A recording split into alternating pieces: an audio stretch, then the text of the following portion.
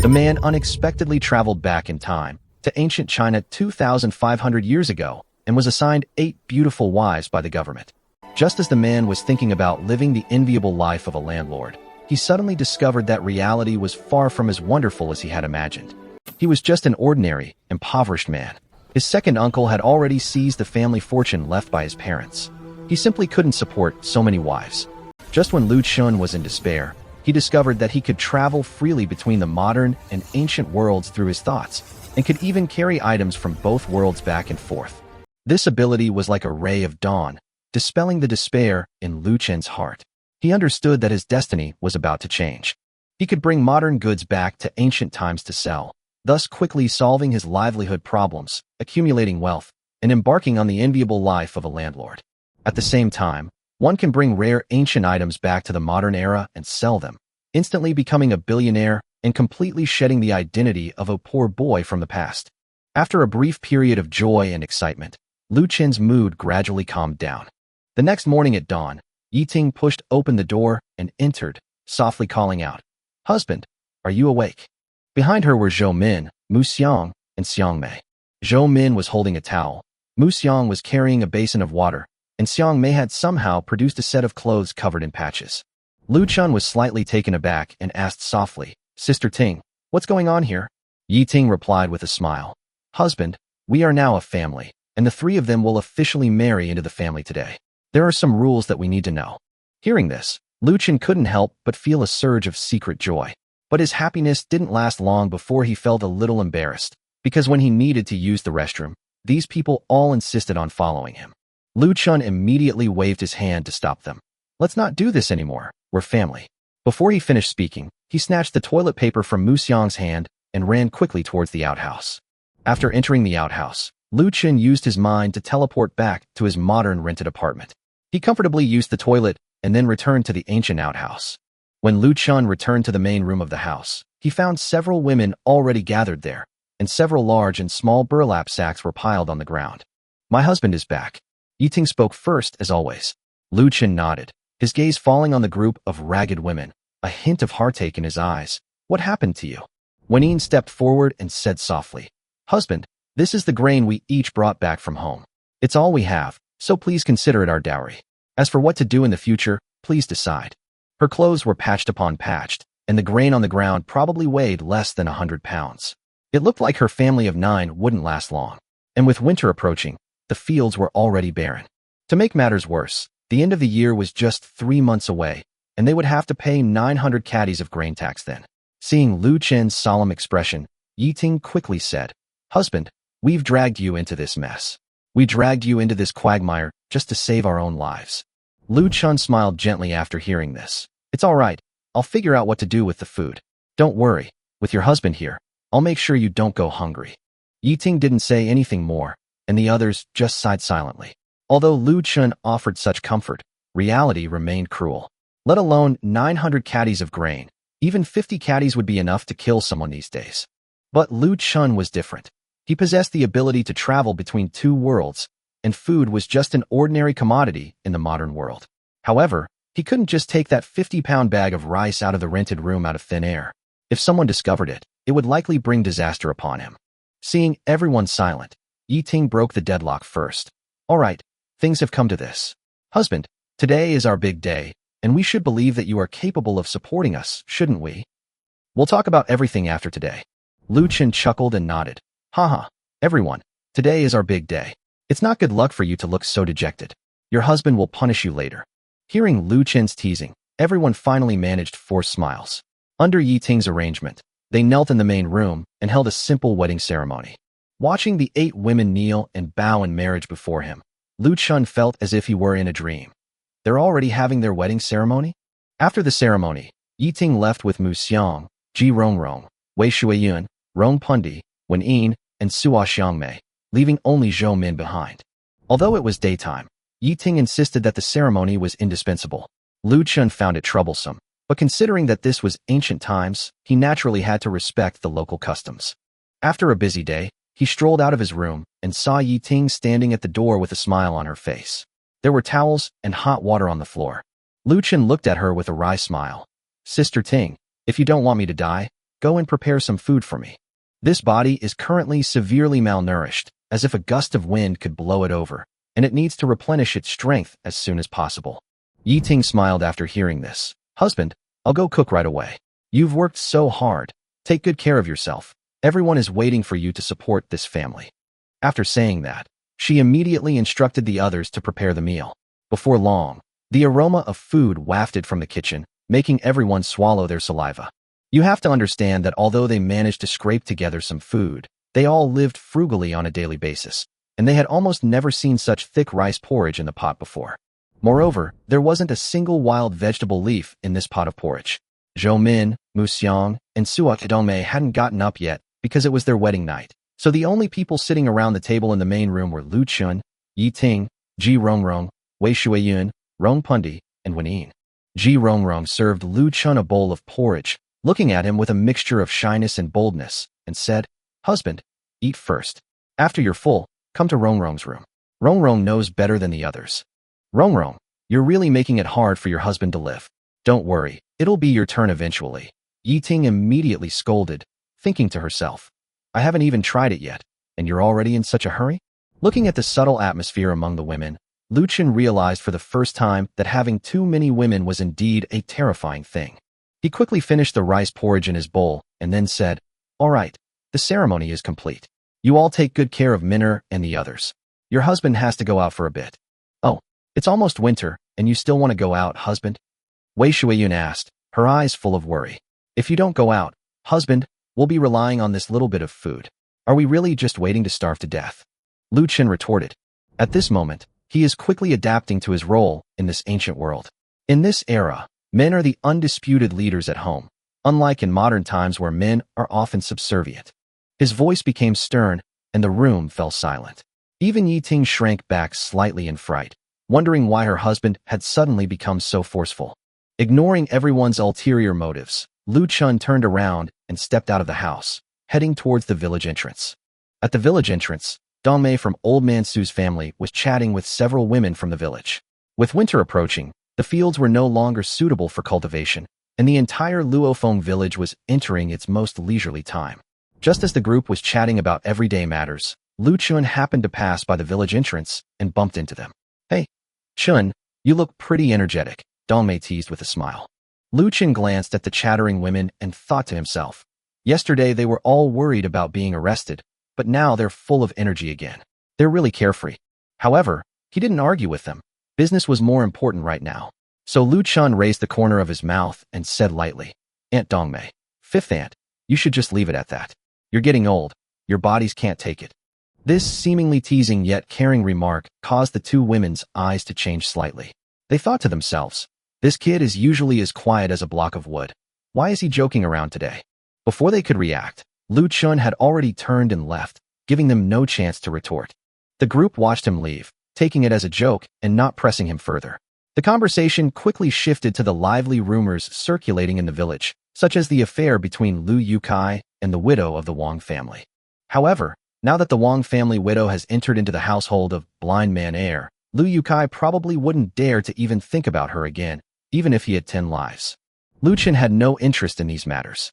He didn't turn back, but simply strode towards Luyun County at the foot of the mountain. His purpose for this trip was clear. If he wanted to bring food and daily necessities back to ancient times in a legitimate way, he needed to find a reasonable pretext.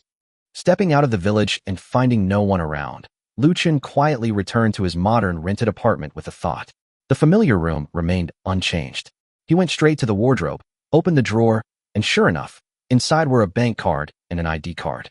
He picked up the ID card and saw that the information matched his memory perfectly, except the photo had been changed to show his current body.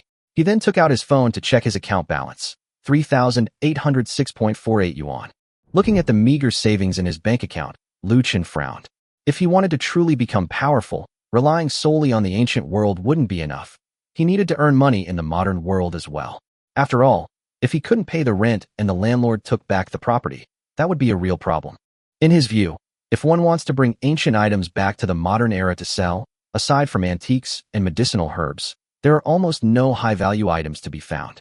However, if one wants to reclaim resources from the past for sale, there is an abundance of options available in modern times. To put it another way, Lu Chen has an extremely convenient ability. He can instantly collect any object within a 500-meter radius that he can see with his mind.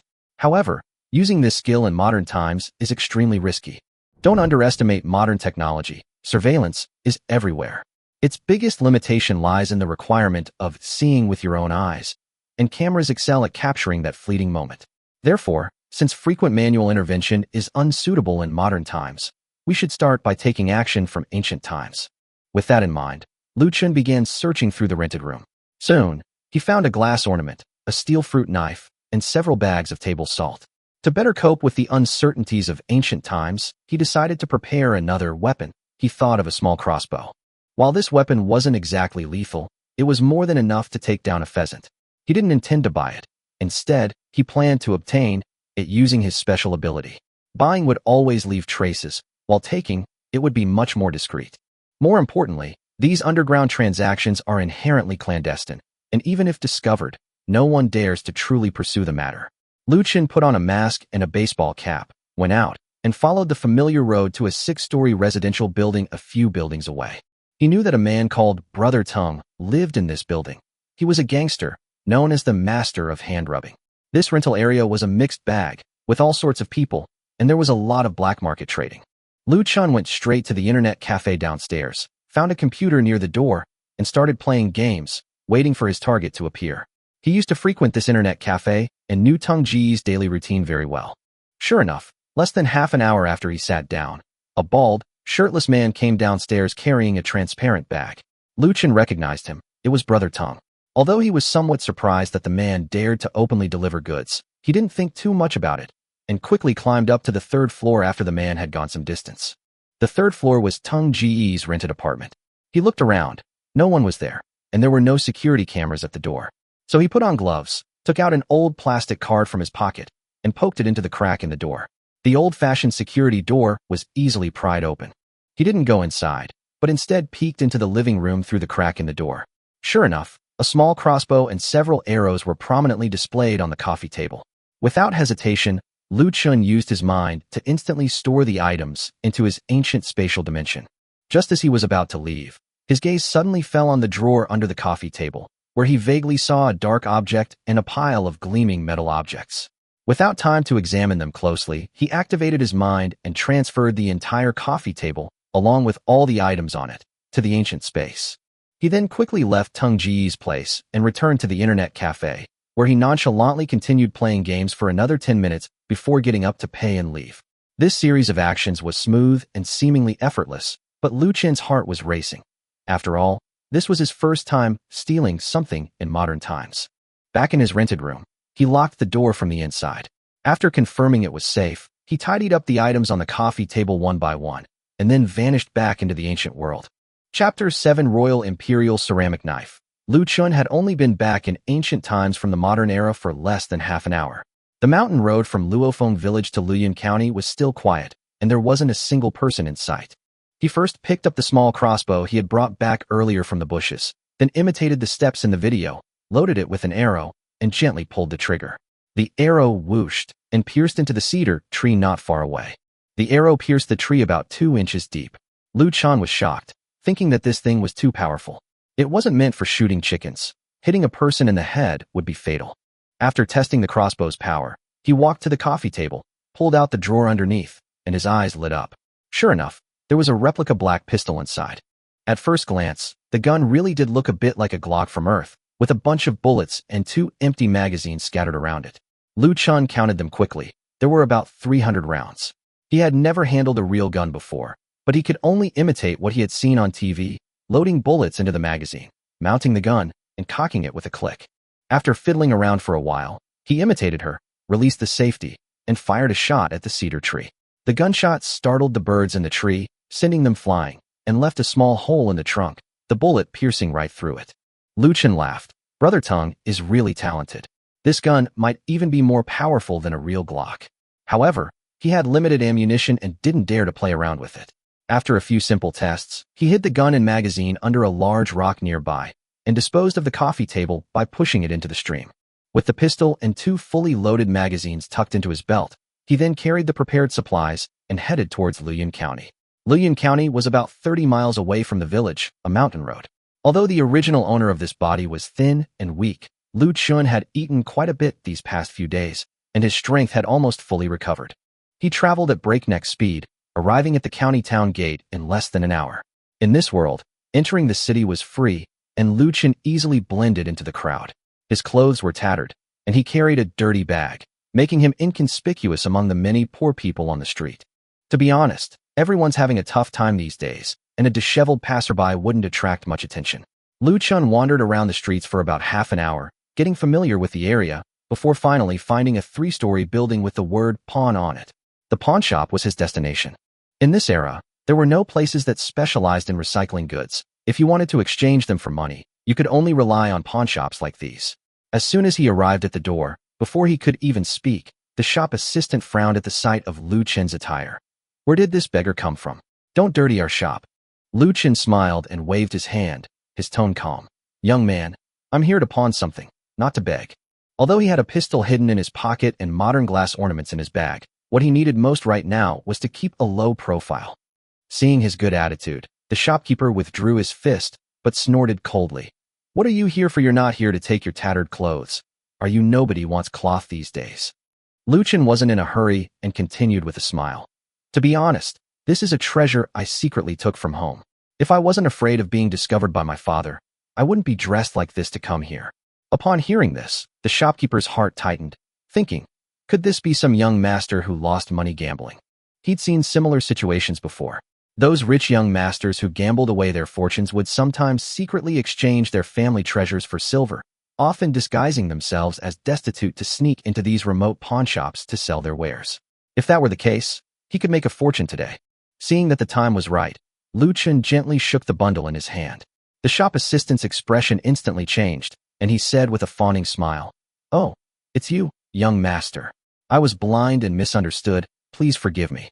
The pawnshop assistant was indeed flexible and immediately put on a fawning attitude. Lu Chen didn't make things difficult for him. After all, it was all planned in advance. He smeared soot on the bottom of the pot, wore tattered clothes, and deliberately messed up his hair, so he really looked like a down-on-his-luck young master. It's all right. Whether the items are valuable or not, your manager will have to come and see for himself. Please come in. We'll take you to a private room right away. The waiter immediately led him to a quiet little room in the backyard, served him a cup of tea, and then hurriedly left. Not long after, a middle-aged man in his 40s, dressed in a black robe, pushed open the door and asked bluntly, "Young master, do you have a treasure to offer?" Lu Chen smiled with feigned composure. "May I ask who you are?" The man bowed and said, "I am Zhang San, the manager of this pawn shop. If you have any treasures, young master, the price may not be as good as the big shops in the city, but I will certainly not treat you unfairly." Zhang San didn't rush to ask Lu Chen's identity. Instead, he introduced himself, a move that calmed Lu Chen's guard. Lu Chen nodded, said nothing more, and took out a smooth, silver-gray fruit knife from his bundle. Zhang San's eyes lit up the moment he saw the knife. He wasn't afraid, but rather captivated by its exquisite craftsmanship. Lu Chen casually made up a story. "This is a royal treasure knife. The shopkeeper should take a good look." "A royal gift," Zhang San exclaimed softly, quickly taking the knife to examine it. The knife was made entirely of fine steel, neither like iron nor gold. It was light in the hand yet incredibly sharp, and looked extremely unique. He was secretly astonished. He had never seen anything like it before, and its origins were likely extraordinary. Zhang San tentatively asked, "May I ask what materials this knife is made of, young master?" Lu Chen, acting like a spoiled young master, replied, "If I knew, would I be here at your pawn shop? Enough nonsense, name your price." Zhang San was overjoyed upon hearing this. This made things much easier. "If you don't understand, then I can lower the price."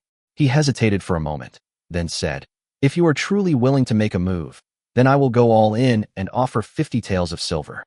Chapter 8: A Big Purchase of Silver. Lu Chen was overjoyed when he heard the other party offer 50 taels of silver.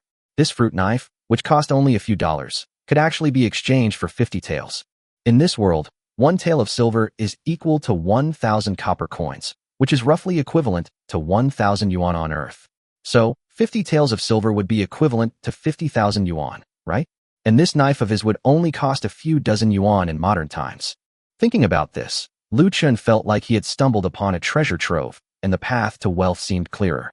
However, he still pretended to be in pain, saying that this was a royal treasure sword, and 50 taels wasn't even enough for a trip to a brothel. He was acting so convincingly. Upon hearing this, Zhang San became even more convinced that Lu Chen was a brainless spendthrift and secretly rejoiced. While still verbally haggling, he was already certain he had gotten a good deal. The two went back and forth, finally settling on a price of 80 taels of silver. Zhang San smiled and handed over the silver ingots. Lu Chen readily signed the documents and turned to leave. Just as he reached the door, Zhang San, still unwilling to give up, asked, "Brother, are there any other treasures?" Lu Chen turned back with a sly grin and said that he had only brought this much this time and would come again next time. As he walked, he knew perfectly well that Zhang San was most likely up to no good. This man probably thought he was hiding even more valuable things, and if he didn't give them to him, he might try to rob him. So after leaving the pawn shop, Lu Chen didn't linger. He immediately put his mind to it and took all the glass ornaments and several bags of salt from his bag back to his modern rented apartment.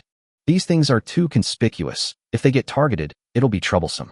Especially refined salt, which is a strategic resource controlled by the imperial court in this world. If its origin is discovered to be unclear, the consequences will be unimaginable. He now had 80 taels of silver, enough to cover his short-term living expenses. As for those modern items that could shock everyone, it would be safer to hide them away for now. Considering the 60-mile round trip to Luofeng village, Lu Chen decided to spend some money on a means of transportation. So he went into the livestock shop, intending to buy a donkey. As soon as he entered the shop, the shopkeeper smiled and asked if he was there to look at the donkeys. Lu Chen rolled his eyes, thinking to himself, "If I'm not looking at the donkeys, am I supposed to look at you?" He pointed directly at a black donkey and asked, "How much is this one?" The shopkeeper chuckled and explained that this donkey was strong and would cost 12 taels of silver. Lu Chen sneered inwardly. "Are you trying to rob me?" He immediately started haggling. 6 taels. One more word, and I'm leaving. The shopkeeper panicked and gritted his teeth, agreeing to 8 taels. Lu Chen readily tossed over a 10-tael silver ingot. Change. After getting the donkey, Lu Chen rode it to the butcher shop and bought 10 caddies of pork and a set of offal. He then went to the grain store and bought 30 caddies of rice and some seasonings. After taking care of the food, he went into the cloth shop to buy some cloth for his 8 wives to wear as new clothes. As soon as he entered, the shopkeeper, who had initially intended to kick him out, immediately changed his attitude to one of enthusiasm upon seeing him leading a donkey. "What would you like to see, sir?" Lu Chen thought to himself that this man was clever, knowing that you couldn't judge a book by its cover. He casually replied, "I have 8 wives at home, and I'd like to make a new outfit for each of them. Do you have any good fabric?" Upon hearing 8 wives, the shopkeeper's eyelids twitched. He thought to himself, "You're quite the hard worker. If it were me, I probably wouldn't last 3 years before I'm lying on the ground." Lu Chen wasn't picky, saying that coarse cloth was fine and he wasn't particular. The shopkeeper immediately led him to choose 2 pieces of practical coarse cloth, which were then tied to the donkey's back. The donkey's back was crammed full, and even the donkey turned around and gave Lu Chen a helpless glare. Lu Chen, being sensible, didn't ride on it anymore, but instead led it slowly towards Luofeng village. This trip actually cost Lu Chen less than 20 taels. He had already used his mind to retrieve the remaining 60 taels back to his modern rented room. He also carried 5 taels of loose silver and some copper coins with him for backup. Everything was arranged clearly. As he walked out of the city gate, Lu Chen looked back at the gate of Lian County, a wicked smile appearing on his lips. They really haven't given up their thieving ambitions. They've even set their sights on this little bit of business. Having said that, he acted as if nothing had happened, leading his donkey into the mountains, intending to return to Luofeng village. Little did he know, someone had already quietly followed him. Meanwhile, another person rushed back to the pawn shop to report his whereabouts to Zhang San. "Shopkeeper, that man went into the mountains and bought donkeys, grain, cloth, and other things." Upon hearing this, Zhang San's face instantly darkened. Damn it, I misjudged him. He looked down at the fruit knife in his hand, and the more he looked at it, the less it seemed like a treasure. The more he thought about it, the angrier he became, and he wanted to slap himself. If that man were truly from a wealthy family, he would have headed straight for a brothel or gambling den by now, instead of buying a bunch of daily necessities and running into the mountains. He looks like a poor kid. That so-called imperial bestowed sword is probably just a slightly better-made fake. Enraged, Zhang San gritted his teeth and ordered, "Go, get the silver back for me." He immediately dispatched men to a courtyard in the north alley. The guards at the gate overheard a few words and went inside to fetch the men. Soon after, 3 burly men dressed in black, each carrying a short knife, emerged. Chapter 9 Hand Pistol Kills 3. After hearing the news, the man called Sixth Master sneered. Confirming the target was heading south, leading a donkey at a slow pace. Catching up wouldn't be a problem. He patted his companion on the shoulder and, following protocol, said, "Same as always, I want 50% of the silver." The shopkeeper nodded in agreement. "The manager said you can take all the money this time. Just want that kid's life. Anyone who dares to lie to our manager is guilty of a crime." Sixth Master was very satisfied after hearing this, and left with the words, "Go back and wait for good news," before leading the 2 men out of the city gate and heading straight for the mountains. At this moment, Lu Chen appeared calm and collected, humming a little tune as he walked slowly along the winding mountain road, leading his donkey as if he had no idea that someone was watching him. After walking for about half an hour, he entered the depths of the primeval forest leading to Luofeng village. The mountain path was difficult to traverse, and even donkeys would slip, so his speed naturally slowed down. After walking for a while, he found a flat spot, tied the donkey to a tree, and then sat down heavily on the ground. With a thought, he took out a bottle of mineral water from his spatial storage and gulped down several mouthfuls. As he drank, he muttered to himself, "Once I've dealt with those 3 tagalongs, I can easily go home." Not long after he finished speaking, he saw 3 menacing-looking guys walking up the mountain path. They moved cautiously, but their aura was menacing. One of them laughed and said, "Kid, can't even walk anymore? You've really got guts to choose this godforsaken place to die." Lu Chen didn't respond, but instead looked around. He knew very well that in this kind of world, being soft-hearted wouldn't work. Fists were the only way to survive. He also understood that even if he tried to pawn something that didn't exist in this era, he could still get himself killed. Facing the 3 menacing thugs, Lu Chen remained calm and said indifferently, "You're really after 80 taels of silver. The pawn shops in Luoyang County have no bottom line." Sixth Master clearly hadn't expected that this kid had discovered they were being followed so early on. But he was too lazy to waste words at this point. He snorted coldly and said, "Deceiving the shopkeeper is the same as slapping us in the face. You must give us an explanation today." Lu Chen slowly pulled out the replica Glock from his waist and asked with a smile, "Are you all determined to take my life if I give you all the silver? Can you exchange it for my life?" Sixth Master laughed even more wildly. "Kid, are you really stupid? Even if we kill you, the money is still ours. If we let you go, what if you report it to the authorities? That would be a lot of trouble." After he finished speaking, he didn't forget to praise, "But you have good taste. This place is indeed suitable for a burial site." As soon as he finished speaking, the 3 men simultaneously drew their daggers, their faces full of cold smiles, and slowly surrounded Lu Chen, intending to attack. Lu Chen remained calm. He raised his pistol, a slight smirk playing on his lips, and said, "Our ancestors were feng shui masters. This place is indeed auspicious. Today, I'll send you back to your roots." The other man was still mocking him for being crazy, but unexpectedly, he pulled the trigger without hesitation. A gunshot rang out in the forest, startling flocks of birds into flight. The leader, Sixth Master, was hit instantly and collapsed before he could finish speaking. The remaining 2 men froze in their tracks, their eyes filled with terror. Who had ever seen such magical power? Lu Chen stopped talking and fired another shot at the man on his right. The bullet hit the man directly in the forehead, and he fell to the ground without struggling. The last man saw that things were not going well and took a run, but the mountain road was rugged. He had only taken a few steps when a bullet pierced his heart from behind. His body swayed, and he rolled down the hillside. After dealing with the 3 followers, Lu Chen let out a long breath, his hands trembling slightly. He muttered under his breath, "Luckily, I used to slaughter pigs every year, otherwise my legs would probably be weak by now."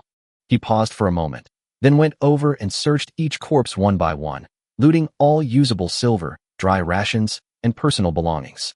Finally, he even tore a jade pendant off Sixth Master's neck. Then he pushed the 3 corpses off the cliff. After cleaning up the scene, he took out a cigarette from his pocket, lit it, and sat on a rock, smoking heavily. Looking towards the county town, Lu Chen muttered, "You scared me half to death.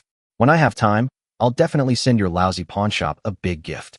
He smoked 3 cigarettes before feeling somewhat calmer, then mentally retrieved the cigarette, puts into the ashtray in the modern world, careful not to leave any trace. He then waved his hand to store the items on the donkey's back in his spatial storage, mounted the donkey, and continued on his way to Luofeng village. When they arrived at the village entrance, Lu Chen took everything out of his spatial storage and hung it back on the donkey's back. He composed himself, pretended nothing had happened, and slowly walked into the village. By this time, it was getting dark and dusk was falling. The widows who used to chat under the trees in the open space at the village entrance were nowhere to be seen. They had probably gone home early. As Lu Chen walked to the path in front of the house, he saw several familiar figures looking back and forth, as if they were waiting for him. "Husband, you're back." 7 petite women, plus a plump figure, rushed over like a tide, surrounding him. Mu Xiang was the first to speak, her tone playful.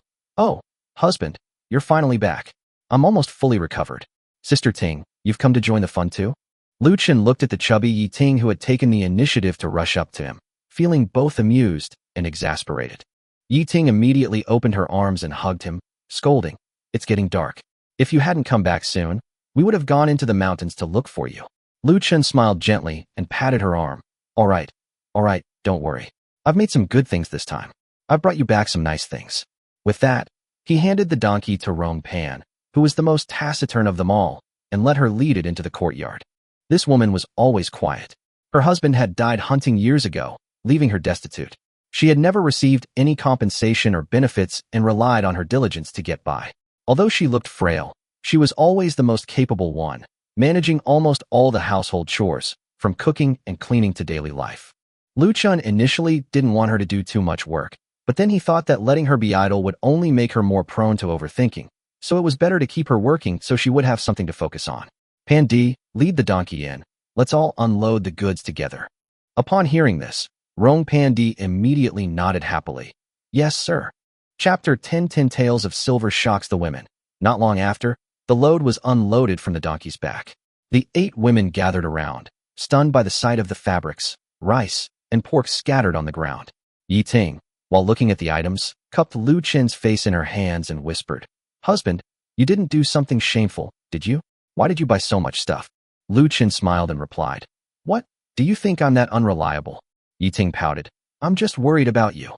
Lu Chen waved his hand, urging them to get to work. "Use those 2 bolts of cloth on the ground to make a new outfit for each of you. Don't always wear patched-up clothes and make a fool of yourself when you go out." He then pointed to the pork.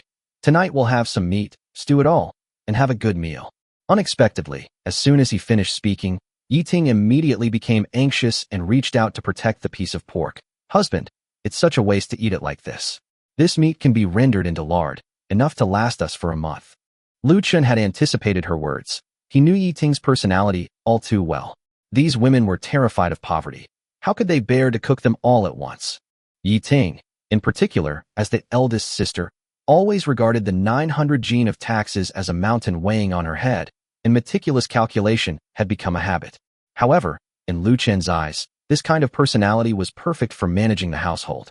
He possessed the ability to travel to the modern era, having everything he wanted, and would never have to live a life of hardship again. To reassure her, Lu Chen leaned closer and smiled. "Sister Ting, come here, I'll show you a treasure." As he spoke, he took a small cloth bag from his pocket and handed it to her. Inside, besides the remaining 5 taels of silver, there were 8 taels he had taken from the 3 assassins, as well as a pile of copper coins. Yi Ting felt the weight of the bag, opened it, and her hands trembled as she hurriedly closed it again. Her voice trembled slightly. "Husband, where did you get so much silver? And this donkey, it must be worth at least 7 or 8 taels of silver." The other wives, hearing the commotion, also gathered around, staring in shock at the cloth bag in her hand. When Yi Ting poured the silver into the table, several pairs of eyes widened instantly, and the air even trembled slightly. "Is this the legendary silver?" Ji Rongrong couldn't help but ask. She had never seen real silver before. Lu Chen pulled her close and said softly, "That's right, this is silver. You'll see more in the future." He turned to the crowd and said, "Don't just stand there, get to work. This little bit of silver is nothing.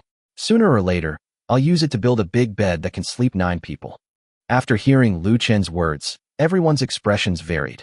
Some were shocked, some were excited, and some even silently shed tears.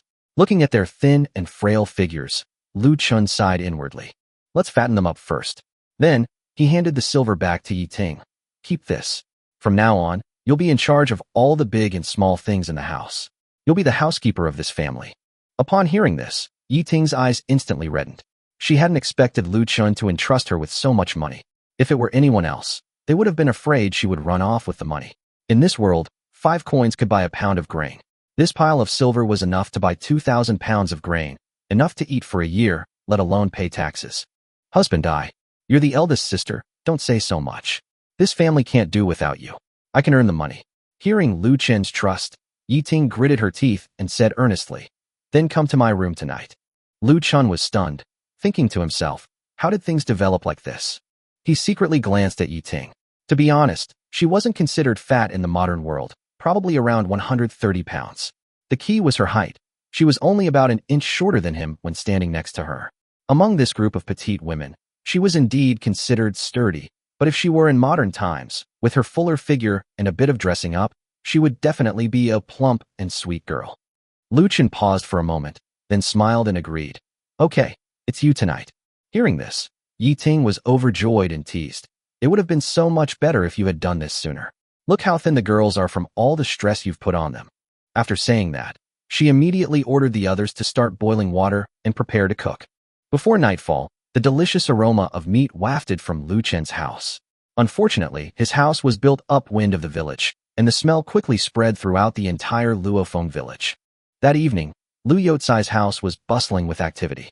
His son, Lu Minggang, had just returned from Luyun County, bringing with him a considerable amount of goods, 20 caddies of grain, a piece of fatty meat, and 6 feet of cloth. Lu Yukai was overjoyed and had his 200-pound wife knead 3 pounds of flour, preparing for a big meal that evening. Despite being the village head, he actually lived a frugal life.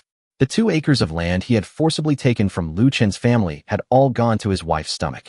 So, he only had a chance to eat something good when his son came home.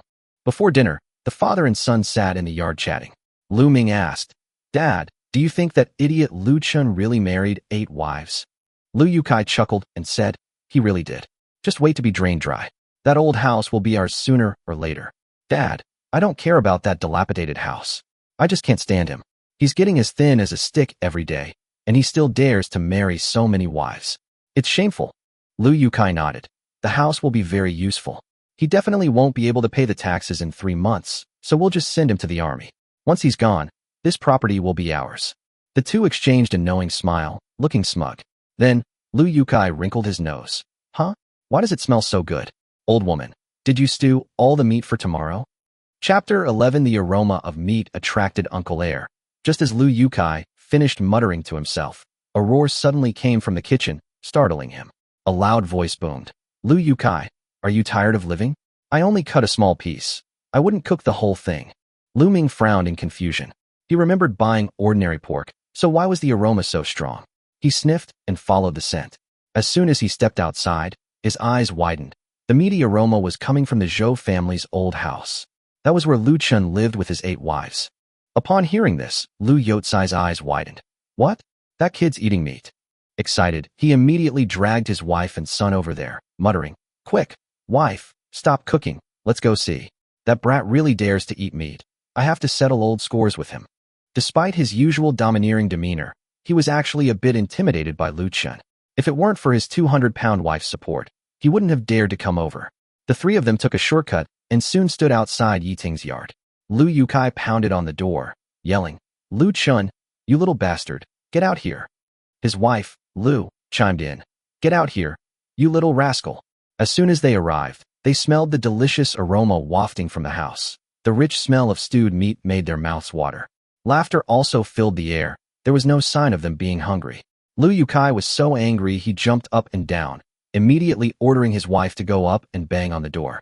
Inside, Lu Chen was chatting and joking around a stew pot with his 8 wives when the noise outside interrupted their conversation. He frowned. He recognized the voice immediately as that of his 200-pound second aunt, Lu. Upon hearing this, Yiting rushed into the woodshed and retrieved an old, worn-out wood-chopping knife. Lu Chen was taken aback. Sister Ting, why are you carrying a knife? Yiting's face darkened. Your second uncle and aunt must be here too. They came because they smelled something, and they want to steal it. Husband, don't back down this time. In their eyes, Lu Chen was the same honest child who used to be bullied. Now, this family was their lifeline, and they couldn't just watch them take it away. The other women also picked up wooden sticks and carrying poles, and even the petite Ji Rongrong ran to the stove and broke off a piece of the burning firewood. Seeing this, Lu Chen quickly took the piece of firewood away. You can't do this carelessly. If the house catches fire, we'll be in big trouble. Ji Rongrong angrily put the firewood down, not forgetting to remind him, Husband, you'd better be firm this time.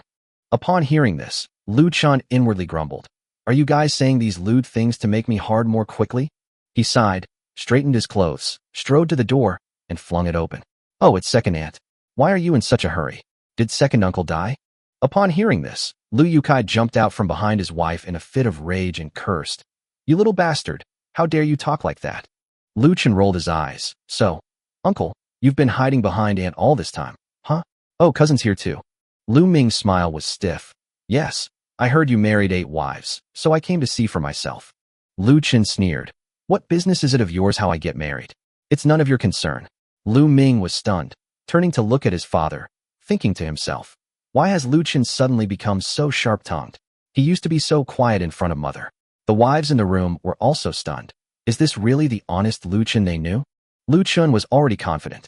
Now that he had both the ability to travel through time and modern wisdom, how could he let these people ride roughshod over him anymore? Seeing her son get the short end of the stick, Lu immediately jumped out and started cursing. You little brat, how dare you talk back to your mother? Are you asking for a beating? As she spoke, she was about to raise her hand to slap him, but as soon as she stretched out her hand, a rusty woodcutter's knife appeared in front of her, which scared her so much that she retreated. Ouch! Lu Shi plopped down on the ground, landing squarely on Lu Yotsai's lap. You damn woman, you're crushing me. Get up.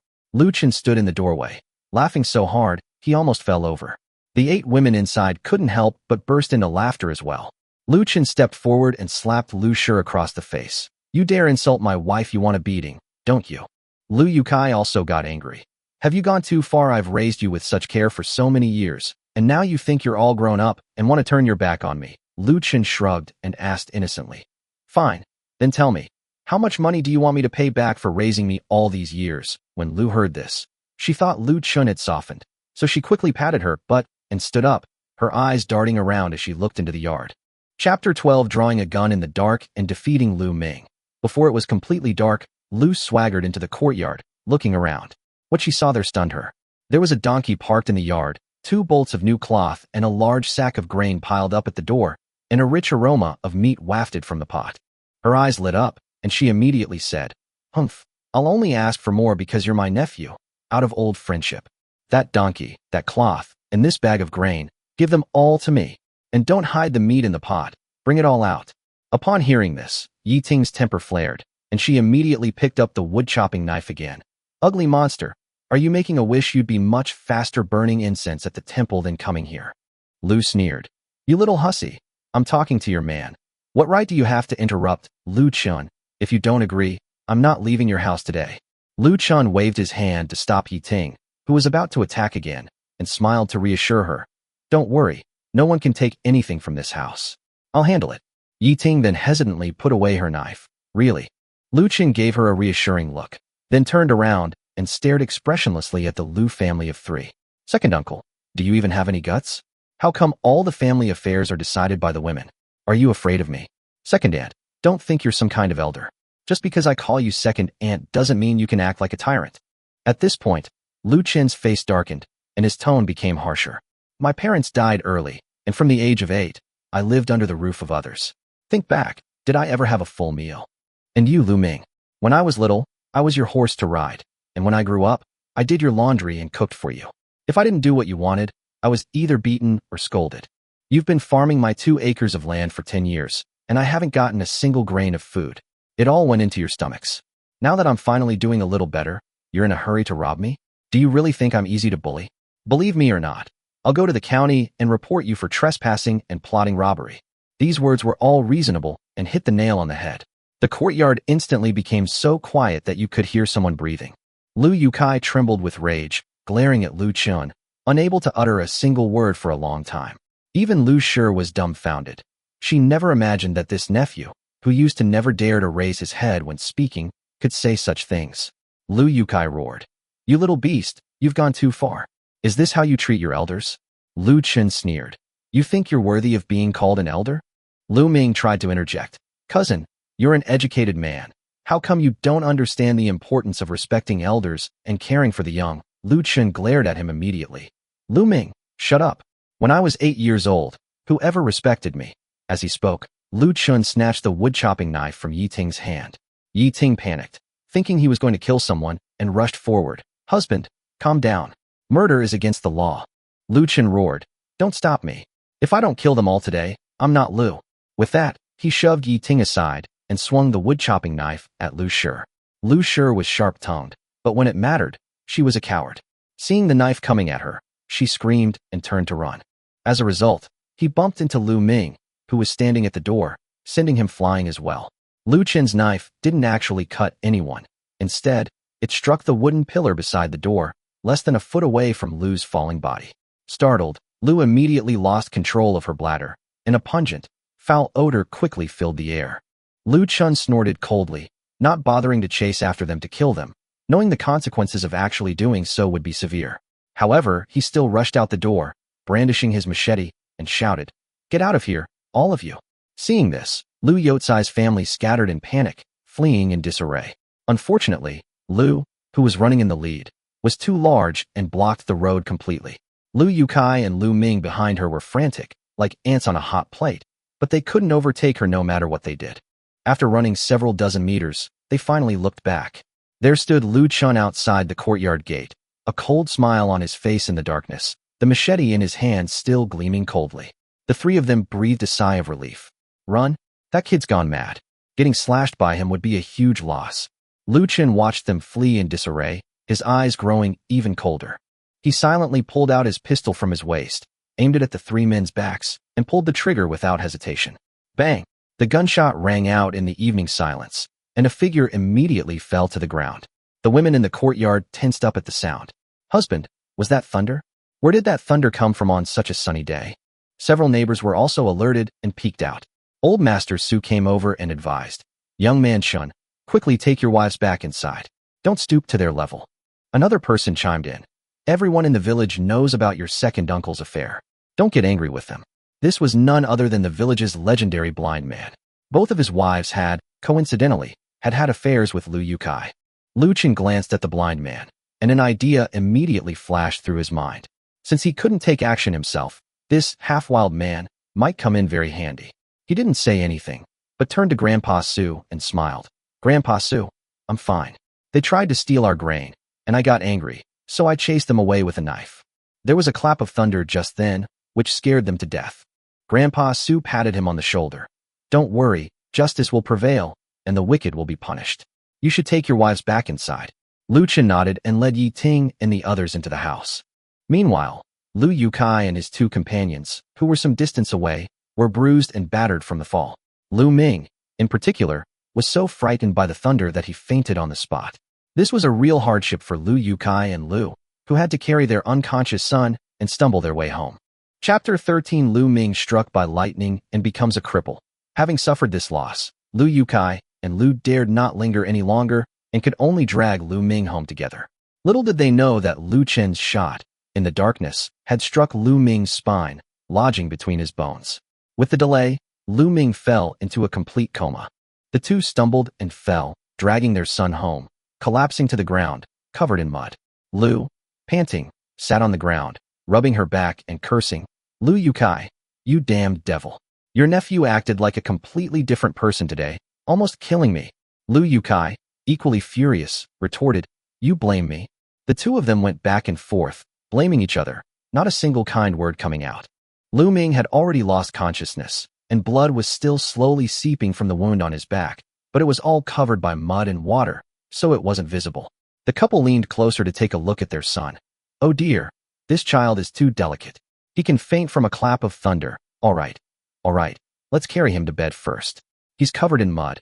A good night's sleep will make him fine," they said, dragging Lu Ming onto the wooden frame bed.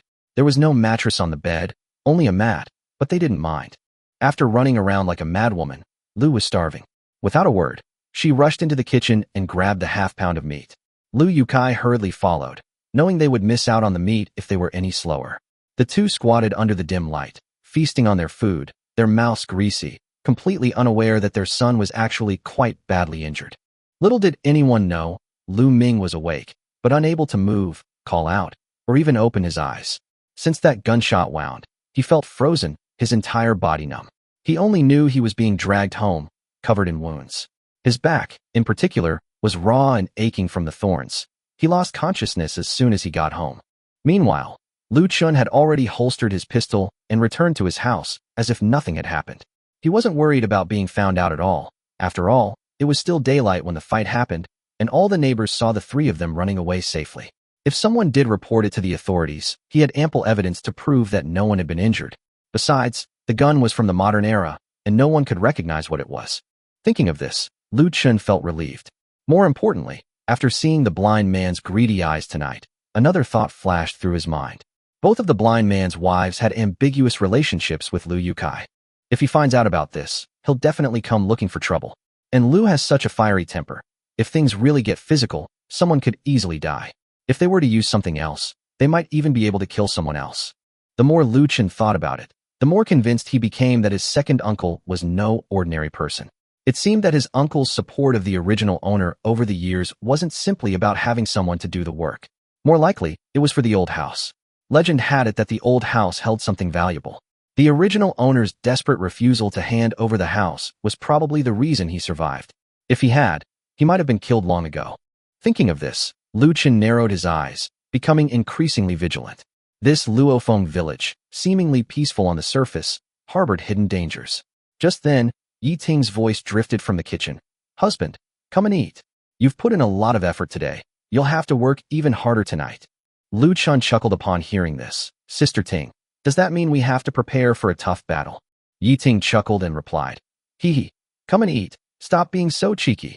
Lu Chen walked to the table and saw a pot of stewed meat and steaming white rice laid out on it. His 8 wives stared longingly at it, their mouths watering. He couldn't help but feel a pang of sadness. These girls had all suffered so much since they came with him. Just now, facing Lu Yotsai's family, they didn't back down at all, each grabbing a weapon and vowing to protect their home to the death. For that alone, he would make sure they had a hot meal and a good life. "Why aren't you eating?" Lu Chen asked after sitting down. Ji Rongrong smiled and said, "Are you silly? If my husband hasn't started eating first, how can we eat first?" Upon hearing this, Lu Chen shook his head and chuckled. "All right, I'll go first." He then picked up a piece of meat and put it in his mouth. The taste was so, but it had meat to offer. After all, in this era, seasonings were scarce, let alone spices. Even salt had to be used sparingly. However, he didn't intend to take out modern seasonings right now. The enemy hadn't been completely eliminated. Now wasn't the time to indulge. Seeing Lu Chen pick up his chopsticks, the other women followed suit. The meal was eaten quickly, and before long the pot of stewed meat was empty. Everyone was satisfied and burping contentedly. After dinner, Lu Chen washed his face and prepared to go inside to rest. Yi Ting approached him and said softly, "Husband, you've had a tough day, going to the county town and fighting. You deserve a good rest." Looking at her rosy cheeks and gentle eyes, Lu Chen felt a warmth in his heart. Chapter 14. Second uncle arrives with knife to demand justice. Night fell completely, and the courtyard quieted down. Lu Chen looked at Yi Ting in his arms, his heart filled with mixed feelings. Being with her felt completely different from the delicate and gentle feelings I had with Mu Xiang and Zhou Min. It gave me a sense of security and trust. "Husband, what should we do next? The villagers are all waiting to see us make a fool of ourselves." After about half an hour, Yi Ting spoke softly, her eyes filled with worry. Lu Chen smiled, his eyes resolute. "Don't worry, Sister Ting. Your husband isn't someone to be trifled with. One day, I'll make them all very disappointed." Another half hour passed, and a gentle breeze blew from the mountain pass of Luofeng village, passing through the woods, stirring up ripples in the pool, and lightly lapping the stones on the shore. The water splashed loudly, startling even the small fish and shrimp in the pond, who scattered and hid. If this wind blows for a few more nights, I bet another swarm of tadpoles will pop out. As dawn broke, a ray of sunlight shone through the window onto the Kong, a heated brick bed. Lu Chen opened his eyes, and Yi Ting also turned over. She moved closer to Lu Chen, her eyes crinkling with laughter. "Husband, I've finally rediscovered what it means to be a woman. From now on, I'll definitely take good care of you." Lu Chen didn't reply, but just smiled indulgently, got up, and started washing up. He knew in his heart that although Yi Ting was in her early 30s, her skills in bed were something that ordinary people couldn't handle. He needed to quickly improve his physique. "We just drove Lu Yotsai's family away yesterday, so I don't think they'll dare to cause trouble again anytime soon." Lu Chen planned to go back to his rented apartment in the modern world to sell the jade pendant and several antique bowls he had previously taken, hoping to get some money. In any world, money is the most important thing. Without money, you can't even afford to eat. He also plans to buy a secluded villa in the modern world once he has made enough money, so that it will be easier to travel between the two worlds. Just as I was thinking of finding a quiet place to travel through time, I suddenly heard a loud banging on the courtyard gate. Lu Chen's lips curled into a smile. Sure enough, what was bound to happen had finally arrived. Without a doubt, it must be Lu Yukai again. That shot last night probably really hit someone. He stepped aside, pushed the door open, and the next second, a machete cleaved straight in. You little bastard, give me back my son's life. Lu Yukai, his face contorted with rage, charged forward with his knife raised. Lu Chen was prepared. He dodged to the side and reached behind his waist to draw his gun. Lu Yukai, have you gone mad? Do you know this is trespassing and committing murder? Think of your son, if not yourself. The commotion caused an uproar among the 8 wives in the house. Yiting picked up a wood-chopping knife, and Wei Shuiyuan grabbed a kitchen knife. They both stood beside Lu Chen. The others were not to be outdone, and they rushed over with wooden sticks and carrying poles, making quite a scene. Lu Yukai, try moving again. I could chop you up, and it wouldn't be illegal. According to the laws of Dafeng, anyone who trespasses on a private residence and commits violence with a knife can be beaten to death on the spot. Yiting's words were not meant to scare anyone. Lu Yukai was also startled by the shout, paused his movements for a moment, and then angrily pointed at Lu Chen. What kind of sorcery did you use, you little beast? Minger has been like a dead man since she left your place last night, and she hasn't woken up yet. The argument quickly attracted the attention of the surrounding neighbors, and old Master Su, the top leader, and the blind man also rushed over. Wow, that's ingenious. You barged into someone's house with a knife? Are you crazy? That's illegal. When Grandpa Su saw that things were not going well, he quickly tried to stop him, and his expression changed. In these times when peace has just begun, if the authorities investigate and find that someone in your family has committed murder, the entire village will be implicated. Just in time. I had a fight with this little bastard last night, and my son is like this today. Who else could it be but him? Lu Yukai roared in anger. Unexpectedly, at this moment, the blind man Xiaozi, who had always been at odds with him, stepped forward. Lu Yukai, don't make false accusations. Last night we all saw you and your family of 3 running away as fast as you could. It didn't look like anything had happened. Lu Yukai, enraged and embarrassed, shouted, You blind man, how dare you speak? Get out of my way. I'm blind in one eye, but I have another one that's always watching you. Don't laugh at others. You're lame yourself too. The two almost came to blows again when Lu Chen let out a cold laugh. Second uncle, you can sue me if you want, but you'll have to provide evidence. I didn't hurt a single hair on your head last night, and you're blaming me for my cousin getting sick? Maybe you used some evil magic.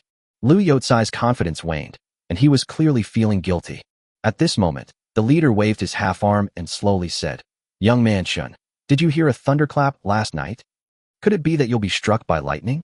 You've done too many bad things. Lu Chen smiled and said, Grandpa Su, Uncle Gio, and everyone else, I did hear a thunderclap. I even saw a dark figure fall down. As soon as these words were spoken, the people around immediately started discussing, and several even added seriously, Yes, I think I also saw Lu Ming fall to the ground. Seeing the pressure from public opinion, Lu Yukai had no choice but to grit his teeth, utter a few harsh words, and turn to leave. Before leaving, he glared fiercely at the blind man, thinking that he would have to teach this guy a lesson later. He was actually wondering if Lu Ming had been struck by lightning. He could still eat and breathe, but he couldn't open his eyes, speak, or move his whole body. After the crowd dispersed, Lu Chen clasped his hands in thanks. Thank you all for standing up for me. Grandpa Su patted him on the shoulder. Evil people will be punished by evil people. Don't bother with your second uncle. After everyone dispersed, Lu Chen slung his basket over his shoulder and turned to head towards the back of the mountain. Chapter 15. Returning to modern times to sell jade pendants. Lu Chen had a clear goal for this trip, to find a quiet place to travel back to modern times. He remembered that there was a tiger cave in the back mountain, which was said to have been the lair of a large tiger, and no one in the village dared to go near it. But for Lu Chen, that place was a treasure trove. He had escaped by hiding there when his second aunt was chasing and slashing him. He carried a basket on his back, with a wood-chopping knife tucked into his waistband, and walked up the mountain with practiced ease. After walking for about half an hour, a waterfall appeared before us, with water cascading down the mountain and forming a small, deep pool at the bottom. The tiger's den is located right behind the waterfall. Lu Chen looked around to make sure no one was following him, then slipped inside. Winter is approaching, but the cave is surprisingly warm, and the ground is very dry, without any dampness or musty smell. With a thought, he retrieved a flashlight from his rented room in the modern world and slowly made his way forward through the dark cave entrance. The cave wasn't very deep, but it wasn't shallow either. After walking for about the time it takes for an incense stick to burn, we finally arrived at a large cavity. There is a stone platform hidden in the left corner, covered by rocks, and it is not noticeable unless you look carefully. Lu Chen climbed up, clasped his hands together, and with a thought, his figure instantly disappeared into the cave. He breathed a long sigh of relief the moment he returned to his rented room. To be honest, after traveling to ancient times for so many days, he still prefers the pace of modern life. Modern life offers hot water, electricity, Wi-Fi, and the freedom to live without worrying about going hungry. He rushed into the bathroom, took a shower, changed his clothes, put the ancient jade he had taken from Sixth Master's corpse into a box, and prepared to go out and sell it. After going downstairs, he hailed a taxi and headed straight for the large shopping mall 2 kilometers away. It was quite a coincidence. He didn't know where to sell his antiques, but he had previously seen an antique shop called Jubioj on the second floor of a shopping mall. It was decorated in a classic and antique style. I thought I'd try my luck first, and if it didn't work out, I'd try another place. The taxi soon arrived at the mall entrance. Lu Chen went straight to the second floor and immediately spotted the deserted Jubao pavilion. As soon as you enter, a young woman dressed in hanfu greets you with a smile. "Sir, are you here to buy something?" "We have." Lu Chen waved his hand. "No, I'm here to sell things. I don't know if you buy them here." The young woman paused for a moment, then turned around and shouted, "Master Wang, someone is selling things." After saying that, she sat down again and started scrolling through her phone, her attitude immediately returning to its coldness. Lu Chen didn't mind. His clothes only cost a few dozen yuan, and the other person's politeness was already quite good.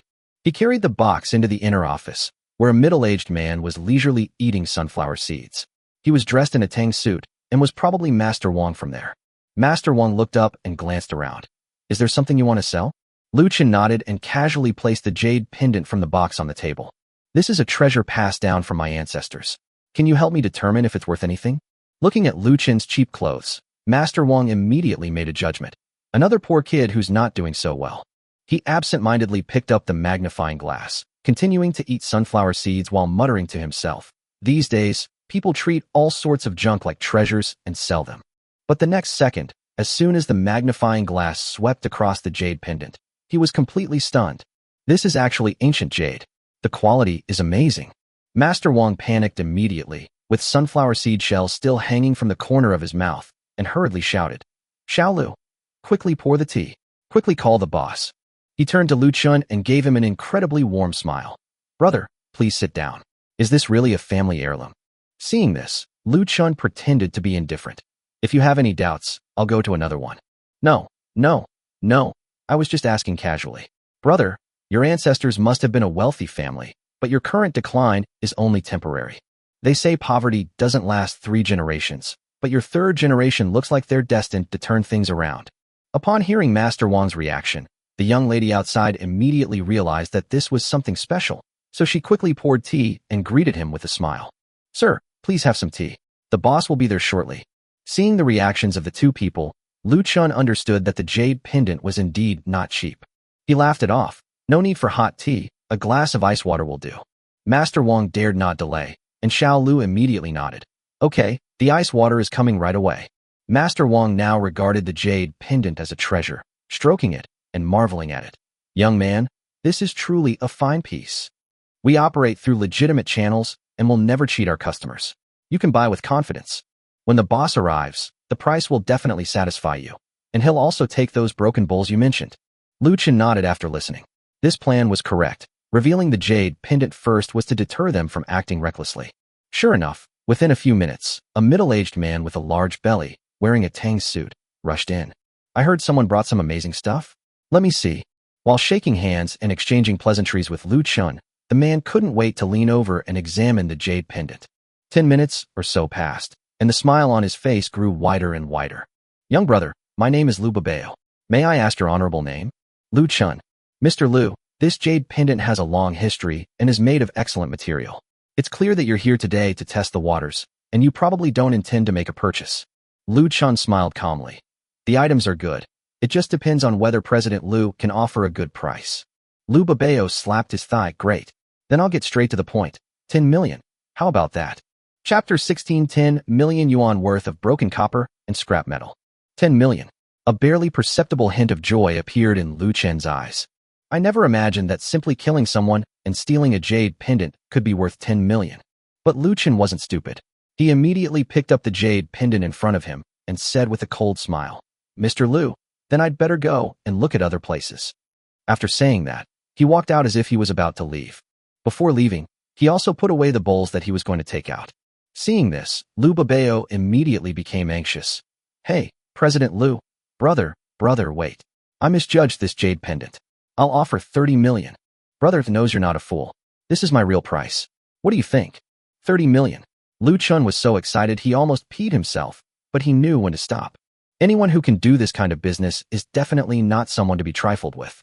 His face immediately lit up with joy. "Brother Lu, could you add some more?" "Hey brother, it's fate that we met.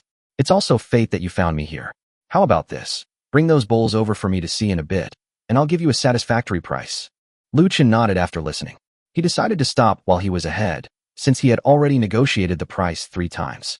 "All right, then I, Lu Chen, will trust Brother Lu today. I'll pay 30 million for this jade pendant." After saying that, he laid out everything he had brought that day on the table. Upon seeing this, Master Wang immediately picked up the bowl. "It's from the same era. Although I can't tell which dynasty it's from, I estimate it's no lower than the Shang and Zhou dynasties." Lu Chen smiled after hearing this, thinking to himself that what he heard last week wasn't even from the Shang and Zhou dynasties. However, the bowl is made of ordinary folk materials and is not very valuable. "Young man, I'll give you 1 million for this bowl, and there are 9 in total. I'll round it up with the jade pendant and give you a total of 40 million. How about that?" 40 million? A cow or horse that could survive on just a pancake suddenly had 40 million. However, his face remained expressionless. "Okay, Mr. Lu, I'll trust you this time. How do we make the deal?" "It's very simple.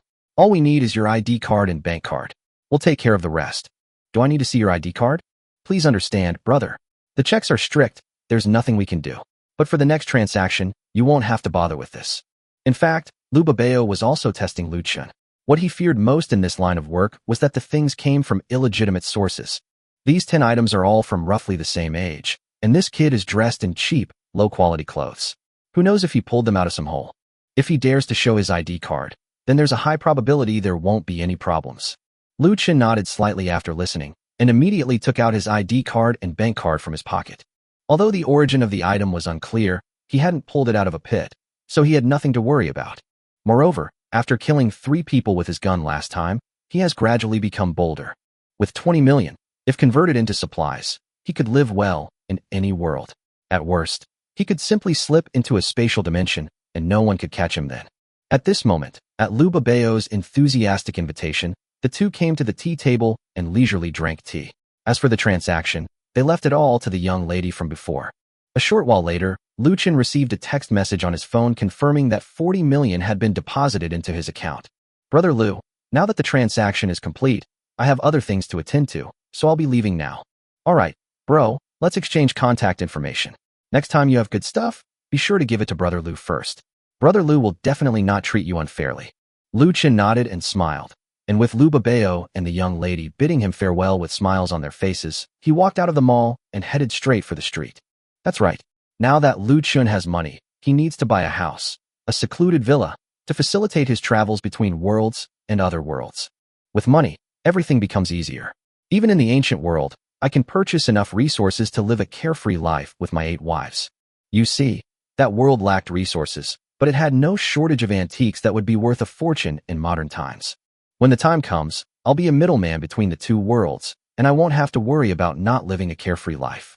Thinking of this, he had an urge to go back immediately and move to the city with his 8 wives. But for some reason, as soon as Lu Chen had this thought, he felt a sharp pain in his head. This was also the reason why he hadn't settled down in Luoyang County, even though he had obtained more than 80 taels of silver. He attributed all of this to the original owner's obsession. After all, the original owner had been bullied by his second uncle's family for more than 10 years.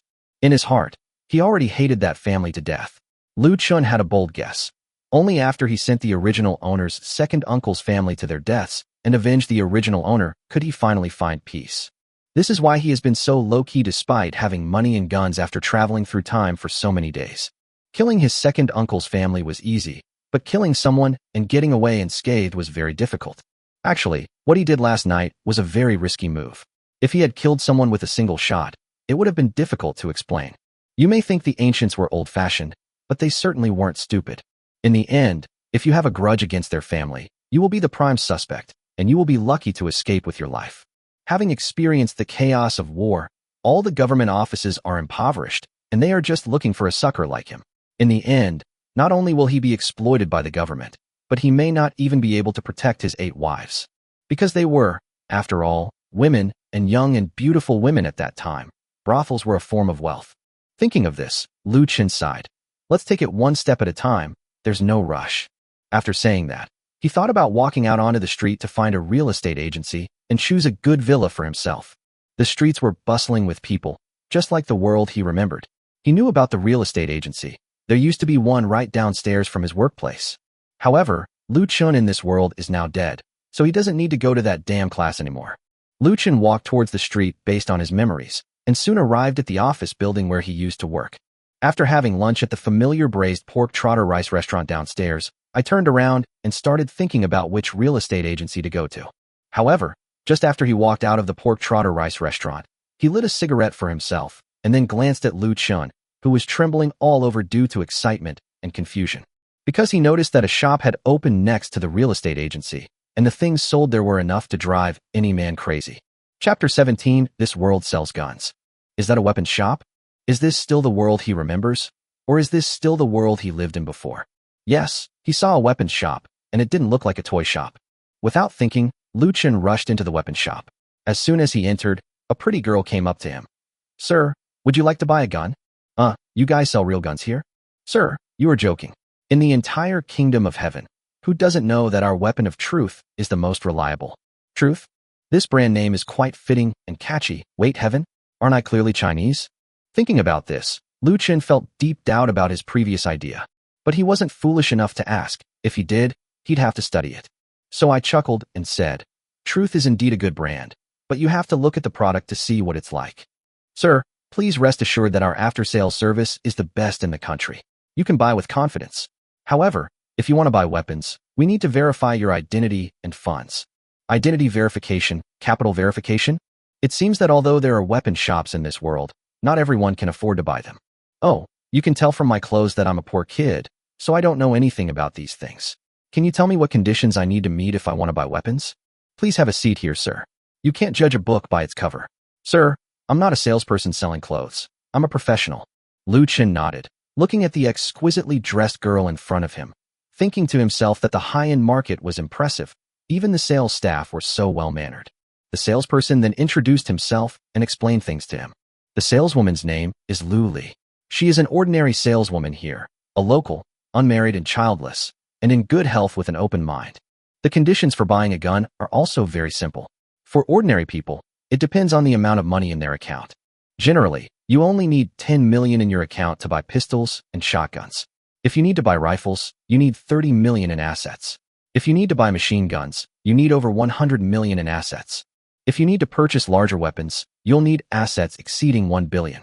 Once you have assets exceeding 1 billion, you can buy almost anything except for military-controlled superweapons and large weapons, including individual weapons.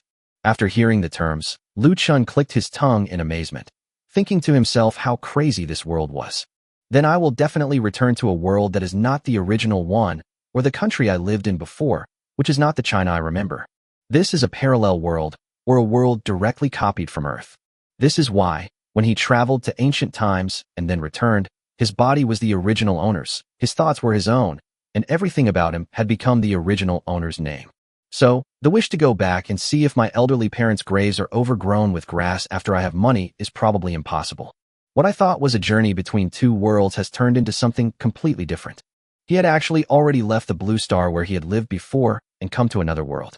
The only difference between him and the other transmigrators was that he had an identical blue star world to sustain him. Having figured this out, Lu Chen stopped worrying. Since that was the case, he would use this body to live a good life. Therefore, the place where I currently live is still the ancient place with 8 wives, the Great Foam Kingdom. Another point is that although this world has copied everything about Earth, some things have changed a lot, such as this heavenly kingdom, and the fact that as long as you have money, you can be allowed to buy firearms to protect yourself. No wonder, The other day I saw Brother Ting so openly carrying a handheld pistol in a plastic bag as he walked out. It seems that this world has now allowed people to carry weapons. So the clients that Brother Ting is facing are those who failed the capital verification. It seems that the Glock I got from Brother Ting's house is probably not handmade. Lu Chen muttered to himself for a moment, and then followed Lu Li as they wandered around in front of the counter. Lu Li had already checked his bank card. It showed 40,378,648 yuan. Why was it short? Because he had just eaten a bowl of pork trotter rice, which cost 20 yuan. Therefore, he was eligible to purchase an automatic rifle. After leaving the weapons shop, he had an automatic rifle, 500 rounds of ammunition, and a gun license in his hand, and a stab-proof vest on his body. The items weren't expensive. In total, they cost just over 10,000 yuan. Touching the automatic rifle in his hand, he thought to himself, if only we had enough of these weapons and enough people. Even if we were to return to the ancient world and encounter another war, we wouldn't be afraid. After all, with the truth in hand, I have the world at my command. Holding the rifle, Lu Chen turned and walked into the real estate agency next door. A pretty saleswoman glanced at Lu Chen's cheap clothes and then looked at the automatic rifle in his hand. He immediately cleared his throat, unbuttoned one button on his collar, and pulled it down, then greeted them with a professional smile. Are you kidding me? Anyone who can wield an automatic rifle must be worth at least 30 million. If you take good care of someone like that, you can get a big order that's worth more than working yourself to death for a year. Sir, are you looking to buy or sell a house? Lu Chen looked towards the woman following the sound, and what he saw was a face with light makeup and delicate features. Further down. Then he tossed the rifle behind him. I want to see if there are any villas around here. Upon hearing the word villa, the woman's heart pounded. She thought to herself, this is a big client. I must hold on to him and not let him slip away. Sir, you are so handsome, and you're carrying a gun in such a unique way. You must be a successful person. May I ask your surname? Carrying a gun? The weapon shop is right next to you. Are you really going to wave it away in front of Lu Li and send it into the cave behind Luofeng village? You'd be captured and dissected. Everyone likes to be praised, so Lu Chen wasn't surprised. Hee, you have such a sweet tongue, like you've tasted honey. My name is Lu Chen. What's your surname, miss? Oh, it's Brother Chen. This is Zhouan, your sister. You're looking for villas, right? Well, I happen to have a few. Come on, Brother Chen, let's go. After saying that, Zhouan warmly led Lu Chen to a private office behind the shop, where the air conditioning was on and soft music was playing. Chapter 18: Buying a big villa for 30 million.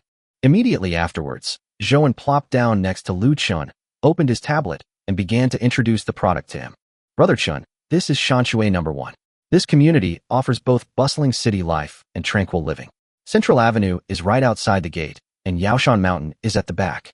It's the perfect choice for a successful person like you. I don't like crowds, so Brother Chen, what do you think of Xindi Huaqing? Do you want it to be even more remote? After about half an hour of in-depth conversation, Zhouan looked at Lu Chen with some doubt. Brother, although the villas here are large and conveniently located, they are in a remote area, almost 30 kilometers away from the city center. Also, brother, I'll tell you quietly, most of the people living here are old men and women. The first thing they do every morning is to do square dancing, which is quite noisy. Unless, of course, I'd like to own this King of the Hill building on the mountaintop, but bro, that King of the Hill building costs 28 million. It's not worth it. Lu Chen shifted his gaze from her chest to the tablet, looking at the picture of a villa sitting alone on a small hill in the suburbs, and immediately became interested. However, although Zhouan had the idea of ruining him, he was actually quite considerate of him. It's just that his demands were rather peculiar. Can you take me to see this building? Brother Chen, do you really want to buy this prime building? Lu Chen nodded without question, and Zhouan immediately understood. He stood up, straightened his clothes, and walked out of the office. Then he took a set of keys and said, Brother Chen, let's go. A short while later, the two drove to a villa community about 30 kilometers away from the city. The villa community is called Health Valley, which is a very fitting name. Those entering and leaving the community are mostly elderly people. The sun is not strong at this moment, and two drowsy security guards at the gate are watching the elderly people dancing in the square with boredom. Instead of heading towards the main gate, Lu Chen and his group, led by Zhouan, went up through another gate on the side. The two security guards at the main gate were playing chess at the time. Upon seeing someone coming, they hurriedly covered the chessboard with a cloth, then stood up straight and saluted the car. Zhouan rolled down the window. Uncle Zhou, Xiaotang, are you playing chess? Oh, yes. No, we didn't play chess. Lu Chen sized up the two security guards. One was older, about 50 years old, and the other was a young man, about 26 or 27 years old. I thought to myself that this young man was quite clever, saving me from taking 3 or 4 decades of detours. Xiao Zhou is showing a house to a client. Yes, Uncle Zhou, this boss wants to see this prime building. The security guard, called Uncle Zhou, glanced at Lu Chen in the passenger seat with some suspicion, thinking to himself, is there really a fool looking at that house? Is he out of his mind? 28 million. With that money, he could build a huge house back in the countryside. However, they are security guards specifically assigned to this prime building, so having residents come gives them something to do. There are no middle-aged women dancing in the square here. It's too boring. So even though they work in 2 shifts, the 2 of them often play chess together. Lu Chen smiled at the 2 of them, and then the car started moving, heading straight up the mountain. After driving for about 5 minutes, the car came to a stop in front of what looked like a very large villa. Although no one has come to buy, the developer seems to clean the villa every day, so it looks spotless and is fully furnished with appliances and furniture, making it ready for immediate move-in. Brother, this villa occupies an area of 380 square meters, but with the vegetable garden, swimming pool, garden, and other additional land next to it. It's about 800 square meters. Of course, if you have nothing to do, you can build a shed or something on this hilltop, and probably no one will bother you. The villa has 4 floors in total, 3 above ground and 1 below.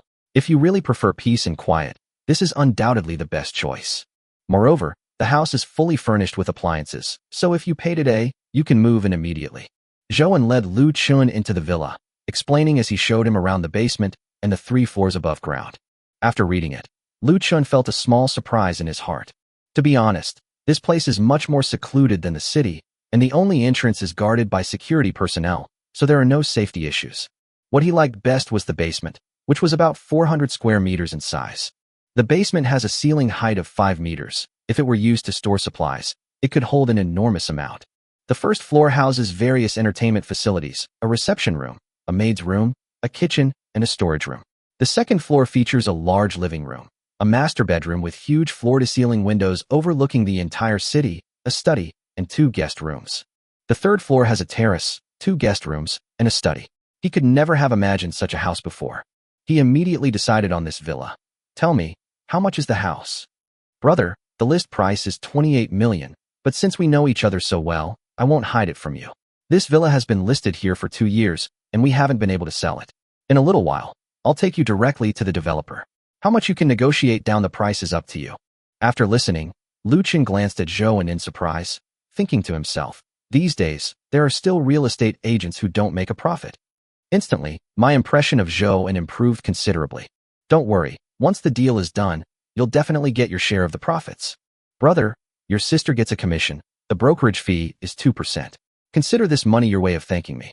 See, sure enough, the differences between salespeople are huge. After saying that, Zhou took Lu Chen directly to the sales office. After some bargaining, Lu Chen finally bought the villa for 27.2 million yuan. Because she didn't choose a mortgage and it was an existing property, the procedures were extremely quick. Lu Chen received the keys to the house in less than 2 hours. Watching Lu Chen's departing figure, a hint of surprise flashed in Zhou's eyes. Just what kind of tycoon could be so generous? However, this lady really made a profit today. She got a 3% commission and a free phone worth over 10,000 yuan. This one deal is enough for her to live comfortably for a year. It's even faster than making money while lying down. Lu Chen completely ignored all of this. He believed in leaving professional matters to professionals, and that some money was meant to be earned by others. After returning to the villa, Lu Chen used his mind to return to the cave in Luofeng village. The obsession of the soul within my own body needs to be resolved quickly, otherwise it won't be a good thing. Chapter 19 Wild Couples Under the Waterfall. After returning to the cave, Lu Chen walked alone towards the entrance. Since gun ownership was permitted in that world, all the guns were kept inside the villa. This makes it very convenient to take. In other words, this teleportation function has a sense of territory. That is to say, the villa that Lu Chen bought in that world is his territory. As long as it is in his territory, no matter where he is, he can take it and put it back through his thoughts. This cave is where I am staying. It is currently unclaimed and is essentially Lu Chen's temporary territory, so I can take it as I please. It seems that after resolving the original owner's obsession, I will build a huge mansion in the city to create a private territory for myself. In that case, it will be extremely convenient to obtain resources from both worlds. As he pondered this, Lu Chen arrived at the entrance of the cave. It was nearing dusk, and a beam of dim sunlight shone directly on Lu Chen's face. This trip to the modern world has been incredibly fruitful, and Lu Chen is extremely happy. Just as he was thinking of taking out a cigarette to calm his joyful mood, a noise from below the cave suddenly piqued his interest. "Brother Kai, what's wrong with you these past few days?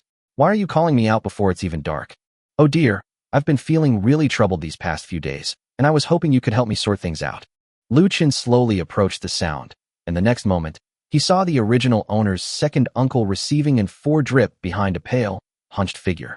Lu Chen couldn't see the person in front of him clearly, but he could tell from the voice that it was none other than Widow Wang, who had already been chosen by the blind man.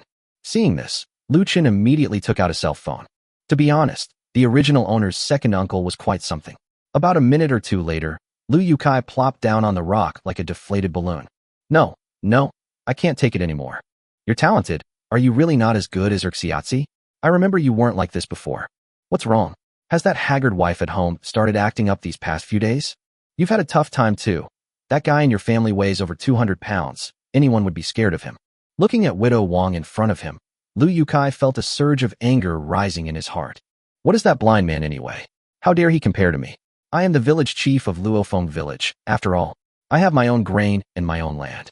How can my body be inferior to his? What is Erxiatzi anyway? Thinking of this, Lu Yukai felt a surge of inexplicable anger rising in his heart.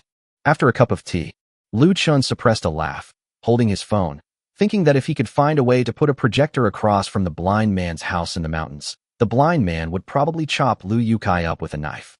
3 minutes later, Lu Chen put away his phone, watched them quickly put on their clothes, and then walked away separately before putting his phone back in the villa and heading into the house. Back at the house, Yi Ting and the others had already prepared dinner. Tonight's meal is stewed pork and rice again. One earthenware bowl contains a dish of sliced pork and various wild vegetables, while the other earthenware bowl is filled with rice. The others were cutting the 2 bolts of cloth to make clothes.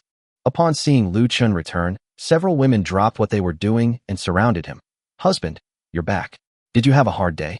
"My dear husband, I miss you terribly since you haven't come back all day." "My lord, did you go hunting in the mountains today?" As the eldest sister, Yi Ting only let them be affectionate for a short while before loudly saying, "All right, my husband is tired today. Let's prepare dinner quickly and let him rest early after dinner." "Oh, right, Rongrong, you'll be serving me tonight." Ji Rongrong was delighted upon hearing this and immediately nodded in agreement. "Thank you, sister. Go quickly and serve rice to your husband." After eating, Lu Chen was led into Ji Rongrong's room. After a day and a night, the next morning, Lu Chen crawled out of Ji Rongrong's warm bed and got up to wash. The task for today is simple: to make the blind man suspect Lu Yukai and the widow of the Wang family. After returning from the frontier injured, the blind man farmed during the busy season and did some carpentry work at home during the off-season to supplement his family's income. So after having breakfast, Lu Chen carried a bag of rice, about 2 pounds, and headed towards the blind man's house. "Uncle Blind." "Who is it?" "It's me, Chen. Uncle Blind is so leisurely at home today, not even going out for a stroll. Where's my aunt?" As Lu Chen spoke, he walked into the house of the blind man, whose family was not well off. 3 thatched huts, a thatched shed with various kinds of wood inside, where the blind man was busy working. In front of the hut, 2 women were washing clothes and cleaning. One looked to be in his early 30s, and the other was around 40. After hearing the sound, the blind man looked up and saw Lu Chen walking and carrying a bag. His eyes lit up and he said, "Oh, it's Chen boy. You've come all this way. What did you bring?" Although he said that, he was puzzled. Why did this kid ask about his aunt right away? Did he see something? So he turned to look at his wife and saw that her complexion had improved a lot in the past few days compared to before. Although he was a rough man, he could guess the reason why. Lu Chen smiled disdainfully. "Didn't I go to the county town the other day and buy some rice? I'll bring some over to Uncle Blind and ask him to make me a table to eat at." The blind man was overjoyed. Making a table? That was easy. Since Luofeng Valley was surrounded by mountains, it was just as short of wood as the city. It was a simple matter of a lot of strength. "Oh dear, you wasteful thing. This is rice, 5 coins a pound. If you exchange it for millet, 1 pound could be exchanged for 2 pounds. We peasants can't afford such fine grains." However, despite saying that, he was quite quick to reach out and take the food. "Uncle Blind, don't be so polite. We're all neighbors, and this is just too much trouble for you." The blind man took the rice and immediately patted his chest, assuring everyone, "No problem, no problem. I'll call you when it's done." Lu Chen nodded after listening. Then I'll have to trouble you, Uncle Blind. After saying that, he walked outside, glancing at the widow of the Wang family before leaving. Aunt Wang, so you're home. You didn't talk to my second uncle today, and you didn't go to the back mountain. Chapter 20. Suspicion arises from the blind man beating his wife. After saying that, Lu Chen left without giving the widow of the Wang family any chance to speak. However, this seemingly ordinary sentence was overheard by the blind man working inside the shed. What did Chen just say about his second uncle? His own wife and his second uncle? Could it be that that bastard Lu Yukai slept with his own wife? This was outrageous. So he immediately dropped what he was holding and rushed towards the widow of the Wang family. You slut! What did that kid Chen mean by that? Do you have something going on with that bastard Lu Yukai? Widow Wang was so frightened by Lu Chen's words that she dared not move. She thought to herself that she and Lu Yukai had only gone there in the evening yesterday, and they had gone to the tiger cave behind the mountain waterfall, a place that no one dared to go. Could it be that the silly boy had seen them? Seeing that the widow of the Wang family was speechless in the face of his question, the blind man was already suspicious. Now, he was almost certain that his wife had something going on with Lu Yukai. So he slapped her across the face. You bitch, I'm talking to you. This slap sent the widow of the Wang family flying back. You good for nothing, have you gone mad? Why are you hitting your old woman? The word good for nothing immediately reminded the blind man of the miserable state he had been in these past few nights, unable to get an erection and ending up covered in saliva. In an instant, a man's self-esteem suffered a powerful blow. I ask you, are you having an affair with Lu Yukai? I'm talking complete bullshit. You're the one who's having an affair with that cripple Lu Yukai. If I were to cheat on someone, I'd go for someone like Chen Xiaozi. I'm not stupid. Why would I be interested in Lu Yukai? Yes, my wife is in her early 30s, with a good figure and face. How could she possibly be interested in Lu Yukai? Could it be that this woman is with Chen? Impossible. Chen has 8 wives. Even if he were an ox, he would be exhausted. Besides, every one of his 8 wives is prettier than his own wife. Then another slap landed. You're eyeing that kid Chen? Who in his family do you compare to? Well, you heartless blind man. You've got your eye on Chen's daughter, haven't you? If Lu Chen were here, he would definitely give the widow of the Wang family a thumbs up. Sure enough, the blind man's attention was immediately drawn to Lu Chen's wives, after the widow of the Wang family had taken her to them. Thus began a battle between the two due to their internal conflicts, which escalated into a fierce and evenly matched contest. Finally, it was the other wife of the blind man, a woman in her 40s, who spoke up. Why are you all fighting? Aren't you ashamed? If you fight again, people will laugh at you. Even if Lu Yukai did something to your wife, it will sound good if word gets out. If you're a man, grab them both and chop that cripple Lu to pieces. Indeed, having a capable wife is so important. After hearing what the woman said, the blind man immediately said viciously to Wang's wife, Fine, don't let me see you, or I'll chop you both up. You're a piece of trash who can't even handle a woman. If you're so capable, why don't you kill all the men in Luofeng village? Beautiful, and a virtuous wife. At this moment, the blind man had no evidence, and based on Lu Chen's words alone, he could not determine that it was not true, so he immediately fell silent. But his first wife's words had taken root in his mind. He vowed that if he ever saw his wife with Lu Yukai, he would chop Lu Yukai in half with a knife. After Lu Chen finished speaking, he went straight back into the house. Watching the women busy making clothes, he greeted Yi Ting and then headed towards the village entrance. That's right, he already reminded the blind man today, so tonight, he'll put on a big show for them. We can guarantee that we didn't see it anywhere in the entire fallen Phoenix Valley. To the north of Luofeng village is a flat cliff, its surface now white due to rain erosion and weathering. As Lu Chen looked at the cliff, a plan immediately came to mind. Isn't this just a natural curtain? If he could just install a battery, a projector, and a square dance speaker and project the footage he filmed yesterday, wouldn't that blind man just grab a knife and kill Lu Yukai? Lu Yukai is no good person, and neither is Xiaozi. Don't be fooled by his amiable appearance. Who knows how many wicked schemes he has behind the scenes. When he proposed to choose a wife first, the first person to stop him was Lu Yukai, and the second was him. There's nothing else to it. It's just that the two of them have both taken a liking to Yi Ting, and Yi Ting herself has heard that the blind man has harassed her quite a bit, and because he knows a little martial arts, he almost succeeded once. In the end, it was only when Grandpa Su heard the noise that he chased him away. Therefore, I have no qualms about letting the two families fight like dogs. So he went to the bottom of the cliff, and seeing that no one was around, he quickly slipped back into the villa. Then, he used the villa's intercom to call the security guard at the gate. A short while later, the security guard, Xiao Wang, whom he had met before, knocked on Lu Chen's door. Dear homeowner, what do you need? Lu Chen opened the door and glanced at the young man in front of him. He looked to be about 25 or 26. So he waved and offered a cigarette. Your name is Xiao Wang? Dear esteemed homeowner, my name is Wang Dachui, but you may call me Xiao Wang from now on. Big Hammer is a good name. From now on you can call me Brother Chen. Today I'd like to ask you for a favor. Please help me buy a portable battery, a square dance speaker, and a projector. After saying that, Lu Chen added Wang Dachui on WeChat and transferred 10,000 yuan to him.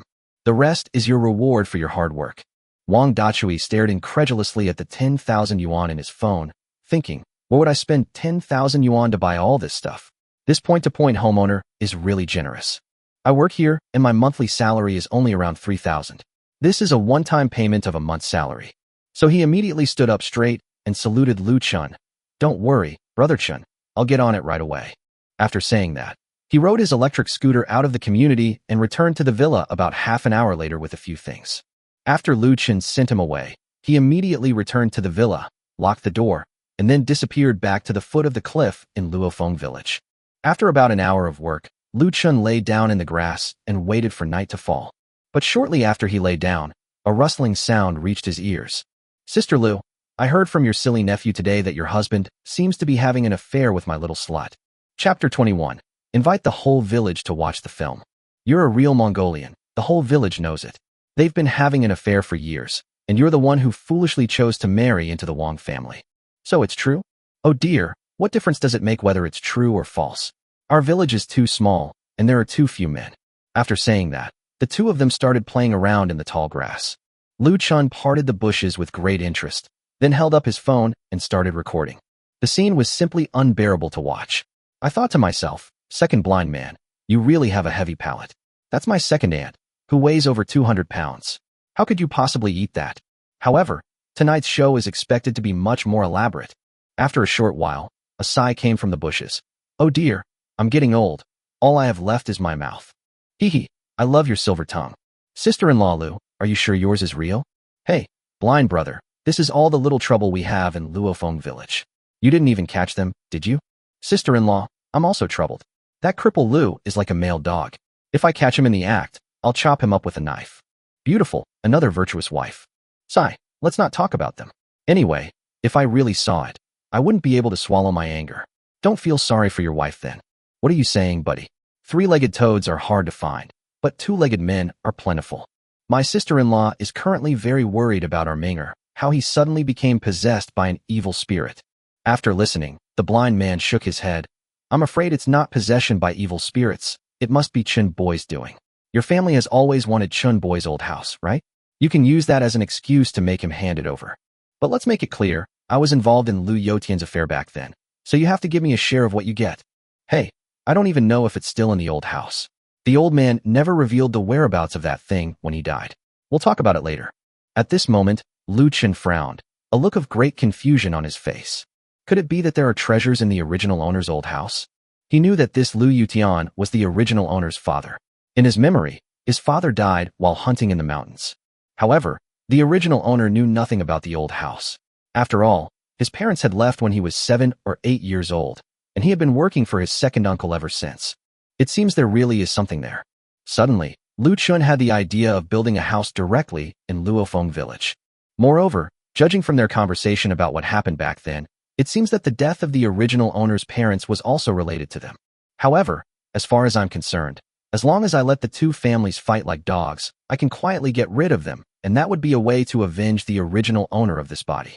Lu Chen busied himself, slightly editing the two videos on his phone and combining them. He cut out the parts about the original owner's parents and the old house, and added a video of a phoenix flying and a monologue to make it seem more mysterious.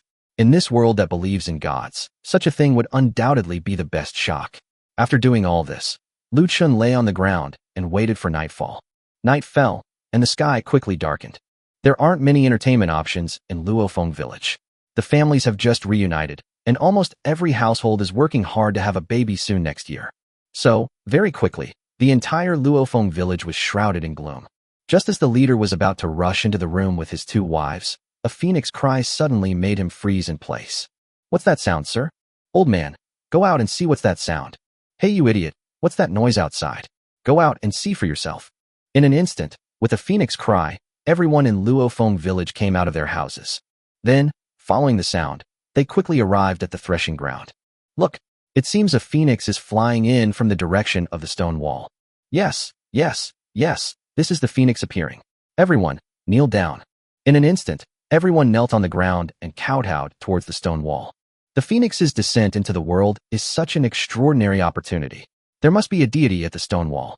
No one dared to be negligent. After kowtowing, they did not dare to step forward, but simply looked quietly in the direction of the stone wall, chanting incantations and praying for the phoenix's blessing. Suddenly, the magnificent golden phoenix looked at them and even spoke.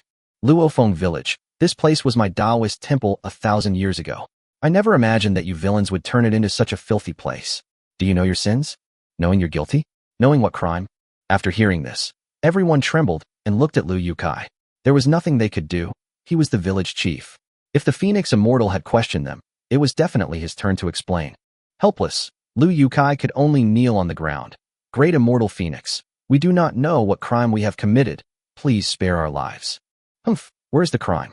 Yesterday and today, this Immortal descended and returned to this place, only to witness such a filthy scene. Right now, in front of you, I will use the memory bead to recreate it in the world. Since this is your first offense, I will forgive you this time. You can settle the score yourselves. Lu Chen of this village is my disciple by name. You will not tolerate such humiliation again. Immediately afterwards, the scene on the stone wall shifted, and the Phoenix Immortal soared away on the clouds, followed by two white figures at the entrance of the tiger cave. Brother Kai, what's wrong with you these past few days? Why are you calling me out before it's even dark? Oh dear, I've been feeling really troubled these past few days, and I was hoping you could help me sort things out.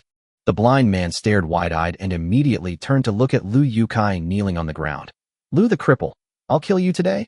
You dare to insult my wife. Lu Yukai was quite frightened when he saw the scene on the stone wall. He thought to himself, I'm doomed this time. The Phoenix Immortal saw what I did. Seeing the furious blind man, he quickly turned his head in another direction. Blind man, this is a misunderstanding.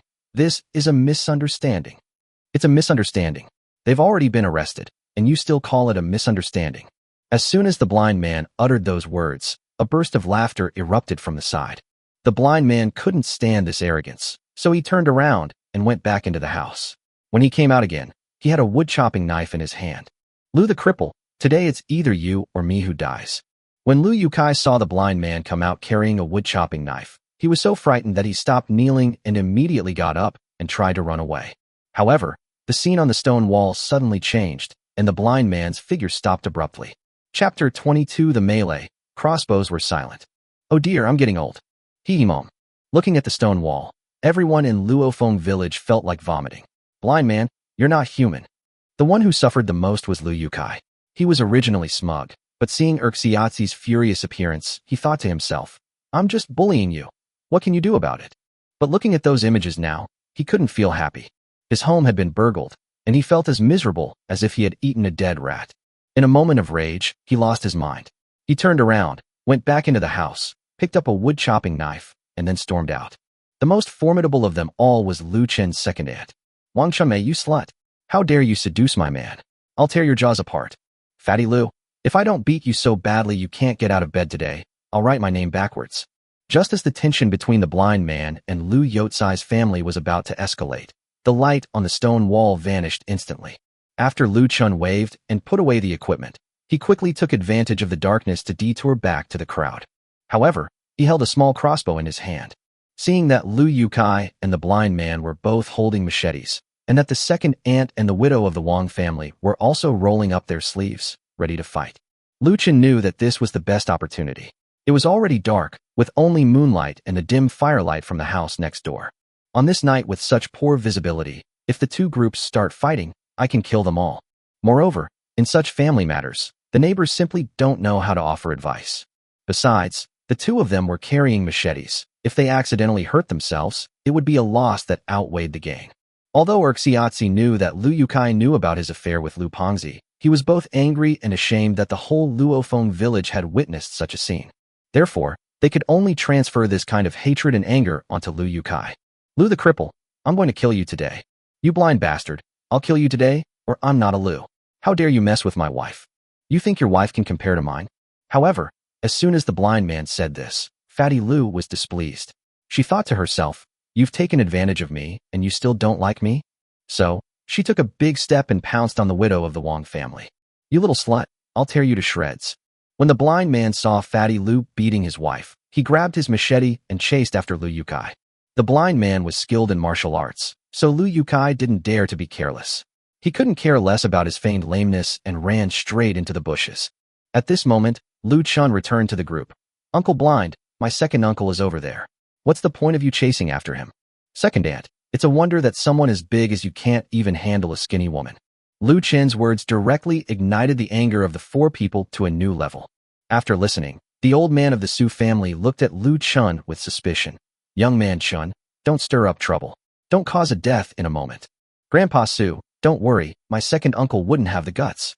However, Lu Chen spoke very loudly, and his words immediately reached Lu Yotsai's ears. At that moment, he felt extremely insulted, thinking that even his good-for-nothing nephew looked down on him. "So what if you're blind? Do you think a blind person like you can beat a normal person like me?" So he immediately turned around and went to meet the blind man. "Blind man, if you don't die today, I will." Lu Chen smiled after hearing this and immediately rushed over with the onlookers. However, the crossbow in his hand was already loaded with arrows. He stood in the crowd, eating melon seeds as if nothing had happened, just like the onlookers, but then he aimed his crossbow at the blind man and fired a shot. "Hey Lu Yukai, you're playing dirty tricks, I'll kill you." An arrow pierced the blind man's side and buttocks. At that moment, seeing Lu Yotsai's fierce attack, Urxiatsi thought he should turn around and dodge. Lu Chen was also in Lu Yotsai's direction, so Urxiatsi didn't know it was an arrow in the dark. He only felt a pain in his buttocks and thought that Lu Yukai was playing dirty tricks. He paused for a moment, then swung the wood-chopping knife at Lu Yukai. Lu Yukai had absolutely no fighting experience, and the knife struck him directly on the shoulder. Perhaps Lu Yukai was numb with pain at this moment and didn't know it. He raised his wood-chopping knife and chopped at the blind man's head. "I'll kill you." The blind man's buttocks were injured and he was in pain, so he could not exert half of his fighting strength. Therefore, this knife landed squarely on his head. In an instant, his face was covered in blood, and his head was throbbing with pain, as if he had returned to the battlefield in a desperate struggle. He used all his strength to grab Lu Yukai, and then he almost shoved the wood-chopping knife directly into Lu Yotsai's neck. At this moment, Lu Yotsai's consciousness gradually blurred, and the same was true for the blind man. A large gash appeared on his head, causing his brain to spill out. The two of them were entangled together and fell straight down. When Lu Chen's second aunt saw that her husband's throat had been slit by the blind man, her heart skipped a beat and she panicked. She, who had been lying on top of the widow of the Wang family, got up and ran towards the man. But the widow of the Wang family was courting death.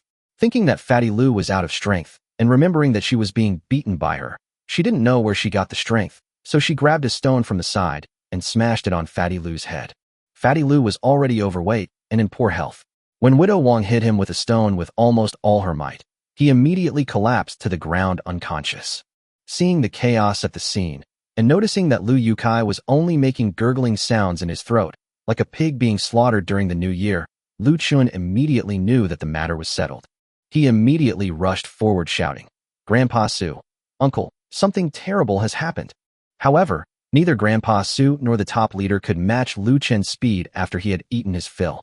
So, Lu Chen was the first to rush to their side, and then pretended to be panicked as he rushed over. Second uncle, are you all right? Uncle Blind, how are you?" As he spoke, he swiftly pulled the arrow out of the blind man's buttocks and put it away into the modern villa. At this moment, the others also rushed over. Grandpa Su was the most mature of them all. He hadn't expected things to turn out this way, so he immediately shouted to those around him, "Quickly light the torches. Something's happened. Save people." Chapter 23 Great Revenge Achieved, Original Owner Departs. At Grandpa Su's instruction, several torches soon illuminated the scene. For a moment, everyone was stunned by the horrific scene. Lu Chen pretended to be terrified. "Grandpa Su, look, my second aunt seems to be breathing too." As the firelight shone towards Widow Wang and Fatty Lu, everyone saw that Widow Wang was holding a stone in her hand, while Fatty Lu lay motionless on the ground. The enormous head had cracked open, and red and white fluids were spilled all over the ground. The eldest, Grandpa Su, exclaimed, "Oh dear, something terrible has happened. Quick, first rank, you're fast on your feet. Go out and find the officials tonight." That's right, the chaotic battle killed 3 people, and there was also a killer who seemed to be in a daze from fear, which was beyond their ability to handle the situation. Therefore, at this moment, all they can do is file a complaint with the authorities. The next day at daybreak, the leader, accompanied by 2 officials, entered Luofeng village. After inspecting the scene, the officials immediately summoned everyone in Luofeng village to inquire about what had happened. The person who spoke up was Grandpa Su, who was present and was also the oldest. He walked shakily to the officers and said, "My lords, this blind man seduced Lu Yotsai's wife, and Lu Yukai then seduced the blind man's wife. So, a conflict broke out that night. The blind man is a former soldier, but he is blind in one eye. Lu Yukai, on the other hand, pretended to be lame, and the two fought each other to death. Unable to win the argument, the blind man's wife smashed Lu's head with a stone. The 2 officers looked at Old Master Su with some impatience. In fact, they didn't really want to get involved. It was just a few people dying in this remote and impoverished place. It was nothing. The war had just ended, and people were dying everywhere. It's just that Luofeng village is experiencing internal violence and fighting." When the 2 constables learned that Lu Yukai was the village chief, they no longer had any intention of investigating further, but instead focused their attention on Lu Yotsai's family background. And that blind man, his family are carpenters, so they probably have some money. The most important thing is how to put that money into their own pockets. Lu Chen, feeling rather bored, watched the commotion with the other villagers, but his mind was preoccupied with his future. After learning a little about what had happened, the 2 officers immediately classified it as a fight. Then, under the pretext of checking if there was any further evidence in the perpetrator's house, they dispersed the villagers and went into Lu Yotsai's house. When they saw the living dead man on the bed, they frowned, but they didn't linger and went straight to the blind man's house. After learning more about it, and discovering that Lu Ming had a family and a noodle stall in the city, they immediately remembered it. Finally, after working for about an hour, the 2 of them used a wheelbarrow to lift Lu Ming up, while the widow of the Wang family, being the only surviving murderer, was definitely to be taken away. However, whether she would be beheaded or sold to a brothel remains to be seen, since she was only in her 30s and could fetch money. As for Lu Ming's words, everyone knows the truth. The outcome for him is probably not good.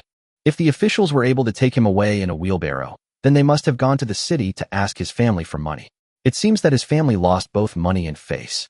In just half a day, the case of 3 dead and 1 injured was hastily concluded by 2 officials. After watching the officials leave, Lu Chen suddenly felt as if something had flown out of his head. He silently gazed at the horizon. "Brother, in this life, I will help you live well." After saying that, he turned around and went back into the house. Now that the original owner's great revenge has been achieved, Lu Chen is completely free of psychological burden, and his wonderful life is about to begin. Inside the house, the women were quite frightened. You see, for an ordinary person, watching someone die right in front of them, even at night, is still a huge shock. Upon Lu Chen's return, the women immediately surrounded him. "Husband, what did the officials say?" What can you say? From now on, there will be no more Lu Yotsai's family and Erxiazi's family. This is retribution, all retribution. Lu Yukai and Erxiazi are no good people. Back then, they not only climbed over my mother's wall, but I bet they harassed quite a few other girls as well. Moreover, neither family treated the husband and his parents-in-law well. Lu Chen didn't expect Yiting to mention the original owner's parents. Did he know something about them? Just then, he was wondering what exactly was inside the original owner's old house. After comforting everyone, he took Yiting back to the room alone. Yiting thought her husband was terrified after witnessing the killing and wanted to have some conversation to cheer him up, so she cheerfully asked, "Husband, do you want to eat intestines?" What have you been thinking about all day? I wanted to ask what's inside our old house that my second uncle wants so badly." After hearing this, Yiting immediately put on her clothes, then frowned and said, "I don't know how much either." Back then, your parents-in-law went up the mountain to collect herbs, which was actually related to your second uncle. Ting, tell me quickly. Seeing Lu Chen's anxiety, Yiting immediately began to explain to him. It turns out that back then, Old Master Lu, who was also the original owner's grandfather, was biased and therefore did not treat the original owner's parents well. In Old Master Lu's eyes, the eldest son's family was dull and incapable of achieving anything, so he carefully cultivated Lu Yukai. In order to send Lu Yukai to a private school, the eldest son, Lu Yutian, was instructed to take his wife to the mountains to collect herbs to sell and pay for Lu Yotsai's tuition. Unexpectedly, one day, after Lu Yutian and his wife went into the mountains, they returned home in the middle of the morning after gathering something. Less than half an hour later, They went back into the mountains with their old man Lu and Lu Yukai, carrying baskets on their backs. When they returned in the evening, only Grandpa Lu and Lu Yukai were back. Moreover, bad news was brought back. Lu Yutian and his wife had tragically died, leaving no trace of their bodies. According to Mr. Lu at the time, that was falling off a cliff. After listening, Lu Chen frowned deeply. Sister Ting, is everything you said true? I heard it all from the village elders. I guess the top leader and Grandpa Su know some of it now. By the way, the top leader is on good terms with your father. You can go and ask him. After listening to this, Lu Chen delivered the grain to Yi Ting, then took 3 jin of rice and headed towards the top leader's house. The top leader's real name is Lu Duxing, and he is also a member of the Lu family, although they are not related by blood. However, Lu Chen has always called him ninth uncle since he was a child. Chapter 24. Parents encounter immortals in the mountains. When he was young, he grew up with the original owner's father, Lu Yutian, so their relationship was okay. However, because he lost an arm to a black bear while hunting in the mountains when he was young, he got the nickname Top Boss. Because his parents died early and he lost an arm, he remained single his entire life. It was only during this family gathering that he was able to be assigned 2 wives, Lu Wumei and Wang Taizhu. However, due to his family's poverty, he lived a very frugal life. Although the top leader now had 2 wives, the tax of 300 caddies of grain at the end of the year was causing him great distress. Even at night, he had no desire to cultivate. Uncle Nine, is Uncle Nine home? Hey Chen, you're here. Instead of thinking about how to get your 900 jin of grain, you're just loitering around the village. But I heard you actually went to town and bought a donkey. Looks like you've struck it rich. The top leader was usually taciturn and almost marginalized, so he didn't like to join in the fun. He only found out about Lu Chen buying the donkey because of his gossipy wife, Lu Wumei. Hee, Uncle Jiu, it's not that easy to get rich. It's just good luck. I thought I'd come and see you today and bring you some food. After saying that, Lu Chen placed the few kilograms of rice he was holding on the dining table. The head of the household opened the package and immediately looked surprised. You little rascal, are you out of your mind? You're buying such expensive premium rice to eat? How can we peasants afford such premium rice? Take it back right now. After listening to the leader's words, Lu Chen felt a little heavy-hearted. Farmers who specialize in growing rice cannot afford refined rice, while the gentlemen in the city, who have almost no idea where refined rice comes from, eat refined rice every day. What kind of world is this? Uncle Jiu, you can take it without worry. I won't let you take it for free. I have something to ask you. Seeing that Lu Chen had something to say, the head of the household disregarded the fine rice and earnestly asked Lu Chen to sit down. What is it? Just tell me. As long as it's within my power, I will definitely not refuse. After what happened at Lu Yotsai's family, everyone had a vague idea in their minds. This world believes in ghosts and gods, and Lu Yukai appears to have died in a fight, but Lu Yukai and the blind man share a common enemy, Lu Chen. Others may not know, but they do know the past of the Lu family. So, who can guarantee that Lu Chen isn't involved? There's a secret rumor circulating in Luofeng village that Lu Chen is a disciple of the immortal phoenix, which is why he called his master after being bullied, and they eliminated the 2 families' enemies. As a result, the way everyone in Luofeng village looks at Lu Chen has changed. Their eyes now hold not only envy, but also apprehension. They were all ordinary farmers, and no one wanted to offend the gods. Seeing the excited look on the head of the household, Lu Chen immediately said, Uncle Jiu, it's nothing really. I just wanted to ask about my parents' death and the matter of my family's old house. The leader's heart skipped a beat when he heard this. He thought to himself that the kid had grown up and that he would have to know those things sooner or later. He wondered what the others in Luofeng village would think of him after he found out. Seeing that the leader hesitated, Chu Chen asked again, Uncle Jiu, I know you must have something difficult to say, but I'm older now, and there are many things I should know. If you don't tell me, then I'll go ask Grandpa Su. Seeing that Lu Chen looked like he wanted to leave, the leader immediately reached out and grabbed him. Young man, it's not that I don't want to tell you, but I feel really guilty about what happened back then. Besides, asking old man Su now won't help. I'm the one who knows the truth best. It seems there's a big story behind this. Uncle Jiu, it's all in the past. I believe you wouldn't harm my parents. Just tell me what's on your mind. Looking into Lu Chen's clear eyes, the leader sighed and began to explain. Half an hour later, Lu Chen walked towards his old house, feeling both angry and excited. Many years ago, Lu Chen, the original owner of this body, was only 7 or 8 years old and didn't understand many things. In order to ensure that Lu Yukai ate well at the private school, old master Lu asked Lu Yutian and his wife to leave their child behind and go hunting in the mountains to improve Lu Yotsai's diet. Unexpectedly, the honest and simple Lu Yutian and his wife rushed back to the mountains in less than half a day and told Grandpa Lu that they had met a flying immortal, and that the immortal was injured and had been rescued by them. Upon hearing this, Old Master Lu thought to himself that such a good thing could not possibly benefit Lu Yutian and his wife. So he hurriedly took Lu Yukai to try to curry favor with the immortal. If they could gain the immortal's approval, his Lu family would take off. And just like that, Lu Yutian and his wife never returned. After returning, Old Master Lu claimed to the public that Lu Yutian and his wife had been carried away by wild animals. But what he didn't know was that there were two other people on the mountain that day. One of them was none other than Blind Man Air, who witnessed the whole thing. The other person is the top leader. That day, Lu Yutian and his wife did indeed rescue a person in the mountains, but the person was extremely heavy, and for Lu Yutian and Lu Chen, who worked hard all year round, it was impossible to take the person home to recover. That's why they came back to call for help. Unexpectedly, when Grandpa Lu led them back to the mountains, the man woke up and refused their kindness. He claimed that his time was coming to an end and handed over a jade pendant and a bag of gold and silver to Lu Yutian. However, after handing over the jade pendant and gold, the man fell silent. But at the very moment that man died, the blind man next to him rushed out, looking at the gold and silver treasures, wanting a share of the spoils. Old Master Lu would never agree to this, and with both of his sons present, he started arguing with him. After taking the things from Lu Yotian's house and keeping them for himself, Old Master Lu ordered Lu Yutian to chase away the blind man. Although Lu Yutian worked away from home all year round, he was no match for Xiaozi, living a life of irregular meals.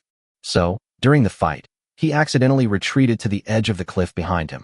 When Lu Chen saw that her husband was in danger, she thought of going forward to pull him back. However, she didn't expect that just by pulling him, the two of them slipped and fell off the cliff. Upon realizing that someone had died, both Old Master Lu and Blind Man panicked. Finally, Old Master Lu threatened him with the fact that the blind man had committed murder, demanding that he keep the secret or else he would report him to the authorities and have him arrested. And so, Old Master Lu returned home with the token and the gold and silver, and announced to the world that his son had been carried away by a wild beast. Uncle Gio, are you saying that my grandfather didn't even bother to go down the mountain to look for my parents' bodies? Chapter 25, There is a treasure in the old house. After listening, Lu Chen asked incredulously. The leader shook his head. Sigh, I was afraid of trouble back then. If I had gone down to look for them, perhaps your parents wouldn't have died. Young man, I'm so sorry, but how could I possibly take your fine rice? Take it back. Lu Chen didn't care about all that, and he didn't press Lu Chen further about why the top leader never mentioned the original owner's grandfather, Old Master Lu. In this world, even acts of cannibalism involving exchanging children have occurred, let alone the actions of a biased father. After all, Lu Yotian's role in the Lu family was only to carry on the family line and to do the work. With gold and silver already in hand, and with Lu Chen already here, what need is there for Lu Yutian? Young man, what immortals? Those are all ethereal and unreal things. As for the treasure in your old house, that's just everyone's speculation. Later, after Old Master Lu passed away, your second uncle squandered all the gold and silver, but the news that there was a treasure in your family's old house also spread. So don't get your hopes up too high. You can afford polished rice now, so don't worry too much about it. Lu Chen did not accept the fine rice returned by the top leader, but went directly to the old house. The gold and silver were squandered, but what about the jade pendant? Just a few days ago, I overheard my second aunt and the blind man talking about that thing. The old man never revealed its whereabouts until his death. Could it be that jade pendant? Moreover, he didn't quite agree with the leader's statement. What if there really were immortals in this world? He had already proven that he had transmigrated, so he was somewhat inclined to believe it. Another bold idea is whether my time travel is related to that jade pendant. It seems that as long as we find that jade pendant, we will be able to know everything here. After all, even though one has transmigrated and can travel between two worlds, who would want to be confused and clueless? Upon arriving at the old house, Lu Chen began searching through the rooms. This old house is very small, with only 3 rooms and 1 room for eating and cooking. Old Master Lu lived in the middle, Lu Yukai lived in the east, and Lu Yutian and his wife lived in the west. After they received the gold and silver, they immediately rebuilt a new house, and the old house was abandoned. Perhaps to make amends for unintentionally killing his son and daughter-in-law. After moving into the new house, Old Master Lu gave the old house to Lu Chen. Lu Chen first went to old Master Lu's room, which was much better than the room he had stayed in when he first transmigrated. There was a wooden bed frame, a wardrobe, a table, and 4 chairs. He searched every corner, but found nothing of value. He did find a few broken bowls, which he put back in the villa, intending to sell them in modern society. Next, they went to the room where Lu Yukai and the others were staying, which was also empty. Then he went to the room where he had come from another world and searched for a while, but found nothing. Finally, he rushed to the kitchen to cook, but the result was the same. After working for a full hour, Lu Chen sat on a large rock by the door and lit a cigarette. But then it occurred to him that his ability to time travel might be related to the jade pendant he had worn before. He had previously possessed a jade pendant, which he always carried with him, but it disappeared along with his body after the car accident. I remember that jade pendant was given to me by my maternal grandfather. He said it was a valuable item that had been blessed by a Taoist priest in the mountains and could save my life in a critical moment. But in peacetime, he wouldn't listen to any of that. It was just a keepsake from his grandfather, which he had been wearing ever since. However, this time, I heard that there was also a jade pendant given by a deity in the original owner's old house.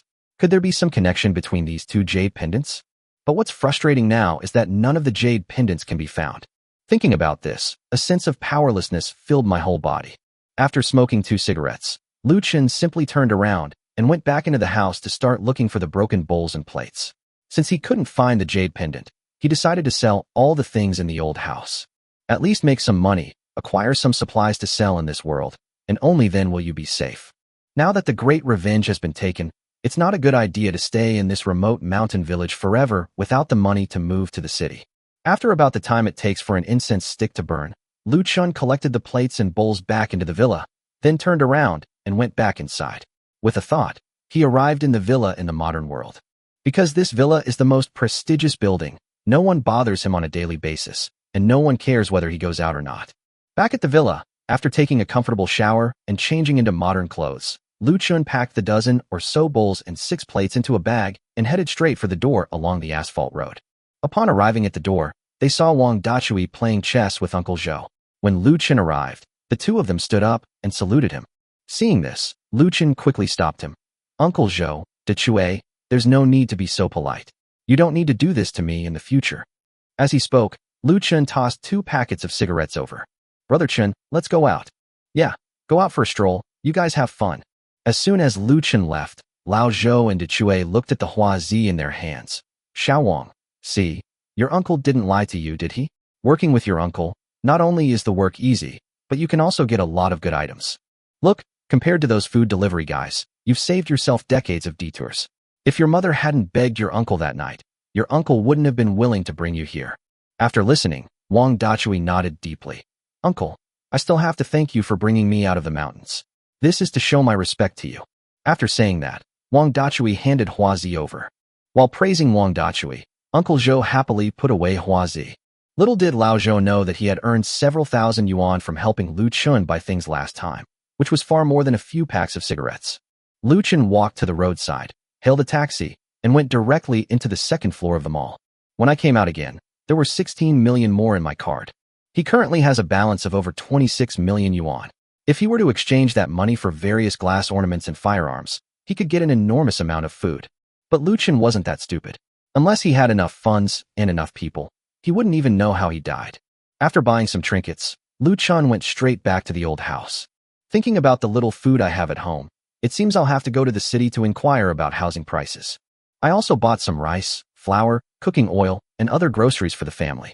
After all, I only bought 10 pounds of meat last time, which isn't enough for 9 adults. Without much thought, he headed straight for Luyan County. When we arrived in Luyan County, it was already noon. Something's not right. Why are there so few people here? What happened? Chapter 26 Peasant Uprising, the Great Fengtian Rebellion. Looking around, one could see a sparse crowd on the street, all heading towards the shops selling rice, flour, and cooking oil. Apart from people buying supplies, there were almost no other people on the streets. The last time I came, it was incredibly lively. So, filled with doubt, he headed straight for a grain shop. However, as soon as he entered, a sign that read, "Today's rice is 1 tael of silver per pound," caught his attention. Thinking about inflation? It seems that living in the mountains is really not a good thing, as you are completely unaware of the outside world. Young man, are you going to buy it or not? If not, don't block my way. I'm more anxious than you are. Just as Lu Chen was in a daze, a woman behind him urged him anxiously. Upon seeing this, Lu Chen immediately gave her a sweet smile. Miss, what's wrong? Why is rice so expensive today? That one word, girl, immediately broke the woman behind him. Young man, what did you say? I was wondering why this rice was so expensive. No, the previous sentence. What's going on? No, let's look at the previous sentence. Lu Chen thought for a moment. Miss? Wow, young man, you have a sweet tongue. Lu Chen felt nauseous. Her face was painted deathly pale, and her lips were painted bright red, as if she had just eaten someone. However, if you want to know information, you have to make sacrifices. Otherwise, why would anyone pay attention to you? Oh dear, you flatter me, young lady. May I ask what's wrong? You look so anxious. Rice costs 1 or 2 taels of silver per pound, and everyone's fighting over it. For a beautiful young lady like you to come out and buy rice yourself, something serious must have happened. These few calls of girl completely made the woman forget about buying rice. Her gaze traveled down from Lu Chen's face and landed on his bulging breasts, which made her heart flutter with joy. The next moment, she grabbed Lu Chen's arm and pulled him aside. Brother, you don't know yet, do you? A woman has appeared in the south. She says that the emperor of the Great Feng dynasty is incompetent and has formed some kind of heaven and earth sect and started a rebellion. They've already reached the neighboring Kangwu County and will soon reach my Luoyang County. Everyone is preparing to flee to the capital of Zhongzhou, so those unscrupulous merchants are raising grain prices. Lu Chen's heart skipped a beat when he heard this, thinking that this was a peasant uprising and that a civil war was about to break out. Based on the original owner's memories, he roughly knew the structure of Fengchao.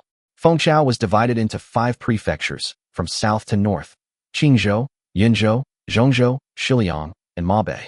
Each prefecture was further divided into countless counties. It borders some small countries to the west, the sea to the east and south, and barren, uncivilized lands to the north. Luoyang County belongs to Qingzhou, to the south lies Kangwu County of Qingzhou, and to the north is Zhongzhou, the central hub of the entire Fengchao, located at the foot of the imperial city. To the west lies Yunzhou, and to the east is the sea. As for other places, the original owner had no idea. If that heaven and earth sect manages to reach Kangwu County, then within 5 days they will be able to reach Luoyang County. At that time, not to mention murder and arson, it was inevitable that eligible men would be conscripted, which is why such a large-scale famine escape occurred in Luoyang County. After obtaining this information, Lu Chen really had an urge to take off his pants and fire a shot into the sky.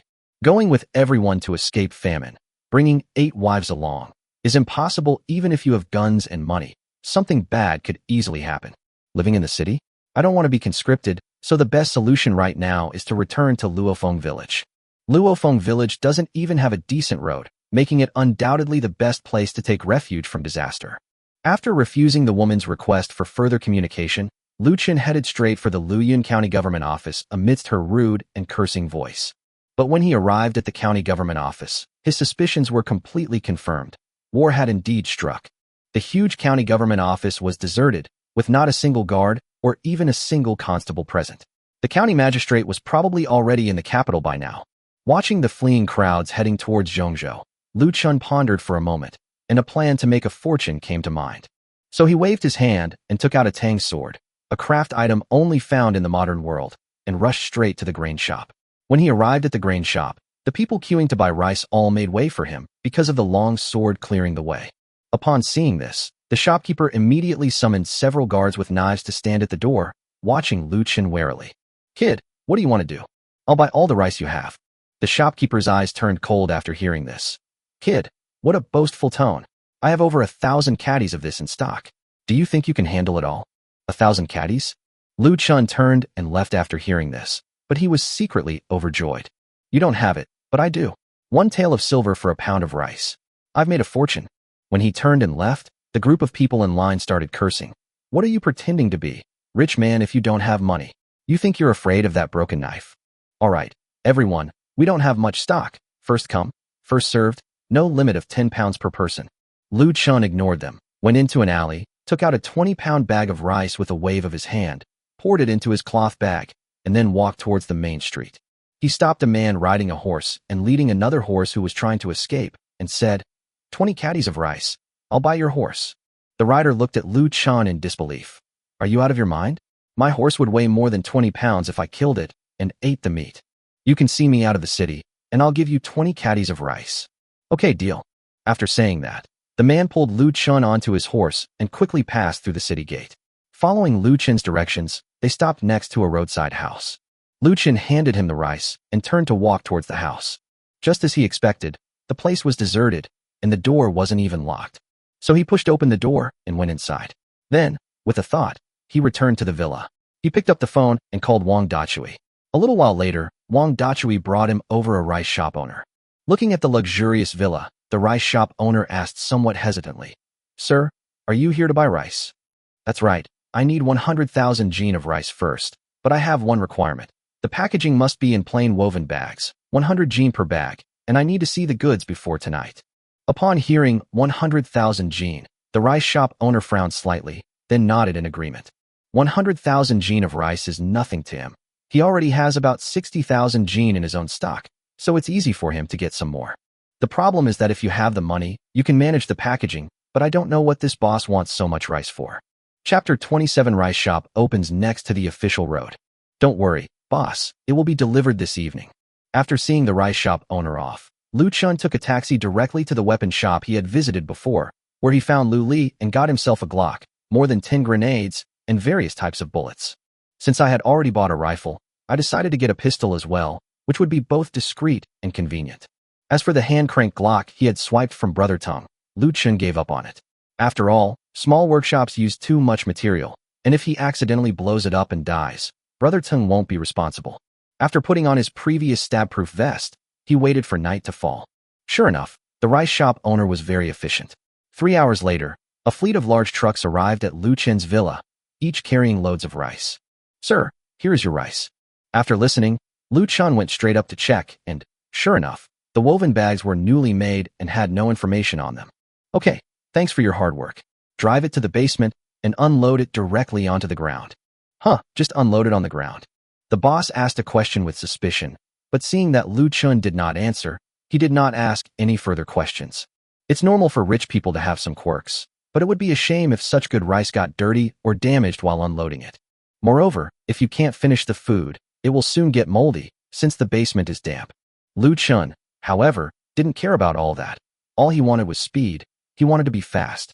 Finally, after a busy night, Lu Chen woke up early the next morning, paid the final payment, and saw them all off from the villa. Looking at the neatly stacked rice in the basement, Lu Chen smiled with satisfaction.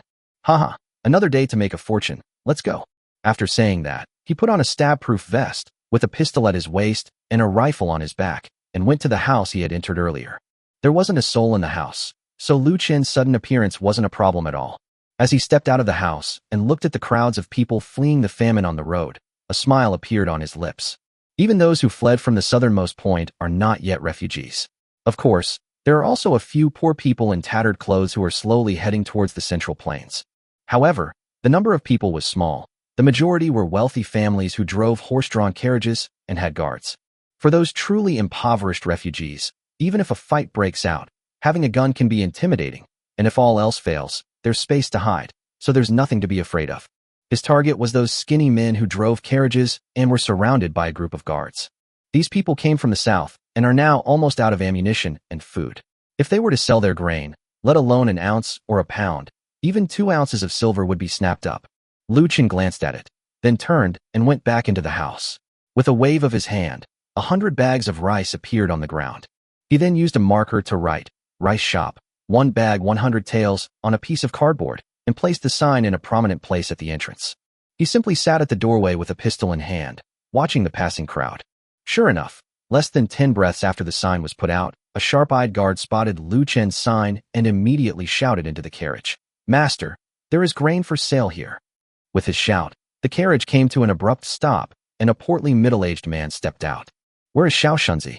Following the guard's directions, the middle-aged man spotted Lu Chen's rice shop at a glance, and then rushed over, shaking off his fat body. "Hey buddy, do you really have food here?" Lu Chen smiled upon seeing this. "I've met you, sir. I've met you a few times, but not many." After saying that, he turned around and dragged out a bag of rice. "Sir, 1 bag costs 100 taels of silver. No bargaining." After hearing Lu Chen's words, the middle-aged man's eyes immediately fell on Lu Chen's bag. "Ah, refined rice. It's actually refined rice." He looked excitedly at the rice in front of Lu Chen, then glanced at the sign, which read 100 taels per bag. So he hurriedly ordered the attendants behind him. Come and lift it up. How many pounds is it? Although the attendant was starving, he was a martial artist after all, so he immediately picked it up. Sir, it weighs about 80 pounds. 80 pounds. Lu Chen frowned upon hearing this, thinking to himself that unscrupulous merchants were manipulating the weight. But upon further reflection, it became clear that the hexadecimal system used in this era meant that 1 jin was equal to 16 liang, but 1 liang was not 50 grams. 1 jin was approximately 600 grams, so these 80 jin were roughly correct. So he said, Brother, you have a good grip. That's right, it's 80 pounds a bag. Okay, give me 10 generations. Without a second thought, the wealthy man handed over a large silver note worth 1,000 taels. Lu Chen didn't reach out to take it, but shook his head and said, I want cash. You're kidding, there's a civil war going on. Who knows if the silver notes will still be worth anything after the war is over? The wealthy man clearly thought of this as well, and immediately ordered someone to go back and get the silver. Before long, 20 super-large 50-tael silver ingots were placed directly in front of Lu Chen. After Lu Chen took the silver, he immediately turned around and dragged out 10 bags of rice. The wealthy man ordered his men to load the carriage onto it, and then drove straight ahead, as if the horses had gained strength. Lu Chen went outside, picked up his pen again, and added a sentence to the sign, cash only, gold preferred. Immediately after the wealthy man had so much rice loaded onto the carriage and left, the rest of the luxurious carriages also stopped in front of Lu Chen's shop. Seeing so many people, Lu Chen didn't bother explaining, so he simply took out a bag of rice, opened it, and piled it on the table in front of him. And at his waist, he always wore that gleaming long sword. Hey sir, I have 10 taels of gold here. Give me 10 bags. 1 tael of gold is worth 100 taels of silver, so 10 taels of gold is worth 1,000 taels of silver. Lu Chen put away the gold, turned around, and went back into the house, then dragged out 10 bags of rice for him. After 2 or 3 transactions were completed, the people who were passing by and fleeing famine gathered around. They joked that the rebel army was right behind them, and after months of long journeys, their food supplies were long gone. They tried to resupply in various county towns, but where could they find any grain to sell? Therefore, Lu Chen's rice shop was exactly what they wanted. For ordinary people, Lu Chen's prices were exorbitant, but for the wealthy, a mere 1,000 taels was worthless compared to their lives. Hey buddy, I want 10 bags. Shopkeeper, I'll take 20 bags. Young man, I have no money, but I'll make you a drink. How about 2 jin? Chapter 28. Night falls, bandits arrive. In an instant, everyone crowded towards Lu Chen. Looking at the dark mass of people in front of him, and at a few malicious glances, Lu Chen immediately understood. If I don't take action soon, someone might try to take advantage of the chaos and loot it. So he shouted, all of you, stand there. After saying that, he shouted into the house again, Sir, with so many people, are we still going to sell it or not? After the shout, a rustling sound came from inside the house, and then a rather authoritative male voice spoke. Selling. I'll take the money if I can, but if anyone dares to cause trouble, let him come in and try. This sound was something Lu Chen had no choice but to do. He had anticipated this situation, so he recorded a sound using the square dance speaker and even used the built-in voice changer. There are many people around now, so he can use a remote control. As expected, after hearing the sounds from inside, everyone gradually quieted down. This young man is addressed as soldier, so this business must be being run by the soldiers. Even the poor, ragged civilians are hesitant to go in. Going hungry means certain death, and rushing in would likely result in being shot dead. Therefore, they are weighing the chances of success. Lu Chen didn't care about anything else, and instead focused on buying rice. A day passed quickly, and Lu Chen felt as if his entire arm was about to break. On that day, he hauled rice in 100-pound sacks, totaling nearly 30,000 pounds, or more than 300 bags of rice. It should be noted that the original owner's body was just a weakling who had just eaten his fill. I still need to find someone, but I don't have a single person I can trust right now. Where can I find someone? As night fell, the people who came to buy rice gradually dispersed. Lu Chen was exhausted after a long day and didn't even think about going back to the villa. He simply took some ingredients from the refrigerator, grabbed some rice, and started a fire to cook for himself. Because wild beasts and bandits roamed the area at night during the escape from famine, the refugees almost all camped together to rest. Only a few scattered people would occasionally come to buy a bag of rice. A moment later, the aroma of food wafted from Lu Chen's doorway. Exhausted and hungry, he ate 2 large bowls of rice before he was finally full. He found a deck chair and lay down right by the door, his mind racing with his earnings for the day. More than 300 bags of rice, each bag weighing 100 taels, which translates to more than 30,000 taels. At this moment, his villa room was piled with more than 20,000 taels of silver and more than 100 taels of gold. Although it was tiring, the rewards were exceptionally rich. However, just as he was basking in the joy of his sudden wealth, he suddenly heard a rustling sound of footsteps at the door. Lu Chen immediately became alert upon hearing this. It was completely dark by now, and only here did I have a bright solar-powered lamp. He immediately stood up, cocked his Glock, and gripped it tightly in his hand. Because the sleeves of the clothes in this era were wide, outsiders could not tell that he had already gripped the weapon tightly. Sure enough, as soon as he stood up and looked outside, he saw 5 figures walking straight toward him. A man and a woman were being pushed in front, while behind them were 3 men holding sharp weapons. Buying rice in the middle of the night, Lu Chen raised his gun, pointed it at them, and said. The man and woman in front remained silent, but one of the 3 men behind them spoke up. Sir, I have a girl and a servant here. How about we exchange them for 2 bags of rice? Lu Chen smiled after hearing this, thinking that the 2 people in front of him were obviously from the lowest rung of the refugee population. They were probably just 2 people he had randomly grabbed and had come to ask him for food. So Lu Chen asked the 2 people in front of him, Who are you 2 to them? Before the 2 in front could speak, the man behind said, Hey, this is my sister, she's 18 this year, and this is my brother, he's 19 this year. We're having a hard time making ends meet, so we thought we'd give you, sir, a way to make a living. As they spoke, the 3 of them formed a fan shape and surrounded Lu Chen. Under the dazzling solar-powered lights, they would occasionally peek into the house, trying to see if there were any soldiers stationed inside. That's right, they're not here to replace him. Replacing him is just a way to lull Lu Chen into a false sense of security. Their target was this house containing a food storehouse. They were among the crowd when they surrounded him today, and they were ready to kill Lu Chen and seize the grain. Hearing the sounds inside, he didn't dare to go forward, so he decided to take action that night. I thought Lu Chen would rest, but I didn't expect that after he had eaten and drunk his fill, he would lie on the rocking chair by the door and giggle like an idiot. So they simply grabbed 2 people, intending to investigate. Their idea was simple, to show malice towards Lu Chen and see if anyone inside would come out to help. If not, then Lu Chen was just making a fuss. Hee, I don't need anyone here, you can leave. Hey buddy, whether or not you need someone isn't up to you to decide. Hearing the threatening tone, Lu Chen smiled. He had expected that some fearless people would come to cause trouble, but he didn't expect it to happen so quickly. Lu Chen turned to look behind them. The commotion had also woken up the people camping nearby. Everyone was in a wait-and-see state. It was likely that as long as these 3 confirmed that no one was in the house, the restless guards of the wealthy family would come and kill them. After all, the food was too tempting. You 3, although you have some acting skills, they are really bad. These 2 are obviously people you grabbed from the refugees. Do you think they are worth 2 bags of rice? Seeing that Lu Chen had seen through their scheme, the 3 of them didn't waste any more words with him. Instead, he drew his longsword. Kid, you're not bad. Today you either leave your life here, or you leave your shop here. Choose one of the 2 paths. Lu Chen smiled after hearing this, and couldn't help but laugh. He looked at the 2 people in front of him. You too. Do you want to be like them too?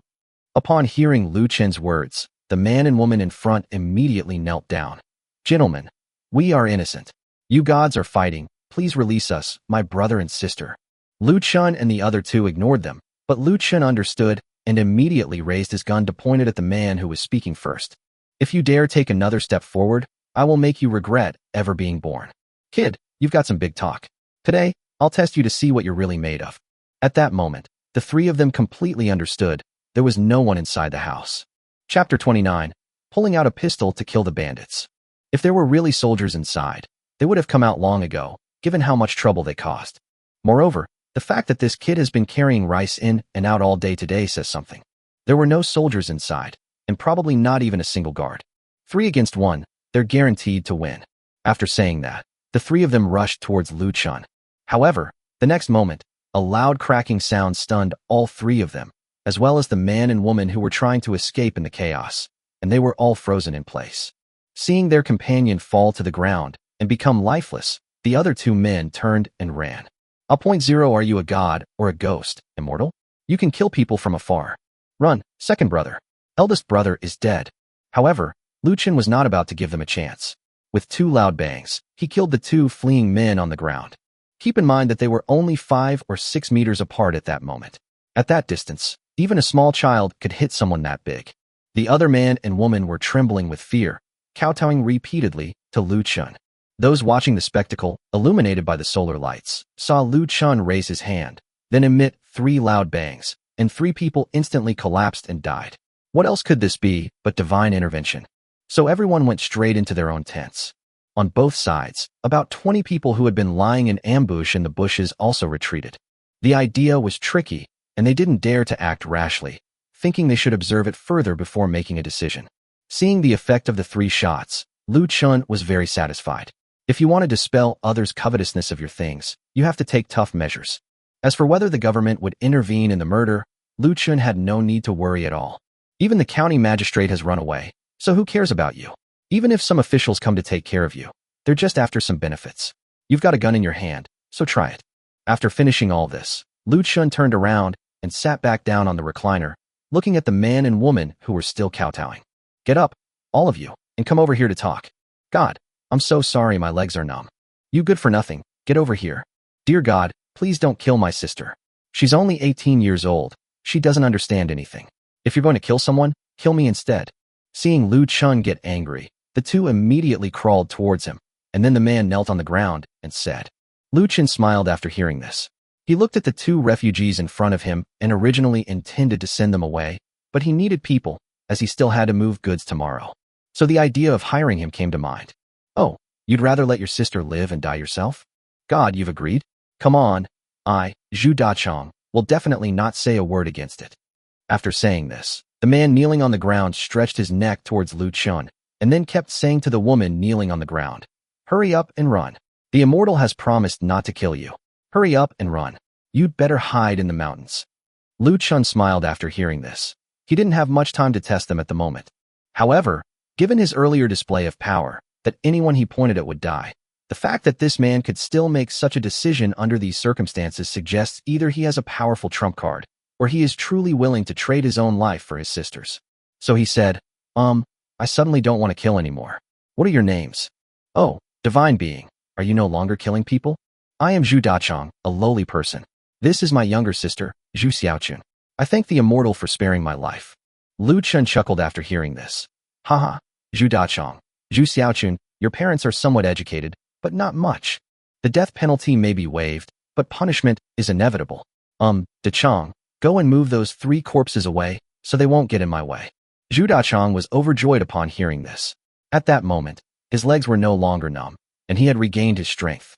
He quickly ran behind them and dragged the 3 corpses far away. Zhu Dachong went off to do his work, while Lu Chen turned his attention to the woman kneeling on the ground.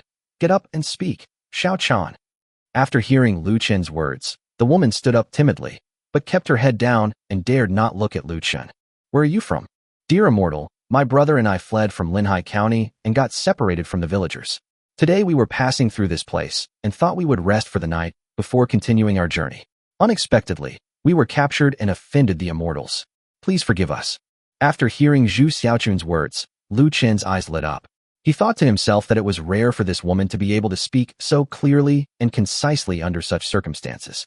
Oh, what did your family do before?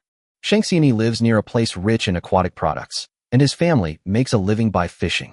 To be able to say such things, you must be literate. Are you really a fisherwoman? Do you want to bear the wrath of this immortal? Lu Chen sneered inwardly after hearing this. It seemed that these 2 siblings were not simple either. If they had something to hide, he wouldn't mind having 2 more corpses. Although the woman was thin, her pair of large breasts were quite impressive. But he already had 8 wives, and while more was always better, he had to be realistic about his means. Unlike those older guys who love reading, I don't have that kind of physical strength. Seeing that Lu Chen was angry, the woman immediately knelt down again. My God, I did not deceive you. I can indeed read, but I learned it by secretly studying when I was a maid in the scholar's house since I was a child. If you don't believe in gods, please take a look. After saying that, Zhu Xiaochun, who was kneeling on the ground, tore off the clothes on her shoulders, revealing the skin underneath. Lu Chen was stunned by her action. Why are you tearing my clothes for no reason? I'm not in the mood for that right now. My lord, I have lived by the sea for many years and have dark skin. If you were an inland person, even if you were to get a lot of sun, you would only have dark skin on the exposed parts. Lu Chen glanced at it and couldn't help but nod in approval. He thought to himself that this thing was indeed quite dark-skinned. No, in modern society, it would be called wheat-colored skin, which was in line with the lifestyle of a fisherwoman. All right, I'll believe you for now, get up. Seeing that Lu Chen seemed to have calmed down, the woman obediently stood up. Just after Lu Chen finished talking with Zhu Xiaochun, Zhu Dachong also came back panting. My God, they've all been taken away, taken far away. Not bad. You must all be hungry. There's food in the pot. Help yourselves. Ah, God. The two never dreamed that this celestial being was such a kind person, actually giving them food. Have I really forgiven them? What are you all standing there for? Go eat, and come back when you're full. I have something to tell you. Chapter 30 Recruiting People to Continue Selling Grain. When the two heard that Lu Chen had more instructions, their excitement vanished instantly. It seemed that the immortal had not forgiven them after all. However, it's better to die well than to die starving. The two of them looked at the leftovers and immediately went over to them. Lu Chen cooked at least 2 or 3 pounds of rice and stir-fried a large plate of meat, and there was still a lot left. Girl, eat first. If you're full, we can work for the gods. Don't worry, the gods won't kill us right now, and they won't bother with us lowly commoners. With Zhu Dachong's comforting words, Zhu Xiaochun also grabbed the white rice and meat and stuffed them into her mouth in big mouthfuls. Judging from the journey, they must have been quite hungry. The two of them finished half a pot of rice and half a plate of vegetables in just the time it takes to drink a cup of tea. Zhu Dachong even licked the plate clean, as if it had been washed with dish soap. Zhu Xiaochun let out an embarrassed burp, then turned around and knelt down in front of Lu Chen together with Zhu Dachong. Deity, please give your orders. All right, since you've eaten my food, you're mine now. I'll give you 2 choices. Either become gluttons and die a gluttonous death, which I'll kill right now, or follow me and work for me. My brother and I are willing to serve the gods. Are you kidding me? Someone who can still sell so much rice at this time of year is no ordinary person. They were still over 1,000 miles from the capital of Zhongzhou, and the two siblings were at their wits' end. It was uncertain whether they could even reach the capital. To be a lackey of a deity who can kill anyone he points at, that would be like having one's ancestral graves blown up. All right, since you're willing to follow me, firstly, from now on you two can address me as young master. Secondly, I don't like people kneeling, so you're not allowed to kneel anymore. Get up. Tonight, you will rest here, but you are not allowed to enter the house. Tomorrow, you will help me sell rice. After saying that, Lu Chen turned around and walked into the house, then closed the door. In a flash, he and me entered the villa's territory in the modern world. Before leaving, Lu Chen even placed a card-operated camera at the door. If they haven't entered the house or run away when I return tomorrow, then I'll take them in. Even if they run away, it doesn't matter. At worst, they'll just lose a meal of leftovers. The next morning, Lu Chen returned to the house from the villa early. He picked up the camera, connected it to his phone, and after finding that no one had come in, he waved his hand and produced several hundred bags of rice, neatly stacked. After doing all that, I pushed open the door and saw Zhu Dachong and Zhu Xiaochun standing at the door, their eyes fixed on the person outside. At this moment, a crowd of people who had come to buy rice had gathered in front of them. Perhaps it was because I used my ultimate move last night that killed whoever I pointed at, that people were much more obedient today, just quietly queuing up and waiting for my arrival. Lu Chen was delighted to see this, thinking that he still needed strong military force. Young master, you've gotten up. Haha, you two are pretty good. Go ahead and carry the rice for them. With Lu Chen's permission, Zhu Dachong and Zhu Xiaochun entered the house and immediately led Zhu Xiaochun inside. Upon entering, the two were so startled that they almost fell to the ground. Before them lay a mountain of grain. Only a deity could have such a grand display. Before the two could recover from their shock, they heard Lu Chen shout from outside. Master Dachong, 10 bags of rice. He didn't dare to slack off, so he pulled the girl who was sitting on the ground up and started working. Lu Chen breathed a sigh of relief when he saw that he finally had some help today. Otherwise, he would have been exhausted to death if he had to move all 100,000 jin of rice by himself. 20 bags of Dachong. Dachong wu dai. With each shout from Lu Chen, the grain inside the house dwindled at a visible rate. As night fell, Zhu Dachong collapsed to the ground, exhausted. Lu Chen's face lit up with joy as he looked at the piles of gleaming gold and silver on the ground. Immediately afterwards, he went inside the house, and with a thought, he took out a piece of pork belly, which he had asked Chue to buy for him, and put in the refrigerator. After taking out the pork belly, Lu Chen took some refined salt and several kilograms of rice, walked out of the house, and handed them to Zhu Xiaochun. Go cook. You've been busy all day. You deserve a good meal. There's plenty of meat tonight. When Zhu Xiaochun saw the piece of pork belly, all the fatigue of the day seemed to vanish. She quickly took the meat, rice, and salt, and rushed to the makeshift stove. Cooking is not something a country girl like you can easily do. Even though it's just simple boiled meat, it makes the mouths of those who have been fleeing famine for so long drool. Soon, the aroma of stewed meat wafted from the pot. Lu Chen wasn't particularly tired today. He was just issuing orders and collecting more money. Looking at the busy Zhu Xiaochun and the lying Zhu Dachong on the ground, an idea popped into Lu Chen's mind. Who knows when this civil war will end? Since it's not safe in the city, the only option is to go back to the mountains. If they were to move back to the mountains, they would need a large house. Although Yi Ting's house was large enough, it was inconvenient for them. Therefore, Lu Chen's first thought was to rebuild the old house, and while rebuilding, to also look for the missing jade pendant. Since Lu Yukai wants his old house so much, it's highly likely that the jade pendant is still inside the old house, but we just don't know where it's hidden. However, building a house requires manpower and craftsmen, which is definitely not feasible with the limited population of Luofeng village. Looking at the refugees still walking under the night sky, as well as the siblings Zhu Dachong and Zhu Xiaochun, Lu Chen had the idea of taking them in. Moreover, who knows when this damned war will end? All sorts of things will happen then, so one's own strength will be extremely important. With an inexhaustible supply of food, firearms, and the ability to time travel that allows him to disappear at any moment, his personal safety is not a major concern. Therefore, gathering a group of people for unforeseen circumstances is essential for surviving better in this world. Thinking of this, he waved to Zhu Dachong. Young master, what are your orders? Are you fleeing famine and heading towards the capital? After listening to Lu Chen's words, Zhu Dachong nodded, then shook his head. Young master, to be honest, we don't know where we can go either. Those large cities are probably inaccessible to lowly people like us. We can only keep moving forward in search of hope, and most likely we'll just starve to death on the way. After hearing Zhu Dachong's words, Lu Chen smiled and asked, would you like to come with me? Chapter 31 Selling all the grain and taking in refugees. Zhu Dachong stood there stunned, speechless. What had he just heard? I originally thought that being by this godlike young master's side would just mean eating a few good meals and doing chores to offset the crime of offending him. Unexpectedly, the immortal actually wanted to take him in. If I had the chance to follow this young master who could so readily produce so much grain and had so much silver, I probably wouldn't have to flee from famine anymore, and I wouldn't have to die. Thinking of this, he couldn't help but turn to look at his sister, thinking that if both of them followed the young master, his sister would be known for her beauty for miles around. If his younger sister had the opportunity to serve the young master and have another child, then with the title of uncle, his life would be secure. Thinking of this, he immediately pulled Zhu Xiaochun, who was cooking, over. Young master, please accept our bow.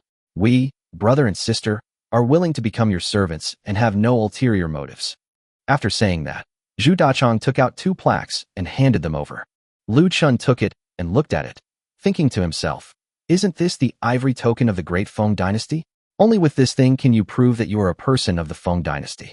Otherwise, you are a vagrant, and vagrants have no human rights whatsoever. I have one of these plaques myself. It seems that Zhu Dachong is following me willingly. All right, since you're willing to hand over your tokens, then stay by my side.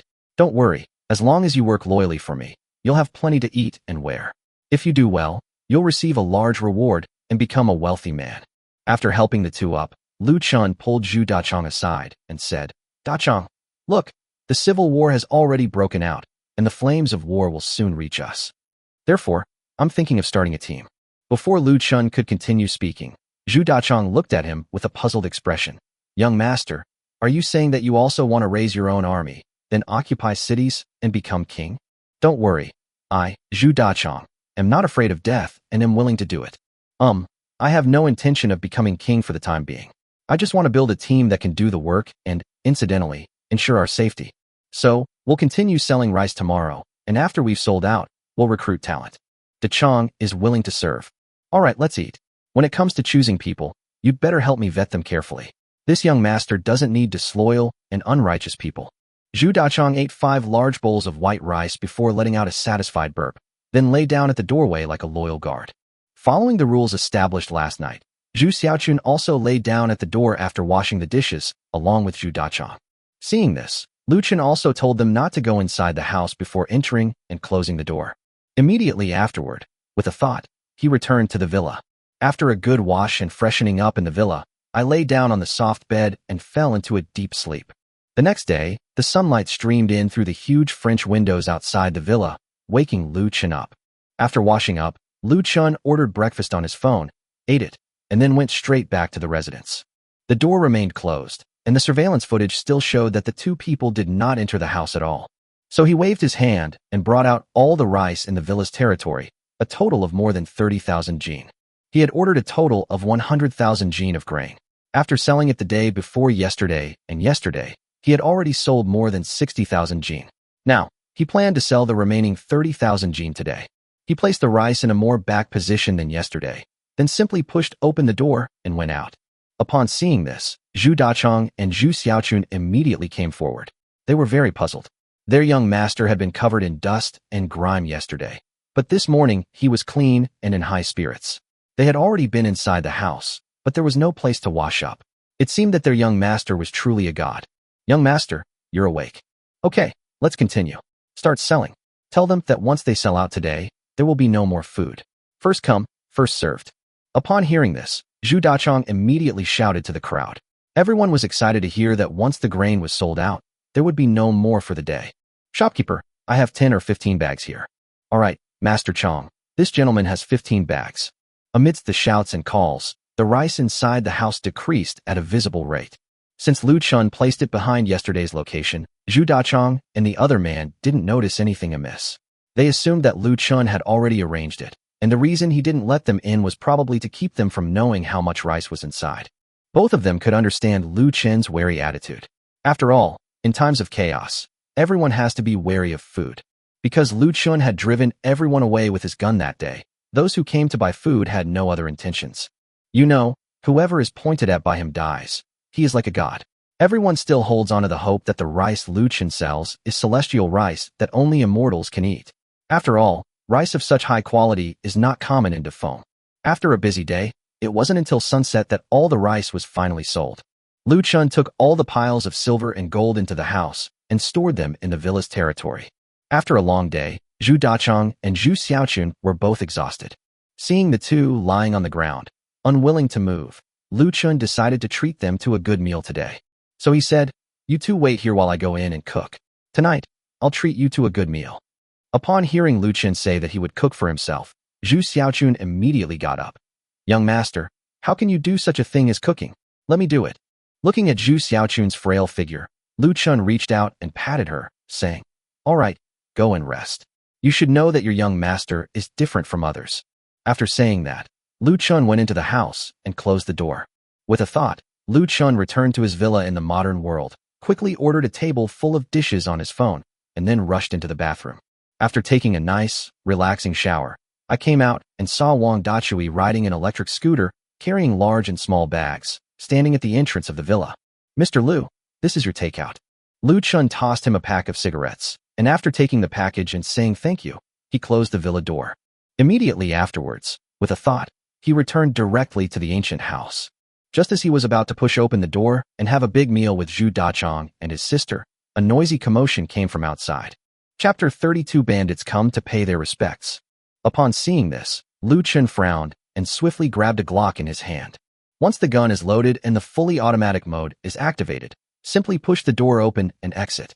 Under the cover of night, Lu Chen looked up and saw a group of about 20 people holding all sorts of weapons, talking to Zhu Dachong. However, it was clear that the other person's expression was not malicious, as if they were explaining something to Zhu Dachong. So he strode forward and asked, "Grandmaster, who are they? What's going on?" As soon as Zhu saw Lu Chen come out, he immediately pulled Zhu Xiaochun around and ran to Lu Chen's side. "Young master," and they. However, before Zhu Dachong could finish speaking, the group of people knelt down on the ground. "We pay our respects to our leader." "The boss? What the heck?" Lu Chen looked at the crowd kneeling on the ground, then stepped forward and asked directly, "Have you all mistaken me for someone else?" Zhu Dachong and Zhu Xiaochun immediately stood in front of Lu Chen, which warmed Lu Chen's heart. He thought to himself that these two siblings were quite nice. "No mistake, boss, you are our long-lost boss. Boss, we have finally found you." Lu Chen was full of questions, then looked at the fat man who was kneeling on the ground shouting the loudest, and said, "Hey fat guy, come here and talk to me." Seeing this, Zhuda immediately turned to Lu Chen. "Young master, you mustn't. I've seen these people before. They're bandits who have robbed many carriages." Lu Chen waved his hand to indicate that everything was fine, then turned around and sat down on the chair by the door, placing his right hand on his knee and pointing the gun directly at the fat man walking towards him. Brother Liang Quan pays his respects to the chief. Lu Chen smiled after hearing this. Dachong, get him a stool. Helpless, Zhu Dachong could only go back into the house and bring out a stool to place opposite Lu Chen. He then stood directly behind Lu Chen in case Liang Quan suddenly attacked. Liang Quan didn't stand on ceremony and plopped down on the stool, making a creaking sound. All right, your name is Liang Quan. There's no one else here. Tell me, why do you want to recognize me as your leader? Liang Quan looked at Lu Chen in front of him, then knelt down again with a thud. Young master, we had no other choice but to do this. Please take us in. Immediately afterwards, Liang Quan explained how they had witnessed Lu Chen's power and how they felt they couldn't survive and wanted to submit to him. Liang Quan's group consisted of 21 people in total, including 16 men, 4 women, and an old man over 50 years old. They were originally instructors at a martial arts guild in a county town south of Qingzhou. After the riot broke out, the guild could no longer operate, and the owner abandoned them and ran away. So they didn't care about anything else and simply followed the crowd, fleeing the county and heading towards Zhongzhou. Because their monthly salary was low and their families had been scattered, they didn't have enough food. So, under Liang Quan's leadership, they formed a band of mountain bandits, planning to rob and flee at the same time. However, they also had their own principles. They only robbed wealthy families and only took half of their property. As long as the families were willing to provide food, they would not kill anyone. So along the way, although we didn't starve to death, we weren't full either. You should know that their so-called morality makes them completely inconsistent with the characteristics of mountain bandits. So when they arrived in Luyan County that day, they saw Lu Chen selling grain, and the group thought of asking him for some grain to get through their difficulties. Unexpectedly, just as they finished their ambush, they encountered those 3 idiots escorting Zhu Dachong and his sister over. After witnessing Lu Chen's incredible skill of killing anyone he pointed at, they immediately lost their desire to rob him. After returning to their hideout, the group began to discuss their plan. Rather than robbing Lu Chen, they might as well become his bodyguards. They all know some martial arts, and ordinary people are no match for them. This would be a good way to use their skills. With so much wealth, Lu Chen definitely needs protection. So, after discussing it, they decided to use this method to get in Lu Chen's sight. Lu Chen shook his head and smiled after hearing this, thinking to himself, a bunch of oddballs. You've come too early. You know, I was planning to recruit some refugees to take back tomorrow. However, although this group of people had been bandits, they all knew some martial arts. It would be better to take them in than to randomly recruit refugees on the road. So he asked, do you all know some martial arts? Yes, young master, we are all former instructors and know some martial arts. We can easily defeat 3 or 5 ordinary people. If you follow me, you'll have to go back to the mountains. I have a bad temper, so once you follow me, you'll have to hand over your tokens, just like Dachong and the others. Also, I don't have any extra houses in the mountains right now, so you'll have to build everything yourselves. Although I can support you, I will not support idlers or those who are disloyal and unjust. If you are loyal and hand over your tokens, I can take you in, free you from your bandit status, and even provide you with enough to eat. As for whether you stay or leave, that's up to you. Liang Quan was overjoyed upon hearing this. Although handing over the ivory token was a bit excessive, this was a chaotic time, and if one was not careful, one would either be conscripted into the army or be exploited to death by the officials and bandits. Moreover, they had been bandits and offended many wealthy families. Even if they fled to Zhongzhou, they would probably face retaliation from the wealthy and powerful, so they had no choice at the moment. This godlike figure, if you can follow him, you're sure to have a bright future. However, just as he was thinking of kowtowing to show that he would follow, Lu Chen suddenly produced a bottle of pills from somewhere. The pills were reddish-brown. Lu Chen looked at Liang Quan and Zhu Dachong, the brother and sister, in front of him. This elixir is called the Chaos Heartbreak Pill. As you all know, I am a godlike figure, so if you want to be loyal to me and follow me, then take this elixir. Taking this elixir will not cause any harm to your bodies, but if you do anything disloyal to me, it will immediately take effect, causing you to die with your liver and intestines to be torn apart. If you are willing to submit, then come and collect the pills and swallow them in front of me. Seeing the pills in Lu Chen's hand, Zhu Dachong and his sister ignored everything else and immediately reached out to Lu Chen, took the 2 pills, and put them into their mouths.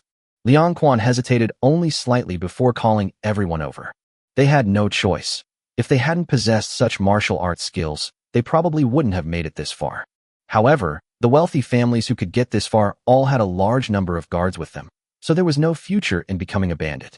As Lu Chen watched people come over to take the pills, he thought to himself that you need to take 8 pills to see any effect. It seems I can go directly to the craftsman tomorrow. Chapter 33 Trading Pots and Pans for Rice. Liang Quan led the 20 people to swallow the reddish-brown pill one after another, and they all waited for the medicine to take effect. But after waiting for a long time, they found that they felt no discomfort at all, so they looked at Lu Chen with confusion. Don't worry, this pill only plants a seed in your bodies. All right, you must all be hungry. Please wait a moment, I'll treat you all to dinner. After saying that, Lu Chen went back into the house. When I came out again, it was almost half an hour later. I checked the surveillance footage again and found that no one had come in, so I pushed the door open and went out. What came into view was a group of more than 20 people sitting on the ground. Upon seeing Lu Chen emerge from the house, everyone stood up and greeted him. Greetings, young master. Dechang, bring a few people over and take out all the food. Let's have a meal together, then rest for the night. Tomorrow, we'll find some craftsmen and set off home. After hearing this, Zhu Dachang immediately selected 3 people to go into the room. The next moment, their eyes widened in astonishment. The ground was covered with all sorts of novel plates, filled with food they had never seen before, emitting an enticing aroma. Just kidding. These were all delivered by food delivery service. It would be strange if they had never seen them before. Soon, sounds of praise and smacking lips filled the crowd. Lu Chen, on the other hand, carried a clay pot of rice to the side and ate it directly. After everyone finished eating, Lu Chen took out a box of silver and handed it to Zhu Dachang. Keep it safe tonight. This box of silver will be very useful tomorrow. After saying that, he went straight into the house. Once he entered the villa's territory with a thought, he immediately fell into a deep sleep. Although these people had taken the Luwei Dihuang pills he had given them, how could he guarantee their sincerity? That box of silver was the bait. No one can resist the temptation of a large sum of money. That box was enough for the 23 of them to divide among themselves, making them all minor millionaires. With the silver, making a living in the capital would be no problem at all. This was also Lu Chen's final test for them. The next day, after waking up, Lu Chen had someone deliver 100 meat buns and then went straight back to the house, then pushed open the door and went out. Everyone was outside, and a large pot was steaming, the ingredients being the leftovers from yesterday's meal. The box of silver was held in Zhu Dachang's arms the whole time. When Lu Chen came out, Zhu Dachang immediately came over with the silver. Young master, please count it. Last night, more than 20 of us took turns guarding it, and not a single tail was missing. Lu Chen was delighted to hear this. It seemed that all these people were qualified. So he brought over the bag of steamed buns. All right, you've done a great job. Everyone, eat your buns. After you've finished, go out and find craftsmen along the way, mainly bricklayers. We need 10 in total. The meat buns, enhanced with various flavorings, emitted an enticing aroma that made everyone's mouths water. Moreover, after being starved for a long time last night, they suddenly received a large amount of meat and oil from modern society, and 7 or 8 of them squatted in the grass. Upon seeing the steamed buns again, several people immediately pulled up their pants and ran over. Then, suppressing the urge to vomit, I lined up to get my steamed buns. After Liang Quan accepted the 3 large meat buns from Zhu Dachang, he turned around and went back into the bushes. Then, eating meat buns while having diarrhea was quite an experience. Lu Chen frowned, thinking that these people were being fed too much. Tomorrow, they should mainly eat coarse grains, otherwise they would become exhausted and be of no use to him. After they had eaten their fill, Liang Quan led the 20 men straight into the flow of people fleeing famine. Lu Chen wasn't idle either. He took out a bag of rice and set up a small stall right next to the official road. A sign was set up next to the stall that read, "Pots and pans for rice." Soon, several refugees came up. "Young master, is it really possible to exchange pots and pans for rice here?" "That's right. Ordinary bowls, plates, and pottery jars can be exchanged for 1 pound of rice, while older ones can be exchanged for 2 pounds. If you have fine jade pendants or thumb rings, you can get even more. I will assess the specific value." After hearing Lu Chen's words, the man took out 2 bowls from his pocket. "Young master, look at these. They were left by my grandfather's generation. Can we exchange them?" Lu Chen took it and was immediately delighted. Although he didn't recognize it, he knew that if this thing were taken to the modern world, it would probably be worth $1 million each. So he immediately took the bowl in his hand. "It's been a while, Dechang, give them 5 caddies of rice." Upon hearing this, Zhu Dachang immediately picked up a scale, weighed out 5 jin of rice for him, and thoughtfully packed it in a red bag of indeterminate material. Just like last time, once the first person came to exchange, the stall was surrounded by people in less than half an hour. Everyone was holding various objects, but most of them were pots, pans, and the like.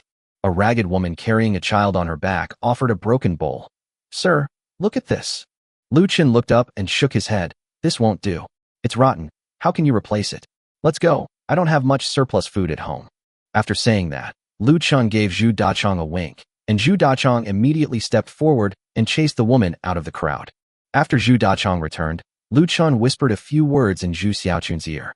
Zhu Xiaochun then quietly picked up about 2 kilograms of rice, walked out of the crowd, and caught up with the woman from before.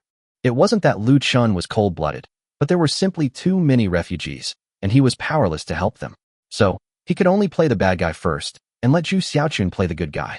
The woman looked at the rice in her hand with delight, then glanced at Zhu Xiaochun's serious expression. Without saying a word, she turned around, knelt down and kowtowed in Lu Chen's direction, then picked up the child and walked away. Lu Chen was completely unaware of all this, but when Zhu Xiaochun looked at Lu Chen, her young master suddenly seemed much taller. "My young master is like a god, and his heart is as kind as a bodhisattva's. If I could serve him by his side for the rest of my life." As she thought about it, a blush crept onto Zhu Xiaochun's face. As night fell, Lu Chen looked at the several baskets of various items on the ground, a hint of joy appearing in his eyes. "But I have to leave tomorrow, otherwise, when that so-called heaven and earth sect attacks, I won't even have time to run away." After waiting for a while, Liang Quan and the others returned with 10 refugees. Lu Chen stepped forward and asked, 8 bricklayers and 2 carpenters, and then directly gave them reddish-brown pills. "Gentlemen, rest for the night. Tomorrow, this young master will lead you home." Chapter 34, leading everyone back to Luofeng. At night, Lu Chen had the collected items put into the house and gave them a bag of rice, telling them to cook and eat for themselves. "The reason we didn't serve meat today is because several people had diarrhea so badly yesterday that they were almost exhausted. Each of these people is precious, and Lu Chen doesn't want them to die of dehydration before they've even started working for him." Everyone looked at the rice and expressed their gratitude to Lu Chen. Especially the 10 newcomers. They had never seen such high-quality rice in their lives, let alone on the road to escape famine. It's important to understand that although they were artisans, they weren't wealthy. Their lives were just slightly better than those of farmers. In an instant, the aroma of food filled the air. They lined up, each holding a stainless steel bowl provided by Lu Chen, and each received a full bowl of rice and a spoonful of vegetables whose names they couldn't recall. Although they didn't recognize it, this dish was very salty, fragrant, and crispy, making it a great accompaniment to rice. Lu Chen, carrying the basket of items, returned directly to the villa's territory, locked the gold, silver, and other items in a steel-built storeroom, washed up, and went straight to sleep. He doesn't plan to sell these things right now, since bringing out so many at once would attract too much attention. You have to understand, this world is not the simple world you live in anymore. As long as you have money, you can find a way to get weapons. If you're not careful, you might get shot one day, and that would be a huge loss. Compared to this world where a little money can buy firearms, Lu Chen gradually preferred the ancient world. After all, modern technology, once it entered Fengchao, could easily defeat everything. The next day, Lu Chen opened the door as promised, tossed them a bag of steamed buns, and then called Zhu Dachong and Liang Quan over. Then they introduced themselves one by one. After they finished, Lu Chen made arrangements for them in his mind. Lu Chen planned to have Zhu Dachong and Zhu Xiaochun do some miscellaneous tasks with them first. As for Liang Quan's group of 21 people, apart from the old man Zhao Dezhu, the others were temporarily assigned to build houses for him, which meant they would assist the other 10 craftsmen. The other 10 craftsmen also chose their own leader, an old bachelor in his early 40s named Chao Dahua. He was an old craftsman who, in times of peace, had built a government office for the county magistrate. Hearing these names, Zhu Dachong, Zhu Xiaochun, Liang Quan, Zhao Dezhu, and Chao Dahua, Lu Chen smiled helplessly. Who came up with these names? Although Zhao Dezhu is in the martial arts world, he is said to have been a Taoist successor in his youth and is well-versed in feng shui. Therefore, Lu Chen felt particularly close to him when he saw him, since in his opinion, Luofeng Valley was a rather mysterious place. Perhaps bringing this old man back would be of great use to us. After everyone had eaten and drunk their fill, Lu Chen called Zhao Dezhu to his side. "Taoist, there is one more thing I need your help with on our journey into the mountains." Immediately afterwards, Lu Chen told him about the renovation of the old house. Zhao Dezhu scratched his sparse white beard. "Young master, you can rest assured to leave this matter to me. I will definitely help you transform the old house into a feng shui treasure land, so that you will have many wives and concubines, countless treasures, and be a groom every night. After hearing Zhao Deju's words, Lu Chen's eyes widened, thinking to himself that this old man seemed a bit shady. So he jokingly said, "Does the Taoist priest have someone he likes? I'll go and bring her back for you, so you won't be lonely in the middle of the night." Alas, young master, I am accustomed to a life of simplicity and abstinence. This is not possible. However, before he could finish speaking, Liang Quan chimed in. Young master, don't listen to that old charlatan. He has several old lovers at the brothel. Hey kid, are you looking for a beating in front of the kids? As he spoke, Zhao Deju's eyes glanced at the four women. The four women were young and were named Chunlan, Xiaoyu, Qiushui, and Dongxue. They were bought from a servant girl by the previous manager of the martial arts troupe. They were only 10 years old when they were bought. Originally, they were just little maids who served tea and water. Unexpectedly, all four of them had the talent to learn martial arts. So they were trained step by step until they were 18 or 19 years old and became martial arts masters. The four girls blushed to the roots of their necks as they watched the group discussing the pleasure quarters. Lu Chen stopped teasing them and stood up directly. Everyone, let's set off while it's still cool this morning. All right, young master, where's your luggage? We'll carry it for you. After listening, Liang Quan immediately made a request, but Lu Chen smiled mysteriously and said, "This young master will not perform the formalities. Let's go." After hearing this, everyone thought about it again and realized, yes, the young master is like a god. How could he have any personal belongings? Gods have a vast space. Zhao Deju was most insistent on this point because he was a Taoist and had long heard his master say that those legendary purple-robed immortals all possessed Sumeru space. Thus, the group of 33 people, led by Lu Chen, headed directly towards Luofeng village. On the way, Lu Chen told everyone that no one should tell him that he was an immortal. Since everyone had eaten their fill, they walked quickly and arrived at the entrance of Luofeng Valley before noon. As Zhao Deju walked beside Lu Chen, he looked at Luofeng village in front of him and exclaimed in surprise, "Young master, this is a place of great feng shui." The Taoist priest noticed? You see, although this is a village, it is surrounded by mountains, especially this rocky cliff, which is like a huge stone gate, blocking all the foul air from the outside. Hey, young master, look over there. Yes, that's the dilapidated house. That's a place with excellent feng shui. May I ask your name, sir? After listening, Lu Chen looked at the old charlatan in front of him with some doubt, because the dilapidated house he pointed to was his own old house. Could this charlatan really have some skills? So he immediately replied, Luofeng Village. Oh, right, the name Luofeng Village is excellent. It seems that your ancestors included some very capable people, especially that house, situated on a mountain ridge and plain. Young master, come and see, doesn't that mountain look like a phoenix that has just landed, and that house is built on the phoenix's head? Young master, if you want to build a new house, choose that place, you can't go wrong. After hearing Zhao Deju's words, Lu Chen was immediately amazed by his extraordinary talent. For no other reason than that, from what I saw at that moment, it really did look like a phoenix that had just landed, and my old house was on the phoenix's head. Master, you are truly a highly accomplished Taoist. Chapter 35, Settling People into the Old House. Young master, you flatter me. I only know a little bit about this, just a little bit. Faced with Lu Chen's praise, Zhao Deju stroked his beard with a serious expression. Lu Chen didn't mention that it was his old house, but instead led the group directly towards it. There was no other reason than that. To accommodate so many people, they could only build their own shelters in the meantime. Although he now lives in Yi Ting's house, it still belongs to Yi Ting, and Lu Chen will not take it back. Therefore, in order to survive properly, the old house must be rebuilt. These people didn't feel anything special when they saw the impoverished Luofeng village. Their own villages weren't necessarily much better. Under a large tree at the village entrance, more than a dozen intelligence agents were exchanging information. Suddenly seeing a large group of people walking from the village entrance, everyone hurriedly got up and went straight into their houses. For no other reason than the gleaming long knives in Liang Quan's hands, which made them think that bandits had arrived.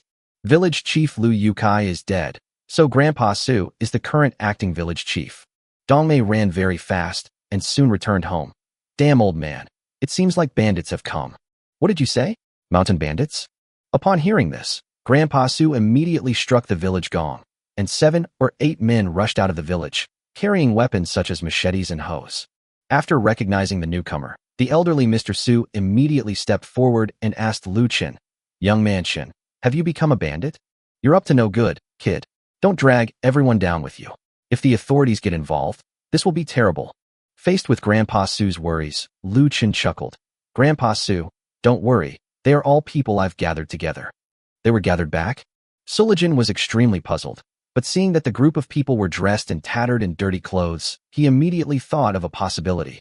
They were refugees. So the clever boy immediately tensed up. Young man Shun, could it be that another enemy has invaded? Grandpa Su is clever, but this time it's not an external enemy, but a civil war. Immediately afterwards, Lu Chen told Su Lijin about the rebellion of the Heaven and Earth sect, and Su Lijin sighed deeply after listening. Oh dear, what kind of world is this? We finally got a chance to catch our breath, and now there's another war. What are you standing there for, kid?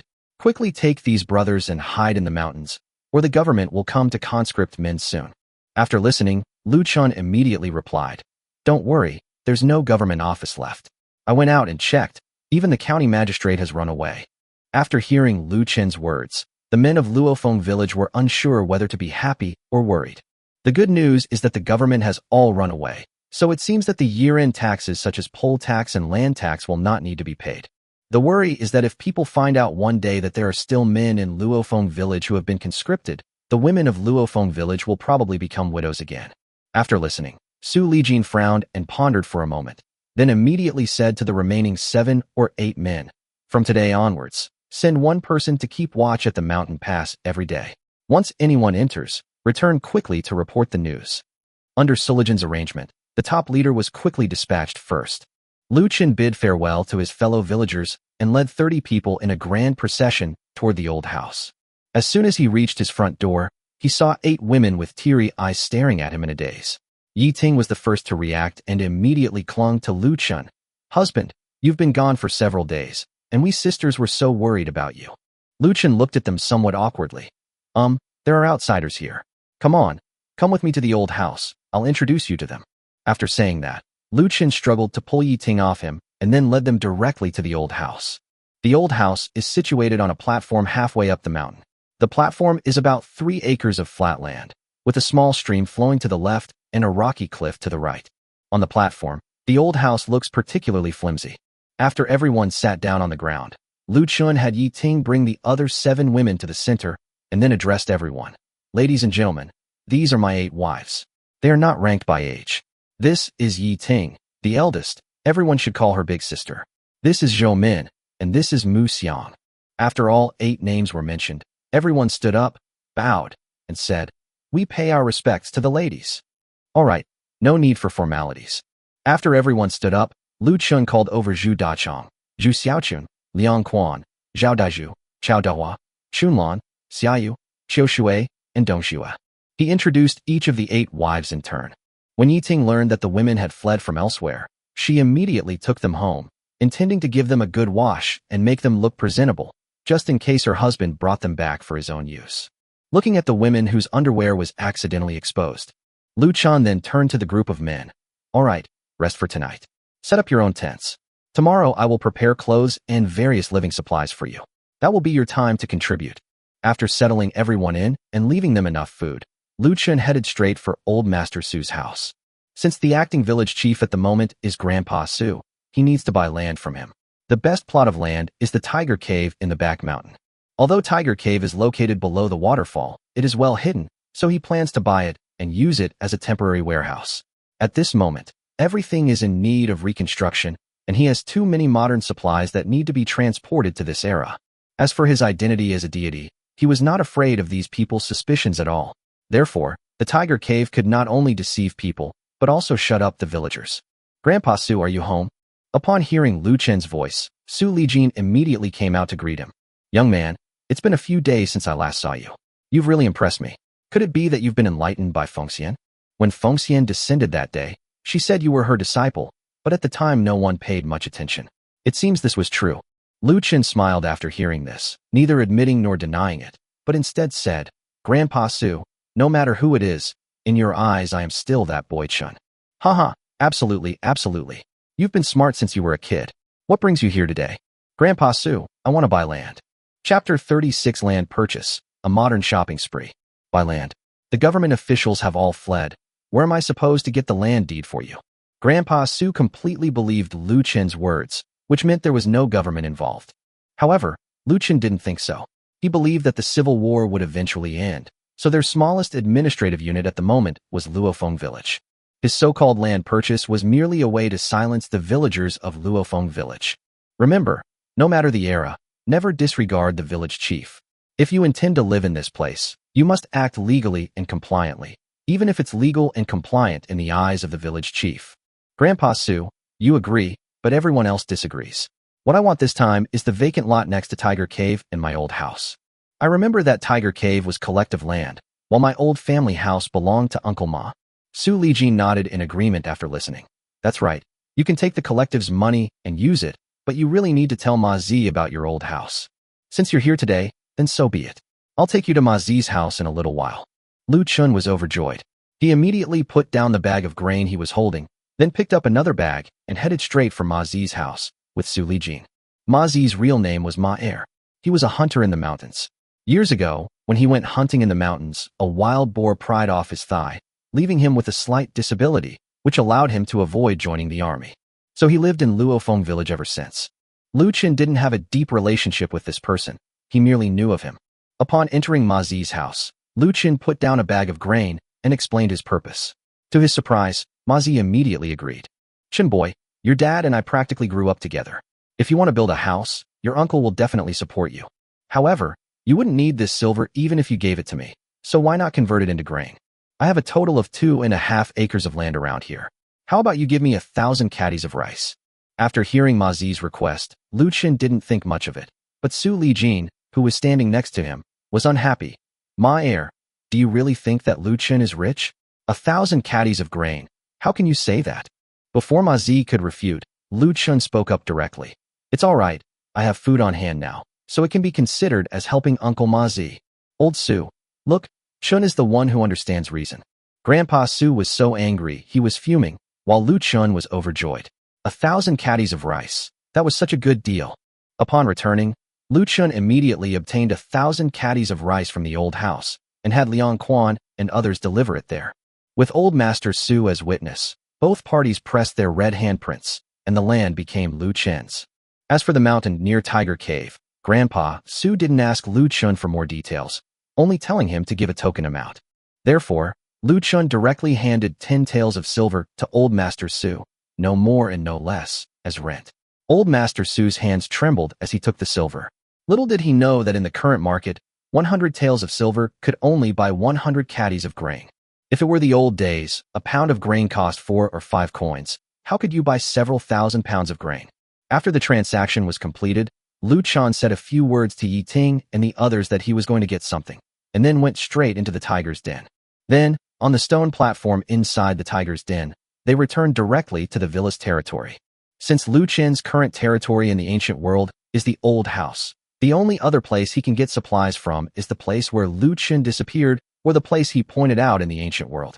The old house currently houses more than 30 people, which is inconvenient, and even if there were no people, it wouldn't be able to hold the supplies he wanted to purchase.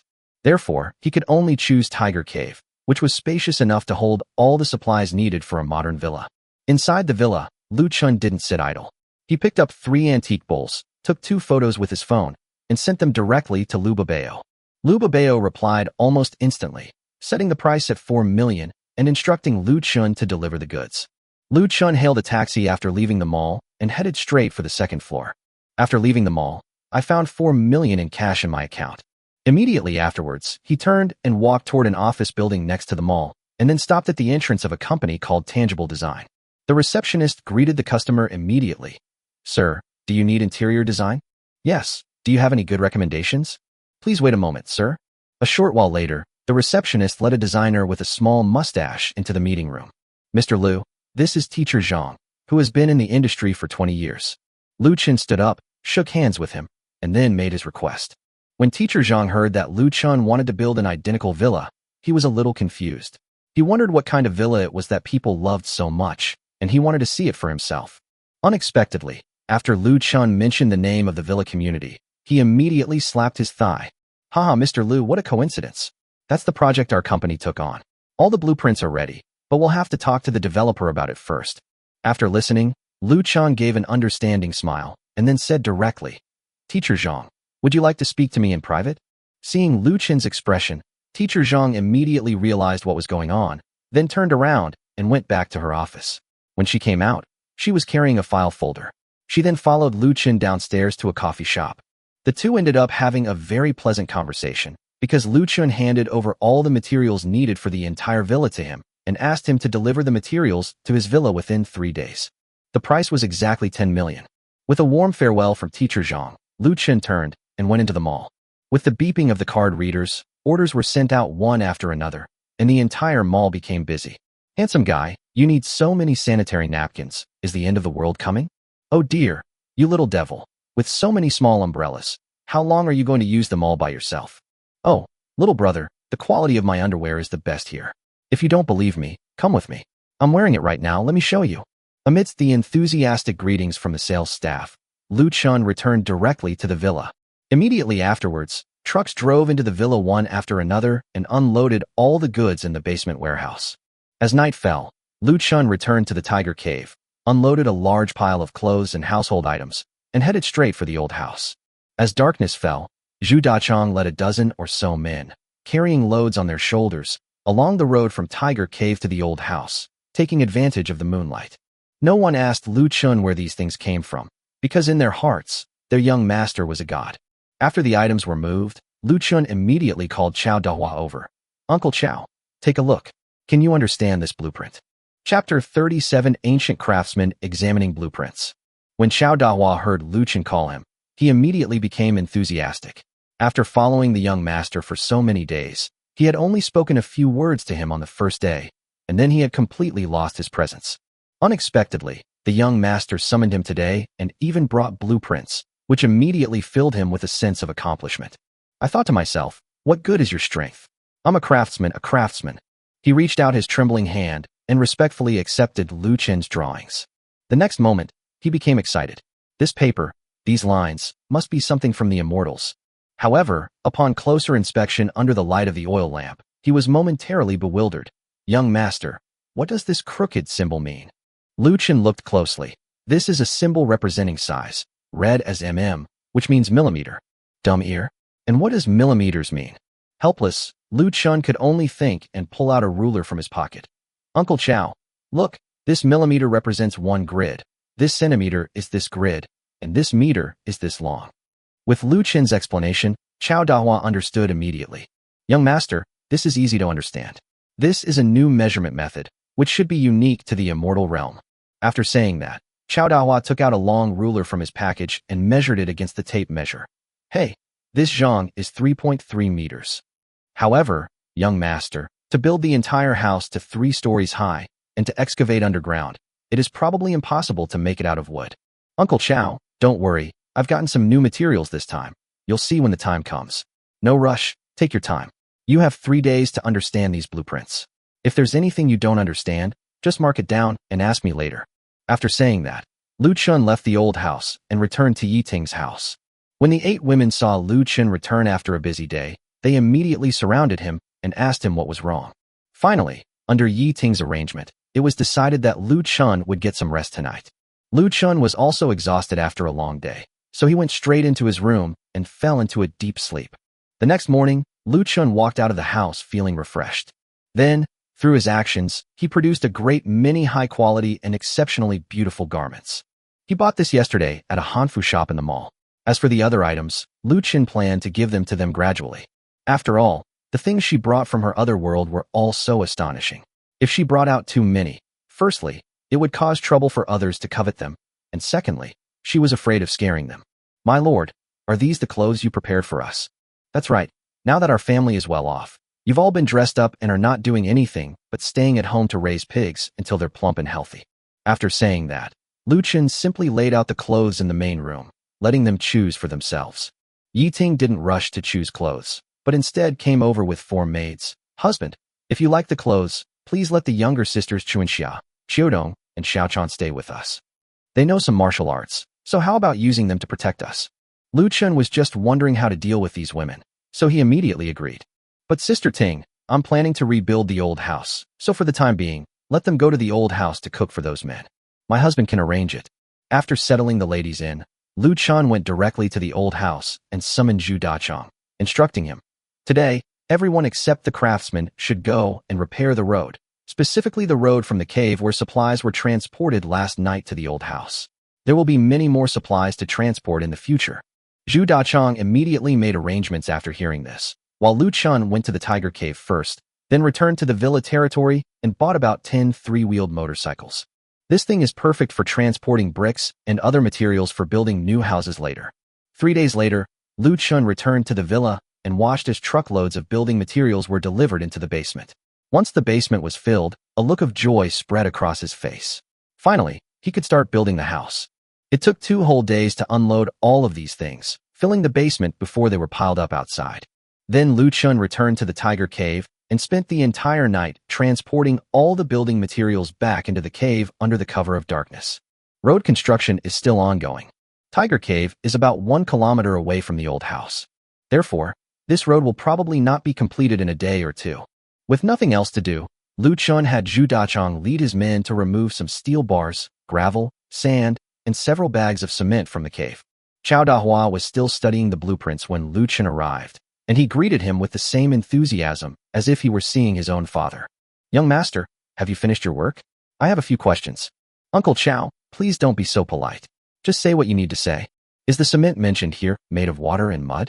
Also, why are outhouses built inside rooms? Don't they smell bad? The water is also going into the room. There's water everywhere." Faced with Chao Dahua's doubts, Lu Chen didn't have the patience to explain to him bit by bit. Instead, he directly led him out of the house and outside. Then, pointing to the materials that Zhu Dachong and the others had brought back, he said, "Uncle Chao, watch me work. In a few days, you will know how sturdy a house built like this is." Under Lu Chen's direction, the two of them immediately began mixing concrete. After mixing cement, sand, gravel, and water in a certain proportion, a pile of dark stuff appeared before Chao Dahua and his apprentices. Immediately afterwards, Lu Chen had them use the red bricks and steel bars to start building the wall. Chao Dahua and the others didn't need to teach them anything about building walls. In less than half an hour, a small room, about half a person's height, appeared in front of everyone. The roof, on the other hand, was constructed using reinforced concrete. "Young master, is such a house really as sturdy as you say?" Lu Chen looked up at the sun overhead. "You'll know in 7 days." Over the next 7 days, the road from the old house to the tiger's den was finally completed. On this day, Lu Chen led everyone directly into the tiger's den, stepping on the newly built stone path. Zhu Dachong and the others carried loads on their shoulders. "Young master, what supplies are we transporting today?" After glancing at the loads on their shoulders, Lu Chen immediately said, "Today isn't too tiring. The main thing is teaching you how to drive." "Drive?" "That's right. To be a skilled driver, you have to be an expert driver. Stop standing there, come inside with me." When the group came out again, there were 10 three-wheeled vehicles in front of them. They saw the wheels and knew they were vehicles, but this strange vehicle was the first time they had ever seen one. Chapter 38, Three-Wheeled Vehicle Starts Moving Villa. "Young master, this carriage has no animals. How can it move?" Liang Quan and the others had driven carts before, so as soon as they saw something with wheels, he climbed on, slapped the back of the tricycle, and yelled, "Giddy up!" His hands were sore from clapping, but the iron cart didn't budge. He could only ask Lu Chen a question in confusion. "Haha, this is called an iron horse. It's very strong and doesn't eat grain, it only drinks oil." Drinking oil? Everyone was stunned. What kind of family could afford to feed someone like that? Sure enough, what the young master brought out was no ordinary item. "All right, Liang Quan, get off here first. I'll demonstrate for you all how to drive." After saying that, Lu Chen climbed onto the tricycle, turned the key, and pressed the ignition key. The motorcycle engine roared, startling them so much that they took a big step back.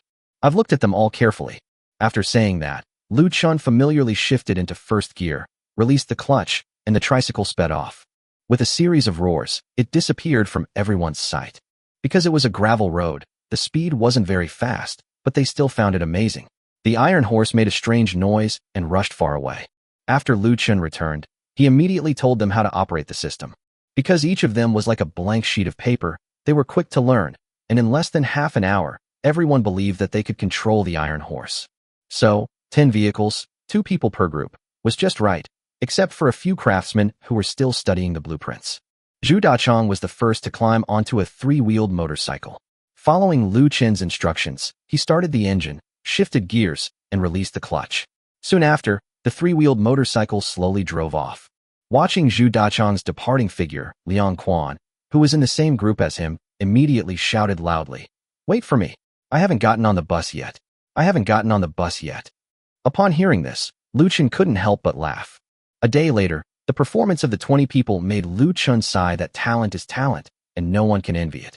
He recalled that when he was taking the test for his tricycle license, he practiced for 3 whole days under the scorching sun. I never expected them to be driving so fast in just one day. However, I can't blame myself.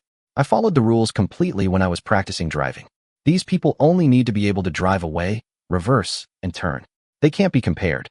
The next day, with a huge roar, various supplies were driven towards the old house. 10 motorcycles were loaded and unloaded by the riders themselves, while another 20-odd people were demolishing old houses and laying foundations. To meet the deadline, Lu Chen even mobilized Grandpa Su and used all the village's labor force. The compensation was 3 caddies of rice per person per day.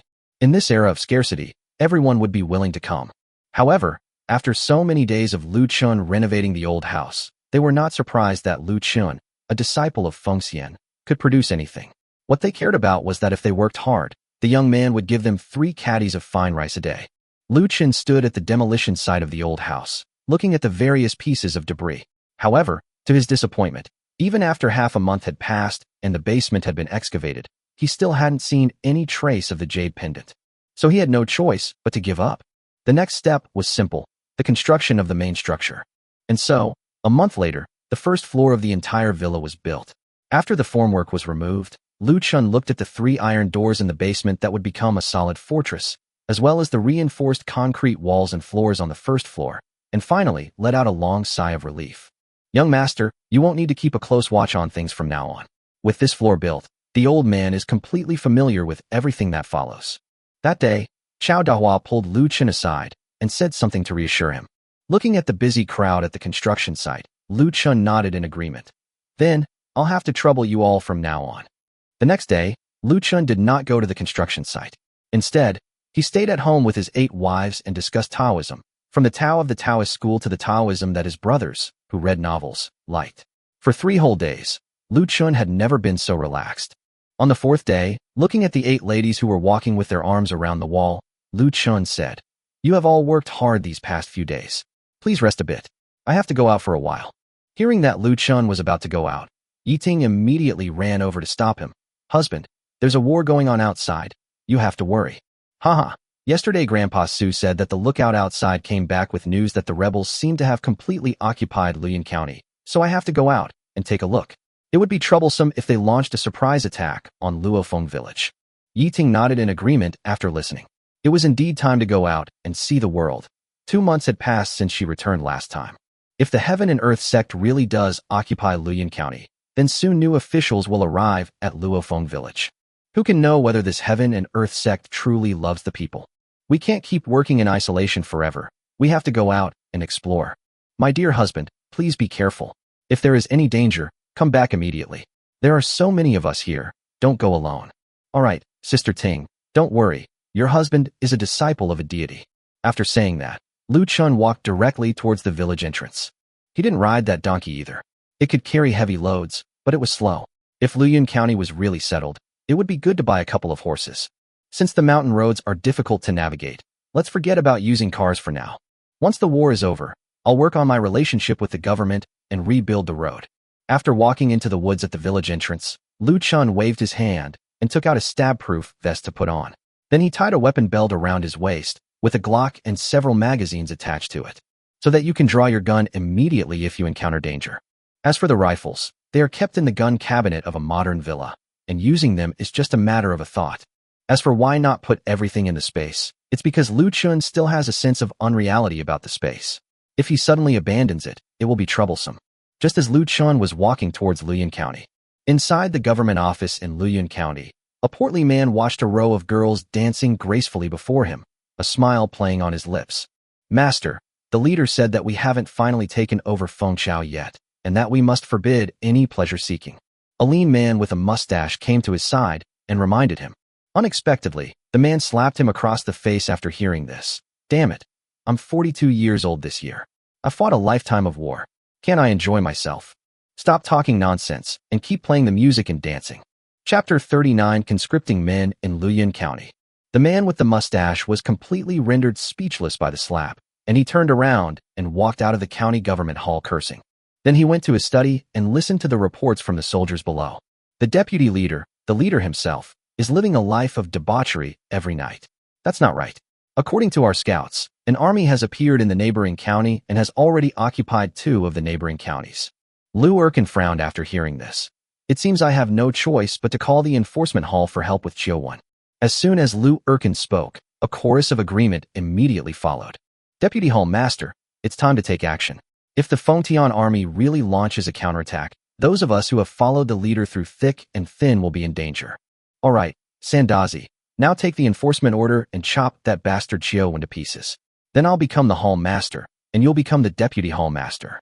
Rotten tongue, send men to search the surrounding villages again and see if you can capture some more able-bodied men. If they cut off our connection with Zhongzhou, then the entire Lu Chen County will be at the mercy of the Feng army. That's right. These people are members of the Heaven and Earth sect, which is divided into various halls. A hall is further divided into hall masters, deputy hall masters, deacons, and so on. However, after they captured Lu Chen County, the current garrison consisted of only one of their detachments, numbering about 1,000 men. The head of the hall was Chiu, who enjoyed himself in the county government office, while the deputy head was Lu Chen, who dreamed of making a name for himself.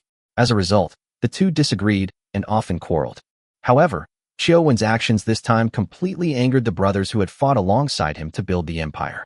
Therefore, Lu Chen thought of joining forces with the 2 deacons to kill the hall master directly using the rules of the Heaven and Earth sect and take his place.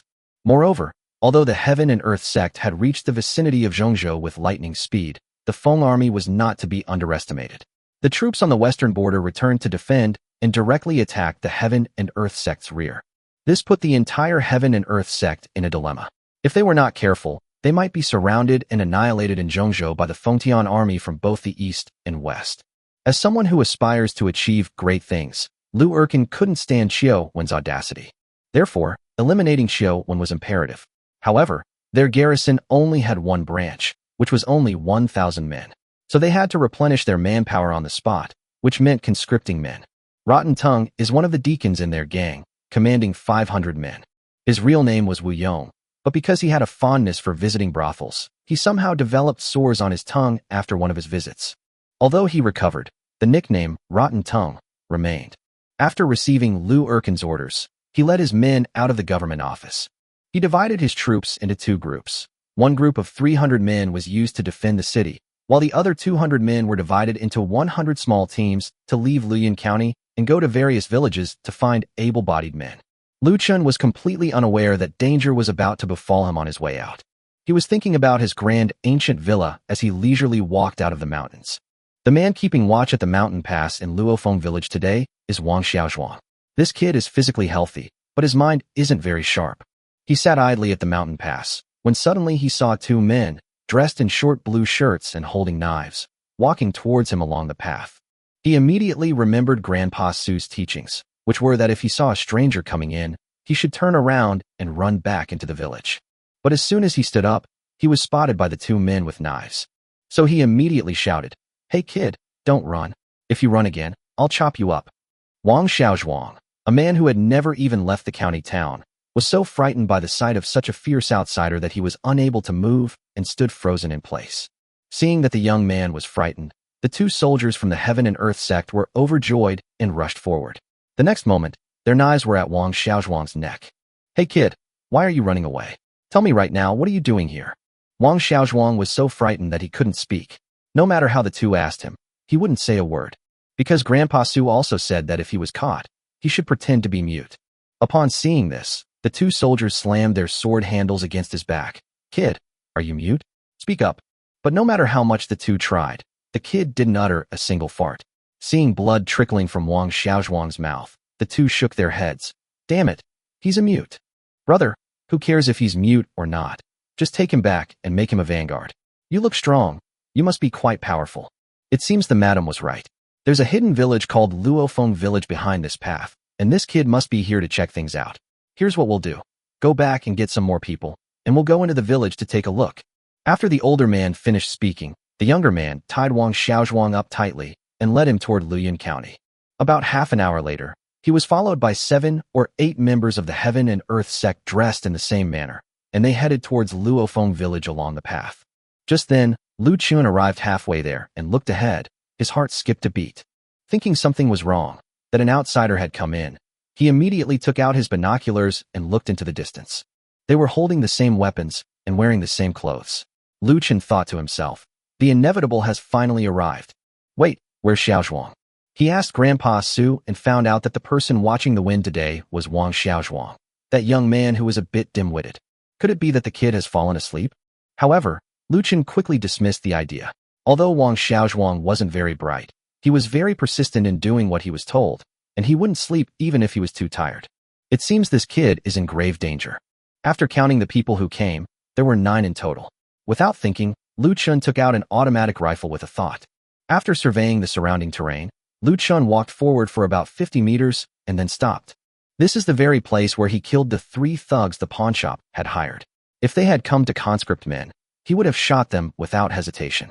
Little did Lu Chen know that while he was sitting on a rock with his rifle hanging around his neck, waiting for someone to arrive, another figure silently appeared on the mountain to Lu Chen's left. The returning believers went straight to Rotten Tongue and reported that there was a village they hadn't visited yet, which immediately piqued Rotten Tongue's interest. You know, villages like this not only have able-bodied men, but also widows, which is much more exciting than those in brothels. Without a second thought, he took 7 men and prepared to carry out his official duties. Chapter 40: The Poor Taoist Master of the Martial Arts World. However, just as he was excitedly walking along the mountain path, suddenly, a richly dressed man appeared before them, sitting on a rock with a smoking object dangling from his mouth. They seemed to be waiting for someone. The man with the rotten tongue became interested when he saw Lu Chen's outfit. So what if he was being conscripted? A young master dressed like that must be rich. And then there are the clean ladies and maids in the house. For a moment, Rotten Tongue felt that the air around him was sweet, even though they had captured the entire Luyan County. But all that was left for them were the poor people and beggars all over the streets. There was no profit to be made, let alone for the rich young man dressed so elegantly. Young man, who are you and what are you doing here? So he and 7 men blocked Lu Chen's way out, drew their swords from their waists, and pointed them at him. Lu Chen glanced at them disdainfully and then said, Who are you? What are you doing in our village? After listening, Rotten Tongue thought to himself that there was indeed a chance. It seemed there really was a large village inside. Judging from this kid's clothes, he's probably living in a secluded paradise in the mountains. Kid, listen up. This is Lord Wu Yong, the steward of the Luyan County branch of my Heaven and Earth sect. Lu Chen chuckled after hearing this. So it's you, Sir Rotten Tongue. I've heard so much about you. After hearing this, Rotten Tongue turned around and glared at the soldier, thinking to himself, it's one thing for you to be so rude at home, but you're still so disrespectful outside. However, this is not the time to reprimand the subordinates. Then he smiled and said, Young man, are there any men in your village? Your family must be very wealthy. Judging from your attire, you must have some unmarried girls in your family. Don't worry, our army will soon take over Zhongzhou. As long as you cooperate with me, after we take Zhongzhou and the leader becomes emperor, you will be credited for protecting the dragon and will enjoy endless wealth and glory in the future. After listening, Lu Chen continued to show a disdainful smile, thinking to himself that in the modern world, he had been tricked by unscrupulous bosses who made empty promises. Even after transmigrating, they were still making empty promises to him. What was the point of his transmigration? However, judging from the questions about the number of men, population, and wealth, it seems these people have indeed come to conscript men. If they're conscripting men, the war situation will probably change. Otherwise, why would they support so many people? Even if they're conscripts, they still need to eat. So he said, That rotten-tongued sir, there's no one left in our village. They've conscripted men several times and taken all the men away, leaving only me. Oh, you're the only one left. You must be really happy. With a longing look on his face, Rotten Tongue opened his mouth and said with a grin, Not bad, 8 wives. Since Lu Chen had encountered them today, he had no intention of letting them go back. This place was deserted, and even if he killed them, looted their bodies, and threw them into the stream below the cliff, their remains would be devoured by wild beasts in less than 3 days. Upon hearing Lu Chen mention that he had 8 wives, Rotten Tongue couldn't sit still any longer. What a joke. I've fought my way here with the army, and I've only been to brothels a few times. This seemingly skinny kid has 8 of them. Kid, what have you thought about what I just told you? Do you want this merit of protecting the dragon? Or do you want me to capture you and make you a conscript, and then rob your family of all their wealth and your wife? Seeing that the group had finally revealed their true colors, Lu Chen immediately raised the muzzle of his automatic rifle and pointed it at the people in front of him. However, he remained seated on the rock. Gentlemen, if things continue like this, even if you conquer the land, you probably won't be able to hold on to it. By the way, this sudden conscription seems like the Fengchao army is about to launch a counterattack. Seeing that Lu Chen had actually seen through their battle, Rotten Tongue immediately became furious. Kid, you're courting death. Men, seize him. After he finished speaking, his two subordinates walked directly towards Lu Chen. A disdainful smile appeared on Lu Chen's lips as he raised his rifle, ready to pull the trigger. However, at that moment, suddenly, a figure came down from the mountaintop and blocked Lu Chen's way. What a load of bull. The Heaven and Earth sect is a bunch of cowards who bully the weak and fear the strong. Today, I'm going to take charge of this matter. If you know what's good for you, get the hell out of here. When Lu Chen saw the figure coming down, he immediately waved his hand and put away the automatic rifle in his hand, thinking to himself, who are you? If you had been even a fraction of a second later, this bullet would have hit you. However, this courageous and righteous act deserves everyone's respect. So Lu Chen looked at the person who had come, but could only see his back and not his face. He was wearing a red Taoist robe with several patches piled on top of each other, making him look very frosty. He was thin, holding a 3-foot-long sword in his hand, and most strikingly, he carried a water ladle made from half a gourd on his back. When Rotten Tongue and the others saw a person suddenly appear, and that person was a Taoist priest, they immediately stopped in their tracks. Where did this stinking old Taoist come from? Brothers, take him down. After saying that, the 3 henchmen drew their knives and charged at the Taoist priest. However, the next moment, Lu Chen behind him suddenly showed a surprised look. The thin Taoist priest took a step to the left, then flicked his long sword, slicing through a soldier's throat with perfect precision. Seeing his men lying on the ground, Rotten Tongue panicked. All of you get him. This guy's got some skills. After he finished speaking, the remaining people rushed forward in a swarm. Looking at so many people, the Taoist priest's eyes also became more solemn. However, he wielded his sword with such precision that he managed to block all the attacks. A bunch of scoundrels, daring to lay a hand on you. Master Dao? Die! With a loud shout, he seized the opportunity and pierced another soldier's chest with his sword. However, with so many opponents, his speed gradually slowed down. More importantly, after clashing with their broadswords multiple times, his long sword showed signs of breaking. The old Taoist priest sensed something was wrong. He had intended to show off today, but he had done it in the wrong place. Young friend, you'd better leave quickly, for I'm about to unleash my ultimate move. Lu Chen smiled after hearing this and immediately stood up. Take care, Taoist master. Old Taoist, young people have no martial ethics, and they have no conscience either. But how could the Rotten Tongue let Lu Chen go? What if he went back and reported it? You want to leave? No way. He charged forward, bypassing the Taoist priest and arriving directly beside Lu Chen. Boy, prepare to die. Bang. Chapter 41. I really didn't need enough, just now. Before he could finish his rambling, he heard the kid across from him raise his hand. Moreover, there seemed to be a dark, shadowy thing inside his sleeve, and then there was a loud bang, after which he lost consciousness. The sudden noise startled everyone fighting there. However, just as the Taoist priest was stunned, a bold soldier who was not intimidated raised his long sword and slashed directly at the Taoist priest's shoulder. Upon seeing that the Taoist priest was injured, Lu Chen immediately became serious. Just kidding. He suddenly appeared and saved me from trouble. How could I let him die? He immediately picked up the Glock and fired several shots at the remaining men. Since everyone was still in shock and hadn't reacted yet, Lu Chen's shot was both fast and accurate. After several gunshots, everyone fell into a pool of blood. The Taoist priest clutched his arm, looking at Lu Chen in disbelief. There was nothing in his hand at the moment. So what was that powerful hidden weapon that had caused such a commotion? Taoist priest, are you all right? The Taoist priest shook his head somewhat embarrassedly. It's just a superficial wound on my forehead, nothing serious. I was just hungry, which is why these scoundrels took advantage of me. I'm glad you're all right, young friend. Lu Chen smiled inwardly after hearing this, thinking to himself, you're just showing off. It's obvious you're not capable enough. Seeing Lu Chen's disbelieving expression, what, young friend, you don't believe me? Believe it or not, even if 10 more of them came, they wouldn't be a match for this humble Taoist. Come, young friend, watch this. This humble Taoist priest will demonstrate for you how to pierce stone with a single sword strike. Upon hearing this, Lu Chen quickly reached out to stop him. Taoist master, I believe you, okay? Your shoulder is bleeding, let me bandage it for you quickly. As he spoke, Lu Chen picked up the rusty knife that had struck the Taoist priest. Taoist priest, look at this knife, it's rusty and clearly a tetanus weapon. Don't move, I need to disinfect it for you. After saying that, Lu Chen reached into his bag and found a bottle of iodine. Then he quickly walked to the Taoist priest's side, tore open his clothes, pried open the wound, and poured iodine on it. After washing him more than 10 times, Lu Chen finally took out gauze and other bandages from his bag and bandaged him up. Fortunately, the wound wasn't deep.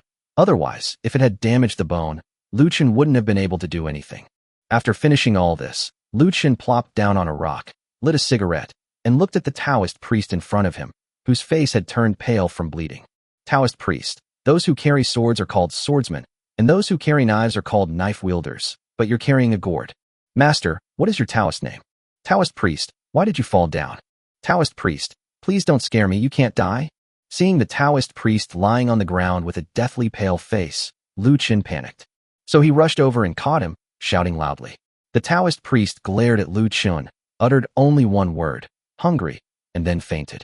Half an hour later, Lu Chen looked at the Taoist priest who had been slowly waking up after being given sugar water, and handed him a piece of bread. Taoist priest, eat something, you must be starving. The Taoist priest weakly reached out, took the bread, and without caring what it was, began to devour it. After eating 6 loaves of bread and half a bottle of glucose, the Taoist priest finally regained some color in his face. Young friend, I owe you a lot this time. Taoist priest, you haven't explained why you're carrying a gourd on your back. I'll talk about that later. Young friend, why are you here alone? The world is in chaos right now, it's not safe. Taoist priest, aren't you just a person too? Ahem, this humble Taoist has a sword that pierces. At this point, the Taoist priest quickly shut his mouth, realizing that he had forgotten that this kid's hidden weapons were extraordinary, capable of killing people invisibly and with incredible speed. How could he be an ordinary person? Master, please rest for a while and recover. Oh dear, I am so hungry, please forgive my poor appetite.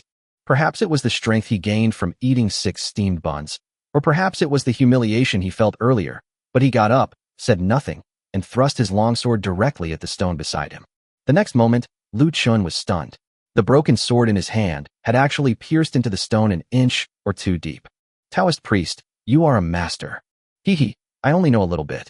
Seeing Lu Chen's surprised look, the Taoist priest seemed to regain his confidence. I come from Ziyun Mountain, which is thousands of miles away. My Taoist name is Tianji, and my secular name is Zhonglang. May I ask your honorable name, young friend? Frog. Cockroach. Lu Chen almost burst out laughing after hearing this. Taoist Tianji, my name is Lu Chen. My name is Tianji, not Tianji. Okay, I understand. Master Tianji, you've come from afar, why are you here? To be honest, young friend Lu, I came here specifically to check out this auspicious place, but I never expected to run into this group of people. Half an hour later, Lu Chen understood. This guy is a poor and destitute Taoist priest. He is 32 years old this year, which is considered an old bachelor in this world. Ziyun Mountain is in Yunzhou. This guy is the abbot of Ziyun Temple on Ziyun Mountain in Yunzhou. According to Tianji, he is the only person in the entire Ziyun Temple, so he had the idea of traveling around. So, with only a few coins to spare, they headed towards the center and by chance arrived at Luofeng village. The claim that this place is a geomantically auspicious location is just his fabrication. He has never even been inside Luofeng village. The reason he came in was because he was so hungry. He saw that the city was conscripting men, but he didn't dare to go into the city. Although he was very strong, he could only deal with 10 or 8 men. If he encountered a large number of soldiers, he would only be conscripted. Upon seeing this path leading to Luofeng village, he conceived the idea of venturing into the mountains to find food. Unexpectedly, upon entering, he encountered a group of so-called members of the Heaven and Earth sect bullying Lu Chen, which is why he couldn't stand it and stepped in to help. After hearing Tianji's words, Lu Chen immediately had an idea. Such a master should not be allowed to escape, since he was in need of manpower. You're poor and can't get enough to eat, but I have money and food. However, it's definitely impossible for me to take you in as a servant. Since that's the case, then let's call each other brothers, which will also be a way of binding us firmly together. Moreover, although this Taoist priest may seem unorthodox, he has a heart that is willing to stand up for what is right and to do what is right. Such a person is worth associating with. Master Tianji, Although you are a few years older than me, we are still roughly the same age. How about we address each other as brothers? The world is in chaos right now, and everyone is starving. You might as well come back with me, eat and drink your fill, and then think about your travels. Chapter 42 Daoist Tianji becomes brothers. Upon hearing this, Tianji was overjoyed, knowing how difficult his journey had been. Ziyun Temple never had any incense offerings. The money he had was from peaceful times, from making some pills for injuries and bruises, and swindling money from passing merchants. However, after trying to coax them for a long time, it became ineffective, so they became increasingly difficult to coax. In the end, they were forced to leave the Taoist temple and go down the mountain to find a way to make a living. He originally thought that with his superior martial arts skills, he might have a chance to show off his abilities in Zhongzhou. Unexpectedly, halfway there, they encountered the uprising of the Heaven and Earth sect, and like the other refugees, they headed straight for the Central Plains. Along the way, he almost became a bandit. So he traveled to Qingzhou, but seeing no future there, he was surprised to find that Lu Chen, dressed in fine clothes and clearly wealthy, wanted to be his brother. He even invited me to his home. How could I refuse such a good offer? Hey bro, won't this be too much trouble for you? No trouble at all. With an expert like you as my older brother, my safety is guaranteed, isn't it? When it came to strength, Tianji immediately became interested. Hey, brother, don't be so sure. The other brothers aren't good enough, but as long as I'm by your side, no one will dare to touch you. That's it. Let's go, deal with these bodies, then go to the city to find out what's going on, and then head back to the mountains, shall we? Excellent, excellent. Seeing that Tianji was on the right track, Lu Chen immediately began to loot the corpses. After he finished, Lu Chen pushed all the corpses into the stream below the cliff before handing over the 4 or 5 taels of silver he had just collected to Tianji. Brother Tianji, you can take these. Watching Lu Chen's actions, Tianji couldn't help but nod in approval. Murder and looting corpses were the fastest ways to make money. Why didn't I encounter such thieves when I was fleeing and wandering around? Otherwise, I wouldn't be starving like this. Brother, you can keep these things. You're the one who killed him. Oh dear, you were involved too? Didn't you kill a few as well? Tianji smiled on the surface after hearing this, but in his heart, he thought that killing someone was a serious crime, especially killing someone from the Heaven and Earth sect. Now that he had taken the money, he was tied to this kid. It seems this kid isn't a good person either. He probably also received the true teachings of Taoism. It's better for me to die than for you to die. If you're going to die, you'll die with me. So he could only reluctantly accept the silver. Brother, is this body really cleanly disposed of like this? What if someone discovers it? Don't worry, within 3 days, those wolves and the like will have eaten them all up. Ah, brother, you are exactly what I wanted to be. You are truly a hero of your time. After hearing this, Lu Chen couldn't help but roll his eyes at him. What kind of bullshit hero is he? He's just ruthless. Let's go. Let's go into Luyun County. Brother, the county is conscripting men. Lu Chen smiled after hearing this. Conscripting men? Those who are conscripted also need to eat, don't they? Tianji is quite skilled in combat and has firearms at his disposal. However, to fully protect the safety of Luofeng village, force alone is not enough to solve the problem at present. He also needs to seek help from others. Therefore, he came up with a plan to find the leader of the Heaven and Earth sect and use both kindness and force to ensure the safety of Luofeng village. In any case, the Heaven and Earth sect has now occupied Luyun County, so for safety's sake, we must go to this county town. It's true that I have a gun, but I can't expose myself in such a small county town. Who knows how much trouble that will cause later. In the worst-case scenario, the Heaven and Earth sect would be destroyed by the Feng dynasty. At that time, even if the officials of Luyun County knew that they had once given grain to the Heaven and Earth sect, they, as ordinary citizens, would not be held responsible. He believes that in this world, as long as he gives enough benefits, even fans will turn against him. Of course, there is another very important thing, and that is Wang Xiaozhuang. That guy has definitely been arrested, and I have to go and get him out. Otherwise, who will take care of the remaining 2 widows? Don't worry. The reason I went to the city this time is to talk to the leader of the Heaven and Earth cult about how one of our brothers in the village was arrested and ask him to release him. After hearing this, Tianji immediately gave Lu Chen a thumbs up. Brother, you're a true friend. How bad can it be? With your skills, brother, what can they do to us? Haha, brother, you're a smart guy. And what about your amazing hidden weapon skills? The two exchanged a smile and then swaggered toward Luyun County. The two swaggered into Luyun County, only to find the entire county desolate, with not a single pedestrian in sight, let alone any shops. The 2 men, one dressed in finery and the other in a tattered Taoist robe carrying a gourd, immediately attracted the attention of the heaven and earth sect followers wandering the streets. Immediately, two men carrying knives approached. "Where are you two from?" "Hee, I come from Ziyun Temple to find your hall master. I have important matters to discuss." Before Lu Chen could speak, Tianji stepped forward and addressed the two of them. The two were taken aback, wondering what kind of place Ziyun Temple was. However, seeing the man's otherworldly and dignified appearance, they didn't dare to make things difficult for him.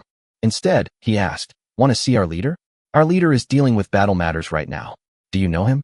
Lu Chen frowned slightly after hearing this. Handling the war? Based on what they had seen before, the people in the county government office had already disappeared without a trace before they arrived, so there was no talk of a war. Could it be that the Fengtian army has really launched a counterattack? Otherwise, this person wouldn't have said such a thing. So he quickly stepped forward and handed over a few taels of silver. "Gentlemen, to be honest, we came to the county town to pay our respects because we wanted to take advantage of the deputy hall master's charisma. We would be grateful if you could do us a favor." Seeing that Lu Chen was dressed in fine clothes and that the Taoist priest beside him seemed to be a highly accomplished person who was also very generous, the two believers thought he was a young master from a wealthy family and had come to curry favor with the sect leader. So he immediately changed his attitude. "Young master, the head of the hall is in the county government office. Please allow us to report this." After saying that, he gave a wink to the person next to him, who then ran into the county government office. Seeing that this man was easy to talk to, Lu Chen immediately asked, "Sir, I heard that you are conscripting men?" "Hey young master, don't be afraid. How could a wealthy family like yours be conscripted into the army? Staying in Luoyang County would be a blessing for Luoyang County and for us soldiers. Forcing men into labor was something only poor families could do." Lu Chen nodded after listening. Sure enough, money is useful no matter where you are. With the general saying that, I am relieved. Just as he was talking to this man, the man from before returned. "Young master, my master invites you." Chapter 43 Chio 1, the Hall Master of Luoyang County. After hearing this, Lu Chen and Tianji exchanged a glance and followed the person inside. On the way, the two men looked around at the county government office. The guards inside were quite impressive, numbering around 100. The further they went in, the clearer the sounds became. At this moment, the two of them could hear melodious singing and the tinkling of string and wind instruments. The man led them to the entrance of the hall and said, "The hall master is waiting for you two inside. Please come in." The two pushed open the door and entered upon hearing the sound. The next moment, Lu Chen cursed inwardly, "Bastard." In the scene depicting God's handling of the war, about a dozen burly women dressed in revealing clothing are dancing gracefully in the hall, while on the main seat, a portly man is drinking wine with two young women on his arms. They're practically just missing a live performance. For a moment, Lu Chen lost all confidence in this so-called heaven and earth sect. They hadn't even succeeded yet, and had only occupied a small county town. They were already indulging in pleasure. It would be strange if such an organization could achieve anything great. With a thought, he retrieved the glass ornament from his bag into his spatial storage, then took out a glass bead, fiddled with it in his bag, and placed it into an exquisite box. When Xiaowen saw the two enter, he immediately waved to the women who were dancing. The music stopped and the crowd dispersed. He was in a bad mood at the moment. Just a short while ago, his deputy hall master had ordered a deacon to assassinate him, carrying what was supposedly a heaven and earth sect law enforcement token. What a joke. The leader is fighting a war in Zhongzhou. Who cares if I'm indulging in pleasure?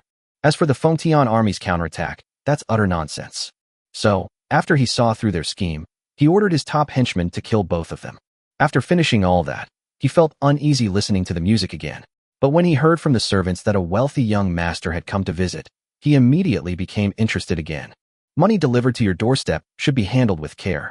So it is you two who wish to pay homage to this hall master? Xiaowen glanced at the two men and immediately understood. The one dressed in fine clothes was the young master who was powerless, and the Taoist priest beside him was his bodyguard. Moreover, the Taoist priest was clearly a genuine Taoist, possessing skill in martial arts. If a young man can afford to hire a Taoist priest as his personal bodyguard, then he must be quite wealthy. Upon hearing this, Lu Chen immediately cupped his hands in greeting and said, "This humble citizen, Lu Chen, pays his respects to the hall master." Tianji cupped his hands in greeting to Qiuwen. Qiuwen wasn't angry about this. They weren't afraid of rich young masters, but they were afraid of these lone Taoist priests. If you messed with someone like that, you wouldn't be able to sleep well.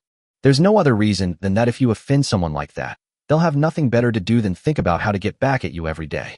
Moreover, these Taoist priests are generally martial artists, and their martial arts skills are not weak. If you provoke them, the consequences will be unimaginable. Young Master Lu, what brings you here to see me today? Upon seeing this, Lu Chen immediately stepped forward, took out the small box from his bag, and handed it over. I heard that the Hall Master Xinjun has occupied Luoyuan County and become the magistrate of Luoyuan County. As a Luoyuan native, I should at least come to pay my respects. Qiu Wen frowned as he looked at the small box in Lu Chen's hand. However, the moment Lu Chen opened the box, Qiu Wen's eyes widened in shock, for inside was a glass bead. These aren't ordinary transparent glass beads, but beads that shimmer with iridescent colors. These things are priceless. Looking at Qiu Wen's expression, Lu Chen immediately felt that he had picked the right thing. It seemed that this world had an amazing attraction to glass. Moreover, this bead of mine is no ordinary bead. It contains several colors, and even in the modern world, it would be worth $2. Qiu Wen warmly accepted the beads from Lu Chen. Oh, young Master Lu, you are too kind. Such a valuable gift makes me feel unworthy. May I ask where young Master Lu lives? In response to your question, Master, we are currently residing in Luofeng village. However, since your sect is planning to seize power, we have moved our entire family back to the village to avoid causing trouble for your sect. Qiu Wen nodded after listening, thinking to himself that this kid was not only generous, but also knew how to talk. If they're fawning over him like this, they must want something from him. He didn't believe any of that nonsense about him being the local official who had come to visit. It should be noted that at this moment, it is still uncertain whether the Heaven and Earth sect can win, let alone become the ruler of a county. Therefore, according to his mindset, he would leave immediately at the slightest sign of trouble. Before the Fengtian army's counterattack arrives, we should enjoy ourselves and make as much money as possible. As for fighting the Fengtian army, what a joke. He knew the capabilities of his own men perfectly well. The reason why the Heaven and Earth sect was able to fight all the way to the Central Plains was simply because, under the leadership of its leader, it won several battles in the coastal areas, which frightened the officials under Feng Chao, who had just emerged from the flames of war, so that they dared not resist. Living in the mountains is indeed safer. I wonder if young Master Lu has come here for some business? My lord, you are indeed discerning. I do have a request. I have heard that in Luoyuan County, they are conscripting men to prepare for a major battle with the Feng army. But as you know, my lord, the entire Luofeng village is populated by the old, weak, sick, and disabled in my family. If they are conscripted, it would be a waste of your food. Therefore, I humbly request that you, sir, not let the people of Luofeng village cause you any trouble. When Qiu Wen heard this, he thought it was something serious. He originally thought this kid wanted to buy an official position or something, but it was just a matter of conscripting men. I never wanted to fight. If a war breaks out, I'll just run away and tell them that it's just a small village like Luofeng village, so it's better not to go there. Young Master Lu is joking. How can a gentry like you, who supports my Heaven and Earth sect, be like those lowly commoners? Rest assured, this trend of recruiting able-bodied men will not reach Luofeng village. Upon hearing this, Lu Chen immediately stood up. Thank you, sir. With your deep love for the people, you are sure to achieve great things. But sir, I have a younger brother who was playing outside the village the other day and was caught by your men. If you want me to take him back, please do. His mother has been crying at home all day and is almost blind. Such a mess. Those people down below must be blind to talent.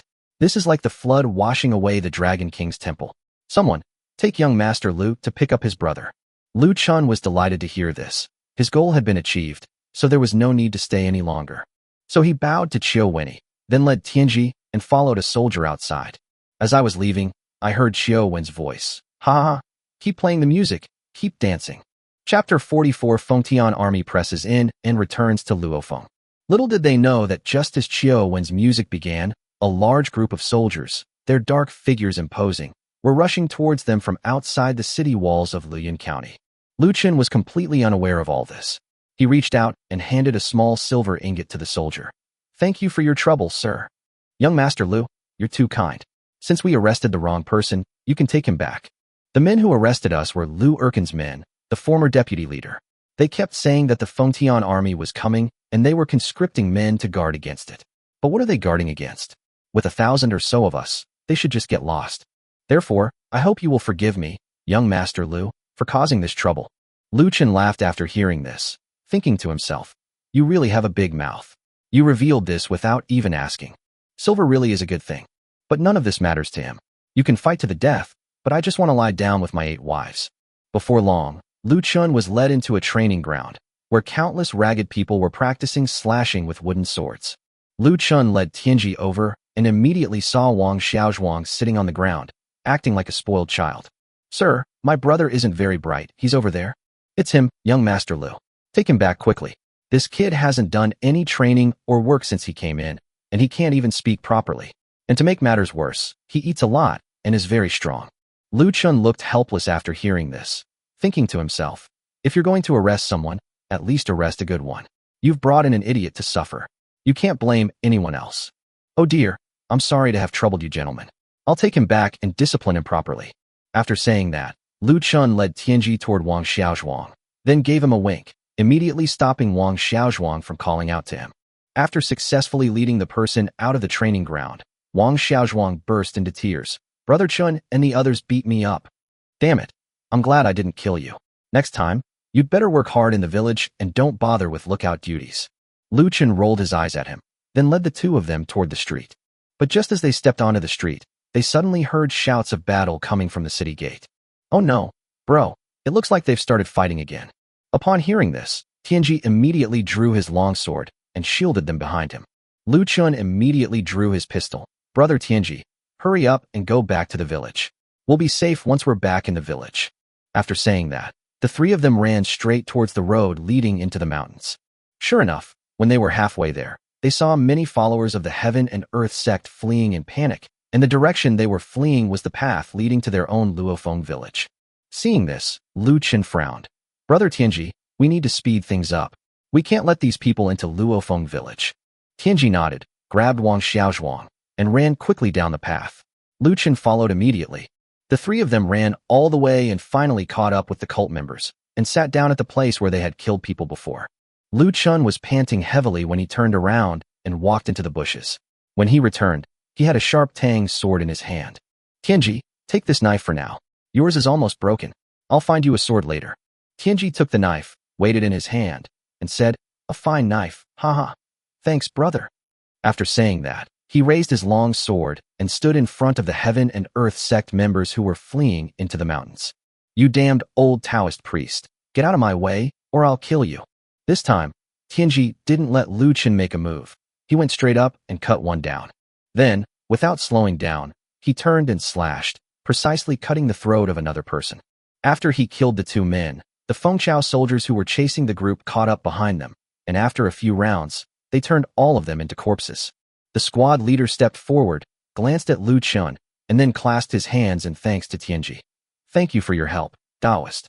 This place is dangerous. Please go back quickly." Lu Chen didn't say anything after listening, but instead headed into the mountains with Tianji. After killing the people, those people didn't stop there. They turned around and chased after the others. "Tianji, I didn't expect you to actually have some skill. Those two moves you just made me really want to try them out.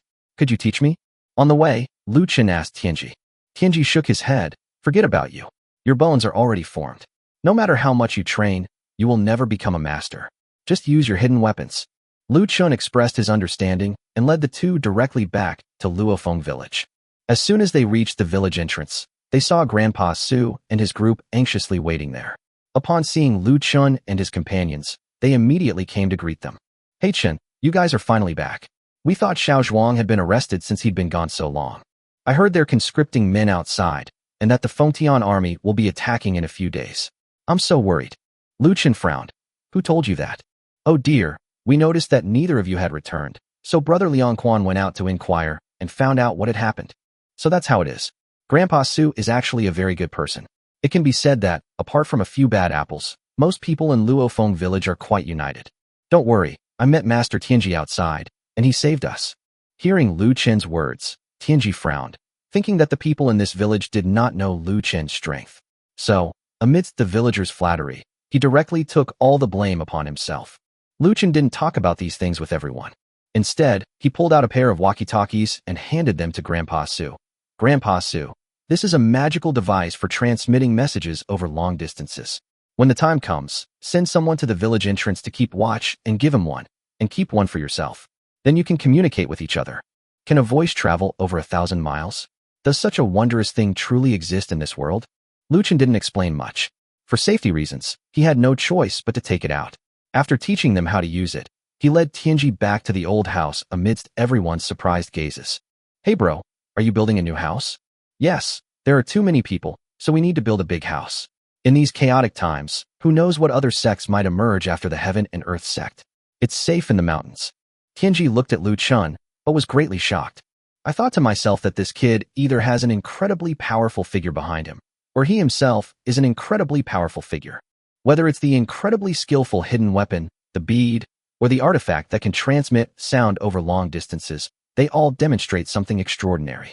Moreover, this place is so auspicious that anyone who sees it would want to claim it for themselves. So the way he looked at Lu Chen gradually became somewhat fanatical. Chapter 45. Tianji has no temper. Hey, you old rascal, why are you looking at me like that? Do you have homosexual tendencies? Looking into Tianji's eyes, Lu Chen felt a chill run down his spine. This was human greed. Lu Chen could feel it completely. The old Taoist priest in front of him seemed to have gone mad, and it was as if he could attack him at any moment. So he yelled and quickly pulled out his Glock and held it in his hand. After being shouted at by Lu Chen, Tianji gradually regained his composure. You're the one with homosexual tendencies? Damn it, you're amazing. You're so amazing that you've even given this humble Taoist a demonic aura. Luckily, you called me a stinking old Taoist just now. Otherwise, it would be either you or me dead today. However, I'll most likely be the one to die. To be honest, I'm afraid of the hidden weapons you have. Lu Chen smiled after hearing this, thinking to himself that greed is human nature, and even if you are a Taoist master, you are no exception. However, whether or not one can subdue them depends on one's own abilities. At this moment, Zhao Dezhu suddenly appeared out of nowhere and flashed to Tianji's side. He didn't look like a man in his 50s at all. Fellow Taoist, ha. I didn't expect young Master Lu to actually bring back a fellow Taoist.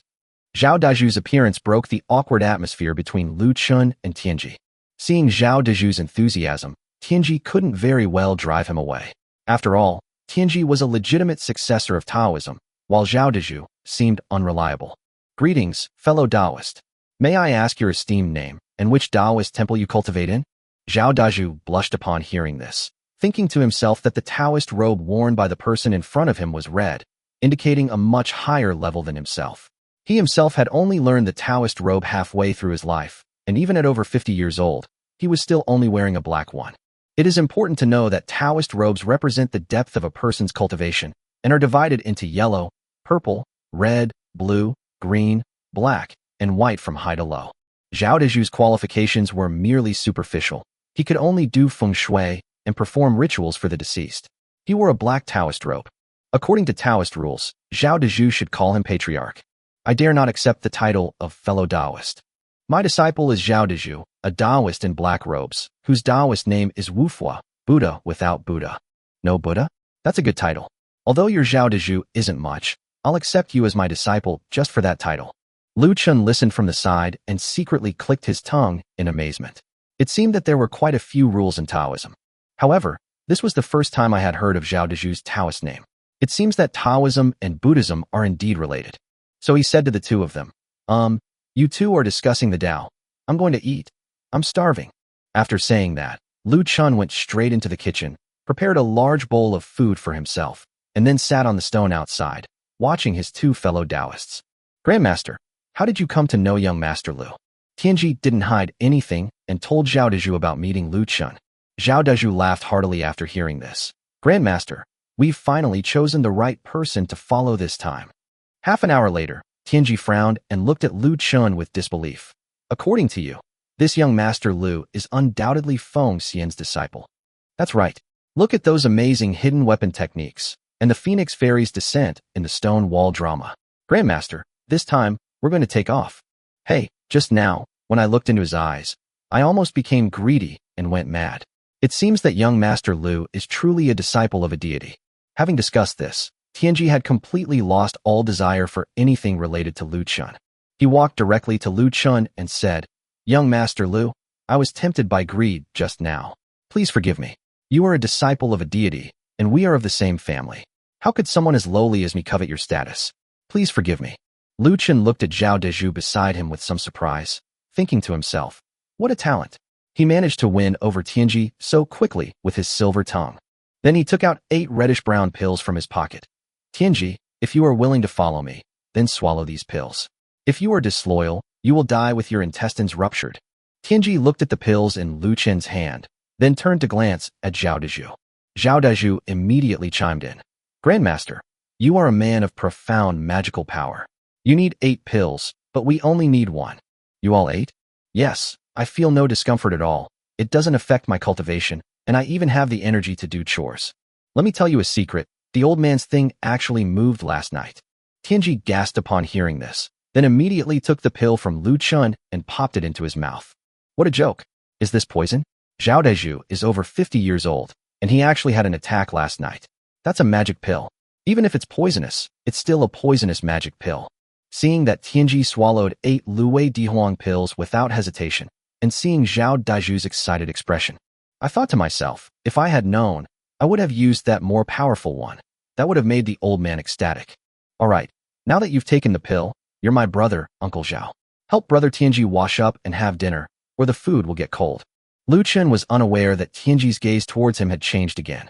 If before it was greed and covetousness, now all that's left is admiration.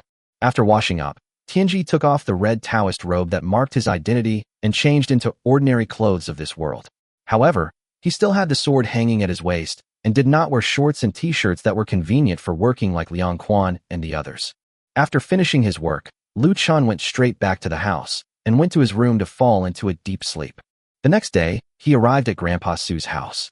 At this moment, Grandpa Su carefully tucked the walkie-talkie into his arms like he was holding his grandson, revealing the antenna, and pressed the button from time to time to shout, "Hey boss, is there any situation?"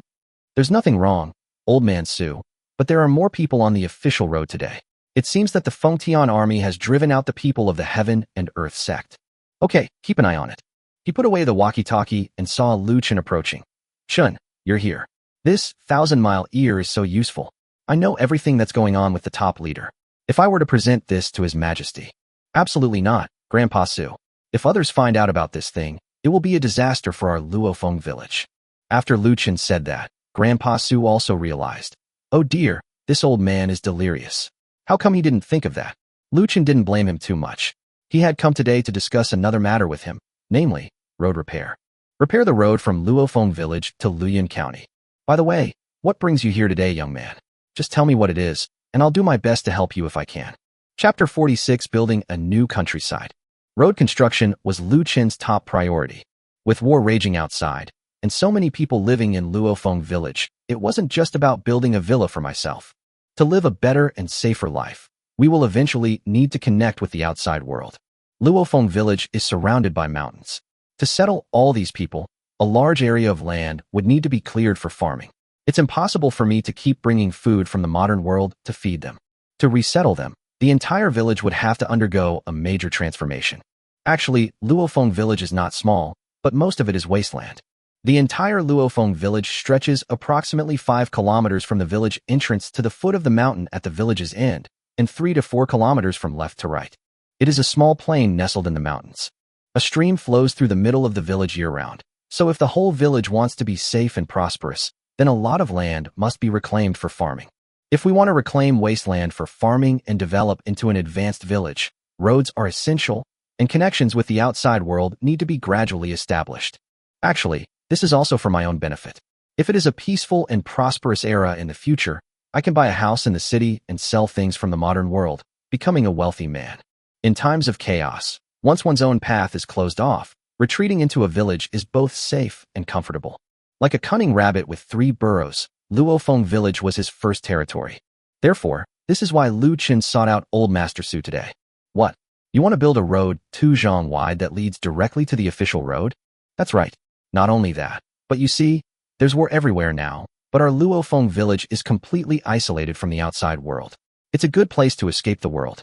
So, I want to reclaim all the wasteland in the village and connect it with roads. Then production and life will be more convenient. In a few years, our Luofeng village will be rolling in money. All the wasteland was reclaimed and connected by roads. After hearing Lu Chen's words, Old Master Su immediately thought of the iron horses he had created that day. Indeed, with the addition of iron horses and roads, transportation would be much more convenient. If transportation is convenient, other tasks can be done with half the effort. However, there is a problem. Luofeng village has an insufficient population, So how can it cultivate so much land? Young man, your idea is good, but have you thought about it?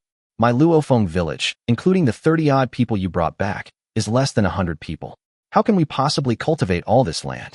Grandpa Su, don't worry, I have plenty of ways. Getting people is easy. There are many refugees outside right now. We can recruit people from outside to come and clear the land, and at the same time, help protect the area. Su Lijin wasn't stupid, but a sense of desolation flashed through his mind. It seemed that from now on, Luofeng village would belong to Lu Chen. In fact, Lu Chen had never thought that way. He just wanted to live a carefree life in this world with his 8 wives. They have no worries about food, clothing, shelter, or transportation. They can obtain large quantities of these things in the modern world. Of course, it would be best if they could be self-sufficient here. But the only thing that worried him was the issue of safety. For safety, we need people. My own mansion will probably be completed in another 2 or 3 months. Once you have territory, the next steps are defense and development. Therefore, road construction became an urgent matter. Luofeng village is quite far from Luoyang County, with mountains and rivers. According to Tianji and Zhao Daiju, it is a place with excellent feng shui, so infrastructure development is a must. Alright, since you've made up your mind, go ahead and do it. I'll get all 100 people in our village mobilized for you. Then I'll have to trouble Grandpa Su. After saying that, Lu Chen returned to the construction site of the new house.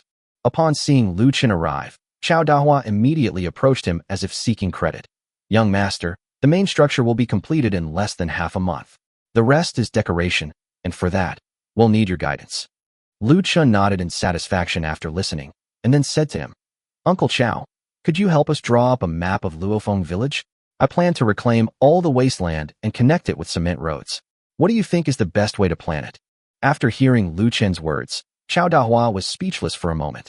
What is the young master planning to do? Could it be that he intends to build his own city? It should be noted that although Luofeng village is isolated from the world, it is not small and could easily be developed into a small town. Young master, how much silver will this cost? Uncle Chao, you don't need to worry about these things, and you don't need to be frugal. Just give me the plan. All right, young master, with your words, I will proceed with my work without hesitation. After saying that, he took the pencil that Lu Chen had given him off his ear and went straight into the house. After giving instructions to Chao Dahua, Lu Chen immediately summoned Liang Quan, who was in the middle of the transportation. Young master, I won't beat around the bush. I'll speak frankly. I need you to find someone to go out and find me another 100 loyal men. I'll need them a lot. Upon hearing 100, Liang Quan frowned. Young master, there are too few men at the moment. They have either died on the battlefield or have been conscripted and are on their way to their deaths. Indeed, in a small place like Luoyang County, there are very few men, but I couldn't wait. Taking advantage of the war, I did some things. For example, if you build a large village and form a defense force, in times of peace and prosperity, the moment you show any sign of doing so, the government will probably come knocking on your door. Thinking of this, Lu Chen looked up at the construction site and saw those burly women. They worked just as hard as the men, which was a result of the harsh realities of life. That's right, women. Liang Quan, what do you think about hiring some widows to work? Liang Quan's eyes lit up after hearing this. After a moment's thought, he said, Young master, it's feasible. Haha, okay, here's how it works. Take people out to find someone, men first. If you really can't find anyone, then look for women over there, but they must be honest, loyal, open-minded, and healthy. Liang Quan asked, puzzled. Young master, what do you mean by open-minded? Well, I'm used to saying this, so you can go and find it yourself. The condition is that before the people who come to Luofeng village settle down, clear the land, plant crops, and build houses, I will cover all their food. After that, each household will be allocated land according to the number of people and will cultivate it themselves. Apart from the government's poll tax, I will only charge 10% rent. Liang Quan stared wide-eyed in disbelief at the rent of 1/10 of the original amount. Was his young master about to become a bodhisattva? In fact, Lu Chen could have refused to accept any of them, but considering the difficulty of managing them, he still needed to give them some constraints. After hearing this, Liang Quan immediately took a few people, each carrying a walkie-talkie, and headed towards Luoyang County under Tianji's escort.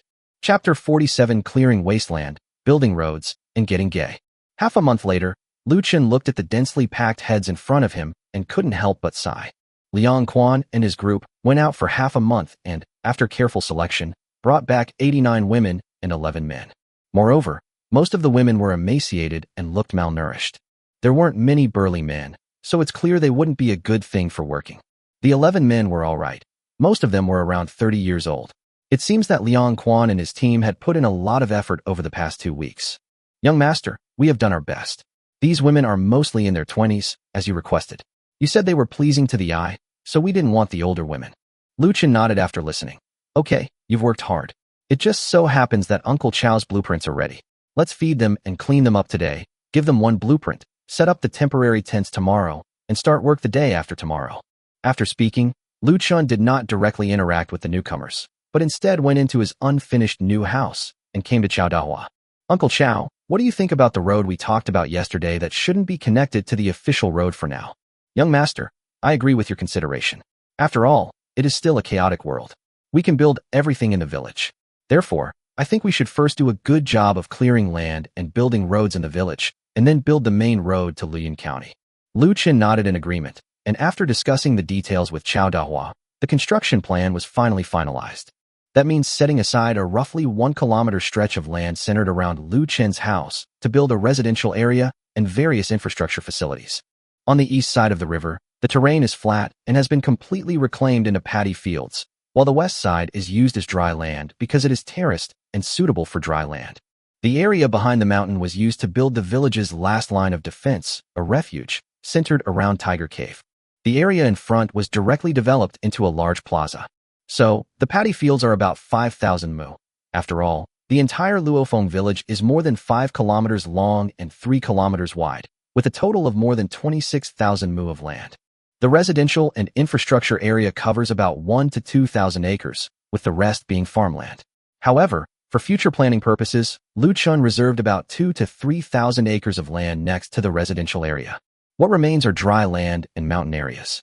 Looking at the planning map of Luofeng village in his hand, Lu Chen had a feeling that he didn't realize before that this was not a village, but a small town. Moreover, it is a place blessed with exceptional feng shui. After finalizing the plan, Lu Chen went directly into the Tiger Cave, then returned to the villa area and began contacting building material suppliers. He spent over 2 million yuan to purchase enough cement, steel bars, various sand and gravel, and other building materials needed for the road. 3 days later, the women and men who had just finished eating all sprang into action, carrying various tools to clear land, build roads, and dig foundations. Everything proceeded according to plan. Seeing the busy crowd, Lu Chen's 8 wives couldn't stay idle and joined the cooking team. Lu Chen didn't give them a fancy meal, just ordinary rice and a big pot of vegetables, but even that was enough to make the whole Luofeng village excited. You have to understand, just a few days ago they were struggling to get enough to eat, and suddenly they were able to eat their fill while they were working, and it was even made with refined rice, and the dishes not only contained meat, but were also full of salt. What amazed them most was that their young master was actually a disciple of Feng Xian, and in this era, he was still able to procure so many resources. Lu Chen was very careful. Only Liang Quan and his men, who were in charge of transportation, knew what was inside the tiger's den. Everyone else was completely unaware. Although Liang Quan and his group were puzzled, they didn't press for answers. For them, as long as they followed the right person, nothing else mattered. Moreover, no one dared to anger Lu Chen and invite disaster upon themselves. They all understood that their young master seemed easy to talk to, but once he lost his temper, the consequences would be unbearable for anyone. Lu Chen led Tianji, the two of them smoking cigarettes, as they walked through the fields. Tianji has a strong learning ability. In less than a month, she has mastered smoking, drinking, and talking about widows. From initially coveting Lu Chen to now being unable to live without him, it has only been less than a month. I said, "Kid, you've made such a commotion. Aren't you afraid the authorities will find out? Once they quell the rebellion outside and restore order, this place will be as impregnable as an iron barrel." Tianji exhaled a smoke ring and nodded in agreement. "Indeed, you always manage to be one step ahead in everything you do. Your key word is speed." "Hee, there's only one thing about me that's slow." Tianji was stunned after hearing this. "Stop bragging. I heard it the other day. You went into your wife's room and came out in less than the time it takes to drink a cup of tea. You bastard. You were eavesdropping on me from behind the wall." "I didn't mean it. I didn't mean it." "Go ahead." Chao Dahua is very worried. He honestly can't get that putty powder on. Helpless, Lu Chen could only take Tianji back. Seeing the mess inside the room, Lu Chen could only pick up the tools and let Chao Dahua take his time, based on his modern knowledge. It took 3 whole months to decorate this house before it was finally completed. 3 months later, Lu Chen looked at the large villa in front of him and couldn't be happier. There are 3 secret rooms in the basement, which Lu Chen uses to store things. There is also a large basement with ventilation openings, which Lu Chen has a great use for. The ground floor has a huge living room, a dining room, a kitchen, and 3 bedrooms. The second floor is the highlight, with 9 rooms distributed perfectly so that none of them interfere with each other, and a study in the very center. The third floor has a tea room, a living room, and a terrace, which is Lu Chen's place to relax. Each room is equipped with a private bathroom and a walk-in closet for your convenience. Upon seeing the completion of the entire house, he led his 8 wives inside and assigned them rooms.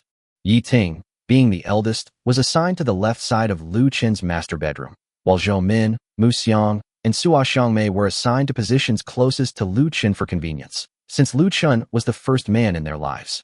Tianji was temporarily assigned to the first floor. The 4 maids, Chuanxia, Xiaodong, and Zhu Xiaochun, shared a room, and their main job was to take care of the entire family's food, clothing, housing, and transportation. Tianji had no complaints about the first floor. In his mind, nothing Lu Chen created was bad. He had never been inside a house before, so when Lu Chen led him into the room, everything was so new and exciting. He immediately saw a scene that he found unbelievable. "Kid, what are you doing making a well in my room?" Chapter 48. The villa is completed, and the women are overjoyed. Lu Chen looked helpless after hearing this. "This is tap water drawn from Tiger Cave waterfall. Why don't you try it?" Tianji turned his head in confusion, then went out into the living room and brought back a water ladle. "This well opening is too small. It's hard to scoop water." After saying that, he still looked at Lu Chen with a puzzled expression. Lu Chen chuckled and then unhurriedly took off his pants in front of him. They released a stream directly into the well. "I'll go to hell. You peed in my well." Seeing this, Tianji almost drew his long sword from his waist, which startled Lu Chen. He thought to himself that this guy wasn't very bright, and it was better not to tease him. This is a latrine, not a well." "Latrine?" Tianji looked at Lu Chen with extreme confusion and disbelief. "Sigh, I told you to listen and look more, but you wouldn't listen.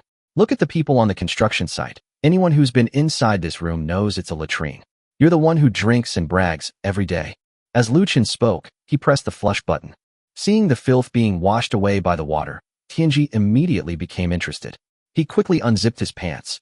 "Come on, let me try it on." Lu Chen rolled her eyes at him, then looked him up and down.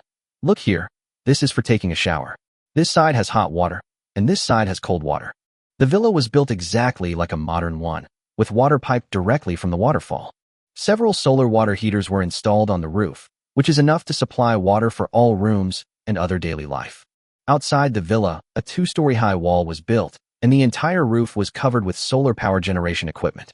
After telling Tianji about the facilities in the room, Lu Chen went directly to the basement alone. Entering the basement room that no one had told him about, he conjured up a silent diesel generator and a complete energy storage system with a wave of his hand. After figuring out how to connect all the circuits, they started the generator, and the entire villa was now completely finished. The next day, Zhao Dazhu mysteriously approached Lu Chen. "Young master, according to your birth date and time, I have chosen a date, which is the day after tomorrow. The day after tomorrow is an auspicious day for moving. Uncle Zhao, I'm leaving everything about the housewarming to you. You can discuss it with Grandpa Su." Since Zhao Dazhu didn't have much to do in Luofeng village, he spent his free time getting along very well with Grandpa Su. He originally wanted to stay by the side of his master Tianji, but Tianji didn't pay much attention to him, so he could only find himself a companion. "All right, leave this matter to me.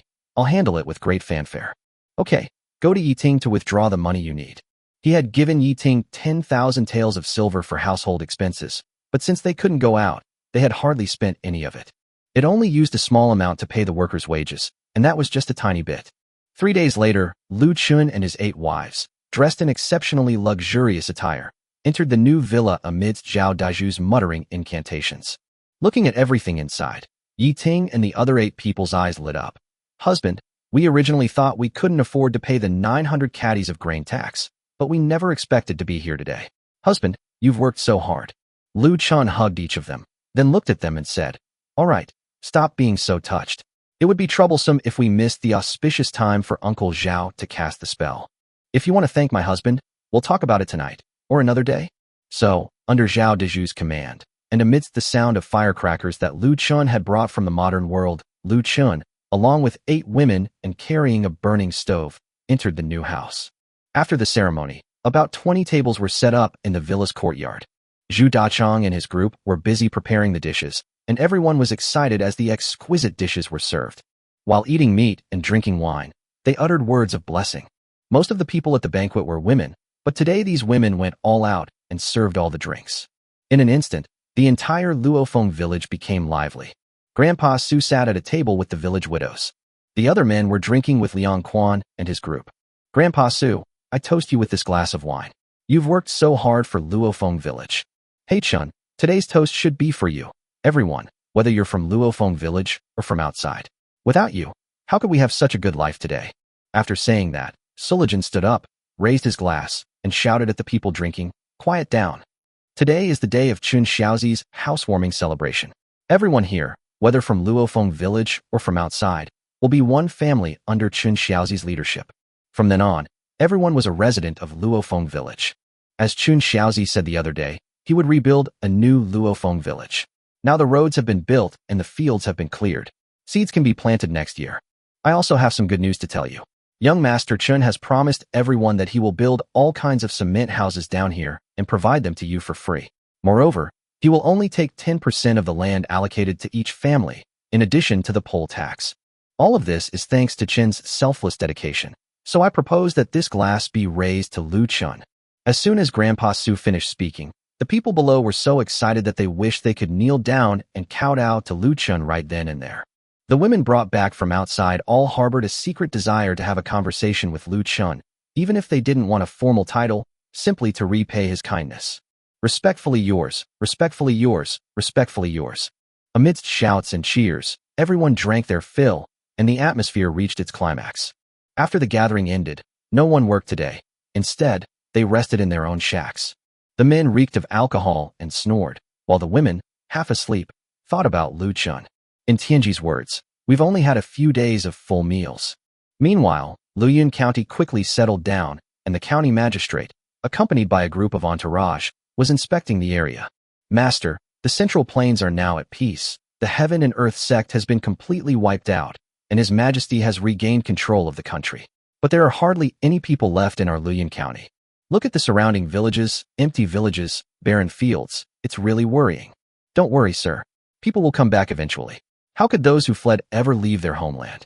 The magistrate shook his head helplessly after hearing this, and said, let's take it slow. The next moment, he turned around and saw a winding path that stretched directly into the mountains. Chapter 49. The Civil War ends, and Feng Guoding is established. Where does this path lead? After listening, the clerk looked towards the path, then turned back to look at the officials behind him with a puzzled expression. However, everyone shook their heads. My lord, it may just be a hunting route for mountain people. As you know, the former magistrate left, and almost everyone in Luyun County fled. Later, those bastards from the Heaven and Earth sect ran amok in the government office, destroying almost all the records. It's already good enough that you know the administrative divisions at this point. The county magistrate nodded after listening. Indeed, the entire area that was once occupied by the Heaven and Earth sect was completely reshuffled. All the data was lost, the people left, and rebuilding it would probably take more than a day or two. Fortunately, the destruction of the Heaven and Earth sect happened a month ago. In the past month, perhaps the refugees have learned the news, and the population that had fled Luyun County is slowly returning. Furthermore, those military households who had retreated from the battle were also given rewards to return to their hometowns. In just 1 month, the population of Luyun County has grown to approximately 10,000. The county government did not manage these people much. Since there were no previous records, anyone who returned could simply register at the county government office with the amount of land they occupied, with a set number of units allocated to each person.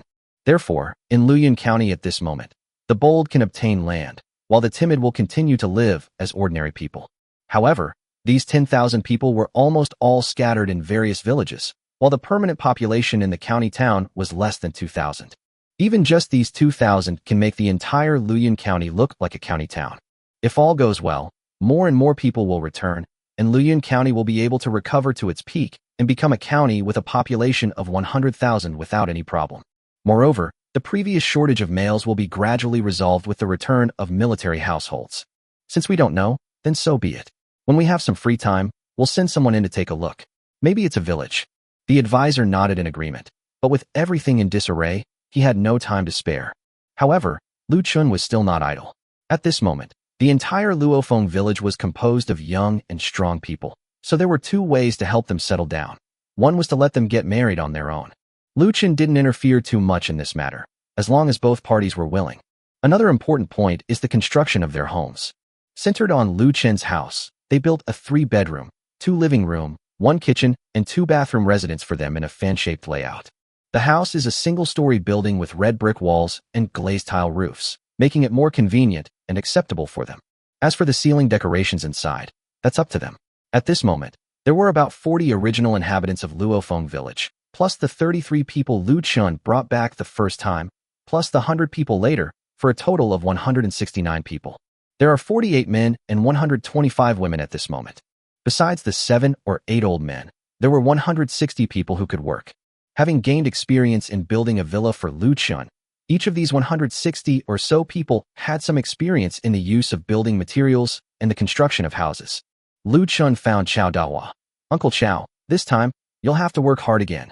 No problem, young master. As per your request, there are a total of 200 houses. If we, a group of 10, are divided into 10 teams to lead the construction, we should be able to complete all the houses before the new year. Okay, in that case, if you need any materials, just ask Liang Quan directly.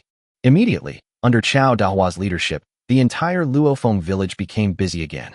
This time, it took another 3 months of hard work. Looking at the neat rows of houses below his villa, Lu Chen smiled with joy. As night fell, Lu Chen lay in Yi Ting's room. Sister Ting, the Luofeng village in my heart is finally complete. My dear husband, you have done so much for this. You are so kind-hearted. Yesterday, I took Rong for a walk and found a few pretty girls. They had looks and figures that my husband likes. Maybe I should go and talk to them. After hearing this, Lu Chen looked at Yi Ting in horror, thinking to himself, so you've finished building the house and are planning to kill me as soon as possible, huh? Sister Ting, do you think your husband is too old for you? Why do you say that, my lord? I have never thought that way. You have wronged me. The 8 gentlemen were already exhausted. If a few more came, they would be close to death. Yi Ting finally understood what Lu Chen meant. You rascal, didn't you tell me to walk with my legs against the wall? What, are you chickening out now? Hey, who are you calling a coward? As night deepened, Tianji reluctantly covered his ears and got out of bed, then went to the yard outside the villa and lit a cigarette for himself. A gentle breeze swept by, and Tianji seemed to hear the sound of waves rippling across the calm surface of the small pond in the middle of the village. It slapped against the rocks on the shore, making a series of pattering sounds. Having barely slept a wink all night, Lu Chen came downstairs the next day feeling refreshed, only to see Tianji with dark circles under her eyes, glaring at him with resentment. You old bastard, are you ready to kill me? You little bastard, give me a house. I can't stand it for even one night.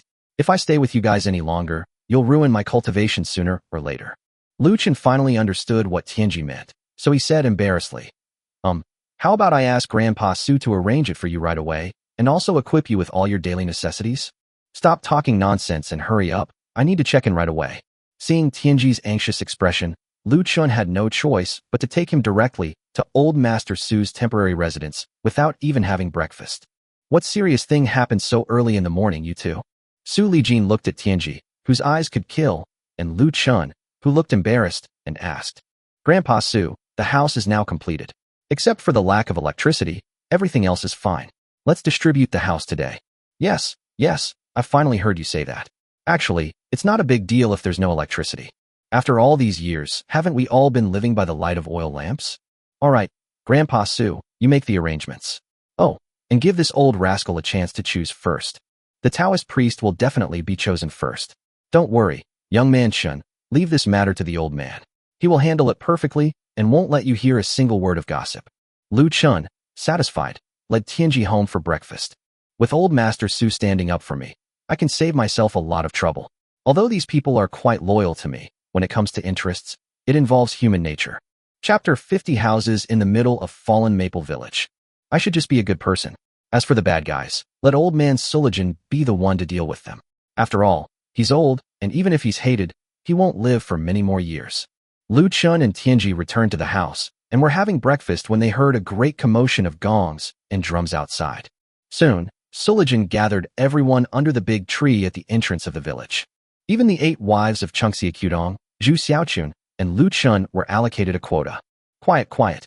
At Sulijan's shout, several men brought over a plate filled with more than 100 small slips of paper. The note had the house number written on it. Ladies and gentlemen, with the strong support of Chun Xiaoji and everyone's hard work, our house has finally been completed and is ready for habitation. The reason for gathering everyone today is to directly allocate housing. However, before allocating the houses, the old man had a few requirements. Needless to say, the 8 wives of the young man Chun were directly allocated the 8 houses closest to Lu Chen. Master Tianji is the first guardian of safety in my Luofeng village, so he makes the first choice. Zhao Daiju and the other 10 craftsmen put in far more labor than we did, so they were chosen second, while the rest drew lots to select their houses. Therefore, those who have different opinions are welcome to raise them. After he finished speaking, no one showed any other expression. To them, the fact that they had gone from having nothing to now possessing such a sturdy house was all thanks to the young master's kindness. So what could they possibly have to say? If you can't even feed yourself, are you going to be picky about food? Someone in the crowd shouted. Grandpa Su, with such good conditions, who wouldn't agree? Anyone who disagrees should get out of Luofeng village. We are outsiders. By rights, we are the young master's tenants and servants. What right do we have to speak out? Yes, Grandpa Su, we women are already content to be protected and warmed by you, young master, and dare not ask for anything more. Lu Chen, when did I ever show you any kindness? I'll sue you for defamation. Sulijan was very satisfied with the reaction below. Very well, let's begin. Ladies, please come up and get your keys. After the 8 ladies took the keys from old Master Su, Tianji went up and chose a house, followed by Chao Dahua and the others. After everyone had made their selections, they lined up and walked to the front, took out a slip of paper from the plate, and then rushed to Zhu Dachong with joy to exchange the slip for a key. No one complained. Their faces showed only gratitude. Zhu Dachong was overjoyed. Because he had to work, he had also gained the right to choose first. So after getting the key, he wondered which widow would be next to him. With so many women, the young master certainly couldn't possibly have them all, so wouldn't that be my opportunity? I've had my eye on that burly Lu sister-in-law for a long time. Lu sister-in-law is so strong. She certainly won't let the children go hungry. Those who received the keys all walked up to Lu Chen, knelt down, and kowtowed to express their gratitude. Lu Chen accepted these gestures without hesitation. Young master, I am 18 years old this year, and I am not bad looking. Please come and visit me when you have time. Young master, my name is Xiao Chui. Although I am 32 years old, I am not comparable to those 18 or 19-year-old girls. Young master, please come and visit me when you have time, so that I can repay your kindness. What's going on? As more and more women rushed to his side and knelt down to pay their respects, Lu Chen immediately sensed that something was wrong. Some deliberately pulled down their collars, while others flirted with him. Even more shockingly, a young man in his early 20s gave him a flirtatious wink, which made Lu Chen's sphincter tighten instantly. He thought to himself that he should go back and beat Liang Quan to death for bringing just anyone into the village. Not only could I not handle it, but I also didn't want to ruin my reputation, since I still had a great career to pursue. So, before the housing allocation meeting was even over, he went straight into Tianji's house. When Tianji saw Lu Chen rush in, he instinctively reached for his sword. You little bastard, you can't do anything reckless. I'm a real man. Get out of my way, I'm hiding here. What are you hiding from? So Lu Chen told Tianji what had just happened, and Tianji burst into laughter. Ha, kid, you're scared too. You were so fierce last night. Why don't you become my disciple? I'll teach you a method to make your penis invincible. That's what that old bald monk taught me back in the day. Bald monk. Am I asking you to rephrase that? Haha, you don't understand them at all. Okay, enough of this nonsense. You should get back to managing your household. Looking at the room with things scattered all over the floor and only a futon on the bed, Lu Chen said helplessly, I'll think about finding you a wife someday. After saying that, he turned and walked outside, knocking directly on Chao Dahua's door. As soon as Chao Dahua opened the door, Lu Chen saw a woman in her 30s helping him tidy up the house, so he immediately stepped back. Uncle Chao, come out and say something. Chao Dahua wasn't shy at all. He walked out of the house in a generous manner and accepted the cigarette that Lu Chen offered him. Because he knew that the young master had unique tastes and preferred thin, petite, and unattractive women, while having no interest in those who were broad-shouldered and thick-waisted, he knew that the young master would definitely not be interested in the one he had found.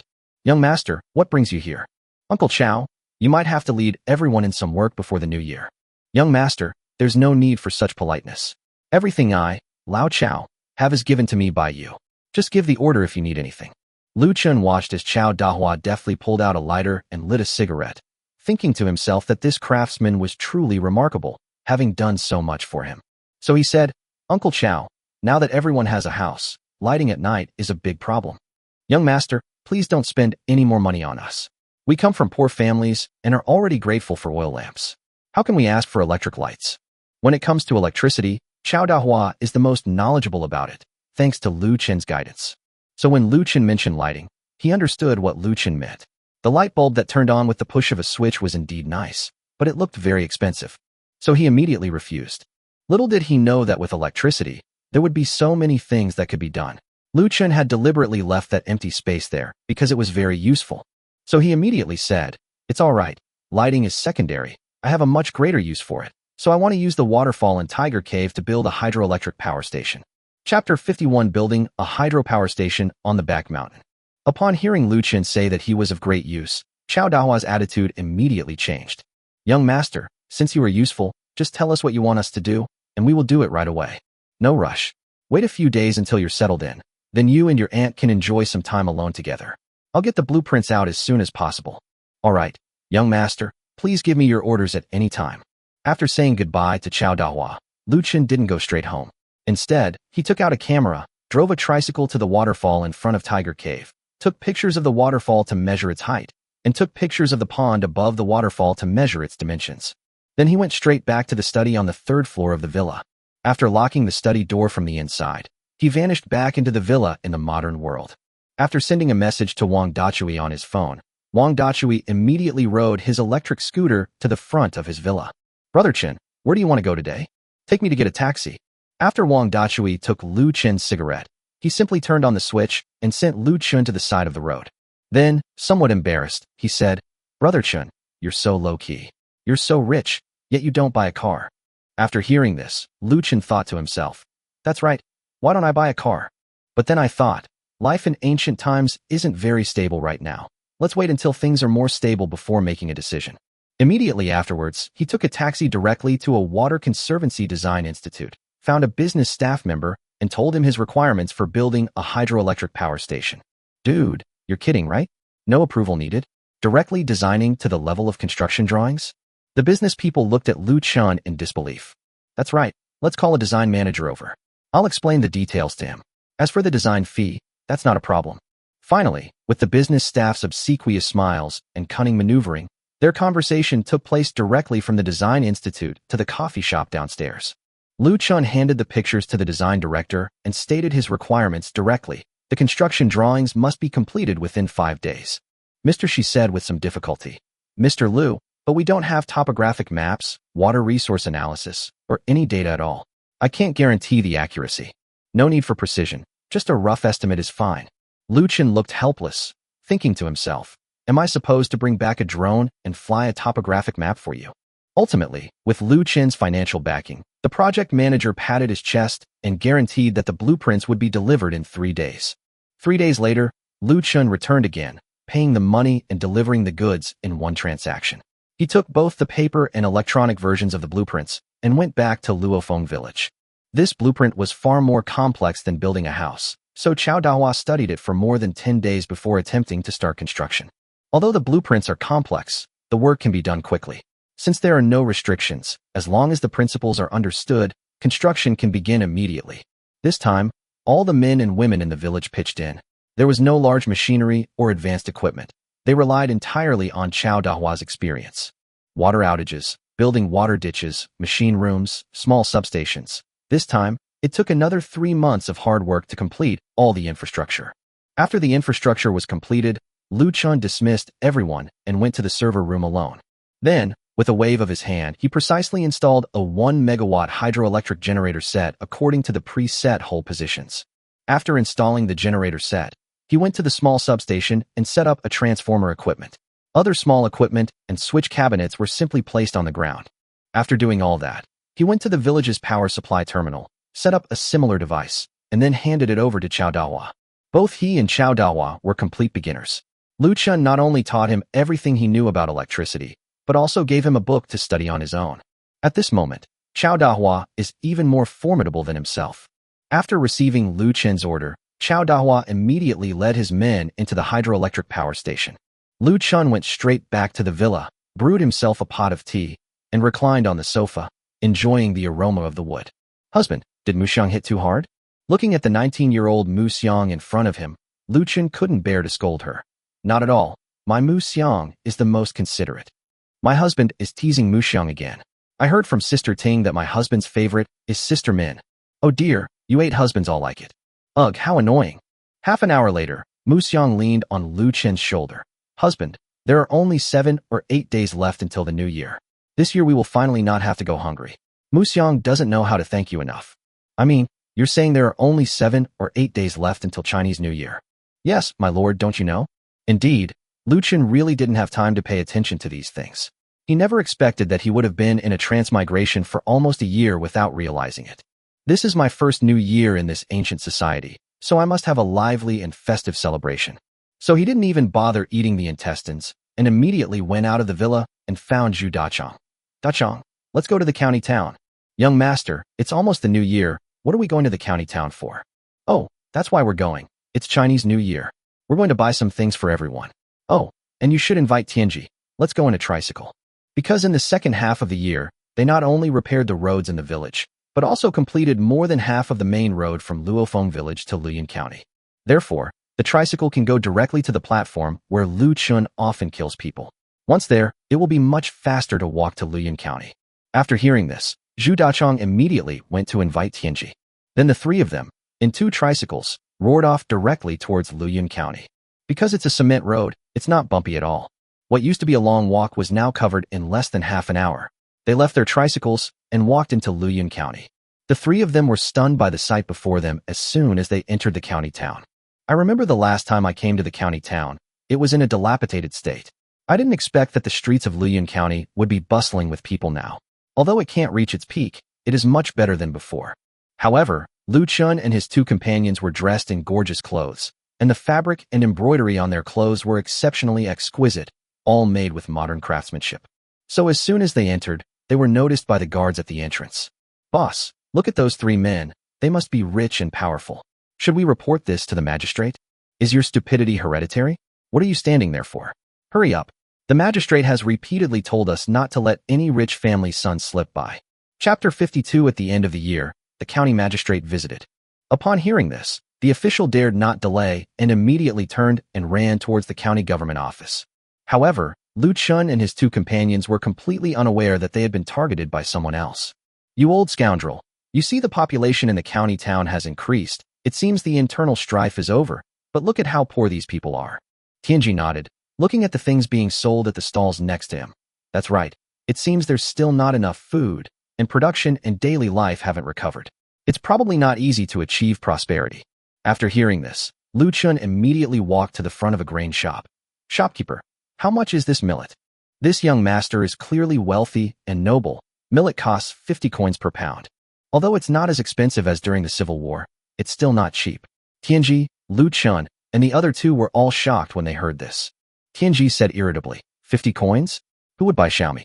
Hey, you stinking Taoist priest, if you don't want to buy, then don't buy. Why are you cursing me?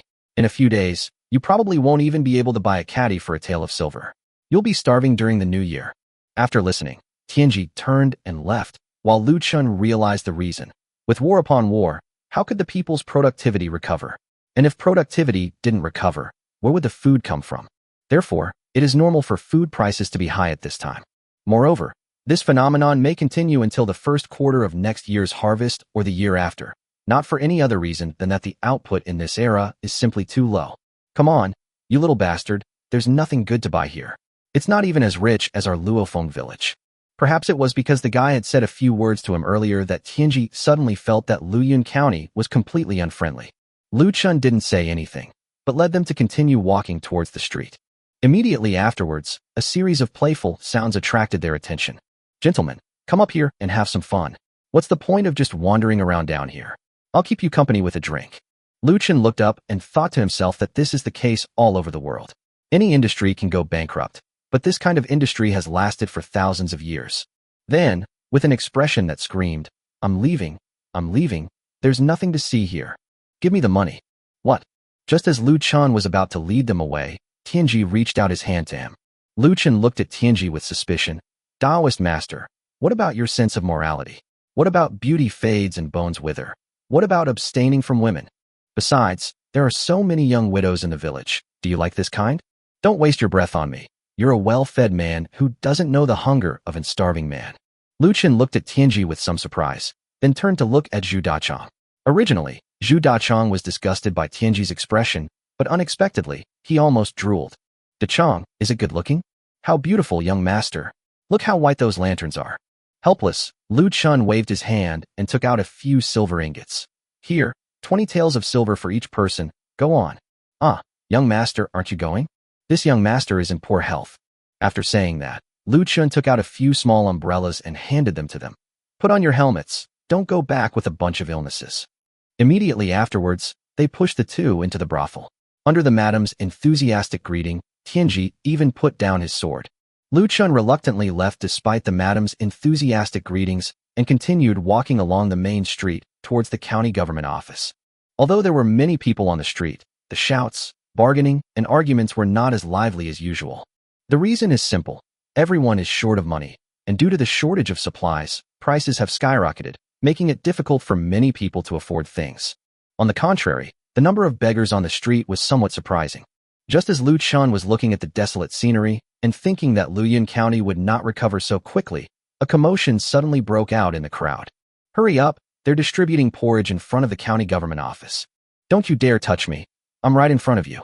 The crowd suddenly dispersed from Lu Chen's side and rushed forward, leaving Lu Chen with an open space. Even the stall owners selling their wares quickly packed up their goods and headed straight for the county government office. Looking at the excited crowd, Lu Chen felt out of place. They're too poor, huh? Then, he followed the crowd and slowly walked towards the county government office. However, just as he was about to reach the county government office, he suddenly saw several constables rushing towards him, carrying knives. Young master, our magistrate invites you. Seeing that they were holding knives and didn't seem like they were being invited, he immediately put his hands behind his back and pulled out a submachine gun from his waist. Because the gunshots were too loud, he made a special trip back to the gun shop to buy a submachine gun with a silencer. This gun is not much bigger than a pistol, with a total length of 28 centimeters. It also fires 9mm pistol rounds, with a magazine of 30 rounds, and can be used to take down an enemy in an instant. If this thing hits someone, it can send them straight to their great-grandmother. You're saying the magistrate invited me? That's right, young master, please come with us. What if I say I don't want to go? Seeing that Lu Chen refused, another person who looked like their leader slapped the officer who had spoken on the head. You fool, how dare you speak to the young master like that? Young master, you look like you come from a wealthy family. The magistrate admires talent, so he specially sent us to invite you. Please come with us. After listening, Lu Chen glanced at these people and thought that going there wouldn't be without its benefits. Firstly, he could inquire about the current national situation. Secondly, it was an invitation from the county magistrate, a local tyrant of the county. In any era, it's always good to maintain good relations with officials. Sir, if that's how you put it, then let's make a trip. Yes, this way, young master. Led by several constables, Lu Chen bypassed the crowds receiving porridge and went directly into the county government office. The county government office was still the same county government office, and in Lu Chen's bag, he was still holding the glass bead he had given to Chiowen before. However, this one is even more beautiful than the one given to Chiowen. The previous one was a checkers piece, but this one is a genuine work of art. In modern society, it would be worth 10 or 8 yuan. After passing through the familiar lobby, Lu Chen was led to the study at the back. The constable knocked on the door. Master, the young master has arrived. The door opened, and a thin man in his 40s immediately came out with a smile. Oh dear, a golden phoenix has come to our poor, remote village. Chapter 53 Refugees and Famine Everywhere. For a moment, Lu Chen had a strange feeling that the magistrate was looking at him as if he were a pile of silver, his eyes shining with greed. I am Niu Bei, the magistrate of Lushui County. May I ask your honorable name, young master? I, Lu Chen, am here to greet Magistrate Niu. Beef tripe, why don't you call it beef 8 treasures? This thing looks like it's about to bleed itself dry. Lu Chen, what a fine name. Where does young Master Lu come from? Where is he from? Lord Niu, I am a native of Luoyang County, but I live in the suburbs. Unfortunately, due to the ravages of war, I dare not go out. Niu Bei looked at the advisor beside him with some displeasure after hearing this, thinking to himself, I told you to go to the countryside to find talent, And what did you find? This kid is obviously rich, and you blind fools didn't even notice. However, Lu Chen's refusal to reveal his exact address suggests that he still harbors distrust towards the current government. That's why they moved to the suburbs to escape the war. People like that should be brought to the city. Only by living in the city can they realize their value. So he enthusiastically had someone bring a chair for Lu Chen to sit facing him. Alas, young Master Lu has suffered greatly. Years of war have nearly emptied Fengchao of everything, leaving countless people like young Master Lu, who have contributed to Fengchao, homeless. This is our dereliction of duty. Is young Master Lu here to stay in the county town? Young Master Lu, please rest assured. Under His Majesty's wise leadership, the banditry in Fengchao has been quelled, and those covetous foreign powers dare not cause trouble. It is a good time for recuperation and development. As Lu Chen listened to Niu Bei showering him with compliments, he couldn't help but wonder about Niu Bei's motives. Could it be that he really wants to recruit people for his Luyuan County? Lord Niu is the one who works the hardest. As the local official of Luyuan, I was moved to see the city finally bustling with activity today. He has done so much to help those refugees. He has even been able to provide them with porridge to save their lives. With Lord Niu around, the people are truly blessed. Niu Bei looked at Lu Chen with surprise after hearing this, thinking to himself that this kid was only in his early 20s, yet he would fawn over him so much and make him feel good. He must really be a treasure. He immediately put on a helpless expression. Young Master Lu, you may not know this, but at this moment, Luyuan County is in a state of food shortage. Affected by the war, the fields are barren, production has stopped, and everyone is starving. It truly pains me to see this. I wonder if young Master Lu has any surplus grain? A pillar of the court like yourself would certainly not refuse such a great act of merit as saving the people from suffering. They're waiting for me here. As soon as I arrived, I sensed that Niu Bei had ill intentions. And indeed, he immediately asked me to help the people of Luyuan. There are tens of thousands of people in Luyuan County. Even in modern society, that's not something an ordinary person could afford to support. However, since the magistrate had spoken, I had to do something. Otherwise, if a conflict broke out, and Fengchao was in a time of great need for reconstruction, he might try to frame me as a reactionary. Although I had weapons, I couldn't withstand the onslaught of the royal soldiers.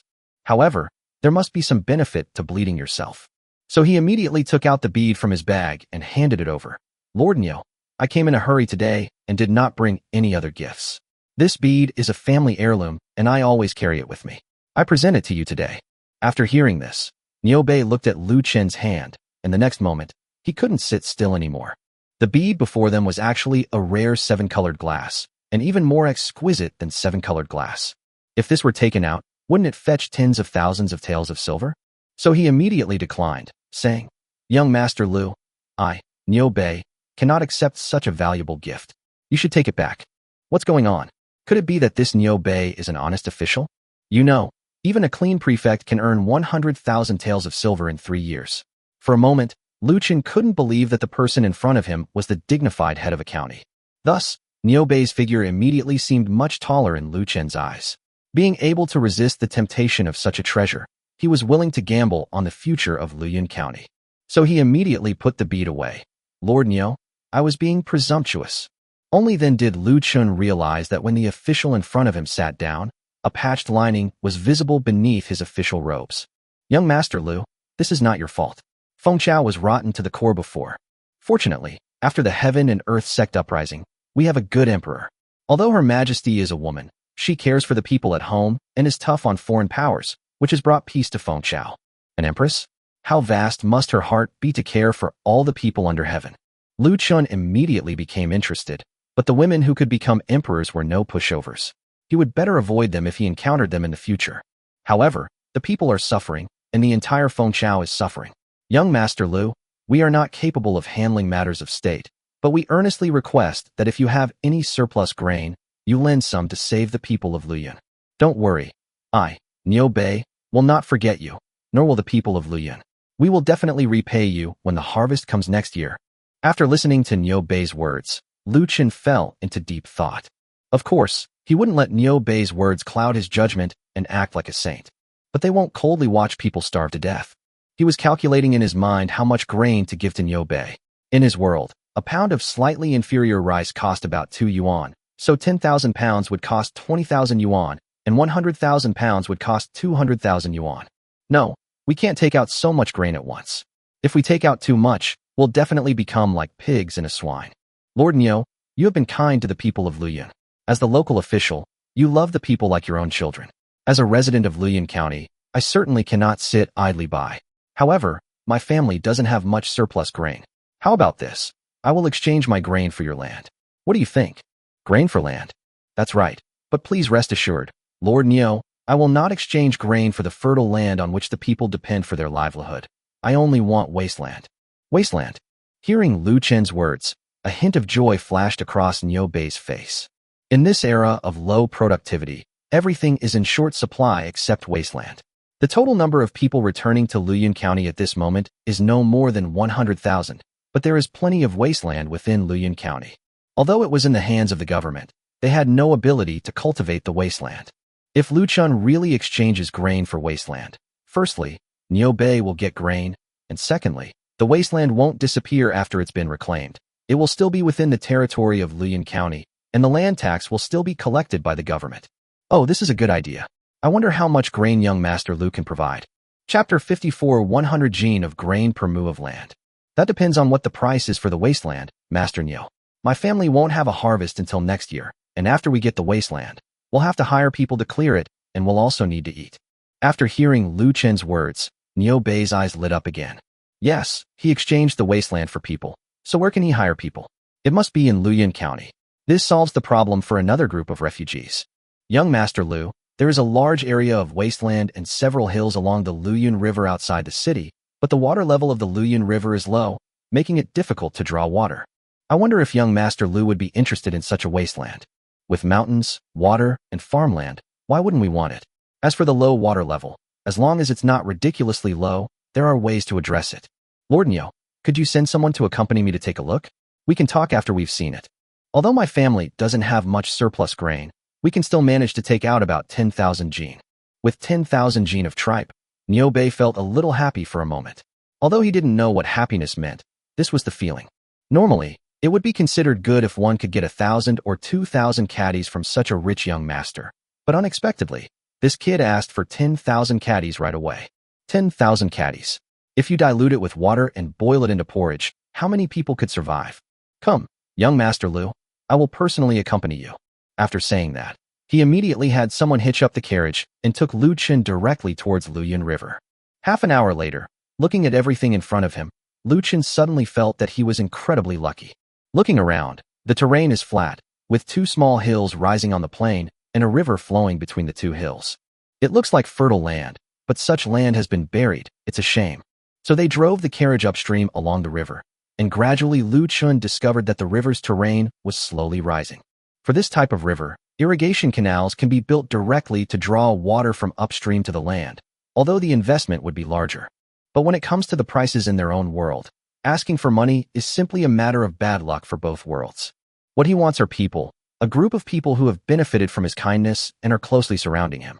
This piece of land is about 5,000 mu, plus the two hills. It should be at least 10,000 mu. So, as long as I take it over, it won't be a problem to support thousands of tenants. I can collect less rent and still have thousands of grateful people around me.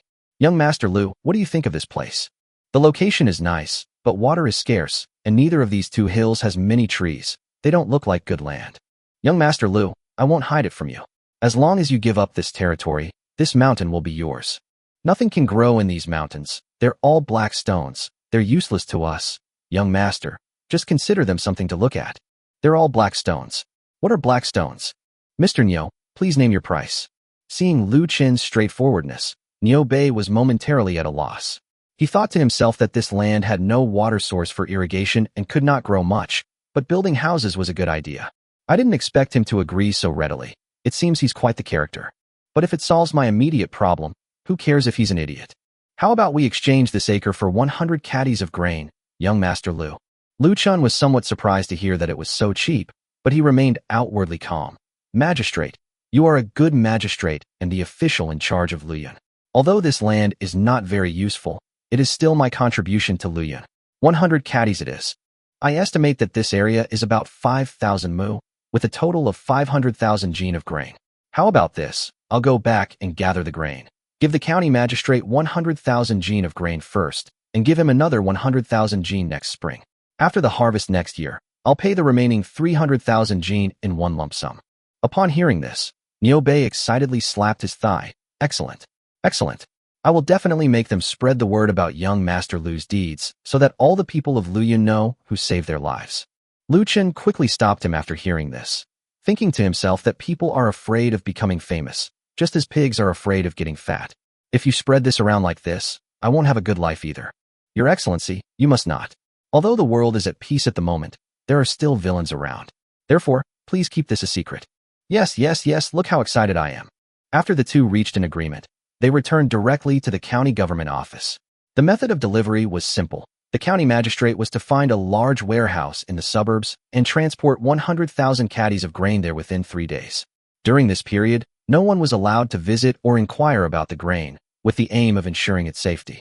After receiving the 100,000 jin of grain, Niu Bei immediately helped Lu Chen process the land documents. So, 2 nights later, Lu Chen went to the warehouse alone and produced 100,000 jin of rice in woven bags without any printing. For him, 2 yuan a pound is only 200,000 yuan. 500,000 caddies, which is only 1 million. 1 million can buy more than 5,000 acres of land, which is worthwhile. Moreover, although Lu Chen did not go to see those 2 hills, they are most likely coal mines. I'm afraid I won't be able to earn it back then. Early on the 3rd day, Lu Chen sent Zhu Dachong on horseback to the county government to deliver the message. Upon receiving news that the grain was ready, Niu Bei excitedly led a group of yamen runners, driving countless ox carts, straight to the suburban warehouse. These past few days, the grain in their county government office has been running out, and the porridge being distributed has become thinner and less frequent each day. Gradually, the displaced people began to show signs of wanting to confront the county government. If we rely on the central government to allocate grain, that would take forever. By then, the starving people would have already eaten themselves. Therefore, this 100,000 jin of grain not only saved the people of Luyuan, but also saved him. He sat inside the carriage, which was driven by the constables at breakneck speed, and drove straight out of the city. However, the large-scale deployment of ox carts immediately aroused suspicion among the idle refugees in the city. Could it be that the magistrate is out transporting grain? If we do that, will we be able to gain any benefits? A single thought can often lead to a major event. Someone in the crowd muttered, "Look, so many trucks are going out. Could they be hauling grain?" I'm sure it is. We're all starving to death, while the magistrate and his ilk eat meat and drink wine every day. Let's go, everyone, go and see. You're saying the magistrate drinks every day? A man standing nearby asked the man with the mustache who had spoken. That's right, my brother-in-law's second uncle's cousin's brother works there. Upon hearing this, everyone erupted in excitement, immediately declaring the man with the mustache their leader, and the group chased after the ox cart. Chapter 55 Grain Transfer and Migrant Encirclement. Niu Bei was completely excited at the moment, unaware that a large group of refugees were marching towards them from behind. Incited by the man with the mustache, they became aggressive and hurled insults, as if they suddenly possessed inexhaustible energy.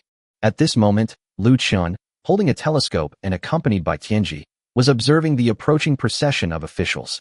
He was also worried that if someone leaked the information, or if remnants of the Heaven and Earth sect incited the people's emotions, 100,000 caddies of grain would be enough to cause them to riot.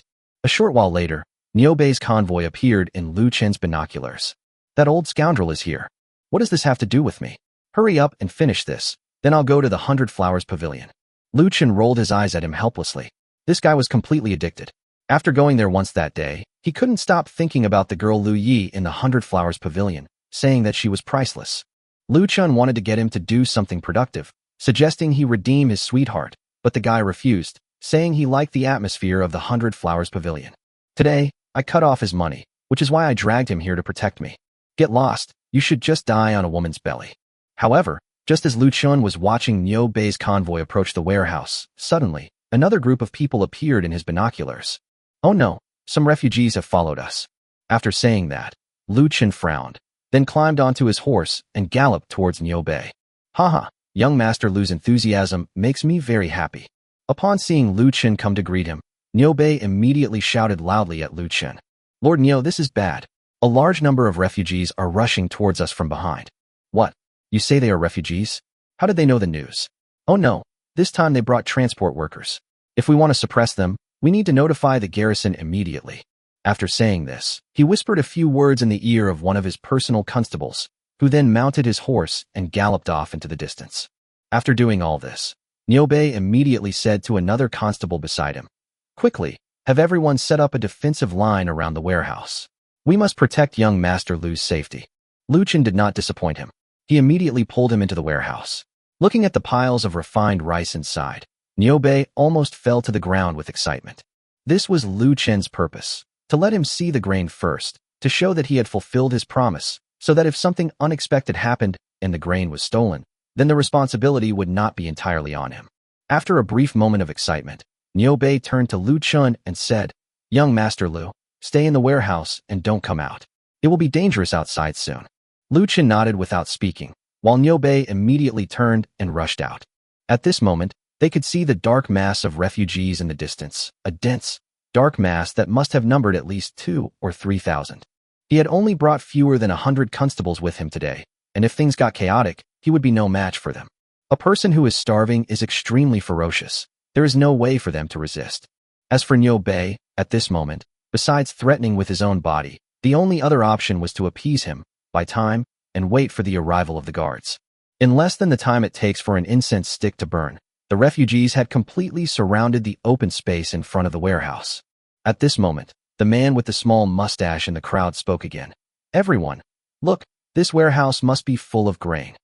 This is grain intended for disaster relief. I suspect the county magistrate took it and sold it for his own enrichment. Look at the porridge we've been eating these past few days. Is that even porridge? It's just rice water. Gentlemen, we should unite, kill this corrupt official, and reclaim the grain that belongs to us." Niubei's face turned black when he heard what the man with the mustache said. He thought to himself, "I begged and pleaded with everyone to get me food, and I only eat 1 bowl of rice a day. How can you smear me like this? What kind of official am I? If only I had known, I would have accepted Lu Chen's bead yesterday, then resigned from my post and returned to my hometown, sold the bead, bought a few concubines, and lived a carefree life." Wait, this mustache guy isn't an ordinary citizen? Looking at the vigorous young man with the mustache in front of him, Niubei immediately understood. Could this man be a spy from the Heaven and Earth sect? "Gentlemen, please be quiet. I am Niubei, the magistrate of Luyan County. This grain was donated by the mysterious young master to help you survive, and it will be distributed and processed by the county government. You must not listen to this person's incitement. This person is a remnant of the Heaven and Earth sect. If you dare to go forward and rob the government's grain, that is a crime. Can you bear the legal consequences?" After saying that, Niubei gave a wink to the officer beside him. The officers immediately understood, drew their swords, and slowly approached the crowd. There was no other way to quell the situation today than to capture that mustachioed man. Since the man with the mustache could incite the crowd, how could he just sit idly by and wait to die? He immediately moved towards the center of the crowd. "Fellow villagers, I'm risking my life to speak out for you, just so you can have enough to eat and survive. Look, they're trying to make an example of me now. Do you agree to this?" Sure enough, as soon as the mustachioed man uttered those words, the people were immediately enraged and stood in front of him, shouting, "No, no." An old man stepped forward. "Your Excellency, I think we should just distribute this grain to you today." "Yes, Your Excellency, we have elderly parents and young children to support. The porridge distributed at the county government gate is simply not enough to fill our stomachs. That little bit of soup and broth is not enough to sustain us. Your Honor, please let us pass. We need food. We need to live. We need food. We need to survive. We need to survive." For a moment, the people were extremely agitated, almost to the point of rushing towards the officials. Seeing another opportunity, the man with the mustache in the crowd shouted loudly again, "Gentlemen, don't beg him anymore. How could he be so kind? When have officials ever cared whether we live or die? In my opinion, we should all rush over together, kill them, and seize the food to survive." Niubei stared at the crowd with a livid face. It was obviously impossible to kill them all, but that rotten apple was hiding in the crowd, constantly stirring things up. If this is not dealt with further, it will definitely escalate into a conflict. At that point, not only will I lose my official position and the people die, but I will also lose my own life and the life of young Master Lu behind me. Gentlemen, please listen to me first. This food is truly prepared for you all. Then give it to us. Chapter 56, reluctantly drawing a gun to shock the people. As soon as Niubei spoke, the man with the mustache started stirring things up. "Yeah, that sounds nice. So why don't you give it to us? Gentlemen, if he doesn't dare give it to us, then he's taking it to sell for money and spending it himself, regardless of whether we live or die. Niu Bei was furious. He said that if anyone dared to utter any more reactionary remarks, he would be treated as a traitor to the heaven and earth sect and killed on the spot. As soon as he finished speaking, the constables drew their swords and stepped forward toward the group of troublemakers. Sure enough, this move immediately intimidated the people, and the discussion subsided considerably. Ultimately, they were just a group of starving people, so how could they dare to oppose the government? It's just that the guy with the mustache is stirring things up. Seeing that the people he had brought did not speak, the man with the mustache panicked and immediately shouted, "Gentlemen, there are less than 100 of them, while we have more than 2,000. Think of your elderly mothers at home. Think of your wives and children who are about to starve to death. Risk your lives and seize the grain. If we die, so be it. We'll starve to death anyway. If we live, we can snatch some food, and then our whole family can survive. The law does not punish the masses, and the government cannot possibly kill us all." Sure enough, incited by the man with the mustache, these people became restless again. Lu Chen watched everything from behind and thought to himself that this mustachioed man was quite talented, but he was using his talent in the wrong direction. Looking at the excited crowd, he quietly said to Tianji, "Old rascal, can you take me up to the roof? It's a small matter." After saying that, Tianji grabbed his arm and jumped onto the roof of the warehouse. Then he walked to the side, lit a cigarette, and closed his eyes to doze off. To him, even if that group of people rushed over and stole the food, it was none of his business. His only responsibility was to ensure Lu Chen's safety. Lu Chen was on the rooftop, and these people couldn't hurt him. "Go sleep somewhere else if you wanna, don't get in my way." Tianji rolled her eyes at Lu Chen, then leaped down to the bottom of the warehouse, found a haystack, and lay down on it.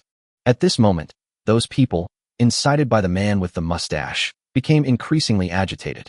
The man with the mustache knew his time was up, so he immediately pushed his way through the crowd. "Fellow villagers, to survive, charge. Kill them and seize the grain." Bang!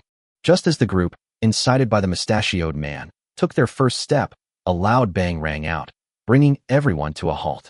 The man with the mustache had a bloody hole in his head, his eyes wide open, feeling incredulously as his life force drained away and his consciousness blurred. His head exploded like a bursting watermelon, and he fell heavily to the ground, lifeless. This loud noise not only startled the charging civilians, but also stunned Niu Bei and his group. After Lu Chen shot and killed the man with the rifle, he put it away with a thought. Then, holding a submachine gun with the silencer removed, he said to Tianji, "Get me down there. This is such a damn nuisance. You should have killed him sooner." Helpless, Tianji could only rush back to the roof and lift Lu Chen down. When everyone saw this, they almost knelt down. What they saw was a flying deity. After Lu Chen descended to the ground, he went straight to Niu Bei and looked at the people in front of him, saying, "Gentlemen, are you really brainless or just pretending to be? The county magistrate said that this grain was prepared for you, but it was distributed by the government. You have elderly parents and young children to support, yet you dare to defy the government and steal grain. How dare you? Do you know how serious this crime is? That's a capital offense. It's an execution of 9 generations of your family. Do you want your wives, children, and elderly parents to die?" After saying that, he turned his back to Niu Bei and the others, raised his hand, and pulled the trigger in the open space in front of the people. The loud banging made the people kneel down immediately. Those who incite trouble will suffer the same fate as him. After saying that, Lu Chen turned around and retreated behind Niu Bei, leaving the rest to Niu Bei. However, Niu Bei was looking at Lu Chen as if he were a god, wondering if he was a human or a deity. Thank goodness, I didn't offend this person at the county government office a few days ago. If he had acted like other county magistrates and used force to suppress wealthy households whenever he saw them, one can imagine what his fate would have been. The ability to kill someone instantly, without anyone seeing how he did it, is terrifying enough. And just now, there was a loud bang. If that had hit someone, they would have been covered in bruises. At this moment, all the refugees were stunned by the young master's move and knelt on the ground, too afraid to move. "Lord Niu, drive these people back and bring men to haul away the grain." Upon hearing this, Niu Bei immediately realized what was happening and said to the group of refugees, "Gentlemen, I believe you have been misled by heretical teachings, so I will spare you this time. Go back now. Tomorrow, I will distribute porridge at the county government office. I will do my best to ensure that each of you can survive." Under Niu Bei's combination of kindness and severity, the refugees dispersed with profuse thanks. They came in all high spirits, but left wishing their parents had more legs. They were gone in the blink of an eye. Niu Bei walked up to Lu Chen. "Young Master Lu, Appearances can be deceiving. You and your Taoist priest are like my Lu Yun immortal. With you here, my Lu Yun will surely be safe and secure. Lu Chen smiled politely. Lord Niu, you flatter me. Quickly take the grain back and properly comfort the disaster victims. In half a day, all 100,000 caddies of grain were hauled away. Niu Bei looked at Lu Chen excitedly. Young Master Lu, this time, on behalf of all the people of Lu Yun, I thank you. Lord Niu, this is a transaction. I also gained that much land. So, I can't really say I'm grateful or not. Tomorrow, I'd like to ask Lord Niu to issue a notice for me, which is that I will be recruiting a large number of laborers in Lu Yun County. They will have white rice for 3 meals a day and meat for 3 days. I'll recruit 3,000 people first. 3,000 people, 3 meals of white rice a day, and meat once every 3 days. This is not just recruiting laborers, it is a great act of kindness. Niu Bei got excited again. With tears in his eyes, he said, Young Master Lu, this is a great act of kindness. The people of Lu Yun will be eternally grateful. Lu Chen ignored Niu Bei's gratitude. To him, it was just 3 meals a day. This laborer was far too cheap. The profits he makes from his 5,000 acres of land and 2 hills will be beyond their wildest imagination. After being moved, Niu Bei suddenly seemed to have thought of something. Young Master Lu, do you think the government could also recruit laborers? Chapter 57 Recruiting Laborers Through Work for Relief Programs. Lu Chen smiled after hearing this, thinking to himself, you finally hit the nail on the head. If productivity doesn't recover from your daily porridge distribution, the entire Lu Yun County will only get poorer and poorer. He will become increasingly incompetent as a county magistrate, and the large number of idle personnel will cause social instability. Indeed, instead of giving them porridge every day, it would be better to find them something to do. You must tell the people of Lu Yun County that Lu Yun County does not support lazy people, so we use the work for relief method to make Lu Yun County recover quickly. Work relief instead of work relief. Indeed, Lord Niu, you have grain in your hands right now, which can save many lives. But have you considered that if there is a war in winter, or a flood or banditry next spring, Lu Yun County will be in grave danger again? The imperial court is not at ease either, so, magistrate, what do you think is the most important thing right now? Niu Bei's eyes lit up more and more as he listened. Lu Yun County is in dire need of reconstruction, and there are so many things to do. If we were to conscript laborers, it would definitely cause chaos. However, if this grain were used to recruit laborers, those who came to work would be well fed every day, which would not only feed the people, but also allow the city's construction to be completed quickly. Thinking of this, he almost knelt down before Lu Chen again. Young Master Lu, your words are truly enlightening. Tomorrow, I will issue another notice to recruit laborers to reinforce the city walls and construct water conservancy projects. After listening, Lu Chen had a sudden inspiration. If we build a city wall, could we extend the city wall outwards to enclose the entrance to Luofeng village? It seems this matter needs some planning, so he asked, Lord Niu, I have a favor to ask. Young Master Lu, please speak. It is now the end of the year.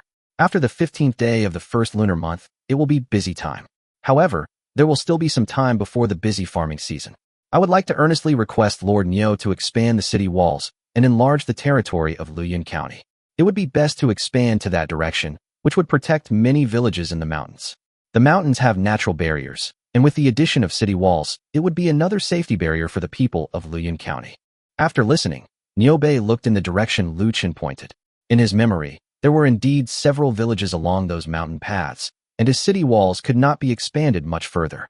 Although we don't know what young Master Lu intends to do with it, it can stabilize the people and increase security, so why not do it? Young Master Lu, your suggestion is excellent. I'll have someone plan it out right away. Lu Chen didn't say much, but nodded and saw Niu Bei and the others off.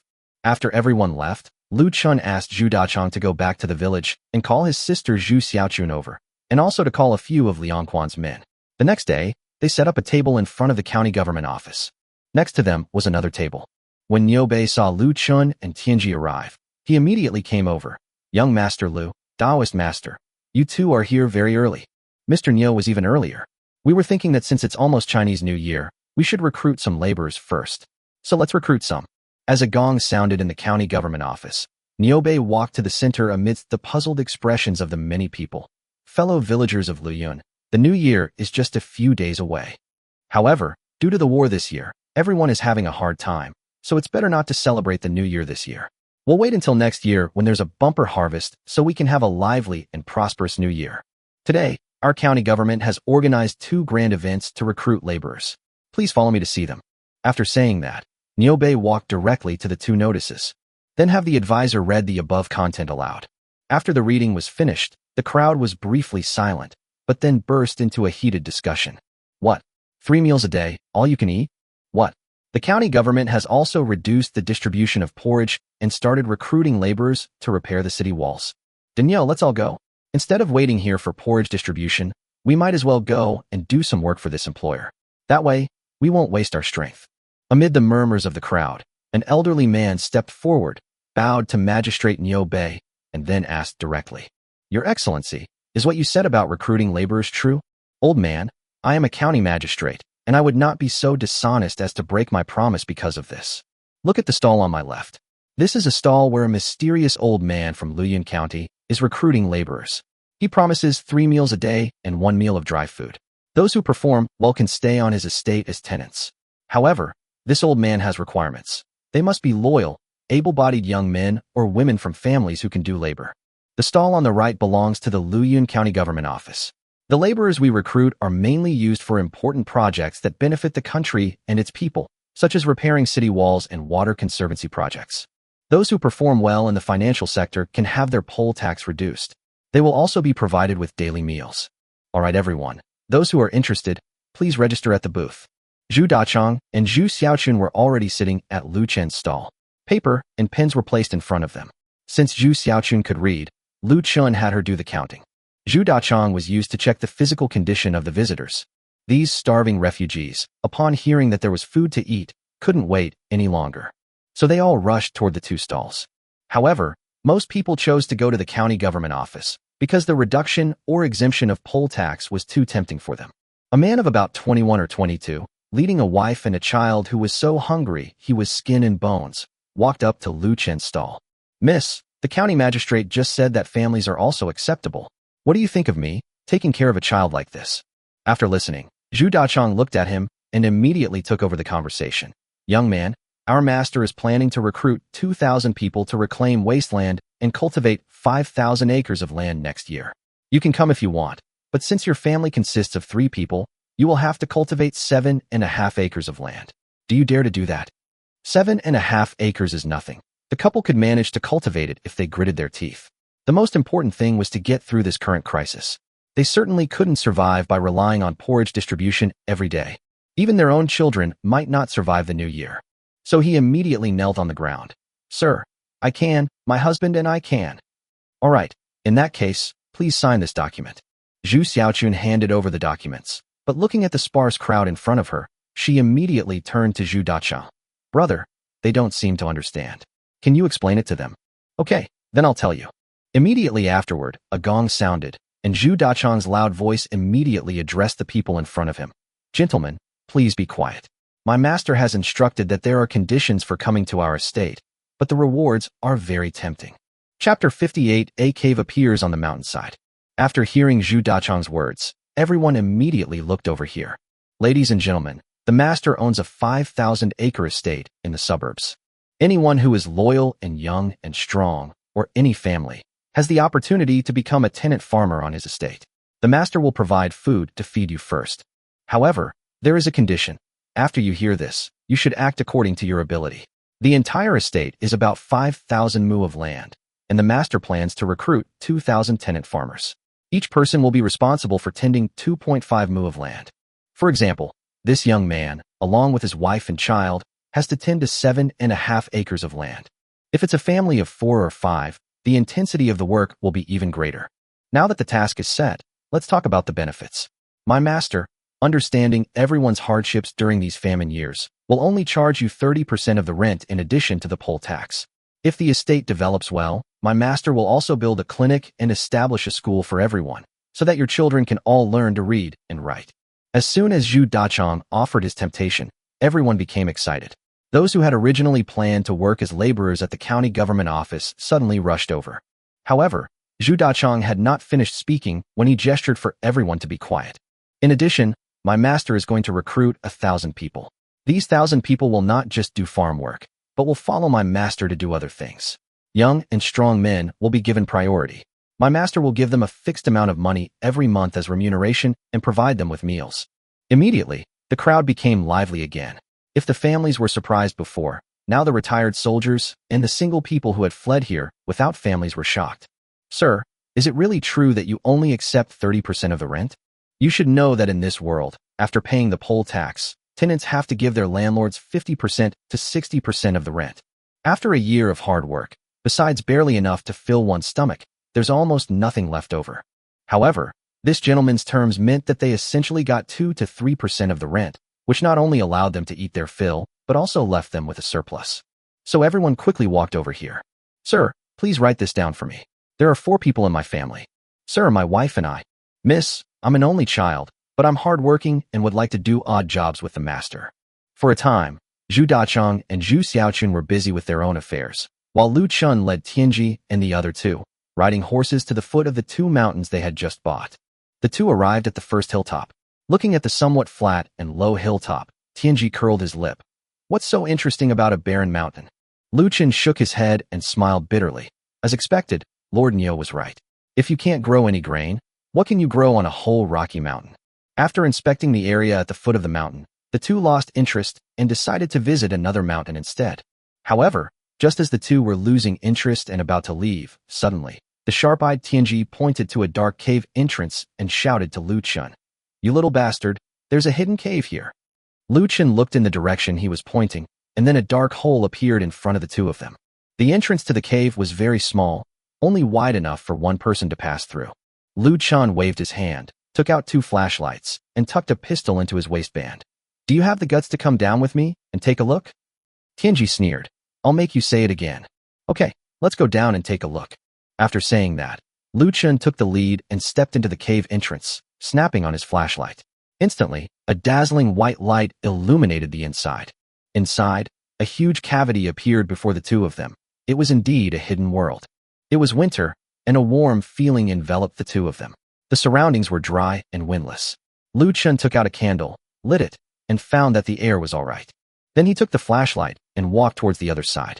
As he walked, the candle went out, and Lu Chen immediately led Tianji out. Lu Chen's guess was correct. This place was neither an underground river nor a cave connected to the outside world. It was simply a cavity inside a mountain. It's not very useful, it's just something like a warehouse. But this didn't stump Lu Chen. If all else failed, he could just build a passage for him. Besides, the cave entrance was on the mountainside, which was used to hide from bandits and the like. As long as an escape route was created, it would be a place of great fortune. Tianji had absolutely no interest in the flashlight or anything else Lu Chen had taken out. He only wanted to go inside the cave to take a look, in case it was someone else's cave and he found some treasure, then he would be rich. However, there was one thing that puzzled him. Lu Chen had pulled him out in a hurry before he had even finished reading. What did that mean? As soon as he reached the cave entrance, Tianji couldn't wait to light a cigarette and asked, "You little bastard, I haven't finished reading yet. Why are you dragging me out?" After hearing this, Lu Chen kicked him in the butt in a bad mood. "Do you want to die? What did you discover?" Seeing Lu Chen suddenly get angry, Tianji asked with a mysterious expression. "I've discovered, damn it, there's clearly no oxygen in there. If we stay here any longer, we'll both die." "What is oxygen? We humans live on this thing.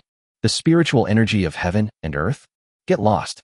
After Lu Chen finished speaking, he plopped down on a rock in a huff and lit a cigarette for himself. However, just as the 2 of them rested, a rustling sound suddenly came from the mountains. Lu Chen looked over and saw a large wild boar staring at them menacingly. Without thinking, he drew his gun and fired several shots at it, but Tianji remained unmoved. In his opinion, wild boars were nothing to fear.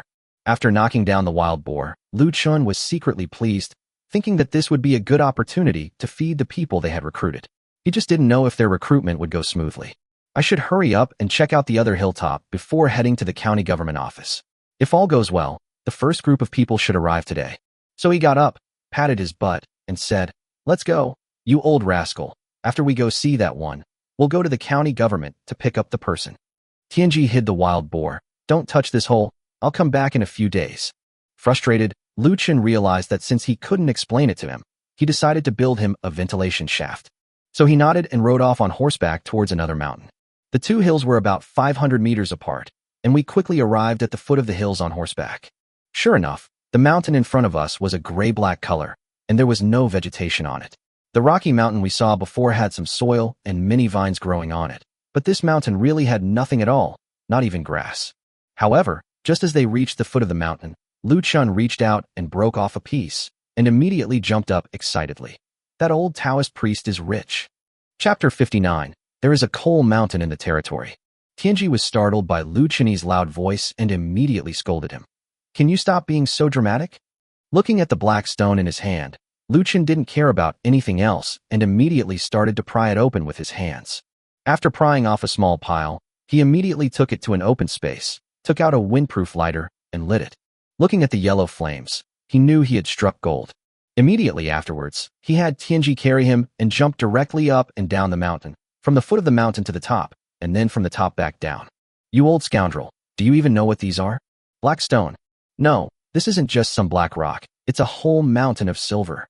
Your silver can start a fire. Lu Chen rolled his eyes at him, annoyed. He could understand why Tianji didn't grasp the important point. After all, he only had a few hobbies: drinking, smoking, fighting, and visiting brothels. Let's go back and check the job postings. Lu Chen did not intend to mine coal at this moment. He would stay here and wait until the world was completely at peace and people's lives returned to normal before this stuff would become valuable. The two rode their horses back to Luyan County. Xiaochan, how is she? Young master, we have recruited 2,000 people today, and we should have enough by tomorrow. Lu Chen nodded after listening, then turned to Tianji and said, Go back on horseback tonight and bring Uncle Chao and his men over. Once everyone is here tomorrow, we can start clearing the land. We must get these 5,000 acres of land ready by next spring. Tianji nodded and rode his horse directly towards Luofeng village. He could joke around with Lu Chen over trivial matters, but he was very serious about important things. Lu Chen, on the other hand, returned to his own land. Upon arriving at the cave entrance, he walked straight in and then vanished from the spot. That's right, this place still needs a lot of building materials and food. So he made several calls to suppliers from inside the villa overnight. With the help of his money, all the supplies were already in the villa's basement before dawn. Lu Chen dared not be idle. He piled all the supplies in the front half of the cave overnight. He dared not go to the back because of the lack of oxygen, and he had to take it slowly. As the year draws to a close, all the things that need to be done pile up, leaving him feeling like he has the will, but not the strength. The next morning, Lu Chen, sporting dark circles under his eyes, simply laid an inflatable mattress on the cave entrance and fell into a deep sleep. He was awakened by the sound of footsteps around noon. When he got up, he saw Zhu Dachang leading a large and imposing army to this land. Chao Dehua, along with about 10 craftsmen, followed the crowd. Aside from the people who had come before them, they were all with their families, and each of them was dressed in rags, looking at them at first glance as if they were refugees. Upon arriving at the open space, Zhu Dachang had his men set up camp on the spot, then jogged over to Lu Chen's side. Young master, everyone has been brought here. There are a total of 986 households and 2,978 people. How would you like to arrange things? Lu Chen smiled at Zhu Dachang. Thank you for your hard work. Hurry up and finish the arrangements so we can go back for the new year. After saying that, he and Zhu Dachang dragged a large square dance speaker out of the cave and walked directly to the front of the crowd. Lu Chen turned on the square dance speakers and handed the microphone to Zhu Dachang. Have everyone come over here. I'd like to say a few words. Zhu Dachang took the microphone with a puzzled look. Young master, this? The loud noise made Zhu Dachang immediately shut his mouth. Lu Chen smiled and said, This is also a magical artifact that can transmit sound over long distances. Just speak into it. Zhu Dachang had never seen anything so novel before, and he immediately became interested. Ahem, everyone, quiet down. This is our boss, young master Lu Chen. From now on, regardless of gender, everyone should address our boss as young master Lu. Now, please let young master Lu give his instructions. Lu Chen looked at Zhu Dachang with great interest, thinking to himself that this guy was a natural leader. As soon as he spoke, the room fell silent. So he took the microphone and looked down at the ragged crowd below. Gentlemen, now that you have signed and sealed your documents, you are now my people, Lu Chen's people. The reason I have gathered you all here today is to help you find a better way to make a living. Look around you, everyone. With this river as the boundary and that mountain as the boundary, everything you see is the land you will be cultivating in the future. This is Zhu Dachang, your manager. From now on, you will all listen to him. This is Zhu Xiaochun. She will be in charge of recording your work attendance, allocating land, collecting rent, and distributing wages. This man is Chao Dahua. From now on, You will all follow his instructions regarding all construction projects. It's already noon, so let's not work and eat our fill first. All men, set up tents. All women, go to the foot of the mountain. I've prepared a stove and pots for everyone to cook and eat. We'll talk after we've eaten our fill. As Lu Chen finished speaking, a series of kneeling sounds immediately rang out from the crowd. Everyone was very excited. It seemed that what Manager Zhu said was right. Their boss really would make sure they were well-fed and alive. Immediately afterwards, the entire area became lively, with people setting up temporary tents. After Lu Chen finished speaking with Zhu Xiaochun led the group into the cave. The cave was pitch black, and only the front part of the cave could be seen. When they saw the pile of grain, they were speechless with astonishment. How much grain was that? Several able-bodied men carried out several bags of grain, and then gathered dry branches and other materials from the mountain to start a fire and cook. Lu Chen, along with Chao Dahua, rode their horses directly upstream along the river. Young master, do you mean to build a canal from here to irrigate this land directly? That's right. This matter is entirely in your hands. The roads and fields in Luofeng village have been planned and completed, so this is your new place to put your skills to use. Chao Dahua nodded excitedly. As a craftsman, he had an innate love for construction. Don't worry, young master, leave it to me. All right, let's follow the same method as Luofeng village. Although that mountain is a rocky mountain, the area at the foot of the mountain is not bad as a place to stay. Furthermore, we should build a wall to enclose our entire territory, forming a large village. Chao Dahua nodded in agreement.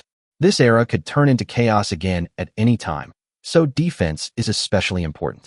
Unlike Luofeng village, which has natural defensive advantages, this place requires us to do everything ourselves. Don't worry, young master. Give me time, and I will make it as solid as an iron barrel. Chapter 60 Large-Scale Construction in the Flowing Cloud Territory. The next day, under Chao Dahua's arrangement, the group was directly divided into women and men. They began to follow his plan, clearing land for planting, building irrigation canals, and constructing walls. His dozen or so apprentice craftsmen were also sent out, each leading a group, and they immediately began working. Since Lu Chen had prepared all the materials and tools, they had no other concerns and could simply follow Chao Dahua and put in the effort. The construction and renovation of Luofeng village have been largely completed, so Lu Chen went back directly and asked Zhu Dachong to call out Liang Quan and the others to maintain order in the area. After all, several thousand people are not easy to manage. Liang Quan patted his chest. Don't worry, young master. Anyone who dares to cause trouble will have to see the knife in my hand. Lu Chen looked at the dozen or so strong men in front of him, each holding a modern steel knife that he had provided. These knives were bought from a modern weapons store and were far superior to the swords of this era. Okay, I'm relieved to hear that. In addition to those 2,000 tenants, we have about 1,000 more people. You need to organize these people for me and use them specifically for guard duties. They can do odd jobs in their spare time, but in case of trouble, they will be our strongest security guarantee. Liang Quan nodded in delight. With a force of over 1,000 men in his hands, wouldn't he become a general? Although they weren't soldiers at the moment, managing so many people was a great honor. After arranging these matters, Lu Chen rode his horse to the upstream area and saw that Chao Dahua had already led his men to start marking lines and digging irrigation canals. After giving some instructions, he left directly. Today is the 27th, so I have to rush back home for the new year. Because of Lu Chen's enormous contribution, his subordinates were exempted from the poll tax for 3 years, and the previous task of collecting 900 caddies of grain was no longer required. After arranging everything, Lu Chen came to Tianji's side. Come back with me for the new year? Tianji rolled her eyes at him. Why should I go back with you? Do I have to listen to your nightly revelry again? I've already inquired about it. There's another Tiangxiang Fang in Luyun County that's open all year round, so don't worry about me this year. Just give me the money. Lu Chen shook his head helplessly and gave him 100 taels of silver, enough for him to have a very exciting new year. Be careful, don't kill me. Your skills are going to be very useful. After saying that, Lu Chen rode his horse directly towards Luofeng village. On the way, watching the laborers expanding the city walls, Lu Chen chuckled. It seemed that the road from Luofeng village to Luyun County would be open after the new year. As Lu Chen walked along the path in Luofeng village, he felt a sense of disbelief. In less than a year, he transformed from a beast of burden who was content with a simple meal to an ancient landlord.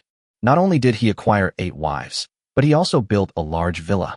Even more outrageous, he bought 5,000 acres of land and a mountain, as well as nearly 3,000 tenant farmers. Everything happened too fast, so fast that he could hardly control himself. Next year, after the grain is harvested, the issue of safety will likely become a concern. The horse had been running for a short while when it arrived at the temporary end of the main road from Luofeng village to Luyan County. As soon as the horse stepped onto the cement ground, a figure darted out. Chen, you're back? The person who came was the top leader, who was in charge of the duty, guarding the end of the road and watching over the tricycles and horses used for transportation. Uncle Nine, is it your shift today? As Lu Chen spoke, he handed over a cigarette, and the two squatted on the rock and chatted idly. Yes, now that the fields and roads are all done, there's not much to do, so I thought I'd come here to keep watch, in case bad guys get in. That would be troublesome. Lu Chen smiled after hearing this. You know, there is a food allowance for those on duty here, about 3 caddies of rice a day or something. That's why so many people are eager to be on duty here. Anyway, the new year is just around the corner. Poor families don't have much to do during the new year. They stay at home and have nothing to do but keep doing the usual things. That thing is novel at first, but you can't stand it after a while. So coming here not only means receiving food, but also a lot of free time. Only a fool wouldn't come. Don't worry, there shouldn't be any bad guys coming for now. The county magistrate has already organized people to repair the city walls, so this year should be relatively peaceful. After chatting with the top leader for a while, Lu Chen switched to a tricycle and drove home. Halfway there, he waved his hand and took out a lot of things, filling the tricycle to the brim, and drove all the way to the villa's entrance. Inside the villa, a lively atmosphere was underway, with 8 women and 4 maids cleaning and putting up spring festival couplets. The pot was bubbling away, simmering today's meal.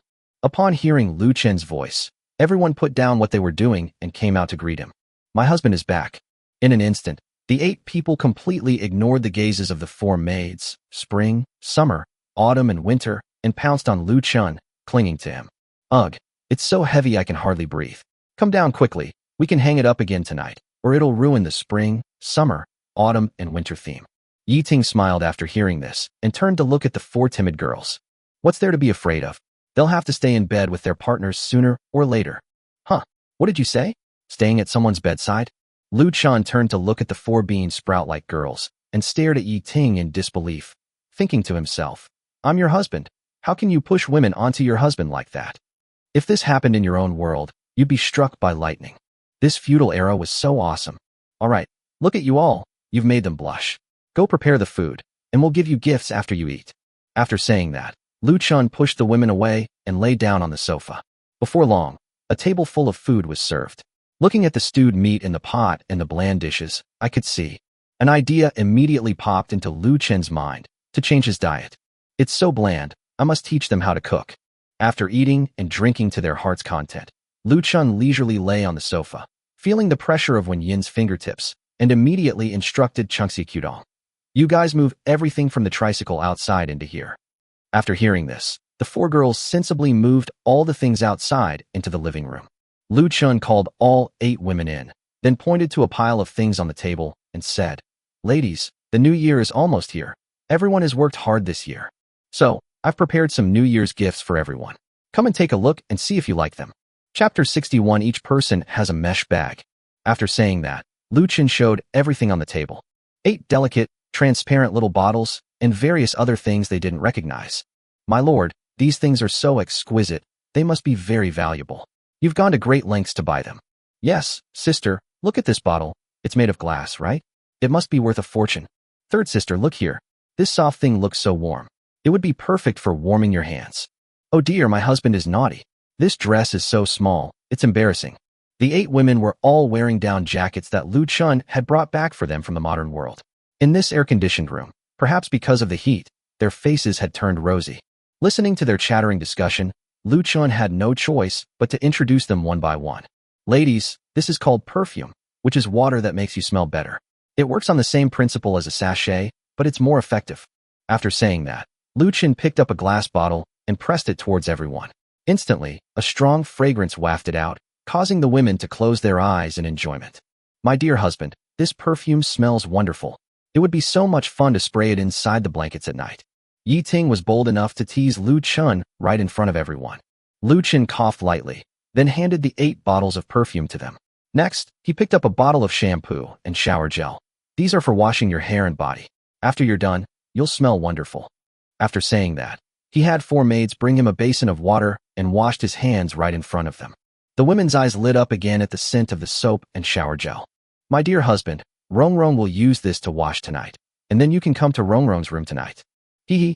Lu Chen didn't dare to reply. He thought to himself that he would talk about it later. Everyone was relaxing these days because of the new year. He had to work hard for so long and enjoy himself.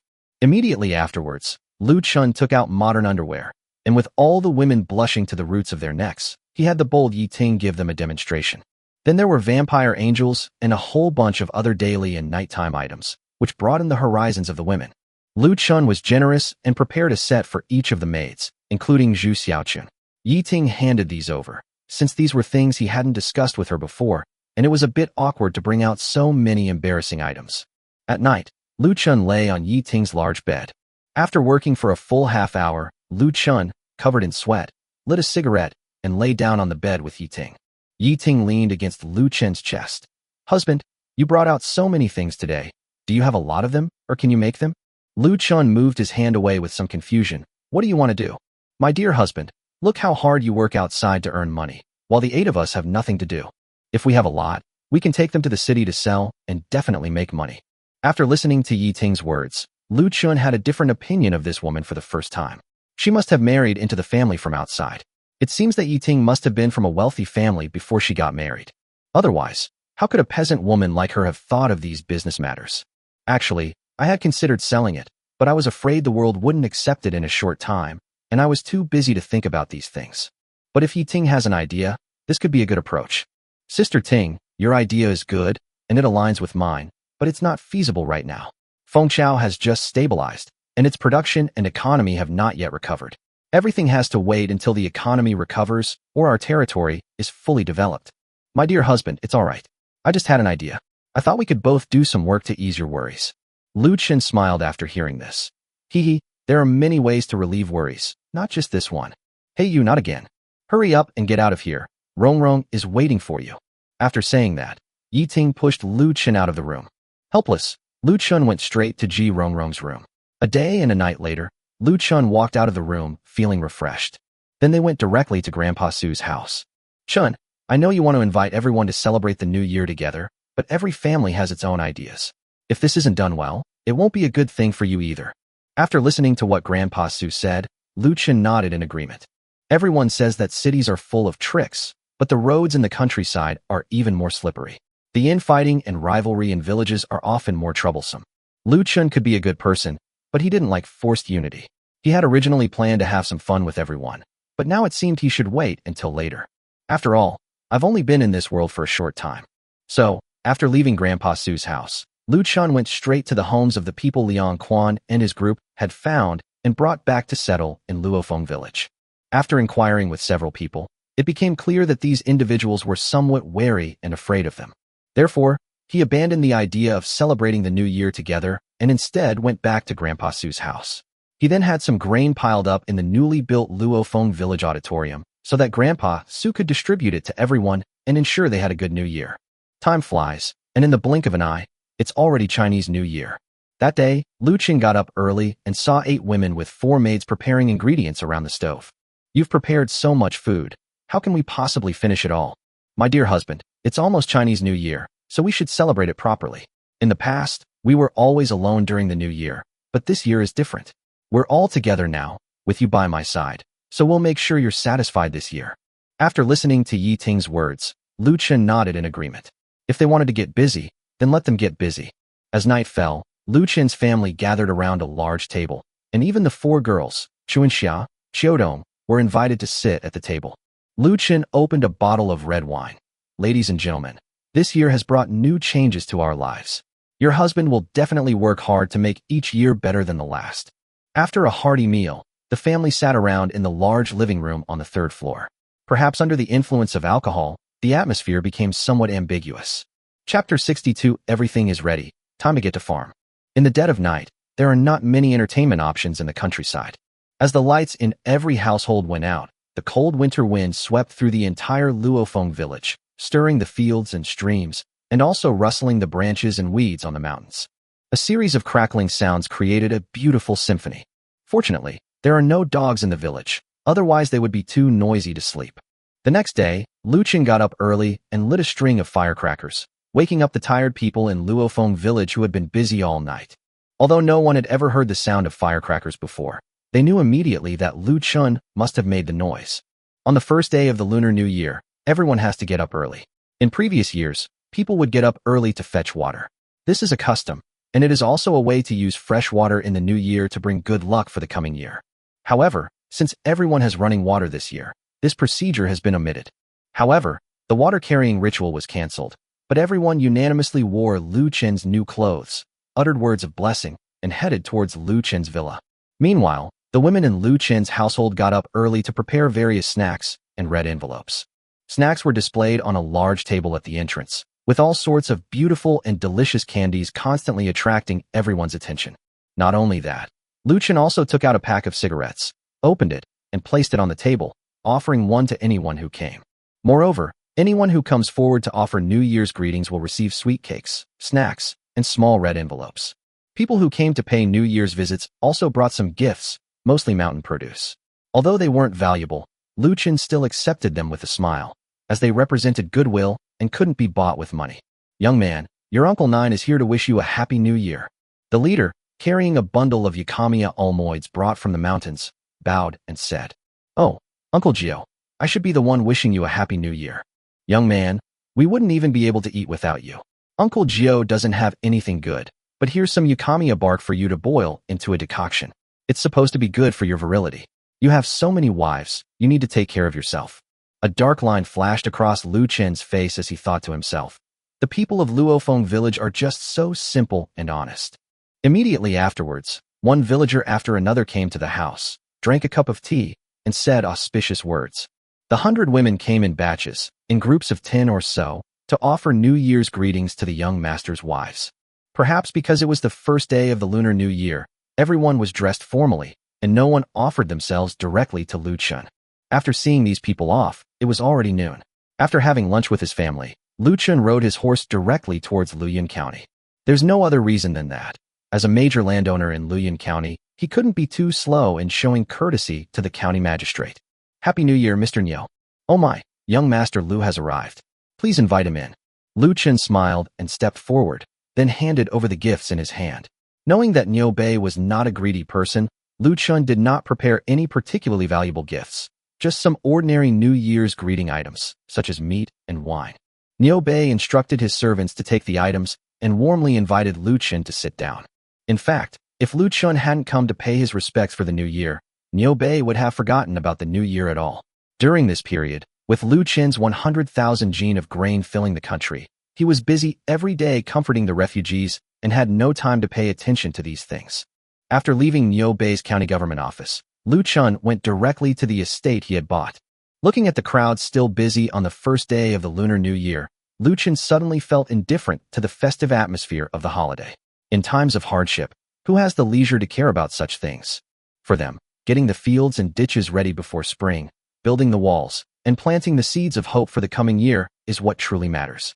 However, upon seeing Lu Chen's arrival, they would all stop what they were doing and bow to him to celebrate the new year, which was also a way of celebrating the new year.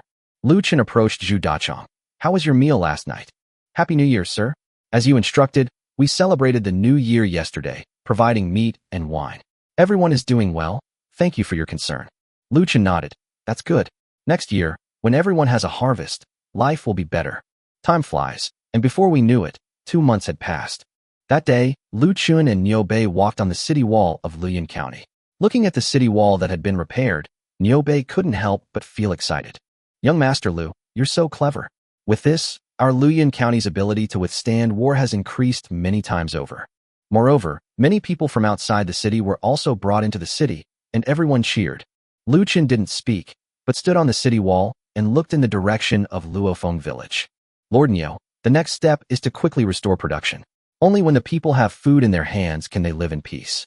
Yes, the reason we invited young Master Lu here today is to find out about the other 100,000 caddies of grain. No problem, it's already prepared. It's still in the same warehouse as before. You can take your men to retrieve it tomorrow. All right, with this batch of grain, the next thing to do is get the seeds. The seeds allocated by the imperial court should arrive before spring planting. I can almost picture the people having bowls of white rice in their bowls."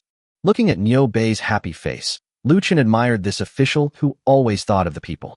After saying goodbye to Niu Bei, Lu Chen arrived at his own estate. When Chao Dahua saw Lu Chen arrive, he ran up to greet him from afar. "Young master, we have almost finished clearing our fields. In another half-month, we can start planting rice, but we need to find the right seeds." "No problem, I will provide the seeds for everyone." Standing on the mountainside of the Rocky Mountain, Lu Chen looked around and saw rows of paddy fields, neatly planned and connected by cement roads. In the middle, a wide canal flows slowly from top to bottom, eventually flowing back into the great river. At the foot of the mountain, there are countless simple shacks that look somewhat like a village, except that the walls have not yet been fully built. Seeing Lu Chen looking at everything, Chao Dahua said somewhat guiltily, "Young master, time is too tight, so the wall has not been built yet. With everyone working together, it will probably take another half a month to a month." Lu Chen reached out to stop him. "Let's put the wall issue aside for now. Although this place is quite far from Lian County, it's relatively peaceful right now. We won't have any bad guys coming even though we haven't grown any crops yet. Let's start planting first." Chao Dahua nodded after listening. "It's all right, young master. Besides the land that everyone has contracted, we also have several hundred people who can continue the construction." Chapter 63: Acquiring Funds for a Large-Scale Purchase. Once downstairs in the mall, Lu Chen immediately took out his phone and called Lu Babeo. "Mr. Lu, you finally remembered me. You've been like you've disappeared for so long. I couldn't find you anywhere." Lu Chen's heart skipped a beat after hearing this. What did he want with him? "Mr. Lu, what important matter requires your urgent attention?" "Oh, Mr. Lu, please don't misunderstand. It's just that my teacher really wants to meet you after seeing your jade pendant. I wonder if it would be convenient for you." Without even thinking, Lu Chen replied directly. "It's inconvenient, Mr. Lu. As you know, I only want money, and I have no interest in anything else." "I understand. In that case, I will reply to my master." Lu Chen smiled inwardly. "I have a few jade pendants in my hand. Are you in the shop?" "Mr. Lu, please wait 5 minutes. I'll be right there." After hanging up the phone, Lu Chen strolled around the mall. 5 minutes later, Lu Chen appeared at the entrance of Jubao Pavilion as promised. Upon seeing Lu Chen's arrival, Lu Babeo immediately greeted him warmly. "Haha, Mr. Lu, it's an honor to have you here. Please come in." After saying that, he welcomed Lu Chen inside. In an elegant tea room, there was no one else but him and Lu Chen. Without hesitation, Lu Chen took out the jade pendants. Lu Babeo couldn't wait to pick up the professional equipment and take the jade pendant from Lu Chen's hand. Half an hour later, Lu Babeo excitedly put down the jade pendant. "President Lu, we're old acquaintances, I won't cheat you. 5 jade pendants for a package of 90 million. After listening, Lu Chen picked up the jade pendant and turned to leave. "President Lu, the jade pendant I brought over back then was of similar quality and age to these. You gave me 30 million, but these are worth 150 million. I won't sell them for a penny less." Upon hearing this, Lu Babeo immediately became anxious and launched into a detailed explanation of his professional knowledge to Lu Chen. Ultimately, these jade pendants were sold for 130 million.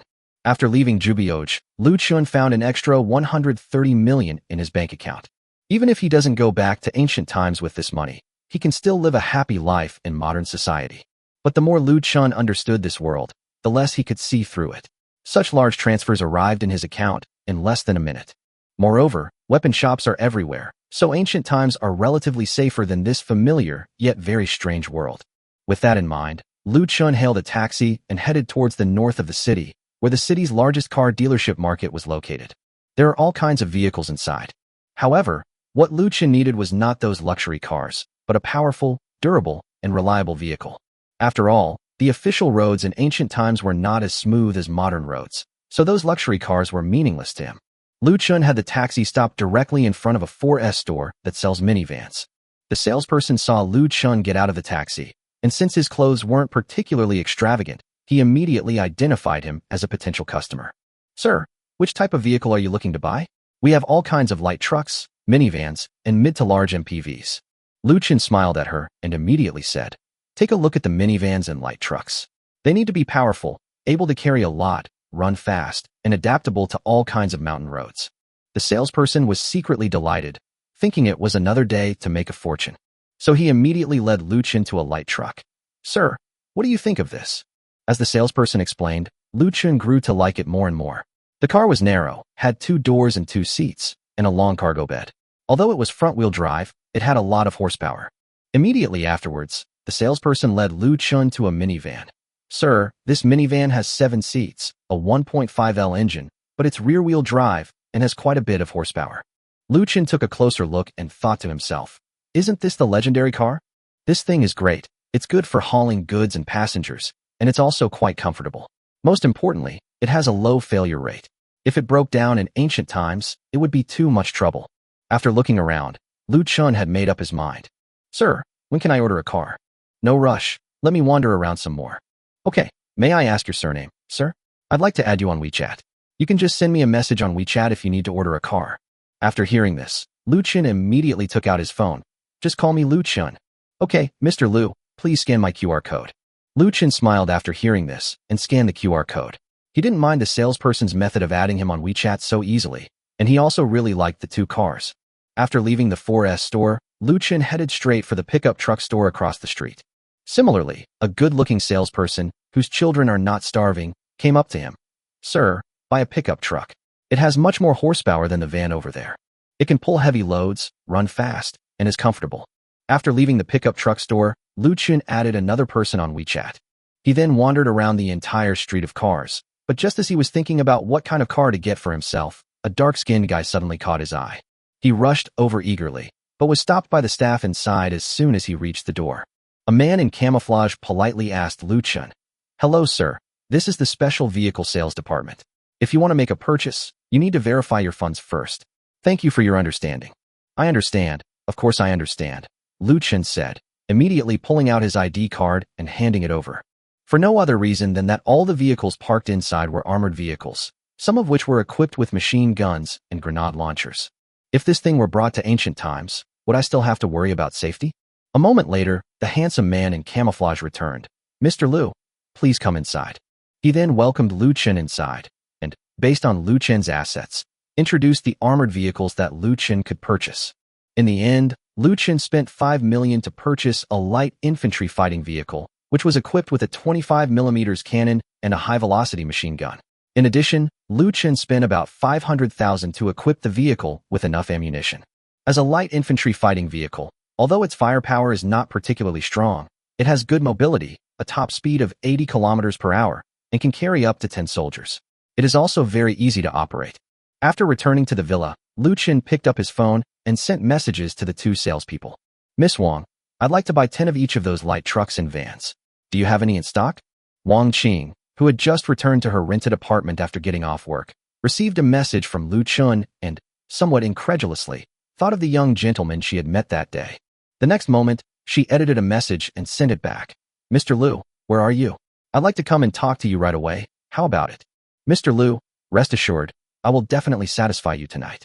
Chapter 64 Selling Portable Umbrellas.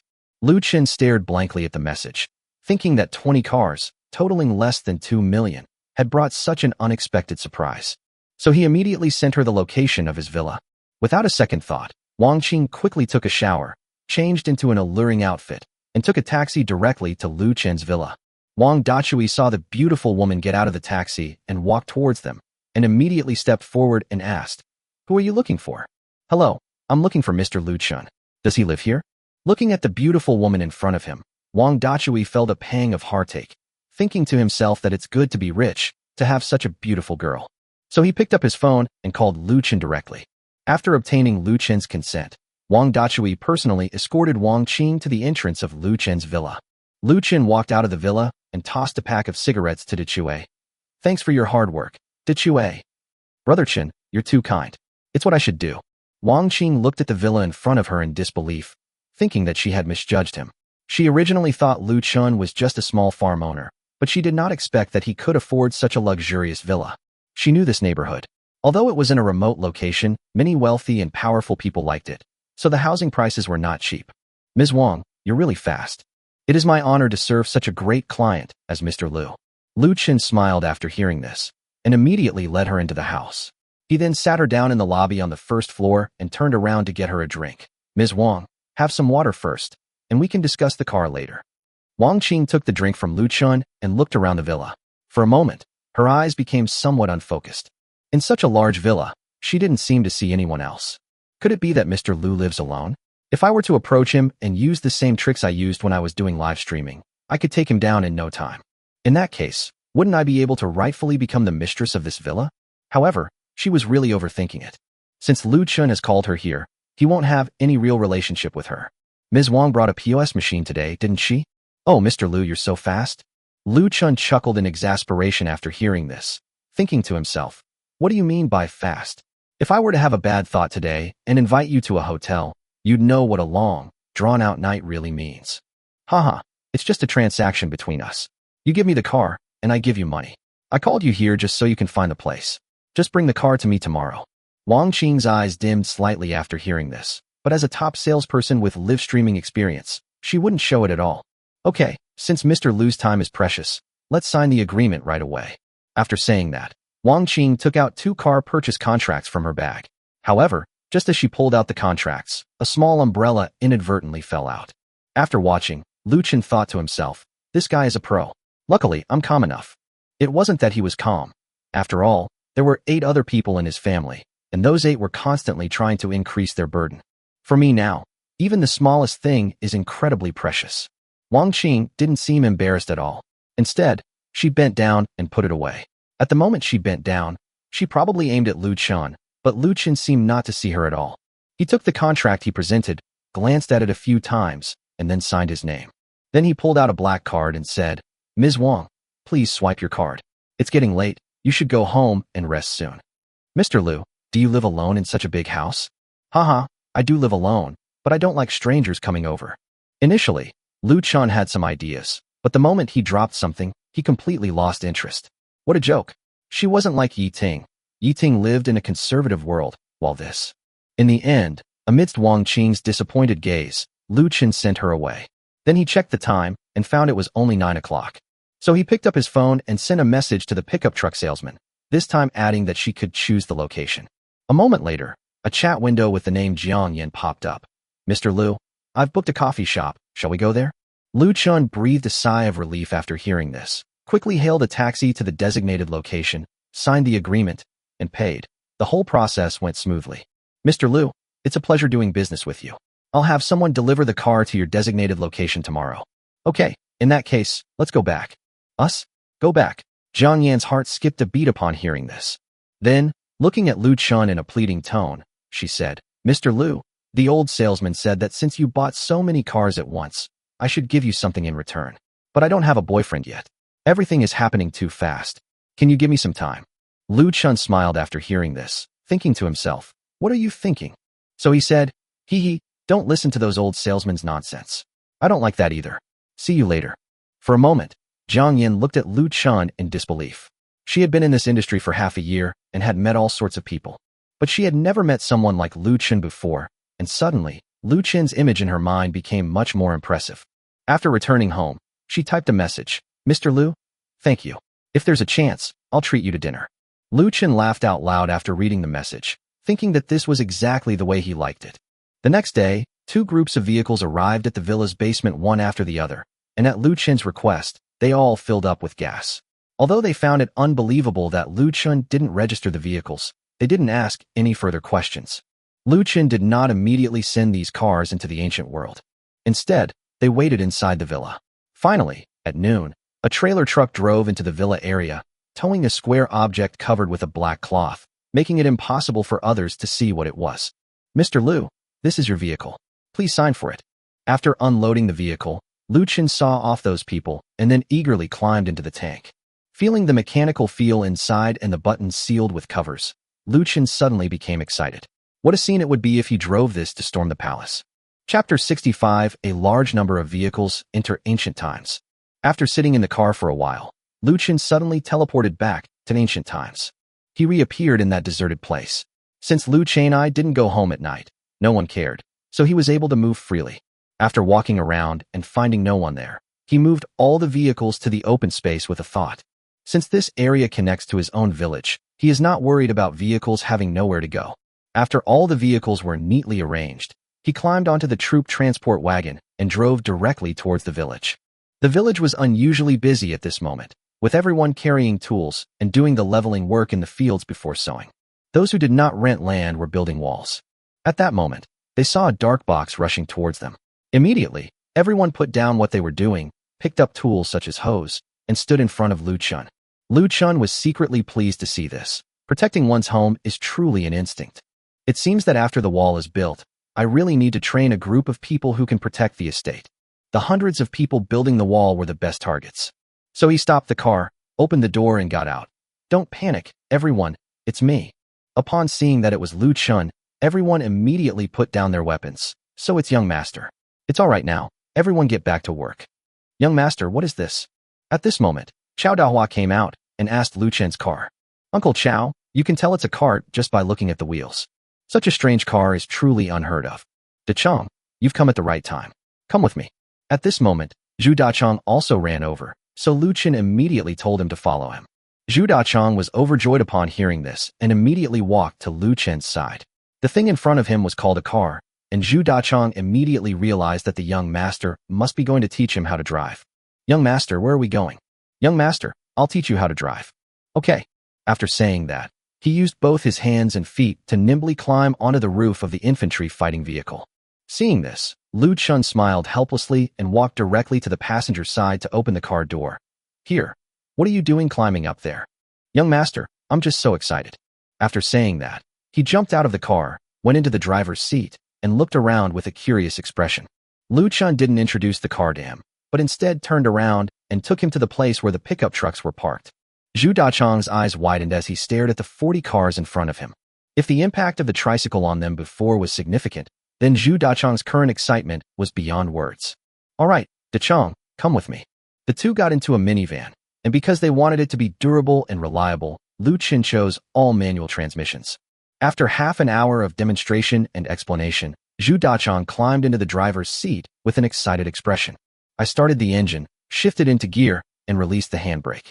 With the roar of the engine, the car slowly began to move.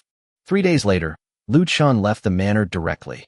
Dachong, after you have practiced for half a month and become accustomed to various mountain roads, start training talents and try to teach more people. Zhu Dachong nodded excitedly and watched Lu Chen leave.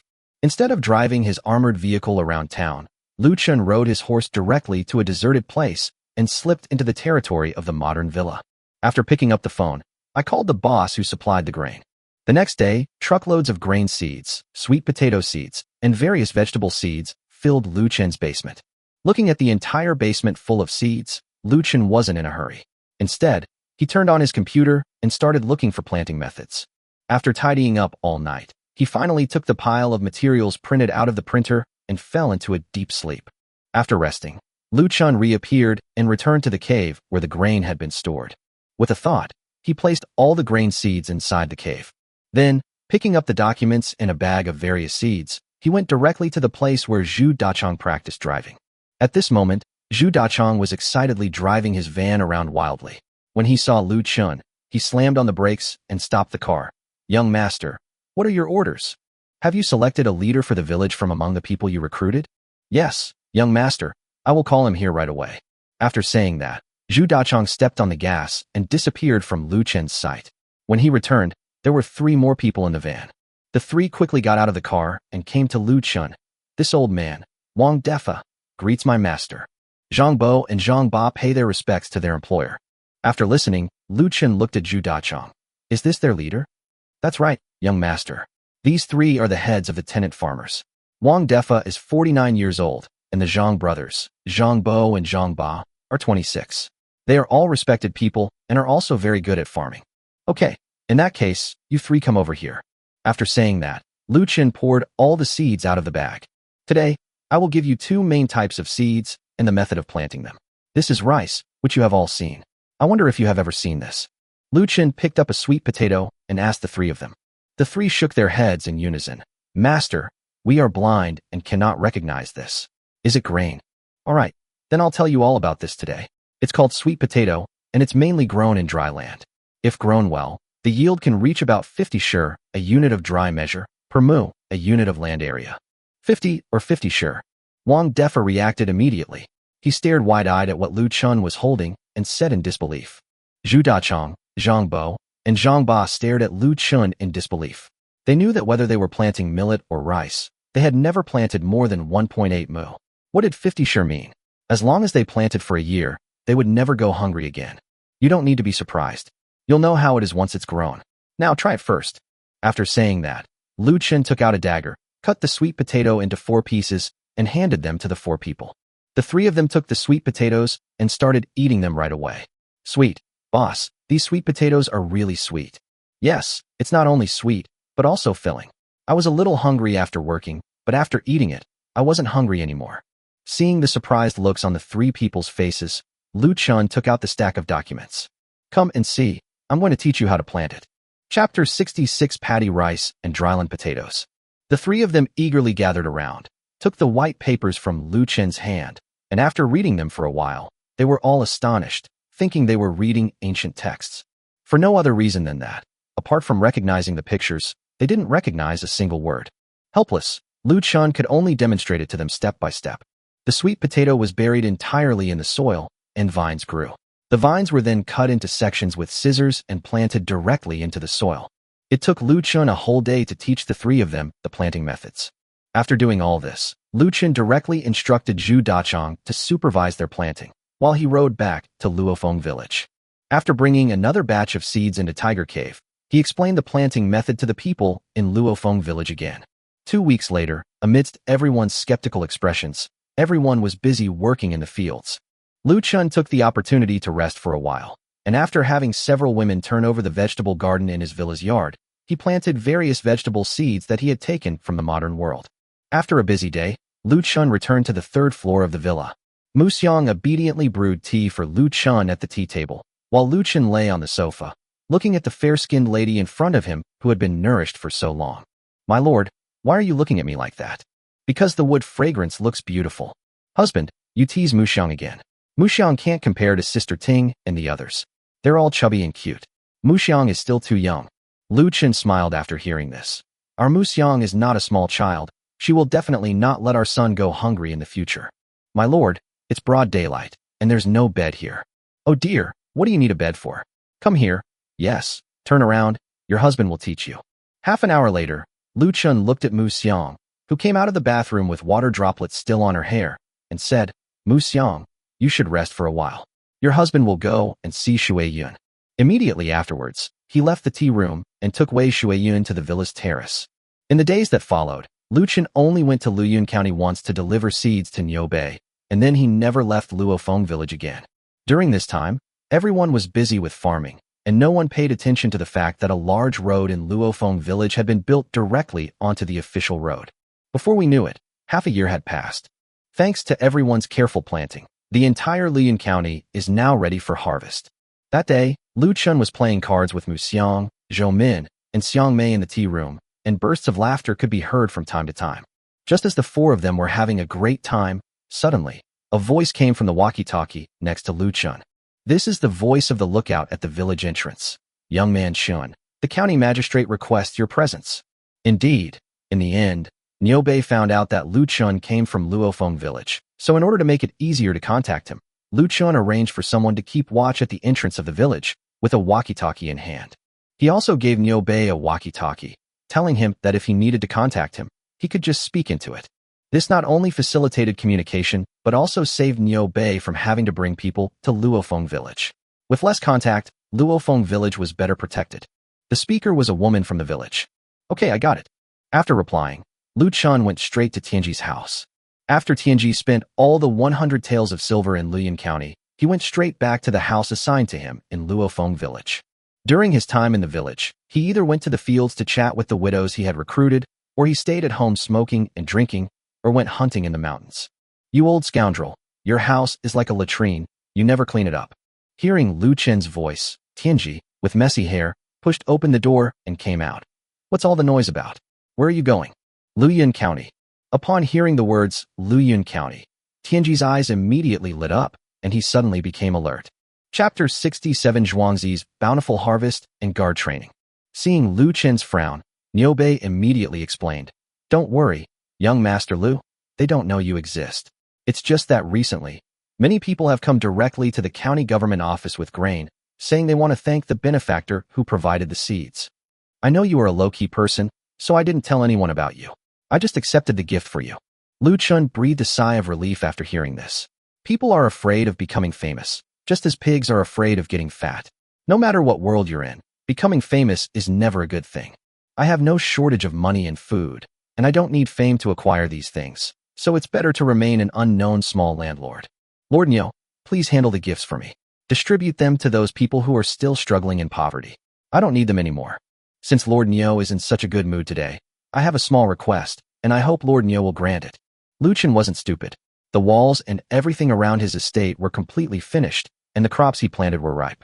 Although he hadn't gone to see it yet, he was sure it would be a bumper harvest. The planting methods and fertilizers I gave them were unmatched by anyone else. Therefore, the next step is to consider the issue of security. However, after learning about it, it turns out that the management of private bodyguards in Fengchao is quite strict. Fearing another popular uprising, the imperial court recently issued a decree prohibiting private farms from raising weapons. If you need to hire a private bodyguard, you need to obtain the consent of the county-level government. This decree has put Lu Chen's plan to build a guard of over 1,000 people in a difficult position. Therefore, taking this opportunity, Lu Chen wants a document from Niu Bei. Young Master Lu, please speak. As long as it is something I, Niu Bei, can do, I will do it even at the cost of my life. Lord Niu, as you know, my estate has a population of 3,000. Although the court is currently stable, bandits still occasionally roam the mountains.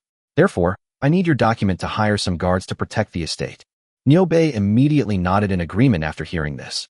I thought it was something serious. Indeed, your estate needs protection. Don't worry, within my authority, I'll give you the maximum number of troops and weapons. I wonder what the maximum value is for this character, Master Niu. Young Master Lu, with my authority as the county magistrate, I can grant you 50 guards. They may carry ordinary weapons, but not crossbows, and they may not wear armor. What do you say? 50 people? That's too few. It seems I'll have to try to get a better position.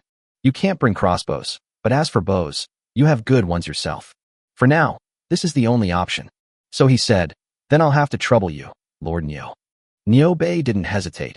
He immediately turned around and went back to the county government office to write a document for Lu Chen. Lu Chen took the documents and said goodbye.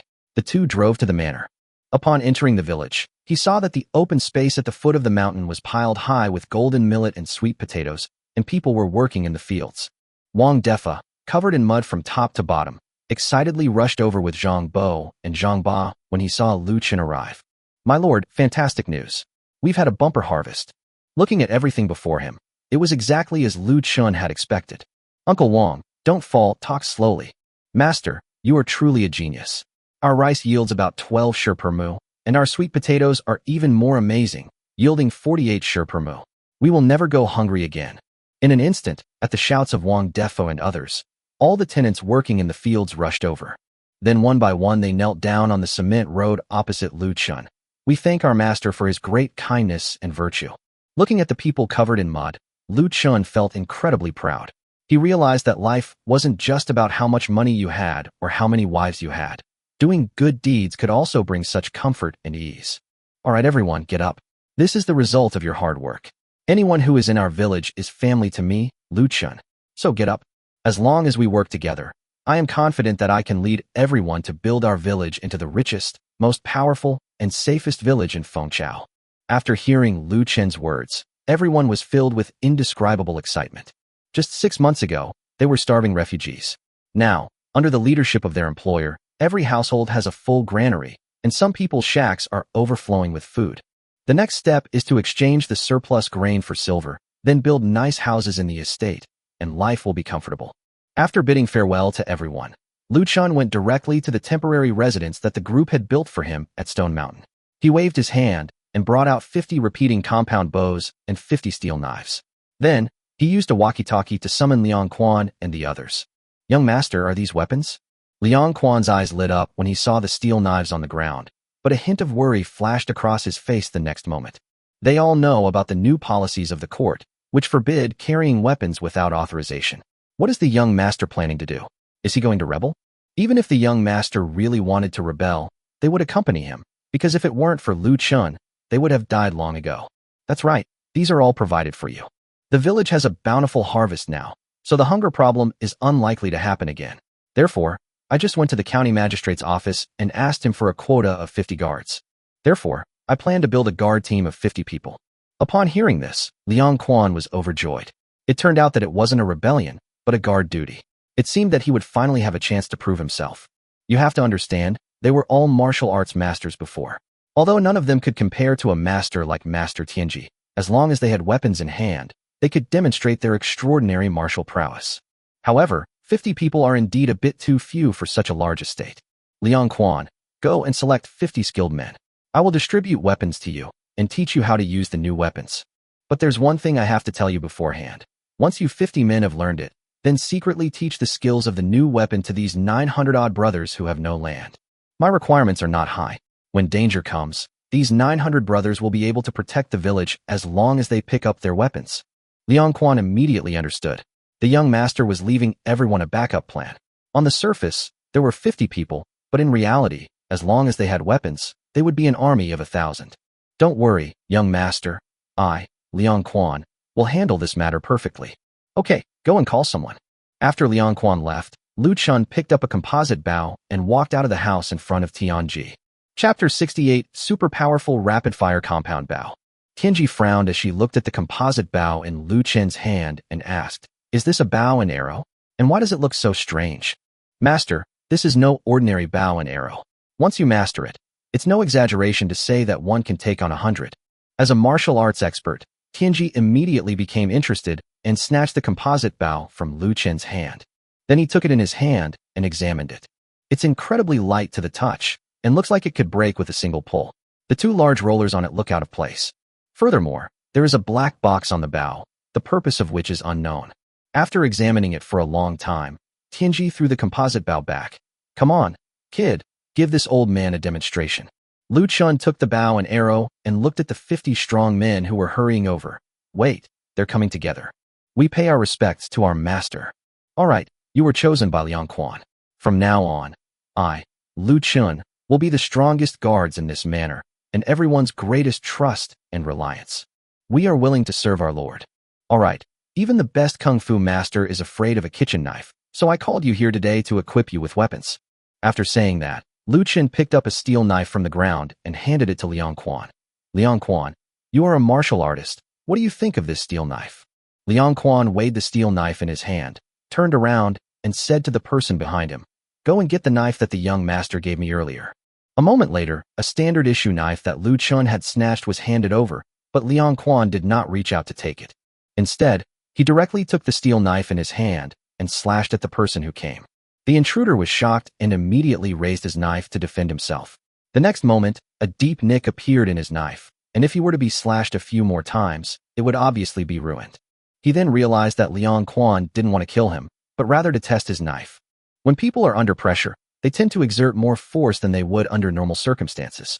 Therefore, testing a knife in this way can reveal its true skill level. "Young master, what a treasured sword. I, Liang Quan, have never seen such a hard and sharp sword before. It is probably comparable to the long sword in the Taoist priest's hand." After hearing this, Tianji glanced at it dismissively. What a joke.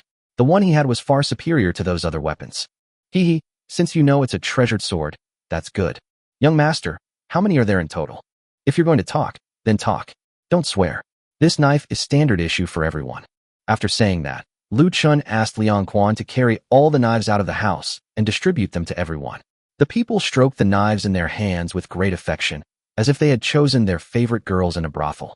Seeing this, Chu Qin felt much more at ease with Liang Quan. The people he had chosen all seemed to be brave and fierce, and such people were the ones who could protect the manor in critical moments. Immediately afterwards, Lu Chen picked up the compound bow in his hand. Turning to Tianji, "You old rascal, I'll show you these. I'll give them the truly powerful weapons. You should all take a good look. This will be the strongest weapon you carry with you from now on." After saying that, he took out 8 arrows from behind him and, under everyone's watchful eyes, put them into a black box and pressed it down. Then he immediately drew back the bowstring, aimed through the composite bow sights, and with a soft thud, an arrow shot directly into a tree 100 meters away. Immediately afterward, seeing that he was not firing an arrow, the crowd drew their bows again, and another arrow was shot out. For a moment, everyone was stunned. This thing could fire in rapid succession. However, Lu Chen only shot 2 arrows before feeling a bit exhausted, thinking that he had still lifted too heavy a load. He was holding a 70-pound bow with a maximum range of about 200 meters. He was in good shape because he had been eating well lately. Otherwise, he wouldn't have been able to draw the bow even once. Seeing Lu Chen's exhausted state, Tianji immediately glared at him angrily. "Weakling, let me do it." Lu Chen chuckled, handed the compound bow to Tianji, and then briefly taught him how to use it. Tianji picked up the compound bow and immediately fired 8 arrows in a flurry. 50 meters away, 8 arrows were embedded deep into the trunk of a sycamore tree. Looking at this result, Tianji secretly clicked his tongue. "You little bastard, which despicable person made this thing? It's incredibly powerful and easy to use. If these 50 people are trained, they could probably take over Luyun County." Lu Chen chuckled but didn't reply. Instead, he handed the compound bow to Liang Quan. "Go and try it out. See if you can do it as easily as the Taoist priest." Liang Quan eagerly took the composite bow, and under Lu Chen's guidance, he drew the bow and shot 8 arrows. Although his accuracy wasn't as good as Tianji's, it was still relatively easy. "My lord, our soldiers are currently equipped with bows made of 1 stone each, but this divine bow must be worth more than 1 stone." Lu Chen chuckled after hearing this. A 1-stone bow, which translates to about 30 to 40 pounds, is nothing compared to a compound bow. "That's right, it should be about 2 stones. I know this might be a bit difficult for you, but if you practice more, you'll eventually find a sharpshooter among 1,000 people." Liang Quan nodded after listening. "Rest assured, young master, we will certainly live up to your expectations." "All right, then draw your bows. Each person will be equipped with 50 arrows. Once you've trained, go hunting in the mountains. With these bows, you can easily kill a wild boar or something within 50 paces." After saying that, Lu Chen waved everyone away. He had already taught them how to use it, but as for the techniques, he didn't know them either. He could only tell them to train harder and take it slowly. After everyone left, Tianji lit a cigarette and looked at Lu Chen with a dissatisfied expression. "Where's mine?" "Oh, you want one too? Aren't you supposed to be able to pierce stone with 1 sword? What do you need this thing for? Stop talking nonsense and give me one." Helpless, Lu Chen could only return to the house. Then, with a thought, a 100-pound compound bow appeared in front of him. "You old rascal, I've already prepared it for you. Go and give it a try." "Wait, this thing is even more powerful?" "Haha, you're definitely an expert." However, just as Lu Chen was distributing the weapons, on a hilltop far away on the other side of the manor, a group of people wearing tattered armor and holding standard-issue swords were surveying Lu Chen's manor. "General, this manor is the wealthiest in Luyun County, but some of its walls are difficult to breach. Damn you, we're bandits now, mountain bandits. Wait until they've finished their harvest, then it'll be time for us to enter the village." Chapter 69, Distributing Food to Soldiers. After saying that, these people immediately hid in the high mountains and forests. Inside the manor, Lu Chen sat on a large rock, watching the Tianji missiles excitedly shoot out again and again. He couldn't help but tease. "You old rascal, didn't you disdain weapons? How come you love this thing so much? What a joke. How could we chivalrous people not love weapons? It's just that we don't have the right ones. When I encounter injustice, I can easily and quickly kill the villains from afar. Why should I rush out and draw attention? I am a very low-key person." Lu Chen rolled her eyes at him, annoyed. "You're so low-key, but you have to carry a long sword even when you go to a brothel. You're practically writing, 'I'm a master' on your face." After drawing the bow 30 or 40 times, Tianji turned around and returned to Lu Chen's side, sitting down on the stone opposite him. Then, he removed the gourd-shaped ladle from his back and carried the composite bow on it. "Old friend, you've been with me for so many years, but today I can't bear to leave you behind." Seeing this, Lu Chen picked up the ladle that he had taken off and asked in confusion, "Old Taoist, this thing can't be used to hold water or wine. Are you carrying it on your back just to show off your identity as a ladle carrier?" After hearing this, Tianji snatched the gourd away. "What do you know? See the scars on the gourd? It has blocked countless swords and blades for me. Now that we have a bow and arrow, it can't carry any more, so I had no choice but to give it up." Lu Chen took a closer look and, wow, there were indeed quite a few scars on this ladle. He wondered what it was made of to make it so hard. However hard it may be, it's still just a gourd. It's probably been soaked in tung oil or something similar to achieve this effect. Then, on a sudden inspiration, he turned around and went back into the house. When he came out again, he had a soft, cut, and stab-proof vest in his hand. Incidentally, he also had a triangular dagger in his hand, and it was a rotating triangular dagger. "Well, even though you've taken off your gourd, I won't treat you unfairly. You should wear this stab-proof vest close to your skin from now on. It will definitely make you invulnerable to blades and spears. And this dagger, if you want to ambush someone, one stab, and even a god couldn't save them." Tianji stared blankly at the thing in Lu Chen's hand. First, he picked up the garment, then hung it directly on the tree trunk and drew his bow. With a whoosh, an arrow was firmly embedded in the stab-proof vest. This soft armor. Ha! You little bastard. I really want to kiss you. Lu Chen ignored the seemingly deranged Tianji and handed her the dagger. Tianji took the dagger and immediately frowned. As a martial arts master, he could easily see the insidious and dangerous nature of this weapon. With this strike, the wound would be almost impossible to close, and internal bleeding would be fatal in a short time. It was truly a case of being beyond saving even by a god. Ha ha ha, you little bastard, you're so despicable, and the things you bring out are just as despicable. Today I have received your kindness. Rest assured, I have seen the world. Rather than pursuing that illusory great Tao, I would rather enjoy wealth and honor in this mortal world. As long as I have a bite to eat, you brat, I will never leave. Lu Chen chuckled to himself, thinking that this little thing was enough to make you say such loyal things. If I gave you a machine gun, what a scene it would be, a Taoist priest in a red robe holding a machine gun. However, Lu Chen wasn't that foolish. While he wasn't strong enough, he knew that such a weapon, which was ahead of its time, could only be possessed by himself, unless someone with absolute loyalty appears. Therefore, this is why he only gave his guards cold weapons and not firearms. I came into this world to experience a carefree life, not to seize power. Why would I need to bring out a gun? As long as there are people who can protect my property, that's enough. I believe that advanced cold weapons are more than sufficient for that.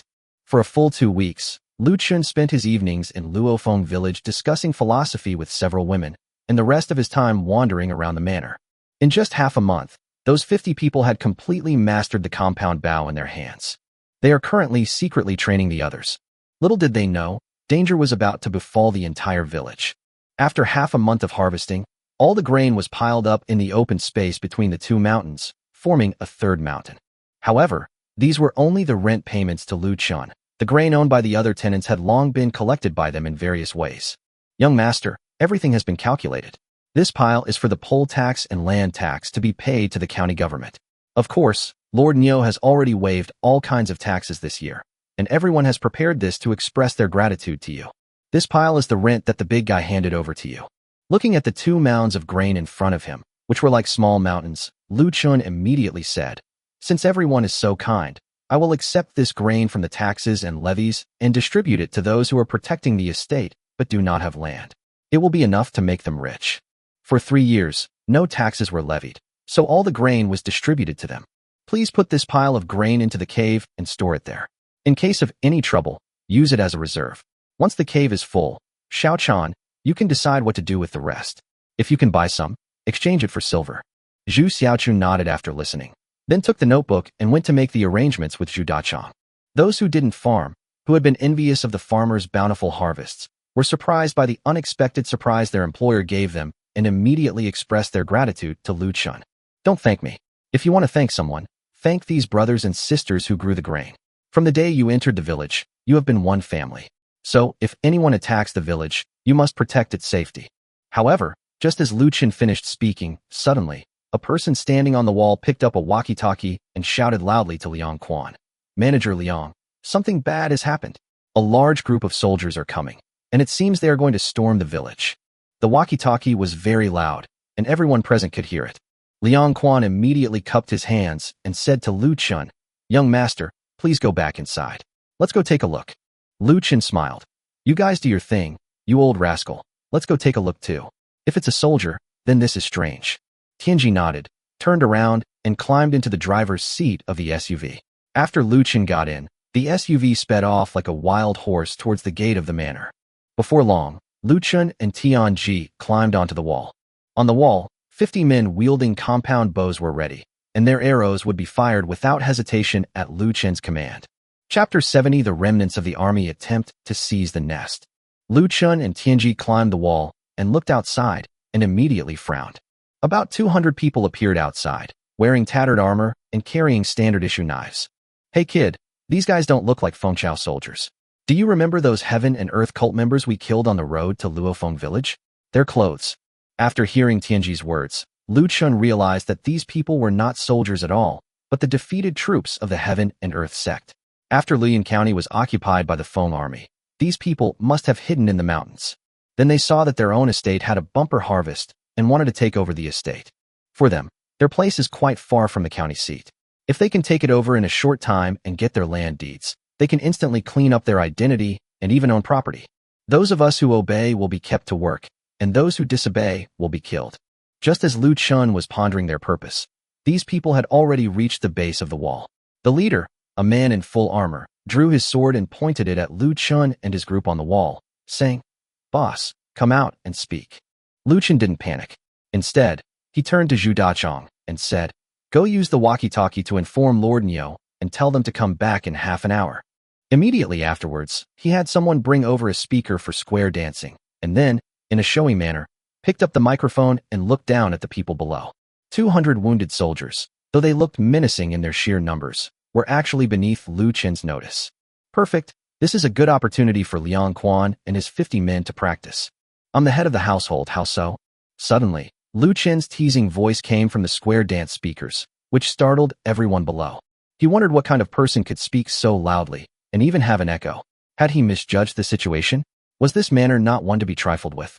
However, with the die already cast, he mustered his courage and said, "It's good that we have a leader. If you know what's good for you, just open the door for us. The old men don't kill people, they only want money. This estate is nice, it can be our place of residence, so we won't kill whoever opens the door. Who gave you the courage?"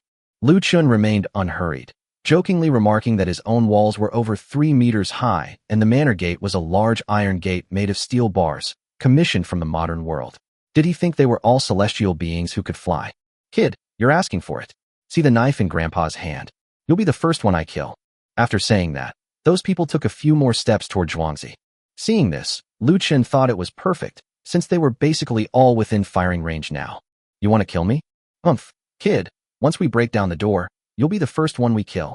Brothers, form a human wall and enter the village." Lu Chen looked at the people rushing towards the wall and immediately turned to the guards who were ready to fire arrows. "Brothers, I'll pay 2 taels of silver for each bandit. If they are remnants of the Heaven and Earth sect, Master Niu has 2 taels each. Kill them." Upon hearing Lu Chen's words, everyone became excited. Liang Quan also seized the opportunity to shout, "Young master is paying. Everyone fight bravely to protect the young master, protect the estate, and protect the grain." In an instant, the arrows in their hands shot out like raindrops towards the invading enemy. The bandit leader had just given the order and was still thinking about how his men would be carefree and kill them all once they entered the village when he suddenly felt a long thing growing out of his head. He looked up and saw an arrow dangling above his head. The next moment, he lost consciousness. The next moment, a series of roars erupted from the crowd. Those arrows were incredibly accurate, as if they had eyes. Moreover, they were aimed from below, striking from above, leaving the arrows with nowhere to hide. Those who were lucky enough to see the situation was bad immediately turned and ran away. As they passed by the corpse of the ringleader, they became even more terrified. "Run! The boss is dead. Run!" That shout completely shattered their plans to storm the manor. All they wanted now was to escape as quickly as possible. Even though they ran very fast, the arrows seemed to have eyes. In no time, their backs, the backs of their heads, and their buttocks were covered with arrows. The entire battle was over in less than the time it takes for an incense stick to burn. Lu Chen looked at the corpses below and the people still groaning on the ground with little interest, then turned to Liang Quan and said, "Go out, take care of everything, bring Xiao Chan, and tally up who killed how many, and reward them accordingly." After hearing Lu Chen's instructions, Liang Quan immediately became as energetic as if he had been injected with chicken blood and led his men out with knives. Zhu Xiaochun followed behind them, her body trembling as she looked at the corpses. "Don't be afraid, madam, they're all dead. Young mistress."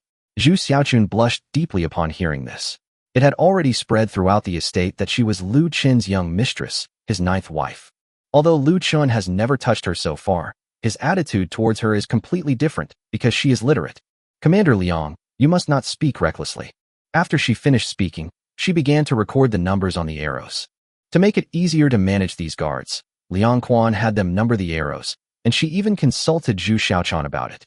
Zhu Xiaochun learned Arabic numerals from Lu Chen, so 50 people would have 50 different numbers. This makes it easier to find the person who made the direct contribution in such matters and reward them accordingly.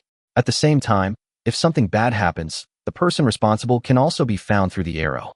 Zhu Xiaochun also recorded those who had several arrows stuck in their bodies, and then divided them equally among the 4 taels of silver. This way, it is fair and just, and those who have contributed the most will not be treated unfairly. Just as they were cutting throats, looting corpses, collecting arrows, and counting them, Niu Bei arrived hastily with several hundred constables. When they saw the corpses scattered on the ground, they couldn't help but feel a chill. He had only given Lu Chen 50 guards, 50 against 200, and they had all been killed within an hour. One could imagine that if anyone offended Lu Chen, the consequences would be unimaginable. So he hurriedly came to Lu Chen and said with a mixture of excitement and fear, "Young Master Lu is very good at training people. Your guards are all excellent. Lord Niu, you flatter me. Please confirm their identities, and do not be stingy with the reward." Chapter 71, A Small Trial Earns a Reward. Young Master Lu is joking. You brave warriors have expended so much effort to eradicate the heaven and earth cult. That is a tremendous achievement. The mere reward will certainly be paid. If you ask me, we should report it to the imperial court. Lu Chen immediately interrupted him after hearing this. Keep a low profile. Keep a low profile. Oh, Mr. Lu, you're such a kind person, always doing good deeds without seeking recognition. What a joke. I only have 50 guards right now. Although the Heaven and Earth sect has been completely defeated and wiped out by the Fengtian army. But how could they possibly kill them all? He didn't want to be enemies with a gang that could challenge the imperial court.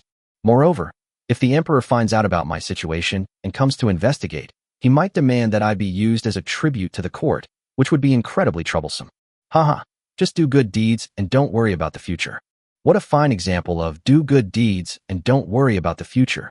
Young Master Lu, I admire you. I won't bother with any more polite words.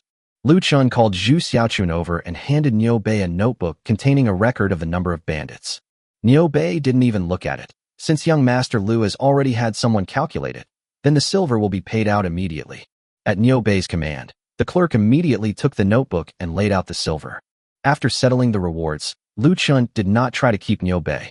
Instead, he had them remove all the corpses, and in less than half an hour, the area outside the manor returned to its previous state. It was as if these bandits had never been there.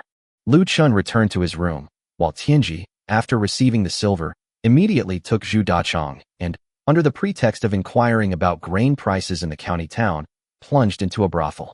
Having just witnessed the combat prowess of the 50 guards in the manor, he had no worries about Lu Chen's safety. A large-scale attack simply cannot enter the village unless you have tens of thousands of people. And Lu Chen hasn't even made a move yet.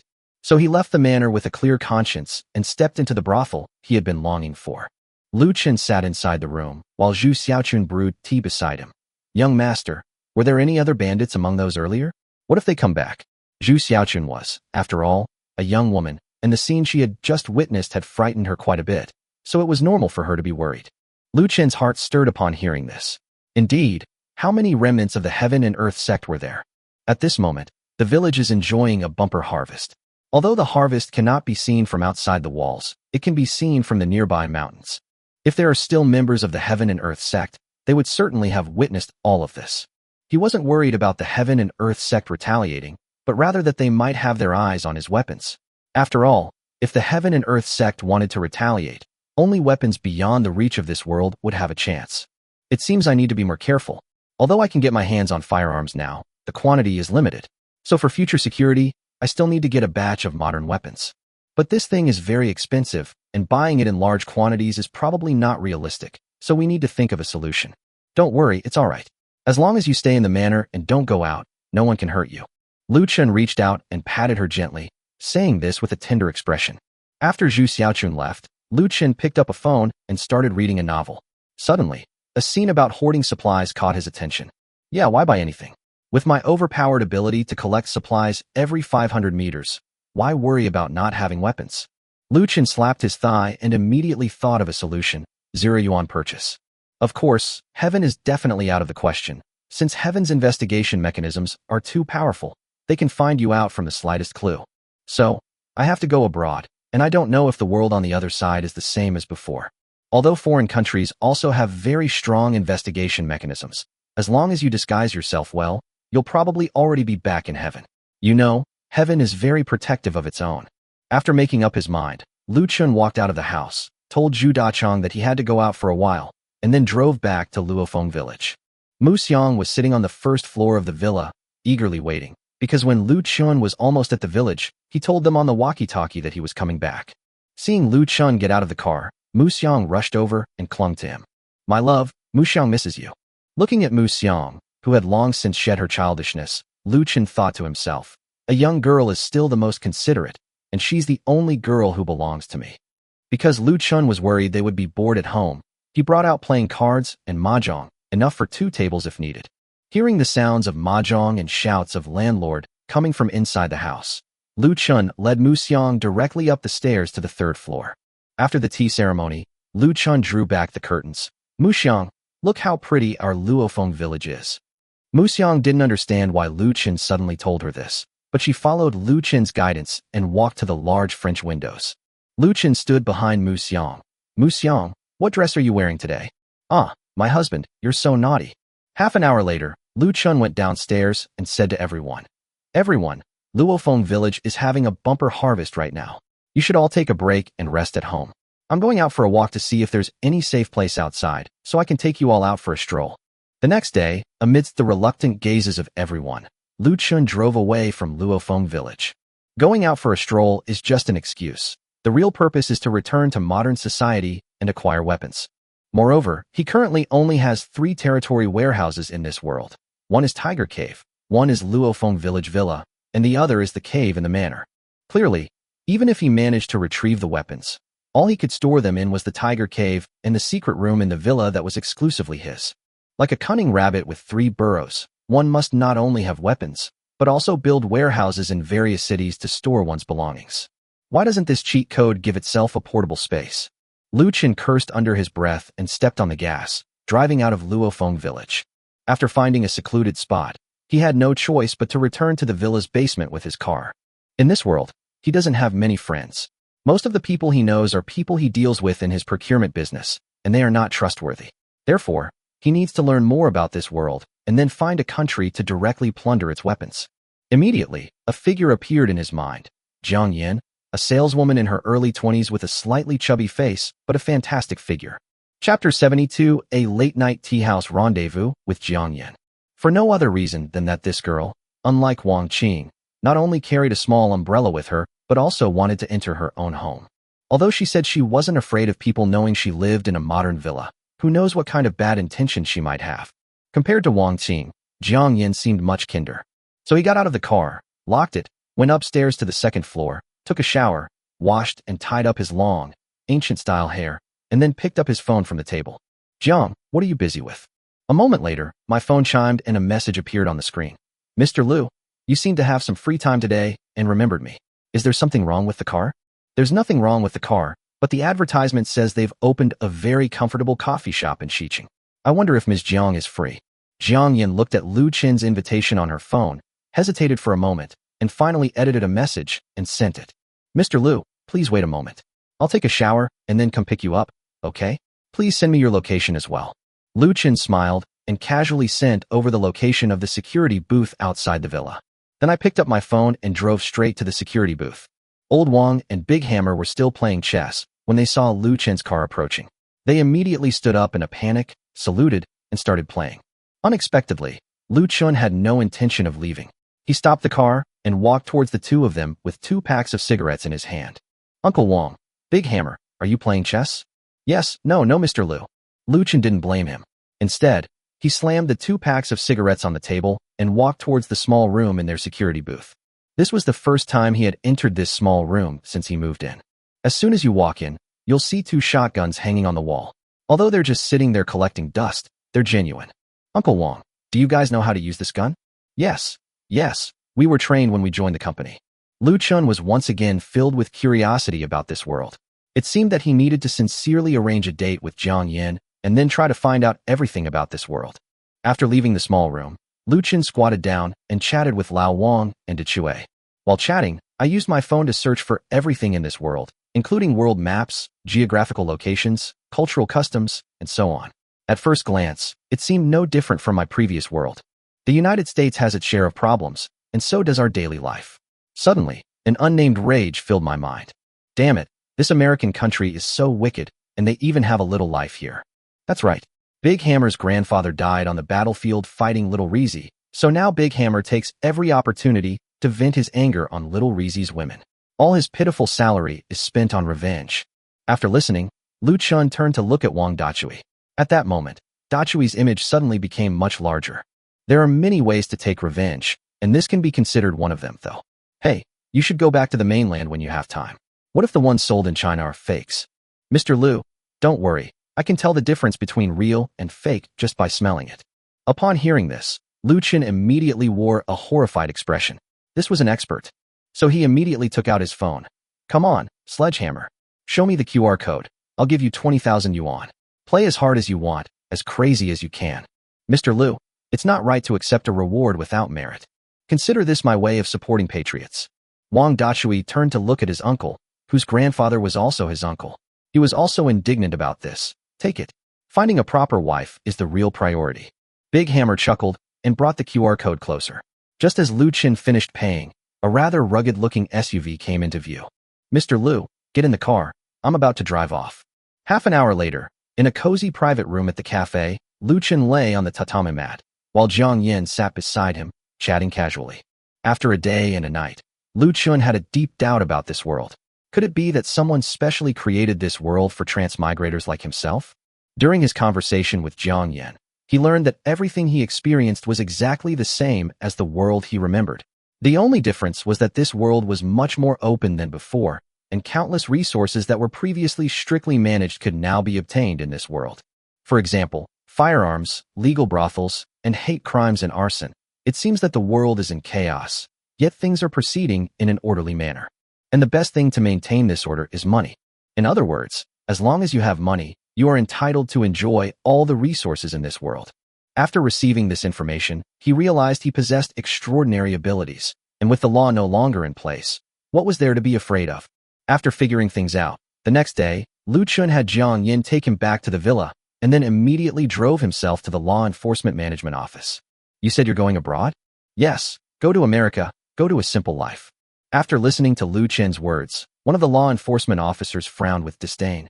Young people run away as soon as they have a little money, spending it all abroad. Go ahead, they'll verify your funds there. After that, you can get your passport today. Lu Chen smiled after hearing this, ignoring his sarcastic remarks, thinking to himself that he wasn't there to spend money. However, this also confirms his idea that this world may be a copy, replicating everything from his previous world, including memories, hatred, and history. The only difference is that the rules have changed, and the phrase, money talks, perfectly summarizes it. Sure enough, after Lu Chen verified the funds and handed the verification form to the law enforcement officer, the officer's attitude changed completely. Mr. Lu, are you going to 2 countries consecutively or one at a time? With your current financial means, you can stay in each country for half a month. Of course, if you need to stay there for a longer period of time, you can come back after half a month to renew your procedures. After hearing this, Lu Chen thought that half a month would be more than enough, so he completed all his procedures directly. Then I drove straight to the airport. There will still be security checks at the airport. Just like in my previous world, all firearms and flammable and explosive materials are prohibited, presumably to ensure safety. At the airport entrance, you can print your verification certificate at the self-service machine. With the verification certificate in hand, he boarded the plane to the United States like a VIP, accompanied by a pretty young lady. Chapter 73. The plane lands in the United States. After a long flight, Lu Chen landed smoothly in this legendary beautiful country. As soon as he stepped out of the airport, he saw several well-dressed Americans speaking fluent Mandarin. Sir, do you need a translator? I can take you anywhere you want to go and let you experience the beauty of this beautiful country. Lu Chen smiled after hearing this, thinking to himself that the service was indeed very attentive. In their eyes, they probably see themselves as fat sheep just coming from heaven, waiting to be slaughtered. But it doesn't matter. He has the ability to disappear on the spot at any time, and he's not in heaven right now. There are no familiar faces around him, so he won't feel guilty about anything he does. Moreover, this is a country with a high crime rate, the kind where a big brother will resort to any means of truth at the slightest disagreement. How much does it cost? It's not expensive at all. It only costs 10,000 renminbi per day. I believe that everyone who can come to our beautiful country is a big boss, so it's nothing to you. Lu Chen chuckled. 15 days, 150,000 yuan. If he was lucky, it would be worth it. Okay, you're the one. Where's your car? Please come with me, sir. You may call me Jim from now on. May I ask your name, sir? My name is Wang Dachui. You can call me Brother Wang. All right, Brother Wang. How many days are we planning to stay? 15 days. As they talked, The two climbed onto a small sanitary napkin cart that looked like it had been used for 7 or 8 years. With the sputtering of the car, the two soon entered a hotel. After checking in, Lu Chen ignored Jim and went straight upstairs to his room. After washing up, Lu Chen picked up his phone and began to check the surrounding terrain map. Ultimately, he set his sights on a tourist attraction, not for any other reason than that on the other side of the attraction was a military-protected area. So he immediately called Jim and asked him to arrange the schedule for tomorrow. Brother Wong, you must have done your research. This is usually the first stop for tourists visiting the United States. You'll have to get up early tomorrow, as this scenic spot is very crowded. No problem. You should get some rest too. You must be exhausted from flying all day. After saying that, Lu Chen hung up the phone and prepared to lie down on the bed and drift off to sleep. About 10 minutes later, the doorbell rang. Lu Chen waved his hand and pulled out a pistol, holding it in his hand. Then he walked towards the door. Who? Brother Wong, Jim asked me to come. He said you're tired today and need to relax. After hearing the truth on the spot, Lu Chen wondered, is Jim being so considerate? Is it genuine consideration or a honey trap? After looking through the peephole, he simply opened the door a crack. Outside the door, a very well-dressed, fair-skinned foreign woman stood expectantly. When Lu Chen opened the door, she gave him a professional smile. Hello, Brother Wong, may I come in? Lu Chen hesitated for a moment, but in the end, the younger brother prevailed over the older brother, opened the door, and pulled the foreign woman inside. Seeing Lu Chen holding a gun, the foreign woman was also a little scared, because even though they worked for high-end clients, they still had a lot of opportunities to encounter perverts. Brother Wong, I mean no harm, I'm just here to make money. Lu Chen didn't say anything, but directly instructed her to take off her clothes. He then thoroughly checked her clothes, making sure she could find every nook and cranny that could hold a weapon. Only then did he tuck the pistol into his lower back and store it in his spatial storage. Then, with a smile on his face, he looked at the foreign woman and asked, how much do you charge? 3,000 a day, 10,000 a night. All of it is heaven's currency. Lu Chen clicked his tongue in amazement after hearing this, recalling how he had frequented the pink-lit roller shutter door back then, where prices were much higher. That's not right. A kind older brother who had been to the United States and loves reading said that the price wasn't that high. So he said, do you think I'm some kind of fool? So expensive. Brother Wong, we cater to high-end clients, providing regular health checkups to ensure high quality and safe service, which is why our fees are higher. Lu Chen ignored her concerns and then thought that it was good to have multiple channels to learn more, since 10,000 yuan wasn't much anyway. So he immediately said, okay, then let me see what high-quality service really means. The next morning, Lu Chen arrived at the hotel lobby feeling refreshed, and Jim, who was waiting for him, immediately came to greet him. Brother Wong, how did you sleep last night? Not bad. The foreign woman you found has some talent. Hee, to be honest, Brother Wong, this guy has the most personality around here. If it weren't for your good looks, I bet he wouldn't have taken your business. Lu Chen smiled but didn't answer. He thought to himself, since the question is already out there, as a man, everyone would want to experience this kind of thing. After all, the opportunity to experience exotic customs is rare. So as long as you are healthy and open-minded, it doesn't matter. Besides, you can always use an umbrella to protect yourself from the storm. After the two got into the hand-me-down car, they headed straight for the scenic spot that Lu Chen had found the day before. The scenic area is about 50 kilometers away from the city. Thanks to Jim's amazing driving skills, we arrived at the entrance of the scenic area in less than 30 minutes. After buying their tickets, the two men, cigarettes in their mouths, rushed into the scenic area and slowly headed towards the boundary between the scenic area and the military zone. Looking at the bustling crowd, Lu Chen was overjoyed. This so-called scenic spot was just a hilltop, only about 2 kilometers away as the crow flies. If you're lucky, you might be able to see the military's armory directly from the mountain. As long as you're within 500 meters, the trip will be worthwhile. You should know that with his extraordinary skill, he can collect anything within 500 meters that he can see with his mind. Brother Wong, there are too many people here. Let's rent a car and go straight to the top of the mountain. There's a super nice sightseeing hotel up there, and the girls there are. Jim became more and more excited as he talked, as if he were the one about to experience it. Lu Chen didn't interrupt him, nor did he say much. He just kept making uh-huh sounds, nodding and shaking his head. A short while later, a sightseeing bus arrived directly at the top of the mountain. Lu Chen lit a cigarette, and he and Jim sat on the mountaintop, idly watching the scenery and the foreign woman. Lu Chen's gaze, however, was sweeping over the various buildings in front of him. Jim, the lower part of the scenic area is also quite nice. Why wasn't it developed at the same time? Brother Wong, you don't know, that's a forbidden area. Don't be fooled by how close we are now. Once we cross this line, I reckon the other side can open fire. It's a U.S. Army camp inside. Chapter 74. After exploiting the army, they exploited the gun shop. Upon hearing this, Lu Chen immediately showed a horrified expression. Then let's hurry up and leave. If we get killed while on vacation, where will we go to seek justice? Don't worry, Brother Wang. As long as we don't cross this small wall, we'll be fine. Besides, our United States has a powerful military and has never been afraid of any other country. So they were happy to show off their weapons, and the other side of that low wall became a scenic spot as well. Lu Chen listened to Jim's boasting without showing any anger. Instead, he looked over there and secretly calculated the distance. You mean, they even take out and display the weapons from their armory from time to time? Yes, their training time is in the afternoon. You'll get to experience using firearms then. See that? That's the armory. Following the direction Jim was pointing, Lu Chen immediately saw a sturdy house. While his extraordinary method was impressive, it was impossible to conceal something like a house that was underground. Otherwise, he would have simply moved the armory to its location. So all I could do was wait for them to start training. After saying that, Lu Chen turned to look at the moving building on his left. Big Hammer, is this the hotel? It's so close to the armory, aren't you afraid of danger? Brother Wang, the armory is at least 300 or 400 meters away from the hotel, and it's all made of bulletproof glass, so you can rest assured when you check in. Lu Chen nodded, and then he and Jim started strolling around again. Lu Chen walked around until noon before complaining of being tired. He then went to the hotel, booked 2 rooms with large floor-to-ceiling windows, and checked in. Brother Wang, where should we go this afternoon? I'm going to take a nap this afternoon. Oh, and don't call those foreign women over. Your brother Wang isn't feeling well.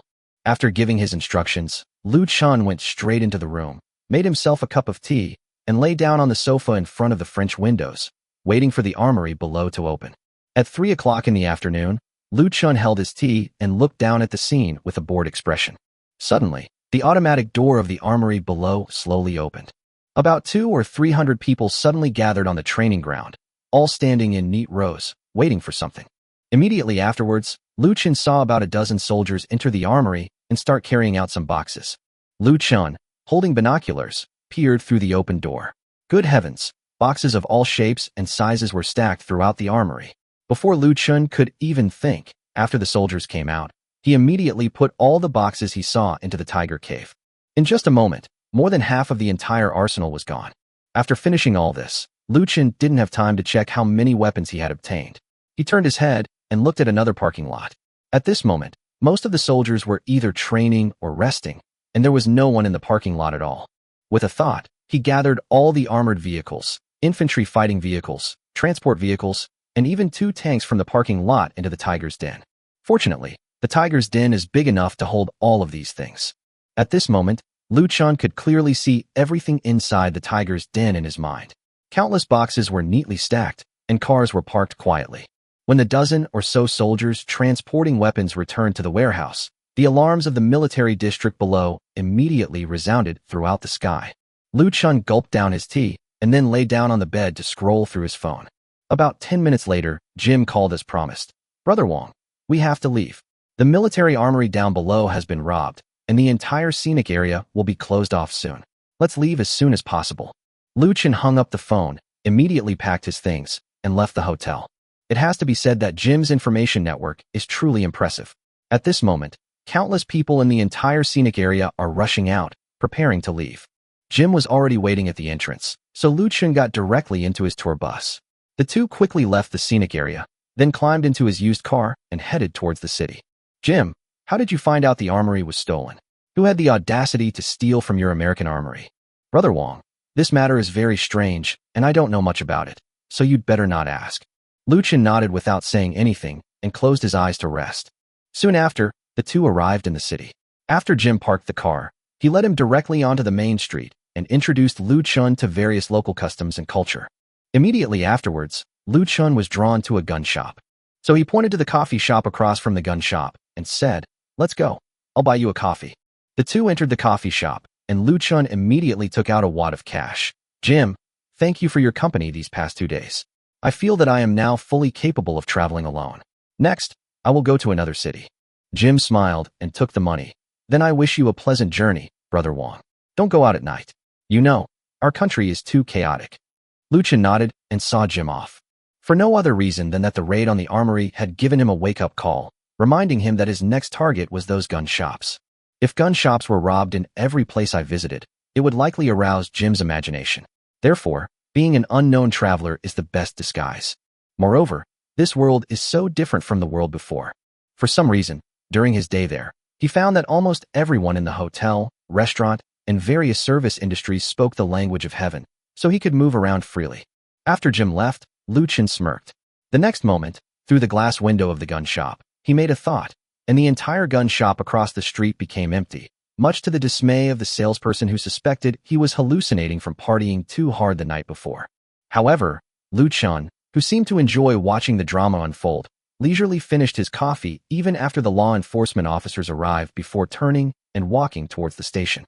Over the next 10 days, both the government and the criminal underworld in the United States were outraged. The reason is simple. A strange thing happened in the United States. The weapons in their military zones and gun shops belonging to various gangs have mysteriously disappeared. Find out who did it. In the White Palace of the United States, their president roared angrily at the people below. It's one thing that the weapons were lost, but their major banks and gold shops also lost countless gold products on display and for sale. Even the precious artifacts in the museum have disappeared without a trace, which is really strange and unusual. However, while the United States was in complete chaos, Lu Chen had already boarded a plane to Shaorizi and was enjoying the ultimate service from Shaorizi's flight attendants. Chapter 75 Little Country's Gold Trade. The plane landed smoothly at the capital airport, a small city. Lu Chen was carrying a black bag, which contained nothing but some cash, a cell phone, and some clothes. At this moment, he is just an ordinary tourist traveling to Shaorizi. Mr. Chong, where do you plan to go next? Outside the airport, a curvaceous young woman spoke politely to Lu Chen, a handsome man with long hair. However, Lu Chen now has another passport, named Chong Wei, a Chong Wei who doesn't know martial arts. Looking at the pretty girl in front of him, who looked just like the girl in the tutorial video, Lu Chen suddenly felt a sense of familiarity. I'm used to playing freely. By the way, what are some fun places to go around here? The girl's name was Zhuamu Tanyu, a very poetic and profound name. Lu Chen guessed that she must know a lot about heaven. Lu Chen had just met her on the plane. Tanyu had studied the language of the heavenly kingdom and spoke it quite fluently, which was why the two of them could communicate as soon as they met. Since you've come all the way to Xi'an, you definitely have to experience its prosperity. How about we go together? I'm a university student here, it's summer vacation, and school doesn't start for another 2 weeks. If Mr. Chong doesn't mind, I can be your tour guide. Lu Chen gave teacher Tanyu a deep look, thinking that this woman had taken a liking to him. Wang Dachui was spending a huge sum of money to avenge his grandfather, so how could he let go of such a good opportunity? So he feigned surprise and asked, "Really? Teacher Tanyu?" Lu Chen's goal was simple, to acquire gold, even though this tiny place didn't have much gold reserves. However, over the years, the gold reserves in Xijing have accumulated to a considerable amount. Moreover, he spent a lot of money to buy a document in a secret base in Xijing, which contained as much as 1,200 tons of gold. You know, if I get so much high-purity gold into the Feng dynasty, I'll hardly have to work hard. With all the firearms I've gotten from the United States, as long as I organize the people, taking the throne will be a piece of cake. The approximate location of this secret base is in an inconspicuous mountain in the eastern suburbs of Xijing. Moreover, in order to create the illusion that there is no gold in this place, Shaorizi is outwardly lenient but inwardly strict about this mountain, even allowing hikers from all over the world to explore and play here. A large amount of gold is hidden in an inconspicuous cave in this mountain. Therefore, after receiving this news, Lu Chen roughly had his own idea, which was to first create chaos in the Xijing city area, take advantage of the chaos to disguise himself as a hiker, go into the mountains alone, directly force his way into the cave, and use his ability to travel through time and space. If you disguise yourself well, you're unlikely to be discovered or caught. Even if artillery fire were to strike, with a single thought, he could return to his villa in heaven, so there was absolutely nothing to worry about. Even if I'm exposed, I can simply disappear from this world. This time, I'm going to pull off a big heist. If Mr. Chong doesn't mind Tanyu is willing to accompany you.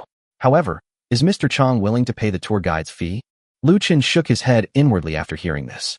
He had thought he had met a kind-hearted teacher, but it turned out to be a seemingly innocent software engineer. But that's fine too.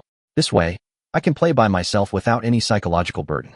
No matter who you are, if you take my money, then you have to bear the consequences. Haha, you're too kind, teacher Tanyu. I'll give you a reward so you can pay your tuition. Thank you, Mr. Chong.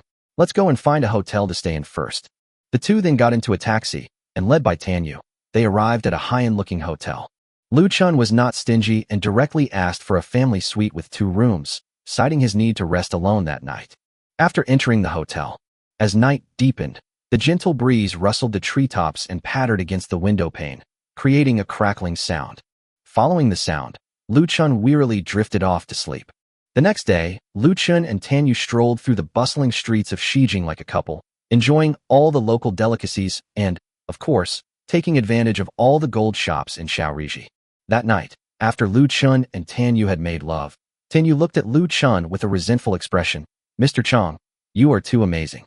As Tanyu fell into a deep sleep, Lu Chen took advantage of the night to leave the hotel and went directly to the warehouse of the largest supermarket in Xijing. On a stretch of riverbank, Lu Chen looked at the supermarket warehouse, which was brightly lit and bustling with activity in the night, and a smile appeared on his lips. 3 days later, Lu Chen bid farewell to Tanyu. Amidst the chaos at the top levels of Xijing, he bought a set of high-end outdoor gear at an outdoor equipment store and then embarked on an adventure to go to mountain in the eastern suburbs on his own. He was carrying a large suitcase when he rented a minivan and headed into the mountains. On the way, Lu Chen sat in the back of the van. His outdoor gear made it impossible for the driver to tell whether he was from the Heavenly Kingdom or a simple, ordinary family. Moreover, Lu Chen hadn't said a word since getting into the car. The few greetings he exchanged were ones he had learned from Tanyu. The car slowly came to a stop on the road. The driver opened the car door for Lu Chen and said in a casual tone, "Sir, the adventure of Doghead Mountain begins here. Have a good time, sir."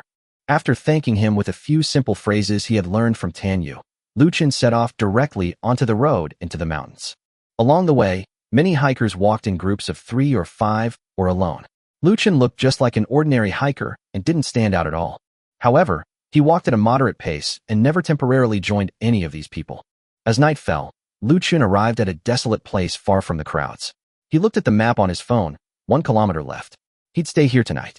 After thinking it over in his mind, Lu Chen took off his personal tent, set it up on the flat ground, put up a stove, cooked himself a simple meal, and then crawled into the tent to go to sleep. About an hour later, a rustling sound reached Lu Chen's ears.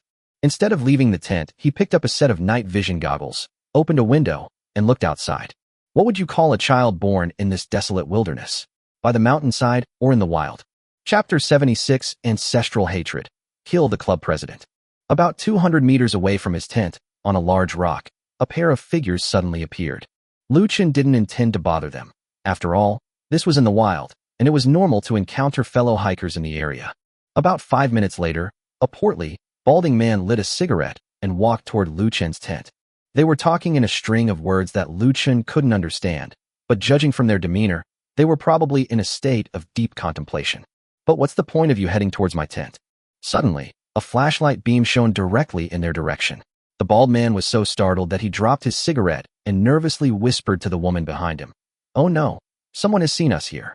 Go check quickly, see if it's one person or many people. Our secrets must never be revealed.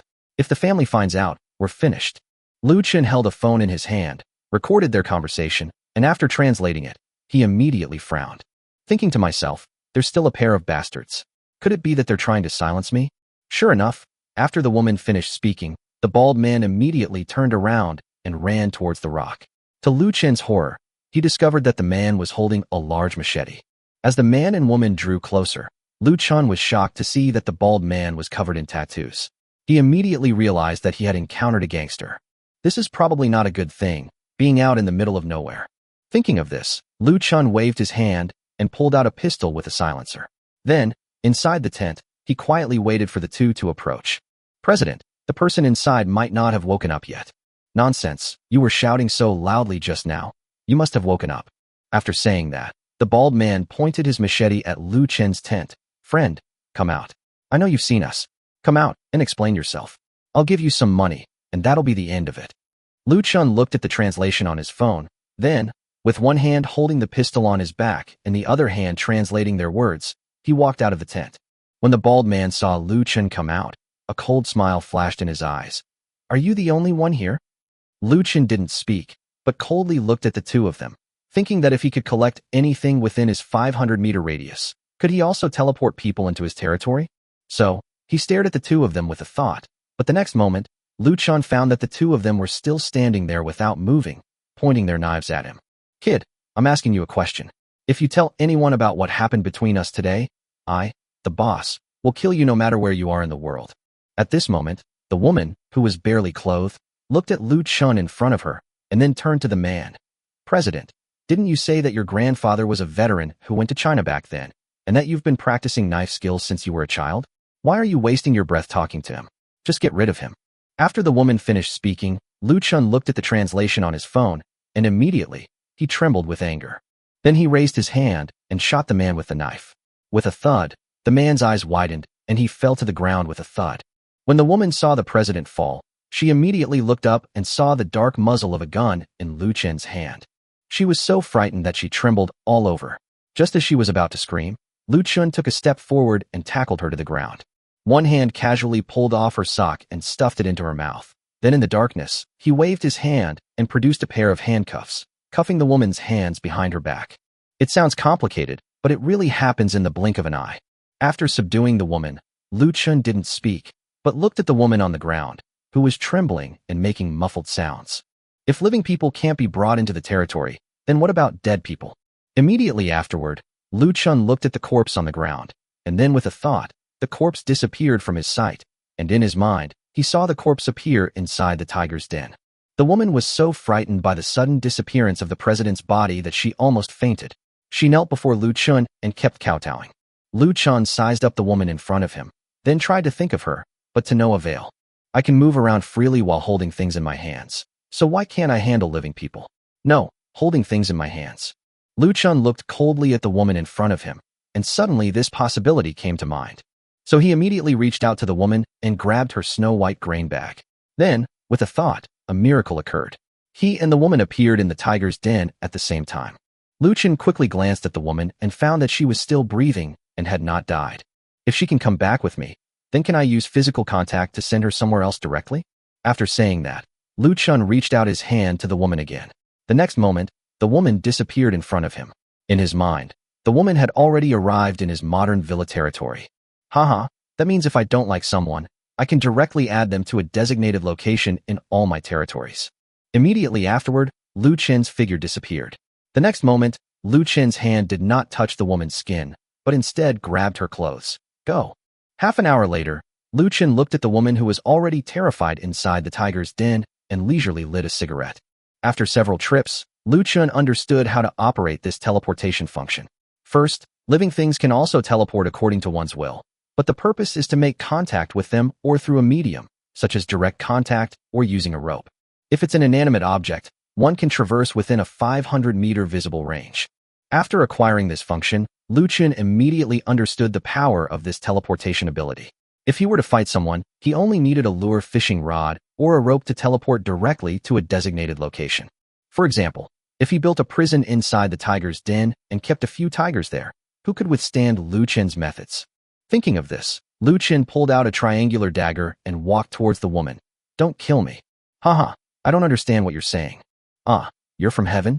The woman said in fluent heavenly language. That's right. I didn't originally intend to kill you, but your boss's grandfather awakened my ancestral hatred, so you must die. Sir, I can give you everything I have. I'll do anything you're willing to do. Please don't kill me. Chapter 77 Recruiting Japanese Troops in a Mountain Cave. Haha, you think you can survive after seeing my ability to travel through time? After saying that, Lu Chen plunged a knife into the woman's chest. After she died, he didn't even have time to dispose of the body. Lu Chen installed several large iron gates in Tiger Cave, dividing it into several areas. Since he could move around, they were currently at the deepest part of the cave, where no one could enter and no one who was brought in could get out. Only Lu Chen's teleportation skill allows him to ignore obstacles and move freely in and out. Therefore, as long as you don't mind the filth, no one will know if you leave a corpse here, and even if a living person is locked up here, they will be trapped like a turtle in a jar. After killing the woman, Lu Chen straightened his clothes and then flashed back to the tent outside the eastern suburbs of Shaorizi Kingdom.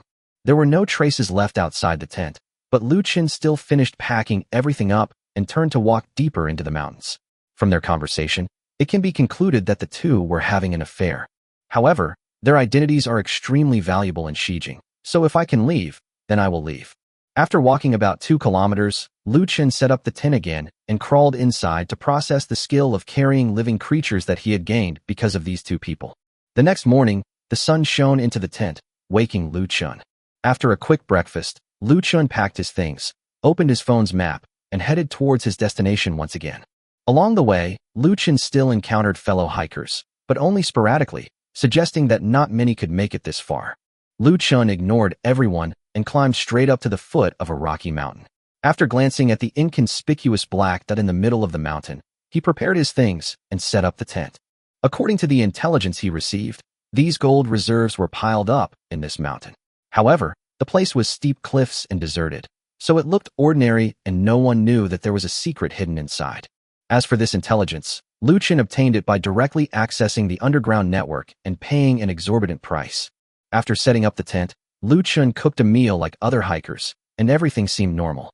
On the stone wall, 2 soldiers holding weapons looked down at the tent below and said nonchalantly, "So many idle people.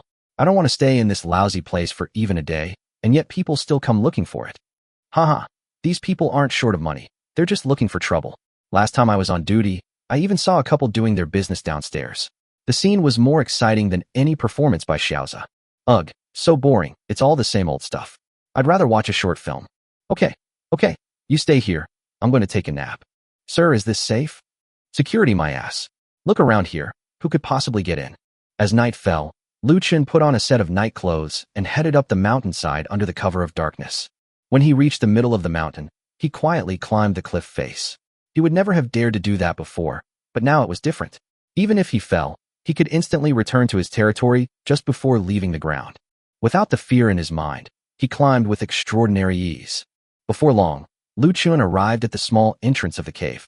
The small hole in the center of the mountain where the gold was stored was merely a back door, so there were no high-tech methods or backdoor guards.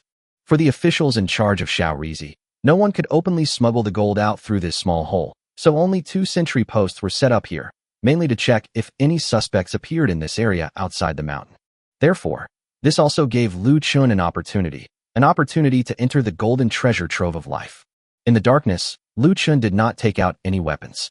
Having learned how to use his teleportation skills at the foot of the mountain, he now had a micro-lure rod in his hand. There was no bait attached, only a set-top box. Before he transmigrated, he was a seasoned angler. While he wasn't an expert at lure fishing, he could easily handle a soldier's large body in the dim light. The soldier lit a cigarette listlessly and leaned against the wall, feeling drowsy. The next moment, something whizzed and hit him. Before he could even shout, a white light flashed before his eyes, and he found himself in an unfamiliar place. Whose officer is there an attack? No matter how he shouted, all he could hear was an empty echo from where he was. It was pitch black. He groped his way forward, and the next moment, he touched a sticky substance. So he immediately turned on his flashlight. After seeing everything clearly, his eyes rolled back, and he fainted. After taking the man inside, Lu Chen quickly approached the cave entrance and stepped into the cave the next moment. Suddenly, a cool breeze swept over me. A small passage came into Lu Chen's view. The dim lighting inside the passage made it difficult to see the path ahead. There was a side chamber at the end of the passage. Inside the side chamber, on a small bed, lay a soldier fast asleep. Without a second thought, Chu Chen poked him with the fishing rod and led him into the tiger's den. "Who are you?" The sleeping soldier, still unaware of what was happening, had barely uttered a single sentence inside the tiger's den when Lu Chen shot him down with a single shot. Immediately afterward, a beam of flashlight shone over, and Lu Chen pointed his gun directly at the soldier who had been frightened unconscious and then weakly woke up. Without hesitation, he lunged forward and plunged the knife into the man's shoulder. Then he quickly pulled out handcuffs and handcuffed him. After getting under control, Lu Chen squatted down, turned on the bright lights behind him, and looked at the soldier who was wailing in terror on the ground. He took out his phone and opened a translation app. "Tell me, where's your gold? Who are you?" Lu Chen didn't give him a chance to refute. As soon as he finished speaking, Lu Chen pulled out his knife and stabbed him directly in the thigh. "Speak quickly, or draw a picture of the location from your passage to the gold pile. You can forget about it, you devil." Chapter 78. Deep into the heartland, gold appears. "Stop talking nonsense and hurry up and draw." Lu Chen pulled out the knife and stabbed it into his other leg, then asked. After being stabbed 7 times, the Japanese soldier finally panicked. At this point, Lu Chen had only managed to keep his right hand, the only part of his hand that he could use to write, free of movement. The young soldier shakily picked up the pen and drew something that could barely be considered a map for Lu Chen. To save time, Lu Chen didn't bother to tell if it was true or false. He simply killed him with a single stroke, took off his clothes, put them on, and reappeared at the cave entrance. At this moment, he had completely changed his appearance. He was wearing a military uniform, a hat, and holding their standard weapons. He walked directly forward along the passage. After walking about 500 meters, we came across a hollow cavity with numerous houses built inside, which was probably the military camp's central rest area. Since it was nighttime, most people were asleep, and no one noticed Lu Chen walking by.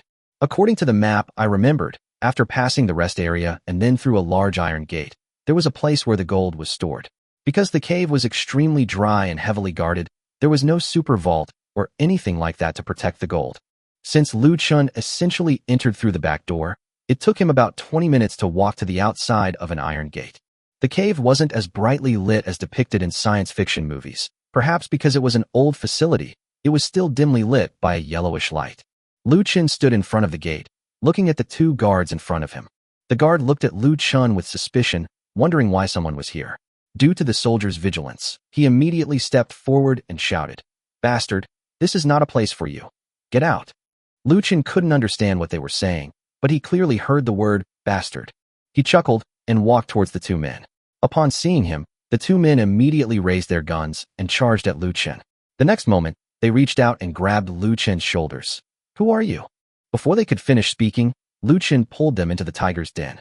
After taking the two people in, Lu Chen went straight to the large iron gate. He didn't need to open the gate. He simply opened the observation port on the gate. Sure enough, the next moment, Lu Chen was completely stunned. Looking through the observation port, a burst of golden light nearly blinded him. With 1,200 tons of gold neatly stacked before his eyes, how could Lu Chen let it go? With a heart full of excitement, he made a thought, and all the gold vanished instantly. The soldier guarding the gold inside blinked. "Sir, am I seeing things?" "I don't know either. Maybe I'm seeing things." After being stunned for almost half a minute, the group finally reacted and rushed towards the various communication devices, shouting as they went. After collecting the gold, Lu Chen walked towards the dark place without thinking, and then, after ensuring his safety, he returned directly to the heavenly villa with a thought. Inside the villa, Lu Chen packed away his everyday clothes, then rushed into the bathroom to take a shower before comfortably lying down in front of the large French windows. Recalling what he had gained from this line of work, an irrepressible smile spread across his face. This time, they raided 3 military bases and over 100 weapon shops and more than 200 gold shops in the United States. With the weapons they had and the manpower they could easily bring down the emperor of the Feng dynasty. In terms of supplies, he set up a small warehouse and a large supermarket warehouse, which is an international transit point. Excluding expired items, these supplies were enough to ensure his food and supplies were never lacking. In terms of wealth, with his 1,200 tons of gold and countless gold shops, if he lived in ancient times, he wouldn't have to do anything at all and could just lie back and relax. He could never use it all up in his lifetime.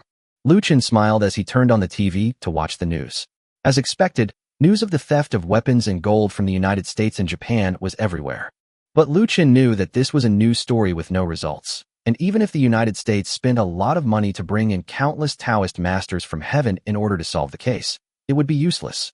Life became even harder. The continuous thefts over 10 days set back the country's economy by countless years. Lu Chen leisurely took a sip of tea. Luckily, the tiger's den is big enough. However, there are still 2 people and a bunch of corpses inside that haven't been dealt with, so we have to go back. After saying that, Lu Chen put down his teacup and went straight back into the tiger's den. He held a gun in his hand, said nothing, and fired a burst of bullets at the 2 men. After killing the people, he checked the supplies inside the tiger's den before walking towards the entrance with satisfaction. Behind Luofeng village is a super mountain, so no one knows how big this tiger cave is. At this moment, Lu Chen has put so many things in, and it is only in the front part of the cave. Instead of going deeper, he walked about 4 or 5 kilometers before sealing off the other end of the passage with a pile of explosives. Then, continuing to advance inwards, a section was closed off every kilometer or so. At this moment, Lu Chen possessed approximately 20 mountain spaces, each 500 meters wide and 1 kilometer long. Although I don't have a personal space since I came from another world, the function of my own territory is equivalent to having a personal space. He could take anything he wanted from the tiger's den with just his mind, and he could see all the supplies he had placed there at a glance in his mind whenever he wanted to. After leaving the tiger cave, Lu Chen did not go home, but instead followed the mountain path into the primeval forest behind Luofeng village. After walking for about 3 or 4 hours, a tiger's roar brought a smile to Lu Chen's face. The next moment, a giant tiger appeared about 200 meters in front of Lu Chen. Without a second thought, Lu Chen threw out the corpses of those little devils and then flashed back to the entrance of the tiger's den. The giant tiger rubbed its eyes with its paws, looking completely bewildered, and then rubbed the protruding half of its intestines with its hind legs, thinking to itself, "This two-legged beast is quite strange." With a series of cracking sounds, a small corpse was soon inside the tiger's belly. After returning to his home in Luofeng village, Lu Chen greeted them and went straight to his study. He took out a piece of paper and began designing the tiger's den. At this moment, inside Tiger Cave, the outer perimeter is piled with grain from Luofeng village, while the inner part consists of sections that have been divided up by themselves. So Lu Chen thought about how to plan his territory to make it more usable. Little did they know that just when everything was calm, a luxurious carriage headed straight for Luoyuan County. Chapter 79. The stunning empress arrives at Luoyuan. On the carriage sat a fair-skinned scholar, while on the tracks, an elderly man with white hair and beard was driving the carriage. "Young master, ahead lies Luoyuan County, an obscure little county town. It's still early, so we can rest in Kangwu County to the south. If we travel quickly, we can reach Qingzhou Prefecture in 10 days. The fair-skinned scholar seemed to completely ignore the old man's words, instead gazing at the tall city wall before him. After a long silence, he said to the old man, "It is fine to stay in Luoyuan County for a day. The war has just ended, and I want to see how the officials in these places manage their jurisdictions." "But young master, no need for further words. Go. Your servant obeys." The old man sighed helplessly, thinking to himself, what's so worthwhile about going to such a small, rundown place? However, he dared not disobey his master's orders, so he turned his horse around and headed straight for the gate of Luoyuan County. Lu Chen sat in front of the French windows for a full half-hour before putting away the blueprints. He didn't know where this tiger cave led, but there must be a passage, otherwise there wouldn't be oxygen coming out. It seems that he has to free up his hands and go deeper into the cave. He pushed open the study door and went straight downstairs out of the villa. Looking at the orderly distribution of houses below the villas, with piles of grain drying on the rooftops, Lu Chen smiled knowingly. "Young man, you're free today?" "Yes, Grandpa Su. I had nothing to do today, so I thought I'd take a walk around. Seeing that everyone's granaries are full, I'm happy too." "Oh dear, that's wonderful. Your Grandma Dongmei has been asking you to come over for a meal." "Okay, I love Grandma Dongmei's soft tofu the most." Lu Chen did not refuse Su Lijin's invitation and headed straight for his house. Soon after, a fragrant aroma wafted from Su Lijin's house. In fact, as long as Lu Chen comes back, as long as the villagers have the chance, they will be invited to someone else's house for a meal. The villagers included the original inhabitants and people Lu Chen had brought in from outside. They all shared a common characteristic. They had all come from times of food shortages. Therefore, they were genuinely grateful to Lu Chen, and their way of expressing their gratitude was simple. They invited Lu Chen to dinner.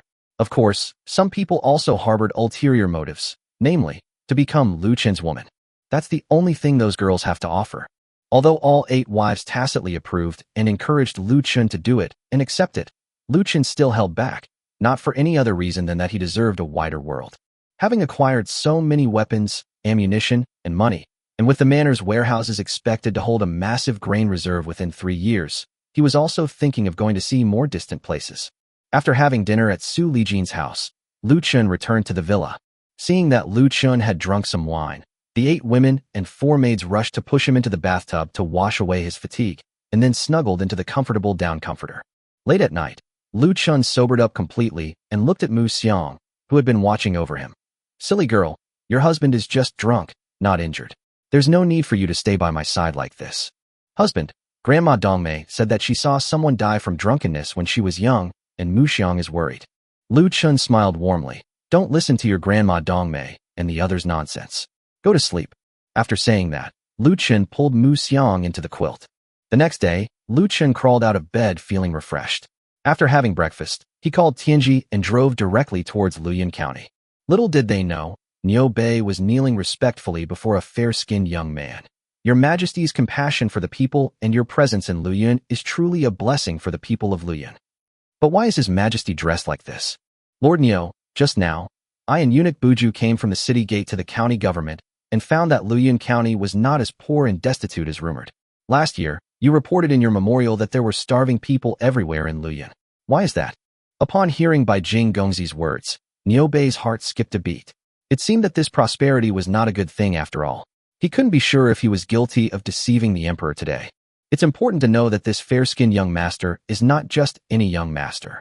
He is Empress Yin Bingyun of Fengchao, who broke through the royal restrictions and personally led troops to slaughter the Heaven and Earth sect during its rampage, thus ascending the throne. The man beside her is Xiao Buju, the #1 expert in the capital and Yin Bingyun's personal eunuch.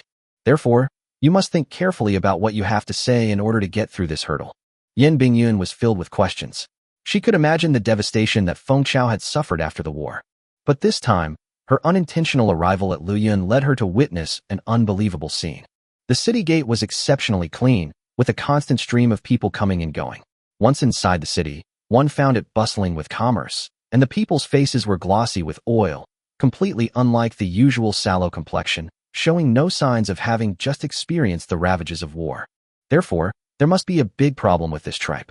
Your Majesty, the reason why Luyuan was able to become prosperous in just 1 year after the war was entirely due to the concerted efforts of the people of Luyuan.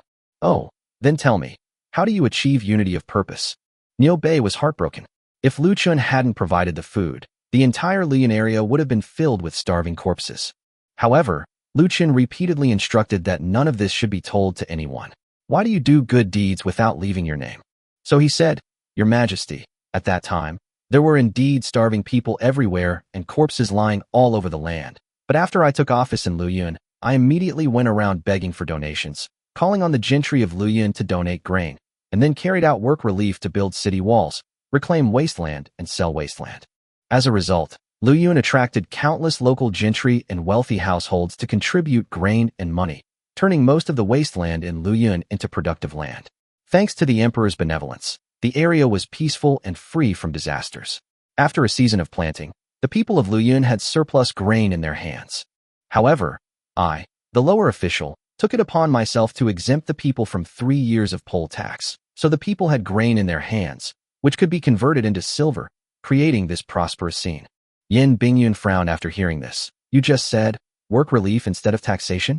And that wasteland was sold to local gentry, which expanded the land area of Luyuan and greatly increased grain production. Every word I have said is true. I would never dare to deceive your Majesty. Yin Bingyun wasn't stupid. When Niu Bei mentioned using work as a form of relief, she immediately sensed that Niu Bei had some tricks up his sleeve. In other places, they all relied on the imperial court for disaster relief, and then used the relief grain to keep the people under their rule barely surviving. They never thought of starting construction or production in a year of great disaster. Just as Yin Bingyun was beginning to look at Niu Bei with new respect, a voice suddenly interrupted her thoughts. Lord Niu, how have you been lately? Chapter 80. The impotent eunuch recognizes the emperor's body. Upon hearing this voice, Yin Bingyun immediately gave Niu Bei a wink. Niu Bei quickly stood up. His Majesty's intention was clear. He did not want people to know her identity, so she disguised herself as a young master. Therefore, apart from Niu Bei, even the Yamen runners in the entire county government were unaware that the person standing in front of Niu Bei at this moment was the current empress. Niu Bei recognized the voice outside all too well. It was none other than young Master Lu. So he immediately got up, pretended to greet a guest, and looked towards the door. It's young Master Lu. However, Lu Chen usually treated the county government office like his own home, so when Niu Bei spoke, he had already stepped into the study with one foot in. Oh, is old Niu entertaining a distinguished guest? Then I'll go to Baiwa Tower for a bit and come back later.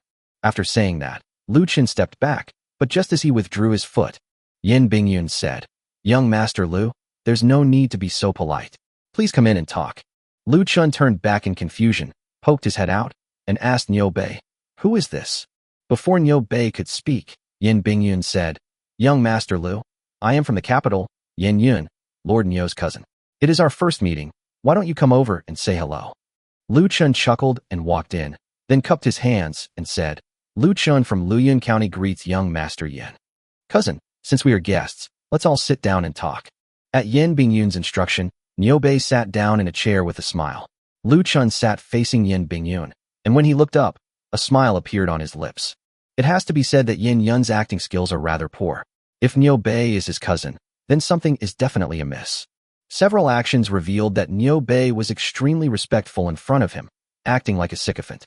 Moreover, it's not uncommon for a good person to have an old man standing behind them who practically has the face of a martial arts master written all over his head. What surprised Lu Chen even more was that this guy didn't have an Adam's apple, and his pectoral muscles were somewhat exaggerated. So, Lu Chen quickly concluded that this Yin Yun was not a young master, but a woman, and definitely not Niu Bei's cousin. Even if he was a cousin, he would be a super big shot. Coming from the capital, she's probably no ordinary official. You see, Niu Bei is not one to flatter or curry favor. He wouldn't act like a sycophant when interacting with ordinary officials. So who is this woman? Of course, Lu Chen wouldn't be foolish enough to expose others. He could just ask Niu Bei himself after he left. Judging from young Master Lu's elegant attire, he must be a wealthy merchant from Luoyuan County. My cousin just told me that young Master Lu has contributed a lot to Luoyuan's prosperity today. He is truly a man of great integrity. After listening, Lu Chen turned to look at Niu Bei, thinking, "You just told me like that? Didn't we agree to keep it a secret? What nonsense are you spouting here?" When Niu Bei saw Lu Chen looking at him, he immediately understood what Lu Chen meant and shook his head slightly. Lu Chen immediately understood that this guy had probably said something, but not all of it. At least he hadn't revealed what he had done. Judging from young Master Yan's wealth and status, the little thing I did for Luoyuan is nothing to worry about. But since young Master Yan came all the way from the capital, if he could give Luoyuan a little help, Luoyuan would probably take off. Upon hearing Lu Chen's words, Yan Bingyun's eyes lit up. This kid is not bad. He's here to help Niu Bei get something for her. Could it be that he's figured something out? So he looked down and thought it should be fine. He was wrapped up tightly, and although there was still some bulge, that was normal. Some martial arts men were the same. Luoyuan is far wealthier than other parts of Fengshao at this moment, and even the capital city is not as wealthy as young Master Lu imagined. Lu Chen smiled, thinking to himself that this girl must be the daughter of some high-ranking official, otherwise why would she be chatting with him about these things? I've learned a lot. I've never been to the capital before, but I'll definitely go sometime. Alright, then I'll wait for you, young Master Lu, to come to the capital. After exchanging pleasantries, the group sat down at the table amidst Niu Bei's awkward gaze. At the dinner table, a table full of dishes made Yan Bingyun's mouth water. Although she was the current empress, she lived a rather simple life. After all, the entire Feng dynasty was still in dire straits, so how could she afford to be extravagant? After the meal, Niu Bei saw that it was getting late, so he immediately summoned several female servants. Go and prepare a room for young Master Yan, and help young Master Yan and Master Bujigong bathe and change their clothes. Impotence. Father-in-law? Although Niu Bei didn't explain it clearly, Chu Chen immediately guessed it. The men in this world were either extremely rough or had a full head of hair. It was rare to see someone with such delicate skin as the old man behind Yan Bingyun. It seems that Yan Bingyun's identity is even more complicated than it appears. She carries a eunuch with her and is still called impotent? Could she be a princess? By the way, isn't the current emperor a woman? For a moment, Chu Chen's heart pounded wildly. Could this guy be? After Yan Bingyun and Xiao Buju were taken away by the servants, Lu Chen immediately approached Niu Bei and asked, "Old Niu, is this really your cousin?" Yes, young Master Lu, it's getting late, how about? Lu Chen was delighted after hearing this. Old Niu, you're not behaving yourself. You actually chased me away. Oh, young Master Lu, I have my reasons too, you can. Okay, I won't say anything out of the ordinary, but since we've met, we should at least say hello before leaving, right? About half an hour later, Yan Bingyun and Xiao Buju returned after washing up and went straight to Lu Chen. Young Master Lu, it's getting dark. Why don't you take me for a walk? Niu Bei and Lu Chen were stunned after hearing Yan Bingyun's words. They wondered what was going on. She had only had a meal with him, yet she was already inviting him to a private gathering? Both of them knew that Yan Bingyun was a woman, and Lu Chen even guessed that this so-called Yan Yun was the empress. An invitation from the empress was surely a good thing. Lu Chen's eyes lit up. Alright, then let young Master Yan take a look at the nightlife of Luoyuan tonight. Niu Bei's heart skipped a beat when he heard this. He thought to himself, this kid is going to take his majesty to a place like that. So he quickly said, well, it's late at night. It's probably not safe outside. Shut up, young Master Lu, let's go. After saying that, Yan Bingyun went directly to Lu Chen's side, and the two of them got up and headed straight for the outside of the county government office. Xiao Buju, on the other hand, leaped onto the roof and disappeared into the night after they had walked out of the county government office for about 10 breaths. Chapter 81, Taking the Empress to a Brothel. The two walked out of the county government office and headed straight for the main street. Lu Chen and Yin Bingyun walked side by side, chatting and laughing, until they arrived at a three-story pavilion with red lanterns hanging in the air. "Oh, gentlemen, you've arrived so early today. It's been quite a while since you last came." Looking at the madam's enthusiastic manner, Yin Bingyun immediately understood what kind of place Lu Chen had brought her to. Moreover, judging from the madam's energetic demeanor, this young man must be a regular customer. Otherwise, why would he say he hasn't been here for quite some time? In fact, this was Chu Chen's deliberate act. If this woman was truly the empress, then he would create the impression that he was a spoiled brat, which would at least make her lose interest in him. Now that she has come to Luoyuan County, she will eventually find out everything she has done. At that time, although I am not afraid of her making trouble for me, if she tries to recruit me to serve as an official in the Great Feng Dynasty, it will be a huge hassle. Therefore, brothels are the best place to go. He was certain that the empress had never been to a brothel, so the madam's words could make her mistakenly believe that he was a playboy who frequented brothels. Actually, the madam says that to everyone. However, to Lu Chen's surprise, the madam greeted him with a smile and grabbed Yin Bingyun's hand. "Oh, young master, it's been so long since you've come. The girls have missed you." Lu Chen stared blankly at the madam, thinking to himself, "Isn't that my hand you're holding?" Yin Bingyun initially thought Lu Chen was a regular customer, but when the madam held her hand, the clever girl immediately realized that the madam knew everyone. Moreover, being clever, she immediately saw through Lu Chen's intention, thinking that this kid wanted her to misunderstand. So, with a hint of disgust, she pulled her hand away from the madam and said to Lu Chen, "You're familiar with this place, aren't you?" "Of course it's familiar. You can ask my mother if you don't believe me. I live here almost every day. Besides, I have about 10 concubines at home." "Haha, young Master Lu is in very good health." The madam was shrewd. She turned around and grabbed Lu Chen's hand. "Oh, young master, you're late today. You arrived yesterday at noon. Stop talking nonsense and go prepare a private room and bring out the girls. Today, I'm going to have a good drink with this young Master Yin from the capital." The madam immediately understood. "So it's young Master Yin from the capital. What an honored guest. Please invite him in." Lu Chen took out a silver ingot from his pocket and handed it over. When the madam saw such a big lump of silver, her face immediately broke into a wide smile. He led the two directly into the best private room on the 3rd floor. After the two men were seated, she led a group of beautiful women into the private room. "Gentlemen, are you satisfied?" Not bad. Let's get a new batch." "All right, young master, please wait a moment." After changing groups 3 times, Lu Chen finally let 4 of them sit down. Yin Bingyun was a little confused. If Lu Chen wasn't a regular customer, how could he be so knowledgeable about these things? The quality of these customers was clearly better than the previous ones. Lu Chen, several older brothers who love reading novels have said before that you have to switch to something else, because the good stuff gets buried at the bottom. Immediately afterwards, the private room was filled with clinking glasses and lively conversation. However, Yin Bingyun was unusually resistant, so the 4 women almost all sided with Lu Chen. "Young master, Yin doesn't seem to like it very much. How about we get you another batch?" No. I'm feeling a bit unwell after a long journey today. How about you ask them to leave, Mr. Lu, so we can chat and have a drink alone?"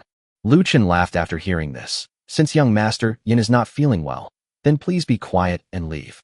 After saying that, Lu Chen slapped the girl on the buttocks. After the 4 left, the private room returned to silence. Yin Bingyun looked at Lu Chen with curiosity. "Young Master Lu, today my cousin said that the reason why Luoyuan is so prosperous is because all the people of Luoyuan work together and there are things like work for relief programs. I'm very curious about this work for relief program. With my cousin's pig brain, he definitely can't figure it out. Could you tell me about it, young Master Lu?" Lu Chen was taken aback after hearing this, thinking to himself, "Are you still testing me? Haha, I've also heard about this work for relief program." Lu Chen's words were incoherent and he rambled on without any rhyme or reason, but he managed to explain the work for relief program in a reasonable way. How could the clever Yin Bingyun not see that Lu Chen was trying his best to hide it? "Young Master Lu seems to be very afraid of me." "No, why would I be afraid of you? Do you have homosexual tendencies?" From young Master Lu's behavior and words, I can tell that he is a talented person. But why doesn't he take the imperial examination and become an official in the court? After a few drinks, Lu Chen was slightly tipsy. Be an official? I wouldn't even be a dog. That kind of thing is too tiring. Look at Niu Bei, he's a county magistrate, which is considered a high-ranking local official, right? Look at him, he's still wearing patched clothes, and he has even less time for eating, drinking, and having fun. It's so troublesome. Yan Bingyun's face darkened after hearing this. But if none of the wise men in Fengchao become officials, how can Fengchao become strong? Powerful? Ha ha ha. Money makes you powerful. Maybe others like being an official, high and mighty, but I really find it troublesome. I just want to be a carefree little landlord. Although Lu Chen was somewhat drunk, he wasn't stupid. How could he not hear Yan Bingyun's high regard for him and her curiosity about him? Therefore, in front of this person who could very well be the empress, one must immediately make one's stance clear, that one has no desire for power. Haha, young Master Lu really has lofty ambitions, but he doesn't seem to care about making any more contributions to Fengchao. Young Master Yan, every industry in this world needs people to do it, right? I lead people to grow grain and do business, which is also part of this world and a contribution to Fengchao. When the people grow grain, Fengchao will not lack food. When merchants trade goods, Fengchao's economy will circulate, prosper, and become strong. When soldiers defend the country, Fengchao will be stable. And when officials plan and coordinate, Fengchao will develop steadily. Therefore, it is not only by becoming an official that one can contribute to Fengchao. Yan Bingyun was shocked after hearing this. What this kid said seemed to make some sense. Fengchao was indeed indispensable. That's quite interesting. Hee, young Master Yan, so I'm just doing what I like. Only when I like something can I do it better, right? Haha, it seems I misunderstood young Master Lu. Just as the two were chatting and laughing, a burst of cheers suddenly erupted from a stage in the middle of the first floor. Gentlemen and gentry, our Flowing Clouds poetry competition is about to begin. Please prepare your poems and strive to enter the courtesan's chamber for a chat. Chapter 82. The Empress is pleased with the outstanding poetry and prose. The loud shouts also attracted the attention of the two people who were discussing, and they both looked down through the pavilion on the third floor. On a large stage on the first floor, a very beautiful woman was sitting in the center, playing a tune on her zither. The young gentlemen below were each accompanied by a scholar in a long gown, eagerly awaiting the arrival of the woman on the stage. Dear esteemed guests, today our courtesan, Miss Rulon, will present you with a challenge. If your poems or essays meet Miss Rulon's standards, you may spend 300 taels of silver to enter Miss Rulon's boudoir for a chat. The poems and essays will be set by Miss Rulon, but of course, gentlemen, you may also purchase them with your money. The madam's voice rang out from the crowd, drawing everyone's attention to the stage. Upon seeing the woman's beauty, the entire brothel went wild. Lu Chen found it rather uninteresting, so he said, "It's truly a case of the rich feasting on meat and wine while the poor freeze to death on the streets. So many people outside can't afford to eat, and yet they're still using these kinds of tricks here." Yan Bingyun looked at Lu Chen with surprise, thinking to herself, this kid can actually compose poetry on the spot. Haha, what a fine saying. Behind the red gates, meat and wine go to waste, while on the road, frozen corpses lie. It seems young Master Lu is quite proficient in poetry and literature. I forgot it's a fictional world. This gives me away again. That's just because I'm indignant about these people, and the way this brothel is doing things is just blatant exploitation. If you want to hold a poetry competition, that's fine, but even if you're selected, you'll still have to pay 300 taels of silver. Also, since these poems can be bought and sold, it's clear that money can buy you a courtesan. I'm afraid those scholars-looking people below are arranged by the brothel. Moreover, the judges are also from the brothel, so doesn't this mean the highest bidder wins? After listening to Lu Chen's analysis, Yan Bingyun smiled deeply, thinking that it was worthwhile to come to Lu Yun this time. Having met such a smart and talented young master, how could Fengchao not prosper? Young Master Lu is absolutely right, but as you said, every industry contributes to Fengchao, which is also what makes Fengchao's economy circulate. After hearing this, Lu Chen turned to look at Yan Bingyun in surprise. This girl actually knew how to apply what she had learned to other situations. Hee, once I have some free time, I'll definitely open a super brothel, hold a live streaming competition, and make them rich. Oh, what is live streaming? Well, how should I put it? It's similar to the method below. At the madam's command, the scene immediately quieted down. Rulon slowly stepped forward and bowed to everyone. Gentlemen, today I, a humble woman, will make a fool of myself. Our Luyun County has just ushered in a bumper harvest, and you gentlemen all have money and grain in your hands. So how about we discuss the theme of autumn? Okay, Miss Rulon, I'll go first. I just wrote a poem about autumn, and I would appreciate your guidance. After saying that, he jumped directly onto the table. Greetings, Magistrate Luyun. Let's eat our fill. Get lost. Okay. A full half-hour later, Rulon on the stage frowned, clearly looking down on all of these things, which made the madam very anxious. Thinking to himself, didn't we already agree on this? The wealthy Lu from the West City went out with 1,000 taels of silver just to buy her. But even after 8 attempts, this young lady still hasn't agreed. However, just as Master Lu was about to lose his temper, Rulan suddenly raised her head and gave Lu Chen and Yin Bingyun, who were watching, a smile. The two gentlemen upstairs, just now I heard from the maid that you two recited such a fine poem as behind the red gates, meat and wine go to waste, while on the road, frozen corpses lie. I wonder if you could compose a poem for this humble lady. After listening, Lu Chen pointed to himself with a blank expression, then turned to look at Yin Bingyun. Was she talking about me? Haha, the courtesan has taken a liking to you. You can't refuse. I'd also like to hear what good poems you can come up with. Don't try to fob me off with nonsense. This isn't right. Lu Chen immediately became suspicious, wondering if he had somehow lost money, or if he had given the madam too much silver. No, Lu Chen quietly sized up the so-called courtesan, Rulan below. Logically speaking, this courtesan should be in cahoots with the madam, used to make money off the wealthy and exploit them. However, through this series of operations, these wealthy people have driven the price of the poems to an astronomical level. At this point, no one would usually cause trouble. They would know when to quit while they're ahead, make their money, and then choose a top male leader who seems decent enough to have a deep conversation with in their boudoir. Why would they bother me? Could it be that this woman has some other unspeakable secret? Thinking of this, Chu Chun turned to look at Yin Bingyun beside him. Could it be that she came for the Empress? Although Yin Bingyun believed her disguise skills were superb, some features cannot be changed, so if she could recognize herself, it was also possible that Rulan could recognize her. But regardless of who she's after, since she's invited me, I'll just play along. So Lu Chen cleared his throat. Miss Rulan just said that the theme was autumn? That's right, young master. As long as the poem contains the character for autumn, it will suffice. Since Miss Rulan has extended such a warm invitation, then I, Lu, will make a fool of myself. After saying that, he began to search his memory. In fact, he knew a little bit of the poetry and prose.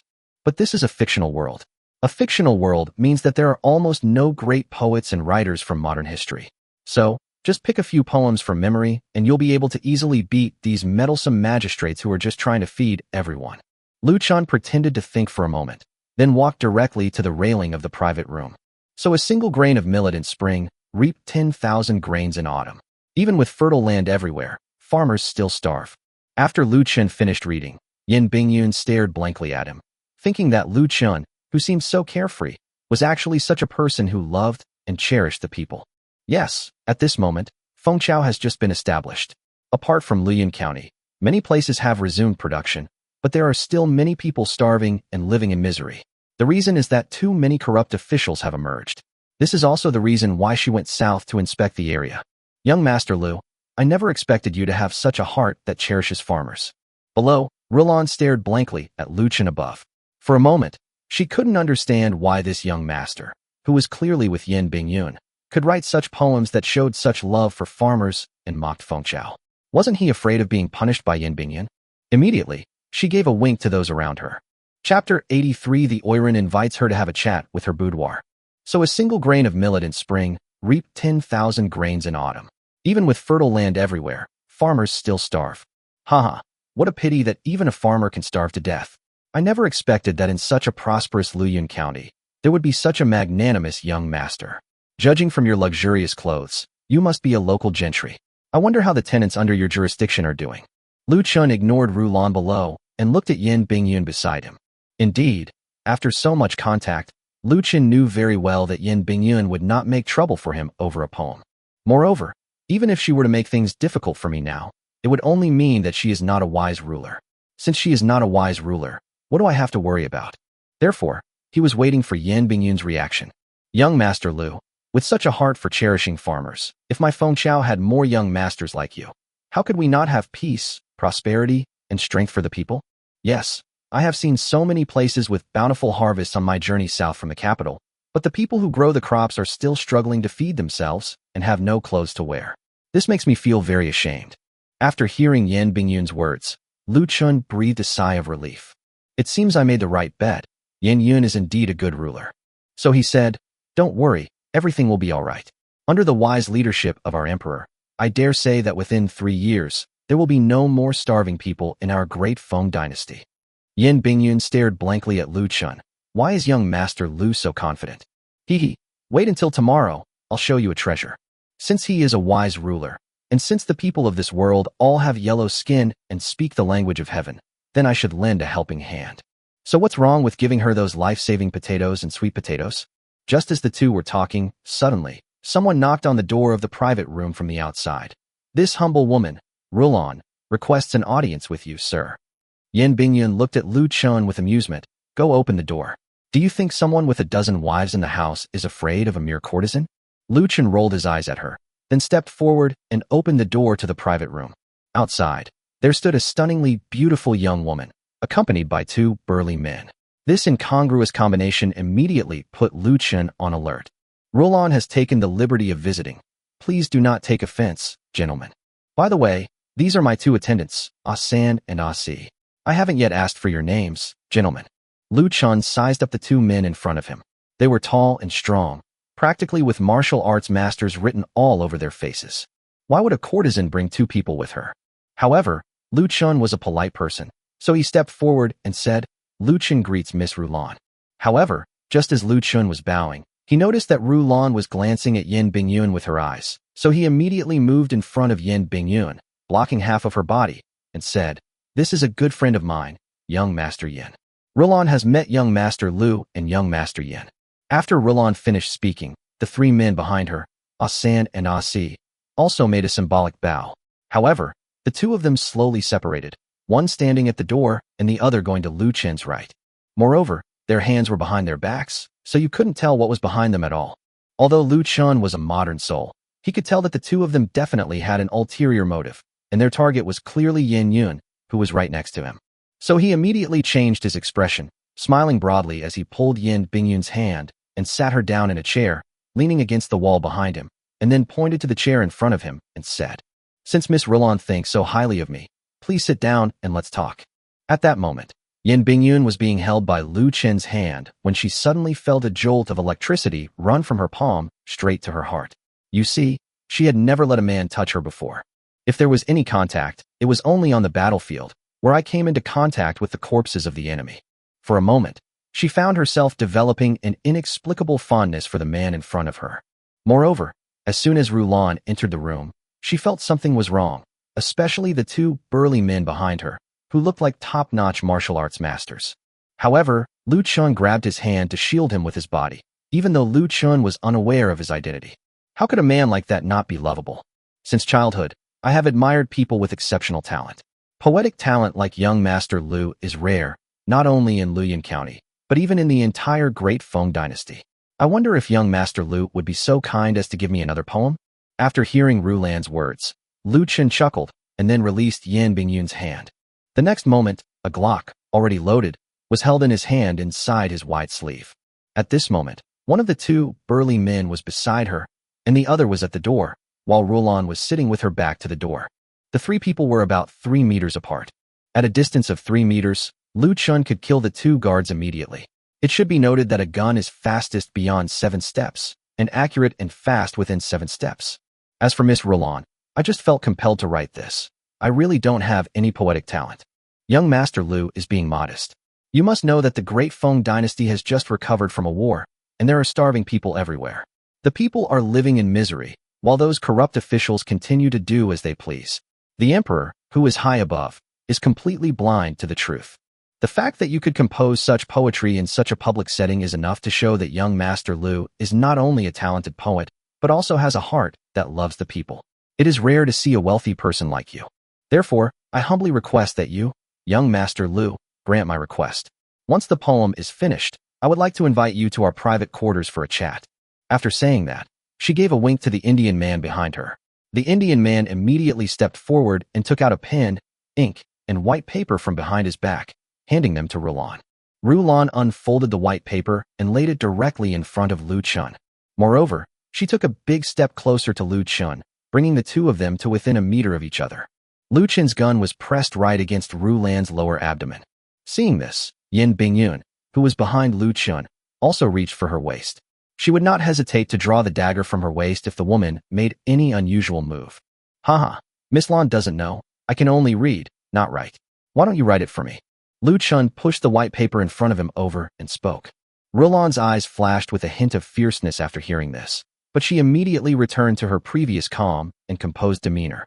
All right, since that's the case, then this humble woman will write on your behalf today. Young Master Lu, please speak. Chapter 84. The Indian's poem reveals a deadly intent. All right, since Miss Rulon is so kind, then I, Lu, will make a fool of myself. After saying that, Lu Chen shifted his position, moving closer to Yin Bingyun, so that his body completely blocked him from Rulon and Asan. The gun in his hand was pointed at the two men from inside his sleeve. If there was any unusual movement, he would kill one of them without hesitation. He pretended to be thoughtful and shook his head, then said loudly, Miss Rulon, I'm coming. A beautiful woman floats among the drifting clouds, peerless and independent. One glance could topple a city, a second glance could topple a nation. Lu Chen's voice wasn't loud, but after he finished reciting the poem, Rulon hesitated to put pen to paper for a long time. Is this for myself? In Lu Chen's eyes, I am so beautiful and otherworldly? Yin Bingyun, standing behind Lu Chen, glared at his back, thinking to herself, a courtesan deserves such praise? This kid has such a beautiful woman behind him. Is he really not as good as a courtesan? Young Master Lu, is this a gift for me? Good heavens, even the way they address me has changed. I only copied a poem. Is it really that big of a deal? If a woman like that existed in his world, wouldn't a book-loving guy just casually throw in a few cheesy pickup lines and a 6 yuan bowl of spicy hot pot and immediately break her defenses? This damned feudal world is truly a paradise. Indeed, Miss Rulon's beauty deserves such praise. Ha! Young Master Lu, you are the most interesting young master I have ever met in Luyun, without a doubt. You're not one of the flowing clouds. Young Master Lu, please be patient and let me finish copying the poem. After saying that, Rulon began to carefully copy the words stroke by stroke on the white paper. Suddenly, Lu Chen felt a sharp pain in his waist. He saw a soft, boneless hand gripping his waist with unusual strength. Moreover, they successfully avoided their own stab-proof vest. Are you sick? Seeing Yin Bingyun's jealous expression, Lu Chen felt a little incredulous. He thought to himself, you, the Empress, are so petty. It's just a poem. Why are you so upset? Snort. Looking into Lu Chen's eyes, she suddenly realized that she was dressed as a man, so what right did she have to be angry with Lu Chen? He would misunderstand that she had homosexual desires in a moment. So Yin Bingyun snorted and let go of her hand. However, Rulon, who was copying the poem, acted as if she hadn't heard anything and continued to write down the poem that Lu Chen had just recited, stroke by stroke. The Indian man next to her put his hands behind his back, fiddling with something. After a long while, Rulon finished copying the poem. After blowing the ink dry, she laid the poem flat on the table and faced Lu Chen. Young Master Lu, what would be a suitable title for this poem? After listening, Lu Chen turned to look at Yin Bingyun. Since it is written for Miss Rulon, how about calling it Rulon? Very well, very well. Young Master Lu, I have presented you with this poem. May I ask if you and young Master Yin may come to my boudoir for a chat? Yin Bingyun listened with a huff, then said, Miss Rulon, such a private matter can be left to you and young Master Lu to discuss alone. I will not participate. Lu Chen looked at the two women in surprise, wondering what kind of operation this was. And you, Rulon, actually invited me and Yin Yun to go together. Did you even recognize that this is the Empress? Is this feudal world really going to be so trendy and advanced? I can accept it, but it's just a bit too fast. However, if I really go with Rulon today, my relationship with the Empress will be completely broken. Knowing that the other two were going to attack Yin Yun, if he was still sent away, even if Yin Yun managed to escape, he would probably inadvertently create animosity between himself and the Empress. She wouldn't be foolish enough to do something like that. Although Rulon was indeed beautiful, she paled in comparison to the obedient and sensible Mu Xiang at home. After all, Mu Xiang has undergone so much training. What can't she do? How could she be compared to you, a mere courtesan? Moreover, the Empress behind you, even when she's covered up, is about the same size as you. If she were uncovered, she definitely wouldn't be smaller than Yi Ting. Miss Rulon, I'm here today to drink with young Master Yin, so let's talk about this private conversation another day. Haha, what a fine, we'll talk about it later. Young Master Lu, it's fate that we met. Rulon won't take up much of your time. How about we have Asan and Asi keep young Master Yin company for a drink? We can finish in half an hour. After saying that, Rulon gave Lu Chen a flirtatious wink. If it were anyone else, they would have followed along eagerly, not caring about their companion's life or death. In fact, Yin Bingyun was not afraid of these two so-called experts. With the skills she had honed on the battlefield, these two experts could at most fight her to a draw. Moreover, The impotent eunuch is hiding somewhere right now, and he will appear by my side as soon as there is any unusual movement. So she immediately said to Lu Chen, Young Master Lu, why don't you go and not waste Miss Roland's good intentions? With your small frame, you'll probably be back in less than the time it takes to drink a cup of tea. Who do you think you are? Lu Chen glared at Yin Bingyun with annoyance. Who do you think you are? I've been there for at least an hour. Okay, stop with the banter. After Yin Bingyun finished speaking, she stopped talking. At this moment, all she wanted was Lu Chen's attitude. If he were smart enough, he would definitely be able to see that something was wrong with Roland. If he did see it and still insisted on keeping her by his side, then it would mean that he had not misjudged her. As expected, Lu Chen shook his head in refusal. Miss Roland, let's talk about it another day. The poem has been sent, so please leave now. Young Master Yin and I are going to have some drinks. Looking at Lu Chen's resolute expression, Roland shook her head inwardly, thinking that such a fine young master was a pity. If he hadn't been caught between her and the Empress, he might have been able to save his life. But if you insist on not leaving, then the only option is to capture you and try to persuade you to surrender. If you can't persuade you, then the only option is to kill you. Hee, young Master Lu, don't regret it. Don't worry, Miss Lan, I will never regret it. All right, Ah-san, come here and show this poem to young Master Lu so he can see if there are any errors or omissions. If there are no errors or omissions, then we won't disturb the two gentlemen's enjoyment. After hearing this, Ah-san immediately stepped forward, picked up the poem on the table, and walked towards Lu Chen. However, just as he walked about a meter away from Lu Chen, a cold light flashed in his hand, and a dagger stabbed directly towards Lu Chen's shoulder. Foolish boy, so ignorant of your place, then die. Chapter 85 Brother Lu's hidden weapons are truly powerful. A distance of 1 meter is hardly a distance for a martial arts master. Therefore, by the time Ah-san finished speaking, the dagger had already reached Lu Chen's shoulder. However, he was stunned the next moment. Kid, you have a magic armor. Haha, I not only have precious armor, but also hidden weapons. After saying that, Lu Chen pointed directly at Ah-si, who was rushing towards Yin Bingyun from the side. With a soft poof, a bloody hole appeared on Ah-si's head, and he collapsed to the ground. After Lu Chen shot and killed one person, he immediately turned his gun around and pulled the trigger, practically pointing it at the head of the still-dazed Indian man. Similarly, Ah-sen also pounced on Lu Chen, pinning him down and pushing him towards Yin Bingyun. It all happened so fast that none of the people present had time to react. Just as Ah-san fell towards Lu Chen, Roland finally reacted. Without giving Lu Chen another chance to fire, she turned around, broke through the seemingly useless door, and disappeared from Lu Chen and Yin Bingyun's sight. Before leaving, they scattered some lime, creating a white fog in front of Lu Chen and Yin Bingyun's eyes. Just then, two figures broke through the window and entered the private room. Young master, little bastard, you two flew up here. This is the 3rd floor. Indeed, the newcomers were the old man known as Infertility and Tianji, who had been drinking and carousing in the brothel. Ignoring Lu Chen, Buji rushed to Yin Bingyun's side immediately, separating him from her, and then looked around warily. Compared to being unable to get an erection, Tianji seemed much more relaxed. He looked at the breached doorway and the scattered dust, and said slowly, Heaven and Earth sect. You old scoundrel, you know them? I don't know them, but I've witnessed their methods before. They're exactly the same as the woman's from earlier. After speaking, Tianji turned to look at Buji and Yin Bingyun beside him, and the next moment, he frowned. When he saw Yin Bingyun's appearance clearly, he almost knelt down. Goodbye, Tianji.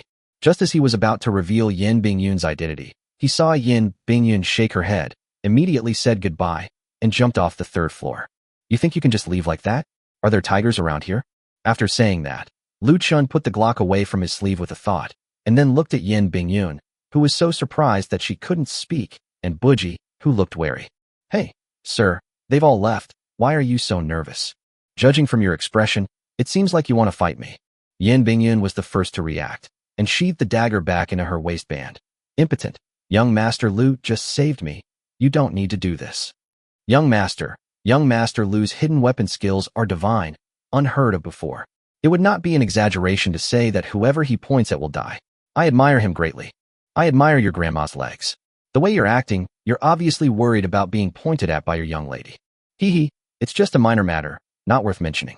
Young Master Yin, this place is not safe to stay any longer. Let's go back. All right, everything is as young Master Lu wishes. After saying that, Yin Bingyun gave Buju a look, and Buju took the lead in walking out of the private room.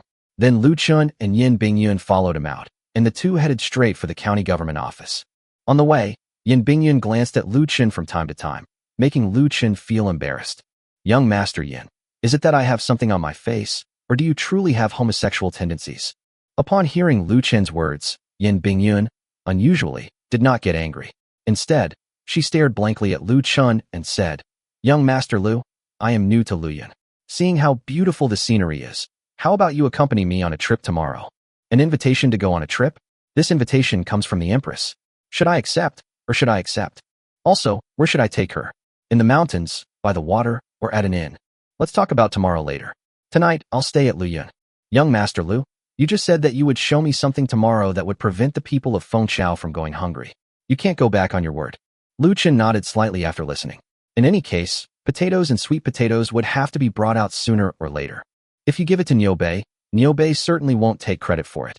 In the end, he'll tell the Empress the whole story, without missing a single word. After all, this thing could solve the famine problem in a short time, and the merit was too great for Niu Bei to dare to claim it.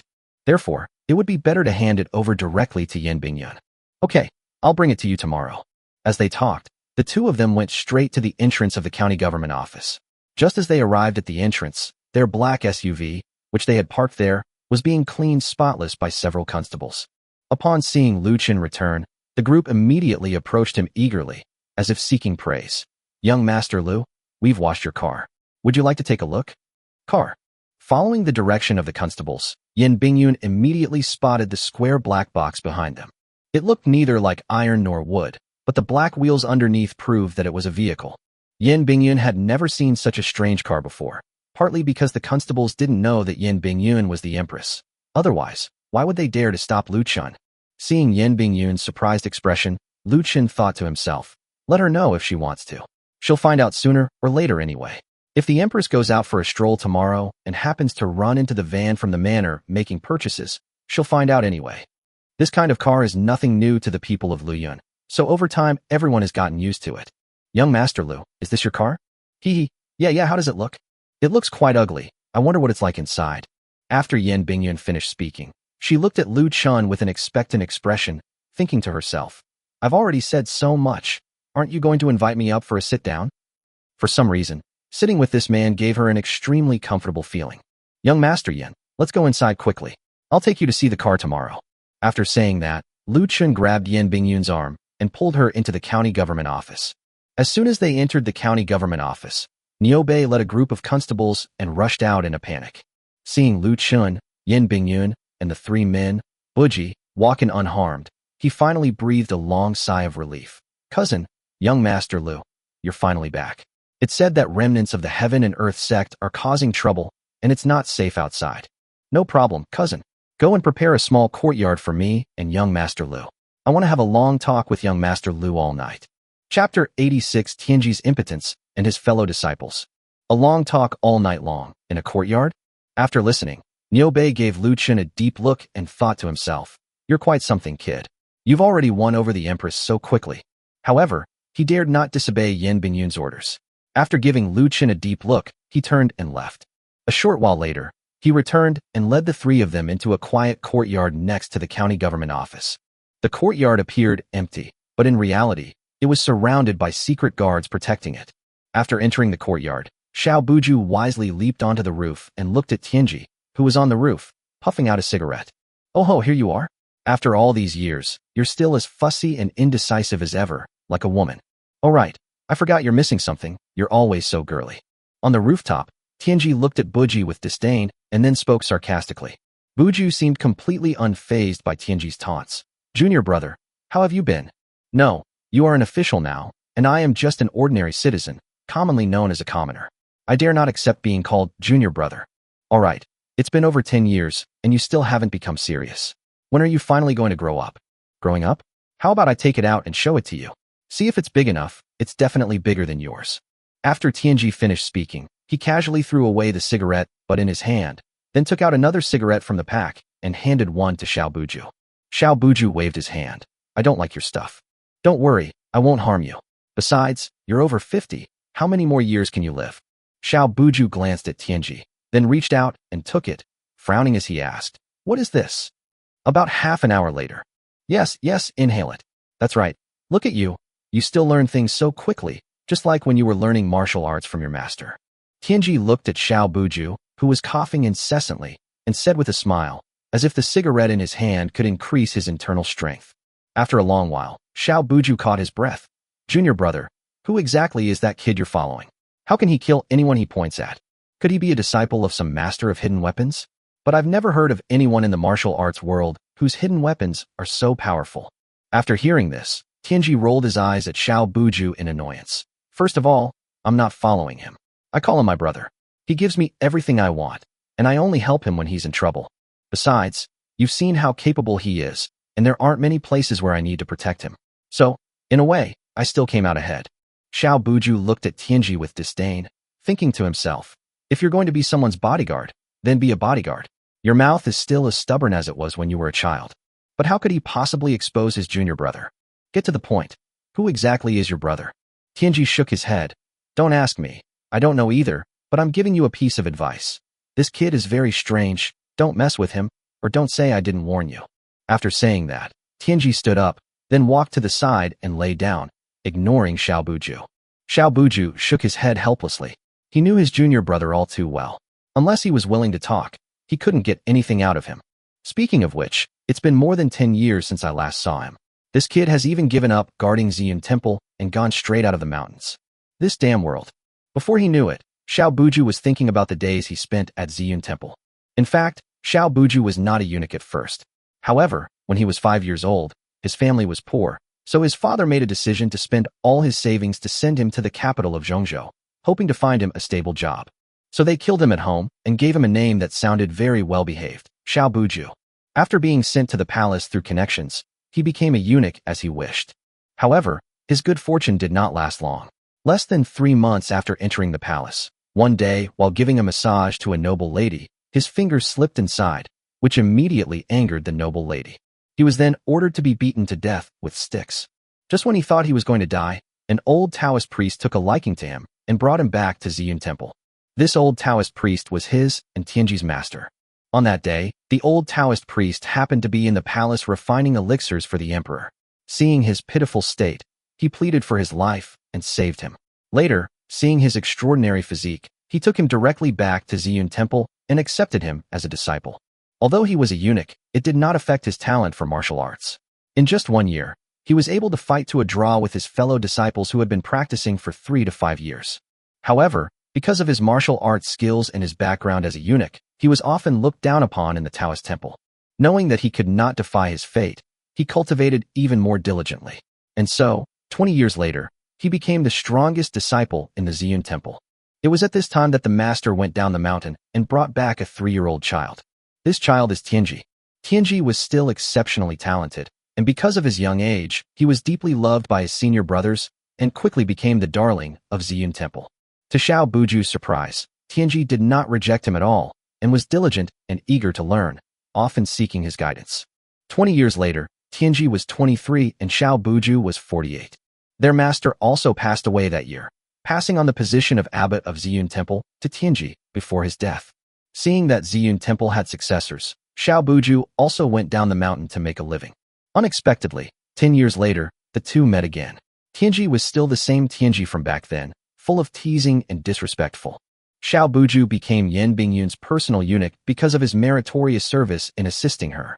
Xiao Buju knew that although his junior brother was full of disrespect towards him, if anyone else said anything about his disability, he would immediately draw his sword and chop them down, with the main message being, "I'll laugh at my senior brother, so none of you can laugh." Junior brother, are you doing all right at home? The two were about 10 meters apart. Xiao Buju asked a question, but Tianji could only hear soft snoring. Lu Chen and Yan Bingyun were sitting at the stone table in the courtyard. A pot of tea on the stone table was bubbling away under the heat of the charcoal fire. "Young Master Lu, you said you'd take me to see that thing tomorrow that can feed all the people of Fengqiao. Could you also show me your imposing-looking car?" Lu Chen was not surprised by Yan Bingyun's curiosity.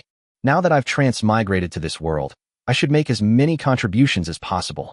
Okay, I'll take you for a drive tomorrow." "Brother Lu, a single word can cause a great uproar." Before Yan Bingyun could finish speaking, she clutched her stomach and collapsed onto the stone table like a shrimp.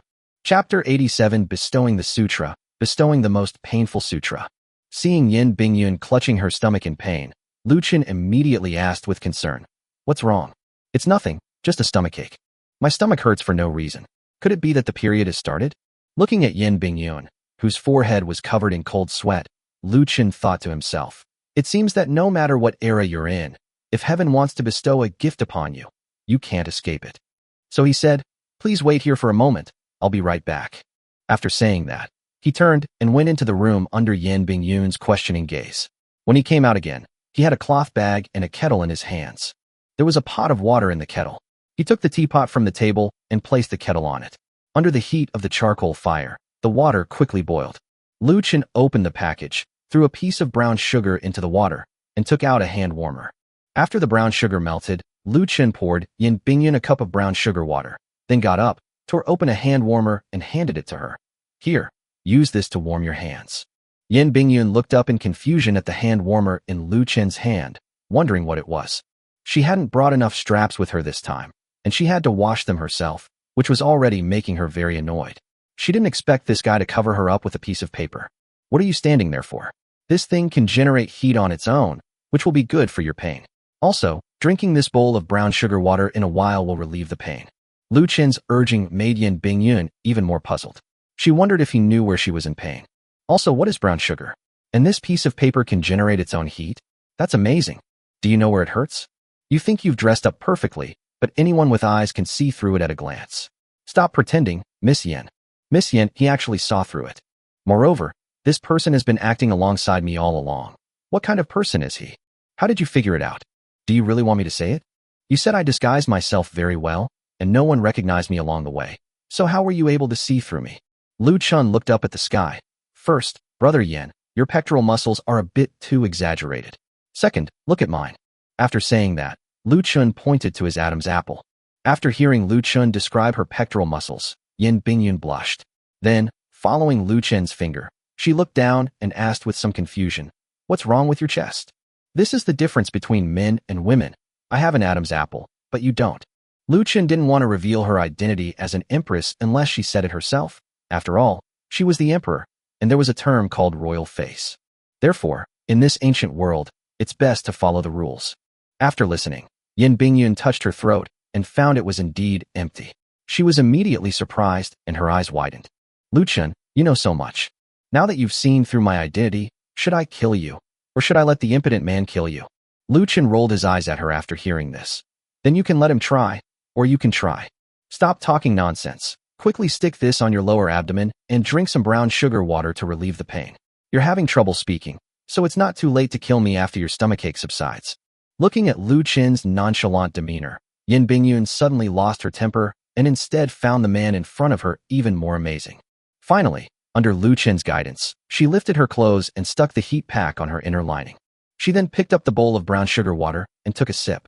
The next moment, her eyes widened. "It's so sweet. Haha, I have plenty of good stuff. You'll discover them slowly." After drinking a bowl of brown sugar water, and with the warmth of a hand warmer, Yin Bingyun's pain gradually subsided. Immediately afterwards, an aura of imperial power rose up. "Lu Chen, I came from the capital. Aren't you curious about my identity?" After listening, Lu Chen waved his hand, took out a cigarette, and lit it. "I don't want to be an official. I have absolutely no interest in power, and I don't want to be a savior revered by thousands. I just want to buy some land, marry 100 or so wives, and quietly be a small landlord. So, who you are is not important to me. We get along well. Even if you're a beggar or an emperor, you're all the same to me. They all share a common name. Friend." "Friend?" Yin Bingyun fell silent after hearing this. It seems that Lu Chen has already seen through his identity. After all, who would bring a eunuch along for no reason? Moreover, if she could even see through her own female identity, how could she not see through Xiao Buju's identity? After all, most men in this world have dark skin and hair, and few are as fair-skinned and beardless as Xiao Buju. However, the fact that he remains so calm even after realizing his true identity is enough to show that he either has no interest in power or has extremely strong ambitions. Yin Bingyun had been through life and death with Lu Chen. After all, if it weren't for Lu Chen, Yin Bingyun wouldn't dare say she could have escaped completely unscathed from facing Rulin and her two masters. It would have been normal for her to get injured by accident. He stepped forward to save him without asking for anything in return. Therefore, In her heart, she still tended to believe Lu Chen's words, that he only wanted to be a carefree little landlord. Haha, what a friend. Today, I, Yin Bingyun, will be your friend. However, please keep my true identity as a woman a secret, Lu Chen. Lu Chen was deeply moved after hearing this. From young Master Lu to Lu Chen, it was all just a matter of a hand warmer. Women, indeed. Don't worry, I don't talk much. But have you ever thought that it's completely pointless for you to disguise yourself and head south? And it would be even more unnecessary if you went south of Luyun. How so? Haha, people who know you can tell. But for those who don't, what does it matter if you're male or female? Upon hearing this, Yin Bingyun felt as if a window had been opened. Indeed, she had only been on the throne for a short time, and most of the officials in the south were selected locally, with very few people even knowing her. Indeed, my disguise was of little significance. Haha, if that's the case, then so be it. After saying that, Yin Bingyun looked at the roof. Someone, go and call a few maids and servants. I need to take a bath and change my clothes. Upon hearing the sound, Xiao Buju flew straight towards Niu Bei's county government office. A short while later, the door of the small courtyard was knocked on. Four maids entered, bowed to Lu Chen and Yin Bingyun, and then went into the room. Yin Bingyun smiled at Lu Chen. Friend, don't peek. After saying that, she followed the maid into the room. Half an hour later, the door opened, and Lu Chen looked in the direction of the door. The next moment, the cigarette in his hand fell to the ground. Chapter 88. The Empress's beauty is stunning. This is so beautiful. Is this a fairy descended from heaven? Lu Chen muttered to himself, seeing the Empress before him with fair skin, a well-proportioned figure, and a voluptuous body that seemed to burst forth from beneath her red robes. Her long hair, which had just been washed, was currently dripping wet and hanging over her shoulders, making Lu Chen swallow hard. Haha, all men are the same, what? Stunned. Do you know who I am? Your clothes are so big. Oops, so white. Never mind, you look really good. Yin Bingyun wore an angry expression on her face after hearing this, but she was secretly overjoyed. Although she was the Empress of Fengchao, she was still a woman after all, and what woman doesn't want others to say she is beautiful? But she ignored Lu Chen and went straight to the table to sit down, then picked up the brown sugar water and drank a large cup. Lu Chen, I ask you, do you know my identity? If you answer a question that could be fatal, she might think you have ulterior motives or are scheming. If I were to say I knew, he was the emperor, and I wouldn't want to lose face. So he answered, I know. When did you figure it out? Hee, Miss Yin, you are dressed in gorgeous clothes, with fair skin but a well-proportioned and strong figure. You come from the capital. Even a fool would know that you must come from the palace. As for which noble family in the palace you are, I am not a god and cannot guess. Yin Bingyun nodded in satisfaction after listening. Haha, you'll find out someday. We'll talk about it later. I'm tired. You can go back now. Remember, come pick me up early tomorrow morning. I'd like to see your iron cart and what you've been talking about. Lu Chen was delighted to hear this. It was quite interesting to hear the Empress of Fengchao say that they would talk about it later. Lu Chen then took his leave. Lu Chen cupped his hands in greeting to Yin Bingyun, then turned and walked out of the courtyard, glancing up at the rooftop before leaving. After passing through the courtyard and arriving at the county government office, Niu Bei was already waiting there.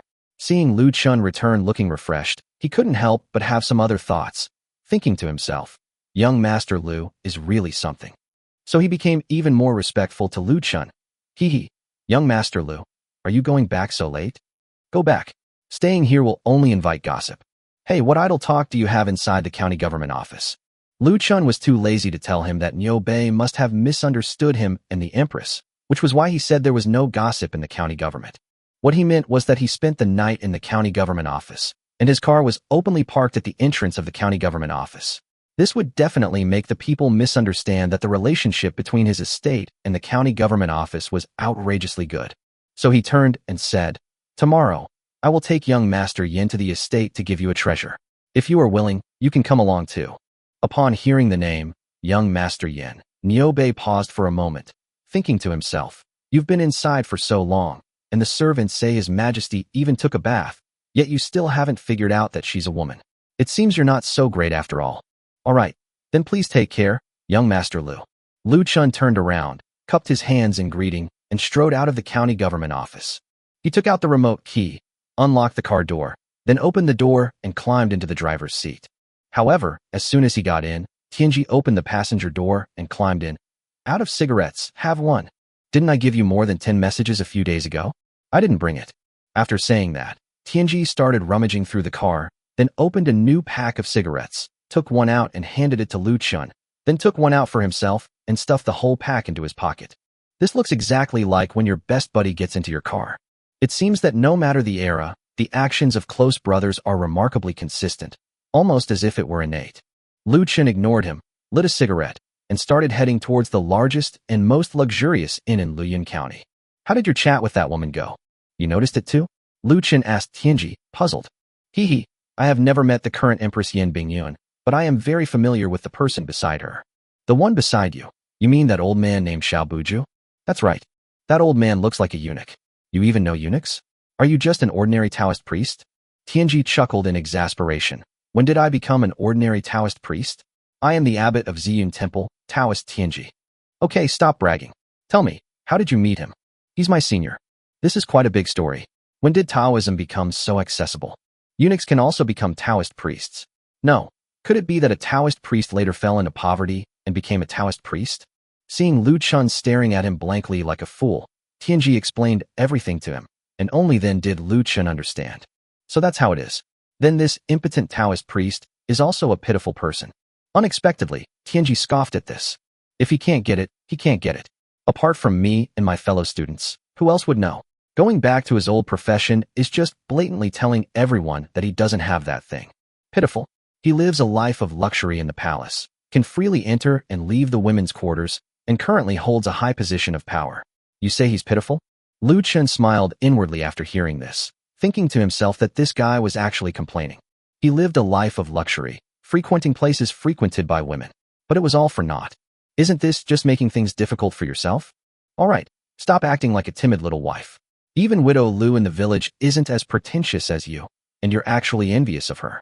Are you lacking food and clothing now? You have nothing better to do than fish or frequent brothels. Brothels have practically become your home. What more could you possibly want? Yeah, I have everything I need now, and I don't even have to serve anyone. Not bad, you're pretty good. After saying that, Tianji took out another cigarette and lit it. Then he said, what do you think of that young lady? She seems like a good king. From what I can see, he has a heart that loves the people.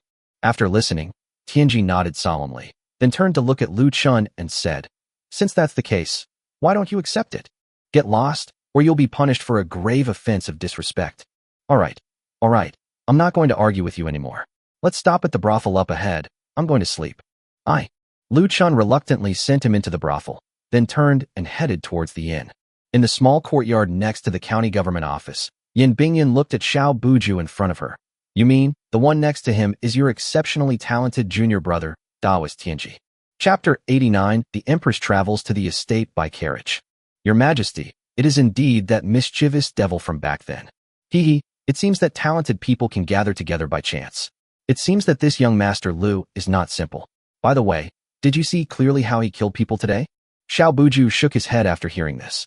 It resembled a hidden weapon, but also seemed like a burst of energy. Otherwise, a mechanical hidden weapon wouldn't have such power. The two corpses had been examined. They were struck by two blunt objects that looked neither like iron nor copper, which pierced through the skulls and shattered the brains. Mechanical hidden weapons couldn't possibly have such power. Therefore, this Lu Chen is most likely the legendary figure. After listening to Xiao Buju's analysis, Yin Bingyun frowned slightly. But then her brows relaxed. If he really was one of those people from the legends, then it made sense. They had no desire for power, but instead had a deep love for the common people. It wasn't that they had no desires, but that they looked down on emperors and imperial power. They pursued something else, something that ordinary people didn't know. Okay, you should go and rest early too. Tomorrow, he said he has a surprise for us, so let's go and see what it is. Furthermore, the investigation by the secret guards must be stopped immediately. Our great Feng dynasty cannot afford to offend these people. After bowing, Xiao Buju went straight out and returned to his room. He thought to himself, no wonder my junior brother, who is known as the devil in the world, is able to follow me so devotedly. It turns out that this Lu Chen is so terrifying. The next morning, Lu Chen came out of the inn early and called Tianji several times on the walkie-talkie. Upon learning that he had stayed up too late last night and wouldn't be able to get up today, and that there was no danger as long as Xiao Buju was there, he drove alone towards the county government office. When Lu Chen's SUV arrived at the county government office, he saw 3 people waiting there. Niu Bei stood respectfully in front of Yin Bingyun, who had changed back into women's clothing, while Xiao Buju stood behind Yin Bingyun, coldly observing everything around them. Miss, young Master Lu has arrived. Upon seeing Lu Chen's SUV, Niu Bei immediately spoke to Yin Bingyun. All right, in that case, let's get on the bus. After Yin Bingyun finished speaking, Niu Bei immediately had his attendants bring a mounting stool and headed directly towards Lu Chen's SUV, which had already stopped. Lu Chen got out of the car. I don't need these things, Miss Yin. Come here, I'll let you go first. After speaking, Lu Chen walked generously towards Yin Bingyun, then guided her to the side of the car, opened the car door, and gestured for her to enter. Looking at the advanced doors, the exceptionally robust exterior, and the incredibly comfortable interior, Yin Bingyun immediately asked happily, "This car is really great. These seats look so soft. And what is this outer shell made of? Why is it so hard? Get in the car first, and I'll tell you everything slowly once you're in." After saying that, Lu Chen gestured for her to get in the car. Yin Bingyun was, after all, an emperor on the battlefield, so she didn't stand on ceremony and climbed directly into the tall SUV. After Lu Chen closed the door for her, he opened the back door for Xiao Buju Niu Bei. After everyone was on the bus, he climbed into the driver's seat, shifted gears, and the bus sped off. The three were so frightened that they quickly grabbed the handrail next to them. "Young Master Lu, why is this carriage going so fast? What kind of animal is pulling it?" "This animal is called Iron Horse. It doesn't eat grass or feed, but only drinks essential oils, which is why it is so strong." Yin Bingyun nodded in understanding after listening, thinking to herself that livestock that drink essential oils are not something that ordinary families can afford to raise, so it is understandable that they are strong. With the roar of the car, they drove straight out of Luoyuan County and arrived at the gate of Lu Chen Manor in less than half an hour. Looking at the high walls of the manor, Yin Bingyun was secretly amazed, thinking that this was no manor at all, but a castle. Moreover, she couldn't understand the material of the city wall at all. When the people inside the manor saw Lu Chen's car arrive, they immediately opened the manor's large iron gate. As soon as the iron gate opened, the first thing that caught the eye was the wide and flat cement road. Once the car was on the cement road, the bumps from the journey completely disappeared, and the road became as smooth as if the car hadn't been moving at all. "Young Master Lu, why is this road so smooth? It's amazing." "Hee, I'll tell you slowly in a bit. Don't be surprised, there are many amazing things inside." The car slowly drove along the neat and uniform fields and came to a stop in an open space at the foot of the mountain. On the open space, some buildings have already been constructed for use as public areas. Since the harvest had just finished, everyone had nothing to do. Apart from those who went out to sell their grain, the rest of the people were relaxing in the square. Upon seeing Lu Chen's car arrive, everyone stood up. After the car came to a stop, Lu Chen and the others got out, and Chao Dahua and Zhu Dachang immediately came to greet them. Zhu Xiaochun happily followed behind, but when they saw several more people getting out of the car, they all stopped in their tracks. They recognized one of them, the county magistrate Niu Bei, and the other two, an old man and a girl of indescribable beauty, made them hesitant to approach and disturb them. It wouldn't be good to offend someone who is a distinguished guest of Lu Chen. Seeing that they dared not come forward, Lu Chen understood what they meant, but he needed them at the moment. There were many things he needed them to explain, and if he relied on himself alone, he would have to talk himself hoarse. So he waved to the three of them. "Uncle Chao, Dachang and Xiao Chan, come here. We have distinguished guests." Upon hearing Lu Chen's command, the three men walked over and respectfully said to him, "We greet Master Niu and all distinguished guests. Welcome to our estate." Yin Bingyun smiled and nodded at them, then turned to Lu Chen and asked, "Are these your tenants?" "Hee, this is Uncle Chao, who manages the construction of this estate, and these are Dachang and Xiao Chan, our own brothers and sisters." After hearing this, Yin Bingyun felt much more favorably disposed towards Lu Chen. Judging from their clothes, they were clearly not as luxurious as Lu Chen's, but Lu Chen actually said they were his own brothers and sisters. It is this magnanimity that is worthy of emulation. You must know that people in this world cannot let go of their status. Little did he know that Lu Chen came from a world without so many divisions. "Xiao Chan, you stay with this Miss Yin and answer whatever she asks, okay?" Xiao Chan has met Miss Yin. Yin Bingyun looked at the pure and innocent girl in front of her and immediately said, "Xiao Chan, your young master said that you have something here that can feed the entire Great Feng dynasty. Can you take me to see it?" Chapter 90 Sweet Potato Empress Amazed. After thinking for a moment about what could feed the entire Great Feng dynasty, Zhu Xiaochun immediately gestured for them to follow. "Miss Yin, esteemed gentlemen, please come this way with me." After saying that, she led the group toward a newly dug cave next to the mountain. Upon arriving at the entrance of the cave, Zhu Xiaochun immediately said to the person guarding the grain, turn on the lights, and open the door. Seeing that Lu Chen was still following behind them, the two quickly pressed the switch on the wall. Then he opened the door. Young master, esteemed guests, please. Led by Zhu Xiaochun, the group went directly into the cave. The next moment, Yin Bingyun saw that the cave was brightly lit, as if it were daytime. Under the light, she could see that something seemed to be buried under piles of yellow sand and mud. Zhu Xiaochun walked directly towards the pile of sandy yellow mud, then dug out a few sweet potatoes from the mud and handed them over. Miss Yin, esteemed sirs, I believe the thing the young master mentioned that can feed the people of the Great Feng Dynasty must be this sweet potato. Upon seeing this, Xiao Buju quickly took the sweet potato. Yin Bingyun didn't look at the sweet potatoes, but stared at the mountain of sweet potatoes in front of her and couldn't help but secretly marvel. On the way, she already knew that the land here was about 5,000 mu, more than half of which was planted with rice, and the rest was all sweet potatoes. This warehouse is full of sweet potatoes, all grown from the remaining land. Judging by the appearance, the yield is no more than 10 to 15 shi per mu. If that's the case, then indeed, this output would be enough to feed the entire Great Feng Dynasty.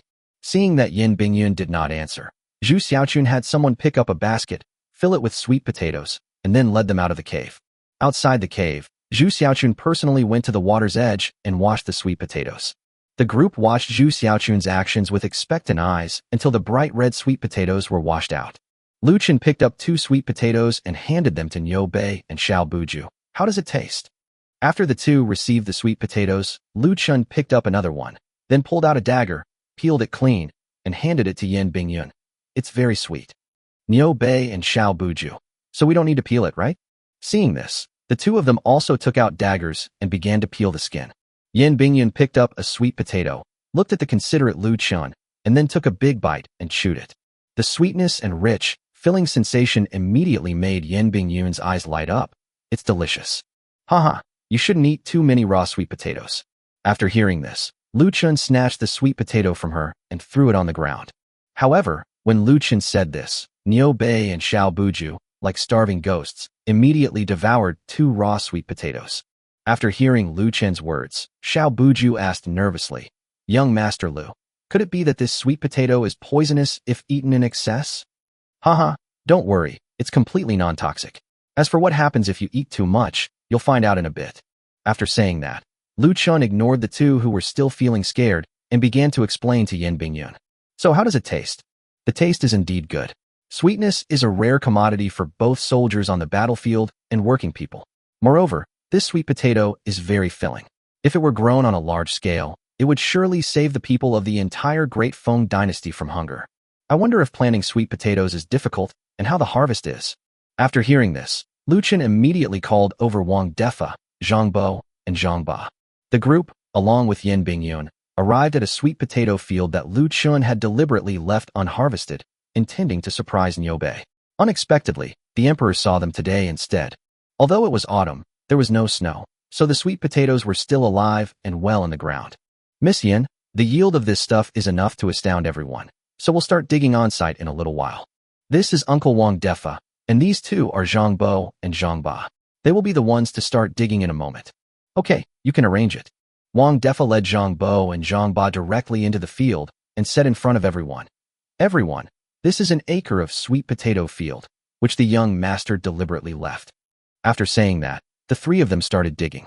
The soil was soft, and a bunch of sweet potatoes were dug out directly. Yin Bingyun squatted down in surprise, staring dumbfounded at the dozen or so sweet potatoes growing under the green vines. Turning to look at Lu Chen, is this just one plant? Hee, let's keep watching. About half an hour later, Wang Defa returned to Lu Chen's side with Zhang Bo and Zhang Ba, both sweating profusely. Young master, we've dug it all out, but we didn't expect this plot of land to grow as well as the one to the north. No problem. This year is just a trial planting. Next year, when Uncle Wang has more experience, I believe the yield can be increased by 20% to 30%. Hearing Lu Chen's praise, Wang Defa looked at today's distinguished guest with some embarrassment. Miss Yin, you've dug them all out. Thank you for your hard work, Uncle Wang. Go and check how much the yield is per acre. As Yin Bingyun said this, her lips trembled slightly. This was because the piles of sweet potatoes on the ground had completely overturned her understanding of food. I never expected that such a small plot of land could yield so many sweet potatoes. A moment later, Wang Defa ran back. Young master, Miss Yin, esteemed gentleman, this acre of land yielded a total of 45.5 sure of sweet potatoes, which is less than the average of 48 sure. 45.5 sure? Yin Bingyun was so scared after hearing this that she almost fell down on her bottom. Behind them, Niu Bei and Xiao Buju, perhaps because they had eaten too much raw sweet potato earlier, were so excited that, as if they had planned it together, they both farted. And it was a super loud one. Lu Chen looked at the two of them with a wicked smile. I know you're excited, but don't come here again with this kind of expression. The two were extremely embarrassed, but they couldn't help it at all. As soon as Lu Chen finished speaking, two more of them popped out as if in response. Yin Bingyun, who was initially shocked, now glared at the two of them with murderous intent. Young Master Lu, that's 45.5 sure, a unit of dry measure, and that's still a low yield. So how much can a high yield reach? 50 to 60 at the current level. 50 to 60? As soon as Lu Chen finished speaking, he saw Xiao Buju and Niu Bei kneel down directly in front of Yin Bingyun. Ha! Your Majesty, may heaven bless our great phone. May heaven bless our great phone. Yin Bingyun gave the two of them a disdainful look. Useless things, get up. Young Master Lu, may this item be handed over to the Imperial Court? Chapter 91 Private Discussion with Half Mountain Stone. Seeing Yin Bingyun's displeasure, the two were at a loss for words. They didn't know what was wrong, but they couldn't hold back their anger no matter what they did today. As the two stood up, two more farts escaped. This made Yin Bingyun both annoyed and amused. So he quickly tried to smooth things over, saying, Young Master Lu, how about we find a place to talk alone? Okay, let's go over there. After saying that, Lu Chen led Yin Bingyun directly to the hillside where they had built the house for him, to a flat rock on the hillside. Chao Dahua and his men had already prepared a private tea room. Lu Chen led Yin Bingyun inside, brewed a pot of tea, and gestured for Yin Bingyun to sit down. Should I bow to you and say hello, Your Majesty, before speaking? You recognized me? Hee, since you won't say, then I will. Anyway, you've already seen my stuff. What do you mean I've seen your stuff? Yin Bingyun looked a little embarrassed after hearing that. Lu Chen's decision to speak at this time was not without reason. After seeing the sweet potato, Yin Bingyun would definitely go over there. But would he dare to openly rob her? Given his previously established and enigmatic persona, she probably wouldn't. So, the only option was to befriend her. Now was the most opportune time for him to bring it up. Haha, didn't you say last night that we're friends? How can friends not be honest with each other and still have to bow and scrape to each other? Okay, since you call me a friend, then you can have the sweet potato. Yin Bingyun laughed happily after hearing this, but she wasn't stupid. Although Lu Chen's idea was to be a small landlord, it would definitely require an exchange of benefits, so he must have something he needed. If he wants nothing, then it's dangerous. He wants either himself or the world. After all, he possesses extraordinary martial prowess, and I had just come in and examined the estate. Leaving aside the estate's layout, even the walls are on par with city walls. If I were to use force, he could completely destroy these sweet potatoes. Furthermore, I have miraculous skills, and I doubt even the Imperial Court could catch him. Thinking of this, Yin Bingyun picked up her teacup and took a sip of tea. Speak, young Master Lu, what do you need? It's very simple. Just buy the seeds and planting methods with silver. After all, I'm the one who discovered this, so it's reasonable to charge a little money. Haha, good. Young Master Lu is a straightforward person, unlike others who say they are offering it to the Great Feng Dynasty, but secretly want more. Name your price. As you just said, since we're friends, I won't cheat you. The sweet potatoes have only been planted for one season, and when they're harvested in winter, you can just buy them all at the market price for grain. Yin Bingyun was slightly taken aback after hearing this, thinking that what she asked for was too little. Wouldn't anyone else be asking for a promotion and an exorbitant amount? However, she still did not show any doubt, but said excitedly, All right, young Master Lu is so generous, it's settled then. Actually, Lu Chen didn't want to make a lot of money. After all, he brought this thing out entirely to benefit the people. He also wanted to live in a strong country so that things would be more stable. However, simply exchanging sweet potatoes for money would still be a loss, so there are a few other things that Yin Bingyun needs to resolve. Also, I would like to ask you to give me a few more approvals. Seeing that Lu Chen still had conditions, Yin Bingyun breathed a sigh of relief. This made sense, otherwise, she would always feel uneasy. First, as you can see from my estate, there will be plenty of grain and the estate will be very prosperous in the future. To ensure its safety, I need to maintain 1,000 guards, each equipped with a bow. That makes sense. 1,000 people isn't a lot, but you probably won't rebel. Haha, I'm not interested in your position. It's too much trouble, worrying about so many things every day. Since that's the case, it's approved. Secondly, in order to make it easier for me to live here and move around in the Great Feng Dynasty, I need another identity. Haha, young Master Lu has finally figured it out? After hearing this, Yin Bingyun thought that Lu Chen needed an unused official position, and she immediately became interested. She thought that as long as Lu Chen wanted an official position, she could keep him firmly by her side and make him a true member of her own family. Hee, although I want to be a small landlord, I still need to engage in commercial transactions. So I want an identity, namely, an imperial merchant. With this title, I guess those petty scoundrels won't dare to bother me. Imperial merchant? Although Yin Bingyun wasn't as excited as Lu Chen was about wanting an official position, she thought about it for a moment and still happily agreed. Besides grain, what else does young Master Lu wish to sell? Haha, there are so many. Refined salt, seafood, grain, fuel, and so on. Refined salt? It should be noted that refined salt is a royal product, but giving him a sales title to represent the royal family in sales is not impossible. However, refined salt is precious in this world, and apart from the families that control the refinement of refined salt, the profits that can be made are not much. So he said, I can understand the rest, but salt, do you have a good relationship with the Lu family? It's important to understand that the Lu family's refining costs are very high, and the profits that flow out are not much. Lu Chen chuckled after hearing this. I'll refine it myself. Ah, you refine it yourself? Young Master Lu, you know how to refine refined salt? Is it complicated? The salt we use in our village is all refined salt. After saying that, Lu Chen turned around and rummaged through the antique shelf behind him and found a small iron box containing pure white refined salt. Yin Bingyun practically snatched the box, then pinched a little with her fingers and put it in her mouth. This is much better quality than the Lu family's. Young Master Lu, you've solved another big problem for me without me even realizing it. Such superior refined salt will give our soldiers the strength to fight. I wonder what your selling price is. Haha, 20% lower than the Lu family, forever. If it's 20% lower than the Lu families, that's fine. In this way, a large number of people will be able to afford refined salt. What do you mean by forever? Yin Bingyun originally thought that even at a 20% discount, it would still be a luxury item, but who knows if it will last forever. She was already looking forward to the day when Lu Chen and the Lu family would engage in a price war, and the price of refined salt would drop to a certain level, but unexpectedly, Lu Chen spoke up again.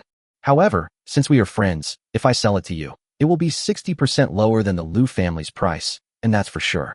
What? Yin Bingyun felt an urge to rush over and hug Lu Chen and kiss him. It's 60% lower than the Lu family's, and it's always 60% lower.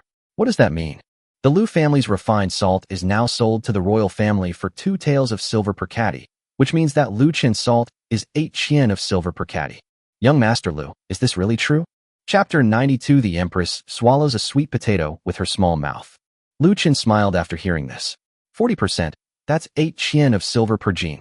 In this era, 8 chien of silver had the purchasing power equivalent to 6 or 700 yuan in modern society. In other words, a bag of salt costing 2 or 3 yuan can be sold for hundreds of times more.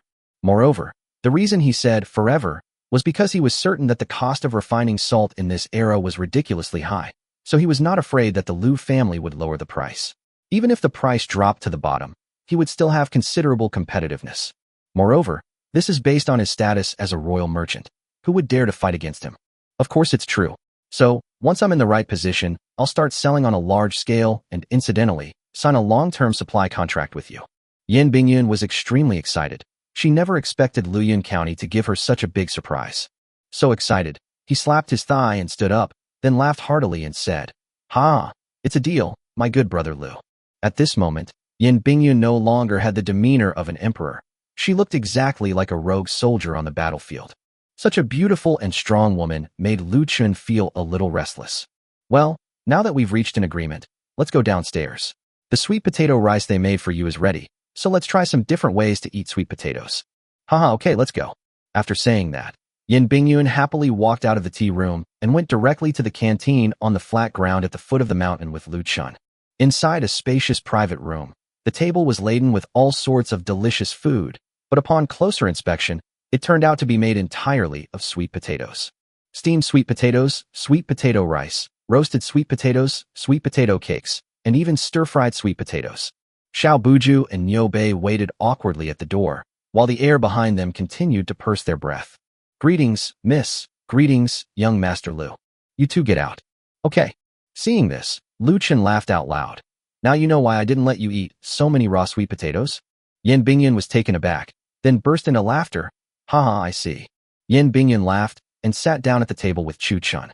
Looking at the roasted sweet potatoes, golden brown, and smelling the aroma of sweet potatoes prepared in various ways, my mouth watered instantly. Brother Lu, are these all made from sweet potatoes?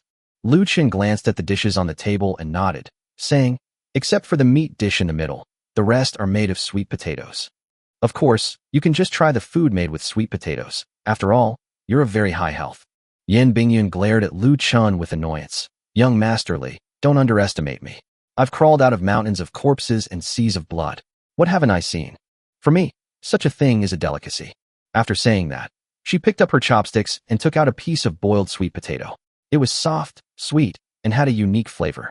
Then, she picked up a roasted sweet potato, peeled off the skin to reveal the golden sweet potato inside, and Yan Bingyun took a bite, almost swallowing her tongue.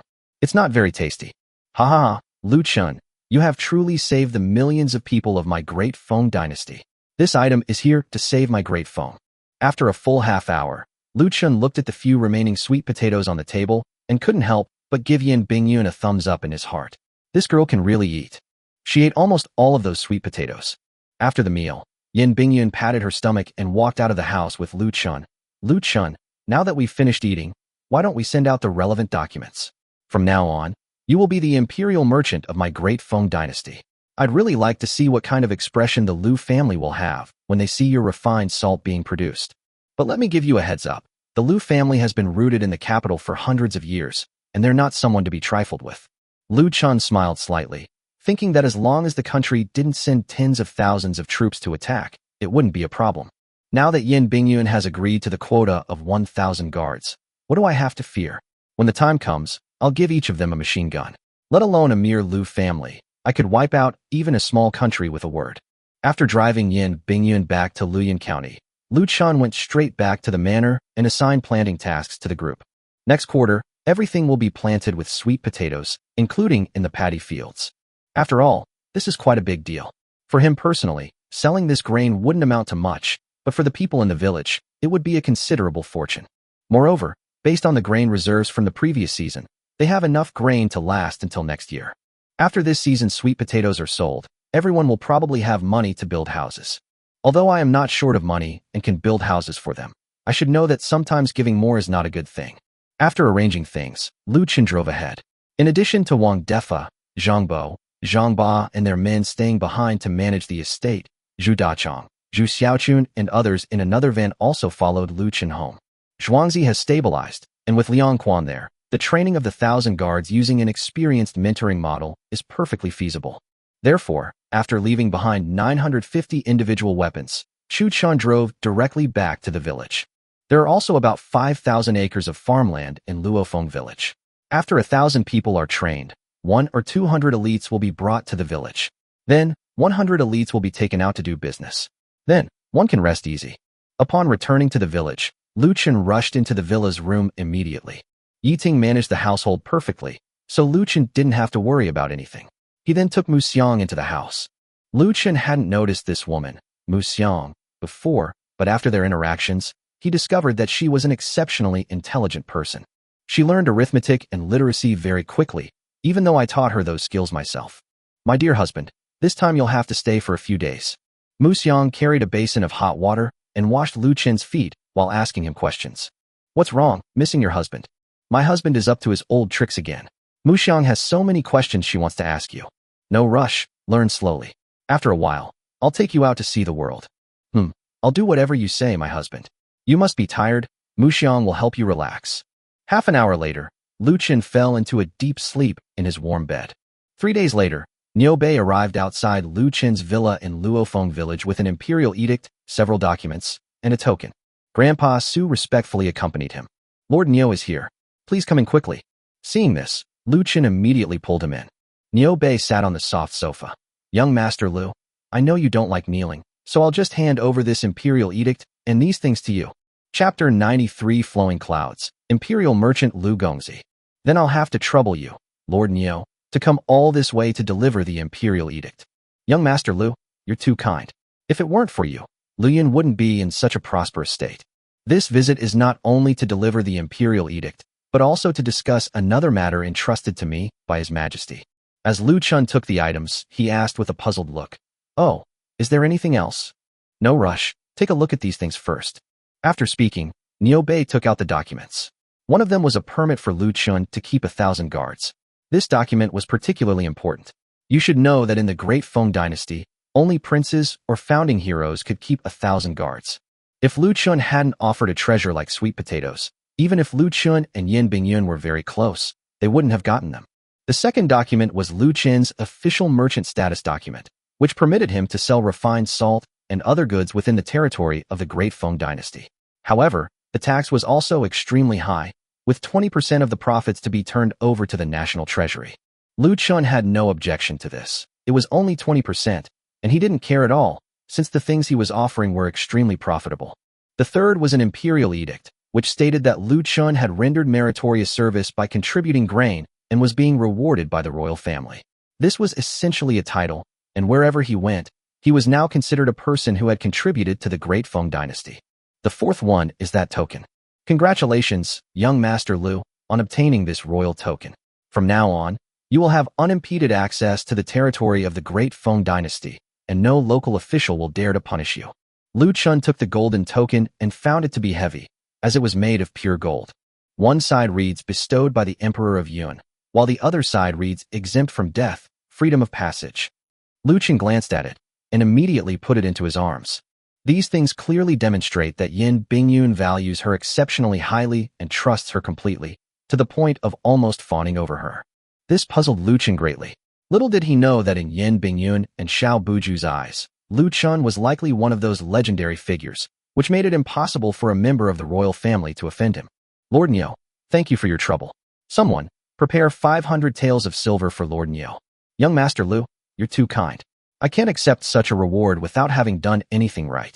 You're trying to make me break the laws of Dafeng. Niu Bei was extremely embarrassed. This young Master Lu was good in every way, but his act of bribing people in public was rather awkward. Don't be so polite, Master Niu. We're all family here. What's a little money from family? We've known each other for so long. You're dedicated to serving the people, so you should treat yourself to something. Looking at Niu Bei, who was dressed in tattered official robes, Lu Chen said from the bottom of his heart, "Since that's the case, then I'm honored that young Master Lu thinks so highly of me." This address of your humble servant directly elevated Lu Chen's status to a much higher level, at least much higher than Niu Bei's. It should be noted that even high-ranking officials of the first rank are not qualified to possess this token. Haha, we don't need to be so polite. By the way, Lord Lu, you said His Majesty also gave you some instructions. What was it? Road construction. Road construction? Lu Chen looked at Niu Bei with a puzzled expression and asked. Niu Bei didn't hide anything and directly told Yin Bingyun's request. It turned out that after Yin Bingyun saw the roads inside Lu Chen's manor, she had a plan in mind. So after returning, he made a request to Niu Bei to learn from Lu Chen's road construction techniques and replace all the roads in Luoyang County with cement roads. Lu Chen smiled inwardly after hearing this, thinking to himself that this business opportunity had arrived. Lord Niu, replacing the entire Luoyang County with cement roads will be very costly. No problem, young Master Lu. His Majesty has allocated 50,000 taels of silver specifically for bridge and road construction in Luoyang County as a pilot project. 50,000 taels of silver, compared to modern prices, is roughly equivalent to 800 to 1,000 yuan per tael of silver. 50,000 taels of silver is roughly equivalent to 50 million in funds. If I were to contract this project, I could make a profit, but it wouldn't be that much. So I'd just consider it a donation to charity. After a moment's thought, he said, Lord Niu, 50,000 taels may be a lot, but it's still a bit short for the entire construction of these roads. However, since you and His Majesty have both spoken, I will accept this task. After saying that, he immediately called Chao Dahua over and explained Niu Bei's purpose to him. Chao Dahua, the infrastructure fanatic, immediately became excited. My lord, building bridges and roads has always been a benevolent act that benefits the country and its people. Now that you have taken on this task, I, old Chao, must do my best to complete it. Lu Chen nodded after listening. Then you should go back with Lord Niu and find a warehouse. I will have someone bring the cement we need over there. As for sand and gravel, you can use whatever you have on hand. Niu Bei was overjoyed upon hearing this. He originally thought that 50,000 taels of silver was indeed too little, and it would be too much of a burden for Lu Chen to use it to build the entire Luyuan official road. I didn't expect him to agree so readily. What more can I say? So he immediately stood up. Young Master Lu, Luyuan will never forget everything you have done for her. I thank you in advance. Lu Chen waved his hand, indicating that he shouldn't be polite. After seeing off the beef tripe, Lu Chen began planning to go to Beijing to sell salt and open a supermarket. Looking at Mu Xiang and Yi Ting beside him, he immediately had a candidate in mind for the Beijing supermarket. Yi Ting is efficient and thoughtful in her work, so she will lead the team. Mu Xiang, after so much study, can now be considered a true intellectual. At least, there were no problems with managing the accounts. One person controlled the situation and the other managed the money. With Liang Quan training 1,000 assassins for him, everything was perfect. Thinking of this, he picked up the walkie-talkie, asked Liang Quan to come back, and then summoned 8 women. When they heard that Lu Chen wanted them to develop their careers in Beijing, a hint of excitement flashed in everyone's eyes.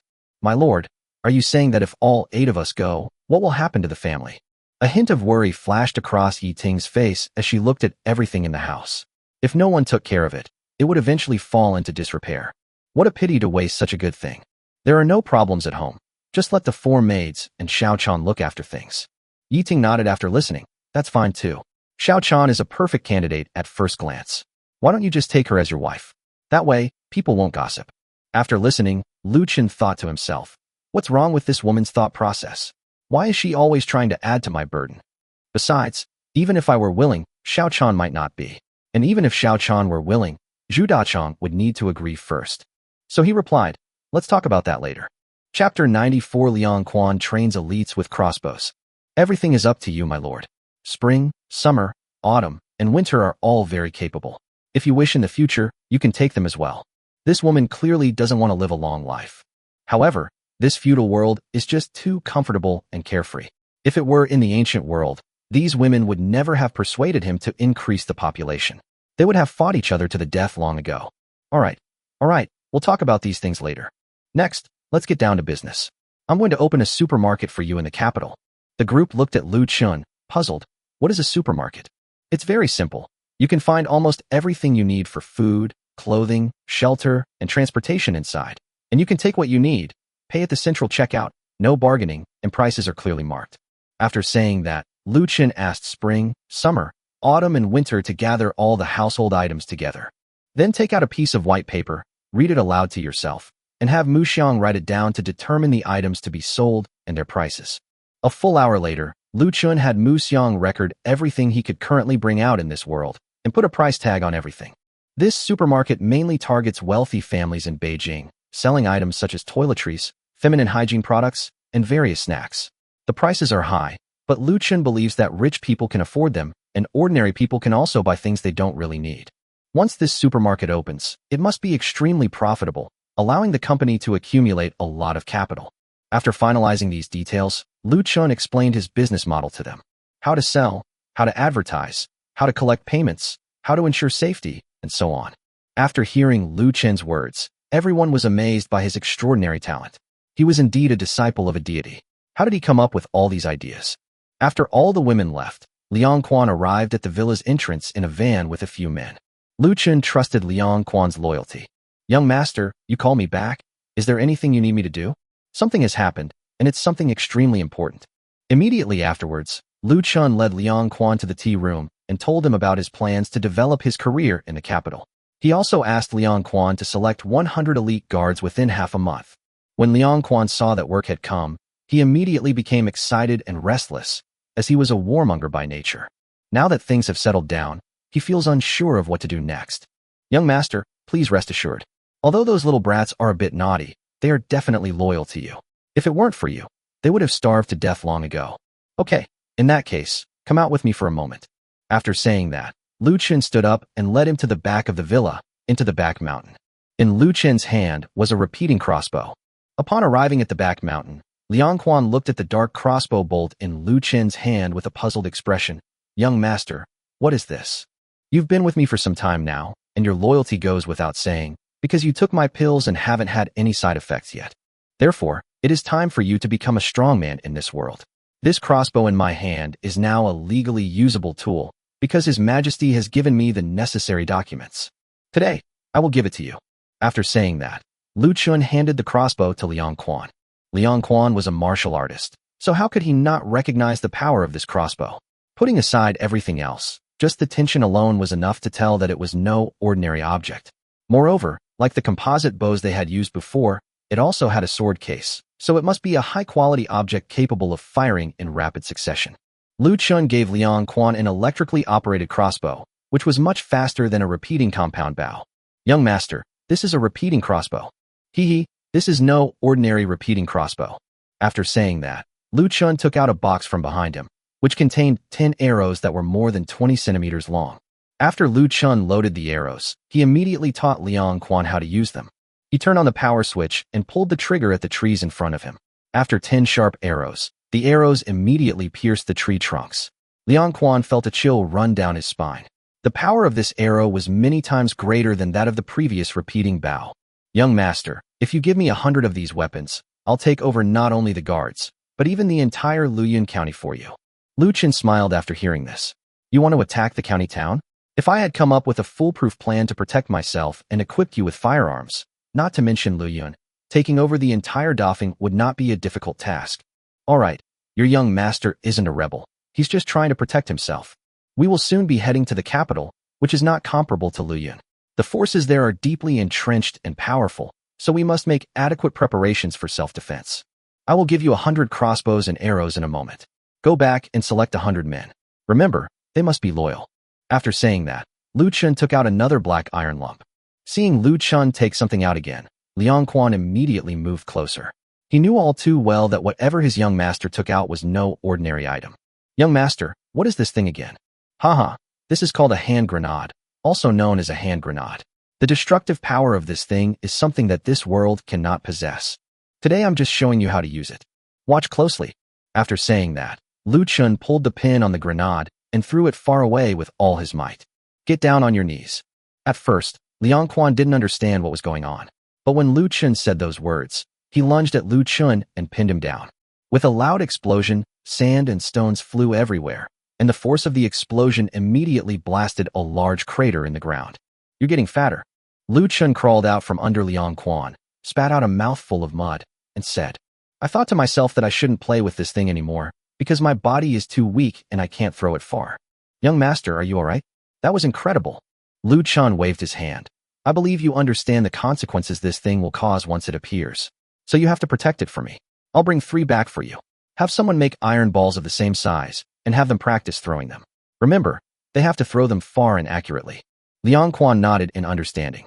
His young master had thrown the object too close just now, almost killing him. "Okay, you throw one, and I'll teach you how to use it." Chapter 95, Taking Elites to the Capital.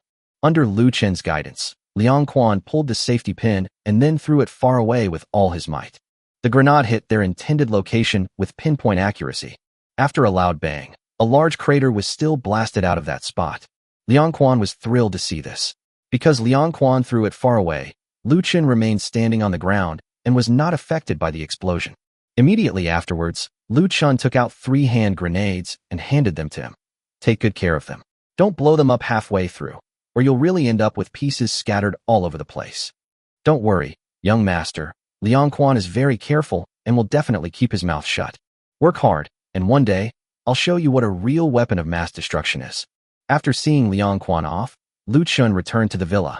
As soon as he entered the tea room, he saw Tianji smoking a cigarette and chuckling to himself while watching a DVD of 12 beautiful women playing on the player. "You don't have a TV at home, so you came here." When Tianji saw Lu Chen return, he immediately stood up and asked, "Was it you who made that commotion just now?" "Yeah, what's wrong?" "It's all right now.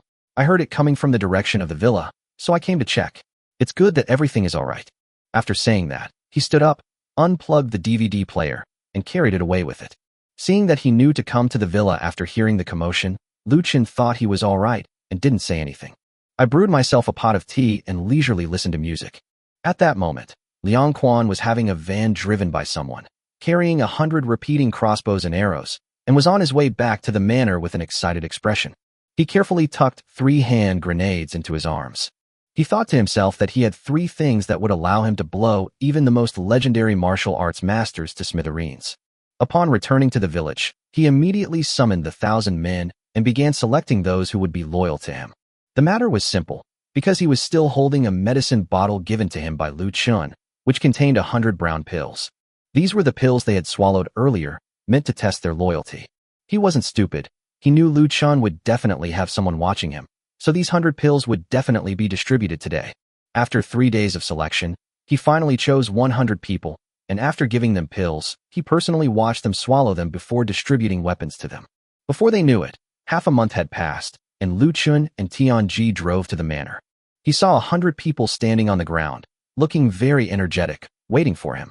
Upon Lu Chen's arrival, Liang Quan quickly instructed them to prepare for 2 rounds of demonstrations. The first round involved shooting small animals moving on the opposite side with crossbows. In the second round, throw that black iron lump. The weight and appearance are all replicated 1-to-1 with the grenade. After watching their demonstration, Lu Chen nodded with satisfaction. Gentlemen, you are all the best in my manor. He is also my most loyal brother, Lu Chen. If we ever encounter danger, we will definitely be a united team, never abandoning our teammates or our mission. So, everyone go back today, pack your things, and tomorrow morning, 10 people per car, come with me to the capital. Everyone immediately burst into applause after hearing this. After speaking, Lu Chen took Tianji back. The next morning, Lu Chen had the 8 women pack their belongings, and then he drove Tianji, while Yi Ting drove the other 8 women, heading directly towards the capital. The group consisted of 13 vehicles. The lead vehicle carried Liang Quan and 9 guards. The van could easily fit not just 9 people, but even 20. The second vehicle was a small infantry fighting vehicle that Lu Chen had purchased earlier. Tianji sat in the passenger seat, with 3 women behind her, and then the guards and the vehicles carrying goods. The entire Luyan County was in an uproar. They had seen many cars, but they had never heard of a scene where more than 10 cars traveled together at once. Luyan County is about 1,000 li away from the capital of Zhengzhou, which is about 500 kilometers away. There is a county in between called Changhua County. Because it is close to the capital, its economic level has always been higher than that of Luyan. Even when war struck, Changhua County, being in the heart of the region, was not greatly affected. But that was before. After this war, Luyan has developed rapidly and has already surpassed the economy of Changhua County. The car headed north and entered Changhua County on the second day. As the southern gateway to Beijing, Changhua County is separated by a high mountain, which also serves as a defensive line for the capital. However, due to years of war, this mountain range stretches for hundreds of miles, and countless bandits roam freely in it, making it impossible for the government to keep up with the situation and suppress them all. Therefore, this road is also known as the Skin-Shedding Road by the people of the Great Feng Dynasty, meaning that whoever comes from here will have to shed a layer of skin. Of course, Lu Chen and his group were no exception. Just as they entered the territory of Changhua County, several observation posts on the mountaintop spotted them. Hey boss, that convoy is weird. There are no animals, and it looks indestructible. Should we mess with it? Are you out of your mind? Kid, even if a god came, I'd give him a good beating. This is nothing. Call the brothers, assemble the team, and let's rob it. Meanwhile, Lu Chen and his group had already set up camp at the foot of the mountain. Liang Quan jogged over and said, Young master, this mountain is called Orange Blossom Mountain. It is the largest mountain range in Orange Blossom County and the southern gateway to the capital. There used to be soldiers stationed here, but due to the war in recent years, there are many bandits in the mountains. Please be careful, young master. Lu Chen smiled after hearing this. Are there many bandits in the mountains? That's a good opportunity to see what kind of strength you have. Hee hee, don't worry, young master. We haven't had any action in a long time. It's time to see some blood. Seeing Liang Quan's excited face, Lu Chen immediately felt relieved and sat down with Tianji to grill beef, drink wine, and chat. Little did they know that at that moment, deep within Orange Blossom Mountain, a figure stepped on the treetops and rushed straight into the gathering hall of a mountain stronghold. Inside the Hall of Righteousness, the bandit leader Mark Lu was embracing 2 girls he had just robbed, preparing to commit adultery right there in the hall, when suddenly a figure flew down, startling him so much that he immediately shrank back. That's right, he flew down, flying straight in from the doorway without touching the ground. So Mark Lu knelt down before the man with a thud, showing his ability to bend and stretch. I was unaware of your arrival, and I have failed to greet you properly. Please forgive me. The newcomer had a fair complexion and held a 3-foot-long sword in his hand. He glanced coldly at the bandit leader, Mark Lu, before turning his gaze to the 2 young women. Is this your wife? I was unaware that these 2 were your men. Please forgive me, sir. Hee, since you say you're my wife, then prepare a room for me after we finish our business. Mark Lu breathed a sigh of relief upon hearing this. It turned out he was a kindred spirit. Chapter 96, a master repels Tianji with a single palm strike. So he quickly stood up and said, Please take a seat, sir. May I ask what brings you here? It's very simple. I'm sending you to kill someone. Ah, murder? Who did you kill? He is right down the mountain right now, with countless gold and silver. Kill him, and you can take them all. I only want his life. Tomorrow they can enter the mountain. You are the biggest bandits in this area. They have 100 men, and you have a total of over 1,000. So, I want all of you to go out and surround and kill them. After listening, Mark Lu looked at the expert in front of him with a puzzled expression, wondering what was going on. A mere 100 people, yet he had to mobilize 1,000 of his own. Could it be that the people below were a tough nut to crack? So he quickly asked, Excuse me, do they also have experts like you? Haha, you mean martial artists? They don't have any, or if they do, they're just low-level amateurs. But their fighting strength is very strong for you. Be prepared to sacrifice 300 brothers. Upon hearing this, Mark Lu turned ashen-faced. 300 died in one battle? This price is a bit too high, but the expert in front of me is a legendary martial artist who is said to be able to fly and kill people from a distance. I can say that I can't afford to offend either of them. However, he knew that if he uttered even half a word of no, he would become a corpse the next moment. Therefore, I had no choice. Everything was arranged by my seniors. Haha, very well, prepare a clean room for me. Today, this young master is taking a concubine. Mark Lu, of course, understood what the expert meant and immediately said flatteringly, Senior, everything is arranged. I will have someone take you there right away. After listening, the expert smiled and pointed at Mark Lu. Not bad, kid. You have potential. If you do well after you finish this, you won't have to be a bandit anymore. Meanwhile, Lu Chen and his group finished packing and prepared to continue their journey. Lu Chen led Tianji, Yi Ting, Mu Xiang, and Zhou Min into the armored vehicle, and then, guided by the lead vehicle, they entered the mountains and forests, heading towards Changhua County. Lu Chen understood that there were definitely bandits ahead, and Tianji understood as well. However, both of them were exceptionally confident. First of all, their car was impervious to ordinary swords and knives. Moreover, Lu Chen became even more convinced that his infantry fighting vehicle was invincible in this world. However, Tianji's confidence stemmed from his own martial prowess. Although he hasn't reached the level of the legendary martial artists, those legendary martial artists are people who don't care about worldly affairs and focus on cultivating to seek the great Tao. Who would want to be a bandit? They can get whatever they want simply by asking a powerful family, and they can obtain everything that ordinary people cannot. However, after they had been in the mountains for about the time it takes for an incense stick to burn, a dark mass of people surrounded them. Upon seeing this, Lu Chen immediately took out his walkie-talkie. Liang Quan, what's going on? Young master, they are mountain bandits, but there are an unusually large number of them, a group of over 1,000. Hearing that there were thousands of people, Lu Chen's heart skipped a beat, but considering how powerful his people were, he wasn't too nervous. Then stop the car and play with them. But remember, our men shouldn't get out of the car yet. If they charge, use crossbows to deal with them. After receiving Lu Chen's order, all vehicles stopped. Moreover, Lu Chen's car changed from the second car to the lead car. Lu Chen knew that if too many people rushed over and he couldn't stop them, this infantry fighting vehicle would definitely teach them the most unforgettable lesson of their lives. Just as Lu Chen parked the car and faced the bandits directly, two people emerged from among them. A strong-looking man with a full head of hair stood beside a young gentleman, who appeared to be very respectful to him. My lord, they are all here. When shall we attack? No rush. There's a skilled fighter in that car ahead. I'll deal with him first, then we can fight. Considering how much you've done for me, this will save you from losing more people. Hearing the expert's concern for them, Mark Lu was deeply moved. They had encountered a powerful figure who was a martial artist who valued human life above all else, yet he was thinking of them. So as long as you curry favor with this powerful figure, your future success will be just around the corner. Inside the car, Tianji coldly stared at the young man, a hint of fear on his face, a fear stemming from the extreme disparity in their strength.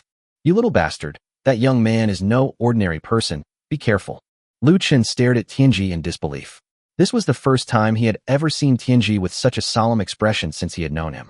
Because even when he encountered Yan Bingyun's personal guards in Luyan County, this guy acted like he deserved a beating, making people think he was the best in the world. Unexpectedly, the unassuming young man in front of him could make him so nervous. Aren't you a super expert? What? You can back down now. Stop talking nonsense. I am just a worldly expert, while the one in front of me is likely a legendary martial artist. Martial artist? This was the first time Lu Chen had heard this term. He had heard it before, though it was from characters that often appeared in novels. So he immediately said, "Why didn't you say earlier that there are such powerful beings as martial artists in this world? No, don't tell me there are cultivators or immortals in this world." After hearing this, Tianji looked at Lu Chen like he was an idiot. Those are all legendary things. How could they possibly exist? However, martial artists do exist. It is said that they can kill people with the ability to break leaves and fly flowers. They have cultivated their own internal energy and have amazing strength. Those who have mastered the art can even kill people by releasing their internal energy. However, this one in front of me probably hasn't reached that level of strength yet. Let me test him out. After saying that, Tianji opened the car door and jumped out. Then he drew his sword and pointed it at the martial artist. "Who goes there?" Unexpectedly, the man gave Tianji a disdainful smile. "A mere worldly martial artist dares to point a knife at your grandfather? Didn't your master teach you what it means to keep your tail between your legs?" After saying that, the young man took off and sprinted towards Tianji. He then simply swung his palm and sent Tianji flying. His feet never touched the ground. Seeing how powerful the person opposite him was, Lu Chen immediately went to the back, put on a helmet, set up the machine gun on the tank, and looked at the person in front of him. "Why is this expert blocking my way?" The young man looked up at Lu Chen, who was speaking from the roof of the car. "May I ask if you are young Master Lu Chen?" Chapter 97. I wonder if I can catch a bullet. Lu Chen frowned slightly after hearing this, thinking that since they could say his name, they must be here for him. Moreover, this was not a simple bandit robbery, but an ambush, with the aim of preventing him from reaching the capital. So who exactly did I offend? It seems that he doesn't know anyone in the capital. The only people he knows are Yin Bingyun and Xiao Buju. These two people wouldn't need to go to such lengths to kill him. So he asked in confusion, "Do you know me?" "Heh, kid, this is the first time I've met you, and I have no grudge against you. As a martial artist, I wouldn't bother with your trivial matters, but unfortunately, they gave me too much, so just consider yourself unlucky." Hearing the young man's words, Lu Chen suddenly had a bold idea, although he had been in this world for several years. "However, we know nothing about the combat power of this world. If that's the case, then what kind of person is this? How about we try a confrontation between firearms and so-called martial artists?" At that moment, Tianji also got up and quickly jumped into the car, panting heavily. "Too powerful. I'm no match for him at all. However, your car should be able to withstand his attack. Drive away quickly, or it will be too late." Seeing that Lu Chen was still behind him, Tianji couldn't help but feel a little exasperated. This time it wasn't that he didn't want to save Lu Chen, but that this so-called martial artist actually disregarded the agreement that martial artists should not harass ordinary people and came out to kill. Therefore, he was powerless to do anything about it.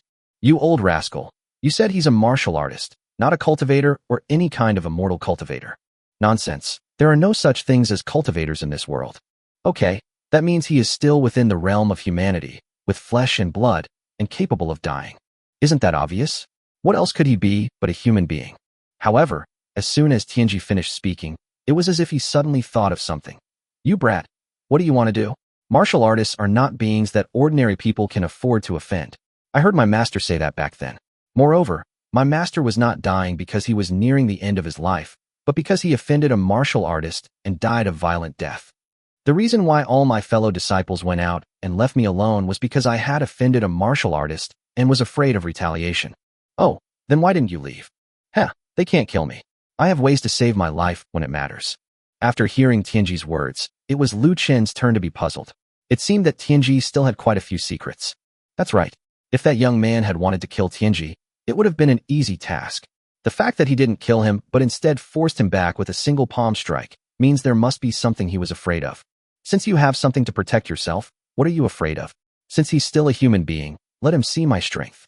After saying that, Lu Chen put down the machine gun in his hand, pulled out a Glock from the roof of the car, and aimed it directly at the martial artist in front of him.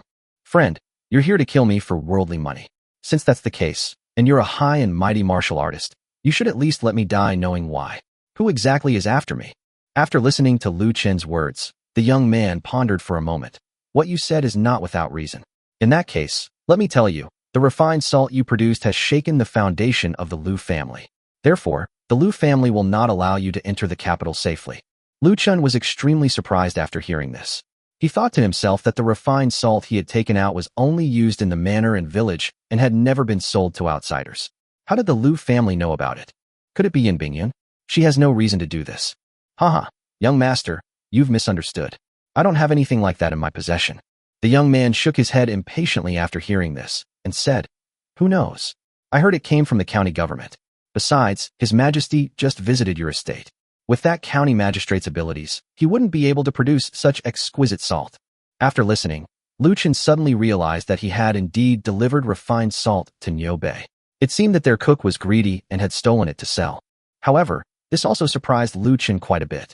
The Lu family's intelligence network was so powerful that they even knew that Yin Bingyun had gone to their place. It seems that the Lu family has seen through everything I've done in Luyan. Since that's the case, how about we make a deal? Seeing Lu Chen's stance, the young man immediately became interested. I heard you are a master of hidden weapons. I've been wanting to try it out myself. How powerful are these worldly hidden weapons? You even investigated this thoroughly? Haha, you underestimate the Lu family. The Lu family is all over the world, and there's nothing they don't know. Okay, since that's the case, then you'd better take the challenge. After saying that, Lu Chen pulled the trigger on the young man in front of him. A bullet shot rapidly toward the young man, and just as everyone was watching the outcome, even Lu Chen was stunned on the spot. This guy actually dodged the bullets. The young man turned his head and looked at the stone behind him that had been smashed into pieces. For a moment, he also put away his contempt for Lu Chen in front of him. Haha, the power is enough, but the speed is still a bit slow.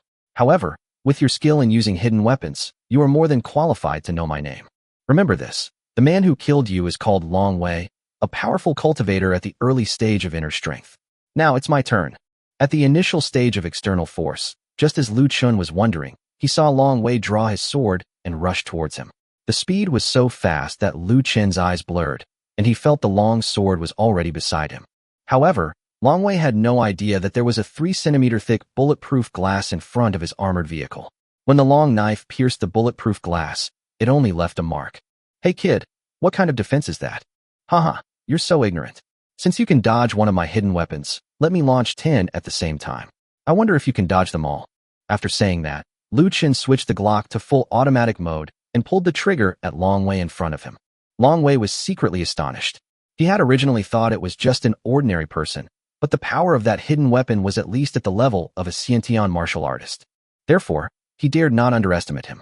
When Lu Chen said those words, he leaped into the air, increasing his height in an attempt to dodge the bullets.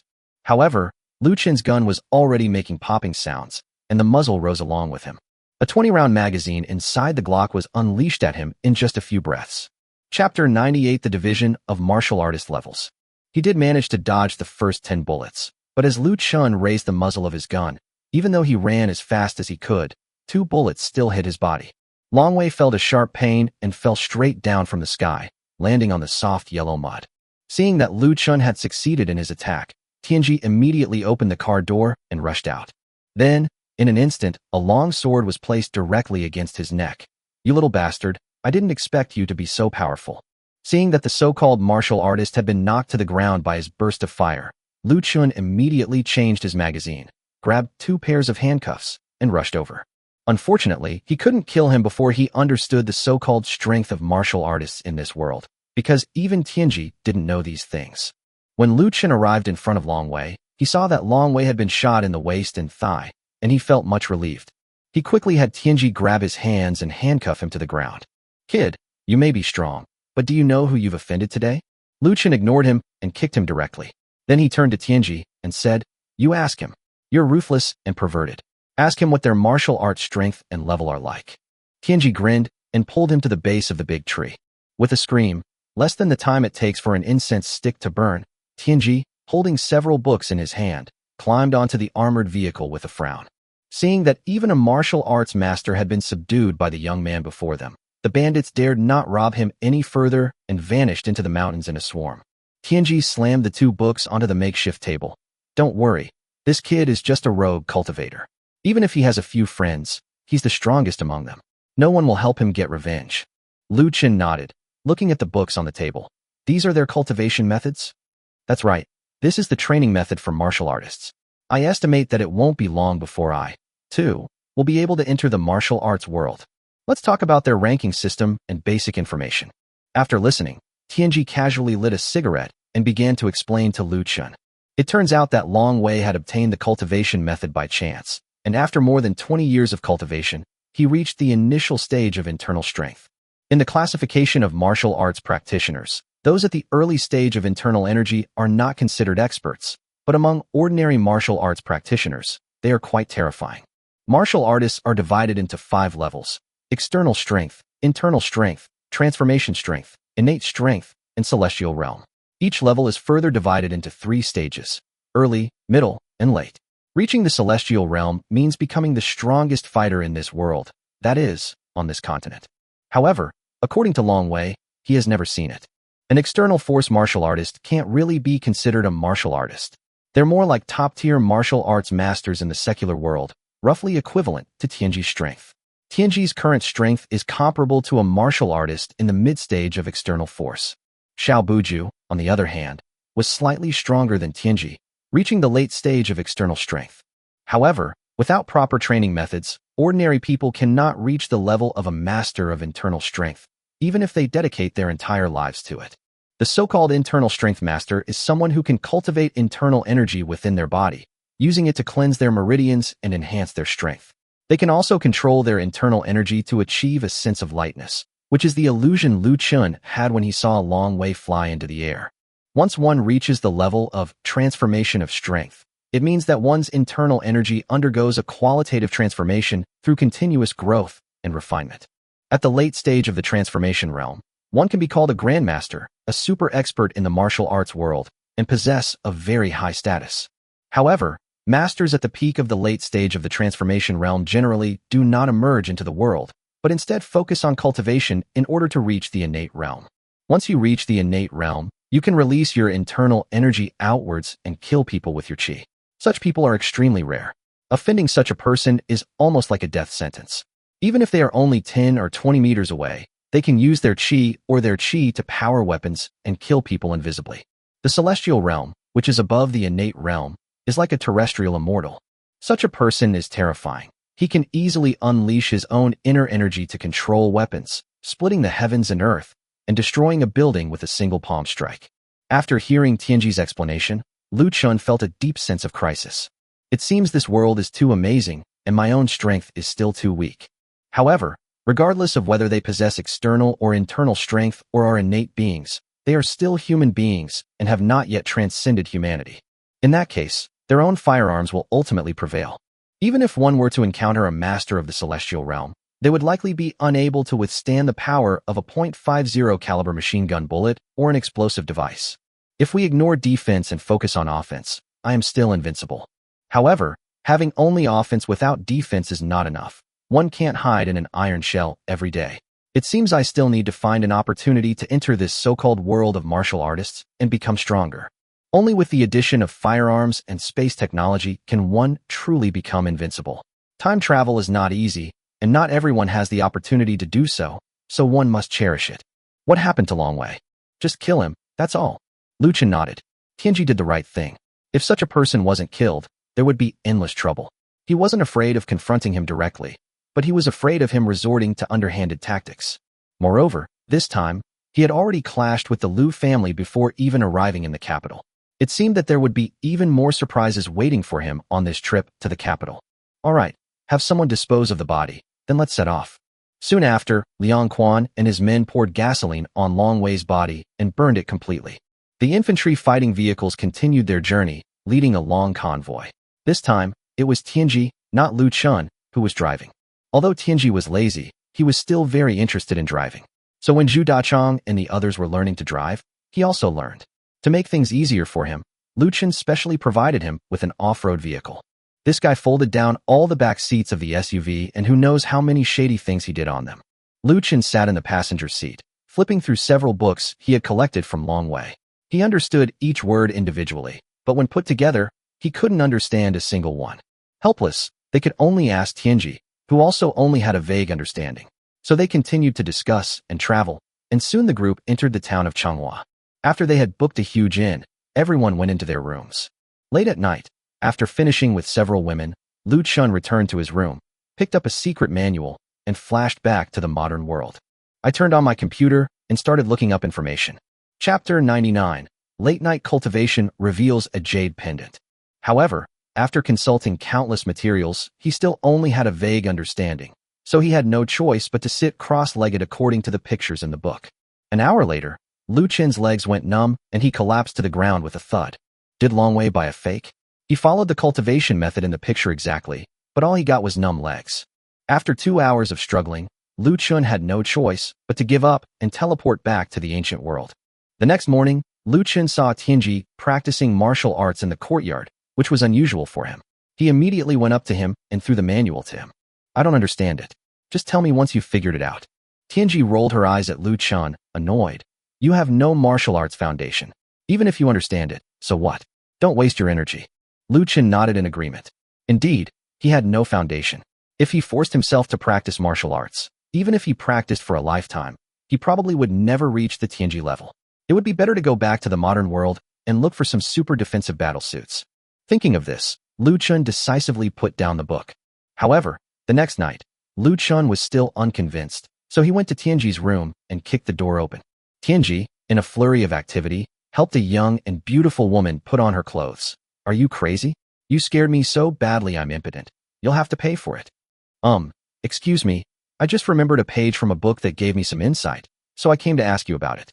After listening, Tianji glared at Lu Chen with annoyance, then waved for the woman to leave before taking out a book and beginning to explain to Lu Chen.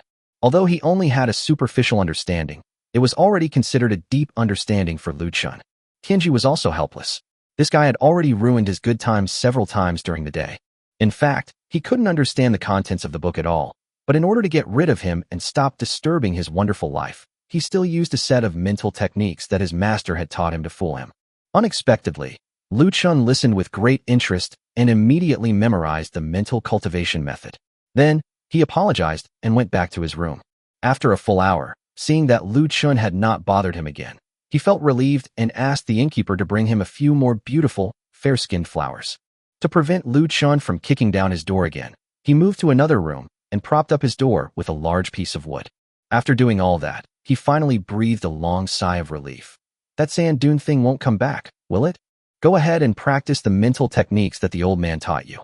You'll never achieve anything even if you practice until you die. After saying that, Tianji looked at the software hardening engineer on the bed with a wicked smile. After returning to his room, Lu Chen did not begin cultivating. Instead, he silently recited the mental cultivation manual until he had completely memorized it. Only then did he begin to sit on the bed in an unusually strange posture, as Tianji had instructed. He began to cultivate with his eyes closed. Unbeknownst to him, Lu Chen felt as if he had entered an unprecedentedly pure void, as if all distracting thoughts and ideas had ceased to exist at this moment. He seemed to see himself in complete darkness, yet surrounded by various white lights like fireflies in the void. The next moment, he felt the white light rapidly converging. The direction from which the light converged was right in front of him, and soon the white light gathered, revealing an outline. Slowly, something familiar appeared before his eyes. It was the jade pendant his grandfather had given him. No, what my grandfather gave me was only half, but now it's completely fused together. Looking at the outline of the thing in front of him, Lu Chen silently recited in his mind. Yes, he recognized it. It was a jade pendant, a round jade pendant, half of which was exactly the same shape as the crescent-shaped jade pendant his grandfather had given him, which he used to carry with him. The other half, however, has never been seen. Could it be that the other half is what Uncle Air has been searching for in the old house? With this question in mind, Lu Chen immediately emerged from his meditation. Everything before my eyes remained exactly as it had been in the inn, the candles on the inn tables already burned down to the base.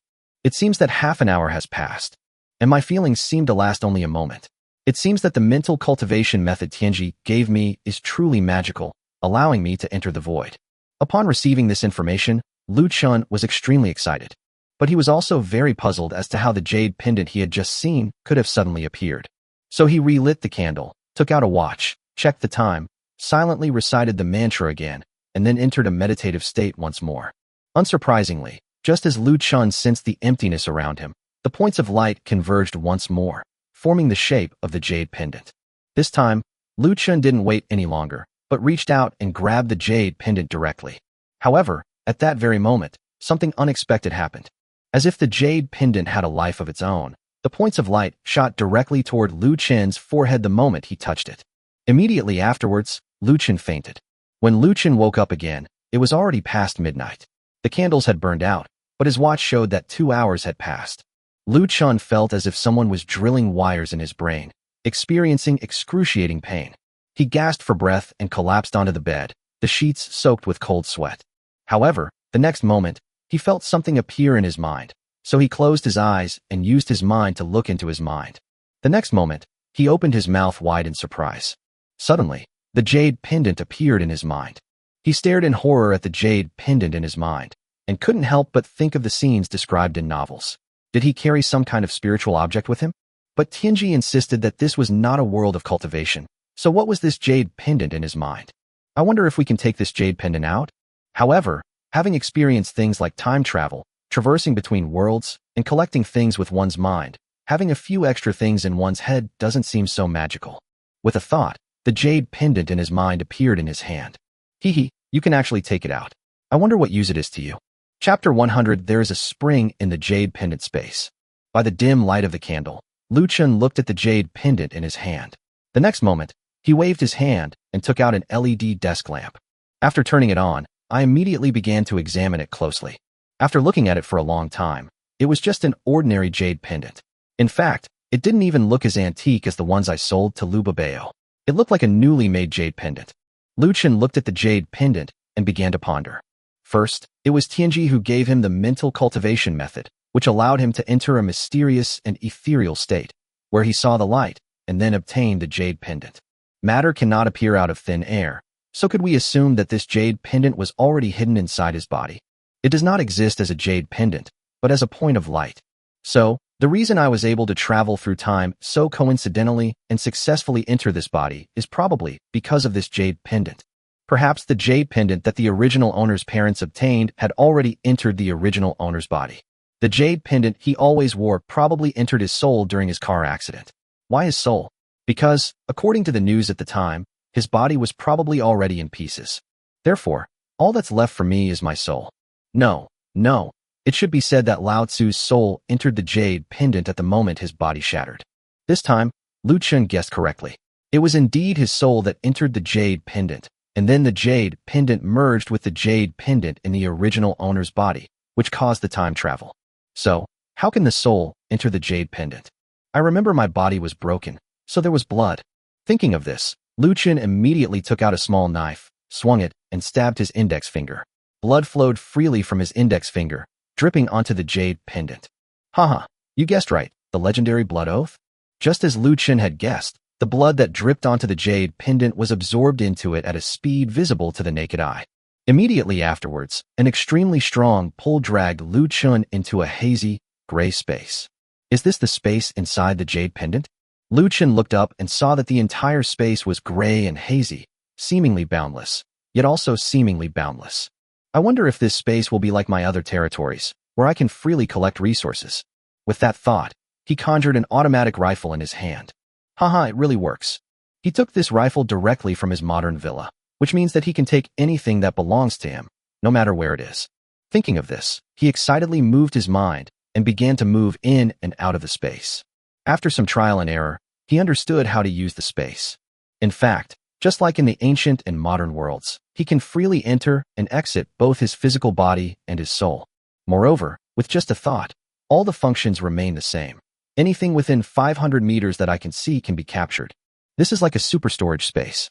With this thing, all spaces like the Tiger Cave and the villa can be left and used. You can bring in everything you've acquired. Moreover, the space was infinitely large, as if time had no flow, because a cup of hot water stayed in it for a full half hour without showing any signs of getting cold. This means that any perishable items you have will remain fresh indefinitely once they enter this space.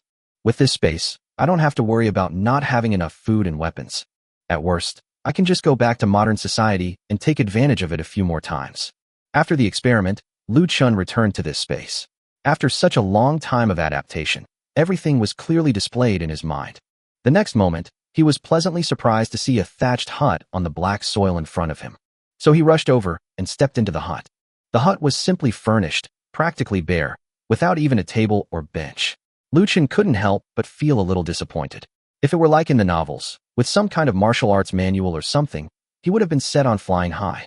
Just as he was thinking about leaving the hut and packing in all his useful supplies, including the tiger's den, the sound of a babbling brook reached his ears. So he immediately left the hut and went around to the back of the hut. The next moment, a very small stream appeared in Lu Chen's eyes. The stream was crystal clear, and the bottom was covered with colorful pebbles, which looked very beautiful. He waved his hand, took out a water ladle, scooped up a ladle of stream water, made a slight decision, and then gulped it down his throat. The stream water was clear and sweet, cool and refreshing, but once it entered the body, a warm current spread throughout the entire body. However, the next moment, he felt fine beads of sweat appear on the surface of his body. As a foul stench wafted over, Lu Chen couldn't help but look at his arm. Some black impurities were seeping out from his pores. Then, he suddenly felt that the entire space was no longer so gray and hazy, but had become much clearer. Moreover, his hearing had also improved a lot. My goodness, this water is absolutely precious. Seeing the foul-smelling substance oozing from his body and the changes in his own physique, he immediately sensed that this thing was definitely improving his physical condition. Simply put, it's about detoxification. Thinking of this, he drank the stream water one ladle after another, drinking 4 or 5 ladles before stopping with a burp. Calculating the time, he immediately appeared inside the inn with a thought. Lying on the bed in the inn, feeling the heat flowing through his body again and again, slowly, a stench filled the room, and a layer of black substance appeared on his body, almost completely enveloping Lu Chen. You little bastard, are you cooking shit in there? It stinks so badly. In an instant, everyone in the inn was driven out of their rooms by the stench. Those unaware of the situation might have thought the inn's outhouse had exploded. Lu Chen realized something was wrong. He might be exposed. So he immediately vanished from the inn and reappeared in a modern villa district. Then he plunged into the bathroom. When he came out again, he smelled wonderful and returned to his room at the inn. As soon as I got back to my room at the inn, I heard someone banging on the door. You little bastard, what the hell are you cooking in there? Chapter 101, Cleansing the Marrow and Purifying the Essence to Become a Master. You could tell from the sound that the person banging on the door was that old bastard Tianji. To cover up the stench, Lu Chen suddenly had a brilliant idea and immediately went to the stove in the inn room where tea was brewed. Then he picked up a pot and threw in a piece of durian flesh. After doing all that, Lu Chen walked to the door and yanked it open. What are you yelling about so early in the morning? Are you crazy? You're the one who's sick. Your whole family is sick. What kind of crap did you cook? Without wasting any more words with Lu Chen, Tianji went straight to the stove in the room, opened the pot lid, and immediately vomited. You perverted freak, you're cooking shit in your room. You know nothing. This thing is called durian, a particularly precious fruit in a small southern country. I just wanted to cook it and see what would happen, but who knew it would smell so bad? A short while later, the innkeeper, accompanied by several guards, stormed in menacingly. But upon seeing the large wad of silver in Lu Chen's hand, his fierce expression instantly transformed into a fawning one. It's all right, young master. I'll have someone clean it up. Lu Chen chuckled and walked straight out of the inn, not for any other reason than that the stench was unbearable even for him. Upon seeing this, Tianji immediately followed. Looking at Lu Chen's graceful figure, Tianji had a different opinion. After all, he had one foot in the martial arts world, so he felt that Lu Chen was definitely not that simple this time.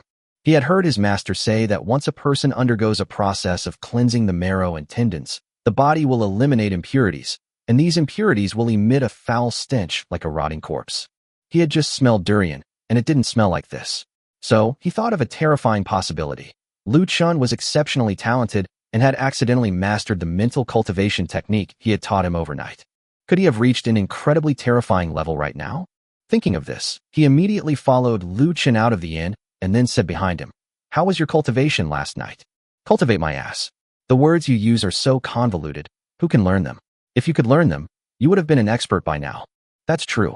Master said back then that the first step in cultivating this mental technique is to cleanse the marrow and refine the essence. After cleansing the marrow and refining the essence, the eyesight and hearing will be enhanced, and the body will become lighter.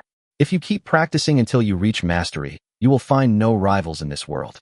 After hearing his words, Lu Chen raised an eyebrow, wondering if drinking this spring water would be considered a cleansing of his essence and marrow. Will I become a master right now? Seeing Lu Chen's expression, Tianji immediately understood that this guy had really mastered the basics. So this mental technique of yours was passed down from your master, and not the one written in the book? Seeing that Lu Chen was changing the subject, Tianji didn't expose him, but immediately returned to his usual self.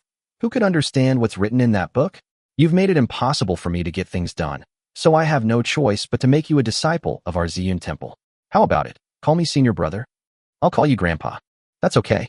Get lost. All right, enough joking. After you start practicing that mental cultivation method, remember not to use it recklessly, because it is truly the most treasured secret of my Ziyun temple. If it were to be revealed, it would cause a bloodbath in the martial world. Seeing Tianji's unusual seriousness, Lu Chen became puzzled. It seems that Tianji must possess something very powerful, or he must have an exceptionally powerful background. Otherwise, he wouldn't have warned himself today. Also, he had said before that none of the martial artists dared to kill him. However, my cultivation has absolutely nothing to do with the mental techniques. It's all thanks to the streams, so I don't need to pay much attention to it. Don't worry, I won't learn it. Even if I did, I wouldn't need to fight hand-to-hand. Tianji nodded after listening. Lu Chen was right. Using hidden weapons was so much easier, and hand-to-hand combat was even easier.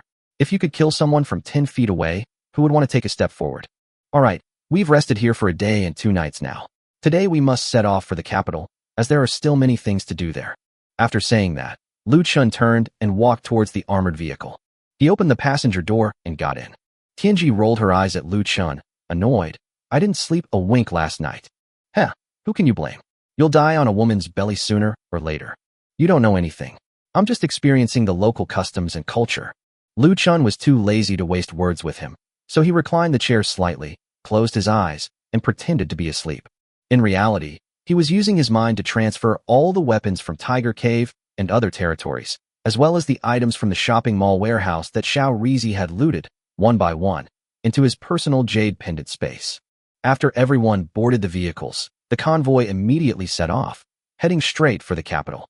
In the capital city, at the Lu family residence, the patriarch sat in the main seat, looking down at the group of Lu family members below, and spoke with a worried expression. His Majesty summoned me yesterday and ordered that the price of refined salt supplied by my Lu family to the army be halved. What do you think of this? Patriarch, if you ask me, the plan to assassinate Lu Chen cannot be stopped. The fact that Lu Chen has refined salt and the formula for refining refined salt has already been confirmed in Luyan County. According to the county magistrate's cook, this refined salt was a gift from a young man named Lu Chen. The Lu family of Luyan has brought the refined salt and requests that the head of the family take a look.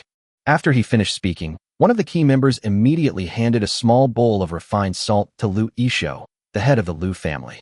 The moment Lu Yishou took the refined salt, his eyelids twitched, because the snow-white refined salt was of a much higher quality than the refined salt produced by the Lu family.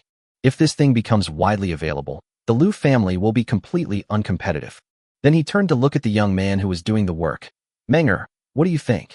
Lu Meng is the eldest son of Lu Yishou, the current head of the Lu family, and also the eldest son of the entire Lu family. He is definitely a super rich second generation. He looked at the refined salt in Lu Yishou's hand and revealed a disdainful smile. Father, you really don't need to worry. 7 days ago, I found a martial artist to assassinate Lu Chen. Lu Chen should not be able to enter the capital. Upon hearing Lu Meng's words, Lu Yishou immediately revealed a relaxed smile. It seems that his son is just like him back then, quick and ruthless in his methods. As for this refined salt, look at its color. Our Lu family has been making salt for hundreds of years.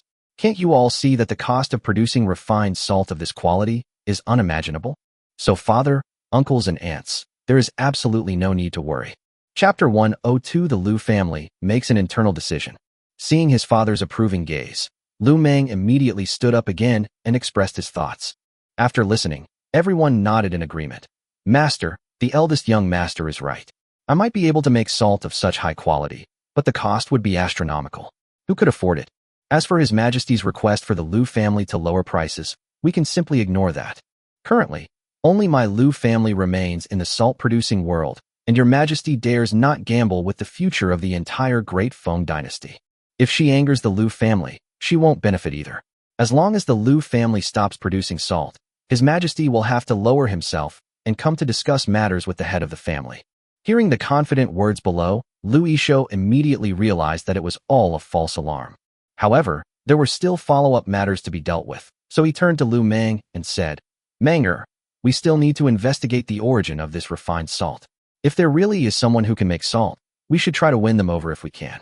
If we can't, then we should just kill them just like we did with Lu Chen. Furthermore, whether Lu Chen is truly dead remains to be seen. Martial artists are known for their unpredictable temperaments. If he takes the money but doesn't deliver, then we'll have to find another way. Upon hearing this, Lu Meng immediately stood up. Don't worry, father. We've already sent someone to follow along, and news will come back this afternoon. All right, my Manger has grown up. It's time for us old folks to enjoy our retirement. After Lu Yishou finished speaking, he waved his hand to dismiss everyone. Upon hearing this, Lu Meng felt a surge of excitement. His father's meaning was crystal clear. If he handled things well, the position of head of the family would likely be his. After hundreds of years of development, the Lu family's wealth and power are considerable. Once the position of family head falls into my hands, I will have everything in the Lu family. At that time, who in the capital would dare to oppose me? Thinking of this, Lu Meng was extremely respectful. Respectfully seeing off, father. Haha, Manger, keep up the good work. Among your dozen or so brothers, you are the most outstanding one. Watching Lu Yishou's departing figure, Lu Meng almost jumped up with excitement. He immediately turned around and went back into his house, then shouted to his attendants outside. Someone come here. Young master, what are your orders? Go and see if the people who went out have returned and how things are going. Also, send more people to Luyun County. We must find the people who make Luyun refined salt. I'll take care of it right away. After his subordinates left, Lu Meng, full of pride, brewed himself a pot of tea and casually put his arm around a beautiful girl. Come, call me master and let me hear it. This servant greets the master. Ha ha ha, so obedient. Come here, this young master will reward you handsomely. The young woman was overjoyed. She knew that the eldest son was currently in power, and his future position as head of the family was almost a certainty. If she could please him, she could secure her position in the Lu family. Then the wealth and glory they will enjoy in the future will be inexhaustible. After a short while, Lu Meng dismissed the maid with satisfaction and then called in a second one. However, just as he was thinking about continuing to contribute to the Lu family, a report came from his subordinates outside. A short while later, a travel-worn servant, dressed in tattered clothes, was brought in. This humble servant greets the young master. I asked you to accompany the senior to kill Lu Chen. How did you end up like this? What happened? Did the senior beat you up? By the way, where are the seniors? The servant looked at Lu Meng with a look of horror, remembering how he had hidden in the crowd and witnessed the power of Lu Chen's hidden weapon. He trembled all over. You good for nothing. Hurry up and tell me, where is the senior? The senior was killed by Lu Chen. Killed? Lu Meng's heart tightened upon hearing this. He knew that the senior was a legendary martial artist, yet Lu Chen had killed him. Could it be that Lu Chen was also a martial artist? If that's the case, then the Lu family has no choice but to fawn over them. Because in the secular world, no matter how much money you have or how powerful your family is, it's only on a secular level. If a martial artist sets his sights on something belonging to your family, you'll have no choice but to give it up. Because for a martial artist, wiping out a family is a truly effortless task. Perhaps he cannot single-handedly hold off hundreds or thousands of worldly masters, but he is like a persistent leech, appearing and disappearing unpredictably, eventually exhausting all your manpower and resources. However, there are higher-level organizations managing martial artists. They don't act easily and look down on these mundane things, which they want to obtain at will. Otherwise, this world would already belong to martial artists, and ordinary people wouldn't have a chance to control it. He frowned and asked, "Did you see it with your own eyes?" Your subordinate witnessed it firsthand. Lu Chen is a master of hidden weapons. He was able to fire 108 arrows in an instant, turning your senior into a sieve. A master of concealed weapons? Lu Meng breathed a slight sigh of relief after hearing this. Can you see clearly? He is merely a master of concealed weapons, not a martial artist. Young master, it doesn't seem like it. As the senior said, he was just an ordinary person with no martial arts skills. However, his hidden weapons were extremely strange, which is why the senior was careless and died at his hands. After listening to his subordinate's words, Lu Meng was completely relieved. If he were just a master of concealed weapons, rather than a martial artist, then the Lu family might not necessarily lose. Does Lu Chen know that it was the Lu family who were behind this attack? The eldest young master knew everything. The martial arts senior was confident that he could kill him, so in order to make him understand, he directly said that our Lu family was the mastermind behind the hired killer. After hearing this, Lu Meng cursed under his breath as a good-for-nothing, then waved his hand at the servants. Okay, you've worked hard, you can go now? After sending the servants away, Lu Meng had no intention of having fun at all, and went straight to his father Lu Yishou's study. Father, there is a new situation. Menger is here. Tell me, what's the matter? Lu Chen didn't die, but the martial arts senior we found died at his hands. After Lu Meng recounted the whole story, Lu Yishou immediately stood up. You mean this person is incredibly skilled with hidden weapons, capable of killing even a careless martial artist? And you even know that the person who killed him is from our Lu family? That's right, father. It seems we need to re-evaluate our opponent. Since he was able to enter the capital in such a grand manner, he must have something to rely on. That reliance is probably his mastery of hidden weapons. Chapter 103 The Lu family's death squads gather at night. Lu Yishou frowned, deep in thought. He was making a difficult decision, his attitude towards Lu Chen, whether to win him over or kill him. What troubled him the most was that Lu Chen now seemed to be a super expert as well. Even if he wasn't a martial artist, he was still a top expert in the secular world. What troubled him the most was that Lu Chen already knew that his eldest son had hired a martial artist to kill him. If I rashly try to win him over, will it anger him and cause him to wage war against the Lu family? If I continue to kill them, how confident am I? After thinking for a moment, he looked up at his son. Menger, what do you think we should do about Lu Chen? Father, since you've started this month, you have to make sure you follow through on the next. At this moment, Lu Chen has already offended the Lu family to the point of no return, so we have no choice but to continue to surround and kill him.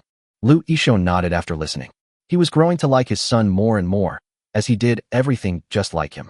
So he continued to press. But you also know that this person is skilled with hidden weapons. So, with the strength of my Lu family, can we safely complete the mission of killing him? You should know that if we fail, there will be no turning back. I understand, father. But even if we do nothing and just prepare to welcome him to the capital, is there any room for maneuver? So, I suggest that it's time to unleash the Lu family's trump card of force. After listening, Lu Yishou gave Lu Meng a deep look.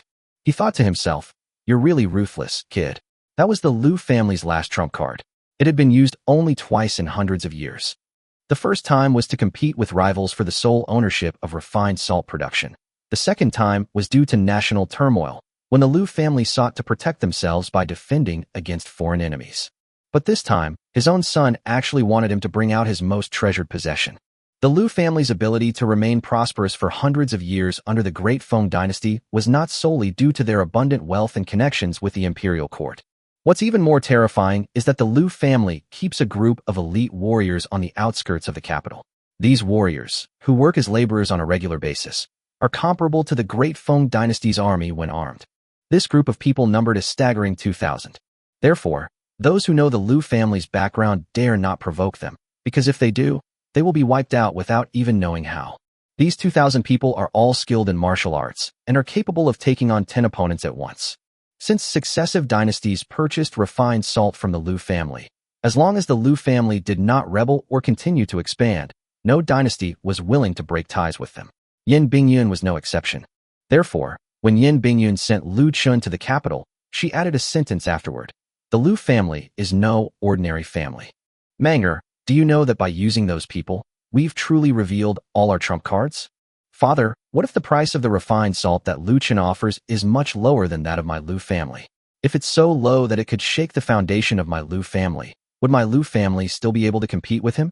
Moreover, our Lu family has been in the Great Feng dynasty for hundreds of years. Which emperor could personally ask our Lu family to lower the price? Therefore, I suspect that our newly enthroned empress has reached some kind of agreement with Lu Chen. If that's the case, then my Lu family is in grave danger. After listening to Lu Meng's words, Lu Yishou once again fell into deep thought. Lu Meng's words made sense. No emperor in the past had ever asked the Lu family to lower the price of their refined salt. This time, Yin Bingyun personally met with him and asked for a 50% price reduction. This means that the refined salt produced in Luyun County must be cheaper than the refined salt produced by the Lu family, or at the very least, it should be on par with it. But the quality is just too good. If I were Yin Bingyun, with such high quality and inexpensive refined salt, then the Lu family would be destined to be replaced.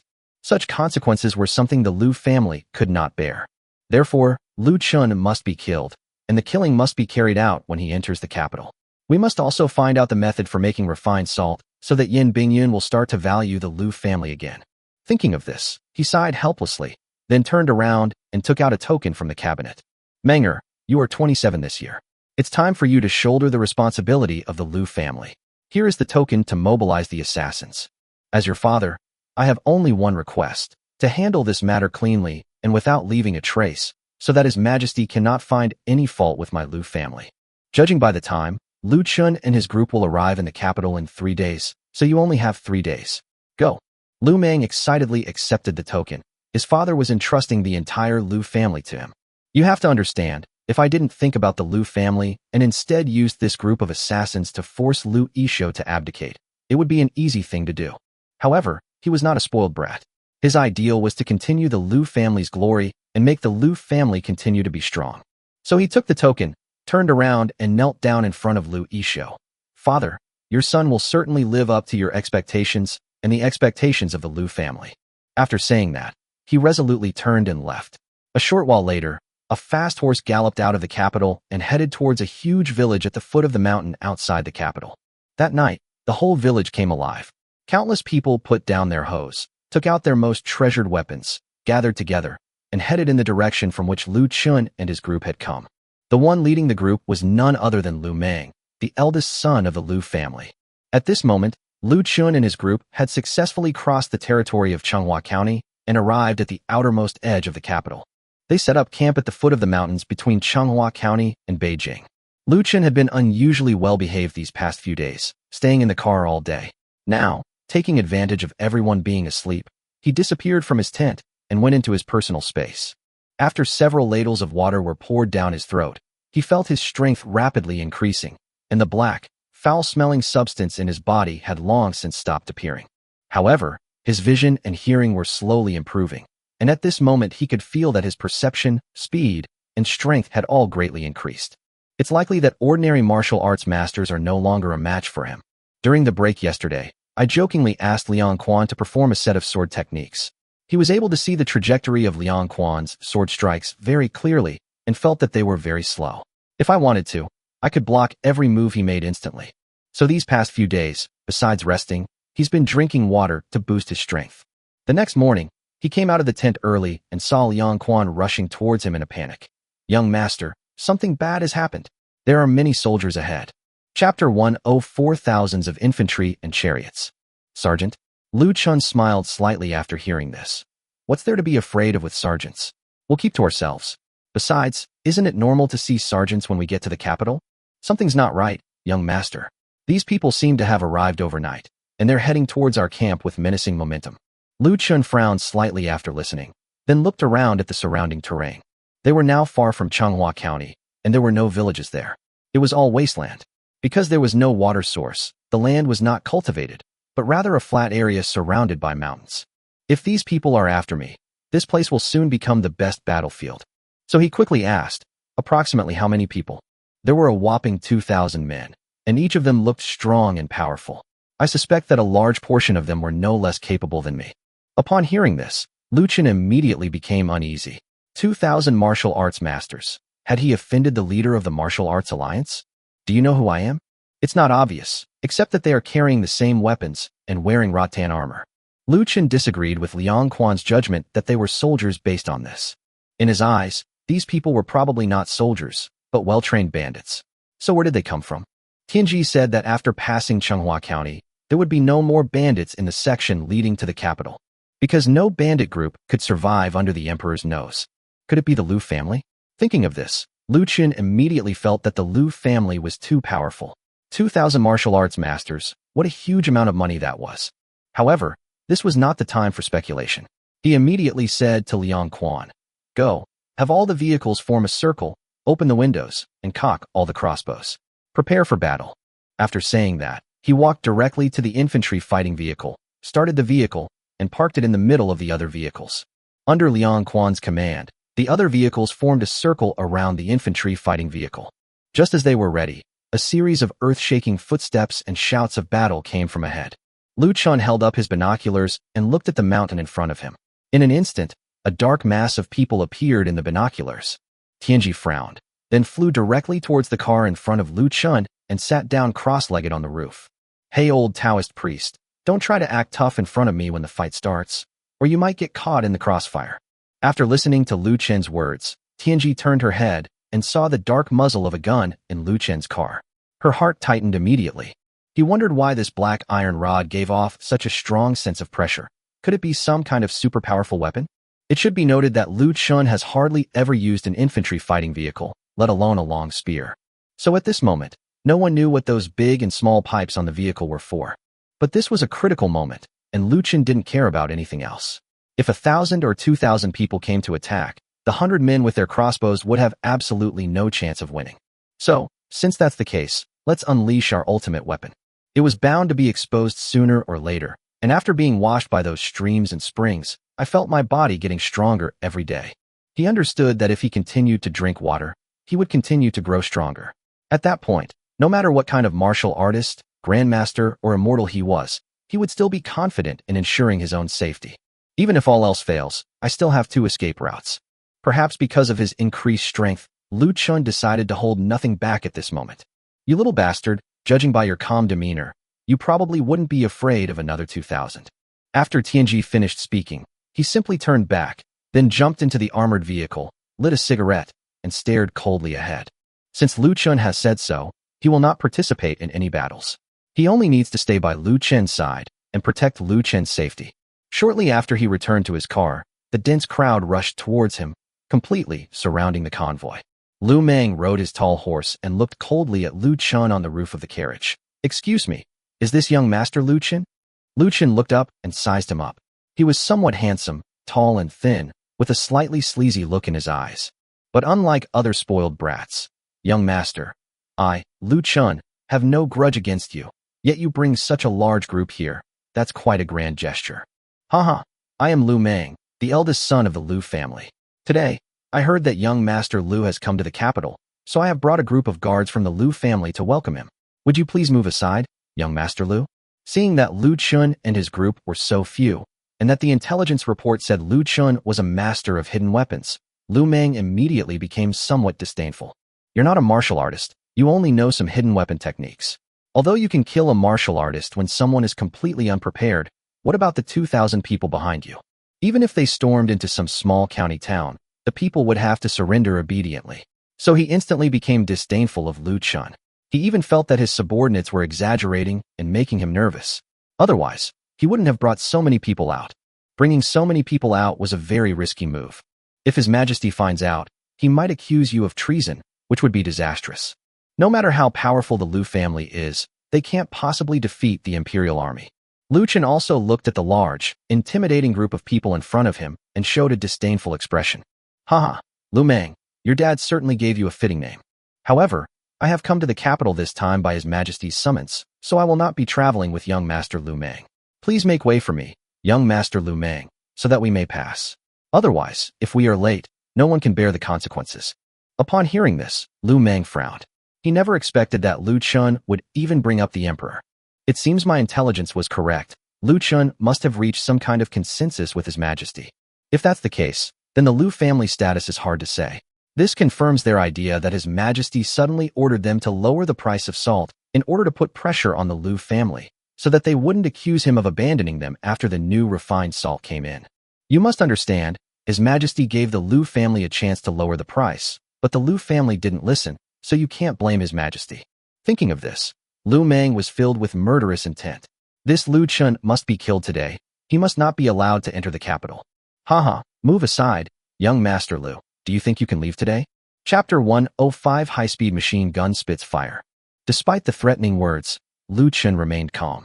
Perhaps due to his arrogance, Lu Meng's men were not equipped with a single bow and arrow. That means they have absolutely no ability to launch long-range attacks. Moreover, if they all gathered together like this, wouldn't they be easy targets? With a click, he cocked the machine gun and said to Lu Meng, "Young Master Lu Meng, you have quite the big mouth. In this vast world, there is no place that I, Lu Chen, cannot go. If you know what's good for you, get the hell out of here right now. You're not even martial artists, yet you want to challenge my methods?" Lu Chen showed him no respect whatsoever, and instead pointed the gun directly at Lu Meng. Looking at the dark muzzle of the gun in front of Lu Chen, Lu Meng suddenly felt an extremely dangerous aura. He instinctively kicked the horse's belly and took a few steps back into the crowd. "Lu Chen, don't be stubborn and ask for trouble. My Lu family has taken a liking to you because you are a talented person who can produce such high-quality salt. If you don't know what's good for you, then don't blame me for using force. You must understand that geniuses are either used to my advantage or destroyed." Lu Meng was actually a man who valued talent. He would not order the killing of someone who could produce refined salt and was favored by the emperor unless absolutely necessary.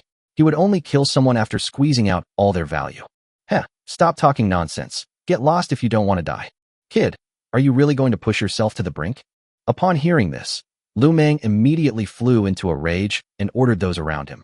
Everyone, listen to my command. Attack. Leave the woman and Lu Chen behind. Kill the rest.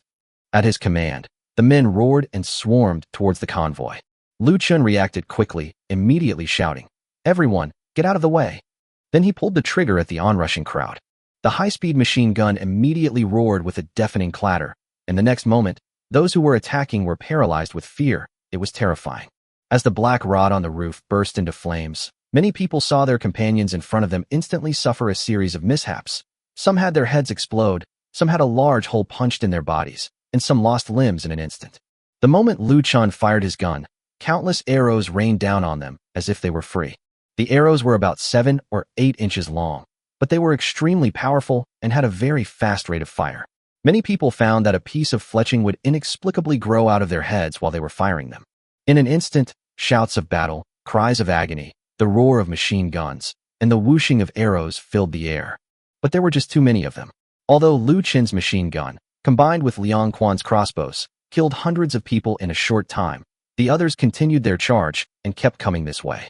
In a moment of desperation, Liang Quan immediately pulled out 3 black lumps from his pocket, then pulled one open and threw it into the crowd. With a loud bang, several people in the crowd were sent flying. Fragments from the explosion flew everywhere, hitting dozens of people directly. While those further away were not fatally injured, those at the epicenter were now mangled beyond recognition. You should know that they were merely assassins kept by the Lu family. Although they are suicide squad members, they are not fools. If they know they can't win and still charge in, then they are truly brainless. Someone shouted, "Thunder! Brothers, divine thunder is coming. We can't do anything. Run for your lives." However, after he shouted those words, a loud explosion rang out in the crowd, frightening everyone so much that they all retreated to a distance.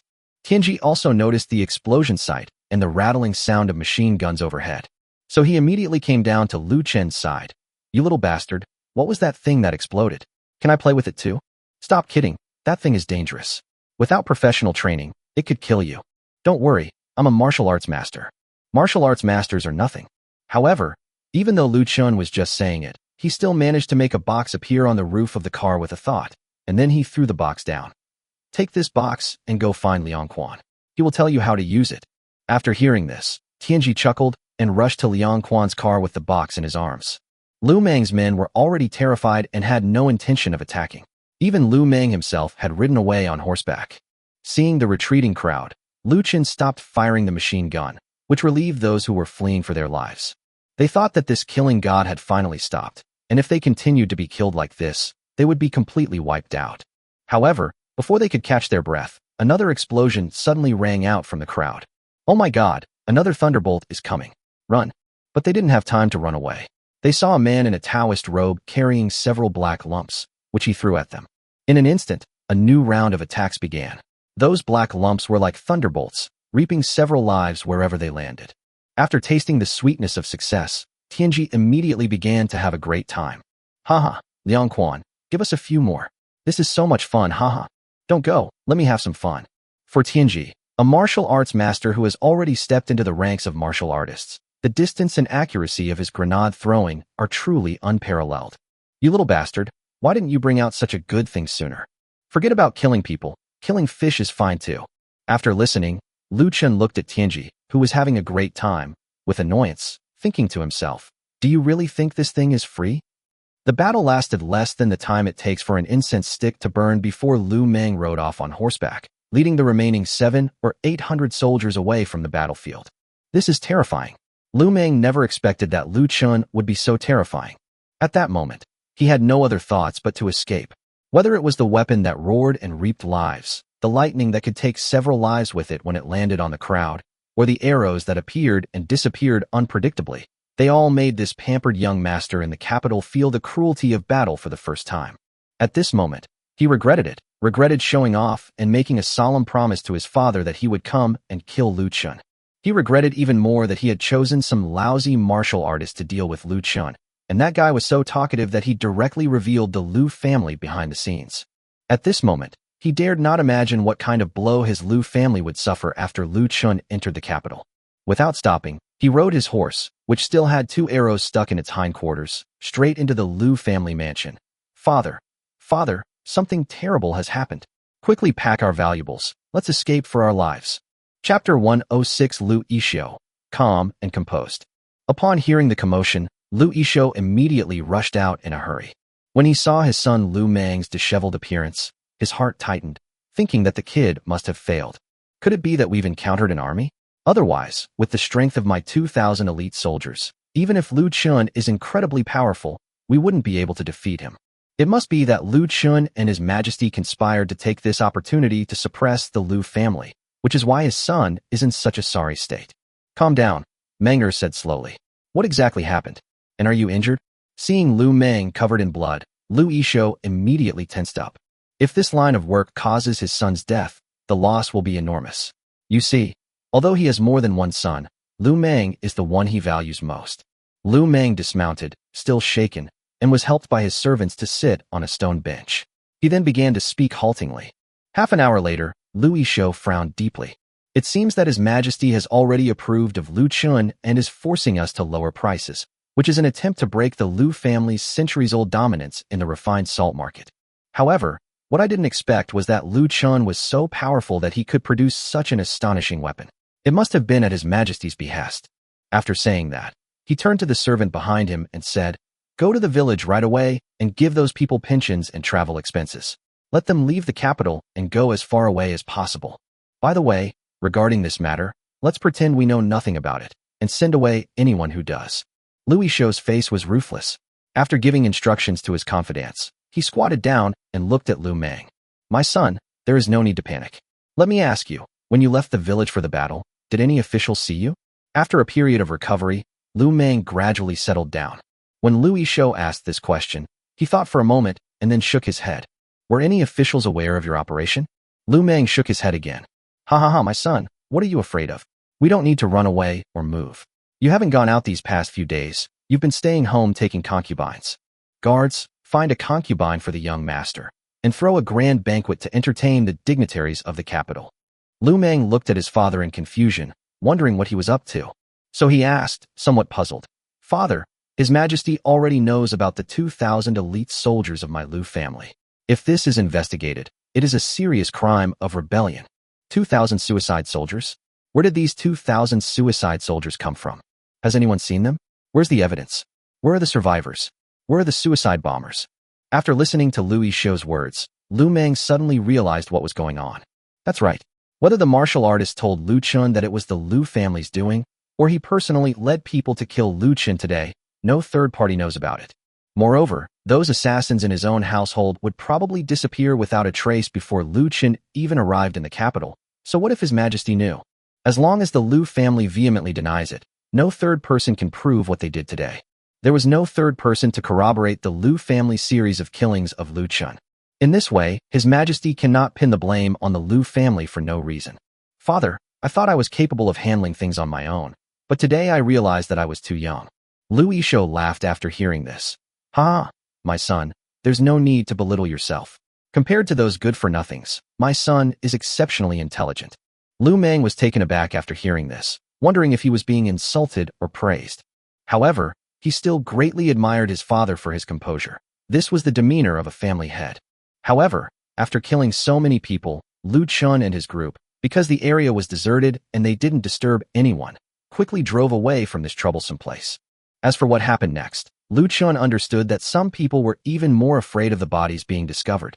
After a long journey, they finally saw the gates of the capital. "Young master, this is the capital of Zhongzhou, the most central and prosperous place in the entire Great Feng dynasty."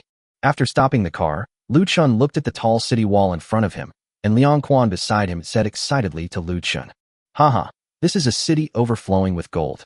Brothers, I'll take you to get rich. Hop on the bus, let's go." At his command, the car sped towards the capital and soon arrived at the city gate. As the people entering the city and the soldiers guarding the city gate saw these strange vehicles rushing towards them, a large number of soldiers rushed out with all sorts of weapons to intercept them. "Who are you, And why are you trespassing through the city gates? Do you intend to rebel? The general guarding the city was startled when he saw the cart with countless pipes and several wheels in front of him. However, his years of experience and mission in guarding the city made him have to yell at Lu Chen and the others. Upon hearing this, the other soldiers immediately assumed fighting stances. Upon seeing this, Lu Chen quickly opened the car door and got out, then went directly to the general. Sir, we are a legitimate merchant caravan. How can we be plotting a rebellion? As he spoke, Lu Chen secretly took out the token. The general glanced at the token and then at Lu Chen's actions and immediately understood. Since Lu Chen had taken it out secretly, his identity had to be kept secret. So he whispered, "My lord, I was blind and ignorant. Please." Before he could finish speaking, a large silver ingot was handed to him. "Sir, my name is Lu Chen. I'll need your help with hauling these goods up and down from now on. Please do me a favor." The city general was quite embarrassed by Lu Chen's public bribery, but the amount of silver was really substantial, so he immediately put on a smiling face. "My lord, you are His Majesty's man, so you are my superior, Zhu Laosan. Rest assured, you only need to inform me about the coming and going of goods. I, Zhu Laosan, live inside this city gate." Lu Chen chuckled, and seeing that his goal had been achieved, he immediately bowed and then turned around and got into the car, leading the convoy into the capital. For Lu Chen, this one ingot of silver was nothing, but if he befriended this gatekeeper general, the benefits in the future would be immeasurable. Lu Chen is from the modern era. He wouldn't be so foolish as to think that just because he has a good relationship with Yan Bingyun, he can do whatever he wants in this capital city. Sometimes, the people who actually get things done are even more important than those above them. Upon entering the capital, Lu Chen was immediately captivated by the bustling cityscape before him. The streets were bustling with people, the streets were neat and orderly, and everywhere was filled with exclamations of surprise at their convoy and shouts from vendors. However, what he didn't know was that several soldiers on horseback were rushing quickly towards the palace. Chapter 107: Buying a house in the capital. What? You mean Lu Chen has come to the capital? Inside the imperial study, after listening to the report from below, Yan Bingyun excitedly picked up the teacup on the table. After dismissing the servants, she turned to Xiao Buju. "Buju, you said Lu Chen has successfully entered the capital. The Lu family can't just sit idly by, can they? Your Majesty, the Lu family began their actions a few days ago, and under Lu Meng's guidance, they even brought in a martial artist. Not only that, the Lu family also sent their 2,000 elite assassins to kill young Master Lu." Yan Bingyun's heart skipped a beat upon hearing this. Lu Chen wasn't injured? And he even made it to the capital city unharmed? Your Majesty, young Master Lu is no ordinary person.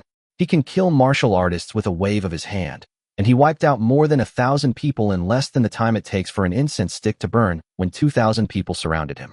After listening to Xiao Buju recount the information he had gathered verbatim, Yan Bingyun was so surprised that she couldn't speak for a long time. She knew Lu Chen was very capable, but she never imagined he was this capable. In the time it takes for an incense stick to burn, he led 100 men and killed more than 1,000 people. Moreover, he was able to kill even the martial artist whom the royal family dared not easily provoke in an instant. Is this even human? Does this even belong to the category of human beings? She was both surprised and delighted. She was surprised by Lu Chen's immense strength and delighted that she hadn't been greedy after seeing his sweet potatoes, which could feed the entire Great Feng dynasty and other miraculous things. Instead, she had befriended him. "You've made the trip, and since our friend has come to the capital, we should at least show him some hospitality. This servant understands." After Xiao Buju finished speaking, he turned and left.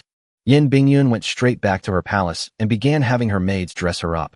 This man, although he has several wives, is the emperor and can do anything, isn't he?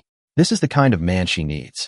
After Lu Chen led the convoy into the capital, he immediately distributed a walkie-talkie to everyone, then dispersed them, parked the cars in an open space, and dispersed them all. He then led Tianji and the other person directly onto the streets of the capital. The most urgent thing right now is to buy a place to settle down in this huge capital city. The two walked down the street, listening to various shouts and looking at all kinds of shops and vendors, as well as the richly dressed dignitaries coming and going. Lu Chen could practically see countless silver coins beckoning to him. Tianji, on the other hand, scanned the women who were calling out, "Grandpa, come and have some fun," and meticulously memorized every single spot. "I told you, can't you do something productive? I'll open one for you once we're settled." "Hey, you little bastard, it's a deal, you absolutely have to open it, and I have to manage it myself." Lu Chen rolled his eyes at him, thinking to himself, what's so special about opening a brothel? I'll just go straight to a high-end business club and make you ancient people gloat. Anyway, everything is legal. Don't worry, when have I ever lied to you? Haha, what you've said makes me almost impatient. Let's go buy a house. After saying that, the two of them walked and asked around until they arrived at the largest brokerage firm in the capital. This place was known as the capital's all-knowing place. There was no business they couldn't do, only business you couldn't imagine. Seeing that the two were dressed in fine clothes, a young clerk greeted them as soon as they entered the brokerage. Gentlemen, would you like to buy maids or guards, a house, or land? Looking at the shop assistant with a professional smile, Lu Chen immediately asked, are there any vacant mansions in the capital recently, preferably with shops? Upon hearing that the house purchase also included a shop, the clerk immediately perked up. Gentlemen, please come inside.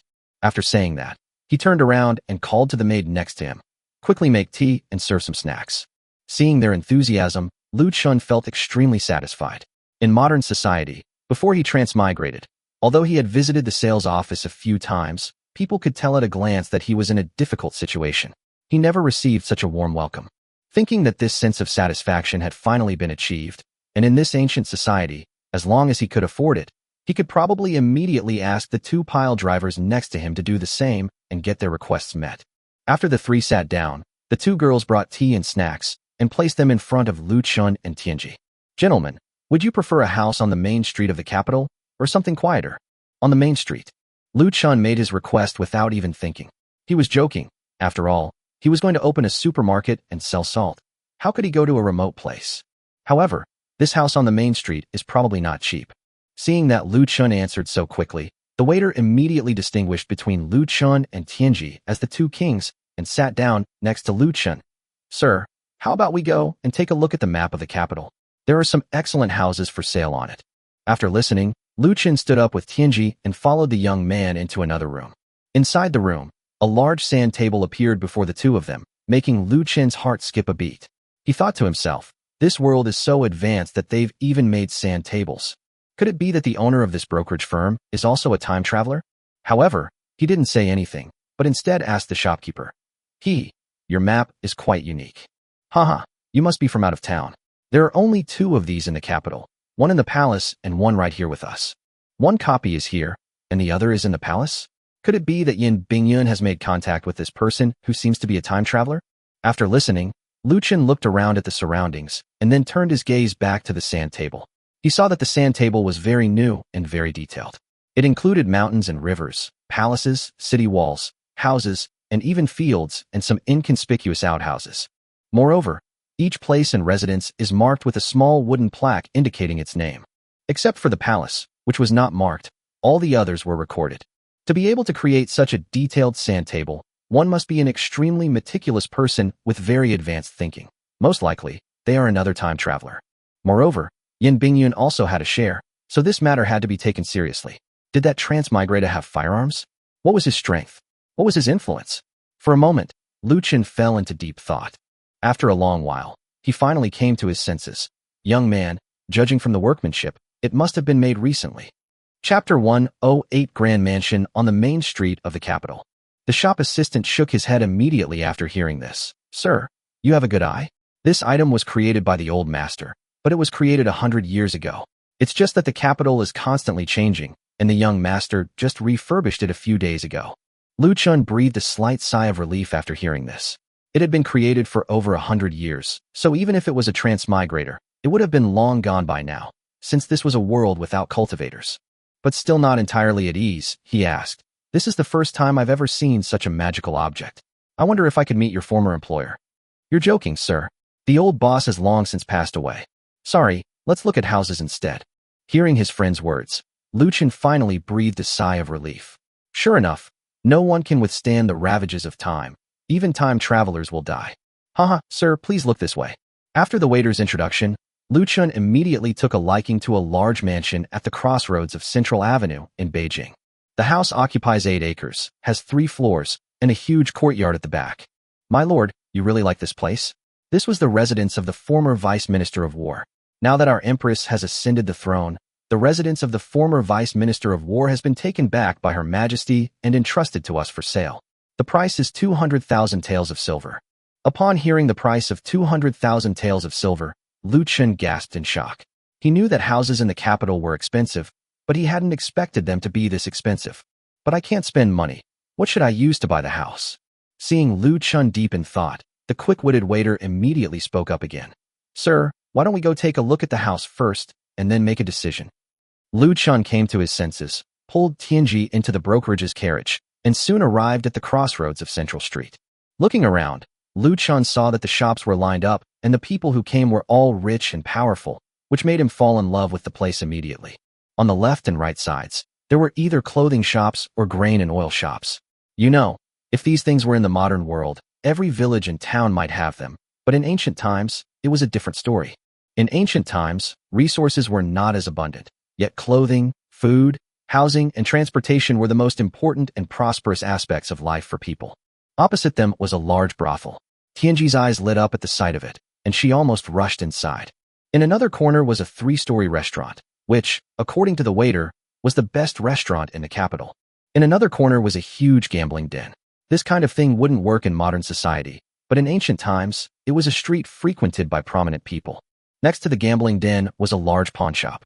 Lu Chen glanced at it and realized that the pawn shop was probably part of the same company as the gambling den. So he asked, "The Vice Minister of War used to live here. What does this shop do?" "Sir, to be honest, the family of the Vice Minister of War is involved in all sorts of money-related businesses." Hearing this, Lu Chen understood. So this was a ruthless person. However, in the capital, only an official like the Vice Minister of War could probably run this kind of business. Upon entering the house, there is a spacious hall, which was the location of the previous shops. Passing through the hall, there is a large courtyard behind it, with carriage and horse sheds, a well, and rows of rooms for servants and servants. It is fully equipped with latrines and kitchens, so you can basically move in right away. Inside the courtyard, there is a small artificial lake with a small pavilion built on its surface. The pavilion occupies a small area of about 100 to 200 square meters. This was where the original owner received guests. Lu Chen fell in love with this little attic at first sight. What a wonderful private space. When the time comes, I'll just tear down these cattle and horse sheds, clean them up, and replace the toilets with brand new ones. Then everything will be clean and comfortable. As for drinking water, there's a well here. We can just install a water pump ourselves. There are no problems with the power facilities either. All the rooftops can be equipped with photovoltaics, and a few basements can be dug up to install high-power, silent diesel generators. After they had seen the back courtyard, the waiter led them to the main building. The main building, which is the street-facing shop building, has 3 floors. The first floor was the original shop lobby, the second floor was the living quarters, and the third floor was where the owners lived. Because the land area is so large, the building is very big and long. If you were to run your own business, you could not only open a supermarket, but also free up several storefronts. Then we'll have everything we need, like salt shops and grain shops. So Lu Chen immediately decided that this was the place for him. However, we still need to haggle over the price of 200,000 taels of silver. It should be noted that the Great Feng dynasty was still in a state of not fully recovering at this time, and 200,000 taels of silver was not something that just anyone could come up with. Aside from those who hold high-ranking positions in the imperial court, who else could possess such wealth? I'm afraid His Majesty has already emptied the national treasury and the imperial coffers and has no more to give. What do you think, sir? After leaving the house, the waiter greeted Lu Chen warmly, but Lu Chen remained calm and composed, which made Lu Chen uneasy. You should know that his family's brokerage firm is no ordinary business. The imperial court had long ago given a firm order, and now that the country is weak, it continues to dispose of these assets to generate cash in order to support the country's development. However, almost no one was interested in the 200,000 taels of silver. You have to understand, those wealthy and powerful families don't even look at it, and those who do look at it are few and far between who can afford to spend that much money all at once. So this house has not been sold since Her Majesty the Empress ascended the throne. This isn't just about whether the brokerage firm makes money or not. There's an even more important reason: the tasks assigned by higher-ups. Therefore, selling this house has become a headache for the entire brokerage firm. The owner had already said that whoever sells it will rise to prominence alongside him. Seeing the waiter's anxious look, Lu Chen already had a plan in mind. The house is nice and meets my requirements, but the price is just too high. Sir, as long as you like it, the price is negotiable. I'll take you to see our boss, and you can negotiate the price with him yourself. How about that? Lu Chen was secretly delighted after hearing this, thinking that only by meeting the person in charge could he reach an agreement and obtain the greatest benefit at the lowest cost. Although he had amassed so much gold from the small business, he could easily buy it by simply going abroad and acquiring more gold and silver whenever he needed it. But who would want to spend money if they could do it for free? Okay, then take me to see your boss. Chapter 1: Own 9 glass ornaments for a mansion. After hearing Lu Chen's words, the guy immediately felt that his chance had come. So he drove the carriage very fast and soon returned to the brokerage firm. Through his introduction, Lu Chen met the brokerage firm's owner, a man who looked to be in his 40s. Lu Chen, I've met the boss. So it is young Master Lu here. I am Yin Shu, and this is my good-for-nothing son, Yin Binghai. I have met young Master Lu before. I heard from Air Guzi that you want to buy the former residence of the Vice Minister of the Ministry of War. Lu Chen's heart skipped a beat when he heard this. They all had the surname Yin, and this young man who looked to be about the same age as him was named Yin Binghai, Yin Bingyun, Yin Binghai. It seems highly likely that this brokerage firm is also a product of the royal family. It seems that Yin Shu is probably Yin Bingyun's uncle, and Yin Binghai is probably Yin Bingyun's brother. If that's the case, then it makes sense that they control the former residence of the Vice Minister of War. Actually, Lu Chen didn't need to go through all that trouble. He could have just asked Yin Bingyun to give him the house. However, doing so would inevitably leave me indebted to others, so it's more appropriate for me to buy it myself if I have the money. That's right, boss, young master, I really like this house. And since I'm in business, this house is perfect for me in terms of both size and location. Yin Shu nodded after listening.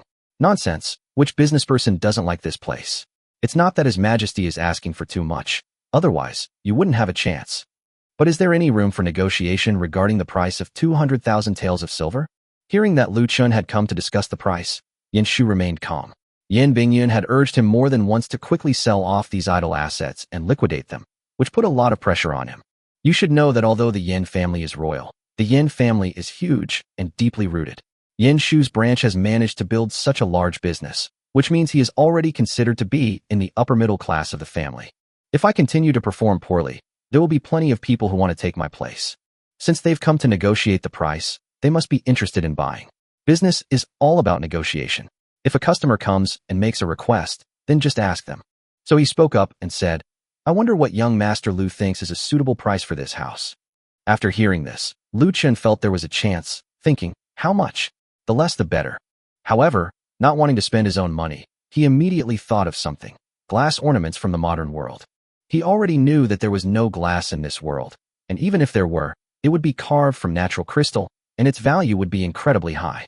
If I could use glass ornaments to offset the cost of the silver, wouldn't that be too cheap? So he spoke up, Master Yin, please dismiss everyone else. Seeing how mysterious he was, Yin Shu didn't say much. With a wave of his hand, he sent everyone out, leaving only Yin Shu and Yin Binghai. Tianji also walked out quite consciously.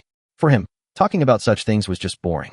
After everyone left, Lu Chen immediately reached into the large cloth bag he had prepared beforehand. With a wave of his hand, he produced a glass ornament. With its head tilted back and mouth agape, it howled with exceptional finery, and colorful wolf figurines appeared in its hand. Mr. Yin, I wonder about the value of this item? When Yin Shu and Yin Binghai saw the wolf figurine, their hearts skipped a beat, but the next moment, greedy glints appeared in their eyes.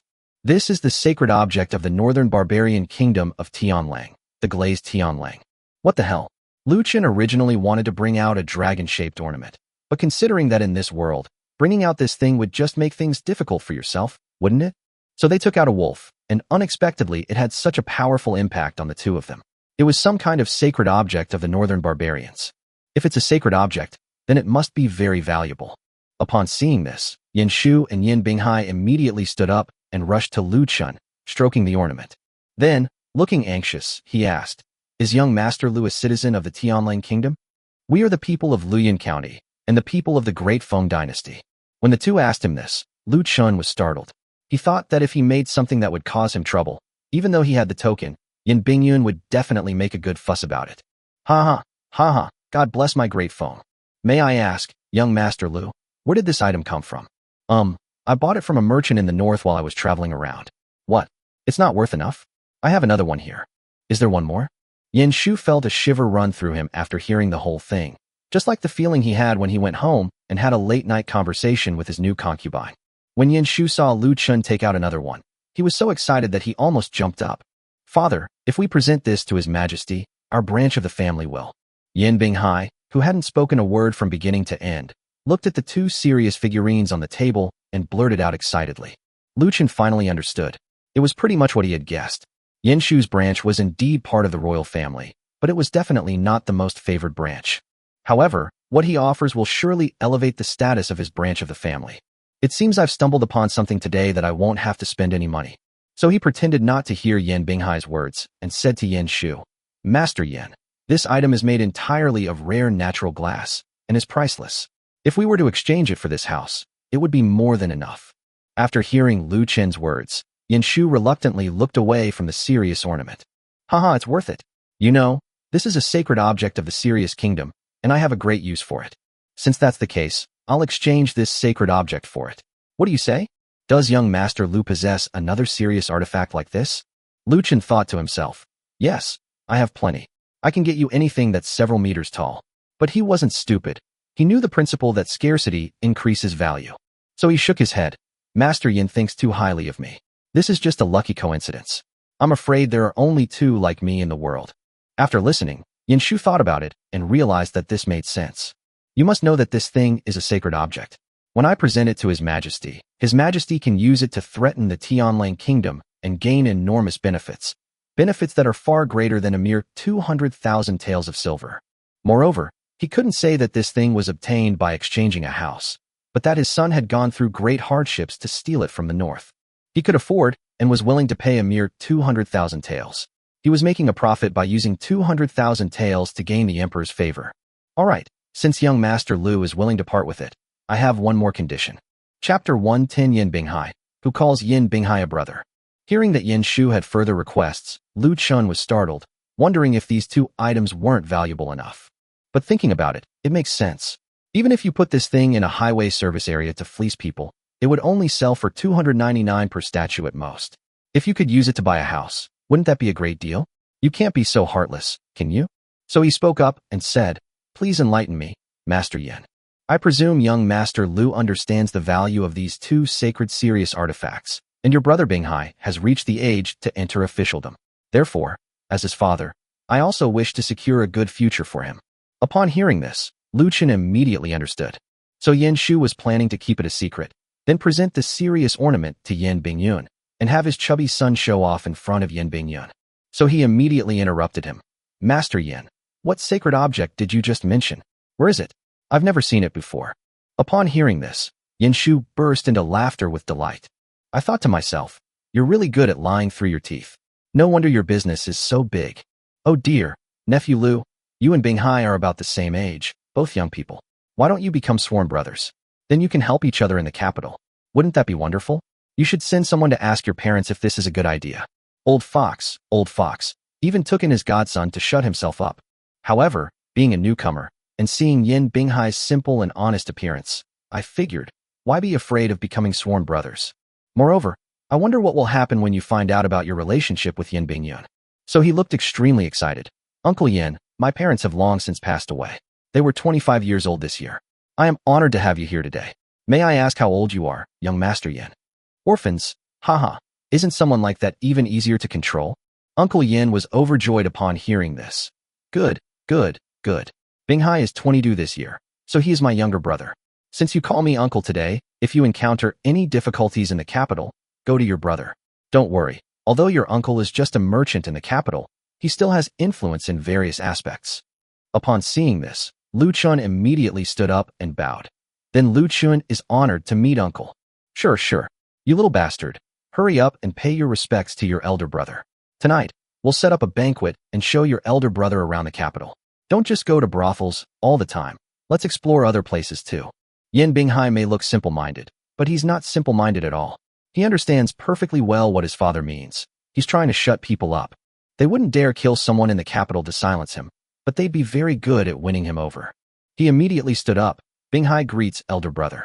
Seeing Yin Binghai's enthusiasm, Lu Chen also stood up and politely returned the greeting. That noon, Yin Shu instructed Yin Binghai to set up a banquet at the restaurant on the corner next to the house. Unable to refuse their hospitality, Lu Chen took Tianji to the private room. As soon as they entered, Tianji's eyes lit up. Looking at the 6 girls waiting at the table, she almost made a move on them. Upon seeing this, Lu Chen immediately pulled him back. Don't act like you've never seen this before. Brother Chen is here, Please invite him in. Yin Binghai warmly invited the two to sit down and handed them a land deed. Brother Chen, this is the deed to the house. Please keep it safe. Lu Chen was surprised that he could be so quick, so he immediately took it.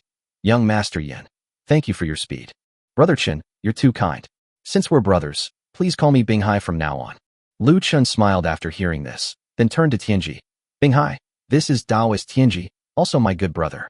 You've probably noticed, this guy is somewhat. As Lu Chen introduced the girl, he also explained to him that this guy stared at her intently as soon as he entered the room, as if he hadn't seen her in ages. This was a bit too impulsive. Unexpectedly, Yin Binghai was also a man of strong emotions. Ha, it's all right. Taoist is a man of strong emotions. Binghai understands. If you don't mind, Taoist Tianji, you can go directly to Baihualu. That's my property. After listening, Lu Chen gave Yin Binghai a deep look, and at that moment he had a strange feeling. Not only did she find herself a younger brother, but she also found a confidant for Tianji. Half an hour later, the atmosphere in the private room began to surge with excitement. Tianji, a cigarette dangling from his lips, had one arm around each of them. Binghai, don't speak, listen to me. Back then, when I faced 7 or 8 members of the Heaven and Earth cult, I didn't hesitate to use my ultimate move. One sword pierces stone. Hey, right. Men have to smoke, that's right. This kid is amazing, but what I admire most about him is that he pulled out this stuff. It's refreshing and feels great. Yes, inhale it. Hey girl, sing a song for me. If you sing well, I'll give you a shot tonight. Amidst a series of babbling sounds and the suggestive remarks of Tianji and Yin Binghai, Lu Chen had no choice but to take his leave early. After leaving the restaurant, he let out a long sigh of relief, then shook his aching head. What kind of wine was that? It was too strong. After saying that, he waved to a person squatting in a corner not far away on the street. Before long, several people gathered around Lu Chen. Young master, what's the next step? Gather everyone together and go to the house at the crossroads. After giving them instructions, Chu Chan walked directly into the newly purchased house.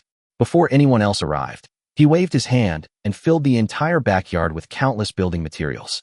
Looking at the house in front of him, Lu Chen couldn't wait to move in, but before he could, renovations were necessary. He was dissatisfied with everything, from defense and attack to living convenience. Before long, all of the 100 or so people from before rushed into the house. Looking at the materials piled up in the backyard, everyone understood what to do next. Lu Chen called Chao Dahua's apprentice to the pavilion in the middle of the artificial hill and immediately began to discuss the renovation plan with him. Inside the palace, Xiao Buju returned to Yin Bingyun's study. When Yin Bingyun saw him return alone, she asked in confusion, "What's wrong? Didn't that kid come?" "Your Majesty, this old servant thinks that since young Master Lu has just bought a house, he must need some time to adjust. Therefore, I have taken the liberty of deciding to let him enter the palace in a few days." "Oh, he bought a house?" "That's right. The residence of Vice Minister Qian of the Ministry of War was bought from Prince Shu." Yin Bingyun laughed after hearing this. Ha, let's talk about it another day. This kid didn't expect this, did he? His first business deal in the capital was with me. Chapter 111 Major Renovation of the New House. Lu Chen didn't think too much about it. After discussing it with Chao Dahua's apprentice, the renovation of the entire house began the next day. According to their idea, all the facades should remain as they were before. However, inside, the foundation was re-excavated, and the entire house was encased in reinforced concrete walls, making the defense of the entire house reach an exceptionally terrifying level. All the windows are fitted with bulletproof tempered glass, and the corners of the tempered glass have been specially treated to ensure their safety. The cattle and horse sheds in the backyard were completely demolished, and a new basement was excavated, just like the villas in Luofeng village, to be used as warehouses and equipment rooms. Above the basement, a small bungalow made of reinforced concrete was built to serve as a temporary storage room.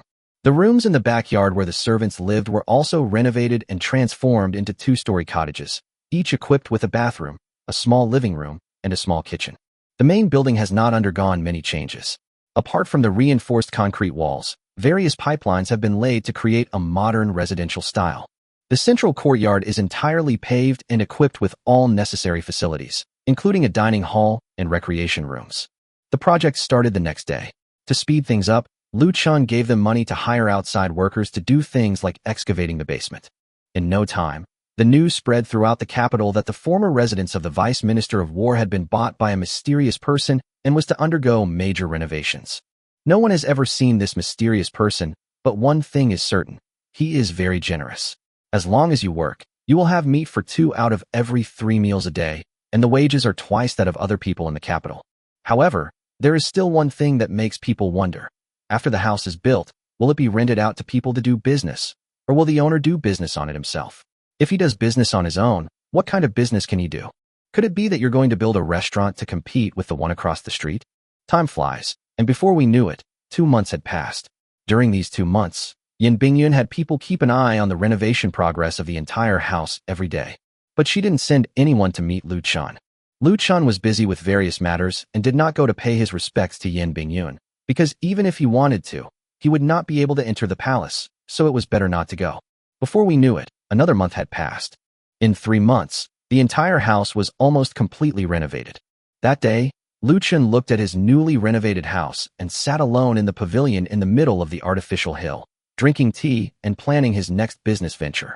Suddenly, he heard footsteps outside, which made him stand up and look outside. At a glance, they saw Xiao Buju accompanying Yin Bingyun, led by Tianji, heading towards the pavilion. So he immediately stood up and went out. Lu Chen greets your majesty. Why didn't your majesty inform me beforehand that you were coming so I could have come out to greet you? Yin Bingyun glanced at Lu Chen, then walked into the pavilion without any ceremony. After looking around, she sat down. Xiao Buju and Tianji left and returned to Tianji's room. The weather is getting colder and colder, but here it's warm and cozy like spring. Yin Bingyun couldn't discern joy or sorrow, but instead pointed to the air conditioner that was emitting heat and said to Lu Chen, "Haha, I told you before, I have a lot of amazing things here.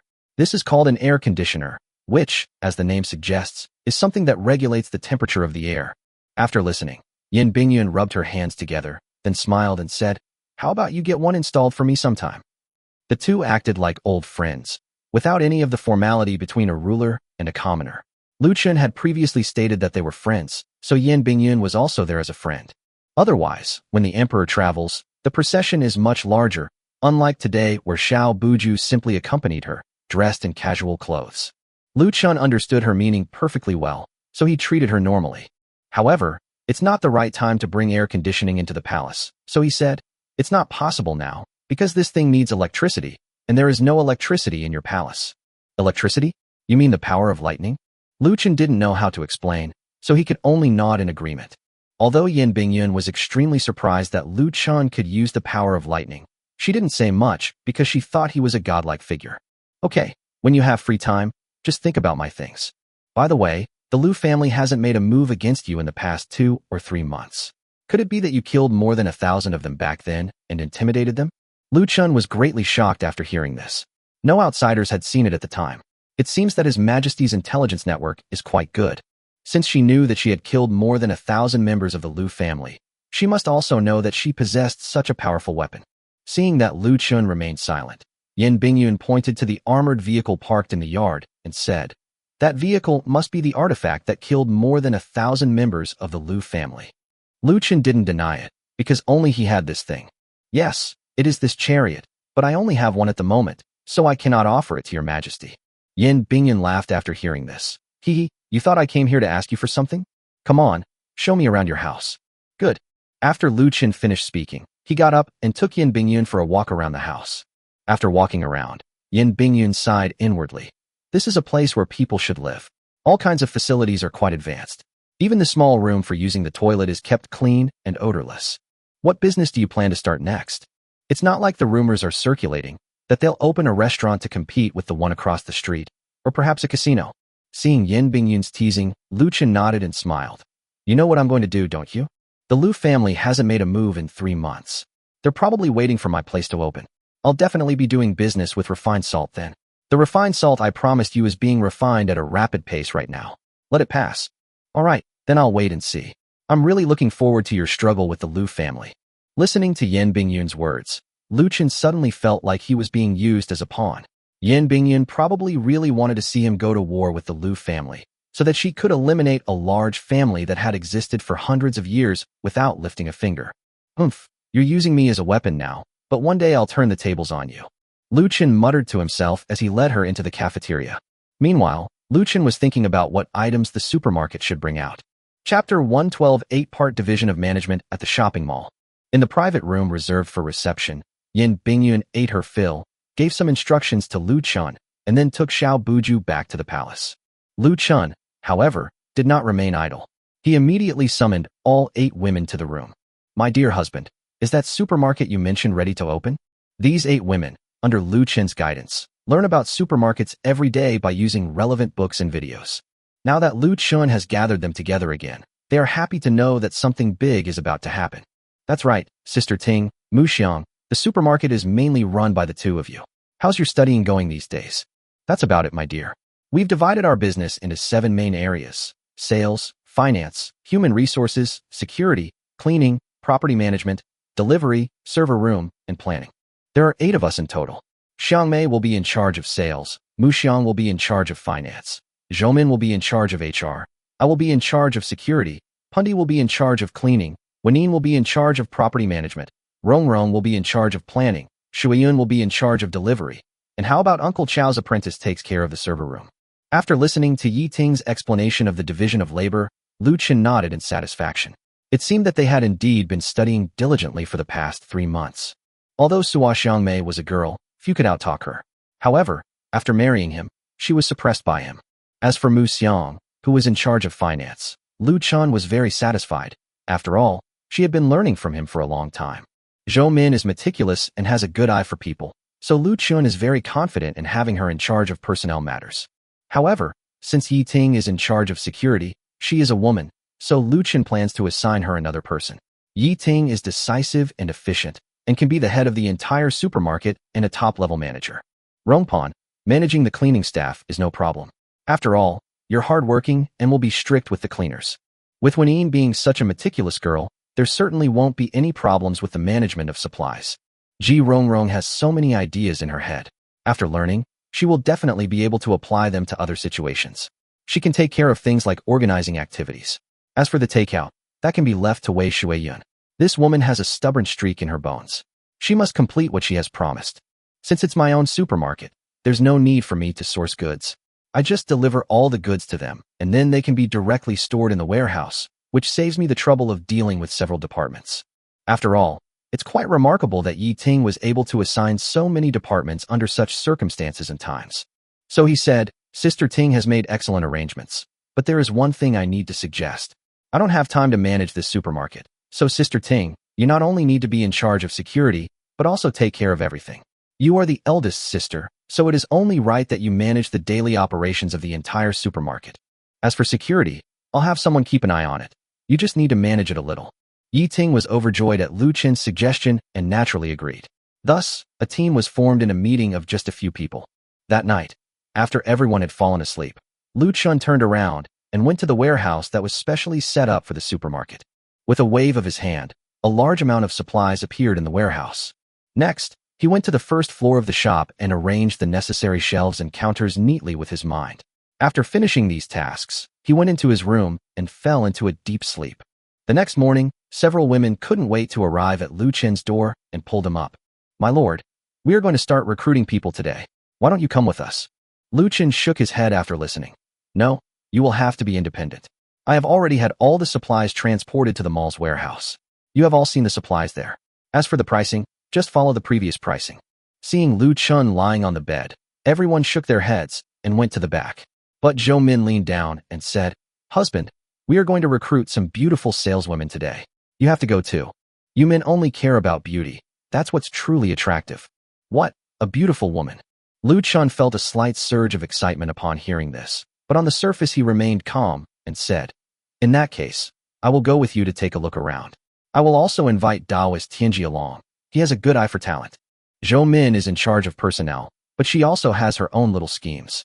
Now that her husband's business is so big, she should help him find more suitable partners. Lu Chen had no idea what Zhou Min and the other women were thinking, so he immediately picked up the walkie-talkie and called Tianji out of the brothel. Upon hearing the words, beauty pageant, Tianji practically rushed out of the brothel, pants down. As soon as he arrived in front of Lu Chen, he excitedly asked, What? You've opened a brothel? Get lost. This time you're going to select sales staff for them all. You'd better have the guts to marry a few, or just cause trouble and then do nothing. Tianji's expression darkened slightly after hearing this, but then relaxed again. In this world, it doesn't matter to him how many wives he marries. Anyway, following Lu Chen now means he has money, strength, and no wife. Marry a few, and you can afford to support them. After all, those things in brothels may be good, but they are not the right path, and they cost money every time. Okay, I promise I won't do anything reckless. Lu Chen ignored Tianji and went to Zhou Min's side. Actually, instead of looking on the street, you might as well buy from a brokerage. After all, if you buy from a brokerage, the contract of indenture will be in your name, and there will be fewer people who betray you. After listening, Zhou Min suddenly had an idea. That's right, in this era, the indenture system is still very effective in binding the lower classes. You should know that if a servant betrays his master, the master can kill him in the street without breaking the law. My dear husband, you're so smart. Let's go to the brokerage. Immediately afterwards, Lu Chen led Zhou Min and Tianji onto the off-road vehicle. Since the rest of the people were going to set up the goods, make statistics, and select security personnel and equipment maintenance personnel from the 100 people brought by Lu Yun, only Zhou Min went with Lu Chen to buy people at this moment.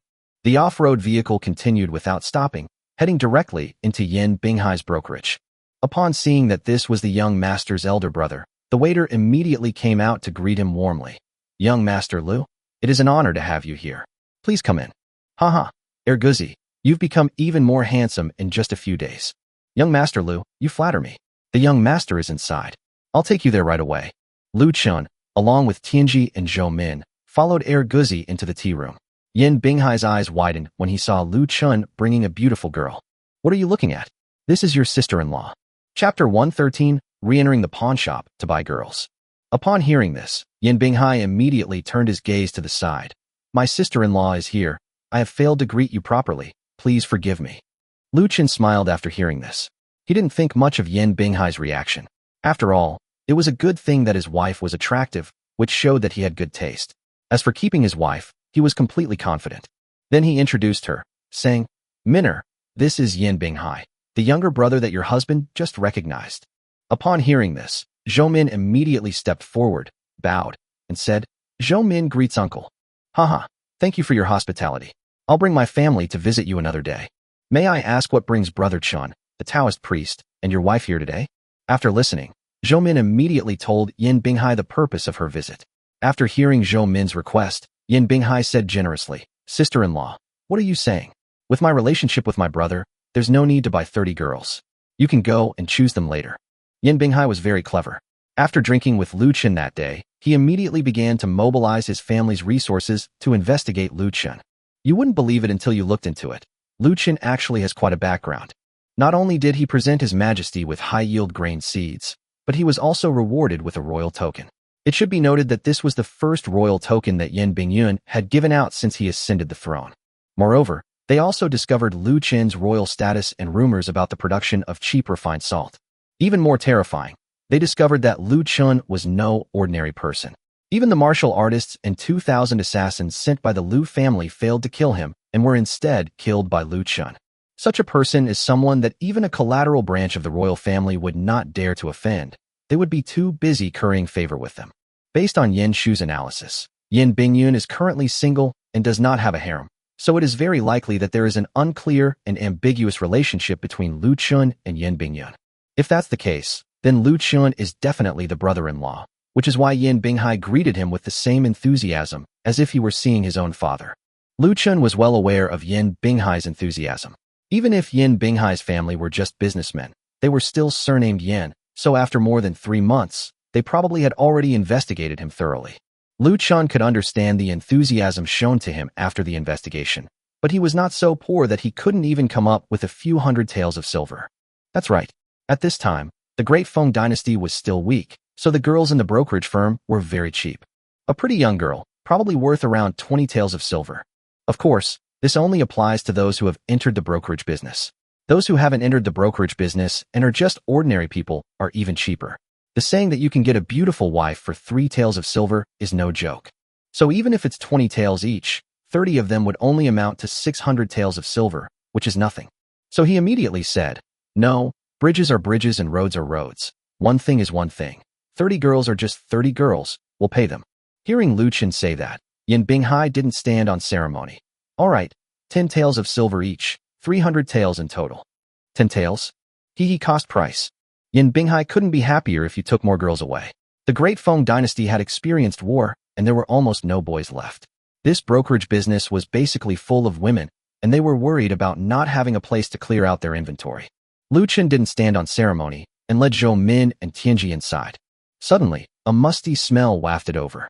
Inside the room, all sorts of women were imprisoned, old and young, even little girls as young as a few years old. Looking at the scene before him, a trace of melancholy flashed in Lu Chen's eyes. This messed up world, but unfortunately he's just an ordinary person and can't save everyone. So he glanced at it, and then left. He was just picking a few salespeople. He trusted Zhou Min's judgment. However, when he came out, he secretly tugged at Tianji, who turned to look at Lu Chen with a puzzled expression. What do you want to do? Do you see those children? They're only 5 or 6 years old. It's so pitiful. I have an idea. Tianji raised an eyebrow and immediately understood what he meant. You want to buy some back and train them to be assassins. Lu Chen immediately gave Tianji a thumbs up. How come I never realized you were so smart? Don't flatter me. Let me first pour some cold water on you. You're not the only one who thinks this way. Many wealthy families do. But I have to tell you a fact. Firstly, the exceptionally talented 5 or 6-year-olds have already been chosen, so I can only do my best. Also, even if you carefully cultivate them, you can cultivate their loyalty, but don't expect too much from their fighting ability.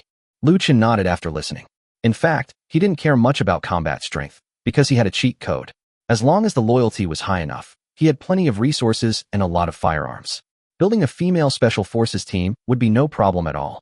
Even if we don't achieve the results we want in the end, it doesn't matter. After all, the cost is low. How much money can we make by raising these kids until they're 17 or 18? We can just consider it a good deed. So, at Lu Chen's insistence, an hour later, the 3 of them emerged from Yan Binghai's brokerage, followed by 20 raggedly dressed men and 9 children. The 29 people followed behind them with trepidation, now feeling both surprised and delighted. What terrifies me is the fear of the unknown future. What will this employer do with me after buying me? Will he resell me to a brothel, give me away as a bedchamber maid, or just keep me as an ordinary maid? The good news is that they no longer have to live in that dark and damp room, going hungry every day. The 9 children, whose average age was 6 or 7 and whose oldest was only 9, showed more curiosity about the outside world on their faces. Soon after, the 29 people were divided into 2 groups. 20 girls were taken into the house, while the 9 children were taken by Tianji to the outskirts of the capital. The 20 people entered the house and were immediately amazed by the bright glass cabinets and various novel furnishings. Upon seeing Lu Chen, Zhou Min, and another group of women approaching, they all bowed and greeted their master. Lu Chen smiled after hearing this. Get up, all of you. My name is Lu Chen, and I am your boss. But from this moment on, remember her name, Zhou Min. She will be the person you will have the most contact with in the future. After listening, Zhou Min immediately stepped forward and began to explain to them the work they needed to do next. After hearing Zhou Min's words, everyone breathed a sigh of relief, thinking that this time they had met a good master. Chapter 114, Naming 9 Orphans. After seeing that Zhou Min and the others had gotten down to business, Lu Chen turned around and went back to his pavilion. He didn't want to worry too much about these things. His 8 wives would eventually have to work independently, and if he interfered too much, it would hinder their growth. He was more interested in the 9 children than the supermarket. So the next day, he and Tianji drove their SUV to a house in the suburbs. When the car arrived, the 9 children lined up in the yard, waiting for the owner's instructions. Although they were young, they understood that they were not people at this moment, but commodities bought by the owner. Hearing the children calling him master in their sweet, childish voices, Lu Chen's heart almost melted. All right, come over here. My name is Lu Chen. From now on, I'll be your eldest brother and your closest person. After saying that, Lu Chen turned around and went to the car, where he unloaded a lot of things, including clothes, blankets, various daily necessities, and snacks. Then, looking at the oldest girl, he asked, "What's your name?" "Back at my employer's place, my name is Nyoer. Do you know your parents?" "We are all orphans, taken in by the brokerage firm." Lu Chen was shocked when he heard this. They were all orphans? No, it turns out Yan Binghai was doing business with no capital. Actually, he misunderstood. If it weren't for Yan Binghai, these children probably wouldn't have survived the winter. In fact, Yan Binghai saved them. Although they were treated as commodities, at least they had a warm place and food to eat. All right, since that's the case, then I'll start naming you. From now on, you can just call me Big Brother. After listening to Lu Chen's words, the 9 people stood in a row in front of him, looking rather wooden. Lu Chen first looked at the eldest child. From now on, your name will be Banksia. Banksia greets her elder brother. Okay, secondly, from now on you will be called Nanxing. Nanxing pays respects to his elder brother. Then, Lu Chen named them one by one. In addition to Banksia and Nanxing, there were Tiandong, Yuzhu, Wangyu, Shanglu, Zixuan, Chonglu, and Yuanhua. After hearing the name, Tianji rolled her eyes at Lu Chen. They're all herbs, and most of them are poisons. What were you thinking? Actually, Lu Chen had no other intentions. It was simply because he was lazy, and he had just finished reading a book about herbs a few days ago when he had nothing to do. However, the 9 girls had no objection to the names at all. On the contrary, they were very happy. At the brokerage firm, they only had numbers and no names, but they were given names as soon as their older brother bought them. Moreover, the pile of clothes and food on the ground made their eyes widen. Banksia, from now on you will be the eldest sister. I am entrusting these 8 younger sisters to you. Now take them to boil water to bathe and change their clothes. In an hour, I want to see you all clean and tidy. Big brother, I'll get right on it. After saying that, Banksia led the 8 children, picked up the clothes on the ground, and went into the room. Looking at the exquisite Banksia, Lu Chen's eyes revealed a gratified smile. Tianji held his long sword to his chest, a cigarette dangling from his lips. So, what are your plans for training them? That's a question for you. What? You brought it back so I could teach you? Otherwise, where else can you find a master like you around me? Upon hearing the word expert, Tianji's face lit up with pride, and Lu Chen quickly seized the opportunity to strike while the iron was hot. Master, I'm entrusting these 9 children to you. Don't worry, I'll provide you with all the supplies and money. Don't hold back. I'll keep my promise to you about the brothel. After listening, Tianji lit a cigarette with a worried expression, but in his heart, he was overjoyed. In fact, he had no objection to teaching these children. People always need to find something to do. They can't stay in brothels day and night. But since you, Lu Chen, have asked me for help, I should at least give you something in return. A brothel, inexhaustible wealth, endless cigarettes, and endless wine. That was his reward, and of course, he was very satisfied with it. All right, seeing how sincere you are, I'll reluctantly help you train them. But what is your purpose in opening this assassin's guild? Hee, I call it an orphanage, or some kind of assassin's hall. These are all pitiful children. Now that we have money, shouldn't we share the burden with the great Feng dynasty? But everything is a secret. Tianji rolled her eyes at Lu Chen with disdain, then stopped talking and picked up the blanket from the ground to make the bed. An hour later, the little bean sprouts were all washed clean and dressed in clean clothes. Although they still looked thin and pale, they were much better off than before when they were dressed in rags. The 9 people still stood in a row and shouted to Lu Chen, "Big brother." Okay, they're all very clean. After saying that, he pointed to Tianji beside him. From today onwards, Taoist Tianji and I will be your masters. I will teach you to read and do arithmetic, while Taoist Tianji will teach you the art of killing. As long as you study hard, your older brother will definitely provide you with a comfortable life. Everyone was invigorated upon hearing this, and then turned to look at Tianji. Disciple greets master. Haha, everyone, get up, no need for formalities. The sudden addition of 9 disciples made Tianji very happy. Although his face remained serious, the excitement in his eyes was undeniable. It's worth noting that, as the abbot of Ziyun Temple, he still doesn't have any disciples. Lu Chen ignored these formalities and simply called out to the people. He then pointed to the grain on the ground and asked, Banksia, do you know how to cook for yourselves? Brother, we all crawled out of the mud. Don't underestimate Banksia just because she's small. She can cook and feed pigs. No need to feed the pigs. Go ahead, take these things, cook first, and we'll talk about it later after we've eaten our fill. After hearing this, Banksia immediately instructed the little ones to get busy. Upon opening the grain sacks, their eyes widened in surprise. It was all high-quality rice, something only the officials in the capital could afford. It seemed that their eldest brother had struck it lucky to have bought them all. Not only were they given a house to live in, but also clean clothes, precious rice, and meat. Banksia, Nanxing, and Tiandong were the oldest, so they immediately got to work, and soon a steaming hot meal was ready. Although it might not seem like much to Lu Chen and his friends, it was a delicacy to these children. Okay, you can rest after you finish eating. If you have any questions, you can take this to me. Chapter 115 Sending Gifts and Advertising in the Capital. As Lu Chen spoke, he handed them a walkie-talkie. The high-powered walkie-talkie could cover a long distance, so as long as he was in Beijing, they could call him. Besides, Tianji is very lazy and has already made her bed early, so she probably won't be going back with me. Banksia took the walkie-talkie, and with Lu Chen's guidance, she quickly learned how to operate it. Big brother, we will definitely study hard and not let you down. All right, I'll come see you again tomorrow morning. Get some rest. After saying that, Lu Chen turned and left the house. He didn't want to see these poor children wolfing down their food. If he couldn't bear to see human suffering, then it was better to avoid it. Tianji waved to Lu Chen, signaling him to get lost, then grabbed a bowl and plunged into the middle of the group of children.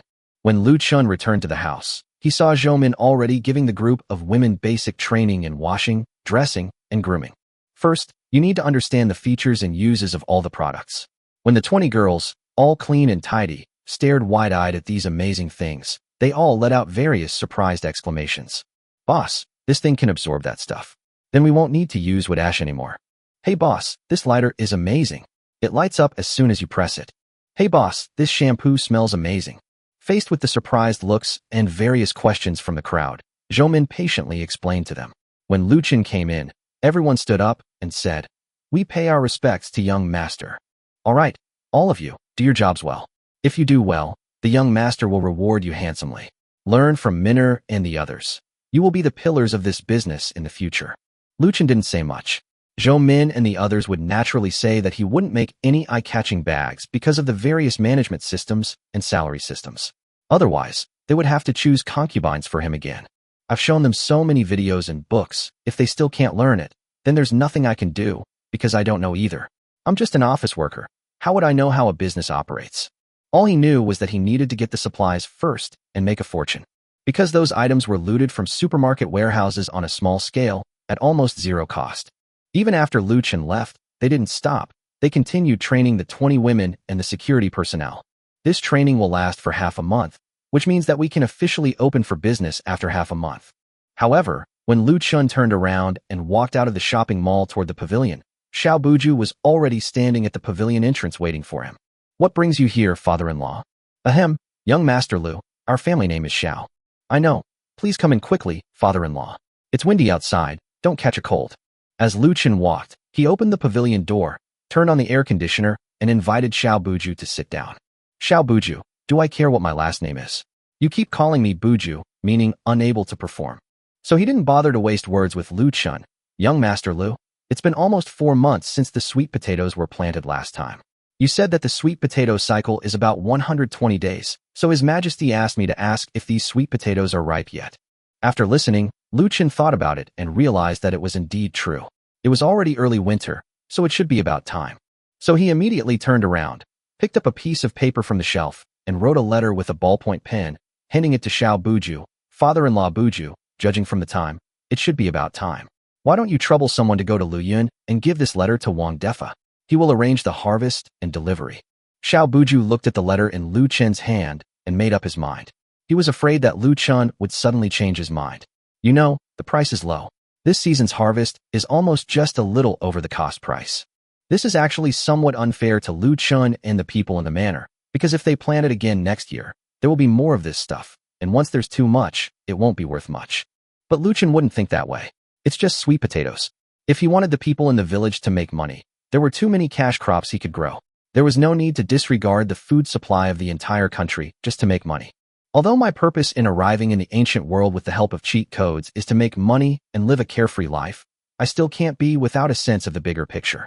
Not being a saint doesn't mean being cold-blooded. Humans are still emotional beings. In that case, thank you, young Master Lu. What are you saying, eunuch? You are Tianji's senior brother, so you are my brother. Wait a moment, I'll get you some things to take back. After saying that, Lu Chen pulled Xiao Buju into the shopping mall that would open in half a month. Then I had Zhou Min pack the things. If you don't lift your father-in-law up, this is called a lighter. After saying that, Lu Chen held up a lighter, pressed it, and a flame appeared. This is for washing hair, this is for washing body, this is for winter skincare, this is for washing clothes, and this is perfume for women, though men can use it too. As Lu Chen spoke, Xiao Buju was filled with surprise. He hadn't expected that Lu Chen would have so many amazing things. It seems that both I and His Majesty have underestimated this young Master Lu. He is probably a true immortal, not the martial artist they've been talking about. They've seen martial artists before, but they don't have this many good ones. Unreliable eunuch. I gave you 5 portions of this. Give 4 to His Majesty, and keep 1 for yourself. As for who His Majesty gives it to, let her decide. If the officials in the palace still need it, my shop is called a shopping mall, and it will open in about half a month. At that time, I would appreciate it if you, eunuch Buju, could help promote it. Haha, then I thank young Master Lu. His Majesty will surely like it very much." After saying that, he summoned several eunuchs and began stuffing things into his carriage. The carriage was so full that even Xiao Buju had to get off and walk back. Watching Xiao Buju's departing figure, Lu Chen revealed a satisfied smile. This batch of goods entering the palace should bring many guests. Thinking of this, Lu Chen had Zhou Min pack 4 or 5 more gifts, and then drove towards Yan Shu's house. "That's right, you have to do something before you open for business. I only know so many wealthy people right now, so I had no choice but to head to Yan Shu's house." After returning from Yan Shu's house, Lu Chen turned around and went to the house in the suburbs. Upon entering, one sees these young girls practicing horse stance in the courtyard under Tianji's guidance, laying the foundation for their future. So he simply went into the kitchen. Little did they know that at that very moment, across from the shop, a group of people were staring at the reflective glass outside the shop with greedy eyes. Chapter 116, A Scoundrel Before Opening.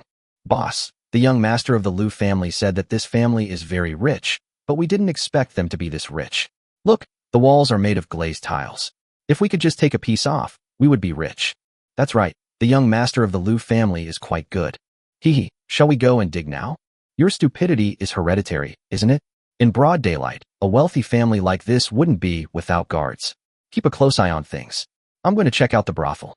We'll make our move tonight." After entering the kitchen, Lu Chen began preparing nutritious meals for the 9 children. Unexpectedly, Banksia followed Lu Chen into the kitchen after he entered. "Brother, how can you do this job? You are a man. You should not enter the kitchen." Lu Chen turned to look at Banksia, who was covered in sweat, and immediately said, "Who said that? Go out and train. Today, I'll cook you some delicious and nutritious food." "No, brother, I have to do it. We just need to eat our fill." After listening to her, Lu Chen helplessly gave her a lecture on nutrition, which immediately captivated Banksia. So, Banksia stopped squatting in the horse stance and called Nanxing and Tiandong in to start learning cooking skills. In the evening, Tianji carried a bare bottle of strong liquor, looked at the meat and vegetables on the table, and uninterestedly popped peanuts into his mouth. After downing a pound of liquor, "I'm going into seclusion now. You all enjoy your meal." After saying that, he drove the van parked at the entrance towards the brightest part of Beijing. Lu Chen said to the children in an annoyed tone, "Your master has many bad habits. You can only learn his martial arts, and you can't learn anything else, understand?" "I know, brother. Master said he is the most powerful master in the capital. If we learn well, we can also become the most powerful master." 5-year-old Yuan Hua said in a childish voice, then kept stuffing eggs into her mouth, which made Lu Chen laugh. After watching the children go to their rooms to rest under Banksia's guidance, Lu Chen drove his SUV back towards the house. It was already dark, and there were few pedestrians on the road. A squad of soldiers was on routine patrol with their weapons. Upon seeing Lu Chen's car, they didn't find it strange and paid it no mind. They all knew that the young master driving this car was the same young master from Central Street, just a businessman. After parking the car, Lu Chen didn't go to his room to sleep immediately. He knew that his 8 wives had been particularly busy these past few days, so he didn't want to bother them. Inside the pavilion, Lu Chen brewed himself a pot of tea and then turned on the surveillance camera outside the house. "I have to say, this camera is really useful. I'll install another one at the security room tomorrow." Just as he was marveling at the high technology, suddenly, in the surveillance footage, a dozen or so sneaky figures were approaching the shop. Lu Chen frowned immediately upon seeing this, and then left the pavilion and headed up to the 2nd floor of the shop. Upon reaching the 2nd floor and looking down, they saw about 10 people, each holding a large iron hammer. They glanced around furtively, then picked up the hammer and smashed it against the glass. However, just as his hammer was about to hit the glass, nearly 30 security guards armed with crossbows surrounded them. With a loud bang, the elasticity of the glass sent the hammer flying. "Dude, this thing is so hard." The thug with the hammer turned to the puzzled man beside him and said. The man dared not answer him at this moment. Instead, he looked behind him in fear and then knelt down in front of the security personnel with a thud. Gentlemen, we were just joking. Kneel down, all of you. You think I'm stupid for messing around with a sledgehammer?" The speaker was Liang Quan's eldest disciple, who was originally recruited by the martial arts school. His name was Zhu Jin, and he lived up to his name. Lu Chen had secretly observed him out of curiosity and found him to be a truly exceptional talent. As soon as Zhu Jin finished speaking, an arrow shot out in front of him. Since it was the capital city, they were in business and didn't want to kill people so easily. The arrow terrified everyone, and they all immediately knelt down. The giant rod didn't stop. It cocked itself and fired 6 arrows at the leader, surrounding him before finally stopping. Speak properly. Who sent you? I have 2 more arrows in my crossbow. If you don't answer properly, the next 2 will be stuck in your head. The man was terrified. The ground was immediately soaked. They were just thugs from the capital, and they had never seen such a terrifying weapon before. Just as he was about to confess everything, a series of footsteps approached. Lu Chen looked up and saw that the group of patrolling soldiers he had encountered earlier had also arrived at the scene. Seeing the crossbows in the security personnel's hands, they immediately drew their weapons and surrounded them. Who are you people, and why do you have controlled weapons? Upon hearing this, Lu Chen realized something was wrong, so he quickly came down from the 2nd floor and arrived at the scene. Zhu Jin was startled by the large number of soldiers. Just as he was about to explain, he saw Lu Chen arrive and breathed a sigh of relief. Young master, It's all right, you did a great job. I'm watching from the 2nd floor. After speaking, Lu Chen walked directly to the leader of the squad of soldiers. The patrol captain saw that Lu Chen was dressed in fine clothes and did not make any move. You should know that patrolling the capital is no easy task. People who live in such large houses and are dressed so luxuriously must have some kind of background. Sir, my name is Lu Chen. This is a token bestowed by His Majesty, and the guard certificate was also personally signed by His Majesty. Why don't you come in and take a look? Mo Ronghua was startled when he saw the token in Lu Chen's hand. This was a royal token bestowed by the emperor, which could be called a get-out-of-jail-free card. Yet he had surrounded Lu Chen's guards with weapons. But then I thought, this person is someone who has access to His Majesty. If what happened tonight reaches His Majesty's ears, it might not be a bad thing. At least it proves that I'm loyal to my duty. As for the young master in front of me, isn't it easy to get on his good side? Then he put on a smiling face. Mo Ronghua, the night patrol captain of the city garrison, greets young Master Lu. I'm sorry, young Master Lu, but our great Feng dynasty has just been established, so please show me the warrants for the guards' weapons. All right, General Mo, come with me. After saying that, Lu Chen led Mo Ronghua into the house, while the soldiers turned their blades on the thugs kneeling on the ground. Today, at the pavilion, Lu Chen simply took out the document from behind him, along with a large silver ingot. Brothers, you've worked hard for the safety of Beijing. Here's some wine for you all. Chapter 117, The Thug Leader Confesses. Mo Ronghua looked at the silver ingots on the table, but did not take them. Instead, he picked up the document, glanced at it, and immediately returned it. Young Master Lu, excuse me, what's going on outside? After listening, Lu Chen immediately recounted how those thugs had been sneaking around with large iron hammers, striking the crystal on the wall. Upon hearing this, Mo Ronghua slammed his hand on the table. Humph, a bunch of ignorant fools who dare to touch young Master Lu's property. They are courting death. Leave this matter to me, and I will definitely handle it properly for young Master Lu. Haha, General Mo, you're too kind. You've worked hard. After saying that, Lu Chen picked up the silver ingot again and placed it in his hand. Mo Ronghua smiled. Young Master Lu is too kind. If His Majesty were to inquire, wouldn't I be accused of corruption? Don't worry, General Mo. His Majesty is His Majesty, and we are us. Besides, His Majesty won't come to patrol the capital in the middle of the night to ensure its safety. Wow, that's quite a big deal. Mo Ronghua was stunned when he heard Lu Chen's nonchalant words. Who in the capital would dare to speak of the Empress like that?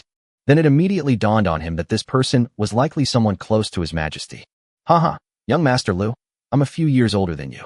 Just call me by my name when we meet. But don't worry, we will take good care of your house, and there won't be any safety issues.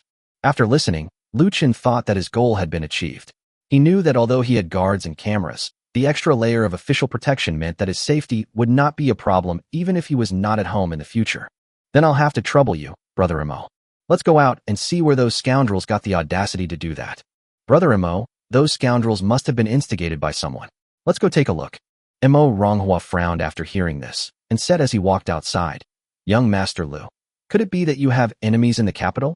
Hee, yes, that is the Lu family, the salt merchants. The Lu family. Mo Ronghua frowned after hearing this. What a joke. This Lu family is no small family. They are wealthy and have a complex web of relationships. He, a mere patrol captain, cannot compare to them. But he couldn't do it. His superiors could. You see, this Mo Ronghua was no ordinary person. His cousin was Mo Tianluan, the general of the city's garrison and the head of the strongest guards in the capital. Yes, it's a behemoth in the capital. Don't be afraid, young Master Lu. Although the Lu family is powerful, in the capital, who is more powerful than His Majesty? As long as you are in the right, I will go back tomorrow and speak with my cousin to mediate between us. Oh, may I ask who my cousin is? General Mo Tianluan, the commander of the garrison in the capital. Ferris wheel. Lu Chen thought to himself, what a strange name. But this is the capital city garrison, so he must be a big shot. It seems I'll have to put in some more effort tomorrow. The shopping mall is about to open, so it's always a good thing to cultivate good relationships with these high-ranking officials. Haha, then I'll have to trouble you, Brother Mo. As they spoke, the two approached the gang leader, and Lu Chen suddenly adopted a fierce expression. Then he snatched the crossbow from Jugen's hand. You only have one chance. Tell me, who sent you? Seeing the sharp arrows right in front of him, the gang leader dared not be negligent. Sir, spare us. It was Lu Meng who said you had some fine glass here, so he sent us. Lu Meng? You mean the eldest son of the Lu family? Yes, sir, spare my life. Upon hearing the name Lu Meng, Mo Ronghua frowned and turned to look at Lu Chen, only to find a smile on Lu Chen's face. Lu Meng, ha, this kid is asking for it. After saying that, he turned to Mo Ronghua. Brother Mo, can these people be imprisoned and asked to state their crimes and sign a document for me? It's nothing, just wait for my brother's news tomorrow. After saying that, he arrested all the thugs and then bowed to Lu Chen to take his leave. But he was secretly alarmed. He knew that the Lu family controlled the salt of the entire Great Feng dynasty. Even the emperor had to give them some face. What was the background of this young Master Lu? He didn't seem flustered at all, but rather very excited. Are we supposed to take the charges against them and go to the Lu family to demand an explanation? However, something else caught his attention earlier. The crossbow in Lu Chen's guard's hand. He had just witnessed the guard fire 5 or 6 arrows with a few clicks, and wondered how powerful they were. It seems that when I get back, I'll not only have to tell my cousin that I have a powerful figure like Lu Chen to befriend, but I'll also have to mention the weapon. After all, in the Great Feng dynasty, commoners were not allowed to wear armor and were only allowed to carry bows, not crossbows. However, Lu Chen didn't care at all about the crossbow being exposed. Even the infantry fighting vehicle had been exposed, so what was the crossbow? If Yin Bingyun needs it then, this will be another business opportunity. The next day at noon, Mo Ronghua led a squad of soldiers, escorting a man in armor, to the gate of Lu Chen's residence. Upon receiving the report, Lu Chen was overjoyed and quickly went to the door. Lu Chen, greetings, Brother Mo. This must be General Mo. Mo Ronghua was pleased to see Lu Chen being so polite. After all, Lu Chen was a wealthy man and his brother was a general. If he could establish this connection, he would surely reap many benefits in the future. Young Master Lu, I am Mo Tianluan. Please forgive my unauthorized visit today. Mo Tianluan wasn't stupid. Of all the people who possessed the royal token, Lu Chen was the first one he had ever met. Such people have strong foundations and capabilities. Befriending them can bring many benefits. Haha, General Mo, brothers, please come in quickly. After speaking, Lu Chen called the group into the house. Soon after, the gate to the pavilion was closed. Lu Chen and Mo Tianluan sat facing each other, while Mo Ronghua and the others stood outside the pavilion. Brother Lu, the Lu family is a behemoth. You'd better make preparations early. After listening, Lu Chen placed the royal token on the table, along with a document. Thank you for your concern, General Mo. If the Lu family wants to cut off my financial path, they'll have to see if they have the power to do so. Mo Tianluan picked up the document and immediately understood what it meant when he saw the words, armored and armed with crossbows on it. Haha, Brother Lu, you certainly have the ability. It seems I was overthinking it. General Mo, what are you saying? Your concern for me shows that you consider me a brother. I, Lu Chen, am not an arrogant person. Doing business in the capital, I still need your help, General. No problem. My younger brother told me that Brother Lu's crossbow seems to be able to fire in rapid succession. Chapter 1, 18 Crossbows, Shock Mo Tianluan. Mo Tianluan was a straightforward person. He had two purposes for coming today. One was to make friends with the person who held the royal token. Another reason was to come and see the crossbow that his younger brother had described as something miraculous. Of course, if Lu Chen is willing to talk, that's fine. If not, there's nothing I can do. So, realizing he had been too straightforward, he added, Brother Lu, if it's difficult for you, I won't ask. After hearing this, Lu Chen thought to himself, you really are straightforward. Since you asked, I'll tell you. Why shouldn't I? The effect of having you tell Yin Bingyun about this thing and then purchase it is completely different from having you go and excitedly tell Yin Bingyun that you want to sell it to her. There's a fundamental difference between you asking me to buy something and me wanting to buy it for you. General Mo, what are you saying? It's just a mere crossbow. I'll show you right now. After saying that, Lu Chen took out a crossbow and a quiver of arrows from under the table. Looking at the black crossbow with a hint of green on the table, Mo Tianluan reached out and picked it up. It felt cool and light to the touch, and he couldn't tell what it was made of. He knew some of them were made of steel, but he had no idea about others. However, looking at such a lightweight thing, a hint of disappointment flashed in his eyes, wondering how powerful it could possibly be. Young Master Lu, how powerful is this item? It's acceptable. It's much more powerful than a regular bow and arrow. Huh, what is this thing? This is an infrared sensor, and this is a flashlight, mainly for shooting at night. Seeing Mo Tianluan's confusion, Lu Chen took the crossbow and began to explain, demonstrating as he went. Mo Tianluan was completely baffled by the terms tactical rail and sights. Since he couldn't understand it anyway, he directly asked, Young Master Lu, could you show me how it works? Let's go outside. After saying that, Lu Chen took the crossbow and walked out of the pavilion with Mo Tianluan into the courtyard. Lu Chen's yard was very long, so he simply had the guards place 2 targets 50 meters and 100 meters away. Then hand the crossbow to the guard. 2 targets, shoot them to show General Mo. Upon hearing this, the guard immediately took the crossbow, skillfully loaded it with an arrow, and with a whoosh, the arrow accurately hit the bullseye at a distance of 50 meters. Then he quickly reloaded the arrow, pulled the trigger, and the arrow flew out, hitting the target 100 meters away in a parabolic arc. Seeing such accuracy, Mo Tianluan immediately became excited. Brother, let me try it. Teach me how to use it. After obtaining Lu Chen's permission, the guards began to teach him step by step. A moment later, the arrow was shot from Mo Tianluan's hand. Then, he quickly knocked the arrow, and with a few whooshes, 6 arrows were stuck into the target 50 meters away. Haha, what a magical artifact, young Master Lu. Once this thing is on the battlefield, it will probably be able to hit any target you point at. I just don't know how powerful it is.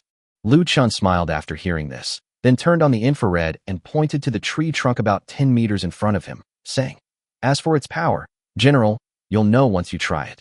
Good. After saying that, Mo Tianluan shot an arrow at the tree trunk. The next moment, all the soldiers present were so surprised that their mouths were agape. The arrow actually pierced right through the tree trunk on the other side. Mo Tianluan was stunned as he watched the arrowhead emerge from the other side of the trunk. If this were on the battlefield, it would be a sure way to kill a cute little thing with one arrow. For no other reason than that this thing is not only accurate, but also very powerful. Compared to the bows and arrows that their soldiers are currently equipped with, it is so much more powerful. Immediately, he held the crossbow in his hand and didn't want to put it down. After Lu Chen led him back into the pavilion, Mo Tianluan seemed absent-minded. Lu Chen thought to himself that this person was definitely trying to curry favor with Yin Bingyun. So he said, General Mo, this crossbow is for you. Only a hero like you can possess such a fine weapon. Oh, you gave it to me? That's right. Since the general likes it, feel free to take it and play with it. I have more of these things here. Haha, then thank you very much, young Master Lu. At this moment, he wished he could take this divine weapon to the border right now and kill a few foreign enemies to satisfy his urges. But he understood that since Lu Chen still had such a good thing, he should offer it to His Majesty. At that time, let alone equipping the entire army with it, even if only 1,000 or 2,000 people were equipped with it and rushed into the battlefield, it would be a nightmare for the infantry. So he didn't want to stay there for another second, and immediately stood up and bowed. Young Master Lu, thank you for your generosity today. Don't worry, in the capital, you can use my name Mo Tianluan. As for the Lu family, you don't need to worry. If anything happens, you can send someone to me. I believe His Majesty will stand by your side. Lu Chen chuckled without answering, thinking to himself that he didn't need to say it. However, since you brought something signed by a thug today, it was your excuse to cause trouble for the Lu family. It seems I'll have to make a trip to Lu's place before opening. After leaving Lu Chen's residence, Mo Tianluan immediately mounted his horse and headed towards the palace. Inside the palace, Yin Bingyun was secretly delighted as she looked at the pile of advanced technology before her. I'm impotent, but this perfume smells amazing. Impotent, you tell me, what kind of person is Lu Chen? No, I should say, is he even human? The power of that chariot, and these little gadgets, aren't they all astonishing? She spoke to Xiao Buju while fiddling with a lighter. Xiao Buju could only agree, because he didn't know whether Lu Chen was a human or a god.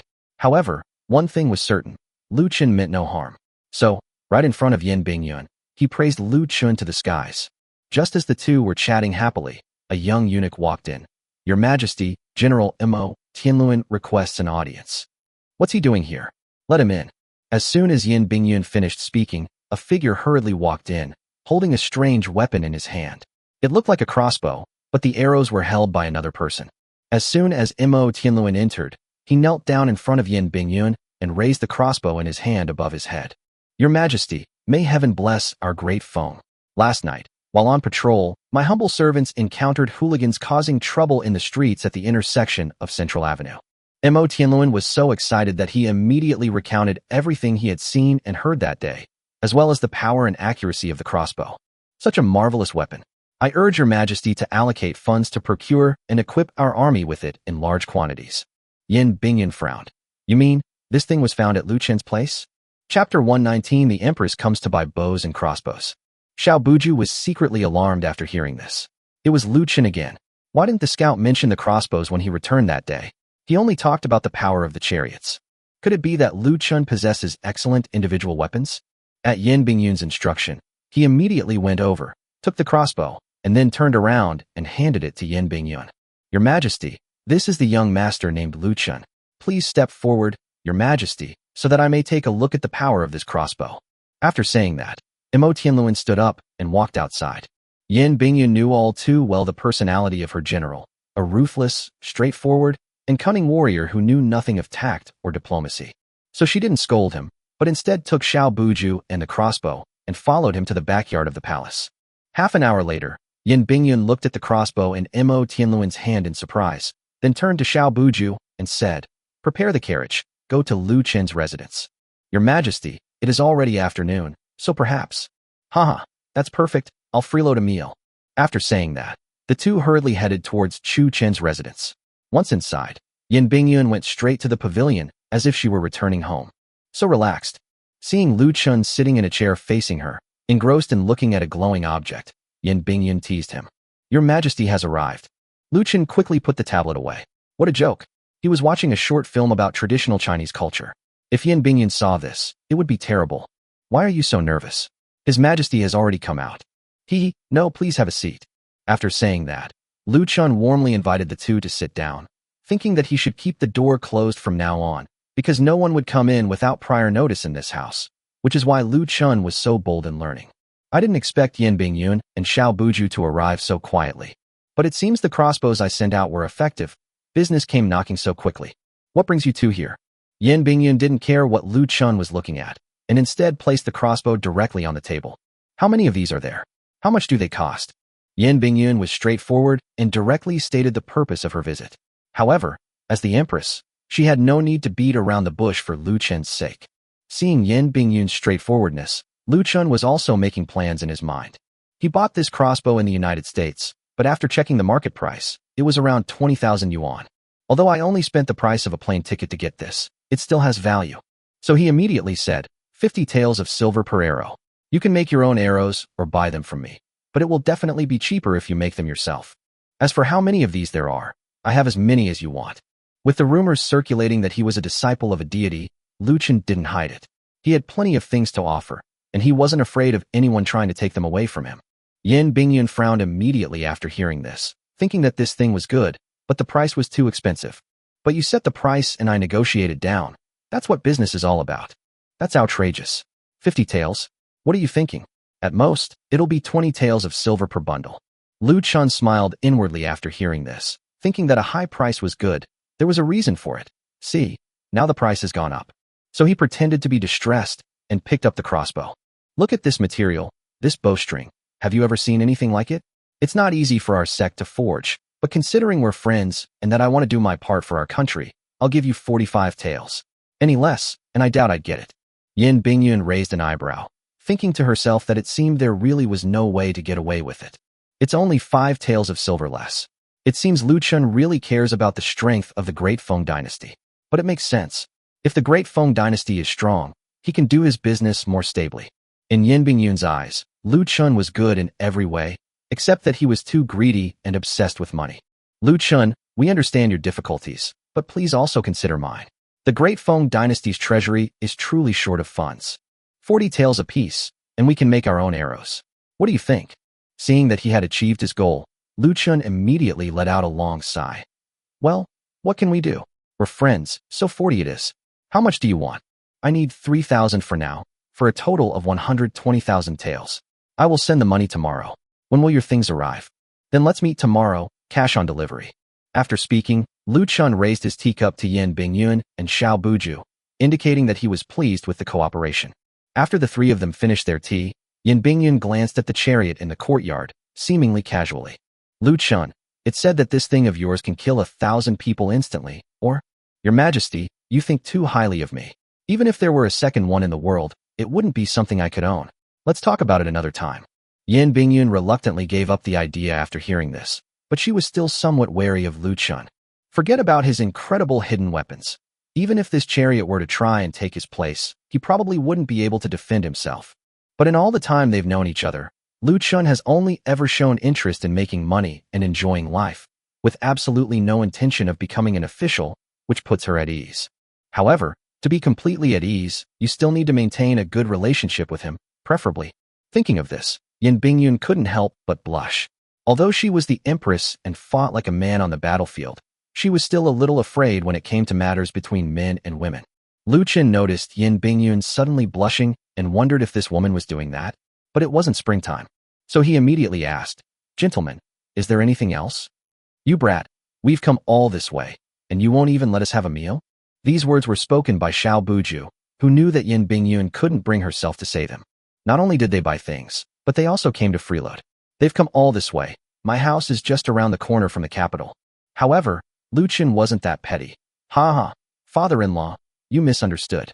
What I meant was, if we're free, let's go eat. How can we not have a meal when our distinguished guests are here?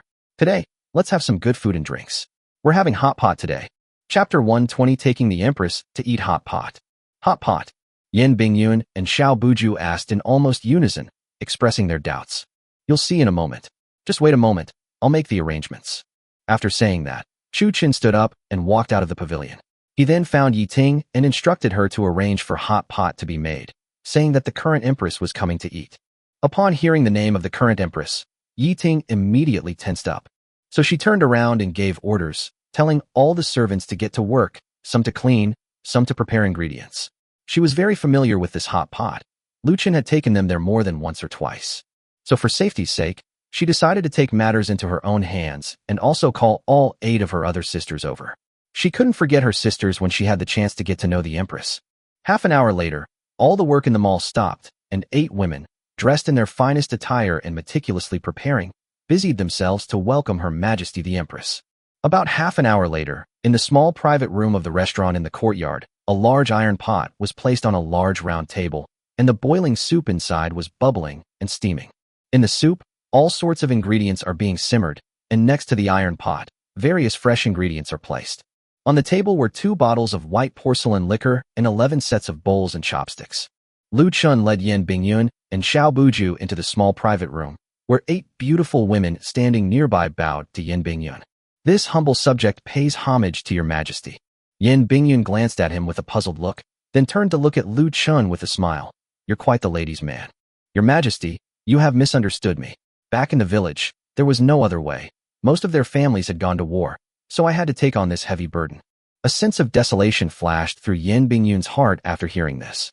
Looking at these beautiful women, I thought to myself that their fathers, brothers, and even their unmarried husbands were all men who sacrificed their lives for their country.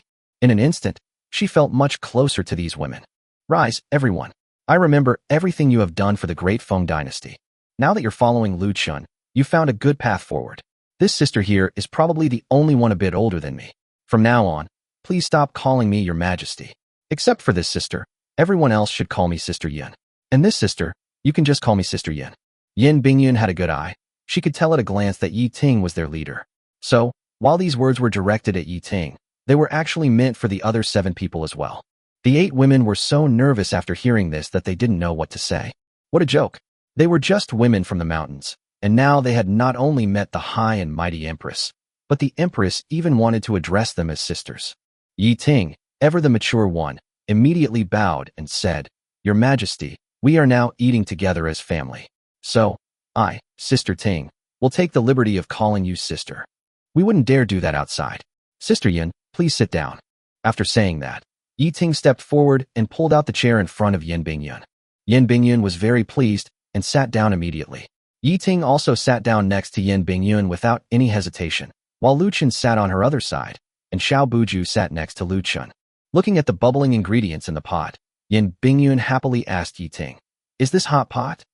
Upon hearing this, Yiting immediately opened her mouth and, while speaking, picked out a thin slice of meat from the pot.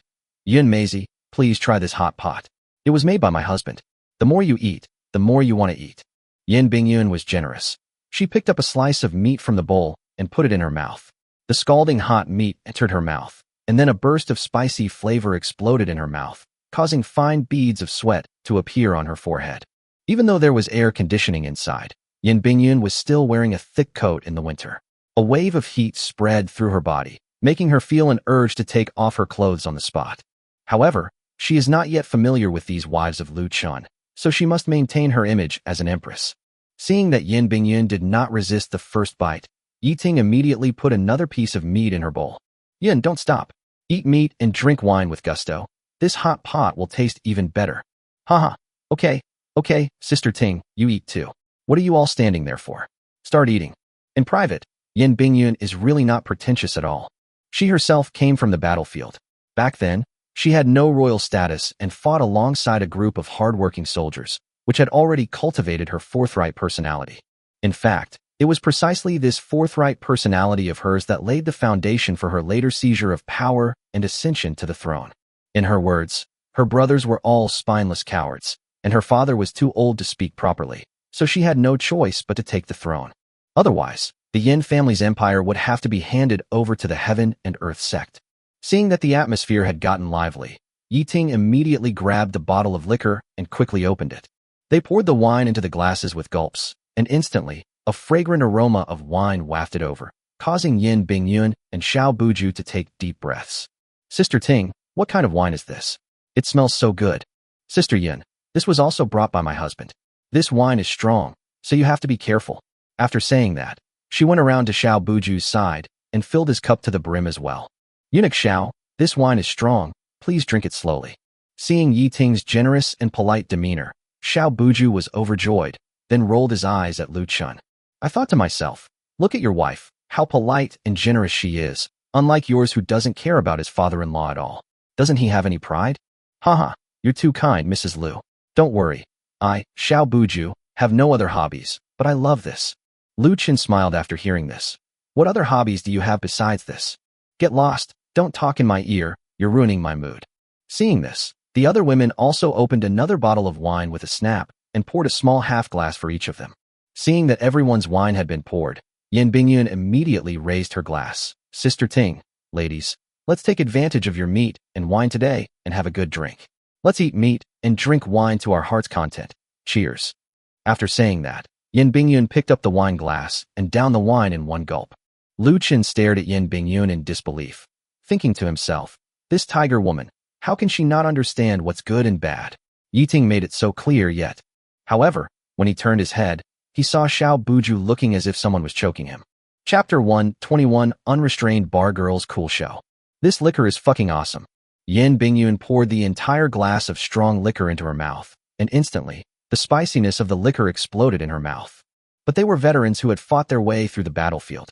Although they felt like they were being choked, what did this little difficulty matter? I was originally planning to swallow my words and talk about Lu Chen later, what a mess he's made of. But as the strong liquor went down her throat, it went straight to her stomach, and a wave of alcohol rushed up her throat and straight to the top of her head. In an instant, an incredibly pleasurable feeling spread throughout her body, so comfortable that she almost groaned. So he immediately shouted loudly. Xiao Buju was in a similar situation to Yin Bingyun. He had been by Yin Bingyun's side and had drunk all kinds of fine wine. Just as Lu Chen said, he had no hobbies since his father made him work as a basket carrier. Later, he fell in love with alcohol, so after one sip, he knew that what Lu Chen had brought out this time was definitely not ordinary. So, disregarding Yin Bingyun's presence, he shouted, comfortable. Upon seeing this, Yiting immediately served food to Yin Bingyun, while also signaling to Lu Chen to serve food to Xiao Buju with her eyes. Yin Maisie, eat something to calm your nerves. Lao Ba, what are you standing there for? Pour some wine for Eunuch Xiao. Gradually, after 3 or 4 glasses of baijiu, the atmosphere began to warm up. Yin Bingyun glanced sideways at Lu Chen and Xiao Buju. Then he said disdainfully, are you two really that clueless? The girls are drinking, what are you two standing there for? Get out of here. After hearing Yin Bingyun's words, Xiao Buju stood up and left. Lu Chen also stood up helplessly and glanced at Yiting. Yiting was also a little tipsy. Don't worry, husband, I'll keep Yin girl company for you today. After saying that, she waved to Lu Chen, signaling him to leave. Helpless, Lu Chen grabbed a plate of peanuts from the table and pulled Xiao Buju out of the private room. However, just as the two stepped out the door, they heard Yin Bingyun shout heartily. This coat is too hot, Sister Ting. Please help me take it off and continue drinking. Yes, take it off. There are no outsiders inside. We'll get some beer later. We'll drink it by the case. What is beer? The other kind of wine that my husband made isn't very strong, but it's refreshing. Eighth brother, go and have someone bring it over and make sure it's chilled. Half an hour later, Yin Bingyun was clearly a little drunk. Sister Getting, don't say anything, listen to me. Back in the day, I was on the battlefield. Once, my mother led a small team and encountered more than 20 bastards from the heavenly god cult. At that time, I only had 5 people with me, but I wasn't afraid at all. I went straight up and killed one of them. At this moment, Lu Chen and Xiao Buju were sitting on the roof of the small private room. Since it was a single-story building, Xiao Buju pulled Lu Chen up there for Yin Bingyun's safety. The two sat on the ground, sipping strong liquor with peanuts, listening to the people below brag. Yummiazi, you don't know, my husband is really amazing. You 8 are really ruthless. Aren't you afraid of torturing yourselves to death? Yummiazi, I'm not bragging, my husband is good in every way, especially in this area. Back in the village, everyone said he wouldn't live long after marrying us 8. But look at him now, he's full of energy, and we 8 are getting better and better looking too. If you ask me, Yun, look at our husband. Let me tell you, a woman can't do without a man. Lu Chen's face darkened after hearing this, thinking to himself, this old woman's mouth is looser than the belts of the girls at the 100 Flowers brothel. How come she tells everyone everything? Xiao Buju listened to the inappropriate and lewd words below and looked at Lu Chen with some heartache. Why are you looking at me like that if you can't get an erection? You're a pervert, aren't you? Screw you. I have no interest in any of this. But what are you thinking, kid? What's so great about this woman? Why don't you listen to me, and I'll take you to the palace. You'll have plenty to eat and drink and won't have to worry about those 2 baskets of things. After hearing Xiao Buju's words, Lu Chen almost spat out the wine in his mouth. I thought to myself, something's not right with this guy. He's advising people to become eunuchs, but he himself seems to find a sense of accomplishment in being a eunuch. It's a good thing I didn't get too close to him, otherwise who knows what kind of bad things he might be up to. Yes, I should also keep Tianji away from him. What if Tianji gets tired of him one day and goes after him? Don't worry, bro. I'm quick, it won't hurt at all. Come on, this is just right. Your liquor is strong, it'll numb you. After saying that, Xiao Buju, still slightly drunk, drew a gleaming dagger from his waist. After hearing this, Lu Chen let out a strange scream and jumped down from the 2nd floor. Go ahead and drink it yourself, you pervert. You'll never experience the pleasure of that stuff in your entire life. Get lost. Lu Chen cursed and swore as he rushed back into the pavilion and closed the door. Thinking to himself, what bad luck. It seems I should give Xiao Buju less of this kind of strong liquor in the future, or he'll be furious with me next time. Little did they know, the small private room was now bustling with activity. 8 women were laughing and joking, so hot they were practically men, and they even ripped off their shirts. Yin Bingyun glanced at the 8 women. Damn it, so this thing is worn on the body? A few days ago, Xiao Buju brought back a bunch of things, saying that this shopping mall sells them, and this thing is one of them. I thought it was for covering a child's bottom. Hey Mu Xiang, you're a great girl. Even your older sister is envious. Wow, Sister Ting, you're amazing too. Lu Chen had no idea what was happening inside the private room. He was sitting at the tea table in the pavilion, holding a pot of spring water. He poured in some tea leaves, brewed a pot of tea, and slowly began to sip it. As the tea brewed with the stream water entered his stomach, he immediately felt a surge of heat rushing through his limbs and bones, and he couldn't help but let out a comfortable groan. He drank about 10 jugs of water before leisurely walking into the bathroom and letting out a good, satisfying bowel movement. Now completely sober, he turned and walked out of the pavilion, heading towards the warehouse behind it. Upon entering the warehouse, he casually produced 3,000 crossbows and arranged them neatly on the ground. When he returned, he went to the small private room, glanced inside through the window, and immediately felt his blood boil. Chapter 122. The deal is successful. Time to go to the Lu family. Inside, Yi Ting was holding a large eye mask and trying it on Yin Bingyun. Yin Bingyun's face was flushed, but she let Yi Ting do as she pleased. Yun, you've got some great stuff. I never would have guessed. Stop wearing those padded coats. You're all bundled up like that. I'll get you some nice down jackets later. They're lightweight, warm, and comfortable. Lu Chen left quietly. If he didn't leave soon, he was afraid he wouldn't be able to resist rushing inside. If I were to do something outrageous to Yin Bingyun at that time, the entire capital would be thrown into chaos. After returning to the pavilion, Lu Chen did not go back to his room. Instead, he pushed open a door and immediately lay down on the small bed inside the pavilion, falling into a deep sleep. The next day, Lu Chen didn't wake up until noon. After a quick wash, he walked out of the pavilion. Perhaps I drank too much last night, which is why the agreed-upon deal didn't happen. After lunch, Mo Tianluan, accompanied by Xiao Buju, led a group of soldiers and several carriages into the house. At this moment, Xiao Buju looked at Lu Chen with obvious guilt in his eyes, thinking that this kid had misunderstood a lot. How could he drag someone to become a eunuch after just a few drinks? It seems I should drink less alcohol in the future. However, the important business still needs to be done. Lu Chen didn't take it to heart. After all, you think I'd just become a eunuch like that? I'm not stupid. After a brief conversation, Lu Chen learned that Yin Bingyun had drunk too much the night before and hadn't recovered since being sent back home. Therefore, this transaction was directly entrusted to Mo Tianluan and Xiao Buju. Young Master Lu, here is the 120,000 taels of silver you requested. As per your request, it is all in cash. Of course, there is also some gold. Please take a look. At this moment, Mo Tianluan became completely respectful to Lu Chen, especially after hearing from Xiao Buju that His Majesty had gotten drunk at his house last night. He dared not offend Lu Chen even more. What a joke. When has Her Majesty ever eaten at someone else's house? Every time she eats, she always has a eunuch taste the food first before she even starts eating. Moreover, he got drunk at Lu Chen's house while having a meal. This shows how little respect His Majesty has for Lu Chen. Therefore, he was extremely respectful to Lu Chen today. Lu Chen glanced at the boxes on the carriage and immediately said politely, I trust General Mo to handle things. Besides, His Majesty would never cheat me, would he? So he immediately ordered his guards to bring out the crossbows from the warehouse. They also moved the silver inside. Seeing the neatly arranged crossbow boxes on the carriage, Mo Tianluan was overjoyed, as if a widow who had been trying to climb over the wall for months without success was now beckoning to him. He excitedly stepped forward and said to Lu Chen, Young Master Lu, all of our soldiers will remember this kindness. With this thing, many fewer people will die on the battlefield in the future. Lu Chen grinned. General Mo, you're too kind. We've already received payment, haven't we? Young Master Lu, others may not understand, but I do. Everyone wants this. Don't even mention this little bit of silver. People would fight over it, even if it were double or triple the price. After hearing this, Xiao Buju rolled his eyes at Mo Tianluan, thinking to himself, can't you even speak properly? Aren't you just pushing a good person like young Master Lu away? If Lu Chen really thought of this, with so many spies from various countries in the Great Feng dynasty, he could easily make a move and live a life free from worry for generations to come.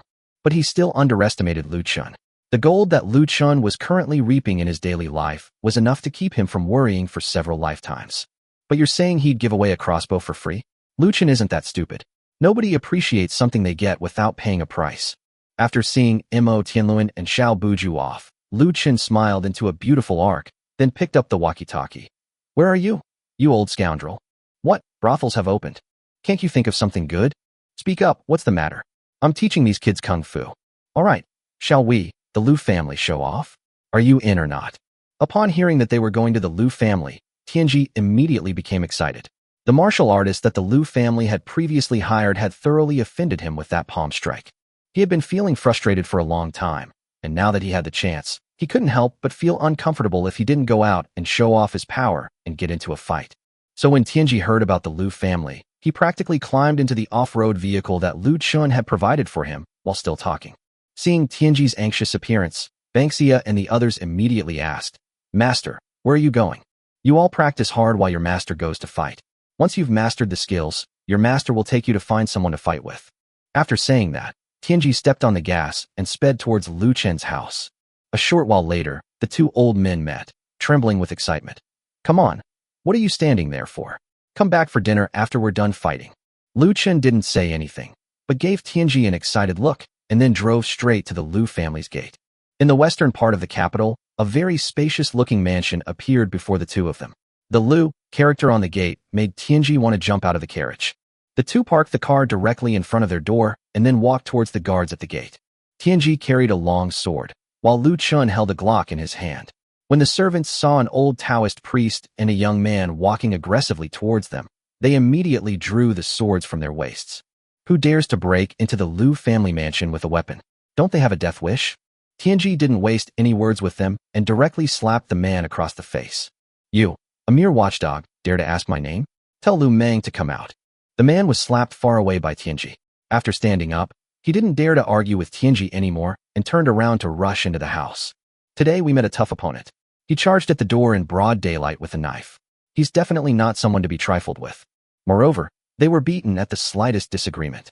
Although they were servants of the Lu family, they were usually treated with respect, even by officials. They had never suffered such humiliation. So he rushed forward while shouting, "Help! There are bandits breaking in." At this man's shout, dozens of servants, each holding a sword, rushed towards the door. However, after Tianji slapped one of them down, she immediately followed Lu Chen and the other into the house. As soon as they entered the courtyard, they were surrounded by dozens of servants. Tianji and Lu Chen showed no fear whatsoever. Whoever comes up here, we'll kill them. Tell that bastard Lu Meng to come out here. Chapter 123 shoots and kills the guards. A moment later, a man who looked like the head of the household servants stepped out from the crowd and glanced at Lu Chen and Tianji. He immediately shouted sternly, "Where did this scoundrel come from? Daring to cause trouble at the Lu family's residence and even dreaming of seeing the young master? Do you think you can see the young master? Seize him." After saying that, he directly commanded 4 or 5 people to slash at Lu Chen and Tianji with knives. Tianji didn't take the 4 or 5 people seriously at all. He raised his long sword, and in just a few breaths, the men fell to the ground, unable to move. However, his momentum did not diminish. He strode forward and placed a knife against the head servant's neck. "Who do you think you are? I'll give you 10 breaths to call Lu Meng out, or you'll be split into at least 8 pieces today." Feeling the coldness on his neck, the head servant panicked completely.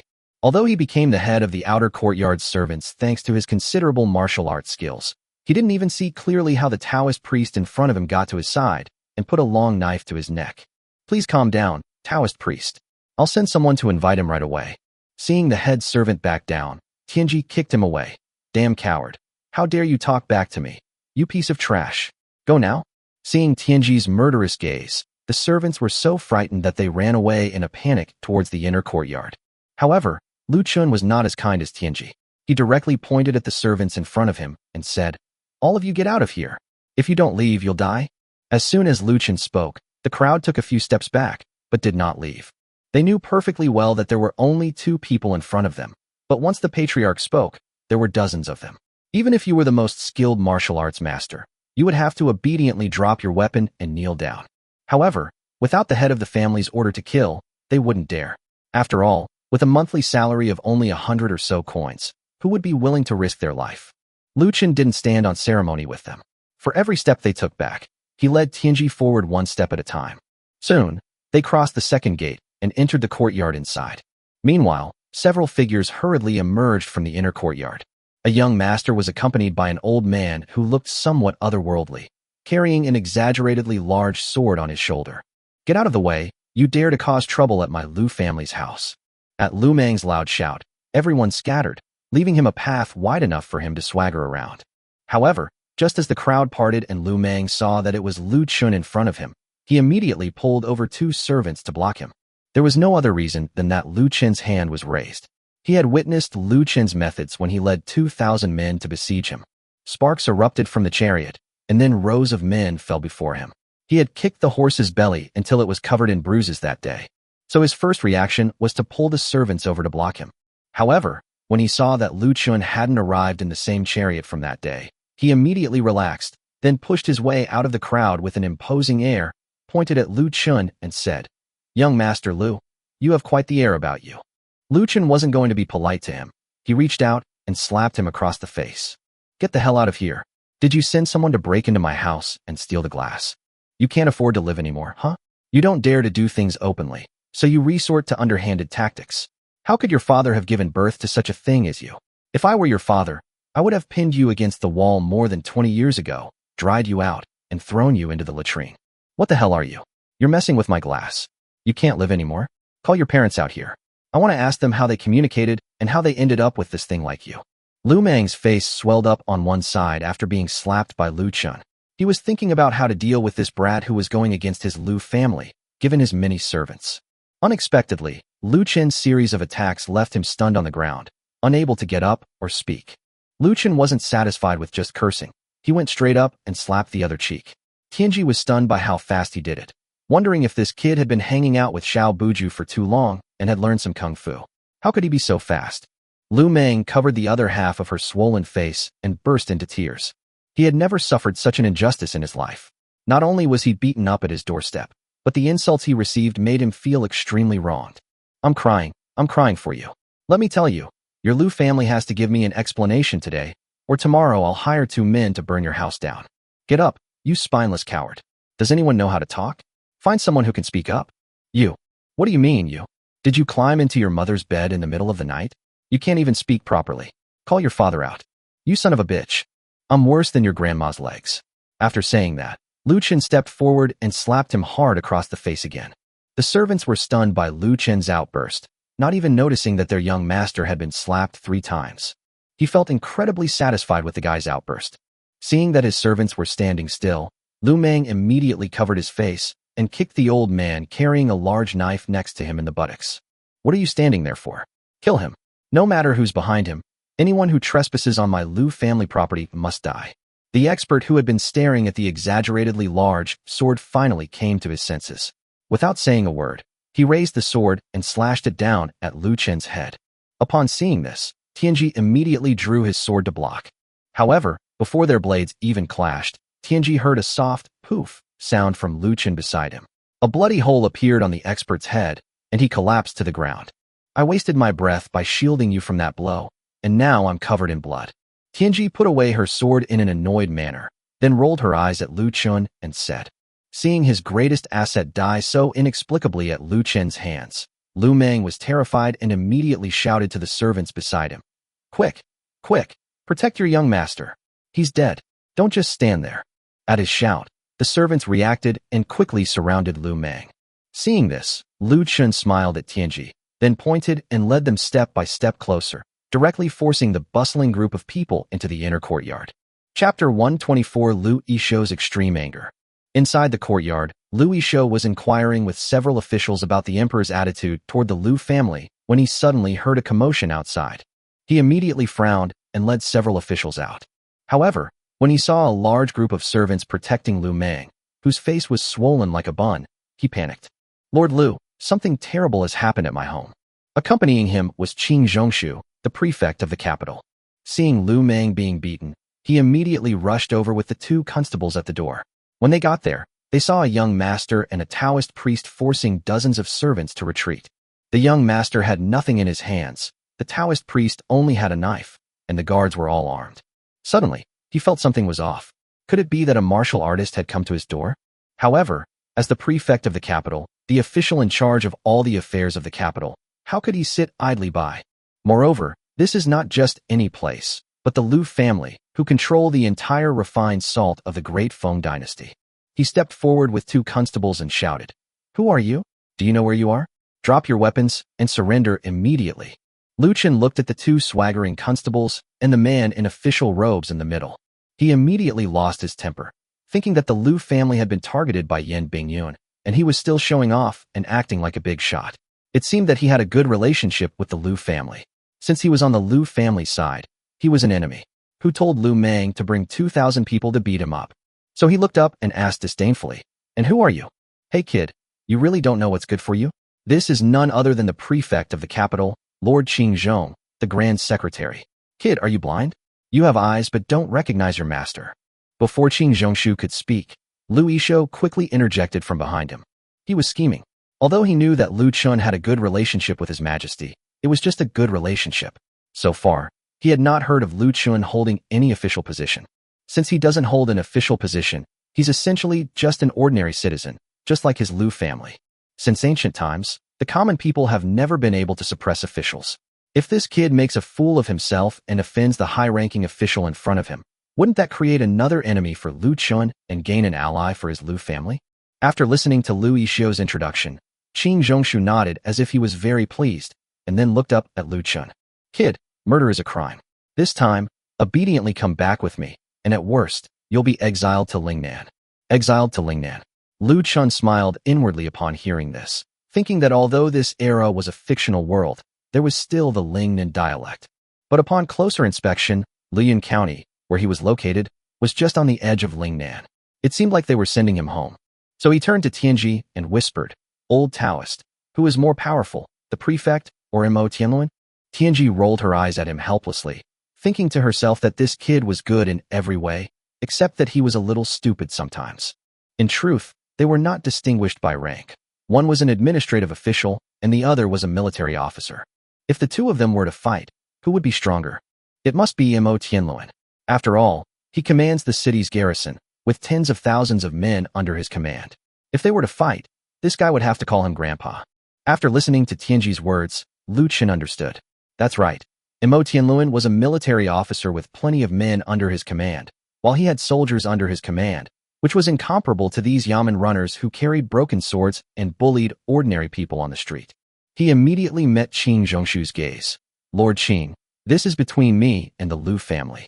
If you have something to say, then say it. If not, take your men and get out of here. Don't delay my business." What a joke.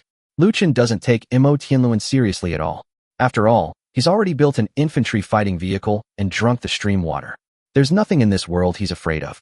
Upon hearing Lu Chen's words, Qing Zhongshu was stunned and thought to himself, "Where did this brat come from, daring to speak to me like that?" Then he turned to look at Lu Yishou. Lu Yishou chuckled, thinking to himself that he couldn't wait for Lu Chen to start a fight with him. So he said disdainfully, "Lord Qing, this is a small-time tycoon who just came from Lingnan in the capital. He has a grudge against my son, so he came to our door." Qing Zhongshu felt much more at ease after hearing this. He thought to himself, "You have no background whatsoever, yet you dare to yell at me like that. I'll see how I deal with you today." How dare he insult an official of the imperial court without cause?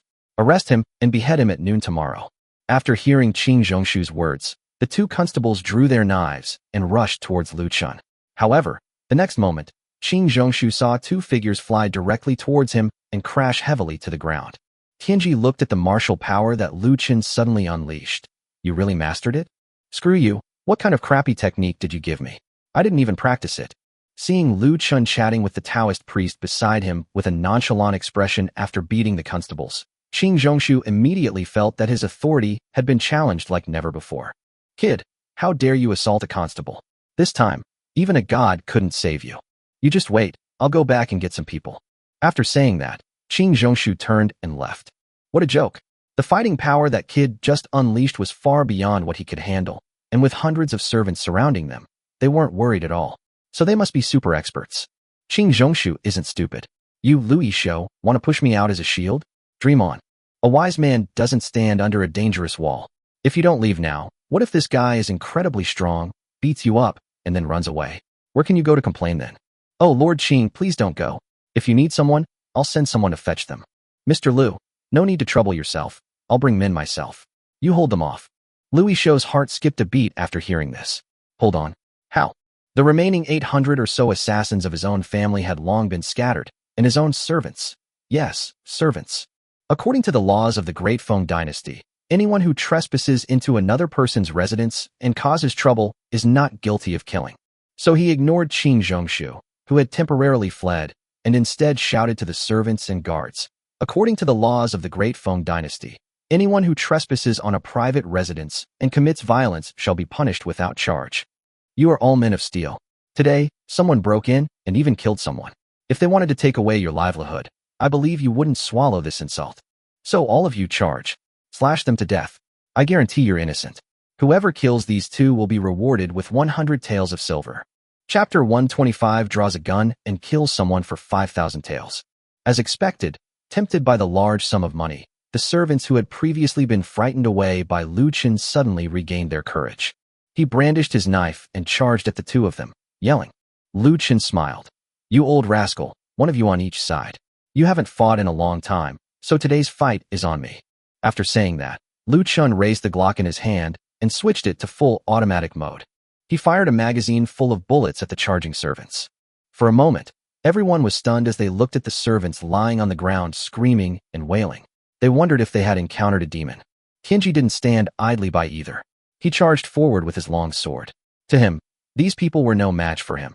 They were just brute force and had no martial arts skills. In the blink of an eye, he had cut down 4 or 5. Seeing that things were not going well, Lu Yishou shouted, "Attack! Attack!" The killer will be rewarded with 200 taels of silver. 200 taels. An ordinary person would never have to worry about money for the rest of their life. In an instant, the servants, who had been somewhat frightened, picked up their weapons and rushed towards Lu Chen.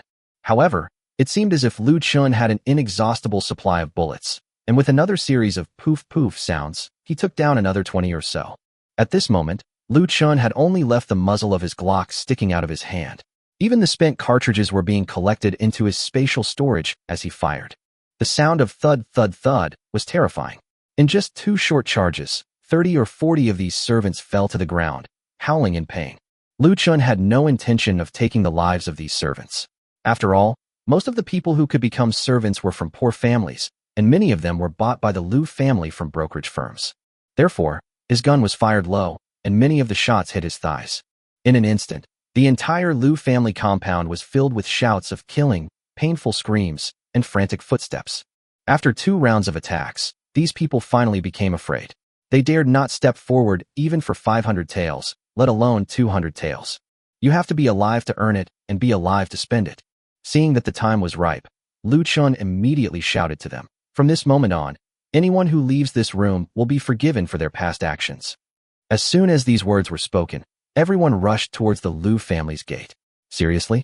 A monthly allowance of only a few dozen coins. Why risk your life? Before the time it takes to drink a cup of tea is up, all the servants have left, leaving only Lu Yishou and his son, along with other members of the Lu family, bewildered in the courtyard. "Lu Chen, what exactly do you want to do? What do you want? What do you think I want to do to an enemy like you who wants me dead?"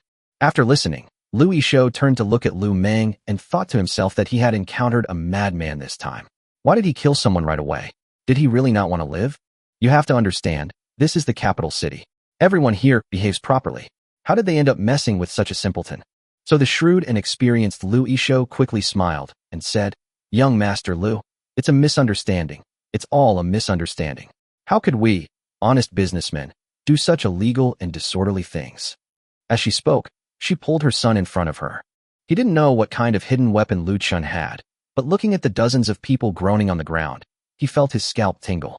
Clearly, Lu Chen held back. Otherwise, these people would probably be dead already. Because most of the servants on the ground were clutching their thighs, bleeding profusely. It was quite obvious that each person had 1 or more bloody holes in their legs. If a bullet could pierce through the thigh, it could certainly pierce through the chest and head. Seeing that Lu Yishou was feigning submission, Lu Chen suddenly didn't want to kill him anymore, because Lu's family was rich. If he went to Lu's gold and silver vault, he would be tsk. Thinking of this, he put down his weapon and said, "Misunderstanding? You know what you did, but I want to tell you that this time, you've messed with the wrong person. Furthermore, your son sent people to my house to smash glass. Those people have already confessed, and this is their testimony. What? Do you think you can just let it go like this without any explanation?" After hearing this, Lu Yishou pretended to be angry and slapped Lu Meng on the head. "You little brat, you've gone too far. How could you do such a heinous thing behind my back? Go apologize to young Master Lu." Lu Meng glanced helplessly at his father, thinking to himself, "You won't pass the position to me, but why are you dragging me into this now that it's time to take the blame?" Lu Chen smiled after hearing this and quickly reached out his hand, saying, "No, you tried to kill me twice, and this time you did something so despicable. There's no need for an apology. I'm a magnanimous person. Just apologize." After hearing Lu Chen's words, a ruthless glint flashed in Lu Yishou's eyes. He thought to himself, "You're still too young. I'm about to kill you. You have the upper hand this time. If you don't kill me, don't blame me for settling scores later." So he quickly put on a smiling face, looked at the person on the ground, and said, "Young Master Lu, why don't you come inside to talk?" Lu Chen was naturally unafraid and followed Lu Yishou into the courtyard. Once inside, they discovered that magnificent was an understatement to describe the mansion's luxury. Compared to this place, their own street corner was nothing more than a slum. It seems the Lu family is so rich they've become lawless. If only they owned all of this. A short while later, Lu Chen was led by Lu Yishou and Lu Meng into a hall specifically used for reception. Several maids nervously placed tea and snacks in front of Lu Chen and Tianji. However, neither of them seemed inclined to drink tea. Lu Chen looked at Lu Yishou and said, "The glassware in my shop was brought back from a distant foreign land. It's priceless. Your Lu family killed me twice and damaged my glassware. Tell me, how are you going to compensate me?" Seeing that Lu Chen had spoken, Lu Yishou was not stingy. Someone, go to the storeroom and bring over 1,000 taels of silver for young Master Lu. 1,000 taels? Are you trying to fob me off like a beggar? After saying that, Lu Chen raised his hand and pointed at Lu Yishou. Lu Yishou was so frightened that he immediately hid behind a maid. Go and bring 5,000 taels of silver over to young Master Lu. Lu Chen smiled after hearing this, then whispered a few words in Tianji's ear. Although Tianji didn't understand, she stood up and walked out. Before long, several servants came carrying over a box with difficulty. Seeing this, Lu Chen smiled, didn't bother to count, and directly led Tianji out of the Lu family mansion. You old scoundrel, did you see it clearly? Don't worry, I won't bring the wrong one. Lu Yishou stood there, stunned. He thought to himself, they came with such a fierce attitude, and they're just going to settle things with 5,000 taels? They really are from a small place. Their mindset is too narrow. Chapter 126, Looting the Lu family treasury at night. However, when Lu Yishou and Lu Meng watched Lu Chen and Tianji drive away in the car that had made him so famous in the capital, they couldn't reconcile the Lu Chen of today with the villain who had killed more than 1,000 people with a wave of his hand that day. Dad, are we being blackmailed? We haven't gotten our hands on that statement yet. Lu Meng was speechless. 5,000 taels of silver. That's enough for him to frequent brothels for years. Indeed, Lu Yishou was not only shrewd but also stingy, not only towards other family members, but also towards his own son. Therefore, this is why Lu Meng is so eager to take the position of family head. There's no other reason than that Lu Meng's monthly allowance was only 20 taels of silver. 20 taels would be a huge sum for an ordinary person, but for Lu Meng, the eldest son of a family, it was really too little. So seeing Lu Chen take away 5,000 taels of silver like that still pained him greatly. What's the panic? What's mine is mine. He took 5,000 taels today, and tomorrow I'll make him pay back 100-fold or 1,000-fold. After returning to the prefectural office, the prefect Qing Zhongshu angrily summoned his attendant. Go and find me a man named Lu Chen. I heard he just bought a house at Shizuji. He's the man from the former vice minister of war's house. I need all his information. The subordinate dared not delay and went out with a box. As night fell, Lu Chen threw the box of silver into the storeroom and then quietly led Tianji and the other person out of the house. This time, instead of driving, the two of them dressed in black and headed directly towards the Lu family's mansion. I said, what were you thinking, kid? Today at the Lu family's place, you could have easily gotten that old bastard to hand over 10,000 taels of silver. Why did you have to resort to such petty theft? You don't know anything. What's money? I'm not short of money either. I just heard that the Lu family has 1,000-year-old ginseng in their treasure vault, and that's what I'm going to get. After hearing this, Tianji immediately understood. 1,000-year-old ginseng is a treasure to ordinary people. It has the power to bring the dead back to life. This is something that money can't buy. Suddenly, he became interested. He had been guarding Ziyun Temple for so many years and had done a lot of petty theft. Back when there were no incense offerings, he often went to the villages below to steal food, drink, and even steal young wives. So, in the darkness of night, thinking about stealing something later, Tianji felt a strange excitement. Can you hurry up? What's the rush? It's still early. We'll make our move late at night. After saying that, the two went directly to the wall of the Lu family mansion. After dodging several patrolling soldiers, they climbed over the wall and entered the courtyard. The courtyard was dimly lit, perhaps due to the effect of the stream. At this moment, Lu Chen's eyesight and hearing were extraordinary. The two hid in the dim flower bushes, and Lu Chen could hear clearly the footsteps of the patrolling servants outside and the faint moans inside the room. As the footsteps faded into the distance, Lu Chen and Tianji, like ghosts, soon arrived on the roof of the Lu family's treasure vault. Since Lu's only highly skilled guard had been taken down by Lu Chen with a single shot, the Lu family currently has no highly skilled martial artists left. Those who were there were loyal guards and members of the Lu family. Needless to say, the Lu family members have always been pampered and spoiled. They would kick themselves if they took a few steps, so how could they possibly be able to climb onto the roof? The guards were so busy taking the 30-odd people to the clinic that they collapsed from exhaustion, so they were only on patrol. All of this was part of Lu Chen's plan. At this moment, the Lu family was practically empty, making it the perfect time for him to make his move. The two men lit cigarettes on the rooftop without a word, which was quite blatant. Late into the night, Lu Chen listened to the barely perceptible snoring and gave Tianji a wink. He then immediately left the room and, before leaving, waved his hand to collect several cigarette butts into his spatial storage. The two quietly approached the door and saw two guards leaning against the wall with their arms crossed, half asleep. Lu Chen then pulled out a tranquilizer gun from the darkness. This thing is specially used to anesthetize mad cows. One injection, and they'll sleep soundly until the end of time. With two soft popping sounds, the two guards felt a stinging pain all over their bodies, and the next moment, they fell into a deep sleep. Upon seeing this, Lu Chen and Tianji quickly stepped forward and caught the two figures who were about to collapse. They then placed them against the wall. If no one had come over to ask, no one would have known that they had been anesthetized. Seeing that things had gone well, Lu Chen turned to Tianji and said, "You old rascal, go up on the roof and keep watch for me. I'm going in to get the old ginseng, and then I'll leave." Tianji had no doubts. He leaped onto the roof, took out a cigarette, and stared intently at everything outside, like a human-shaped camera. Lu Chen searched the two guards, but found no key. With a thought, a pair of steel cutting shears from a construction site appeared in his hand, and with a snap, he cut open the brass lock on the door. Then, in a flash, he entered the treasure vault. Because it was pitch black inside, Lu Chen didn't see anything at first, so he took out a pair of night vision goggles and put them on his head. The next moment, he was completely stunned.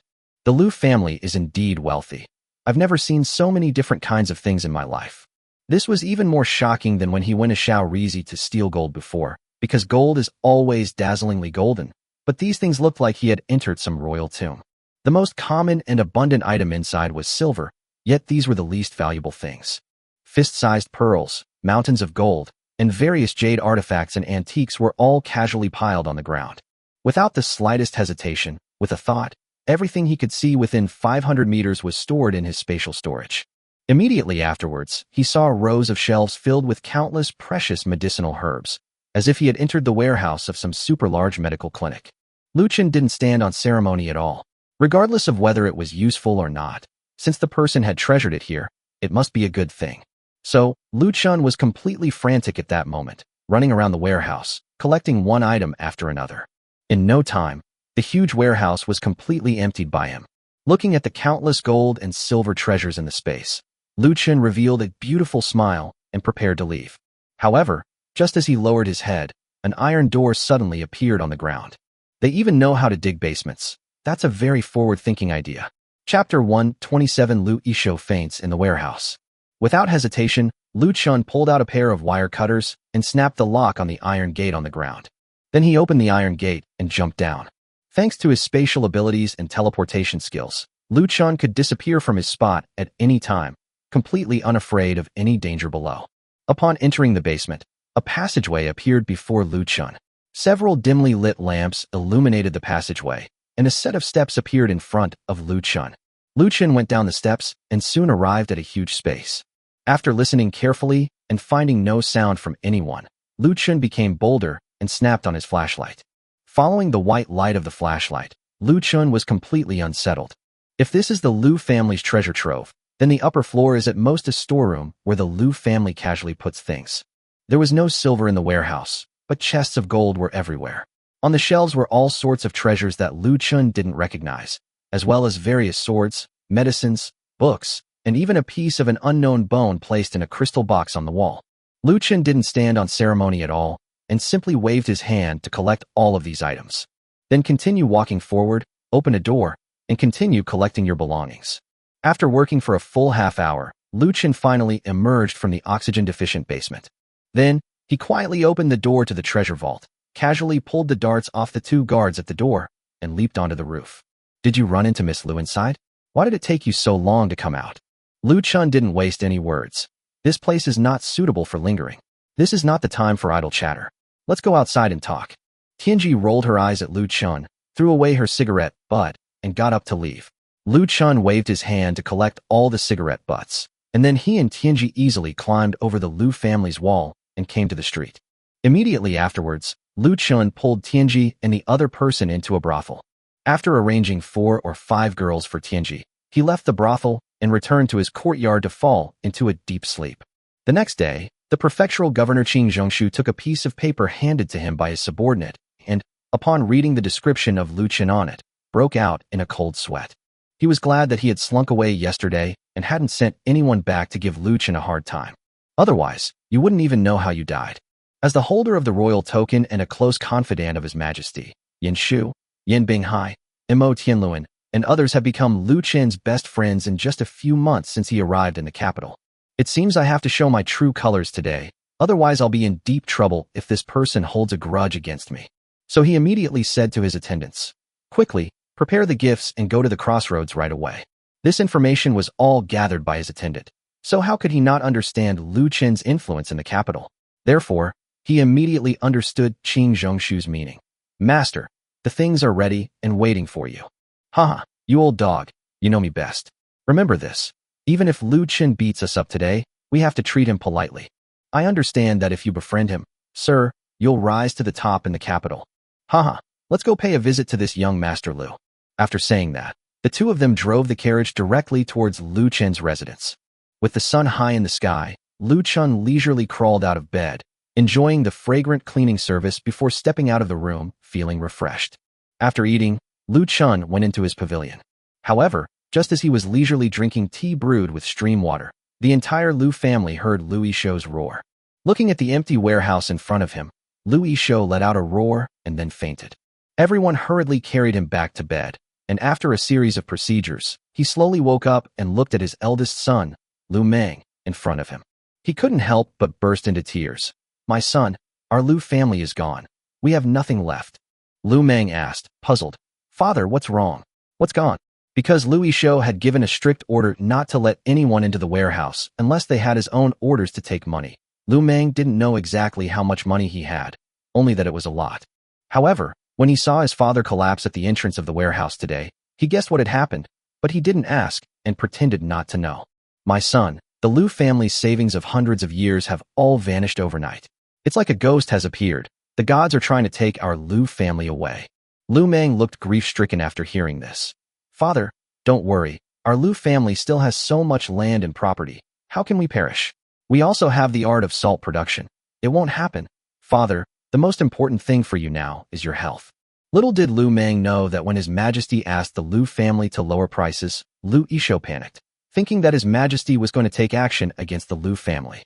So when he returned, he secretly sent people to sell all the land and property, and then sent the Lu family branches to develop elsewhere, thinking that if His Majesty were to take action, he could move all of the Lu family's belongings and people away within 5 days. Therefore, during this period, he converted all of the Lu family's assets into real gold and silver and stored them in the warehouse. If there were any unusual movements on His Majesty's side, or if Lu Chen's refined salt shop opened and started selling normally, he would quickly transfer the assets and then engage in a cat-and-mouse game with Lu Chen. However, Lu Chen didn't make any moves for several months afterward, so the matter was delayed. Because Lu is stingy and suspicious, he doesn't feel comfortable letting so many assets be transferred out in batches in advance. So they were just piled up in the warehouse, and then they were all taken away. Upon hearing Lu Meng, who was unaware of the situation, say these words, his eyes widened and he fainted again. After Lu Meng came out of Lu Yishou's room, he immediately began to ponder. After a long while, his eyes turned ruthless. "No wonder you were so easy to talk to yesterday. You left without saying a word when we gave you 5,000 taels of silver. We thought you were easy to talk to, but we didn't expect you to be waiting for us here." After saying this, he asked his servant for a horse, took out a bag of silver and a piece of Hishou Wu, Polygonum multiflorum, that he had been collecting for a long time from his room, and headed straight for a temple on the outskirts of the capital. "Lu Chen, this time, you've really angered me. No matter the cost, I'll tear you to pieces." Half a day later, he went directly to the temple gate. "Young monk, I'm looking for Abbot Xinji." Chapter 128. The mindful monk arrives in the capital. After saying that, Lu Meng handed a money bag to the little monk. The young monk weighed the money bag in his hand, then gave a warm smile. "Please follow me, benefactor." Lu Meng followed the young monk up the steps, then through the main hall of the temple, and directly to the back hall. Inside the back hall, a portly monk was chanting sutras and performing rituals in front of 2 young and beautiful female benefactors. Hearing the knocking on the door, he couldn't help but yell angrily, "Get lost, don't disturb my spell casting." The young monk dared not act rashly, and could only gesture to Lu Meng to wait aside. After a short while, a young monk came out and said to Lu Meng, who was waiting to the side, "Esteemed benefactor, your master invites you in." Lu Meng had no intention of arguing with others at the moment. He immediately stood up, took his things, and went into the room. Upon entering the room, one sees a monk sitting on a large prayer mat. He stepped forward cautiously and said to the monk who was sitting on a futon and wearing a kasaya, Lu Meng of the Lu family pays respects to Master Xinji. When the master saw that the visitor was the young man from the Lu family, he stopped pretending, stood up, took out a leg of lamb from behind him, and took a bite. Young Master Lu is a very busy man. How come you have so much free time today to come to this humble monk's place? Lu Meng didn't answer, but instead handed over what he was holding. Mastermind, this is a 300-year-old Hisho Wu, Polygonum multiflorum. Please accept it with a smile. Seeing what Lu Meng was holding, Xing immediately became interested. He put down the large leg of lamb he was holding, wiped his oily hands on his robe, and took it. Wow, this is good stuff. Master, here is another 100 taels of gold. Please accept it with a smile. Haha, very well, very well. Back then, I was destined to meet with your Lu family. Your Lu family found 6 female benefactors for me, and I promised to help your Lu family when they were in trouble. I never expected that it would be you, a junior, who would come to me today. Speak, what is it? Seeing that Xinji had accepted the gifts, Lu Meng finally smiled. Then he quickly recounted how Lu Chen came to his house, and how his family's treasure vault disappeared overnight. Unexpectedly, Xinji stood up the moment he heard the message. Are you saying that if this kid named Lu Chen did it, then he has all of your Lu family's assets in his hands right now? That's right, all the gold and silver jewelry, and my family also has countless century-old medicinal herbs. Tell me, how do you want it done, and how much will you give me? The master readily agreed. Lu Chen must die, and in return for the recipe for refined salt, the master will take half of the wealth. Haha, alright, deal. Young Master Lu, stay here tonight. I'll arrange a few young nuns to serve you. They're all people who yearn for Buddhism, and they're well-behaved and sensible. Tomorrow, I will go down the mountain with you and avenge the Lu family. After saying that, Xinji waved his hand, and a monk came in and took Lu Meng out. A short while later, 3 bald girls led Lu Meng into the courtyard that had been arranged for him. Lu Meng looked at the people in front of him in disbelief, thinking to himself that as long as one is strong enough, one can really have whatever one wants. The next day, a carriage sped towards the capital, with Mastermind and Lu Meng sitting face to face inside. Beside the mind lay an exaggeratedly forged knife, yet despite the freezing winter, the mind wore only a thin robe and felt no cold whatsoever. The carriage sped towards the capital, driven by Xinji's apprentice, who was wearing a cotton-padded coat and constantly hunching his shoulders against the cold wind. In the car, Xinji kept asking about Lu Chen's situation. You mean, he's skilled with hidden weapons, and he's accompanied by a slovenly Taoist priest? That's right. According to our investigation, this Taoist priest is named Tianji. Tianji. Upon hearing the name, he paused for a moment, then frowned. Master, is there a problem? Hee, this Tianji is not someone to be trifled with. Could it be that he has some special background, and he's just an ordinary martial arts master, not a martial artist like you? Hee, because all martial artists in the world owe his master a life. This person cannot be touched. We must find a way to lure him away. Lu Meng remained silent, pondering the matter. Even a master of mind wouldn't dare touch such a person. His Lu family wouldn't even dare to get involved with him. After a long silence, he spoke. Actually, this is not difficult. Taoist Tianji has a special hobby, which is to visit brothels. After hearing this, Xinji smiled and immediately made up his mind.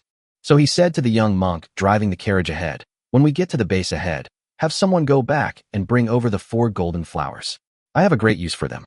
The monk in front immediately nodded in response. Understood, master. For golden flowers? Lu Meng asked, somewhat puzzled. That's right. Master Tianji might be like me, enjoying the unusual. So what if I send him 4 golden flowers? Let me carefully cultivate these 4 golden flowers and send them to a brothel. That'll be enough for him to play with for 3 days and 3 nights. In that time, I can help you kill that Lu Chen. The 4 golden flowers were actually 4 nuns, whom Xinji had invested a lot of money to cultivate. These 4 nuns were trained entirely to serve me. They were highly skilled and specifically trained to target men. They were virtually invincible, and I believe no man could resist the allure of these 4 beauties. After a long journey, Xinji looked at the great city ahead, and a fervent light appeared in his eyes. It's been a long time since I've been here. I'm afraid many people won't recognize this old monk anymore. Young Master Lu, show me around, and let this old monk experience the warmth of Kyoto. At the city gate, the people Lu Meng had arranged were already waiting. Upon seeing their young master arrive, the group enthusiastically rushed forward. Under Lu Meng's arrangement, they catered to his preferences and led him into the largest brothel in the capital. However, just as Xinji entered the brothel, he suddenly saw a familiar figure drinking with several girls in a private room on the first floor. Just as the mind looked at him, the person inside also looked at the mind. What the hell? A monk visiting a brothel? This is the first time I've ever seen anything like it. Master, who cares? Let's drink our own food. The sisters will definitely serve you well today. Upon hearing Ying Yinyan's words, Tianji turned around and smiled. Hee hee, I wonder if you have any young nuns here. Chapter 129, the casino's third floor, with a large bow. The girls frowned after hearing this. Master, why are you always thinking about what's in the pot while eating what's in the bowl? We're the ones in the big pot. Seeing that the women were a little angry, Tianji stopped asking questions and started drinking and chatting with them again. Lu Meng directly assigned his mind to the third floor. However, once he reached the third floor, he leaped out of the window and disappeared into the darkness. Along the way, he had gained a general understanding of his target, Lu Chen. In order to kill Lu Chen more smoothly, Lu Meng recounted everything about finding martial artists, the 2,000 people who surrounded him, and how miraculous Lu Chen was. Having received so much information, one can't help but take things seriously. He was indeed a martial artist, but only one at the late stage of internal energy. Because he could never take that step to become a grandmaster of internal energy, he completely lost himself and began to indulge in debauchery. I'm already over 50 this year. If I can't become a grandmaster, who knows when I'll die? The reason I came to help Lu Meng was firstly because of Hisho Wu, Polygonum multiflorum. You see, if one wants to break through mental barriers, the only hope is to use the medicinal power of aged herbs to cleanse the meridians. Secondly, there's half of Lu Meng's family's wealth. If he gets his hands on it, even if he doesn't become a grandmaster of internal energy, he can still live a carefree life for the rest of his days. After his mind disappeared into the darkness, he headed straight for the central crossroads, where Lu Chen's residence was located. He wasn't stupid and wouldn't act blindly, because in his understanding, Lu Chen was no ordinary person. So after arriving at the crossroads, he went straight into the gambling den opposite Lu Chen's house. Hey, get lost if you're begging for alms. This is a gambling den. With a snap, the clerk inside the gambling den was sent flying a long way. The next moment, a dozen people wielding sharp weapons surrounded Mind, but in less than 10 breaths, all of them fell to the ground, groaning in pain. Seeing this, the gambling den owner dared not move and immediately stepped forward with a smile. Master, the people downstairs have no sense of propriety. Please take a seat upstairs. He glanced at the people on the ground with disdain, then followed the manager up to the third floor of the gambling den. Then he chose a room with a view of Lu Chen's house and sat down. Serve me well with good meat and good girls, and don't bother me unless it's absolutely necessary. The shopkeeper dared not utter a single word of dissent. He immediately arranged everything, then tossed in 2 beautiful female dealers, turned around, and left the room, thoughtfully closing the door behind him. As night fell, Lu Chen's house was brightly lit, and everything inside could be seen clearly. But I only saw the layout inside. The dazzling lights were a bit blinding, and I wondered what kind of thing could emit such strong light. Lu Chen was sitting in the pavilion, brewing tea with water from the stream in his space, while flipping through the books in his hands. Immediately afterwards, he flashed into the space. Looking at the piles of gold and silver jewelry on the ground, he frowned. Although there was no one in the space, and no wind, rain, thunder, or lightning, leaving it like this was still not a good idea. With a thought, he arrived in the modern world. Without lingering in the villa, he went directly to the coastal dock. He bought over 100 shipping containers, found a secluded spot to store them, and then returned to his spatial dimension. After working for a full hour, he was finally satisfied to see the hundreds of containers neatly arranged in front of him. Then he picked up the rice seeds and started planting them on the black soil by the stream.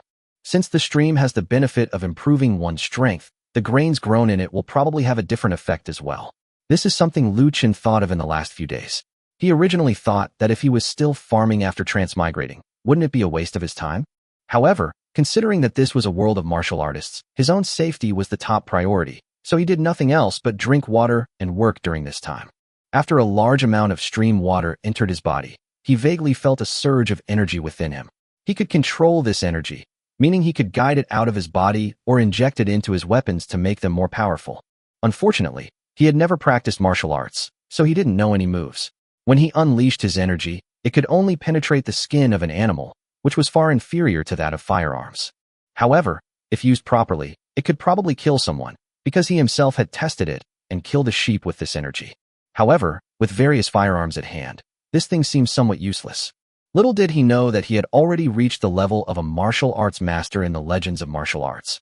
Only he had just entered the realm of transformation and did not know how to use it. If a martial artist were to instruct him at this moment, setting aside firearms, he would be the undisputed invincible figure in the capital. After emerging from the space, Lu Chen felt his immense power and casually lifted the tea table in front of him, which weighed several hundred kilograms, and then slowly set it down. The tea set on the table didn't even show any signs of shaking. With my current strength, I'm afraid that old scoundrel Tianji couldn't withstand a single punch from me. Thinking of this, Lu Chen happily returned to the third-floor accommodation area and went straight into Xiang Mei's room. The next day, he walked out of his room feeling refreshed. After having a meal, he went straight to the pavilion tea room. However, as soon as he sat down and looked towards the casino, a sense of danger suddenly arose in his mind. That's strange. I have this feeling of being pointed at with a gun.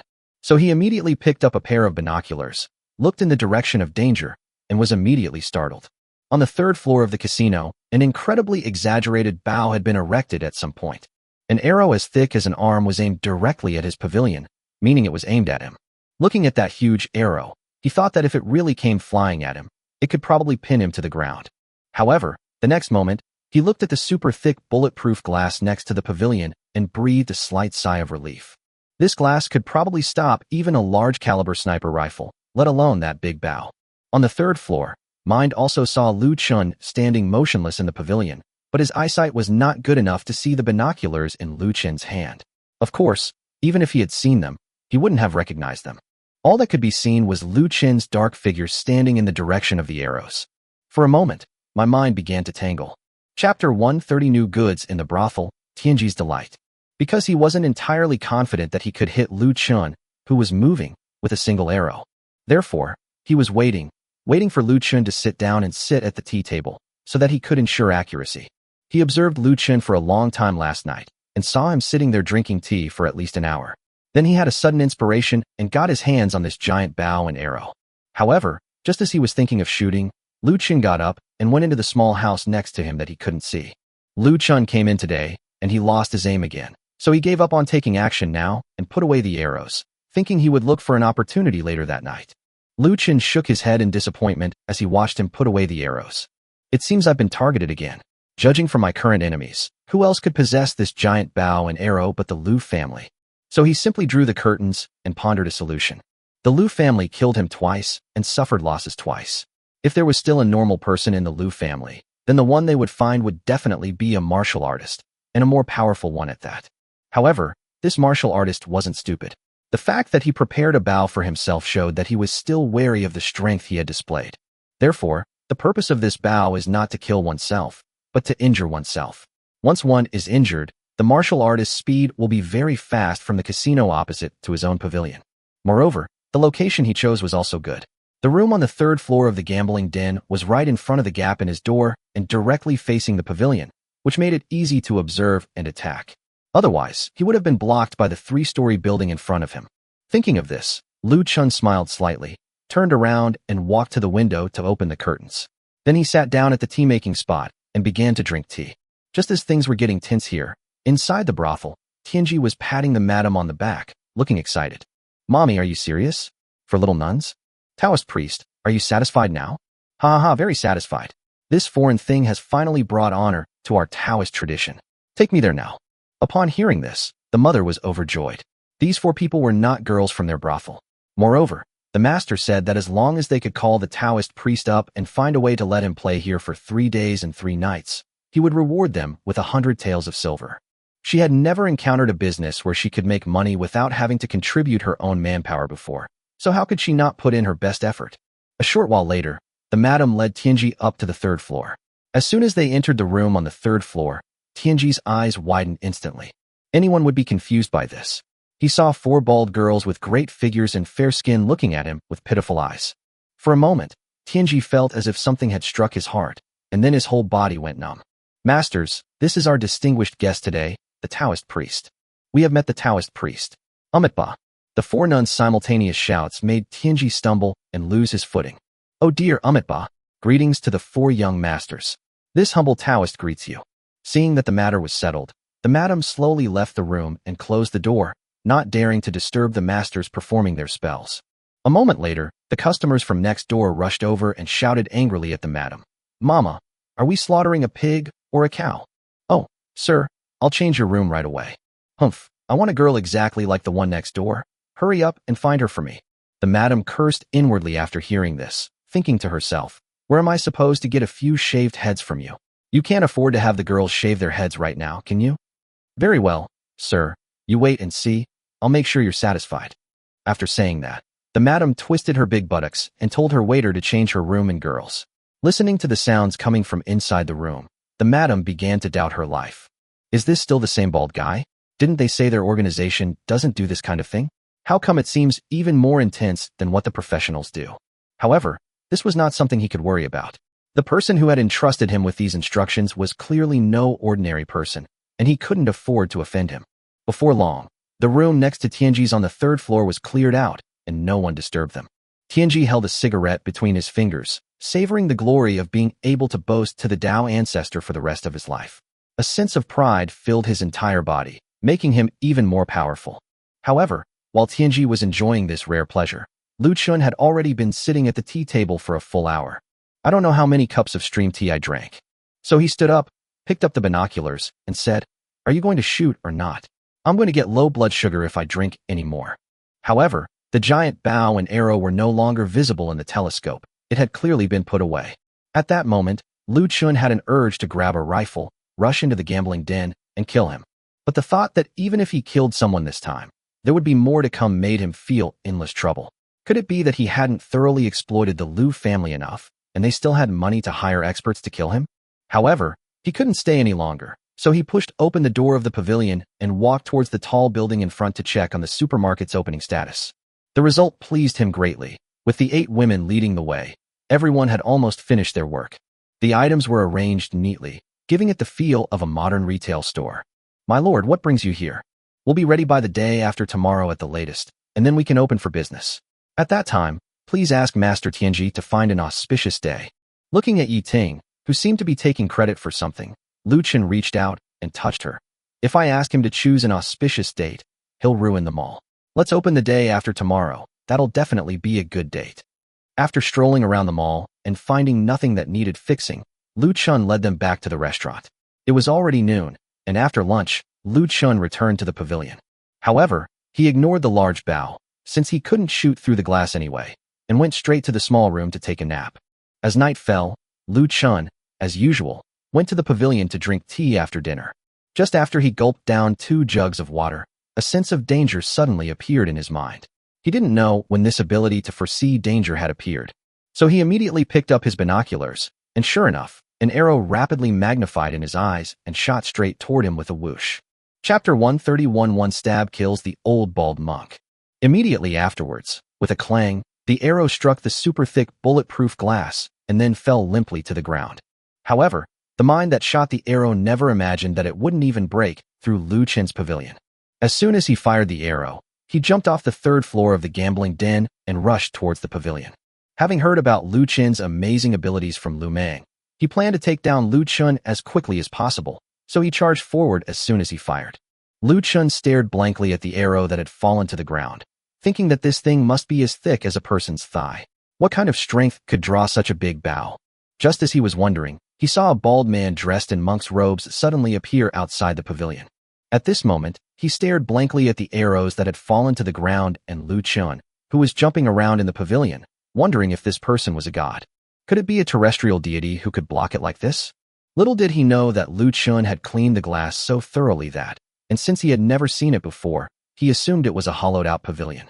However, now that he had been exposed, he no longer concealed himself and pointed at Lu Chen, saying, "Lu Chen, someone is using half of their family fortune to take your life. Just accept your fate." After saying that, he charged towards Lu Chen, carrying the exaggeratedly large knife in his hand. With a loud bang, his mind slammed into the bulletproof glass, and the immense force sent him flying. Lu Chen looked at the monk who had fallen to the ground with blood all over his face, as if he were a fool, and then slowly pushed open the pavilion door and walked out. Where did this monk come from? He seems to be mentally challenged. Because the glass was soundproof, Lu Chen didn't hear what he said. As a master of the late stage of internal strength, Xinji could not bear such humiliation. He scrambled to his feet and looked coldly at Lu Chen. But the next moment, he felt strange. This kid clearly had no martial power, so how could he block his attack and even send him flying? However, since I'm here to kill him, I must deliver the harsh words. Lu Chen, this time next year, make sure your family burns a lot more paper money.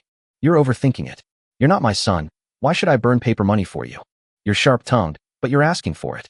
After saying that, he swung his broadsword at Lu Chen. Seeing this, Lu Chen quickly reached out and said, "Wait. Ha ha ha, scared now? Then hand over the salt recipe and the Lu family's assets." As expected, it was the Lu family who sent them. It seems that I haven't completely wiped out the Lu family yet. So I immediately turned around and pressed the recording function on a cell phone behind me. Forget about recording it. Just don't let anyone see your amazing skills later. Did the Lu family send you? And who are you spouting nonsense here? I am the only late-stage internal energy master in the capital who is still in the secular world, a half-step grandmaster, with the Dharma name Shinji. Since you mentioned the Lu family, it means you understand everything. The Lu family has used half of their fortune to invite this old monk here, to ask young Master Lu to die. Since you've offended someone you shouldn't have, be prepared to die. Come on, this old monk is pressed for time. Prepare to die? After saying that, Shinji raised his broadsword and slashed at Lu Chen's vital point, but unexpectedly, the slash was not as easy as Shinji had thought. His original plan was to cripple Lu Chen first, then slowly find out the whereabouts of the Lu family's assets, and then take them all for himself. As for the process of making refined salt, he had no interest in it. If he were to participate in the production of refined salt, he would be competing with ordinary people for business, and the Martial Arts Alliance would not tolerate him. Killing someone is no big deal, but if force is used to do something too outrageous, then things become complicated. Therefore, he didn't intend to kill Lu Chen with this strike, but he was also confident that Lu Chen wouldn't have a chance to dodge it. But when he saw Lu Chen dodge his attack with a quick sidestep, he immediately realized that he might have misjudged the situation. Lu Chen, however, appeared extremely excited. How could a late-stage interdimension expert be so slow? Could it be that he? So after dodging the blow to his mind, he immediately drew the steel knife next to him. Ha ha ha, you old bald monk, today I'll show you the power of your father. After saying that, he poured his inner strength into the long sword, and then thrust it directly at the mind. Seeing the energy emanating from the blade, Shinji's heart skipped a beat, his expression changed drastically, and he immediately retreated. You're a master of internal energy transformation. However, his speed was no match for Lu Chen's. With a single, effortless strike, Lu Chen pierced through Shinji's chest with a soft plop. Mouthfuls of blood gushed from Shinji's mouth. You're despicable. As a grandmaster of internal energy, you defy the world and seize other people's property. Aren't you afraid of martial artists? Unfortunately, before he could finish speaking, he collapsed to the ground and died. Lu Chen pulled the long sword out of his body and said leisurely, Master of Transformation Realm, am I already that powerful? Martial artists don't concern themselves with worldly affairs, but I'm not one of them. He kicked the mindless corpse, and at that moment, the guards heard the noise and rushed over. Zhu Jin led a few people directly to Lu Chen's side. Young master, are you all right? We're late. It's all right. This guy is a martial artist. Your arrival won't help. Just bury him. Lu Chen finished speaking casually, then turned around, picked up his phone, went back into the pavilion, made a few minor edits, and then took the recording directly into the palace late at night. Yin Bingyun seemed somewhat excited to see Lu Chen arrive at night. Haha, what brings young Master Lu here? What are you planning to do in the middle of the night? Hee, I want to do it. What? It's nothing. I came here to play a recording for your majesty. The Lu family is jealous of my business and salt-making technology. They sent martial artists to kill me in the middle of the night. Is your majesty just going to let them continue to act so recklessly? After saying that, Lu Chen took a Bluetooth speaker and played the recording of himself and his mind. After hearing this, Yin Bingyun frowned slightly and looked at Xiao Buju behind her. Your majesty, this mind is no good. The Lu family has gone too far this time. After listening, Yin Bingyun was curious about what Lu Chen had in his hand, but she didn't ask any questions. Instead, she thought for a moment and then spoke directly to Lu Chen. Everyone says that young Master Lu is highly skilled in martial arts, with superb skills. Could it be that he is afraid of the mere Lu family? Lu Chen immediately understood. Your majesty, then I will provide the refined salt for the great Feng dynasty. Chapter 132 Divine Thunder descends from the sky, annihilating the Lu family. After listening, Yin Bingyun waved to Lu Chen. Go ahead. If the royal family doesn't have enough reason for some things, then I'll treat it as a vendetta in the martial arts world and try to keep it as discreet as possible. After understanding, Lu Chen stood up, bowed to Yin Bingyun, and then turned to leave. This time, he's going to pull off something big. The Lu family, who's been buzzing around like flies in his ear, has no reason to stay in this world. The next day, as night fell, Lu Chen, dressed alone in black and with his face covered, went to the outside of the Lu family's residence. They then easily scaled the wall and entered the Lu family's residence. At this moment, Lu Yishou and Lu Meng sat in the study with gloomy faces. "Son, you said that the big monk went to Lu Chen's house and then disappeared?" "Father, this Lu Chen is probably someone we can't afford to mess with. The Mind Master is the most powerful martial artist in the capital, even more so than the one by His Majesty's side." After listening, Lu Yishou waved his hand. "Son, you are still too young. The one beside His Majesty is not so simple. However, this Lu Chen has really opened my eyes. But don't worry, Menger, no matter how powerful Lu Chen is, he wouldn't dare to openly invade my Lu family. So our safety is not a problem. It's just that my Lu family's property." When the topic of the Lu family's wealth came up, Lu Yishou's face immediately paled. "That damned Lu Chen, how dare he? Once I come up with a foolproof plan, I'll definitely tear him to pieces." However, Lu Yishou didn't think it was a big deal that the monk's mind might have died at Lu Chen's hands, since Lu Yishou wasn't exactly a super expert. Let alone facing 2,000 people. Even if he were surrounded by 100 people, his mental strength would not allow him to escape unscathed. Therefore, compared to Lu Chen, he is still far behind. However, he was quite gratified that his son was still thinking of helping the Lu family at such a critical moment. As for how to kill Lu Chen, Lu Yishou already had a plan in mind. If a direct confrontation wouldn't work, then he would have to use unconventional methods. Beauty, poison, plague. There were too many ways to kill someone. However, the most important thing right now is to find their lost property. How could something be moved out overnight without leaving a trace? There are no gods in this world. Little did he know that at that moment, inside the Lu family mansion, a dark figure was rapidly moving around the courtyard. Because many of the Lu family's guards had been scared away by Lu Chen, the defenses were very weak, which gave Lu Chen an opportunity to take advantage of the situation. He placed explosive charges, each with a walkie-talkie attached, outside each house. He got this bomb from a gun shop in the United States. It was meant for gang warfare and was controlled by a walkie-talkie. Since walkie-talkies don't require a network, they are far superior to mobile phones. In this way, as long as Lu Chen controls one host, pressing a button to turn on the power will detonate all the bombs. It took Lu Chen half the night to finally plant all the bombs. Because the Lu family mansion was so large, Lu Chen only planted bombs on the main house this time. He didn't plant any in the outer courtyards or the servants' yards. Firstly, these servants posed no threat to him, and secondly, although these bombs were free, he had painstakingly obtained them from the United States. Late at night, after a busy day, the Lu family members were all fast asleep. After the blow of the stolen treasure, Lu Yishou was in a very bad mental state and fell into a deep sleep with the help of his servants. At this moment, Lu Chen was lying prone on the roof of a 3-story wooden building in the front yard of the Lu family mansion, with a sniper rifle and a small grenade launcher beside him. At this moment, the entire capital city was completely silent. In ancient times, there was no entertainment, and everyone ate their meals early and went to bed. Some were having babies, others were visiting brothels. There were hardly any brightly lit places, and even the brothels themselves were dimly lit at this moment. A deafening roar ripped through the night sky of the capital, waking everyone from their deep sleep. Everyone rushed out of the house, shouting, "The Earth Dragon is turning over." But after realizing what was happening, they all rushed towards the Lu family's house. There was no other reason than that the loud noise came from the Lu family's house. Lu Chen took the grenade launcher and fired nearly 20 grenades directly into the Lu family's inner courtyard. The explosions brought everyone from the Lu family out of their rooms, and they fled outside in terror. Oh no! Divine lightning is striking from the sky. This is divine retribution.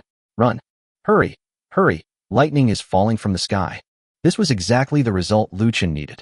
About 5 minutes later, Lu Chen saw that most of the sleepy-eyed people had left the house. Without any hesitation, he pressed the button on the walkie-talkie. In an instant, a burst of fire and a roar engulfed the entire inner courtyard of the Lu family. The flying shrapnel and various flying stones mercilessly pierced the bodies of the Lu family members. In an instant, the sound of explosions mingled with screams and cries, turning the Lu family home into a living hell. The houses collapsed and people died. Looking at everything in front of him, Lu Meng didn't even bother to put on his clothes before heading towards his father's bedroom. At this moment, Lu Yishou, supported by his 2 concubines, hurriedly walked out of the gate. Upon seeing Lu Meng, he could no longer hold back his tears. "Menger, what's wrong? Has the sky fallen? Father, this is divine lightning from the sky. Heaven is going to destroy my Lu family. No, Menger cough cough cough. It must be that damned Lu. However, before he could finish speaking, he suddenly fell silent. Lu Meng was terrified. What did he see? He saw his father. His head exploded like a watermelon, his brains filled with red and white matter. Upon seeing this, the two concubines immediately fainted. Lu Meng wiped his face, which reeked of fish, in disbelief, and then let out a loud scream. At this moment, the rest of the Lu family rushed over. Looking at the headless corpse on the ground, everyone was stunned and speechless. Young master, please calm down, young master. Bang! While everyone was comforting Lu Meng's head, just like his father Lu Yishio's, exploded. Everyone was stunned, and they immediately shouted and rushed outside. Lu Chen put away his sniper rifle, then looked at the crowd and picked up the grenade launcher. Chapter 133. A large number of soldiers entered the Lu family. The explosion lasted until dawn before it stopped. After the explosion stopped, many people in Beijing looked at the Lu family's house, which was now in ruins, and began to discuss it. I told you the Lu family was charging too high a price for salt. And look, even the heavens couldn't stand it anymore. Yes, it seems we still have to be good people. Look at Lu Meng. He roams the streets of the capital all day, bullying men and women, committing all sorts of evil deeds. It is said that even his head was crushed by the gods. What do you know? Lu Yishio and Lu Meng's heads weren't just crushed, they were eaten by a dark shadow. You saw it, didn't you? You just blurted it out. Oh dear, my brother-in-law works there. I saw it with my own eyes. At this moment, Lu Chen, like the other onlookers, squeezed into the crowd, listening to their nonsense, and found it somewhat amusing. However, the one who was the most unsettled was Yin Bingyun. You mean, the entire Lu family was razed to the ground by a bolt of lightning? Your Majesty, it is indeed so. The Lu family father and son were decapitated, with almost no intact remains. After listening to Xiao Buju's report, Yin Bingyun breathed a long sigh of relief. She wondered what kind of devil Lu Chen was, capable of causing such a commotion overnight. Who would dare to offend him in the future? Thinking of this, he immediately said to Xiao Buju, "Quickly, send soldiers into the Lu family's house to seal off the scene." As for the people's speculation, it must be that divine lightning struck from the sky. By the way, the Lu family is a large clan. What about the other branches? After listening, Xiao Buju sighed. The Lu family has suffered such a great calamity. Those people have long since hidden themselves or fled for their lives. Go, send men to drive him south, so he may never return to the capital. Yin Bingyun understood that if she didn't clean up the mess, who knew what else Lu Chen might do? So tell the Lu family to give up on revenge. This is fate. Considering that the Lu family has provided the great Feng dynasty with refined salt for hundreds of years, let them live as ordinary people. It is already good enough that they are alive. Lu Chen didn't intend to wipe them all out. After all, Lu Yishio and Lu Meng had offended him, and after this blow, no one would interfere with his refined salt business anymore. That was enough to avoid trouble. Back in the pavilion, Lu Chen collapsed onto the bed and fell into a deep sleep. After sleeping for a full day and night, Lu Chen finally got up and checked on the final preparations for the supermarket. He turned around and went straight into the warehouse, where he took out several sets of audio equipment. Meanwhile, the 8 women weren't idle either. A stage had been set up at the entrance of the mall, with a banner behind it reading Multifunctional Mall Merchandise Exhibition and Lucky Draw Event. The entire exterior of the mall is covered with countless colorful lights, ready to be displayed tonight.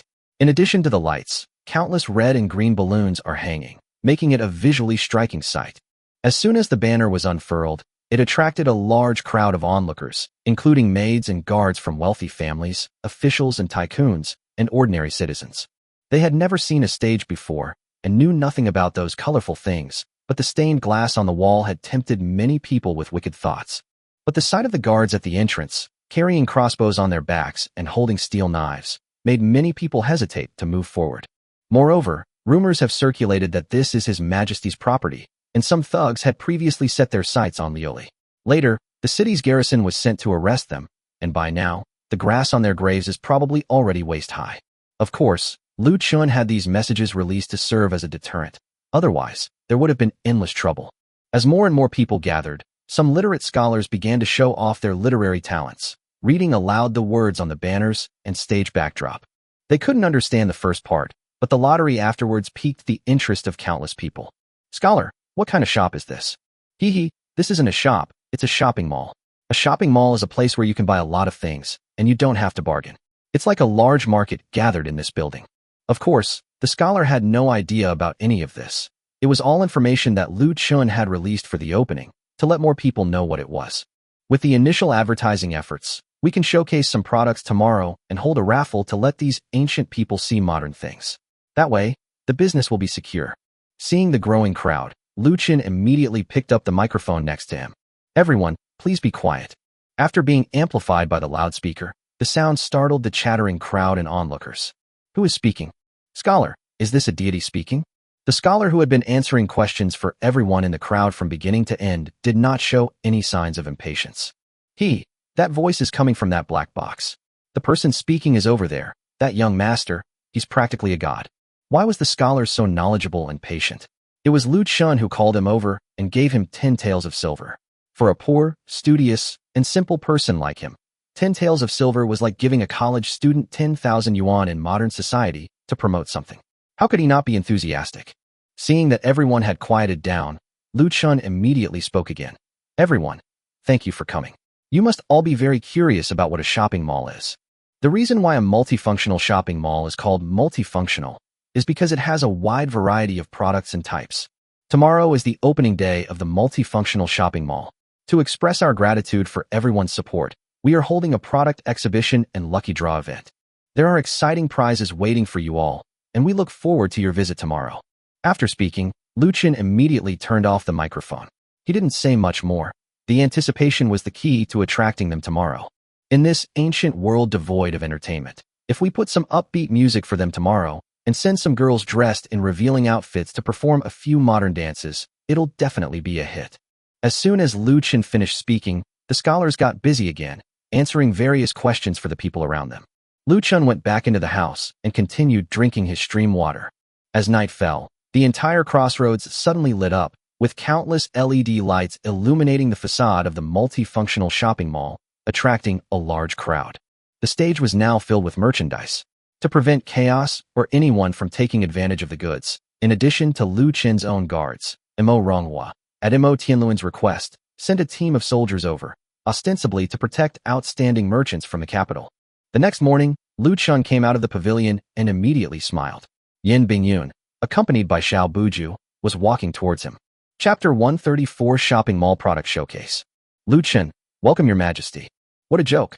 The strongest backer in the business world has arrived, so you might as well be a little more polite.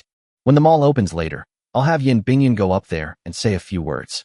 I reckon no one in Beijing will dare to cause trouble there after that. In this way, he could confidently entrust the business to 8 women. Yin Bingyun glanced at Lu Chen. No need to be so polite. I know what you're thinking, but remember, I'm not here for you. I'm here to support Sister Ting and the others. Then thank you on behalf of Sister Ting and the others. As they were talking, Yi Ting came over with a few people. When they saw Yin Bingyun, they showed no respect whatsoever for the relationship between an empress and a commoner. Yin Bingyun, like a little girl, stepped forward and hugged Yi Ting. Sister Ting, congratulations on the opening of your mall. Thank you for your concern, Yin. I'll pick out some things that women can use for you later. I found a perfume that I'm sure would suit you. Immediately afterwards, the two chatted away as they walked toward the mall. Lu Chen and Xiao Buju exchanged a glance, then helplessly took out their lighters and lit the cigarettes in their mouths. Young Master Lu, if His Majesty continues like this, I fear he will neglect state affairs. Why are you worrying about that? His Majesty isn't stupid. Come on, let me show you around. Lu Chen didn't have a pleasant expression for this anxious person who was worried about this and that, and led Xiao Buju toward the front of the mall. At this moment, a huge crowd had already gathered in front of the stage in front of the mall. They were staring greedily at the scantily clad young women dancing gracefully on stage, and many of them were shaking their bodies to the energetic music. What a joke! Which ancient person ever heard of a DJ or saw young women dressed so scantily dancing on the street? Scholar, what kind of dance is this? It's much better than the one at Baihualu. Could this shopping mall be a brothel? You all don't understand, do you? These dances were all secretly watched by this patriarch at home. Today is the opening day of his shopping mall, which is why everyone is able to feast their eyes on them. However, I heard that this master plans to open a brothel, and the girls in the brothel are all like this. Oh dear, wouldn't that mean we'd have a chance to see a fairy? Did the old man say where it's located? I'll sell everything I own to go there someday. Haha, Ma Lao Air, you're not afraid of being beaten to death by your 200-pound wife. Nonsense. A true man stands between heaven and earth. What is there to fear from a mere woman? I am the head of this household. However, before Ma Lao Air could finish speaking, his ear was grabbed by an unusually obese woman. What? Are you trying to rebel? Get back here. This unexpected scene caused the onlookers to burst into laughter. Ha! They've come from beyond the heavens, haven't they? Just then, Lu Chen walked onto the stage with a microphone, and the music continued, just at a lower volume. The dancing girls didn't leave either. They stood on either side of the stage, causing several old men below to crane their necks until they ached. But they couldn't see anything, only a dark mass. Today, I am very grateful to all the gentlemen, ladies and gentlemen, for gracing our multifunctional shopping mall with your presence at the opening ceremony and product showcase. After a few brief opening remarks that drew everyone's attention, Lu Chen casually pulled a lighter from the pile of items on the table. Ladies and gentlemen, the first product we're showcasing today is a lighter, also known as a self-igniting lighter. After saying that, he flicked a small flame from the lighter in his hand right in front of everyone, and immediately a gasp of surprise came from below. Amazing artifact! Amazing artifact! Is this young master a deity? Amidst the enthusiastic shouts of several scholars, everyone stared in astonishment at the lighter in Lu Chen's hand. Seeing this, Lu Chen pointed directly to a middle-aged man in his 40s below. Brother, would you like to try it out? When Lu Chen called him, the big brother below was obviously stunned. Could he possibly experience something so magical? However, since he was called, he nodded blankly. Immediately afterwards, two scantily clad girls invited him onto the stage. Young master, this wondrous object. I'm just a rough man. Lu Chen smiled after hearing this. Big brother, don't be afraid, I'll teach you. Under Lu Chen's guidance, with a snap, a flame shot out of the lighter, startling the middle-aged man so much that he almost threw the lighter away. However, after a few trials, the middle-aged man became bolder. Ha! Good, good. Young master, such a wonderful artifact. Are you really going to sell it? That's right, everyone. This is one of the items we sell in our mall. It's not expensive, just 1 or 2 taels of silver each. 1 or 2 taels of silver, indeed a divine artifact. So expensive? Upon hearing Lu Chen announce the price, the ragged people below immediately erupted in astonishment, while a large number of others pondered inwardly. A tael of silver is nothing to a wealthy family. Lu Chen had anticipated their reaction. What a joke. His business mainly targeted wealthy families in Beijing, and he had to make money from them. However, it couldn't be made into something only wealthy families could afford, so he then took out a box of matches.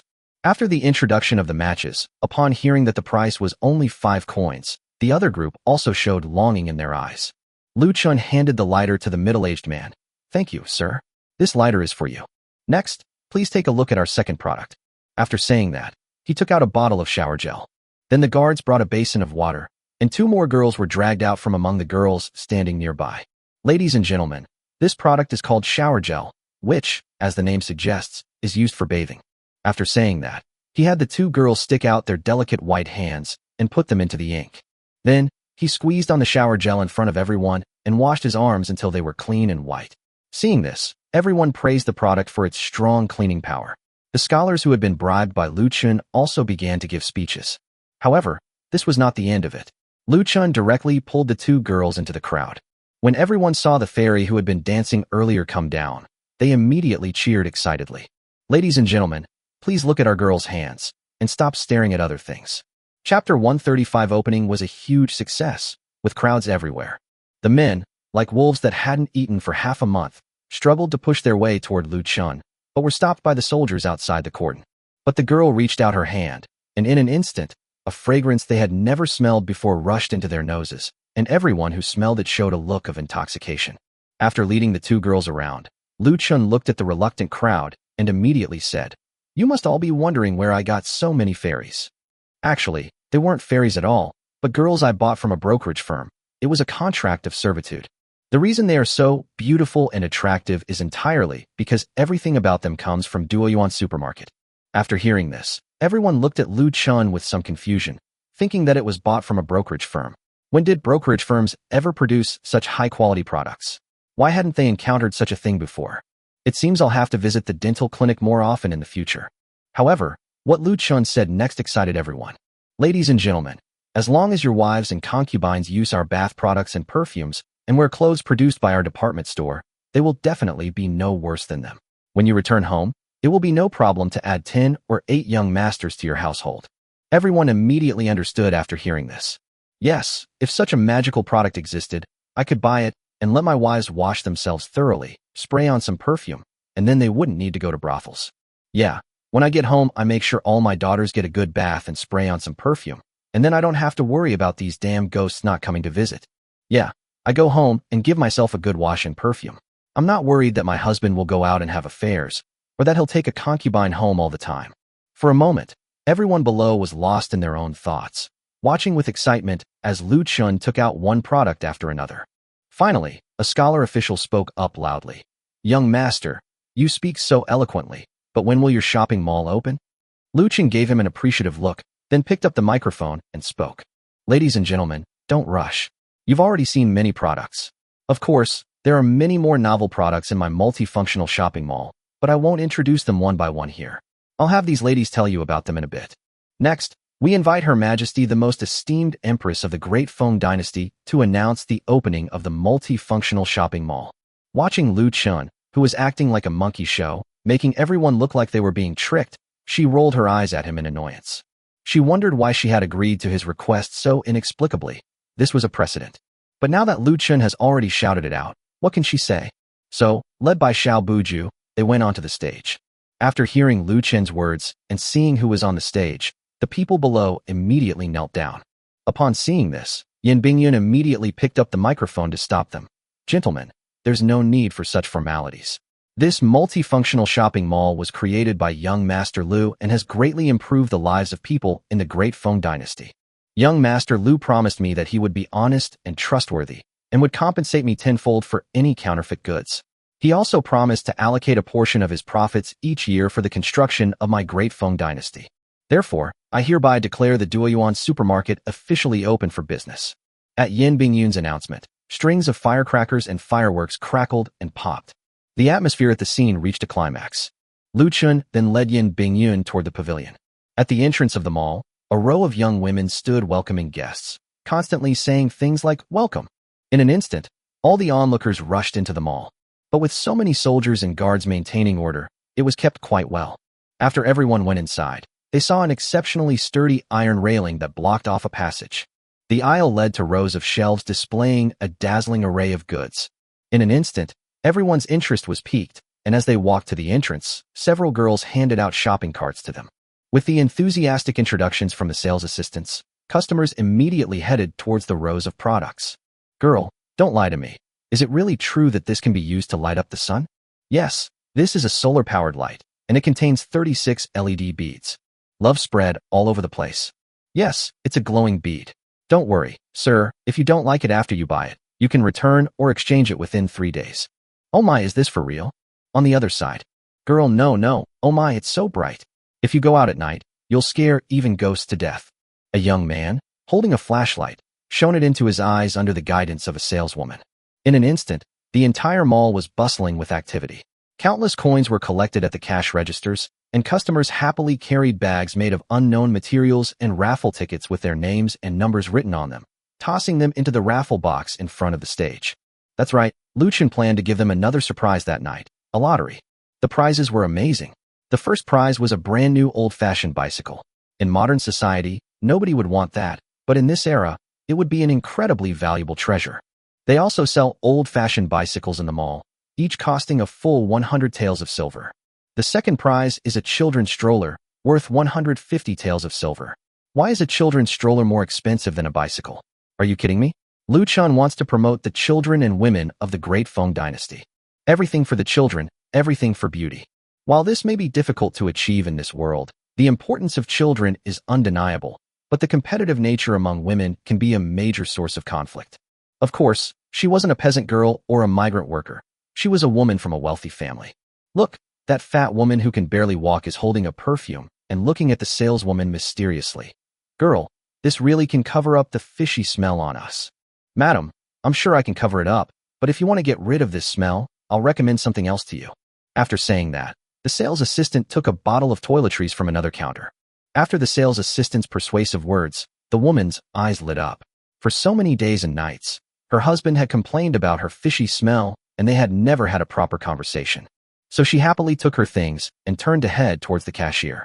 Such scenes were playing out more and more intensely in the shopping mall, and money was pouring into the cash registers. Little did they know, two sleazy-looking men in the mall were pretending to look at something, but their eyes were fixed on the cash register. Chapter 136, Catching a Thief Late at Night and Meeting Rulon. Brother, that's a lot of money.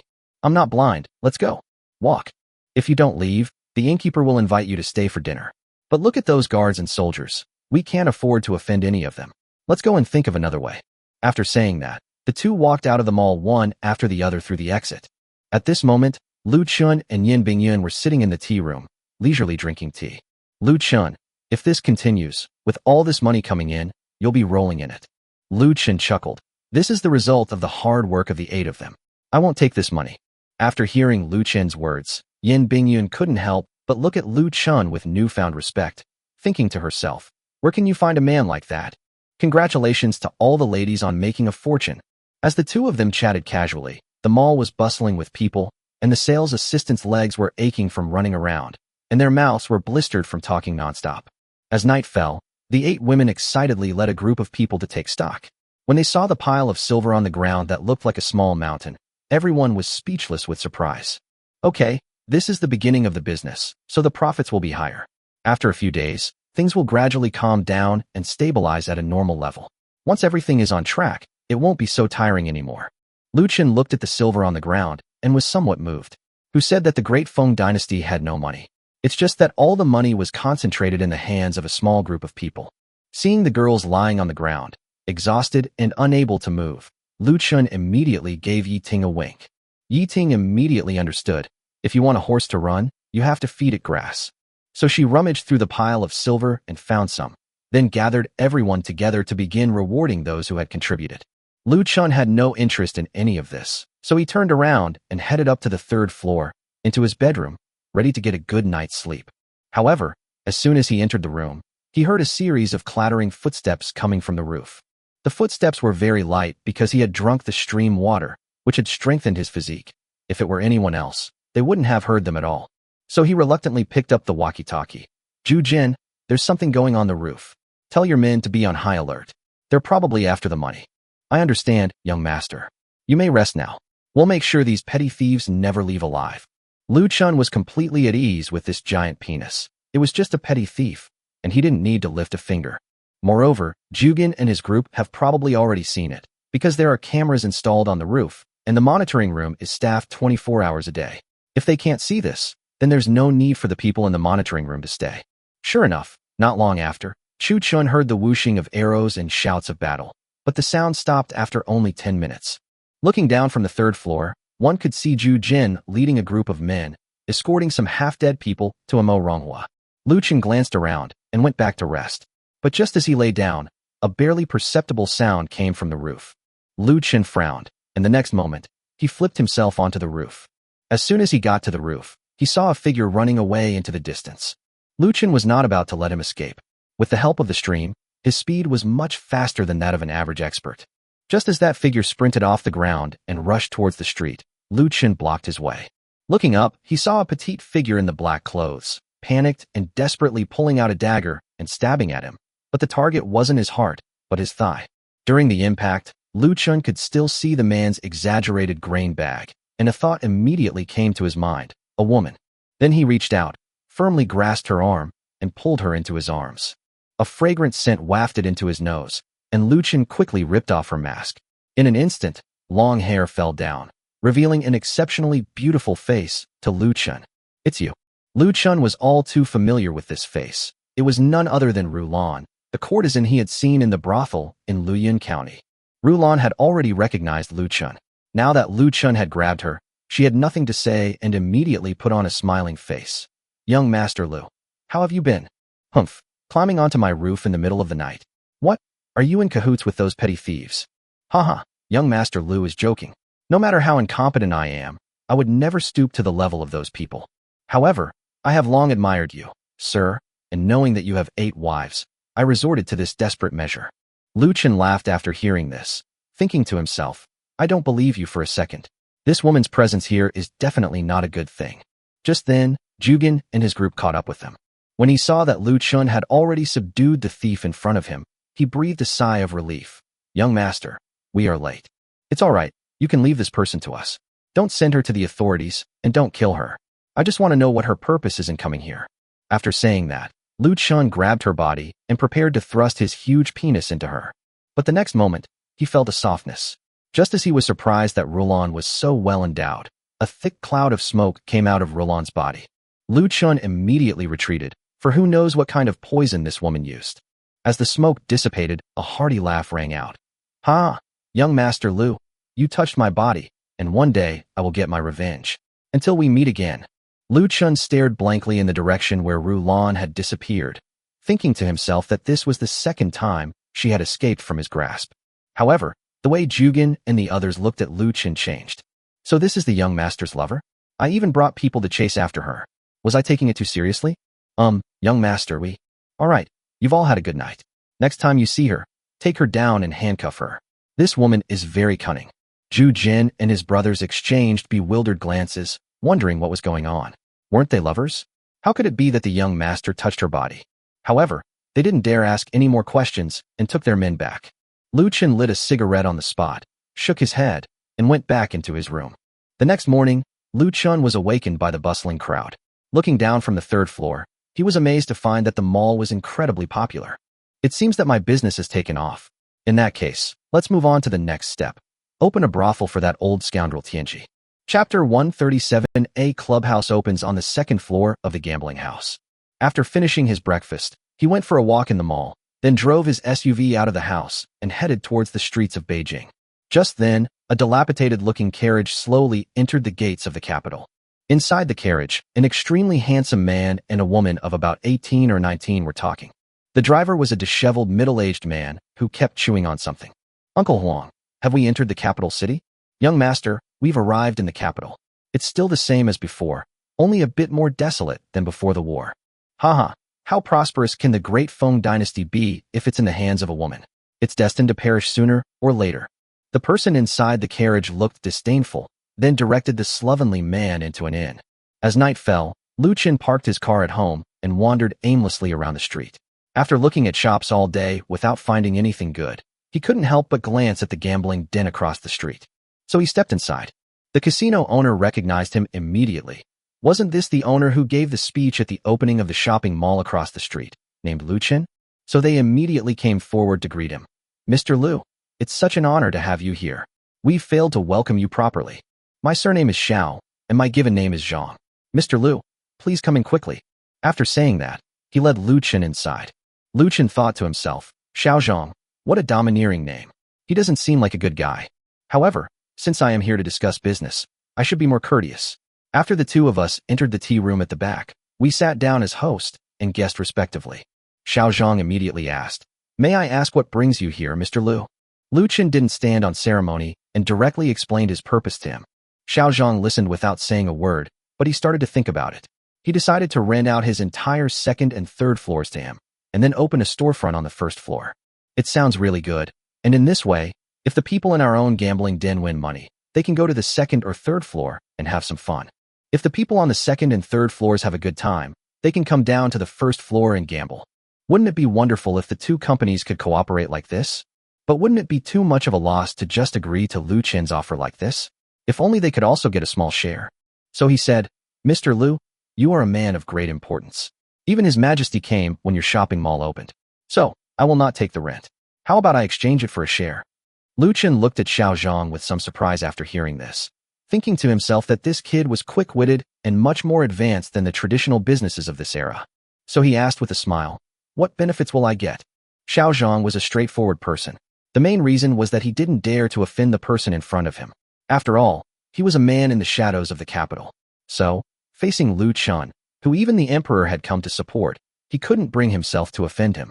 He didn't try to curry favor with him because he was afraid that Lu Chen would look down on him. So he was overjoyed that he was able to come at this moment. So he quickly said, "Boss Lu, you can save yourself a lot of trouble. Miss, the guards, and the future operations, you don't need to worry about them." After listening, Lu Chen felt that there was some truth to it. "What you said is also good. I believe you have the ability, but the business model is up to me. I will give you a complete set of advanced business models, which will definitely make it a hit overnight. But how many do you need?" "Young Master Lu, I only need 1%, that's enough." Lu Chen looked at him with some surprise, But after thinking about it carefully, he understood that Yin Bingyun's appearance was a bit too high profile. So, Xiao Zhang is trying to curry favor with me, but it would be foolish not to use resources I have. So he immediately agreed. All right, since brother Xiao thinks so highly of me, Lu Chen, then it's settled. Xiao Zhang was also very happy at this moment. He had finally made a connection, but there was still one problem that he had to remind him of. Young Master Lu, there's one more thing you need to be careful about if you open a brothel in the capital. Oh, please go ahead. The brothels in the capital are almost entirely controlled by Yin Shu of the Yin family. Should we talk to them about this? Although Yin Shu holds no official position, he has powerful connections. Xiao Zhang didn't finish speaking.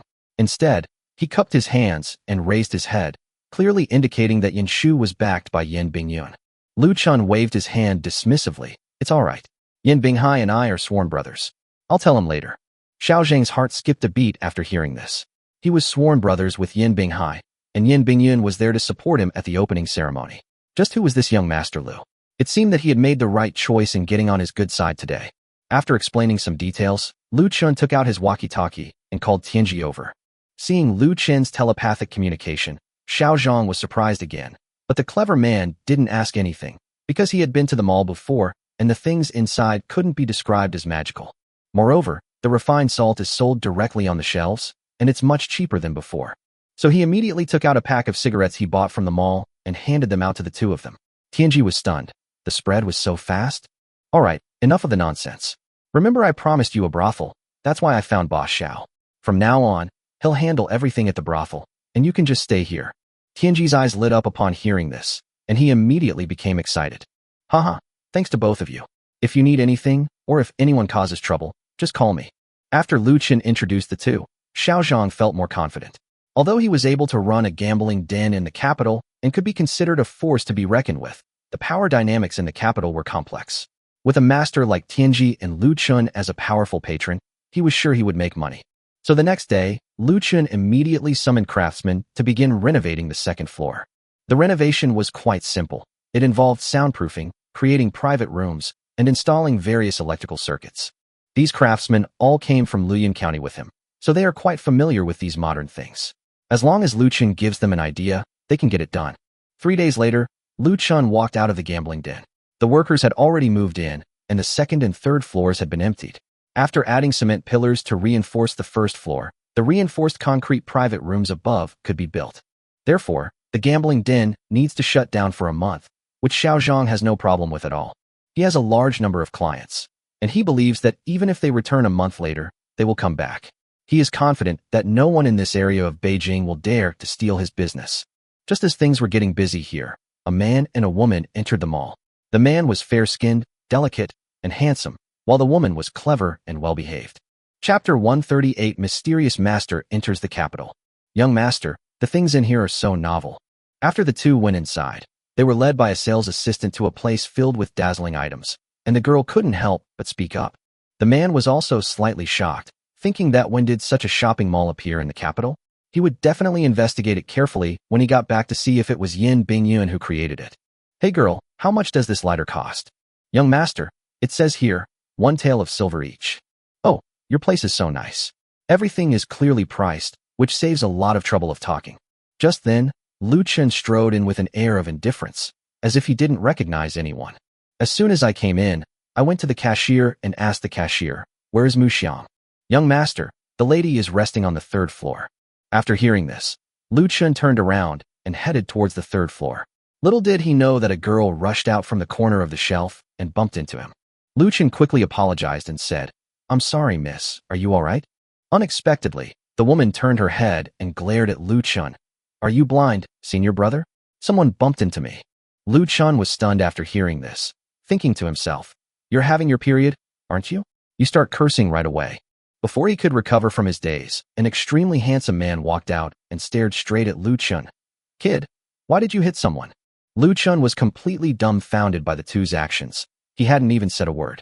Immediately afterwards, he felt an extremely strong aura emanating from the man, and his heart skipped a beat. This was a master. Lu Chen loosened his clenched fist, thinking that if he were to fight him here, the entire mall would be destroyed. So he said, Excuse me, gentlemen, it was clearly this young lady who bumped into me when she came out. How did it become that I bumped into her? Even a master should be reasonable. After hearing this, the girl was about to slap Lu Chen, but the man stopped her. He was somewhat surprised. This young man had no martial arts aura whatsoever, so how could he tell that the two were experts? So he asked with some surprise, "Brother, how did you know we were experts?" "Ah, look at these two, so imposing and handsome, with an air of authority and a subtle but undeniable killing intent about them. They must be experts." The man immediately became interested after hearing this. "Hee, you have a good eye for people, brother." "Oh, you're too modest, young master. I own the shopping mall. What do you two need? Let me show you around." Half an hour later, the two walked out of the mall carrying 2 large bags of things. The girl was holding the sample of the manslaying fragrance that Lu Chen had given her and said excitedly, "I'm forgiving you today. Remember to treat me to dinner tomorrow." Upon hearing this, Lu Chen immediately smiled and said, "Don't worry, I'll be waiting for you two across the street tomorrow." After saying that, Lu Chen reached out and patted the man on the shoulder. "Brother Mei, you must come tomorrow." Watching the 2 figures disappear into the distance, Lu Chen secretly began to calculate in his mind. Under Lu Chen's warm greeting, the two immediately hit it off as if they were old friends. They not only introduced themselves, but also went on a shopping spree in the mall. The man said his name was Mei Chaofeng and the woman's name was Du Sanyang, and they came from Lingnan. But Lu Chen could tell at a glance that the two didn't seem to be from the south. They looked more like northerners. Moreover, Chu Chun felt that both of them were very strong, especially the man, whose strength was probably no less than his own. The fact that the two of them happened to enter his shopping mall was probably not just a coincidence. Because this man appeared to be buying things, but in reality, he was surveying the layout of the entire mall. Moreover, after I appeared, he didn't seem to be a stranger to me, which suggests that he had already investigated me beforehand. The next day at noon, Lu Chen, still burping from drinking water, arrived at the restaurant across the street and soon saw the 2 people walking over. Seeing that they hadn't changed their clothes, Lu Chen was overjoyed and enthusiastically walked forward, then reached out and hugged Mei Chaofeng tightly. "Brother Mei, it's so nice to see you." Mei Chaofeng was taken aback by Lu Chen's hug, wondering if Lu Chen had homosexual tendencies. Seeing Lu Chen's disdainful look at Du Sanyang beside him, Mei Chaofeng's heart skipped a beat. He thought to himself that he had been investigating Lu Chen for a long time, ever since his people started investigating him when he came to the capital, but they had not found any information about him. Moreover, this guy has 8 wives at home, and he also has an ambiguous relationship with Yan Bingyun. Could it be that he is bisexual? Thinking of this, Mei Chaofeng couldn't help but feel a tightness in his chrysanthemum. She spoke politely as she broke free from Lu Chen's embrace. During the meal, Lu Chen ate and drank with the 2 of them as if nothing was wrong.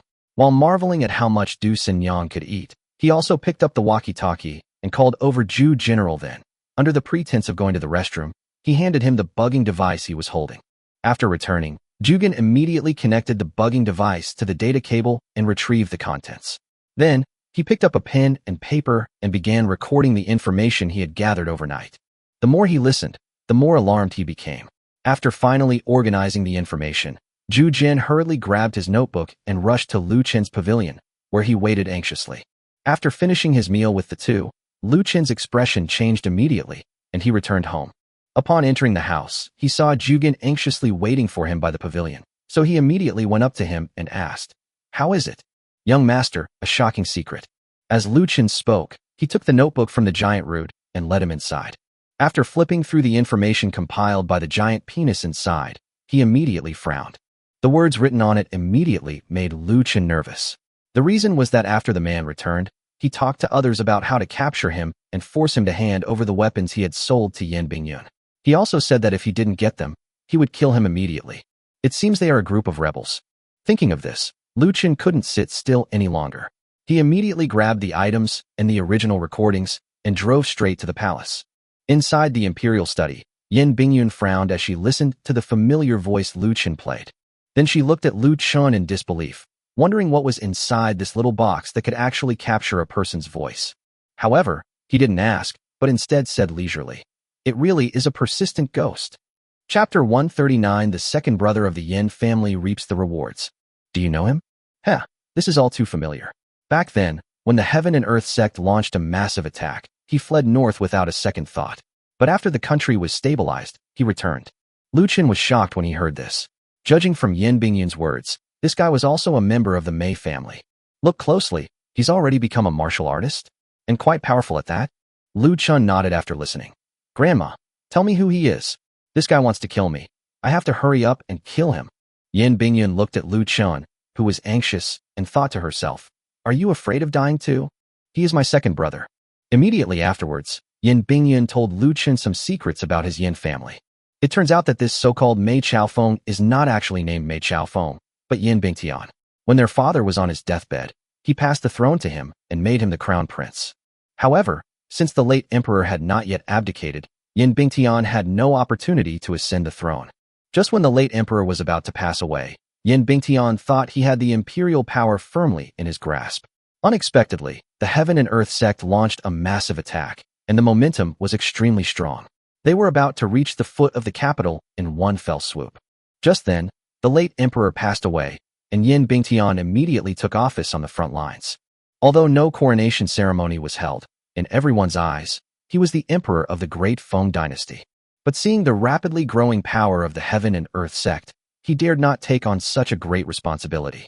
So he took his maid and fled overnight, heading straight north. Therefore, Yin Bingyun overcame all opposition, led his men to destroy the Heaven and Earth sect, and then successfully became emperor. After listening, Lu Chen thought to himself that Yin Bingtian, who looked fair-skinned and powerful, was actually a man without testicles. It seemed that he must have encountered some kind of adventure in the north during this period. Otherwise, it would be impossible for his strength to increase so much. Moreover, that Du Sanyang is probably his maid. If even the maid's strength has increased so much, then he must have obtained an extraordinary opportunity. It's easy to imagine that his purpose in returning this time is probably only one: to reclaim the throne that rightfully belongs to him. But how could Yin Bingyun easily give up? This empire was won with the hard work of her soldiers. Now that you, the coward who ran away, have come back and want to reap the rewards, how could Yin Bingyun let go? My second brother must have encountered some extraordinary opportunity. Otherwise, how could he have become a martial artist in such a short time, and with such considerable strength? This time, they've probably come back for my throne. Lu Chen nodded in agreement after listening. So what do you plan to do? Hell, what else can we do? This land was won by me and my soldiers with countless lives. How can he just take it away like that? So he must die? In an instant, Yin Bingyun exuded an extremely strong aura of dominance, which stunned Lu Chen, who wondered if this was still the same woman who was always weak around him. However, Lu Chen was also uncomfortable, thinking to himself, if you want to seize the throne, then seize the throne. Why are you thinking about me? Since you're thinking about yourself, then be prepared to die. I don't care if you're a martial artist or not. Tell me, what do you need me to do? Help me kill him, okay? Yin Bingyun spoke immediately without the slightest hesitation. Little did they know that while they were talking, a dark figure silently crouched on the wall outside the imperial study and overheard their conversation. This man was short and didn't look like someone from the great Feng dynasty. That's right, this was the coachman who drove Yin Bingtian and Du Sanyang into the city. However, just as he finished listening and was about to leave, suddenly, an extremely powerful pressure shot towards him. A loud shout came from the sky. Who goes there? Are you looking for death? Upon seeing this, the short old man immediately abandoned his post and ran away. However, just as he climbed over the palace wall, a palm strike came and hit him directly on the back, causing the old man to spit out a mouthful of blood. Immediately afterwards, he pulled out a dark, murky object from his person and threw it on the ground. In an instant, a wisp of black smoke flashed, and he vanished from the spot. The next moment, an old man with an air of otherworldly wisdom arrived at the scene. He frowned slightly as he looked at the remaining black mist on the ground. He turned around and went back into the palace. Yin Bingyun and Lu Chen also heard the shout and rushed out of the imperial study. After looking around and finding nothing, they returned. A moment later, an old man with a sage-like demeanor pushed open the door and entered. Upon seeing this, Yin Bingyun quickly stood up. Elder Chu, this is Lu Chen. The old man looked Lu Chen up and down without saying a word. Instead, he sat down on the chair next to Lu Chen and gulped down a cup of tea. Your Majesty, someone has infiltrated the palace. I'm afraid your conversation just now has been overheard. Yin Bingyun and Lu Chen frowned upon hearing this. If this person was one of Yin Bingtian's men, then Yin Bingtian would likely receive the news in advance. At that time, not only will it be difficult to kill Yin Bingtian, but he will probably also make a move against Lu Chen beforehand. Who is Elder Chu? It looks like the dwarves from the northeast, across the sea. They used a black aura to escape, which is a common tactic of those dwarves. Yin Bingyun was shocked after hearing this. Second brother has joined forces with those dwarves? You have to be careful. Your second brother is capable of anything. You should take precautions. After saying that, the old man walked out of the imperial study as if Lu Chen had never existed. After the old man left, Lu Chen pointed to the door and asked, "Who is this?" Yin Bingyun did not hide anything. Elder Chu is the #1 expert in the capital. Isn't Xiao Buju the #1 expert? Xiao Buju is the #1 expert in the secular world. He is the #1 expert among martial artists. Lu Chen nodded, seemingly understanding, after listening. It seemed that Yin Bingyun wasn't without her trump cards after all. But thinking about it, it made sense. How could an emperor not have a powerful backer? If it were Xiao Buju, it would be too easy for a martial artist to kill Yin Bingyun. Even at this moment, Yin Bingtian could probably kill her with ease. Thinking of this, Lu Chen not only worried about his own safety, but also began to worry about Yin Bingyun's safety. He was fine as long as someone came openly. No matter who it was, he was not afraid. At worst, he could just hide in the space. However, if Yin Bingyun were really killed, it would be a pity, and his many businesses were just starting out, so he would have to start all over again. Thinking of this, Lu Chen immediately started rummaging through his backpack. Then he pulled out a stab-proof vest.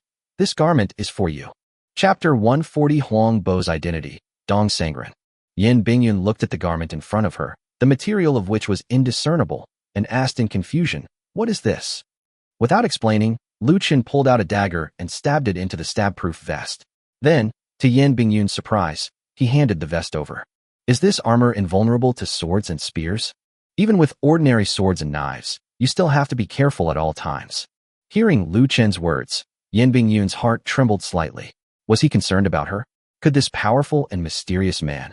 Lu Chen had no idea that Yin Bingyun had already arrived in the Huinan region. He picked up the tea on the table, drank it all in one gulp, and then got up to leave. His conversation with Yin Bingyun that night had likely been leaked, so he had to go home as soon as possible to face whatever might happen. You're leaving already? What? Are you going to ask me to stay the night? Aren't you afraid I'll do that to you? Yin Bingyun laughed after hearing this. You dare? Do you still dare? If I didn't have something important to do, I would have given you an injection tonight. What do you mean by get an injection? It's nothing. Get some rest. I have to go back and keep watch. Who knows when your second brother will make a move against me or my family. In fact, Lu Chen's guess was correct. After being injured, the disheveled middle-aged man did not go far. Instead, he rushed into the inn where they were staying. Upon seeing this, Yin Bingtian immediately asked with a tense expression, "Uncle Huang, who did this? Is there anyone in the capital who could hurt you?" "Young master, the situation is urgent, and the plan may need to be changed. There are experts in the palace, and Lu Chen and Yin Bingyun already know that you have come to the capital and are planning to kill you." Yin Bingtian raised an eyebrow after hearing this, thinking to himself, how could this be? I've hidden it very well. Moreover, since arriving in the capital, I haven't had any contact with anyone and have spent almost all my time in the inn. How could anyone have seen through me? Not only was his identity exposed, but even the purpose of his visit was seen through, which is very strange. Young master, all of this is because of that Lu Chen. Immediately afterwards, Uncle Huang told Yin Bingtian everything he had heard outside the courtyard wall of the imperial study. Yin Bingtian was secretly alarmed upon hearing this, thinking that Lu Chen was too strange. He had only had one meal with him. So could this person read minds? No, we absolutely cannot let Lu Chen live. Moreover, his people told him that Lu Chen is likely also a martial artist or has the strength to kill a martial artist. Since the martial artists sent by the Lu family even killed a master at the late stage of internal strength, it is very likely that Lu Chen has already possessed the strength of a grandmaster of transformation. I am at the early stage of the transformation realm, while Uncle Huang is at the late stage. It seems I must finish this battle quickly. Thinking of this, Yin Bingtian looked at Uncle Huang. Uncle Huang, how are your injuries? It's all right. The people in the palace didn't kill me. They're thinking of capturing me alive and finding out our purpose. Looking at Uncle Huang, who still had a strong voice, Yin Bingtian nodded. Then please make another trip, Uncle Huang. We can't let Lu Chen live, otherwise it will affect our plans. Huang Bo was taken aback when he heard this, thinking that it was a waste of his talents to ask him to kill someone who had no breath left. This is a small matter. Du Sanyang can handle it. So he looked at Du Sanyang with a puzzled expression. Lu Chen is just an ordinary person. Why does this old man need to take action? This time, he was a little angry. Although they had followed Yin Bingtian to the Great Feng dynasty on the surface as his servants and coachmen, they all understood that they were there to help him seize the throne of the Great Feng dynasty so that Yin Bingtian could easily agree to their conditions. Make the Great Feng dynasty their vassal state. However, Once he arrived in the Great Feng Dynasty, Yin Bingtian became somewhat arrogant, as if he already regarded himself as the emperor of the Great Feng Dynasty. Yin Bingtian, you think too highly of yourself. Have you forgotten the oath you swore before the emperor? Yin Bingtian's heart skipped a beat when he heard this, thinking that the old man had misunderstood. Recalling his days in Dongseng Kingdom, he felt as if he had returned to that unforgettable period of time. That's right. After Yin Bingtian fled, he met Uncle Huang on the road. Uncle Huang gave him a lot of help and even took him and his maid Du Sanyang eastward to Dongseng Kingdom. After arriving in Dongseng, he learned that there was another country on the other side of the Great Feng Dynasty Sea. Because of his special status, the Dongseng Kingdom treated him with great hospitality and even used a secret method to directly make him a grandmaster of transformation. However, the price was simple. The Dongseng Kingdom would support him in becoming the emperor of the Dafeng Dynasty, but after Yin Bingtian became emperor, the Dafeng Dynasty would become a vassal state of the Dongseng Kingdom, allowing the Dongseng Kingdom to station troops in Dafeng and pay tribute every year. Yin Bingtian wasn't stupid. Under those circumstances, he had no choice but to agree to Dongseng Kingdom's demands. Therefore, accompanied by Huang Bo and hundreds of skilled warriors from Dongseng Kingdom, he returned to Dafeng one after another, attempting to kill Yin Bingyun and then successfully inherit the throne. Yin Bingtian's idea was simple. After he inherited the throne, with so many talented people in Dafeng, he would step forward as emperor and tell the people of Dafeng to resist foreign enemies and not be afraid of that mere island nation. But he was being too simplistic. First of all, warriors rarely concern themselves with such trivial matters unless the country is on the verge of collapse. Secondly, Dongsangs are different. Their warriors don't have the same ideas as Dafeng. If Yin Bingtian shows the slightest disobedience, they will kill him directly. Moreover, as long as Yin Bingtian successfully becomes emperor, these warriors will directly occupy the palace, and at that time, Yin Bingtian will only be a puppet. In addition, the Great Feng Dynasty has been plagued by war for years, its national strength has weakened, and it is beset by internal and external troubles. It no longer has the strength to withstand another invasion. If Yin Bingtian disobeys, they will take the opportunity to send troops to occupy Dafeng. Therefore, even the slightest sign of disobedience from Yin Bingtian would expose him to danger. Seeing the murderous look in Uncle Huang's eyes, Yin Bingtian shrank back. Uncle Huang, this Lu Chen is no ordinary person. He can easily kill a master of the late stage of internal strength. He is probably a martial artist at the level of a grandmaster of transformation strength. Uncle Huang was initially very angry, but after listening, he frowned slightly, realizing that he had misjudged the situation. Is he really that amazing? That's right. According to the investigation, no one can break his hidden weapon skills, so we ask Uncle Huang to take action and remove this stumbling block. Uncle Huang nodded after listening. All right, I'll go make the trip. I hope you won't try anything funny. You should know that we can give you your strength, but we can also take it back at any time. After saying that, Uncle Huang disappeared into the night. Chapter 141: The Dwarf Master's Night Attack. After Uncle Huang left, Yin Bingtian breathed a long sigh of relief. Du Sanyang, looking worried, walked up and took his arm. Young master, did we make the wrong choice? Unexpectedly, before Du Sanyang could finish speaking, Yin Bingtian slapped her across the face. You slut, take your clothes off. 3 minutes later, after venting his anger, Yin Bingtian slowly began to speak. Tell me, what should I choose? Everything that originally belonged to me is now in the hands of that woman, Yin Bingyun. What choice do I have? Originally, I was the emperor revered by all. But now, look at me. Even a mere follower from Dongseng dares to yell at me. And you dare not cooperate with me? Everything that belongs to me, I will take back sooner or later. Du Sanyang had a cold face, but she didn't dare to disobey Yin Bingtian's will. She had been Yin Bingtian's personal maid since she was a child, and she had personally experienced the change from half an hour to 3 minutes in what had just happened. She was a slave once, and a slave for life. Young master, whatever you do, third sister will support you unconditionally. Get lost. After Yin Bingtian finished speaking, he kicked her away. Du Sanyang dared not shed a tear. After rolling out of Yin Bingtian's room, she could only stand outside the door, letting her tears flow down like corn kernels. Meanwhile, Lu Chen returned to his residence. After entering the pavilion, he instructed Zhu Jin and the others to close all the mall doors and have everyone lie in ambush. Then, he stared at the monitor screen while gulping down water. He understood that once his information was leaked, Yin Bingtian would only have one thought for him: to kill him as soon as possible. This is a royal struggle between emperors. Although Lu Chen didn't want to get involved, since they wanted to kill him, How could he just sit and wait to die? At this moment, he was wearing all kinds of protective gear, and even on his head, he was wearing a bulletproof helmet made from a hat from this era. An automatic rifle was hanging behind him, and a shotgun with a large caliber slug was placed on the table. He had a powerful revolver tucked into his waistband. Looking at his equipment, he gradually calmed down. Martial artists are human too. Even if a grandmaster came tonight, he wouldn't be able to leave alive. After chugging down several teapots of water, he suddenly saw a short, disheveled middle-aged man appear on the monitor screen. Although he's middle-aged, he actually looks almost like an old man. He was carrying two exaggeratedly long swords on his back, which almost dragged on the ground due to his short stature. "Young master, something's up. Are you going to shoot or not?" Just then, Jugan and his team spotted the man and immediately picked up their walkie-talkies to speak to Lu Chen. "Don't move. This is not something you can solve." Looking at the man's features on the screen, Lu Chen was certain that this was the dwarf that Elder Chu had described in the Imperial Study. Therefore, the fact that Zhu Jin and his group were able to sneak into the palace undetected would only increase their casualties. "Everyone, lie in ambush in the area in front of the pavilion. I will fight him in a moment. If I am at a disadvantage, you can launch a sneak attack from the shadows." Giant Root understands. After receiving Lu Chen's order, Zhu Jin and the others quickly got to work and soon surrounded the area around the pavilion. Actually, Lu Chen had his own ulterior motives. Old Master Chu said that this short man was a master-level expert. So he also wanted to test his current strength to see if he could defeat a grandmaster. Immediately afterwards, the old man leaped up, and the tall iron gate seemed to be nothing to him as he entered the courtyard without any hindrance.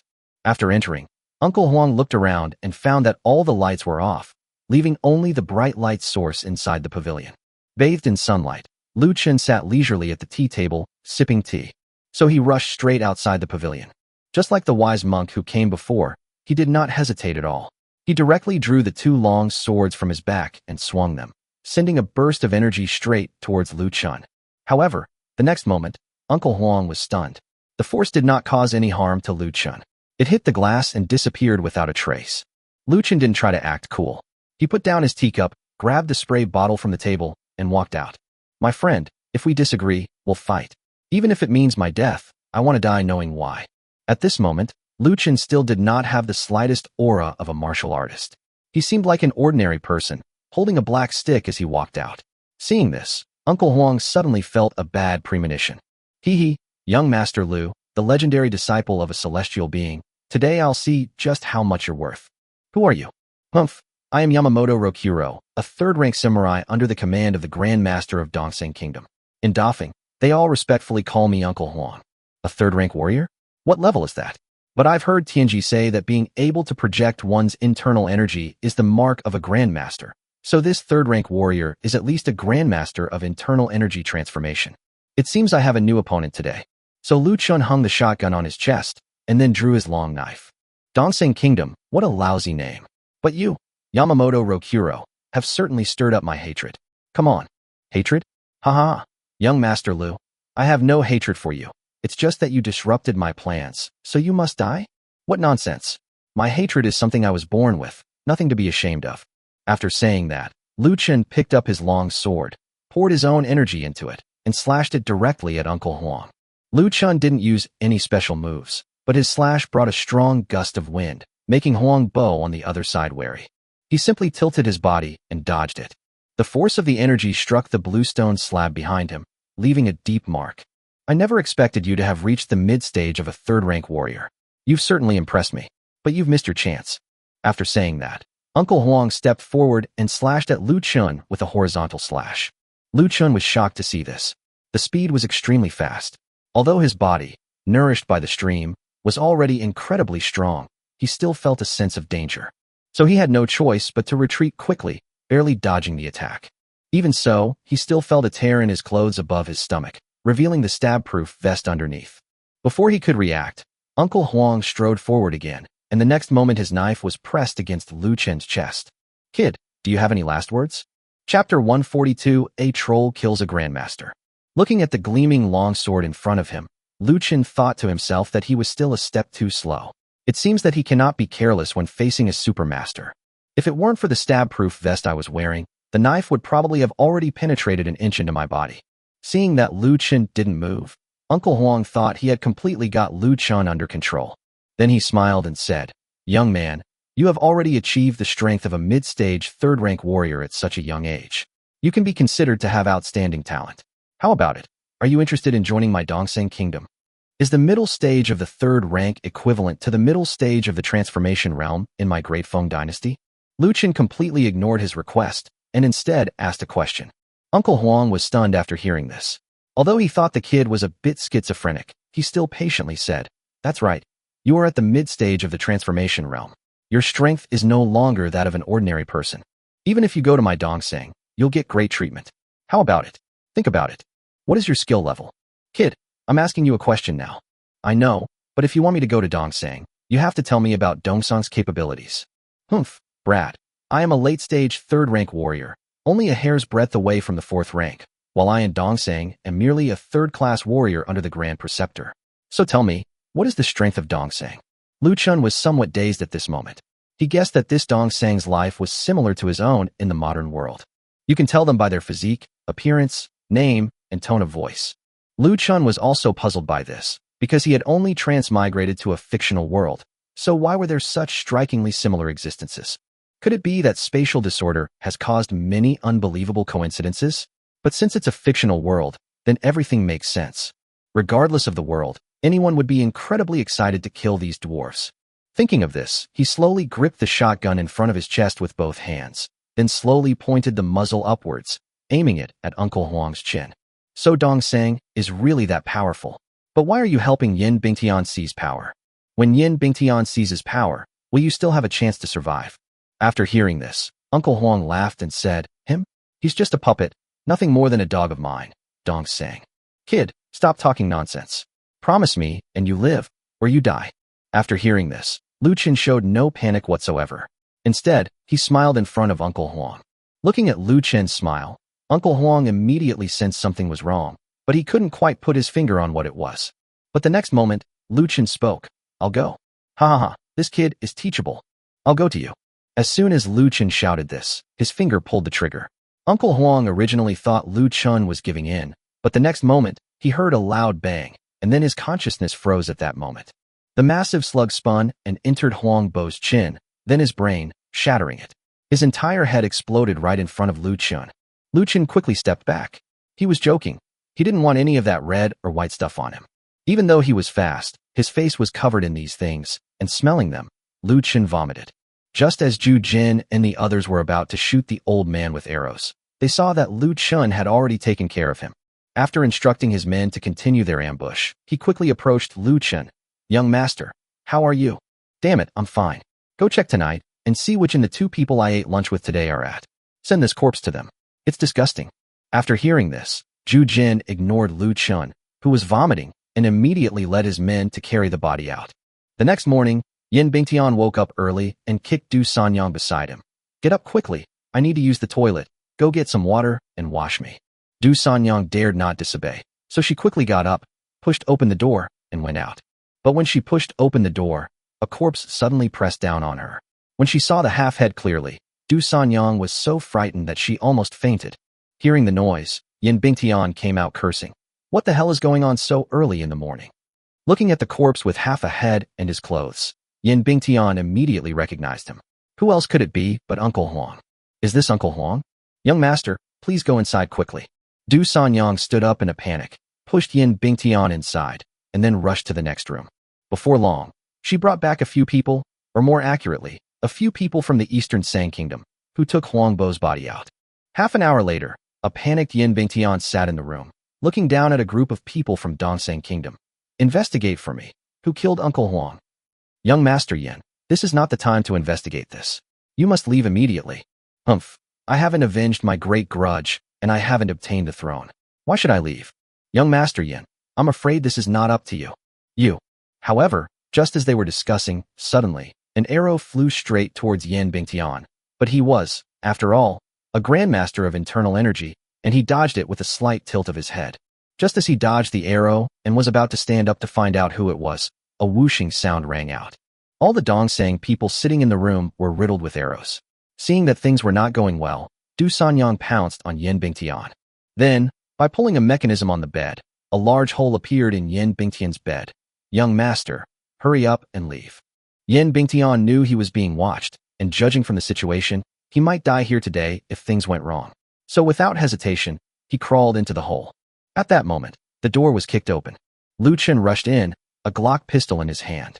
As soon as he entered, he saw the arrogant woman from before lying on the bed, with a large hole under the bed. Seeing that they had arrived so quickly, Du Sanyang pulled a mechanism to close the bed door, then turned to look at Lu Chen. Lu Chen, you'll die a horrible death. Too much nonsense. Lu Chen ignored her and pulled the trigger on her thigh. A bullet struck Du Sanyang directly in the inner thigh, causing blood to gush out and Du Sanyang to fall to the ground. Chapter 143 Pursuit via the Passage. When Zhu Jin and the others saw that the woman was injured, they swarmed forward, took out handcuffs, and cuffed her. Lu Chen ignored Du Sanyang and fired a barrage of shots at the bedboard. Then he opened the wooden board on the bed, and a passage appeared in front of him. He jumped without thinking. After entering the underground passage, Lu Chen waved his hand to turn on his headlamp and replaced his Glock with an automatic rifle. But after walking for about 10 minutes, the scene before him made him turn back immediately, because suddenly, 7 or 8 identical holes appeared in front of him. Not knowing what was inside, Lu Chen didn't rush forward, but instead prepared to return and interrogate the woman. After putting away the equipment, Lu Chen returned to the room with a Glock pistol in his hand and said to the giant penis, "Take it with you."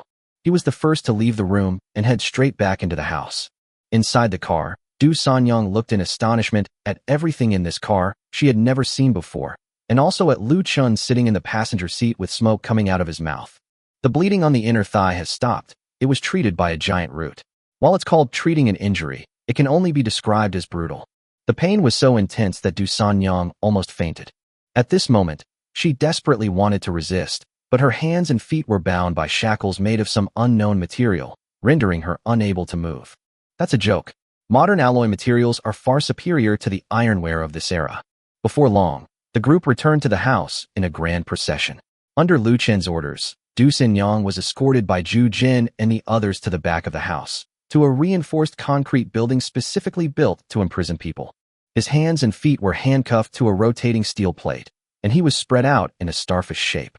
Lu Chen ignored Du Sanyang and said to Zhu Jin, "Brothers, you've all worked hard. I'll give you a day to do whatever you want. I trust your skills in interrogating prisoners." Zhu Jin was overjoyed upon hearing this. "Haha, young master, just watch us.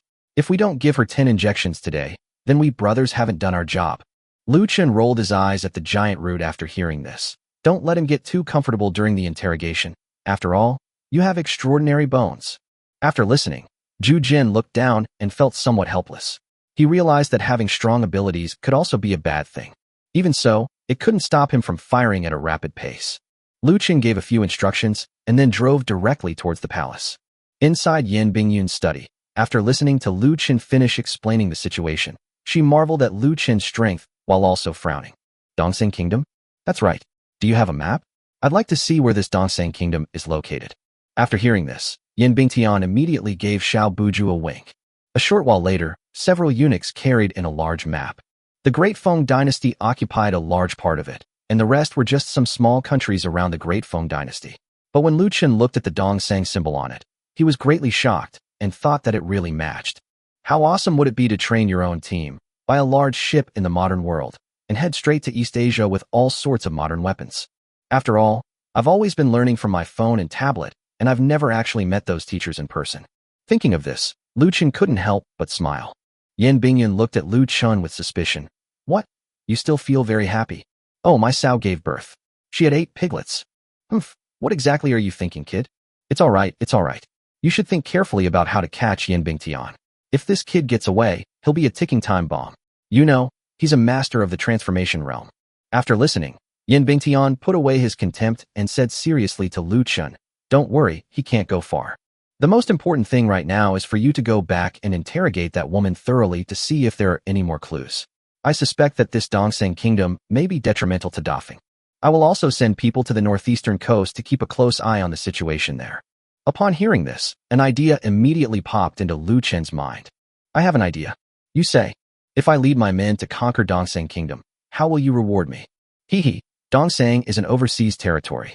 If you really conquer it, then you will be the king of Dongseng." "That's great. Then I can do whatever I want over there. However, the only thing I'm lacking is manpower.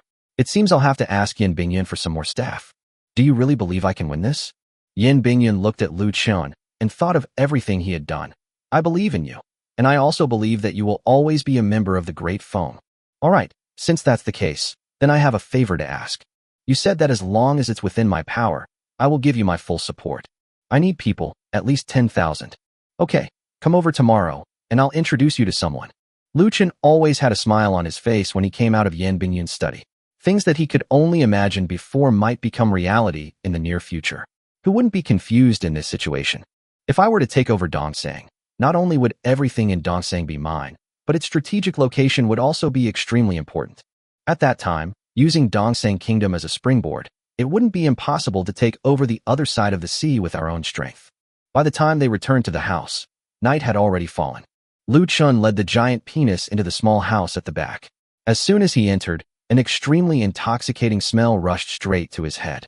Lu Chen rolled his eyes at the giant penis. You guys go to the mall and find some medicine to take yourselves. I don't want you all to die from that stuff. Don't worry, young master. I brought an umbrella. That's good. As the lights came on, Lu Chen saw a woman with disheveled hair and a face devoid of any will to live. Upon seeing Lu Chen enter, the woman's first reaction was inexplicable fear, followed by anger. She spat directly in Lu Chen's direction and said, "Come on, try again if you dare. And you, this is quite a large item. I'm happy with it. Go ahead and continue if you dare." Lu Chen frowned after hearing this, then turned to look at the huge penis. I told you, don't make people feel good. Young master, we didn't want this either. Fine, I'd rather rely on my own gearbox than on you guys. I'll do it myself. You can go out now. Chapter 144. Back to the Cherry Blossom Cruise. With an air of, I understand, Zhu Jin turned and left, thoughtfully closing the iron gate behind him. This angered Lu Chen, who yelled, "If you keep thinking nonsense, I'll smash your head into a watermelon." Don't worry, young master. I didn't see anything from the giant penis. Go to hell. Lu Chen didn't waste words with him. Instead, he dragged over a chair, sat down in front of Du Senyang, and then took out a cigarette and lit it for himself. After a long silence, he finally spoke and asked, "Your name is Du Senyang? It's a nice name, and you're good-looking too.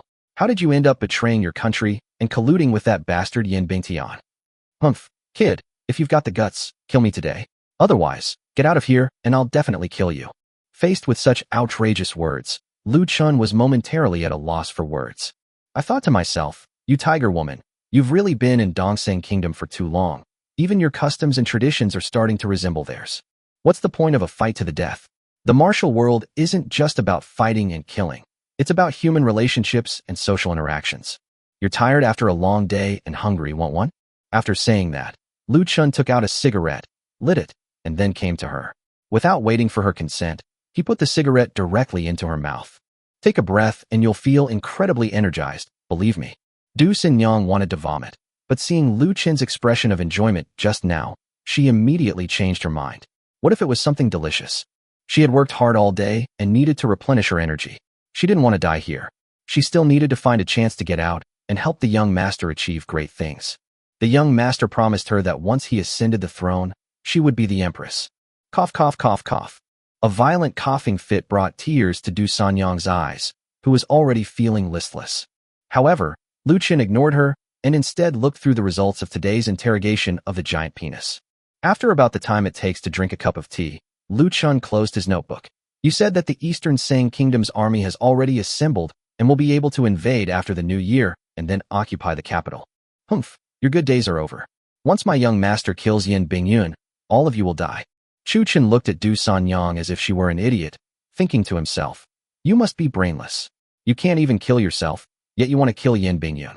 Your young master has already run away, and you're still spouting threats here. Well, whatever makes you happy. After saying that, Lu Chen got up and walked out. Don't talk too much to idiots, or you'll become an idiot yourself. Stepping out of the house, Chu Chen immediately called over Zhu Jin. Tell the brothers to take it easy. At least let her stay dead for 3 days, right? Hee hee, young master, I understand. I have a huge penis. By the way, this information is partly true and partly false, so you can interrogate them while you're at it. After saying that, Chu Chen returned to the pavilion. Looking at what was pulled out of Du Senyang's mouth, he slowly frowned. He was a little uncertain at the moment. If what Du Senyang said was true, then the large ships of Dongsang Kingdom would be able to reach the border of Dafeng after the new year. At that time, I can launch a perfect ambush. But he was a bit impatient. When it comes to war, fighting in one's own country versus fighting in someone else's country, it's definitely more satisfying to fight in someone else's country.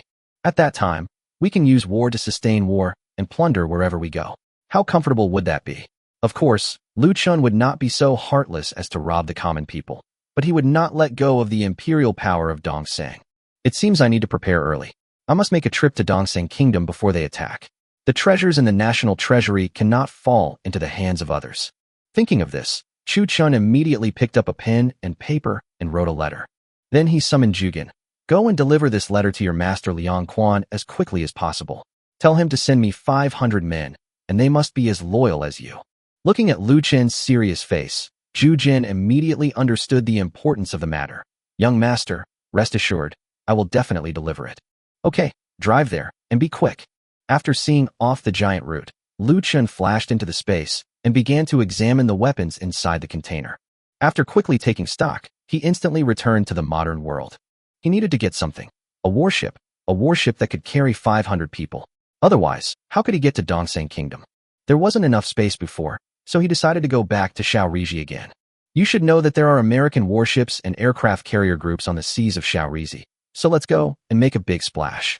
After returning to the modern villa, Lu Chen went straight to the basement and drove an SUV out. An old man and a young boy were still playing chess at the door. When they saw Lu Chen come out, they stood up and saluted as usual. Seeing this, Lu Chen slammed on the brakes and brought the car to a stop. Then he tossed a pack of cigarettes to each of them and said, Grandpa, please keep an eye on things for me. I'm not home often. Don't worry, sir, this is what we do for a living. Lu Chen smiled, stepped on the gas, and sped away. I easily completed the procedures for leaving the country and then boarded a plane directly to Japan, the land of cherry blossoms. The high-ranking officials in Japan haven't been sleeping well lately. The inexplicable disappearance of so many things has brought back many memories for them. Your Excellency Prime Minister, decades have passed. Are those people still around? It's hard to say. It's a magical country. Let's turn a blind eye and not get involved. The kingdom of heaven today is not the kingdom of heaven of the past. Losing a few things is nothing. We need to develop slowly. But those gold. Haha. Gold also belonged to heaven and other countries. It's just that it was returned. We can't afford to mess with heaven now. The group sighed helplessly and then left. Upon arriving in Japan, Lu Chen went straight to the beach without any hesitation. His goal this time was simple, a warship. However, that thing was too big, and he didn't know if it could fit into his spatial storage. Arriving at the seaside, he carried a camera in his arms. Then, feeling the sea breeze, he looked at everything on the sea and calculated the distance between himself and the American warships. In the end, he walked directly towards a cruise ship. It was a tourist cruise ship. Lu Chen had been observing for 2 days and found that these cruise ships would pass by 2 warships when they went out to sea, at a distance of about 300 meters.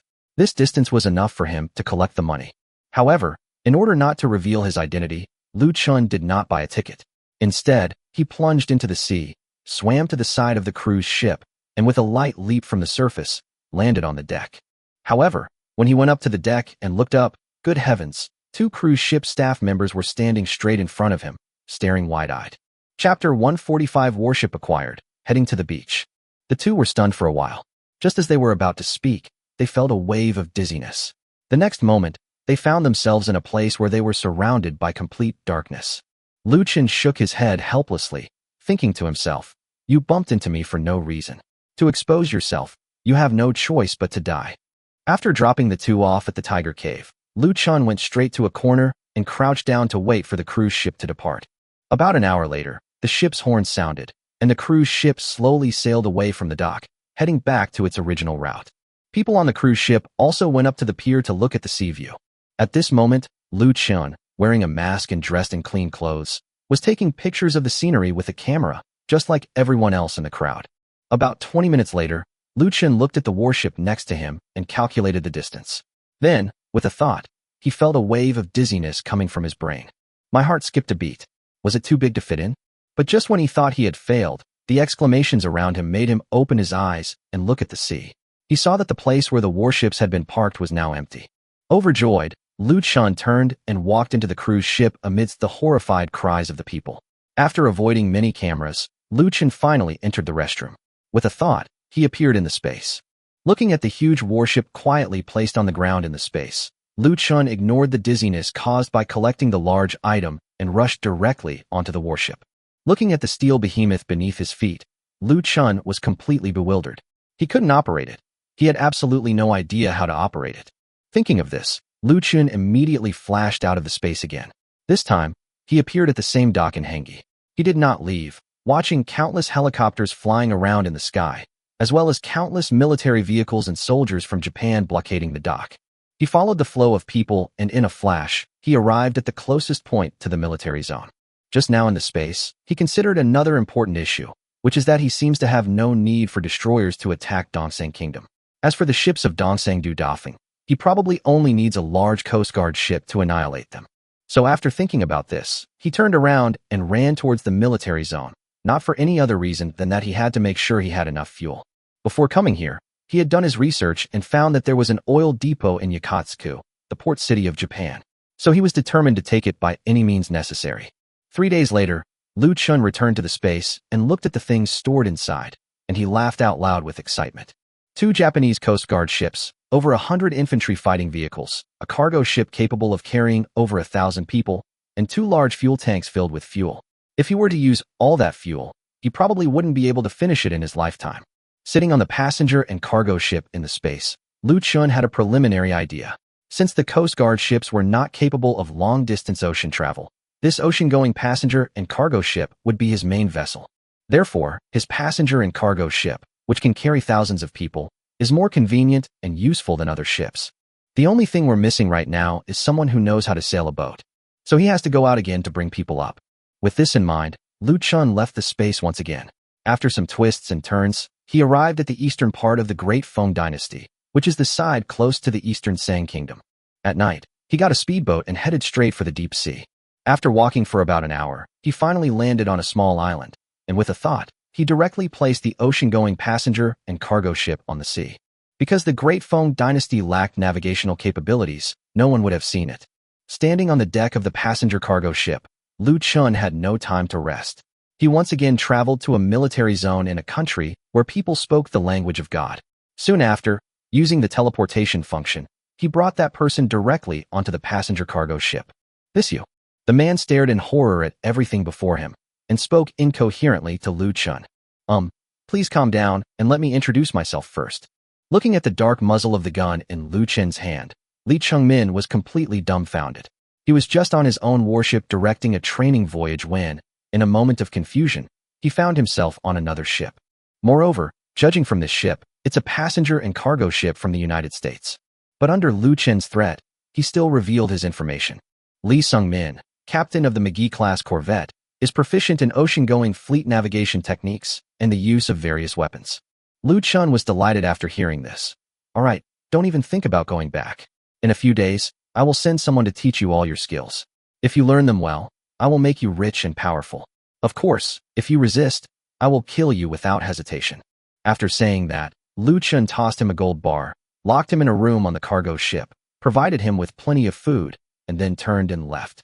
Half a month later, Lu Chen looked at Liang Quan, who had come from Luoyang County, and the 500 men behind him, and said to Liang Quan with satisfaction, "I trust your judgment.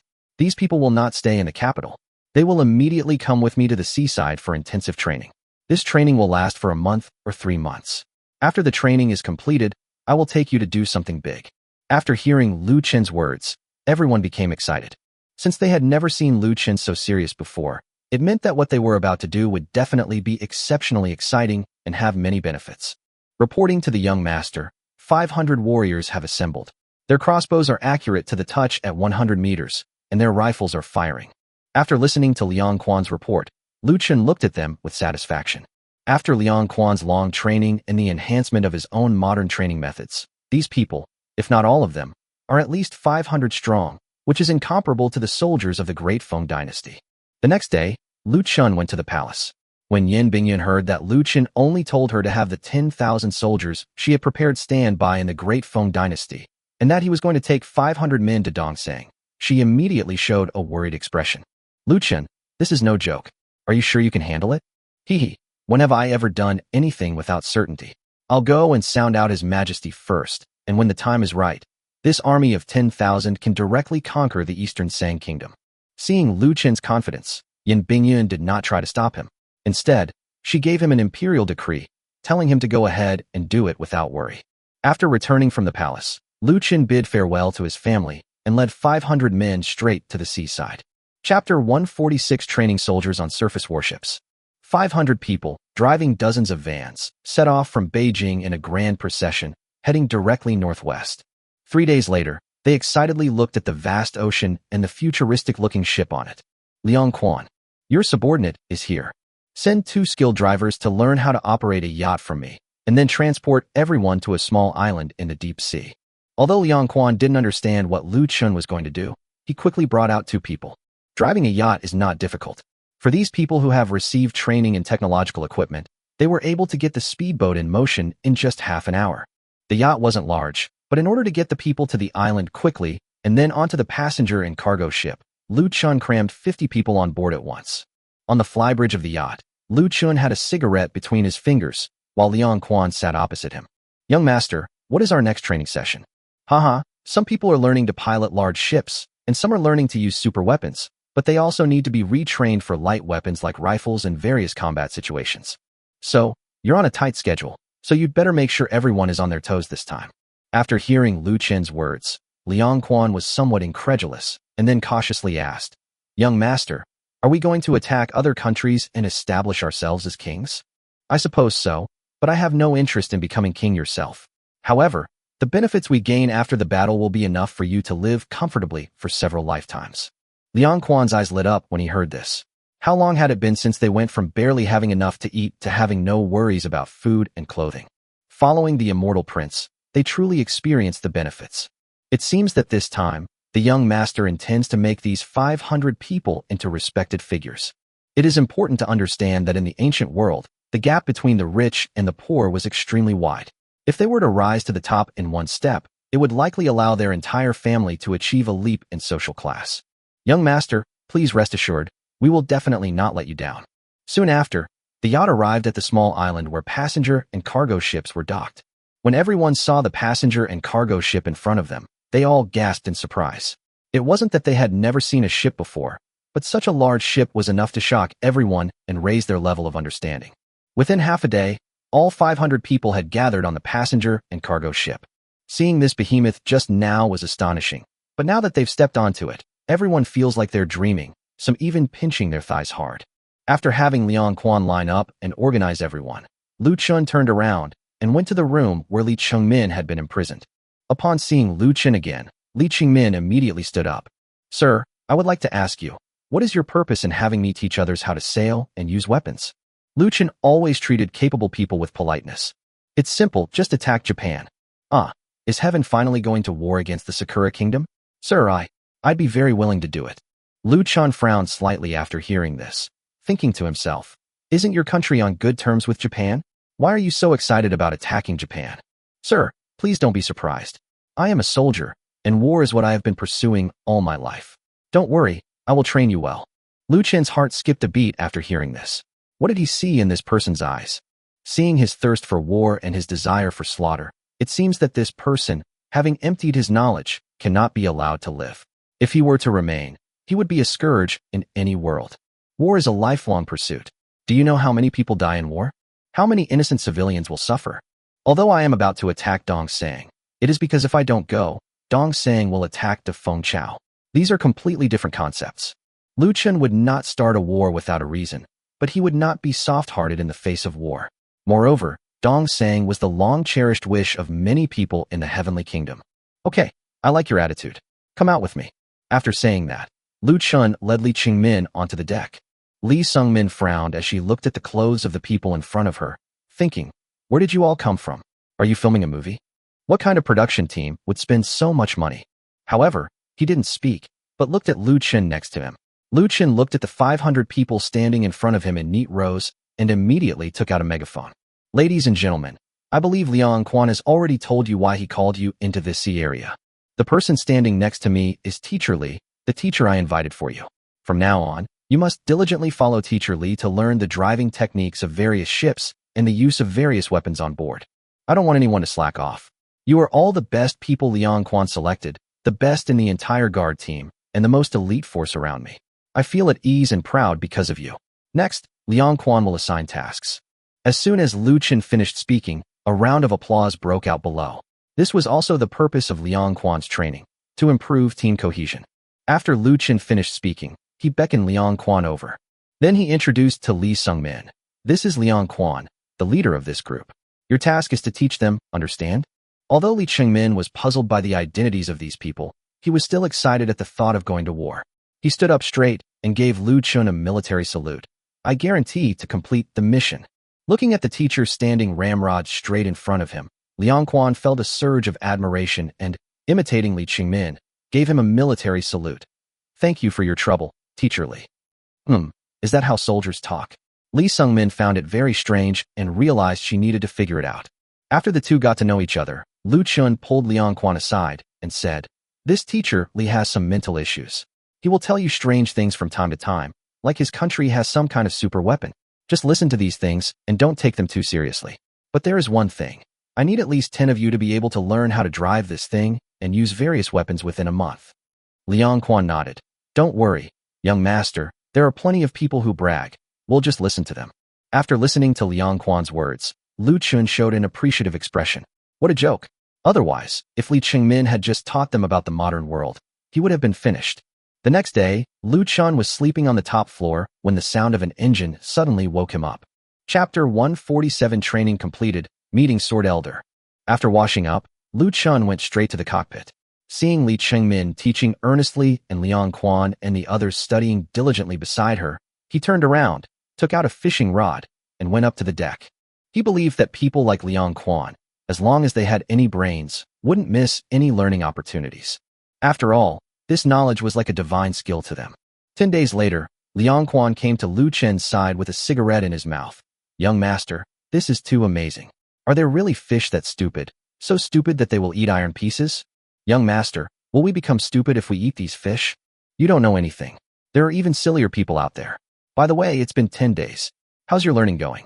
Just as the two were talking, a loud bang was heard from a nearby Coast Guard ship, and a shell was fired, hitting a target on a distant island. Immediately afterwards, the high-speed machine guns on the Coast Guard ship fired in an arc. On the other side of the island, the sound of popping beans could be heard, as 500 warriors were conducting mountain target practice. "Young master, as you can see, our brothers learn exceptionally fast. That's good. Tell them to study hard. Tomorrow I'll have someone bring you a big one to see." That night, while everyone was asleep, Lu Chen went directly to the other side of the island, and with a thought, a destroyer was placed on the sea. The loud noise woke everyone up. After confirming that everyone was safe via walkie-talkie, Liang Quan did not dwell on what the sound was. The next morning, Lu Chen took Liang Quan and Li Chengmin on a yacht and headed towards the destroyer. When Li Sungmin saw the destroyer in front of her, her whole body trembled. "Young master, is this a destroyer from the United States?" "Yeah. Do you know how to drive this thing?" "Young master, I have not learned how to drive or use a destroyer." Seeing Lu Chen suddenly frown, Li Chengmin quickly spoke up. "However, I can figure it out myself. As long as you give me time, I will definitely be able to drive it away and figure out how to fire the weapons inside." Just kidding. In the past 10 days, he has witnessed this guy's prowess firsthand. Despite his harmless appearance, he actually chopped the person into more than 10 pieces right in front of him. Therefore, Li Chengmin immediately thought of a possibility, that this group of people were terrorists, and that he was currently in international waters. Watching Lu Chen kill people was a huge shock to him. He was just a captain and had never experienced a real war. In fact, all of this was done by Lu Chen on purpose. The people he captured were just spies from the Eastern Sang Kingdom, given to him by Yin Bingyun. But the effect was surprisingly good. Just a few days ago, Li Chengmin was still yelling at the guards because she was a teacher, but after witnessing their brutality, she was completely distraught. Therefore, he later taught me almost everything he knew. "Okay, since Teacher Li is confident, we'll give you 3 days to study it. Half a month later, I hope my people will be able to steer this ship and sail on the sea." Li Sungmin was in agony. For 3 days, she acted like a god. Lu Chen didn't care about all that. As long as he knew how to drive and fire the artillery, that was enough. Other tactics were completely unnecessary. Half a month later, Lu Chen watched a passenger and cargo ship, 2 Coast Guard ships, and a destroyer sailing on the sea, occasionally firing a shot at distant targets, and a smile appeared on his lips.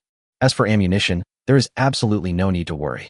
In the past month, Lu Chen has gone to Japan more than once. and he has looted almost everything in Yakagaku port, including the ammunition depot. The U.S. military was furious about this, but after failing to find anything from the investigation, they sent an army to give the small country a sound beating. Small country, what did I do to deserve this? Life wasn't easy in Japan either. Things her father had left at home mysteriously disappeared, so she was definitely responsible. After some negotiation, I had no choice but to give my father a considerable amount of money as a token of my filial piety. However, Lu Chen, who caused all this, was completely unaware at the moment. He was sitting in a makeshift inflatable tent on the island, leisurely drinking tea and looking at the results of the training in front of him. The next day, Lu Chen sailed his yacht alone towards the Great Feng Dynasty. He was going to find a guide, someone with sailing experience. With such a guide, the only option left was to seek help from Yan Bingyun. The SUV sped along, and on the third day, it rushed into the palace. Yan Bingyun looked at Lu Chen with some surprise. How come you came back so quickly? No, I'm not back yet. I've just assembled a large army and prepared the ships. After hearing this, Yan Bingyun thought to herself that it made sense. Even if Lu Chen were a god, he wouldn't be this fast. It was just that she had been blinded by Lu Chen's spirit of leading from the front. So she immediately told Xiao Buju to go out, and a short while later, Xiao Buju returned with a disheveled old man. Lu Chen, this is Fan Jian. Our Great Feng Dynasty once went to Dongsang Kingdom, but the only one who returned was Old Master Fan. Old Fan, this is Lu Chen, the young master of Lu family. He owns that shopping mall. Upon hearing this, Fan Jian immediately became enthusiastic. Wow, a shopping mall owner? He must be incredibly wealthy. Oh dear, I didn't expect it to be young Master Lu here. This old man is very polite. Looking at the disheveled old man carrying a broken machete on his back, Lu Chen was deeply puzzled. How did this guy manage to enter Yan Bingyun's study with a knife without any problems? Moreover, after entering the room, he didn't even bow. He looked at Yan Bingyun as if he were an elder looking at a junior. Moreover, they are so passionate about themselves. So he smiled and politely bowed. Lu Chen greets Elder Jian. The person with the forehead has a rather literary air about them. Just call me Old Fan or Old Man Jian. Lu Chen chuckled as he turned to look at Yan Bingyun. Seeing the doubt in Lu Chen's eyes, Yan Bingyun immediately said, Lu Chen, Lao Fan was one of the people who followed the late emperor to conquer the country. It's just that he's quite long-lived. Don't be fooled by his appearance of being only around 60 years old. He's actually over 90. I remember his meritorious service in protecting the country, so I haven't let him do anything. He's just sweeping the floor and taking a stroll in the palace. Immediately afterwards, Yan Bingyun came to Lu Chen and said, I'll tell you quietly, this old man is not simple. He is very strong, stronger than you can imagine. However, he has 3 bad habits: fighting, drinking, and being a womanizer. And one more thing, he is greedy for money. Lu Chen stared wide-eyed in disbelief. So lustful at this age? Chapter 148, Kicking the Sea-Maid's Sword. Lu Chen turned to look at Sword Elder, and the next moment, his gaze fell on the half-cut woodcutter's knife on his back. The machete was dark and rusty, so much so that it could be mistaken for a tetanus weapon. Yet, it seemed almost alive, sending chills down one's spine. But since Yan Bingyun said he was very strong, then it must be true. So he said, Elder Jian, this time, I plan to lead a group to do something to Dongsang Kingdom. But since this is my first time going to Dongsang Kingdom by sea, I would appreciate it if you could guide me. Sword Elder grinned after hearing this, and didn't waste any more words. Are you the owner of the shopping mall? That's right. You must have a lot of girls around you, and you must be very rich. Yes, there are some. All right, I'll go if you want. Prepare all sorts of pots and pans, and fine wine. As for girls, I'll take 3. And the money, 10,000 taels. 3. Lu Chen's lips twitched after hearing this. Could you please not say such conditions in front of Yan Bingyun? Besides, with your physique, the conditions were easy to agree on. 10,000 taels of silver was not much for Lu Chen. As for the wine and meat, as long as you could eat it, that was fine. And as for the maids, some of them were former prostitutes who couldn't make it in brothels and were sold to brokerage firms by the madam. All right, sir, I agree, but I have one request. Once we arrive in East Sang, you will stay on the ship and fight, and you will not participate in that. Just kidding. If you take such a greedy and lecherous person to Dongsang, what kind of mess will he make of the locals? Just as Jian Lao was about to speak, Lu Chen added, in order for you to enjoy yourself on the ship in peace, I will provide you with a cook, enough rice, flour, cooking oil, and fine wine, and also 5 maids. How about that? Haha, what else is there to say? It's settled then. When are we leaving? Elder Jian, you go back and pack your things. I'll also go back and find some people. We'll set off tomorrow. Looking at the old man in front of him who seemed to be a master, Lu Chen thought to himself, I'm finally ready. Dongsang Kingdom, just wait for me to come and crush you. However, the next day, Lu Chen regretted bringing the old man along. In fact, as soon as he left the capital, Lu Chen had the idea of returning the old man to Yin Bingyun. The guy was sitting in the van, and Lu Chen assumed that someone would take care of him, so he arranged for 2 cooks and a maid to accompany him. Before he could even get his other foot on the car, he started groping the 2 cooks. This caused chaos among everyone on the bus, who kept complaining to Lu Chen. And this guy never showers. The smell on him is like shoe soles that have been pickled for 3 years. The van driver suffers terribly. He drives with the windows open, but the smell hits him right in the head. Several times he almost drove into a ditch. The cars behind also suffered, and could only close their windows and turn on the air conditioning with the internal circulation mode. Everyone was driving incredibly fast, their goal clear, to get the goods to their destination as quickly as possible. Finally, after a long journey, the group arrived at the seaside. Lu Chen led everyone onto the yacht with a warm smile, and then took Fan Jian directly to the flying bridge. Fei Chao was extremely surprised and excited. This was a ship. It seemed that he had been sweeping the floor for so long that he had no idea how much the world had changed. He looked at the soft stool and the ship's hull, whose material was impossible to discern. In short, it's high class. Swordmaster, do you see any fish over there? Where are you, kid? Lu Chen pointed to the sea and lured Fan Jian over.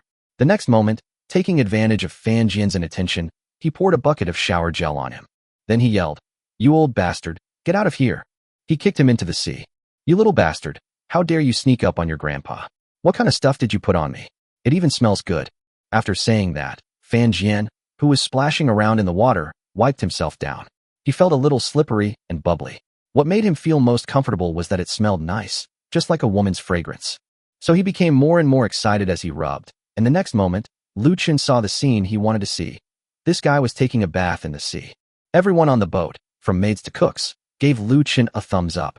He thought to himself, Young master, this move is brilliant. After washing the old man like this, the smell should be much less noticeable. After a stick of incense had burned, Fan Jian climbed onto the yacht, cursing and swearing. He pulled out a machete at Lu Chen and said, You little bastard, even though your kick made my bath feel good, I still have to beat you up. After saying that, he charged forward with a machete in hand.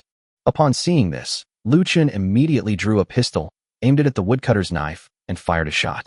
With a snap, Fan Jian stopped in his tracks, feeling the immense force of the bullet hitting his woodcutter's axe, which nearly made him fling the axe away. You little bastard, what kind of hidden weapon is that? Stop talking nonsense.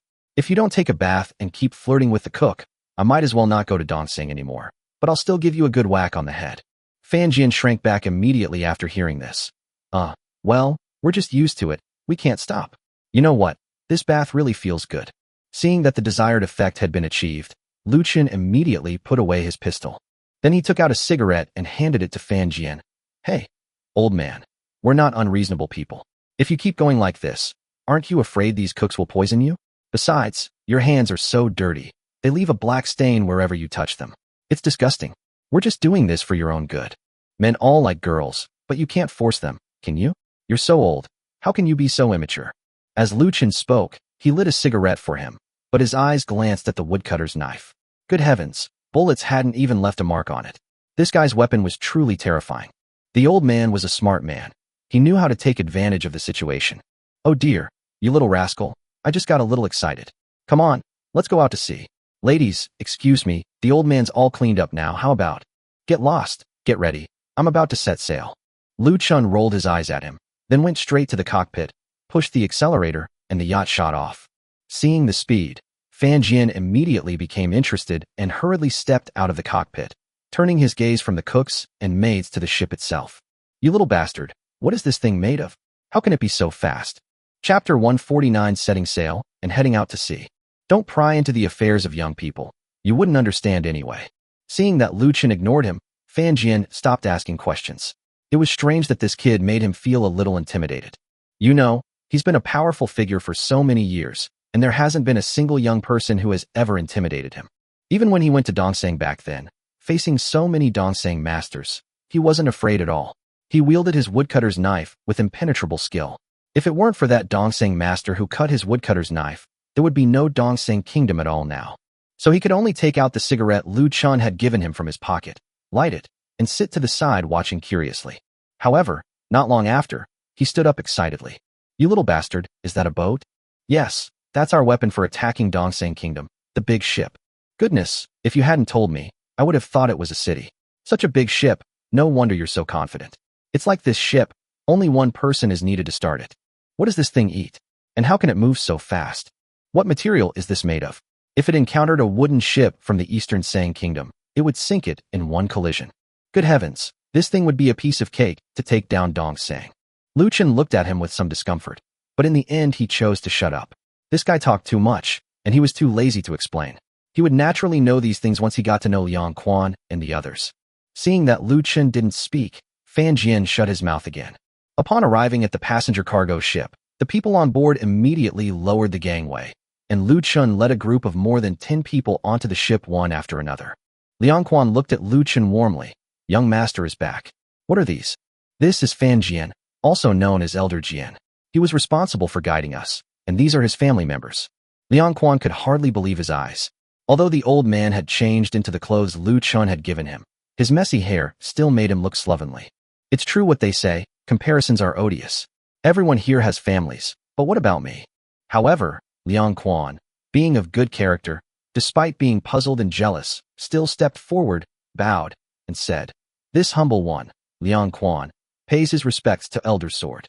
Don't be so polite. He's a complete bastard. He'll do anything, eating, drinking, gambling, whoring, smoking, and he loves to fight. You'll see later."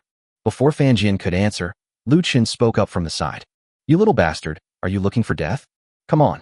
You're ruthless. What's this kid's name?" Returning to Jianlao, Liang Quan.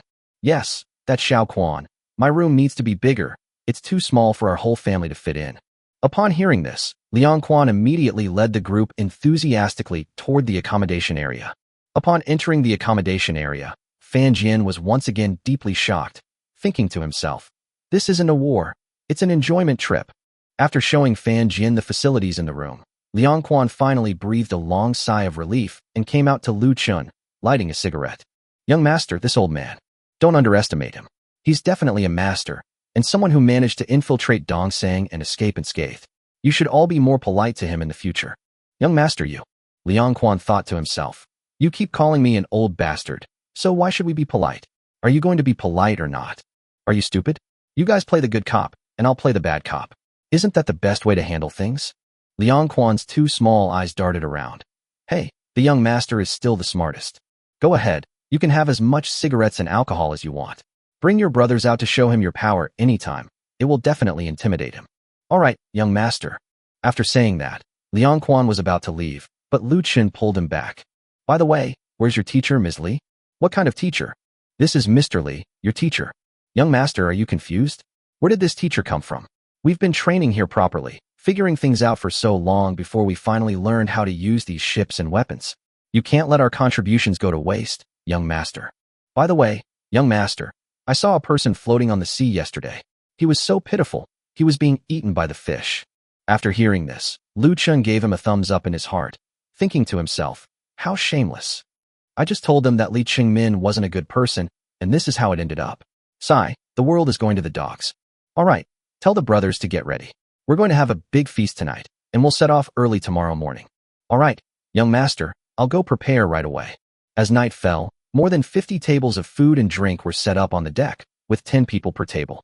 There was plenty of meat on the tables, and each table had a box of straw.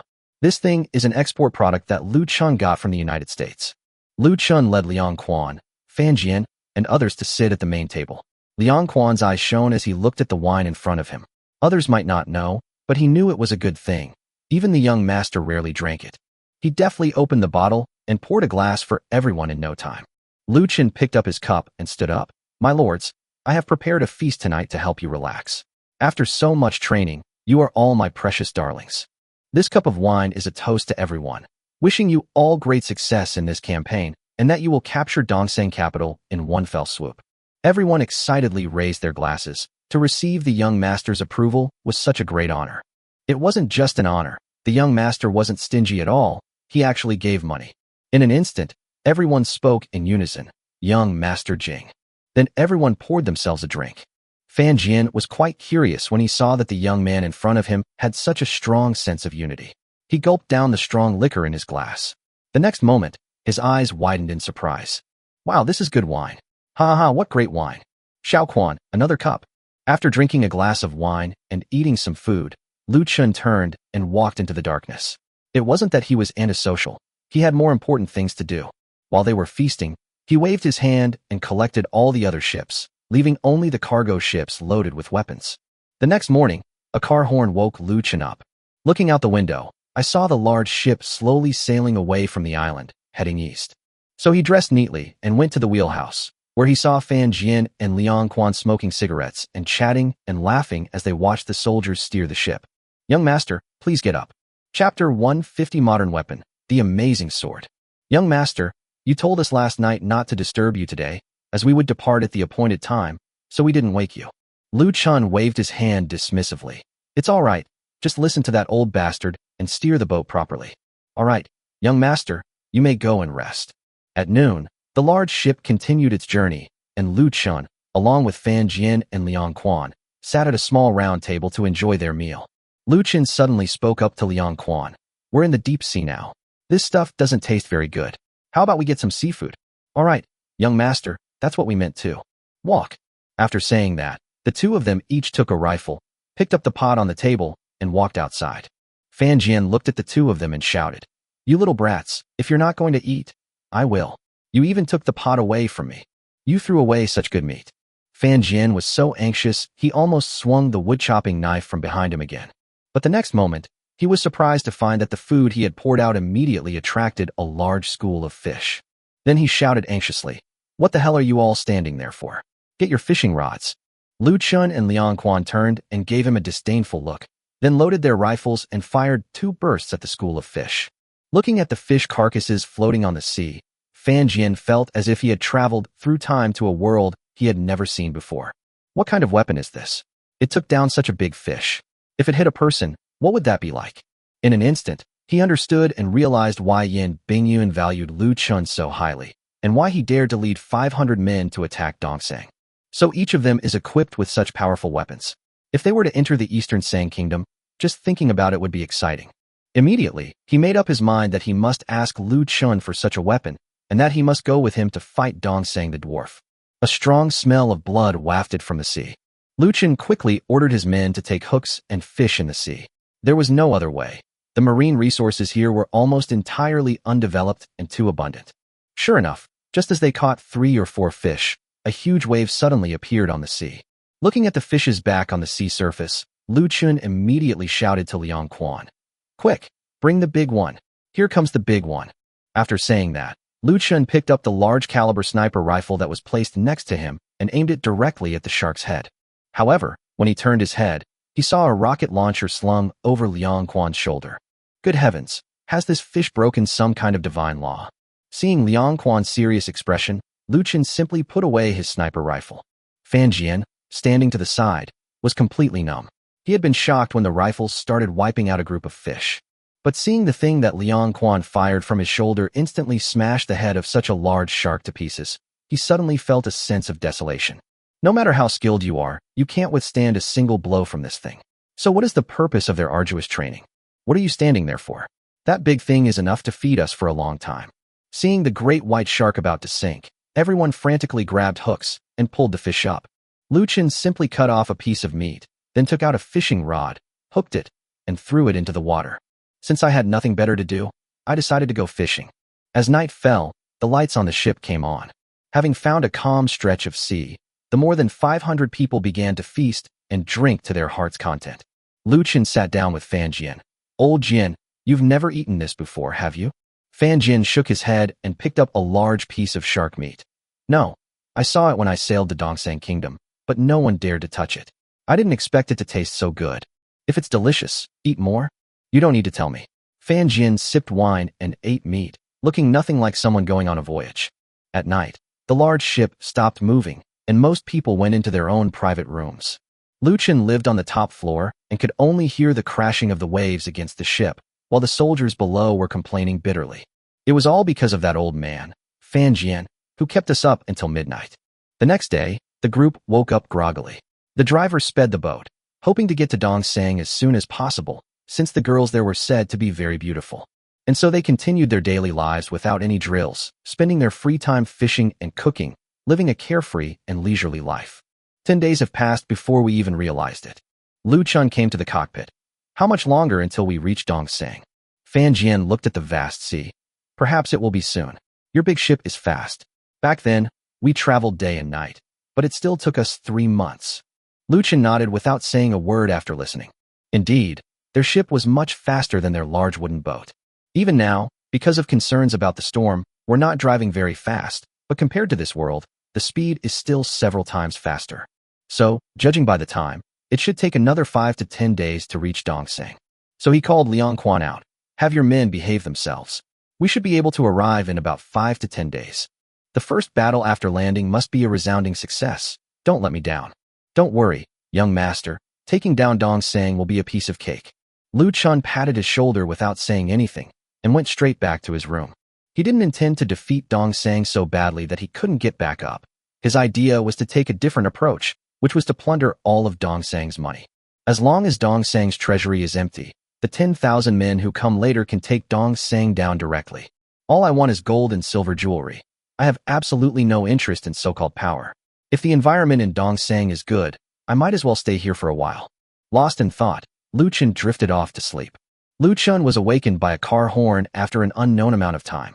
He was just about to get up and curse when he opened the door and saw Liang Quan standing excitedly at his door. My lord, there are Dongsang's warships ahead. Warships from the Eastern Sang Kingdom? Are they heading to the Great Foam Kingdom?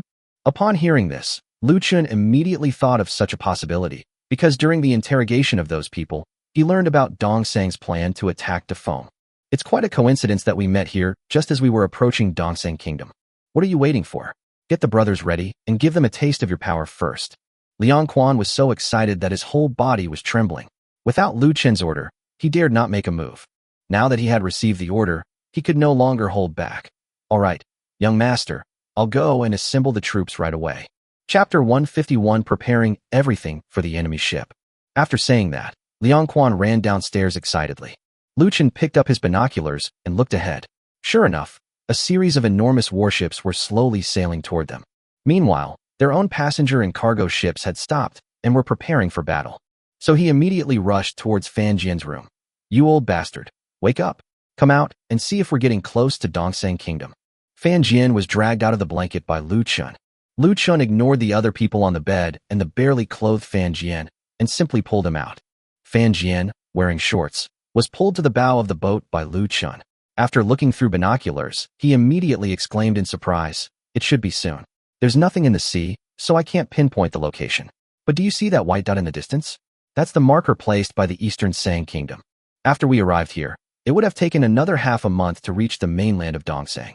Moreover, the sea is calm at the moment, which means we are almost there. Lu Chen was delighted upon hearing this and immediately snatched the binoculars from his hand. All right, you go back and continue working on it. I have to get busy. After saying that, Lu Chen rushed towards the people who were gathering and had them lower a speedboat. He leaped onto the speedboat and said to them, get ready for battle. I'll go check behind and see if those 2 Coast Guard ships are coming soon. These people didn't say much about Lu Chen's actions. Perhaps some people had doubts, but they also consciously refrained from asking.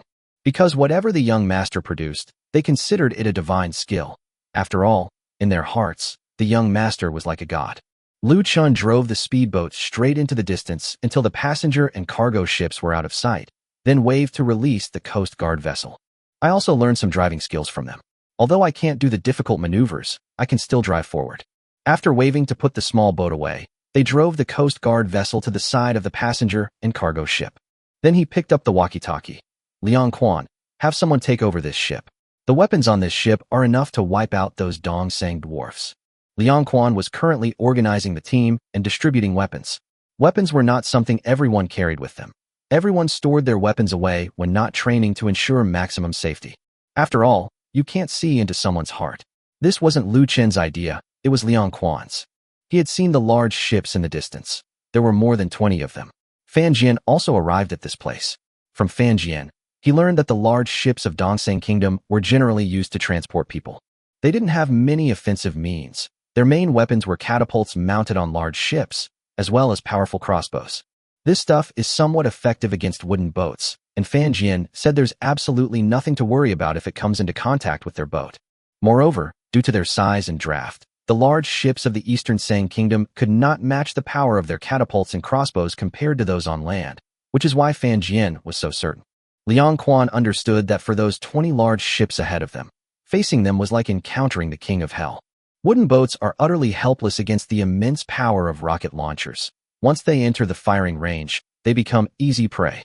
However, seeing that Lu Chen had brought the Coast Guard ship, Liang Quan felt even more relaxed. Because the Coast Guard ship has a large caliber rapid-fire cannon on board. So he immediately selected 50 men. You, come with me to the Coast Guard ship. This ship will be the main attack vessel. Stay here and do not move.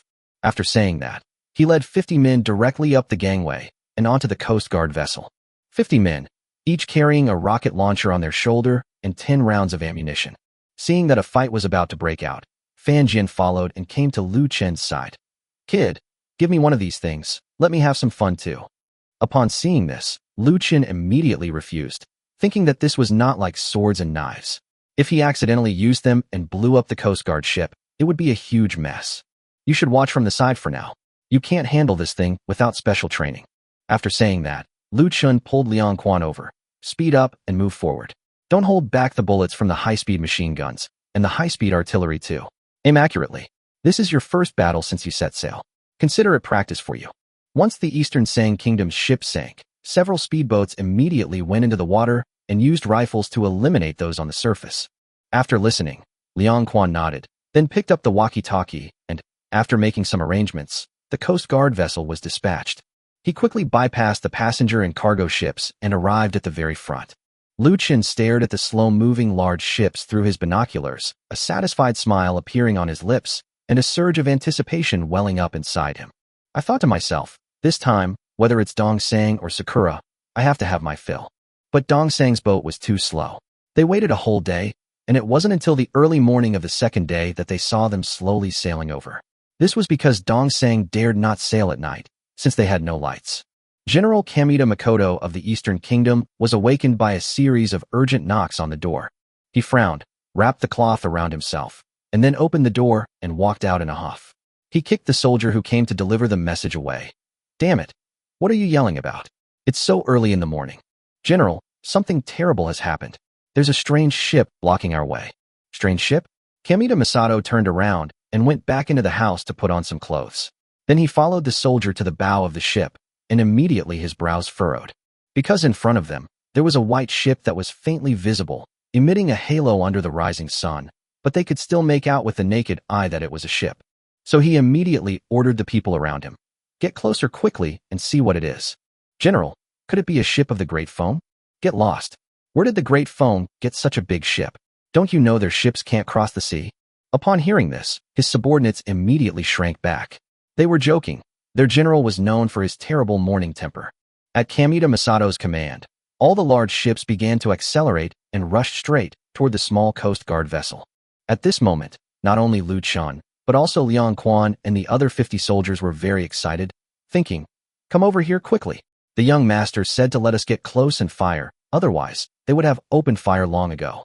Lu Chen held a pair of binoculars in his hand, with a sniper rifle placed beside him. He was calculating the distance, measuring the effective range of the sniper rifle and the distance of his own technical range. His idea was simple, to shoot down the one who was directing the ship from the bow, who wasn't wearing a military uniform. Chapter 152, When the Cannon Fires, Dongsang cries. Finally, a cold smile appeared on Lu Chen's lips as he slowly put down the binoculars in his hand. Then he lay down right next to him, grabbed the sniper rifle beside him, adjusted it, and then loaded a huge bullet. He turned to Liang Quan and said, wait a minute, everyone listen to my gunshot. As soon as I fire, you all fire directly. The goal is to sink all the ships in front, but leave the very first one alive. Liang Quan received it. After Lu Chen finished speaking, he didn't continue talking, but instead adjusted his breathing. At this moment, the fastest ship from the Eastern Sang Kingdom was about 1 kilometer away from them, while the furthest ship behind them was no more than 3 kilometers away. It can be said that all the ships were within firing range. After adjusting, Lu Chen placed his finger directly on the trigger. Kamita Masato rubbed his eyes. He could now clearly see the ship in front of him. It was indeed a ship, and he could even see the people on board. Unfortunately, they didn't have telescopes, so they couldn't see people's faces and clothes clearly. Just as he was wondering, he suddenly heard a loud bang, and the next moment he felt an unbelievable pain in his head, and then he lost consciousness. Everyone stared at the fallen Kamita Masato for a long time before panicking. Stop the ship! Stop the ship! There's an attack! But as they frantically tried to rush toward the catapult, the next moment, countless explosions rang out, and large holes appeared one after another in the ships next to them, with seawater rushing in. The ship next to them fared the worst. In just 10 or so breaths, 4 or 5 holes appeared in its hull, and it sank rapidly. Before the people on board could even react, they were swept into the sea by the large ship. In an instant, all the soldiers on the ship panicked. They had no time to resist, nor the will to resist. In this era, it all felt like a dream. The shells were like gods descending from the heavens, blasting holes in the ship's hull. So the soldiers who managed to get out of there didn't care about anything else and jumped into the sea like dumplings being dropped into boiling water. In less than half an hour, all the ships were sunk, leaving only the middle one floating alone on the sea. On the surviving ship, about 500 Dongsang soldiers were gathered together, holding long swords. Behind them were various officials and their entourage, but everyone's body was trembling uncontrollably. They considered jumping ship to escape, but when they saw several speedboats heading straight for the sunken ships, and the weapons in their hands making a rattling sound, almost without making a sound, yet able to float on the sea like a snowflake, everyone was stunned. It seemed the heavens were going to destroy them. For a moment, they didn't even have the courage to flee.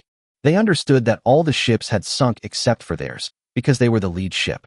However, the general had been killed by a mysterious weapon and was now lying on the deck. The highest-ranking officer at that moment was the regimental commander of their unit.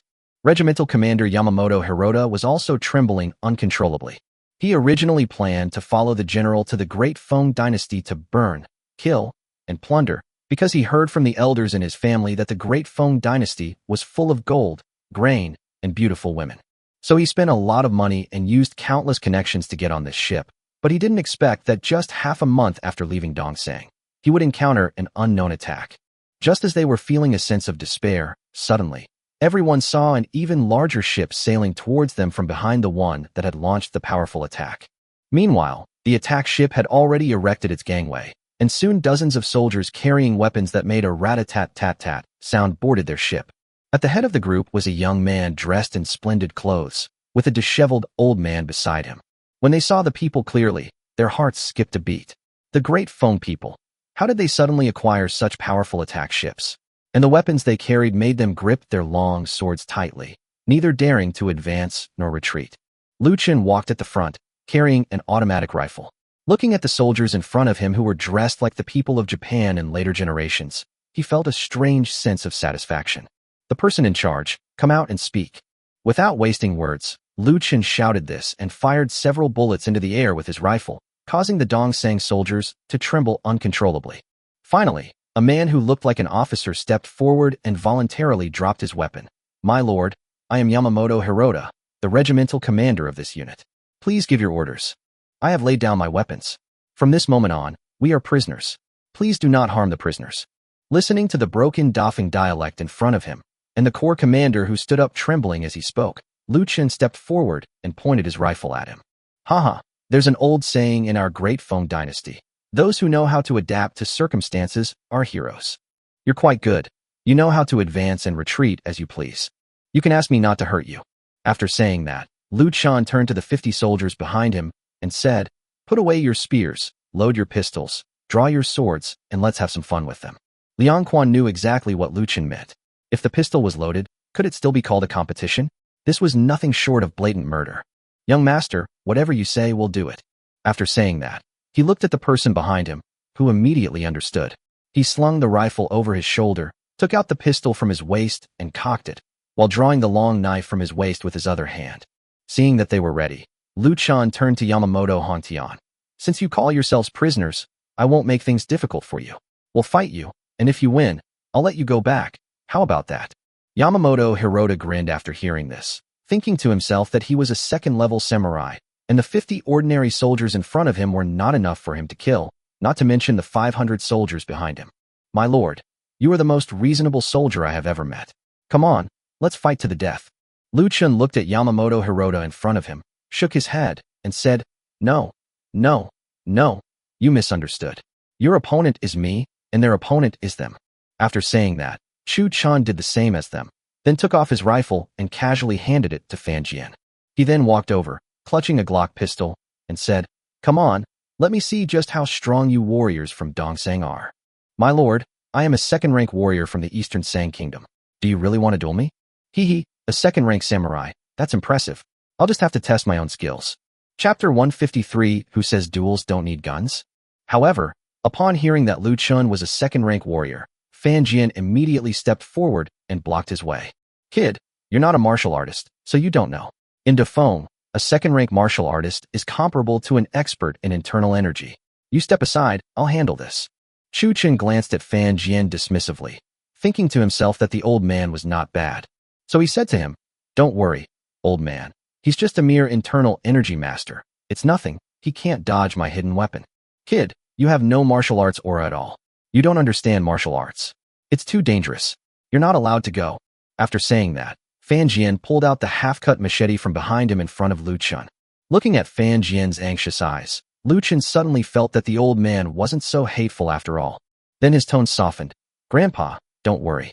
With your strength, even if he tries to kill me, you should be able to save me in time." Moreover, we were all wearing stab-proof vests. Seeing Lu Chen's insistence, Fan Jian's worry remained, but after glancing at the people behind him, he understood. No matter what, Lu Chen was the leader of this group, so how could he back down? Therefore, if he insists on stopping him, it will only make the people behind him look down on Lu Chen even more. "Kid, be careful later." After saying that, he stood aside, but he didn't let go of the half-cut machete in his hand and coldly stared at Yamamoto Hirota in front of him. Yamamoto Hongtian was intimidated by Fan Jian's imposing manner. Moreover, when he saw the half-cut woodcutter's knife in Fan Jian's hand, he seemed to suddenly realize something and immediately spoke up loudly. "Sir, this gentleman cannot participate in the battle, otherwise it would be unfair." Lu Chen smiled inwardly after hearing this. "You think you're making things easy for yourself. It's unfair for Fan Jian to fight you, but it's fair for an ordinary person like me to fight you?" Thinking of this, he stepped forward and said, "Stop talking nonsense. Come on." "All right, sir, watch carefully." After saying that, he raised the long knife in his hand and thrust it directly at Lu Chen. Looking at his sprinting speed, Lu Chen couldn't help but shake his head, thinking that a second-grade warrior was still too weak and too slow. Seeing Lu Chen's calm demeanor, Fan Jian, who was standing to the side, suddenly realized something. Could it be that Lu Chen was not only skilled in hidden weapons? The moment that thought crossed his mind, he saw Lu Chen slightly sidestep his long sword and then kick Yamamoto Hirota away. A second-rank samurai, not so great. At this moment, both Yamamoto Hirota and Fan Jian fell silent. They had originally thought Lu Chen was just an ordinary person, but they hadn't expected him to be so powerful. You have to understand that no matter how much martial arts an ordinary person practices, they can never match the speed of a martial artist, which means they can't avoid Yamamoto Hirota's strike. But Lu Chen, who seemed to have no cultivation at all, managed to dodge it so easily and calmly, and was even able to counterattack. Therefore, at worst, Lu Chen is a master of the transformation realm, which is equivalent to the strength of a third-rank warrior. You've been hiding your true strength. Yamamoto Hirota began to feel afraid. He had thought he had the victory in his grasp, but he was surprised to lose in the very first move. Hiding? That's just your ignorance, Dongsang. You really think you're invincible? Remember, in the eyes of Defeng, you're nothing but scum. After Lu Chen finished speaking, he rushed directly towards Yamamoto Hirota. Yamamoto Hirota did not expect Lu Chen to attack first, so he swung his long sword directly at Lu Chen's head. Lu Chen easily dodged his knife with a simple turn of his head, and then Glock pulled the trigger almost with his head pressed against it. With a soft plop, Yamamoto Hirota's eyes widened in disbelief, and then he collapsed to the ground with a thud. Lu Chen kicked the corpse in annoyance, then turned to Liang Quan and the others. "What are you all standing there for? Let's duel." Upon hearing this, Liang Quan immediately realized what was happening and turned to the 50 soldiers behind him who were already itching to attack, saying, "Brothers, charge. Kill them all." After saying that, Liang Quan rushed out first. He was holding a long knife in one hand and a pistol in the other. The wooden boat from Dongsang Kingdom was not large. They rushed across the short distance of a few dozen meters in no time, and for a moment, the entire boat was filled with the sound of clapping. However, Lu Chen and Fan Jian each had a cigarette in their mouths, coldly watching the carnage in front of them. "Kid, you're at the level of a grandmaster?" "Grandmaster?" Lu Chen shook his head, puzzled. I don't know either, but I do know that I killed that short guy from Dongxing Kingdom. Fan Jian's heart skipped a beat when he heard this. Of course he knew who the short man was. That was a third-rank martial artist at the peak of the transformation realm, and this kid actually killed him. Could it be that he is also a master of the innate realm? You should know that there are very few innate masters in the entire Great Feng dynasty, and I am one of them. For a moment, Fan Jian had an urge to fight Lu Chen, but seeing Chu Chen's pistol that he hadn't lowered, he chickened out. He knew that in a duel between masters, there weren't many rules to follow. Everything was for the purpose of killing the other person. Let's just forget about it. He hasn't avenged the broken sword incident yet. Then he spoke again. Kid, could you lend me one of your weapons? I have business to attend to in Dongxing Kingdom. Following Fan Jian's finger, Lu Chen saw the automatic rifle next to him. Why do you keep wanting this thing? You must be even more powerful than a grandmaster, right? Actually, if you prepare in advance, with your speed, very few people can hit you with this thing. Lu Chen was right. The strength of martial artists should not be underestimated. If a martial artist at the grandmaster level or above is well prepared, dodging bullets is not a problem for them. Of course, this is on the premise that he has to prepare in advance. The reason he was able to kill the dwarf grandmaster was entirely due to surprise. If Lu Chen had known the power of the weapon in his hand, it wouldn't have been so easy to kill him. Fan Jian nodded after listening. I understand what you said, but there is one thing. If I fight someone of the same strength as me, with the weapon you have, my chances of winning will be much stronger. Lu Chen agreed with this point, but there was one thing he was curious about. That means that old man Fan Jian seems to have some enemies in Dongxing Kingdom. Otherwise, he would have nothing better to do than to taunt Liang Quan and the others while they were training and ask them for guns to play with. So, out of curiosity, he asked, tell me, who are you going to kill in Dongxing? That's why you're so desperate for a gun. Fan Jian was stunned for a moment after hearing this. Then, as if he had thought of something, he took a deep drag of his cigarette and looked at Lu Chen. Chapter 154 Fan Jian's enemy is the Imperial Advisor. I know you're a gossip, but I'll tell you anyway. This story begins 30 years ago. I had a senior classmate. Immediately afterwards, Fan Jian began to talk to Lu Chen while smoking one cigarette after another. Half an hour later, Lu Chen was also a little angry, thinking that this unassuming old man had suffered such a great injustice. This grievance was suffered at the hands of one's closest loved ones. Anyone would be indignant in such a situation. It turns out that 30 years ago, Fan Jian was a handsome young man. Although he was quite old, he had achieved the strength of a grandmaster at a young age, so his appearance had not changed much. His fellow disciple was named Fan Chu, and of course, he now had a name from the Eastern Sang Kingdom, Yamaguchi Ichiro. 30 years ago, Fan Chu and Fan Jian were fellow disciples and their master's most valued disciples and successors. However, while the two were practicing martial arts and living together every day, Fan Jian went out and brought back a girl. The girl had big eyes, fair skin, and a beautiful face. Her grain sacks could feed 2 generations. The two fell in love at first sight. However, because Fan Jian was handsome and strong, the girl soon fell in love with him. Fan Chu held a grudge against this. Because of his short stature and ugly appearance, a seed of inferiority and ruthlessness was slowly planted in his heart. Fan Jian and the girl dated for a year before getting married and living a shameless life together. But Fan Chu was unwilling to accept it. They were fellow disciples, and he was even slightly stronger than Fan Jian. He was the best successor in his master's eyes. Why did the girl not choose him but choose Fan Jian? Just because Fan Jian is handsome. Enraged, Fan Chu finally snapped one night. While Fan Jian was going down the mountain, he rushed into their room and stabbed the girl. When Fan Jian returned, he was furious to see Fan Chu, who was barely clothed, and his wife, who was crying. When he learned that it was his senior brother Fan Chu who had done it, he grabbed a wood-chopping knife and rushed at Fan Chu. However, Fan Jian was no match for Fan Chu, so he did not gain any advantage. So he reported the matter directly to his master, who was extremely angry to see that his disciple had made such a big mistake. They immediately joined forces with Fan Jian to give him a severe beating and expel him from the sect. Enraged, Fan Chu returned to the mountain gate a few days later and poisoned the well, waiting for himself, his master, and his wife to take the poison. He stormed into the house and brutally murdered his master and wife, while Fan Jian escaped from the back mountain under the protection of his master and wife, thus saving his life. From then on, he embarked on a path of revenge. However, when he searched for Fan Chu again, the world was in chaos. The entire Great Feng dynasty was invaded by foreign tribes, and the people were suffering.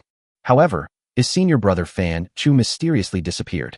Seeing no hope of revenge, Fan Jian joined the army. Relying on his exceptional skills, he eventually fought against warriors from other races and became a bodyguard for the late emperor.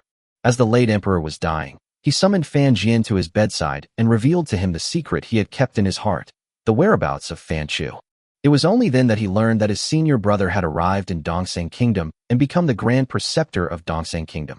The reason I didn't tell him before was because I was afraid he would be blinded by hatred. Besides, at that time, Dafeng didn't have the strength to cross over to Dongsheng. His senior brother was taken back by the invading Dongsheng people. After receiving this news, Fan Jian, with the support of Dafeng, built a large ship and led many soldiers straight to Dongsheng. However, by this time, Fan Chu was already the Grand Preceptor of Dongsheng, holding a high position. In that battle, he suffered all kinds of humiliation, and his meteorite iron woodchopping knife was also cut in two by Fan Chu. Moreover, almost all of the 3,000 soldiers he led were wiped out while trying to protect him. He fled back to Dafeng with his body. Every time he closed his eyes, all he saw were the images of his dead comrades, his master, and his wife. So for the past few decades, he has been working silently as a sweeper in the palace, with the aim of atoning for his sins and protecting the safety of the palace. He originally thought that there was no hope of revenge, but unexpectedly, Yin Bingyun found him that day.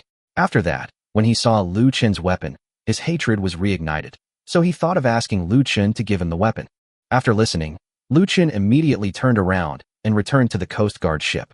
When he returned, he had several guns and a full set of stab-proof clothing. Old man, you've been wronged, and so has our great Feng. So, I'll show you how to use these guns. This weapon is called a shotgun. It has immense power at close range, and even a terrestrial deity would die if caught off guard. After saying that, Lu Chen loaded the gun and pulled the trigger on a steel plate in front of him. The massive slug pierced right through the steel plate in front of him, leaving Fan Jian utterly shocked. Kid, that's incredible. Hee, you can use this gun for emergencies. Then, he took out a dark stick. This is called an electric baton, which can emit lightning power. Even if a god came, he would be unable to move for a while if he was hit. After saying that, he took the stun gun and stabbed a soldier from Dongsheng who was being chased by soldiers. The next moment, the soldier was hit by a sizzling sound and fell to the ground, convulsing. Immediately afterwards, Lu Chen pulled out a large-caliber revolver, which he had often seen in short videos. He then fired a bullet directly at the steel plate in front of him, and unsurprisingly, the bullet passed through the steel plate. Looking at the three weapons in front of him, Fan Jian became very excited. All three are melee weapons, and you need to use them unexpectedly, so you'll have to figure out how to use them yourself. You have to take revenge for yourself. Fan Jian nodded after listening, then stood up and bowed to Chu Chun. Boy, if I come back alive, this old man will be your bodyguard from now on. After saying that, Fan Jian grabbed his weapon and charged into the battlefield. The battle was already drawing to a close. Liang Quan and his men, guns in hand, were searching the ship's rooms and warehouses, floor by floor. My lord, a large amount of gold has been discovered here. Young master, there is a large amount of grain here. Young master, come here quickly, see what good things I've found. Hearing the voice, Lu Chen stood up and followed the soldier into the interior of the large ship. Immediately afterwards, a smile appeared on Lu Chen's lips. Inside a room, nearly 50 girls from the Eastern Sang Kingdom were huddled together, trembling. Chapter 155 Artillery Attack on East Sangport. Young master, this is a good thing. We didn't steal it, we found it. Liang Quan, who was standing to the side, could no longer contain his joy. Given how generous Lu Chen was, he would at most let him choose first and then give the rest to his brothers.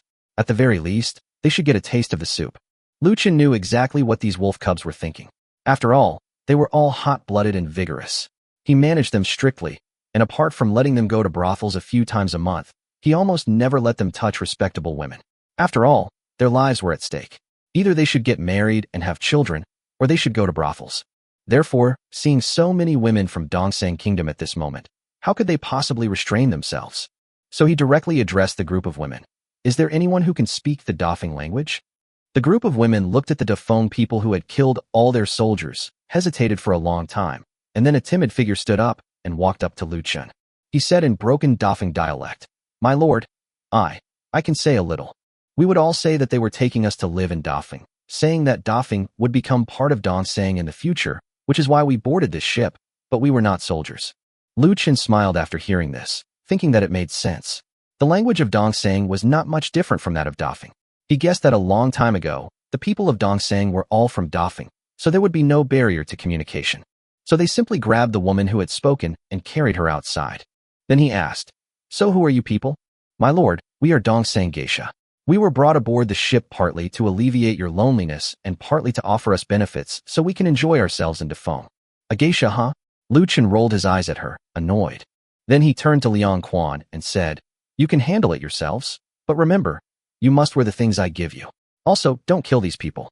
Our great Feng is not those barbaric dwarfs. After the battle, you can take them back, but they must be dealt with in a centralized manner. Let's open a brothel. I've already thought of a name for you, Dongsangri. As for the profits, I'll take 20%, and the rest will be divided among the brothers." Upon hearing Lu Chen's words, Liang Quan jumped up excitedly. He had expected the young master to be generous, but he hadn't anticipated that he would be so generous as to give them all away without taking a single one. Moreover, they were allowed to take them back to open brothels. You must know that in Dafeng, brothels were a thriving business that made a lot of money. Doesn't that mean that from now on, these people will definitely not have to worry about making a living? What are you standing there for? Have them bring the big ship over, take these women over, and have the Coast Guard ships clear the way. Let's head to Dongsang. On behalf of my brothers, Liang Quan thanks you for your generous gift, young master. Lu Chen smiled after hearing this, waved to him, and then returned to the passenger and cargo ship with Fan Jian. After returning to his room, he crawled into bed and fell into a deep sleep. Although he had not participated in the war, he was still extremely tired. A short while later, he heard several cannon shots, and then the passenger and cargo ship set off directly towards the land of Dongsang Kingdom. After the cannon fire, the last ship of the Eastern Sang Kingdom sank to the bottom of the sea, and its contents were completely moved onto Lu Chen's passenger and cargo ship. Lu Chen took out half of the gold and silver and rewarded the 500 soldiers and cooks. The other half was stored in his spatial storage in the room, while the grain was placed on the passenger and cargo ship for their return voyage. After a battle, the Coast Guard ships led the way, commanded by Liang Quan and guided by Fan Jian, with passenger and cargo ships following behind, rapidly approaching the mainland of Dongsang Kingdom. Lu Chen, on the other hand, remained idle, fishing every day with his fishing rod, and then preparing various seafood feasts for himself each day. Finally, after sailing for another 5 days, Lu Chen, holding his binoculars, saw a patch of green appear on the horizon. "Young master, if we continue traveling, we estimate we will reach Dongsang Kingdom in about an hour." Liang Quan and Fan Jian stood beside Lu Chen and spoke. "Okay, everyone stop for a bit. Let's feed and drink our fill, get our energy back, and log in early tomorrow morning. Tonight, there will be plenty of meat, but no alcohol. Give the order, and tomorrow it's up to you." After saying that, Lu Chen returned to his room. He was thinking about how to get directly to the Eastern Sang Imperial Palace with 500 soldiers, no more and no less. It seems I'll have to secretly get some cars out. At night, the lights of the passenger and cargo ships and the Coast Guard vessels were not conspicuous. More than 500 people were eating meat on board, and everyone was eating with great satisfaction. Under Liang Quan's arrangement, apart from the patrolling soldiers, they all went to sleep in their rooms early. The next morning, as the wake-up bell rang, Lu Chen woke up, got dressed, and went to the deck, only to find that they had already assembled. Countless weapons were taken out of the armory, and each person carried 500 rounds of rifle ammunition, as well as pistols, grenades, long knives, and marching rations. A group of 50 mortar soldiers, carrying mortars and shells, with 10 mortars, could be considered invincible. Other weapons, such as grenade launchers and rocket launchers, were also carried. In fact, Lu Chen could have stored these weapons in his spatial storage. But for this group of people, carrying heavy loads was commonplace, so Lu Chen had Liang Quan to arrange it. After all preparations were completed, Lu Chen gave the order for the 2 ships to quickly head towards Dongsang Kingdom. "General, what is that?" At the port of Dongsang Kingdom, a dozen or so large wooden ships were quietly moored there. Suddenly, a soldier came to the door of the port general's room, pointed at Lu Chen's 2 ships, and said. The port general immediately tensed up upon seeing this, because he knew that they had just sent 20 warships to Dafeng, but these 2 strange ships had returned. What happened to his 20 large ships? Thinking of this, he immediately became nervous. If the routes were the same, then the ships that had come here were most likely from the Great Feng Dynasty. If they were from the Great Feng Dynasty, then it was conceivable that their fleet was probably gone. Quick, quick, organize an attack. The attackers are hostile. But no sooner had he finished speaking than he heard a loud bang in the air, and then he watched helplessly as a ship on the sea emitted a plume of smoke, and then something unknown rushed directly towards his ship. Immediately afterward, there was a loud bang, and he saw a large hole blown open in his ship's hull, with seawater rushing in. The screams and splashes of the soldiers left him completely bewildered. What kind of weapon was this? Chapter 156, landing in the inland area of Dongsangchong. However, before they could react, he was horrified to see the opposing ship continuously firing that weapon. Almost every shell landed on their large ship, and the remaining vessel was completely destroyed in less than 20 minutes, slowly sinking to the bottom of the sea. The general panicked and immediately ran towards land under the protection of his soldiers. After all, this was a deep water port, and if their ship sank, few of those on board would survive. Seeing that all the ships opposite had sunk, Lu Chen immediately ordered Liang Quan to speed up and rush towards the port. A short while later, the two large ships docked in the harbor. 500 soldiers picked up their rifles, disembarked, and opened fire on the Dongsang soldiers who were setting up defenses. Within minutes, the soldiers of Dongsang Kingdom abandoned their defenses and fled in all directions. Such an attack was beyond their comprehension. Even the older generals had never seen such a powerful attack before, as if the opponents were not human, but a group of gods descending to earth. After losing ground, the general mounted his horse and galloped towards the city behind him. He had to bring this information back. Dongsang was facing an unprecedented crisis. After Lu Chen led his men to clear the entire coastline, he immediately said to Liang Quan and the others, "Everyone, occupy the Dongsang port fortifications and build a defensive line to guard against a counterattack by the Dongsang soldiers. Tomorrow morning, 20 people will guard the ships, and the rest of you will follow me forward." After saying that, Lu Chen grabbed a rifle and rushed into Dongsang's sergeant barracks at the port.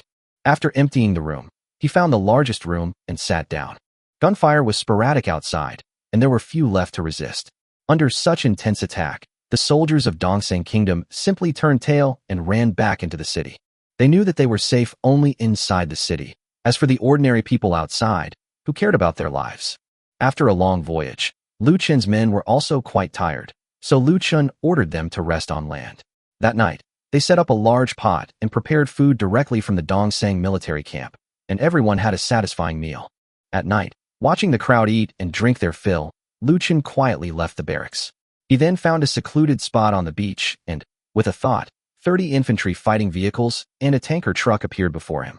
500 soldiers, apart from the few dozen left behind, and a dozen or so per vehicle, is more than enough. Moreover, the combined strength of 30 infantry chariots is absolutely sufficient to strike at the heart of the enemy and bombard the royal palace of the Eastern Sang Kingdom. After doing all that, Lu Chen went straight back to sleep. The next day, just as dawn broke, Lu Chen was woken up by Liang Quan. "Young master, get up." The brothers went to scout ahead. The city ahead has already prepared its defenses and will probably have to fight a siege today. Lu Chen walked out sleepily and pointed to the beach. "I've already prepared for the siege. I'll be on the last chariot today. As for how to fight, just take your men and go. Don't bother me unless it's absolutely necessary. But you must remember one thing.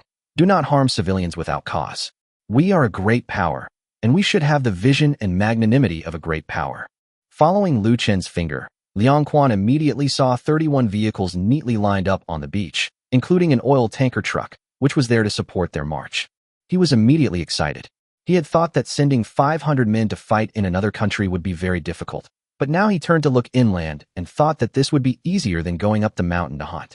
So he immediately patted his chest and said, "Young master, if we still can't take down this city with these infantry fighting chariots, I'll just cut off my head and give it to you. Go on, and stop bragging in the future."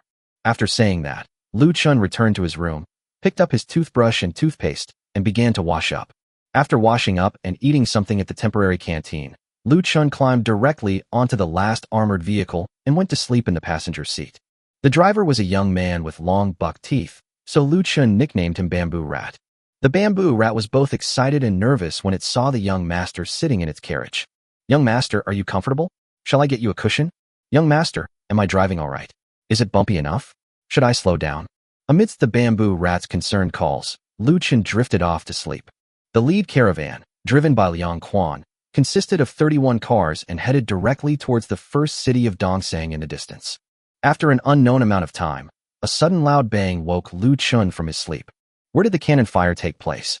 "Young master, it was Lord Liang who fired the first shot. Shall we fire one too?" The Bamboo Rat was extremely excited at that moment, because looking at the city in front of it, it had the urge to fire a cannon at it. Unexpectedly, their car was in the second row, and because it was to protect Lu Chen, it was used as a vehicle not to participate in the battle.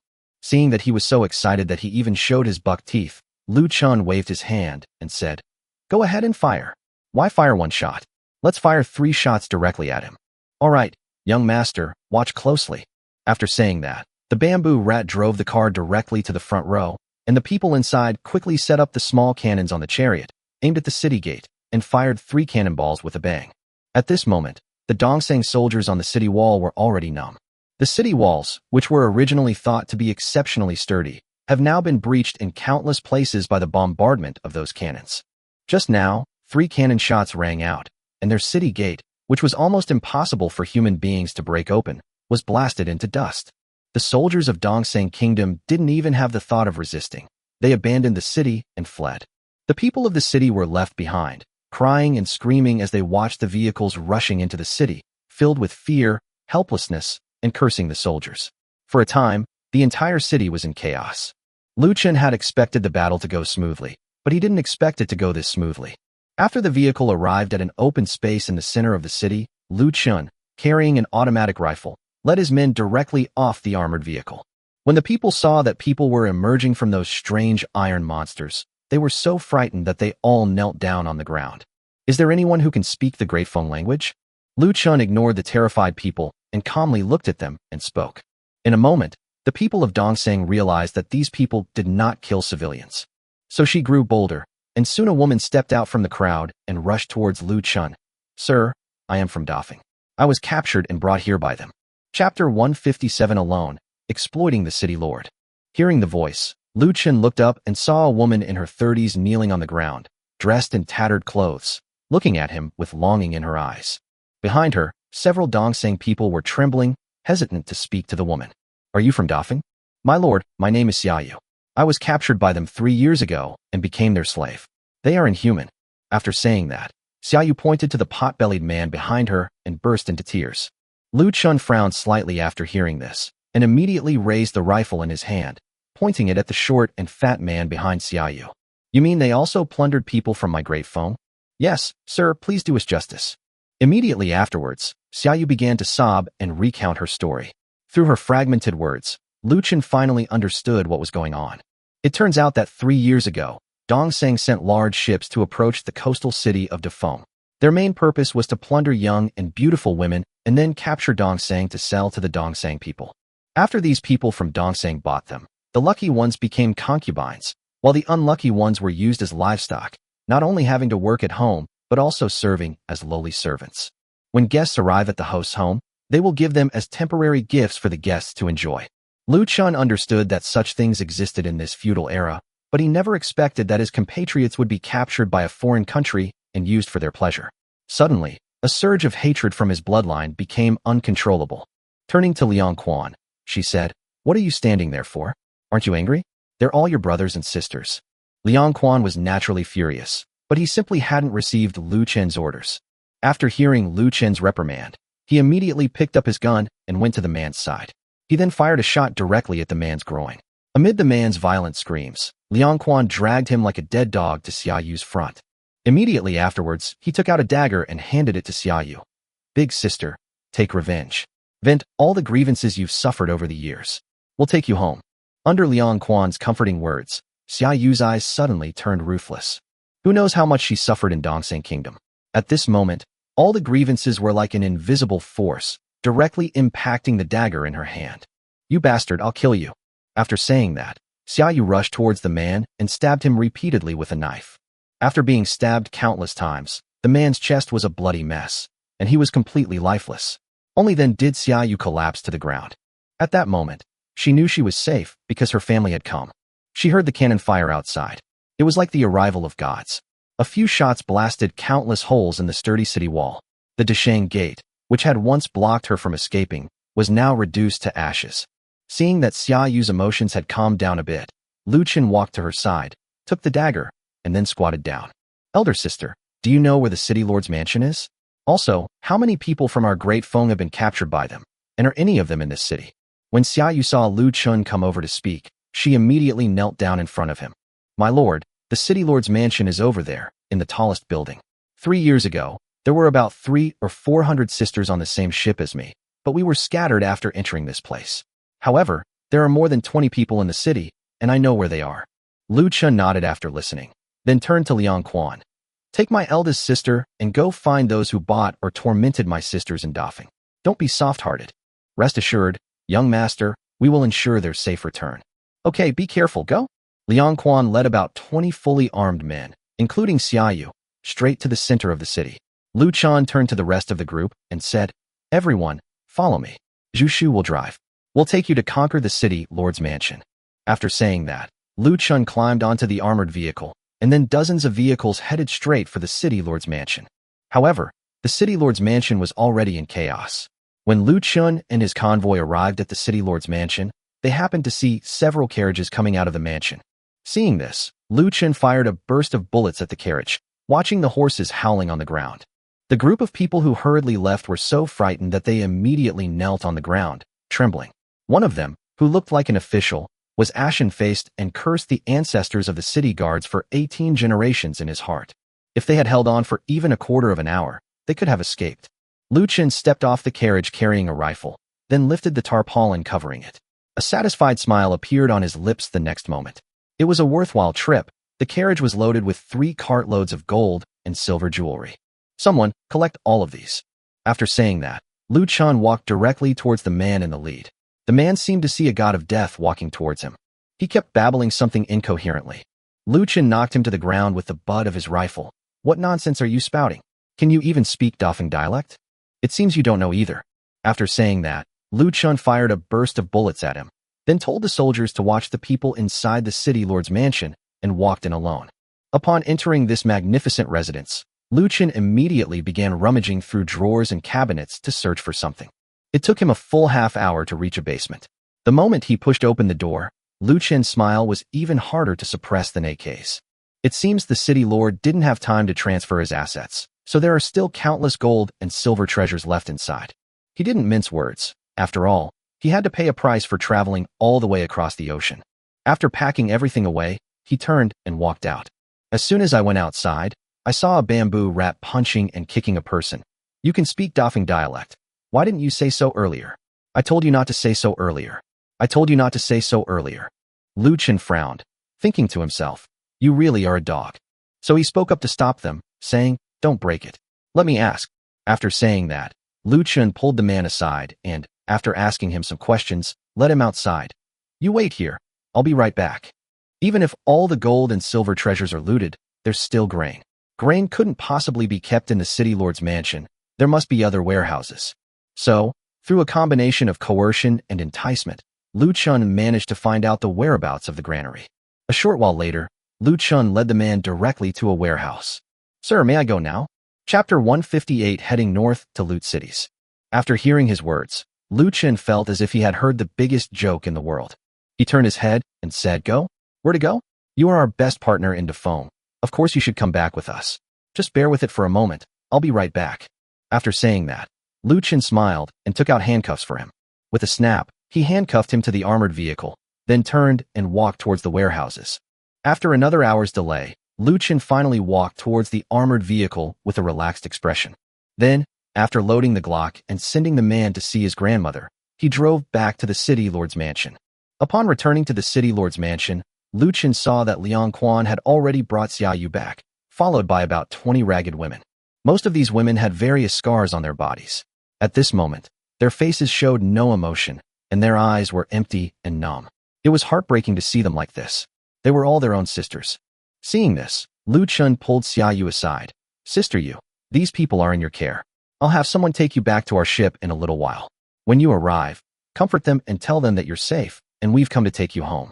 After hearing Lu Chen's words, Xiaoyu burst into tears. Yes, finally someone had come to take them home. The group looked at Lu Chen in front of them, and the next moment they all knelt down. Looking at these women in front of him, dressed in rags, covered in wounds, and so thin that they seemed like they could be blown away by a gust of wind, Lu Chen felt a pang of sadness. "Sisters, get up. We've come to pick you up and will definitely protect you. Don't worry, I will make them pay for the suffering you've endured here 1,000 times over." After saying that, he looked at Liang Quan. "You arrange for 4 men to take enough ammunition and send them back to the ship. There are still more than 20 people on the ship. After sending them back, come back immediately. Let's be slow and wait for them.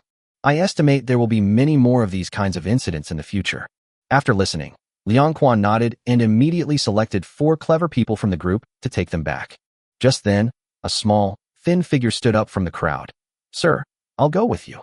Lu Chen turned his head and thought to himself that this woman had some guts. Are you coming with us? My lord, you don't understand the language here. I've been here for a few years, and I've learned enough to be your messenger. Besides, the bastard who bought me is a businessman. He always takes me with him, and I know the way to the capital. Lu Chen nodded immediately after hearing this. It was good to have an extra guide. He figured it was fine to let her stay in the car. Although that old man Fan Jian came to Dong saying, he never managed to infiltrate their capital, and decades have passed, so the navigation system hasn't been updated. Besides, this old fellow still has to fight his senior brother to the death when he gets to the capital, so we can't just order him around. So he immediately asked, what's your name? Where are you from? My name is Zhang Chui. I am 19 years old this year, and I was originally a fisherwoman. After the introduction, Lu Chen nodded and pointed to the armored vehicle.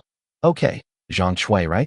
Go to that shop and get some clothes. Then wash up and change your clothes, and get in this vehicle. Zhang Chui was quick. In less than the time it takes for an incense stick to burn, she had washed herself clean and, with her hair still wet, entered Liang Quan's infantry fighting vehicle under the guidance of the soldiers. Lu Chen climbed into the car and took out a walkie-talkie. Liang Quan, prepare the troops and set off. Liang Quan received it. After he finished speaking, Liang Quan's lead carriage slowly started moving and headed directly towards the next city. They drove very fast. Lu Chen had no intention of robbing those small towns. There wasn't much profit to be made there. What he really wanted were the large cities. Moreover, having learned from their experience in the previous city, they needed to act quickly. Last time, the city lord almost ran away with all the gold and silver in the carriage. This was their own money. How could they let someone else take it? So this time, without a second thought, they charged straight toward a large city. With artillery fire clearing the way in front of the infantry fighting vehicles, the vehicles practically crashed into the city. As soon as they entered the city, several soldiers got off the vehicle and fired a burst of gunfire. Soon after, they captured one of Liang Quan's prisoners. With Zhang Chui's translation, the location of the city lord's mansion was quickly determined. Without slowing down, before the city lord could react, Lu Chen and his men blocked the entrance to the city lord's mansion. Armed with automatic rifles, they led Zhang Chui through a hail of bullets and successfully captured the city lord. Under duress and bribery, the city lord revealed the locations of the warehouse and granary in fear. Seeing how cooperative the city lord was, Lu Chen simply shot him dead. Throughout the journey, Zhang Chui was filled with astonishment, wondering when her country had become so powerful. Looks like their good days are here. Sir, could you give me a weapon too? Lu Chen looked at Zhang Chui with some surprise, but still shook his head. Those who could handle a gun were all loyal people. It was impossible for someone he had only known for a few days to be able to do that. If you perform well, you'll still have opportunities in the future. Now, let's go with Liang Quan to find the girls who were sold here. After saying that, Lu Chen went straight to the warehouse. After looting all the gold, silver, jewelry, and grain, he set the grain warehouse on fire to cover his tracks. Although Liang Quan and the others felt it was a waste, there was nothing they could do. They simply couldn't take it back. After traveling for half a month and looting 5 cities, the group successfully arrived outside the capital.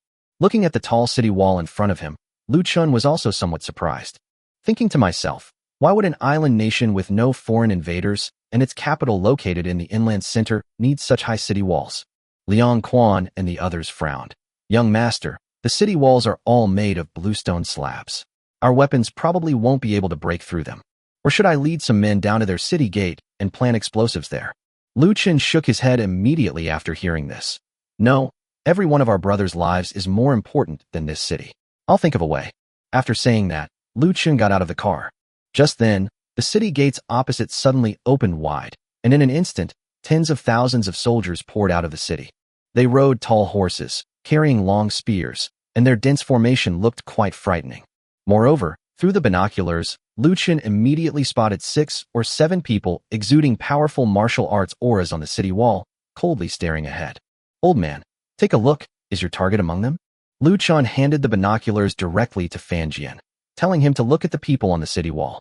Chapter 159, The Massacre Outside Dongsing City. Fan Jian took Lu Chen's binoculars and looked through them. The next moment, his whole body trembled. Kid, the one in the middle is my senior brother, Fan Shu, who is now their national advisor, Yamaguchi Ichiro. How do you plan to play? Lu Chen looked at the excited Fan Jian and asked. He was somewhat worried that Fan Jian would be blinded by hatred. If he rushed over alone, even a terrestrial immortal would not be able to withstand the encirclement and killing of tens of thousands of troops, let alone Fan Jian's strength. Seeing Lu Chen's calm expression, Fan Jian's mood gradually calmed down as well. Kid, I know what you're worried about. I'm not stupid. I'm not going back to die. Tell me, how do you plan to fight? Seeing Fan Jian gradually calm down, Lu Chen finally breathed a sigh of relief. I thought you would just rush up there. Don't worry, this old man still values his life. Otherwise, I would have died long ago. After saying that, he pulled out half a wood-chopping knife from behind him and waved it in front of Lu Chen. The meaning is clear. If he had been determined to die, he would have been killed by Fan Shu when the sword broke. The fact that he was able to escape back is enough to prove that he is not an impulsive person. Okay, in that case, you wait a minute. Take your binoculars and keep an eye on the people up there. I'm going to show you a massacre. After saying that, Lu Chen returned to the armored vehicle. Then pick up the walkie-talkie. Check the ammunition and fuel levels of all infantry fighting vehicles. Replenish any that are low immediately. Prepare high-velocity machine guns, artillery, and grenade launchers. Everyone, get into the armored vehicles. Do not engage in direct hand-to-hand combat. Wait for my gunshot as a signal. After saying that, Lu Chen turned to look at the bamboo rat. Drive the car to the front. After explaining the bamboo rat to Chu Chun, he climbed up from the passenger seat and then directly onto the machine gun position of the infantry fighting vehicle. To be honest, although they have incredible weapons, these people are, at heart, just guards and servants. A few months ago, they were just ordinary people. Although they have received training, their mental fortitude is still somewhat weaker than that of regular sergeants. Suddenly facing tens of thousands of cavalry and tens of thousands of infantry, it would be a joke to say you weren't nervous. Humans aren't gods. Even if you were being lined up to be killed, it would still take courage. Therefore, Lu Chen's move to the machine gun position at this moment was the best boost to their morale. At this moment, Lu Chen was wearing a bulletproof helmet and various protective gear, including his face. Unless a sharpshooter used a super crossbow to shoot him in the eyes, there was no danger whatsoever. The other soldiers were not much worse. Even if they charged into the battlefield, few could kill them. There's no way around it. Modern armor is no joke. Meanwhile, the people on the city wall also frowned. They only had these few dozen vehicles, and they had fought their way all the way from the seaside. My lord, they have extremely powerful weapons. Our soldiers had no chance to resist and were defeated by them. Yamaguchi Ichiro nodded after listening. At that moment, he had a bad feeling, as if someone in his family was going to die today. At this moment, the infantry fighting vehicles were not far from their cavalry, but not close either, about a kilometer away. The city wall was even further away, so he couldn't see the few chariots that looked like tiny dots at all. He felt doubt, suspicion, and shock. Was the intelligence accurate? Or were the city's defenders simply not resisting? Grand Preceptor, this intelligence was all relayed back by our own people, so it can't be wrong. There's also something else. The one you defeated back then has also arrived. A defeated opponent? That's right, it's Fan Jian of Defeng.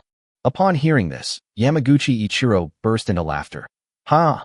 Well done, my good junior brother. Last time he managed to escape by sheer luck. I thought he would die a miserable death, but I didn't expect him to be so shameless. Order the cavalry regiment to move out in full force and crush them. At his command, the sound of drums beating could be heard from the entire city wall the next moment. Upon hearing the order, the cavalrymen kicked their horses and charged directly at the infantry fighting vehicles. In an instant, the dust kicked up by the horses' hooves completely blocked people's vision, sweeping towards Lu Chen and his infantry fighting vehicles like a sandstorm. The scene looked incredibly frightening. Without sturdy infantry fighting vehicles, even Lu Chen would probably be intimidated by its sheer scale. Lu Chen looked at the menacing cavalry opposite him, but in his mind, he was calculating the distance. Finally, Lu Chen saw that the cavalry were about 500 or 600 meters away from his own troops, and immediately started firing machine gun bullets. Upon hearing Lu Chen's gunshot, dozens of infantry fighting vehicles lined up like a row of fire fortresses, and all their machine guns immediately opened fire. Large caliber bullets spun and flew toward the cavalrymen, who then burst into cries of agony. They greatly underestimated the attack emanating from those dozens of iron boxes. Large caliber bullets, when they hit horses or soldiers, almost never left them with intact bodies. However, the horses were fast, and by the time they reacted, half of the 10,000 cavalrymen in front of them had already fallen. Seeing everyone fighting so fiercely, Lu Chen saw no need to stay at the machine gun position. Instead, he handed the machine gun to a soldier, watched the cavalry fleeing into the city, and picked up the walkie-talkie. All chariots, advance. Destroy them all. Upon receiving Lu Chen's order, dozens of drivers set off almost simultaneously, chasing after the Dongsang Kingdom soldiers. This battle was more of a massacre than a battle. Lu Chen waited until they were close before firing to prevent them from escaping, and their infantry fighting vehicles could reach speeds of almost 80 kilometers per hour. Only in this way can we better eliminate it. Now that we're here, we have to crush this Dongsang Kingdom once and for all. Otherwise, who knows if they'll ever have a chance to rise again in the future. At this moment, not only were the cavalrymen stunned, but the infantry were even more terrified. The horses' hooves, originally aimed at the enemy, are now pointed at their own men. How could a man outrun a horse? After the trampling, the entire column was in complete chaos. War? They wouldn't even fight a dog. It was a battlefield with no chance of victory. Were they just going to throw their lives away?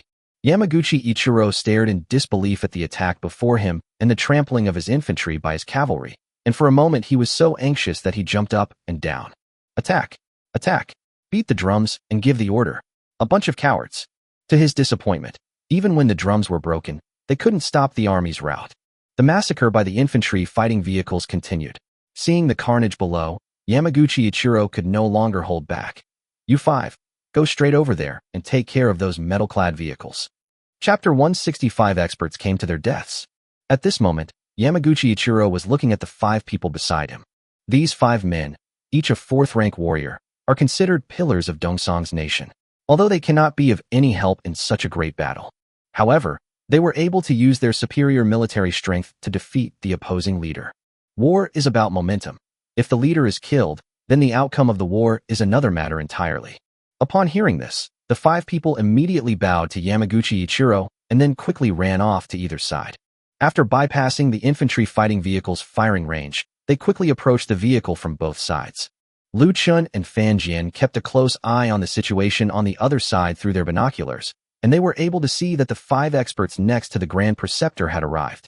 So he immediately picked up the walkie-talkie. Liang Quan, change positions, go to the far left. Old man, those 3 on the left are yours. Liang Quan, cooperate fully. After saying that, he looked at the bamboo rat. Let's go to the right. I need to stretch my legs too. The bamboo rat immediately understood and turned around to the left. Before long, the 2 lead cars, which were side by side, came directly to the left and right sides. When the 2 4th-rank warriors on Lu Chen's side saw a chariot approaching them, they immediately realized that they had been exposed and began to intercept it. It seems the person sitting inside this iron box must be a very important person. Meanwhile, on Fan Jian's side, the 3 experts all had the same idea and stopped in front of the infantry fighting vehicle. Looking at the 2 experts in front of him, Lu Chen immediately picked up an automatic rifle and a shotgun and walked out. He wanted to show off and personally kill the expert from Dongsang with a single shot. That would be really satisfying. However, Liang Quan didn't have such a good temper or ideas. Seeing the 3 approaching rapidly, he immediately turned the machine gun around and fired a burst at the 3 fast-moving figures. Although the 3 knew the weapons were powerful, they never expected them to be able to turn. With a burst of bullets, 2 experts fell into pools of blood. Just as he was about to kill the 3rd one, Fan Jian stopped him. Kid, let me handle the last one. My hands are itching to kill him. Grandpa, be careful. If you can't win, come back. Don't worry, you don't need to teach me. After saying that, Fan Jian walked out, carrying half a machete in one hand and a shotgun in the other. Haha, Fan Jian, you're still a man, daring to come out and fight me. Fan Jian stared blankly at the 4th-rank warrior in front of him, wondering if he was that famous in Dongsang Kingdom. How could such a young boy know his name? Could he be Fan Chu's son? If he was, that would be interesting. So he turned to him and asked, Do you know me? What is your relationship with Fan Chu? Ha ha ha. A defeated opponent of the Grand Preceptor dares to come to Dongsang with a humiliating sword? The Grand Preceptor said, Your wife is really too young. And that old man, he killed him with a single strike. Ha ha. The Grand Preceptor also said that even if you cultivate for a lifetime, you will never be his match. Fan Jian initially thought he was Fan Chu's son and was planning to play a trick on him, but after hearing his arrogant words, Fan Jian felt a surge of inexplicable anger rising within him. Then, pointing at the 4th-rank warrior in front of him, he said, Kid, come here, I'll show you a treasure. Ha ha ha, old man, you're really shameless. You're only a 4th-rank warrior. Don't even mention our grand preceptor. I could kill you. What, are you scared? Want to give me some benefits?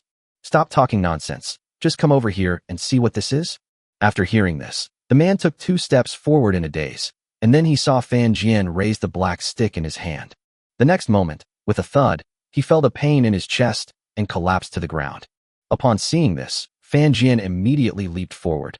Damn you! You talk too much, I'll kill you. You lack martial ethics.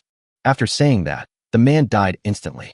Still not satisfied, Fan Jian picked up his wood-chopping knife and began hacking at the man's body. I'll teach you martial virtue, you piece of trash. If I don't get my revenge today, I'm not Fan Jian. Inside the armored vehicle, Liang Quan looked at Fan Jian, who seemed to have gone mad, and felt a chill run down his spine. Grandpa, garlic bird, everyone has a hard life, and you've chopped this up into dumpling filling. Don't stop me, I'll chop you up too. Upon hearing this, Liang Quan immediately turned around and returned to the infantry fighting vehicle, then grabbed the cannon and fired several shots directly at the opposite city wall. What a joke. Go and provoke that old bastard. He wants to live a few more years. On the other side, Lu Chen looked at the 2 people standing in front of him, exuding a powerful aura, and immediately understood that they had sent a super expert to behead them. It's a pity that such experts were wasted. Judging from their aura, they should at least be at the level of Grandmaster or higher. Even in the Great Feng Dynasty, such a master was considered a treasure. Because once someone reaches such a level of power, few experts will serve the royal family. What they pursue is not wealth and money, but the elusive Tao. Therefore, these few experts are very likely Dong Sang's most treasured secrets. Kid, are you going to come over here obediently and let our brothers kill you? Or are we going to go up there and chop you into mincemeat? Lu Chen wasn't about to waste time talking to them. He simply grabbed his long sword and charged forward. Lu Chen had no new understanding of his own strength and didn't know how he would fare against such a master. As expected, Lu Chen was kicked away by the 2 men. Cough cough, it seems I still need to practice for a few more years. Kid, your strength as a 3rd-rank warrior is indeed quite good, but your mistake is that you're facing 2 4th-rank warriors from Dongsang. Prepare to die. After saying that, a 4th-rank warrior charged towards Lu Chen with his sword drawn. Lu Chen watched the speed of the 2 people in front of him, and the next moment a black stick was stretched out. Their speed was extraordinary. Almost as soon as Lu Chen extended the stun gun, the long knife was already at his neck. The man opposite him wore a disdainful sneer, but the next moment, he felt a sharp pain in his chest, and the long knife that was aimed at Lu Chen's neck slipped from his hand. You thunder. Senior brother, what's wrong? Seeing that his senior brother was in great pain, the other person quickly stepped forward and put a hand on his shoulder. But the next moment, just like his senior brother, he started convulsing. Chapter 161 Fan Jian avenges his fall with an electric baton. 5 minutes later, Lu Chen stepped forward and kicked the expert who was convulsing on the ground. Then he took out a cigarette, lit it, picked up his rifle, and started firing at the 2 convulsing men.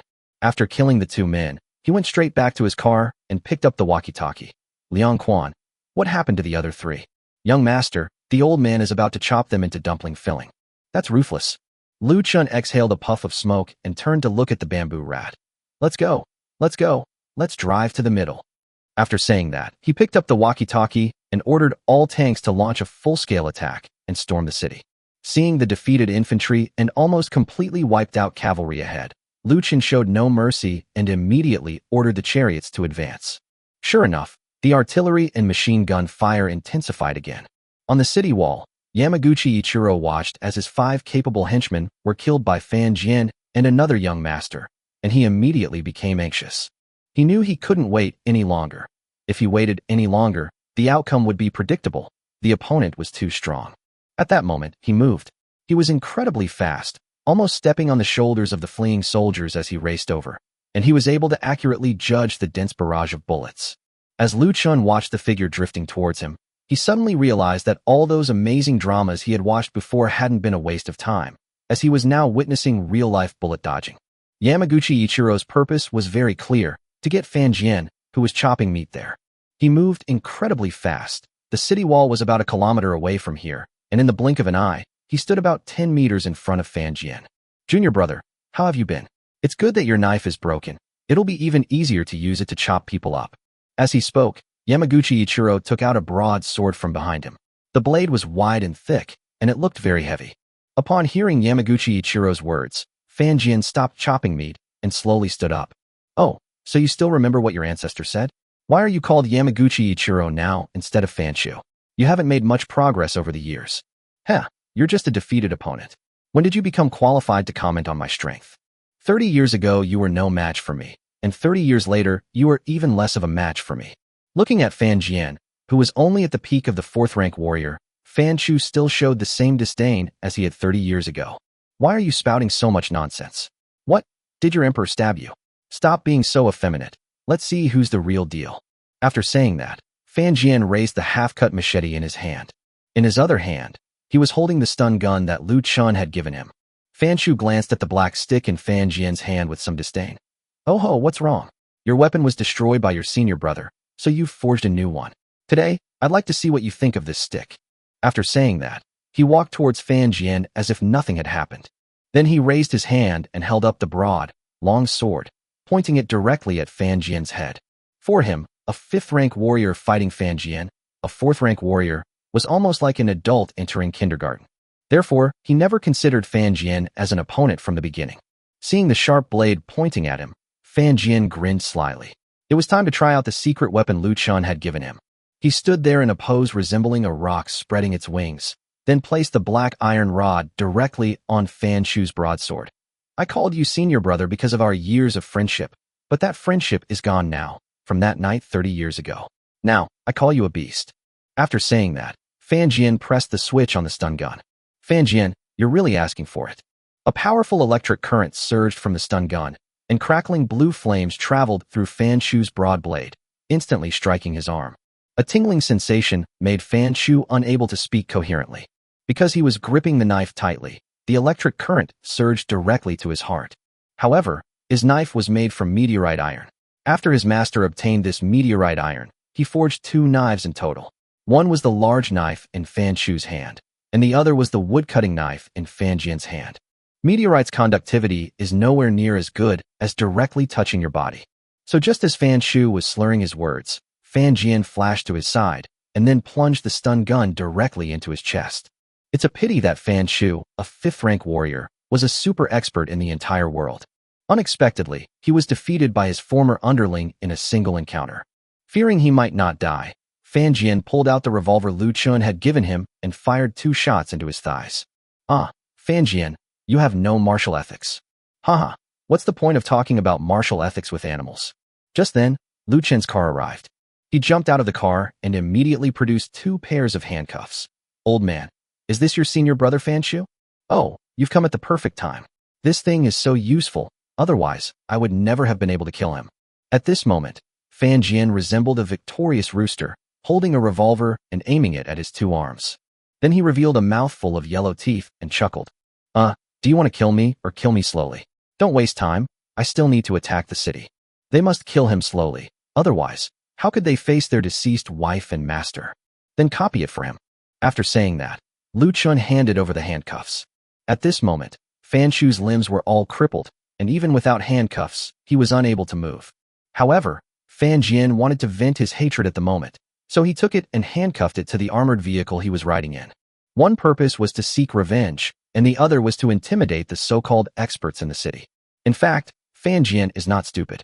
Even when he was chopping meat, it was just to lure out his senior brother, Fan Shu. Lu Chen understood perfectly well.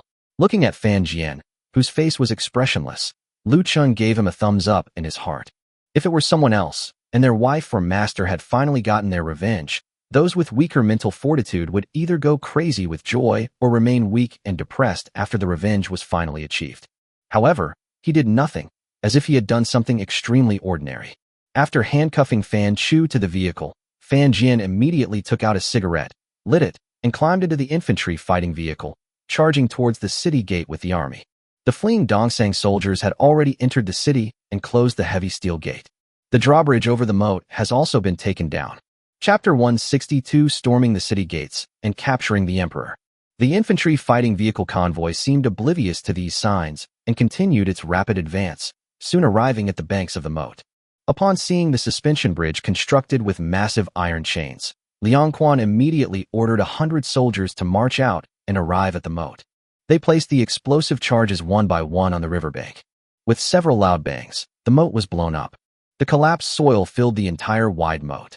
Lu Chen wasn't idle either. While they were installing the explosives, he took out a sniper rifle. After 5 bullets, the iron chain was broken, and the suspension bridge collapsed with a loud bang. Seeing that the drawbridge had been lowered, the 100 soldiers took explosives and went to the other side to clear a path through the moat. The infantry fighting vehicles were too heavy, and the drawbridge probably couldn't withstand them, so they had no choice but to blow up the moat to hold up the drawbridge, thus creating a path for the infantry fighting vehicles to cross.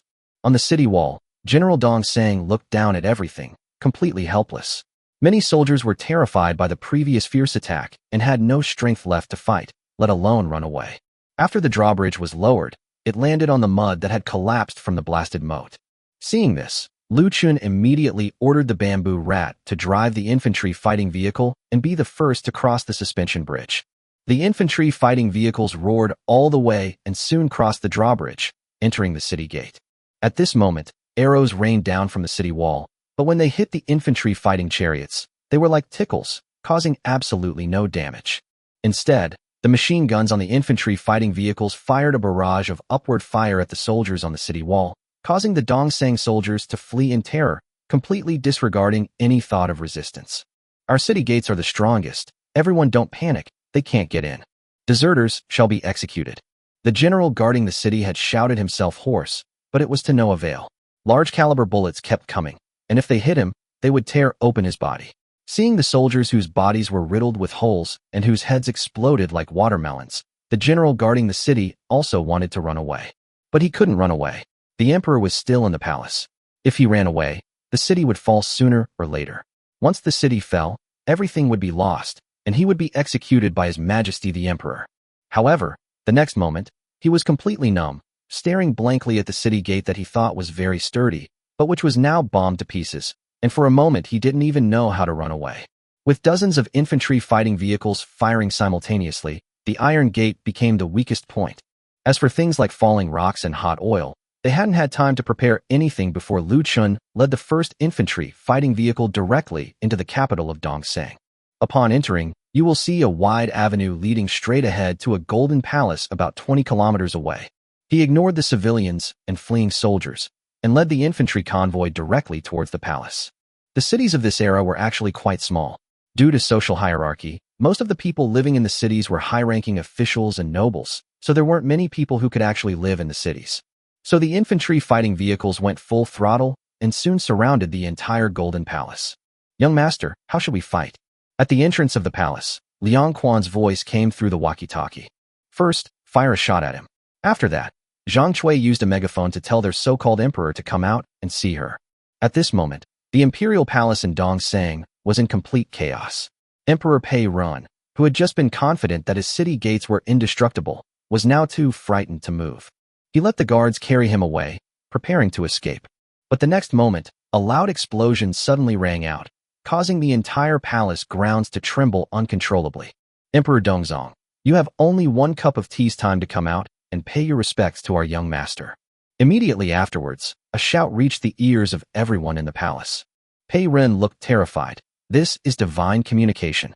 Quick, quick, come with me to pay my respects." A short while later, several trembling figures emerged from the palace gates where the shells had exploded.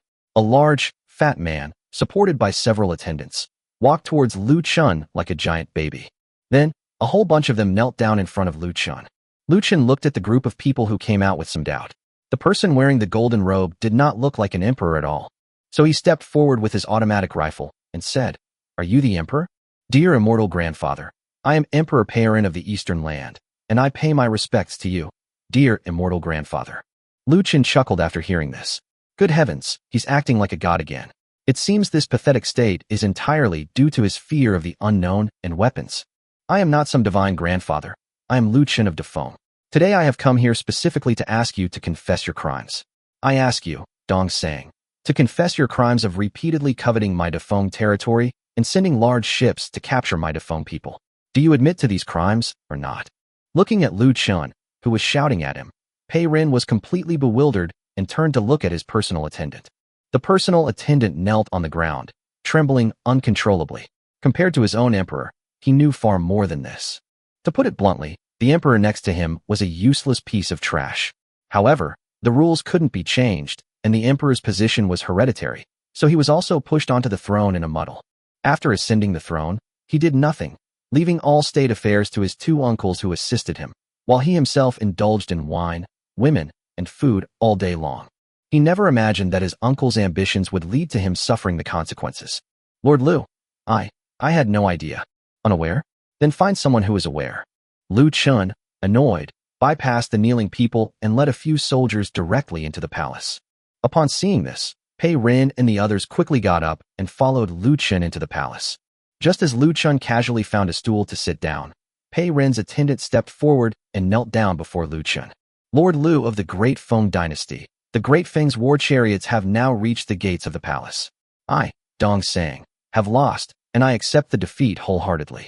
I beg you, Lord Lu, to show me the way forward. Your Majesty knows nothing. The attack on Dafeng was at the behest of your two uncles. Please spare your Majesty's life. Lu Chen almost burst out laughing when he heard what the attendant said. That's a very skillful way to shift the blame. So he immediately interrupted him. Then call those two royal uncles out to talk to me. Chapter 163 Nighttime Robbery of the Eastern Sang Kingdom's Treasury. After hearing Lu Chen's words, the attendant hesitated for a moment. My lord, the two imperial uncles fled north when the city fell, and we have no idea where they went. Lu Chen looked at him as if he were an idiot, thinking to himself, do you think I'm stupid? They've run away, and their whereabouts are still unknown? This is clearly cheating. You think you can just brush me off with a simple my whereabouts are unknown? What a joke. So he lowered his head and pointed the rifle directly at him. Do you think I'm easy to fool? My lord, I would never lie to you. Lu Chen didn't speak, but instead pulled the trigger directly at one of Pei Ren's attendants. The loud gunshot startled everyone inside, causing them to gasp in shock. Pei Ren was so frightened that he wet himself. Hand over your two imperial uncles before noon tomorrow, or next time you and your emperor will be the ones getting attacked. Looking at the lifeless attendant lying on the ground, the men now looked at Lu Chen as if he were a god of death. After killing one person, Lu Chen crossed his legs, took out a cigarette, lit it, and said to Liang Quan, cuff their emperor. After saying that, he looked at the follower who was kneeling on the ground and pointed a gun at his head. Come, I have a few questions for you. The man dared not refuse, and under Lu Chen's guidance, he stood up and walked to the other side. Lu Chen's question was simple: the location of the national treasury and grain depots. His purpose for this trip was simple: to use the pretext of an attack to plunder their national treasury and granaries, which would definitely cause a significant decline in Dongsang's national strength. This also made ample preparations for the arrival of the subsequent 10,000 soldiers of the Great Feng Dynasty. By then, Dongsang's national strength will be weakened, and it will certainly not be a match for Dafeng. He could make a fortune and never have to worry about money again. As for conquering this land and becoming a king, he had absolutely no interest in that. The attendant looked blank. He was terrified and could only follow Lu Chen's instructions. The two went to a secluded place. Lu Chen took out a cigarette and handed it to him. What's your name? You speak Dafeng very well. Your Excellency, my name is Xiaozamali. Because the Grand Preceptor came from Dafeng, I learned the Dafeng language from him. When Lu Chen heard Ozawa Mali, he almost burst out laughing. Nice name, but it's a pity he's a boy. Ozawa Masashi felt a tightness in his chrysanthemum after hearing this, thinking that the way the adult was looking at him was wrong. Looking at the awkward expression on Ozawa Mali's face, Lu Chen seemed to have thought of something. Then he kicked him in the butt. What are you thinking? I'm not that perverted. Tell me, do you want to live? As you know, we have an iron army. 500 men stormed your palace, so your chances of survival are slim. After hearing this, Xiaozhe Mali was so frightened that he knelt down before Lu Chen again. Lu Chen grabbed him and pulled him up. Name 2 places, and I'll let you live. First, where are the national treasury and your royal family's private treasury? Second, where is the largest granary in the capital? Ozawa Masashi was shocked when he heard this, thinking to himself that this great man from Dafeng was going to destroy the very foundation of Dongsang. But what does it matter to me? He has enough food at home, and the money he has earned serving His Majesty the Emperor over the years is enough for him to survive even if the entire East is destroyed. Seeing the dark muzzle of the gun in Lu Chen's hand, he betrayed him without even thinking. My lord, although I am with His Majesty every day, I know these things. I will take you there. All right, there's an old saying in Dafeng: those who understand the times are heroes. You're quite good. Only those who know when to advance and retreat and can see the situation clearly can survive longer in this chaotic world. After saying that, he led Ozawa Mali out of the palace hall, and under Ozawa Mali's guidance, They soon arrived at a treasure vault heavily guarded by soldiers. No one may approach the treasure vault. The fierce battle outside did not affect the guards at all. When they saw Ozawa Mali bringing Lu Chen over, they immediately raised their weapons. Lu Chen chuckled and pulled Xiaozhe Mali, who was about to speak, aside. Okay, let's go to the next place. Ozawa Mali didn't understand, but he obediently led him to Perrin's bedroom and then pointed to a small golden house next to it. Lu Chen still didn't go over, but instead asked him to take him to another place. That was the Eastern Sang National Granary. This granary was dozens of times larger than the granaries of all the cities Lu Chen had passed through, and it looked exceptionally magnificent. You are very good, a good friend of my great Feng. Don't worry, I will definitely not let you die. After Lu Chen finished speaking, he put his hand on his shoulder, and with a thought, he directly put him into the prison cell in the tiger cave. Immediately afterwards, he leaped over the high wall surrounding the granary and entered one of the granaries right under the noses of the guards. As for why he didn't take action against the National Treasury and Pei Ren's private treasury, it was because there were guards present. If he opened fire, it would inevitably attract those soldiers, and then it would be difficult for him to act. Upon entering the granary, one sees countless golden grains of rice piled up inside. It's worth noting that the agriculture of Dongsang is quite impressive. With a thought, he stretched out his hand and stored all the grains into his spatial storage. Next, the next grain depot. He ran around like this, busy until night fell, before he finally stored all the food into his spatial storage. The amount of food in this space right now is more than Lu Chen could eat in 800 lifetimes. After doing all that, Lu Chen went directly to the stream in the space and drank several ladles of water to fully recover his strength. Under the cover of night, they headed directly towards Dongsang's national treasury. At this moment, the treasury was still heavily guarded, but to him, a cheat. These people were simply decorations. As before, Lu Chen took out a tranquilizer gun from his spatial storage and knocked out the guard at the door. Then, in the darkness, he moved like a ghost and appeared at the door, entering the national treasury without anyone noticing. Even Lu Chen, who had seen tons of gold, couldn't help but exclaim in surprise when he saw the gold and silver in the national treasury. This wealth is enough to make him the richest person in the world.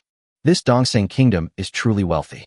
After saying that, Lu Chen rushed straight towards the mountains of gold and silver treasures. Chapter 164. The Imperial Uncle leads the army to counterattack. 3 hours later, Lu Chen entered the space feeling dizzy and disoriented, and then drank water voraciously. It took Lu Chen almost half an hour to recover. There are too many, far too many. This money would be enough for him to buy enough weapons to unify the world.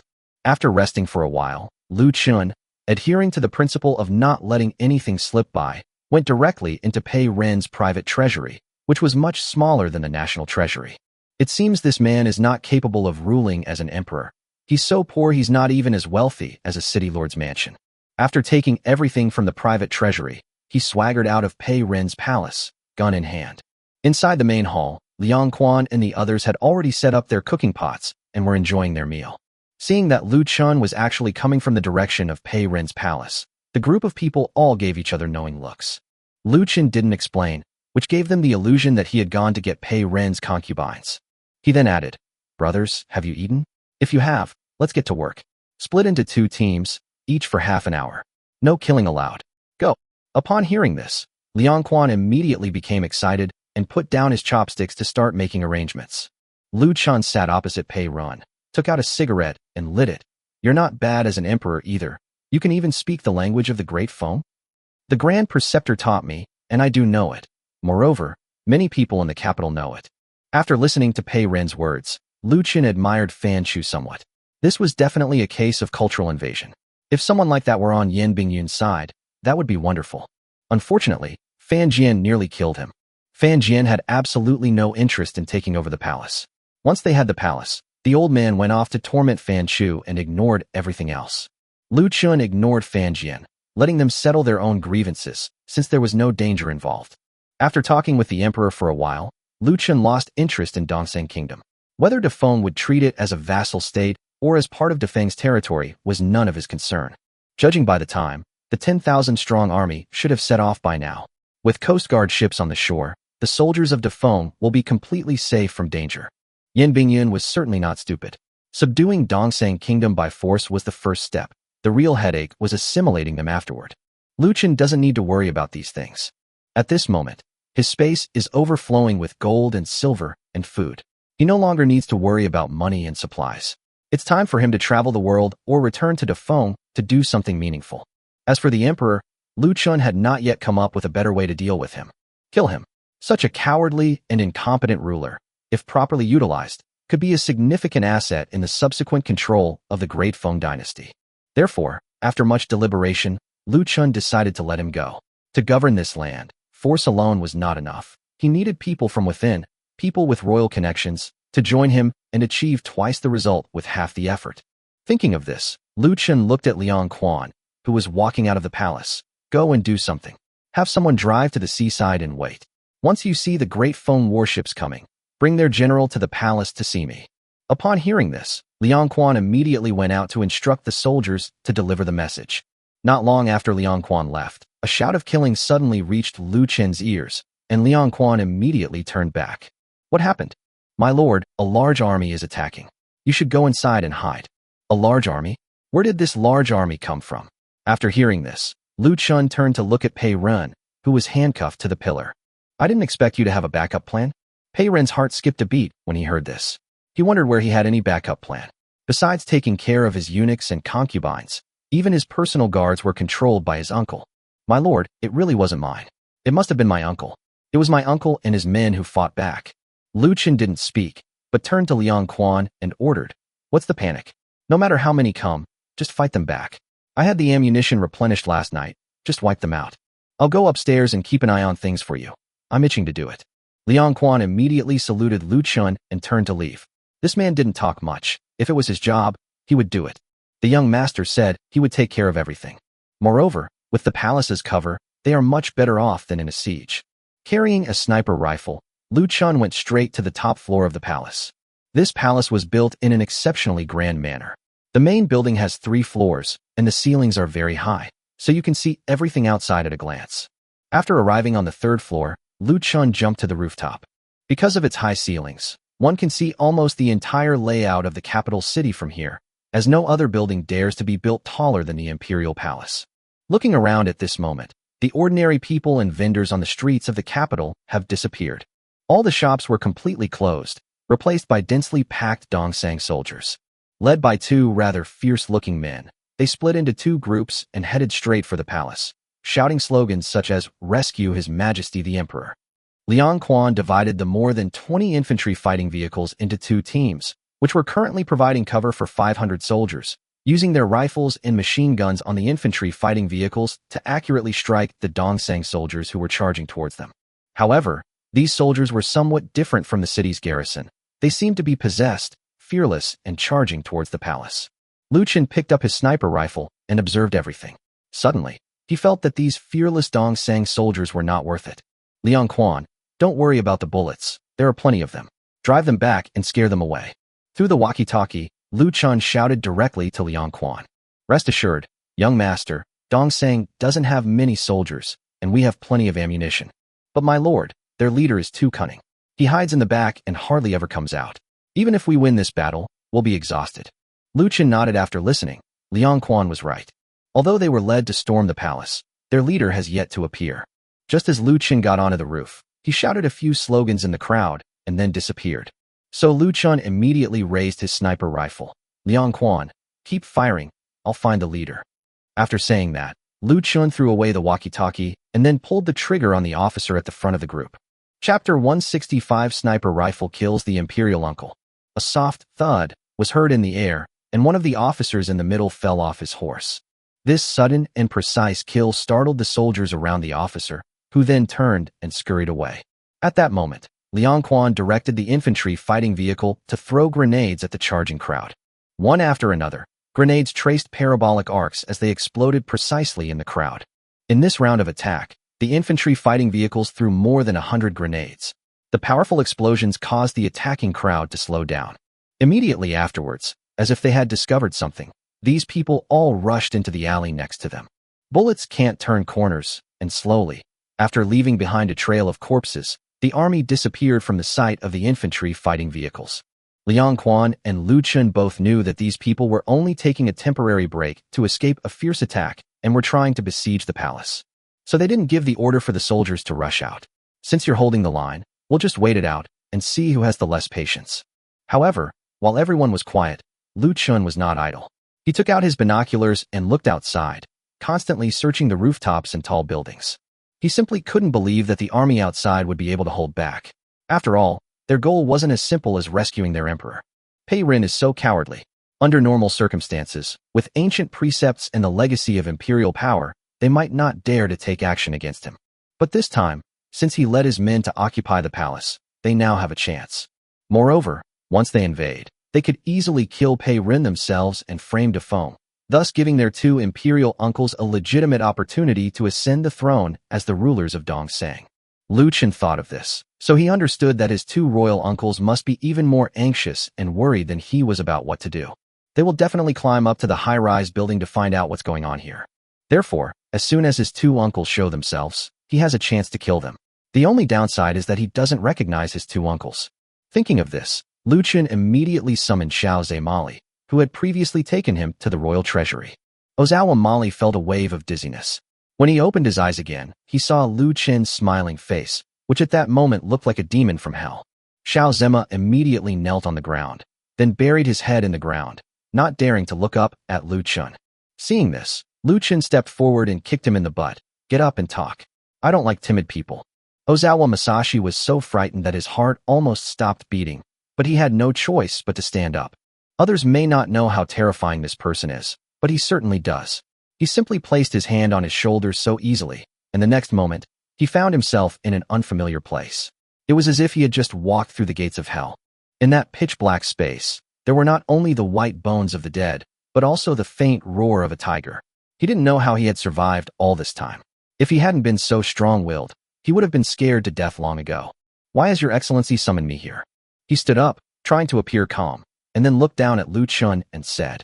Lu Chen didn't hide anything from him, but instead told him what his two royal uncles were thinking. Ozawa Mali is not stupid. On the contrary, he is even smarter. If the two royal uncles' plan really succeeds, then there is no need for Lu Chen to kill him. He would not be able to survive in Dongsheng anyway. So he immediately said to Lu Chen, My lord, I will do whatever I can. Please give me your instructions. It's very simple.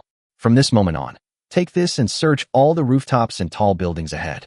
Once you spot the two royal uncles, tell me. After saying that, Lu Chen handed over the binoculars in his hand. Ozawa Mali respectfully accepted the telescope with both hands, and then, under Lu Chen's instruction, looked into the distance. The next moment, he exclaimed, Sir, this is a telescope. Haha, good to know.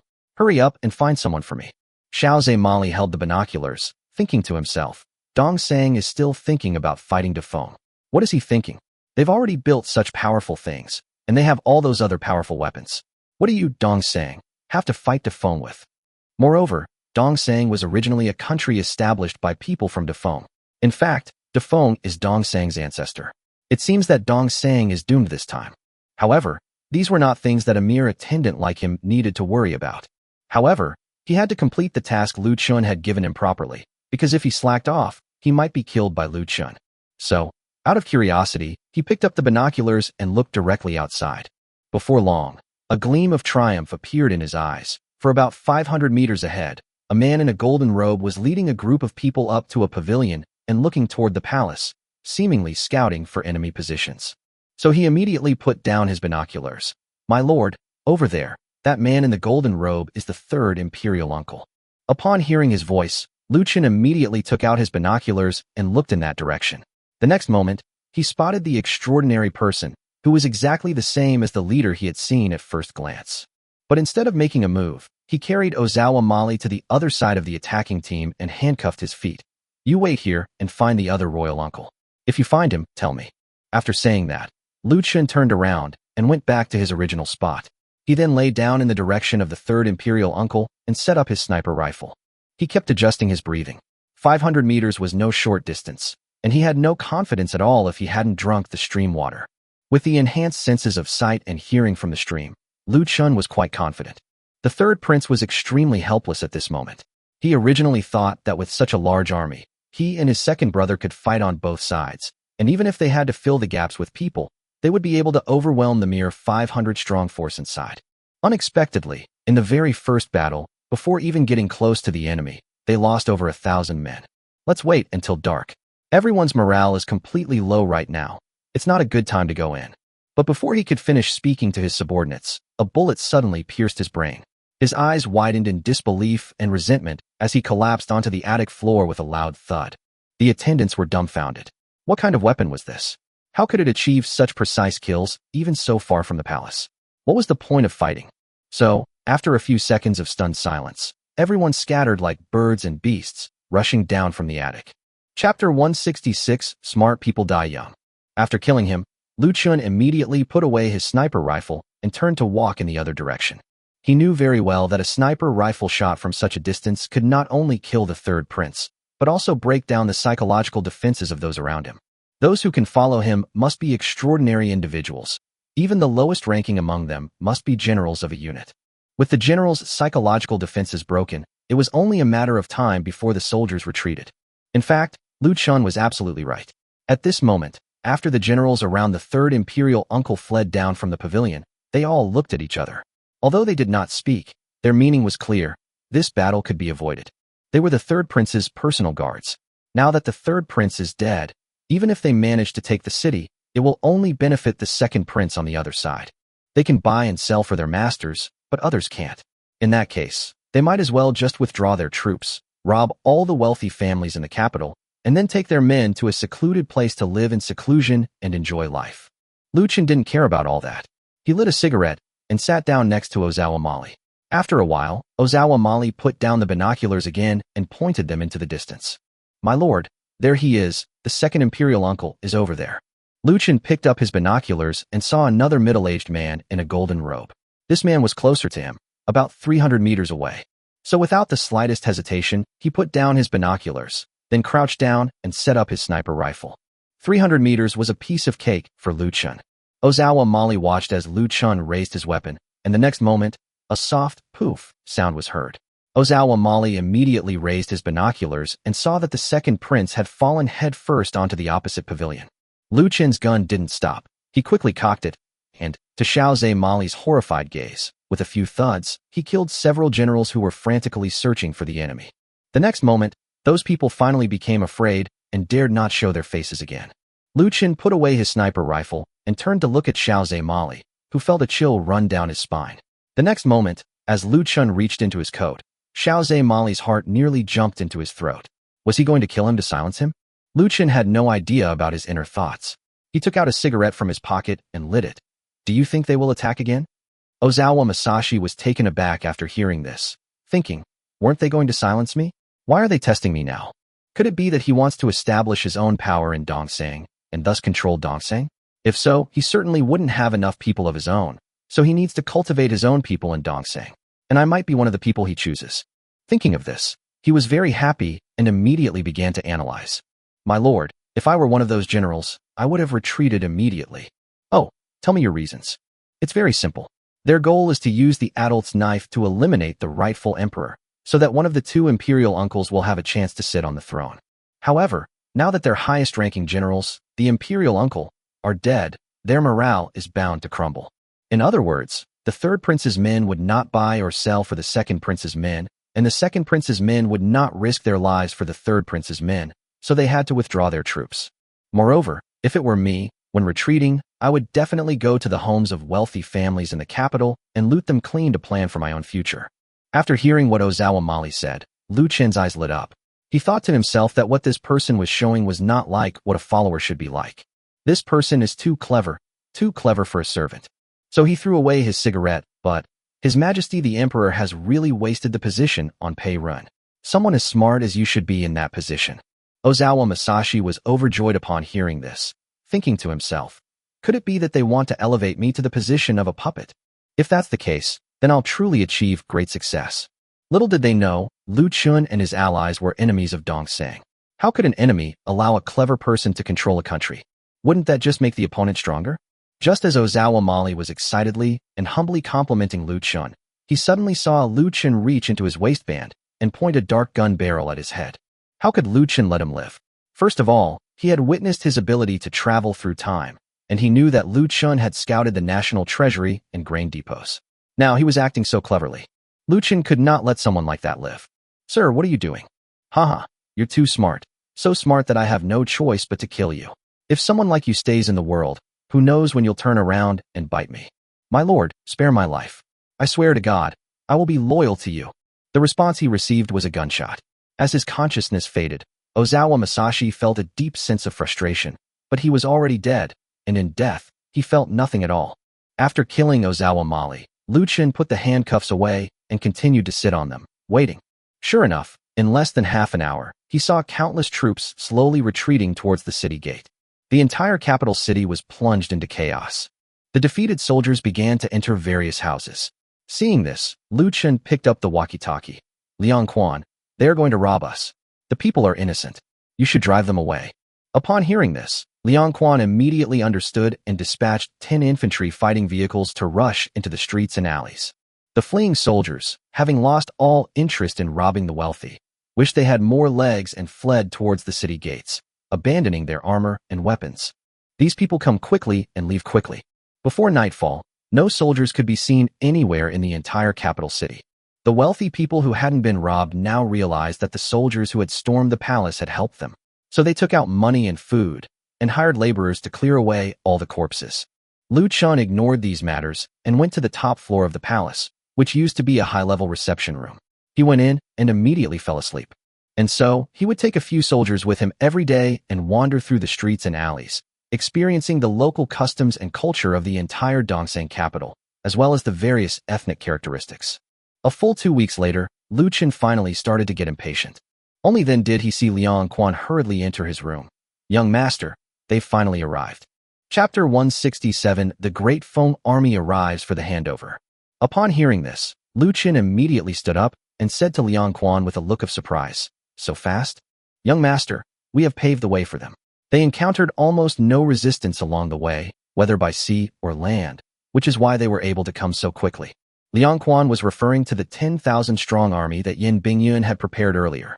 They had 3,000 composite archers and 10,000 men who had sailed over a long distance on large ships, making them a formidable force. Moreover, no one was able to organize resistance through the passage opened up by Lu Chen's artillery.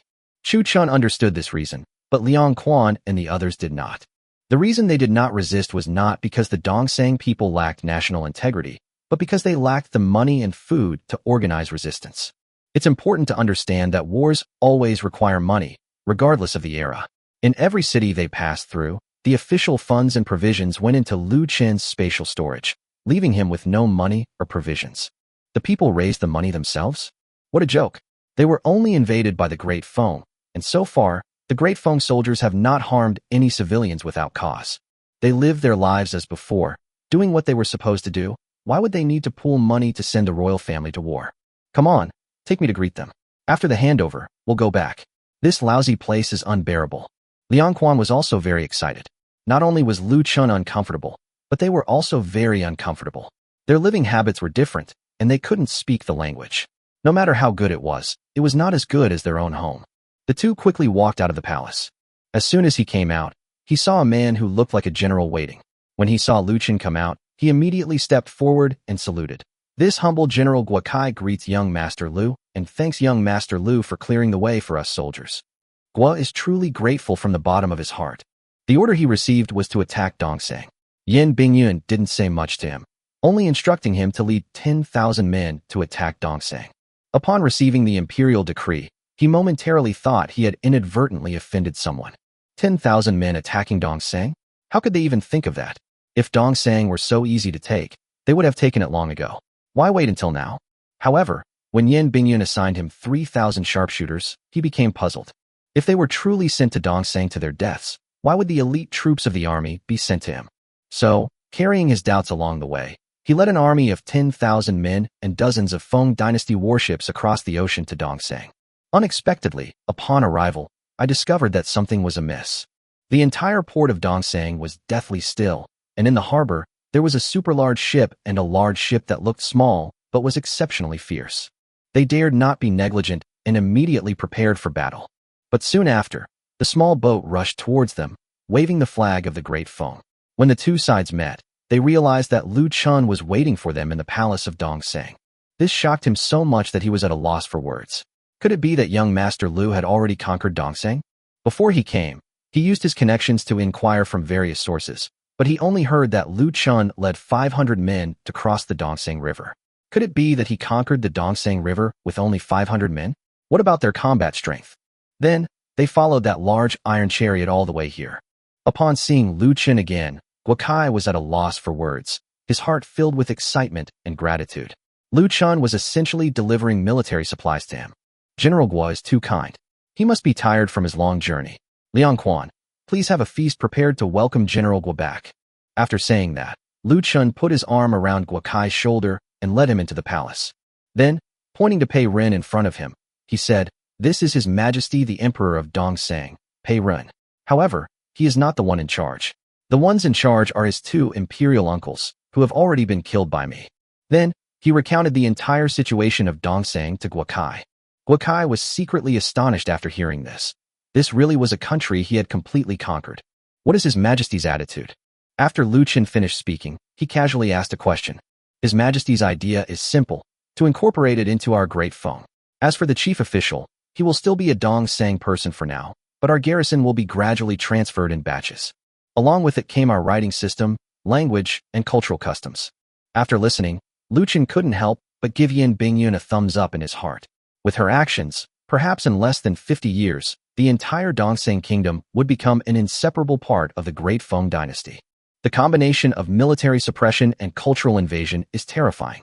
50 years from now, many people will forget their original country and thus believe that they belong to the Great Feng. This operation was exactly what Lu Chen had expected. Cultural invasion is very vicious. Sometimes, it can destroy a country without the use of force at all. After the two talked for about an hour, Lu Chen had no more opinions or suggestions. To put it bluntly, I don't want to get involved in these things. My future pursuits may be on a different level, so why waste my time on such matters? As night fell, the entire palace was brightly lit. Lu Chen and Guokai sat at the head of the table, with Liang Quan accompanied by several trusted confidants and Guokai's deputies. At the dinner table, the group toasted each other, and Guokai, somewhat excited, said to Lu Chen, "Young Master Lu, you are my benefactor this time. With such a great achievement, you really don't plan to report it?" "Hee, I have no interest in these things, so I'll stick to what I said today. You just need to manage your subordinates and tell them that we fought together to win this battle." Guokai was incredibly excited after hearing this. Wasn't Lu Chen just giving him military supplies for free? So he immediately raised his wine cup. Therefore, this cup of wine is offered by Guo to the distinguished guest.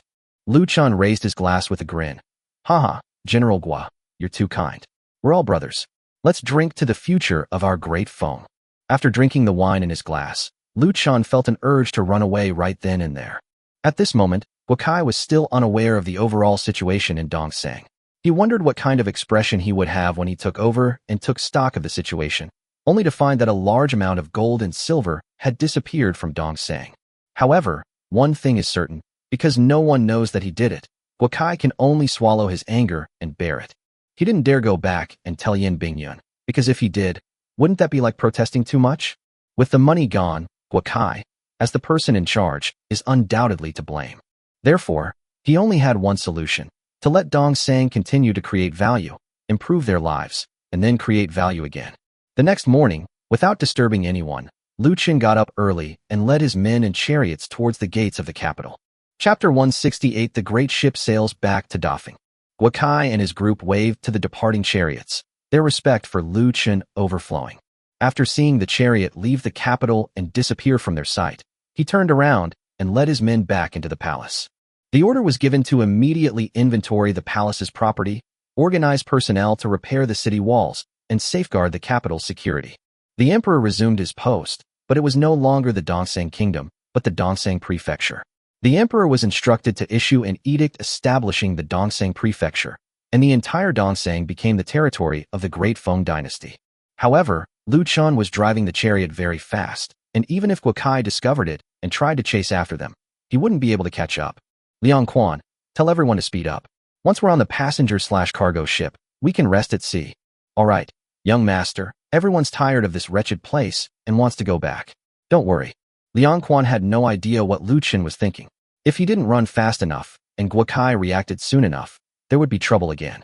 Dozens of cars sped along, and after a long journey, they finally arrived at the seaside.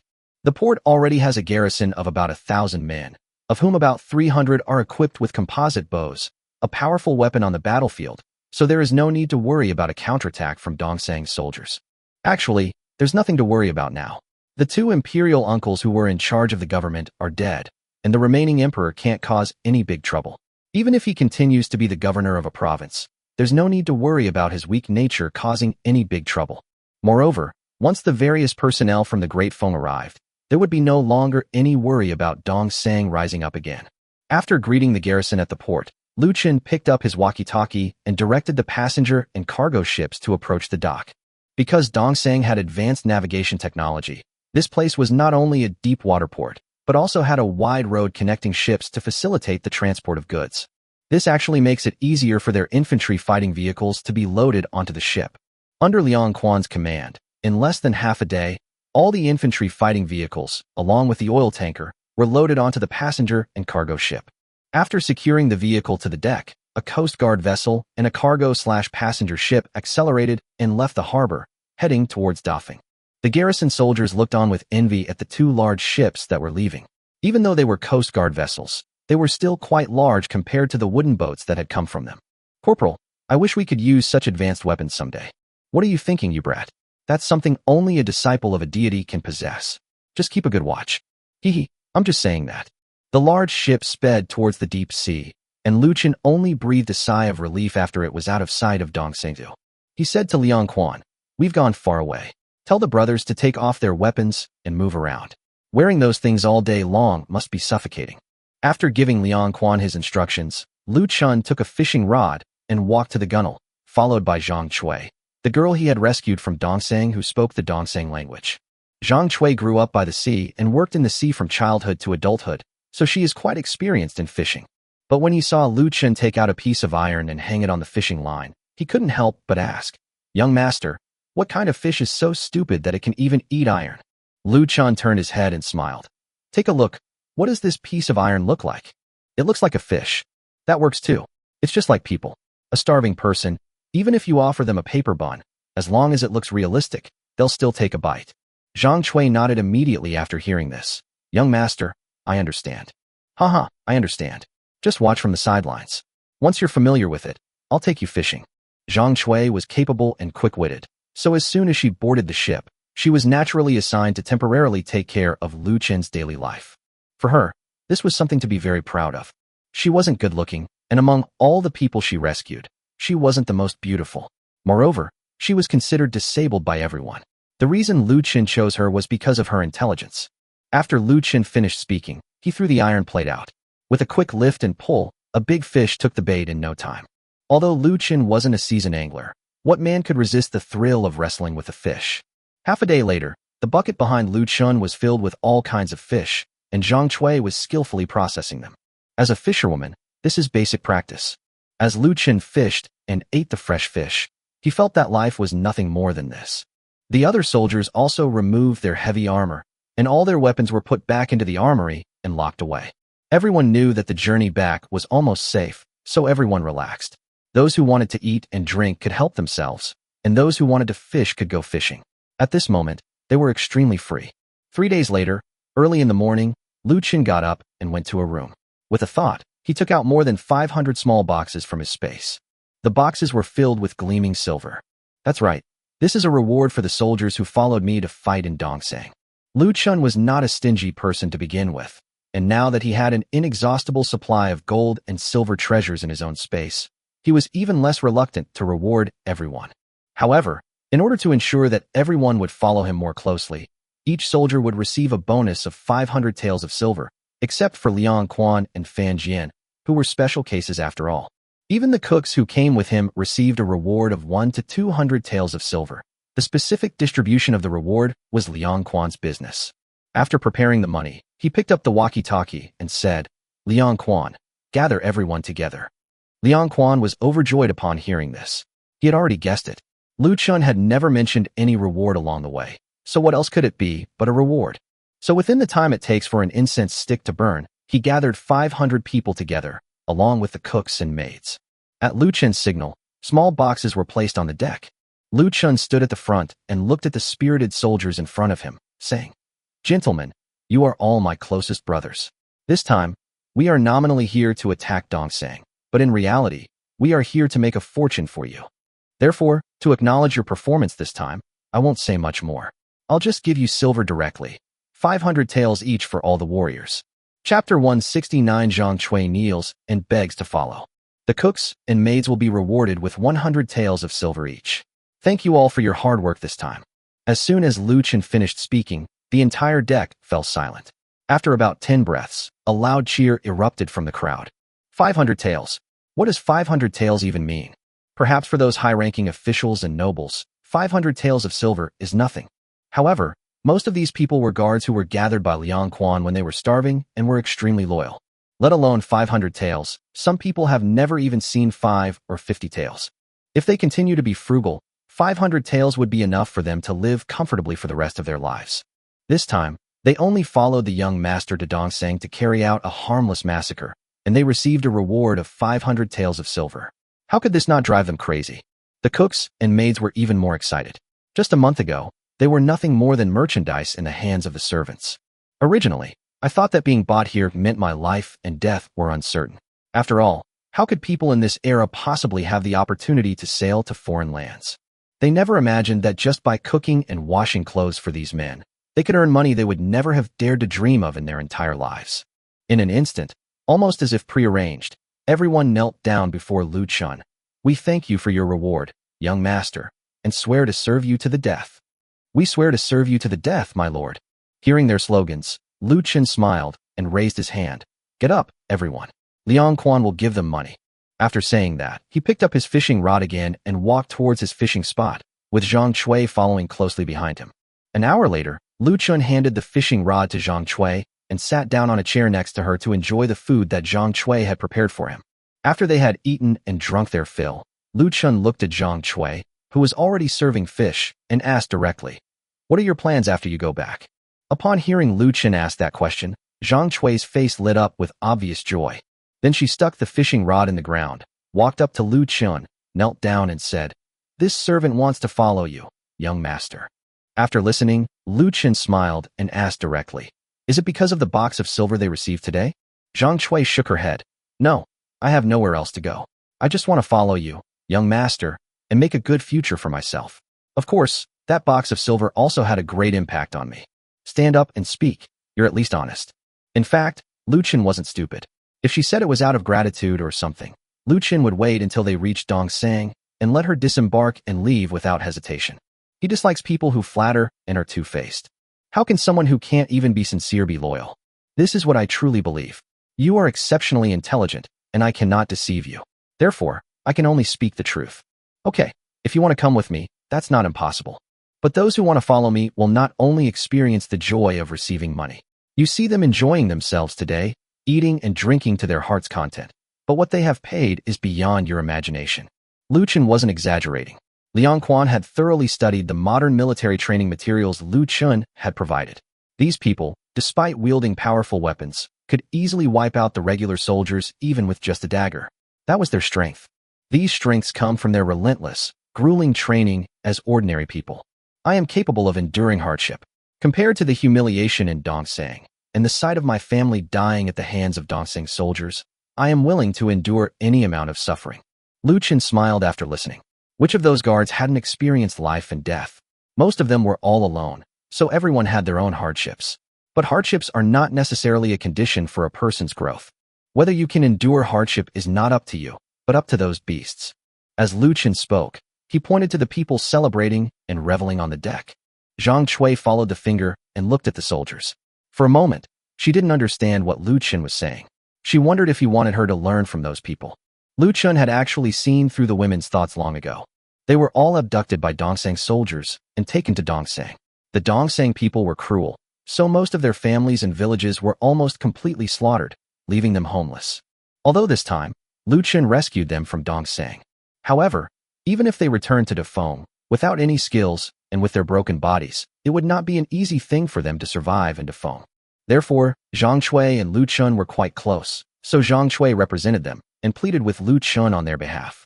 However, Lu Chen had thought of this when he rescued them. He didn't want to see them oppressed and humiliated by his own people after they returned, or even become commodities that could be traded for a few taels of silver. So there was only one way to settle his own people. That is to create a team composed entirely of women. He had already discussed this matter with Liang Quan, and Liang Quan supported Lu Chen's idea because, in many cases, women are more useful than men. For so long, Lu Chen and Liang Quan hadn't said anything, waiting for them to speak up themselves. Young master, we can endure hardship. Okay, I'll believe you for now. Tell me, how many of you are willing to stay and follow me? Zhang Cui was visibly shocked upon hearing this. It turned out that the young master had already guessed their thoughts. So he didn't hide anything and said directly, there are a total of 108 people. Lu Chen clicked his tongue in amazement after hearing this. They were trying to create a group of 108 heroes. They had rescued more than 170 people from Dongsang. It seemed that some of them had returned to Dafeng and had someone to rely on. 108 people. All right, call them all out. After saying that, Lu Chen stood up and walked towards Liang Quan. After hearing Lu Chen's purpose, a sharp glint flashed in Liang Quan's eyes. Young master, how should we discipline him? Hee, these howling beasts will be trained however you want. All you have to do is make them regret ever being born. After listening, Liang Quan nodded with a smile. Ha, young master, this time you're in for some fun. Don't be too happy yet. Out of 108 people, you've already done a great job by leading a team of 50. Don't worry, young master, leave it to me. I'm a professional at this. In 6 months, I will hand over to you a team of completely loyal, powerful, and elite talents from all walks of life. As they talked, the two walked toward a large indoor training area on the passenger cargo ship.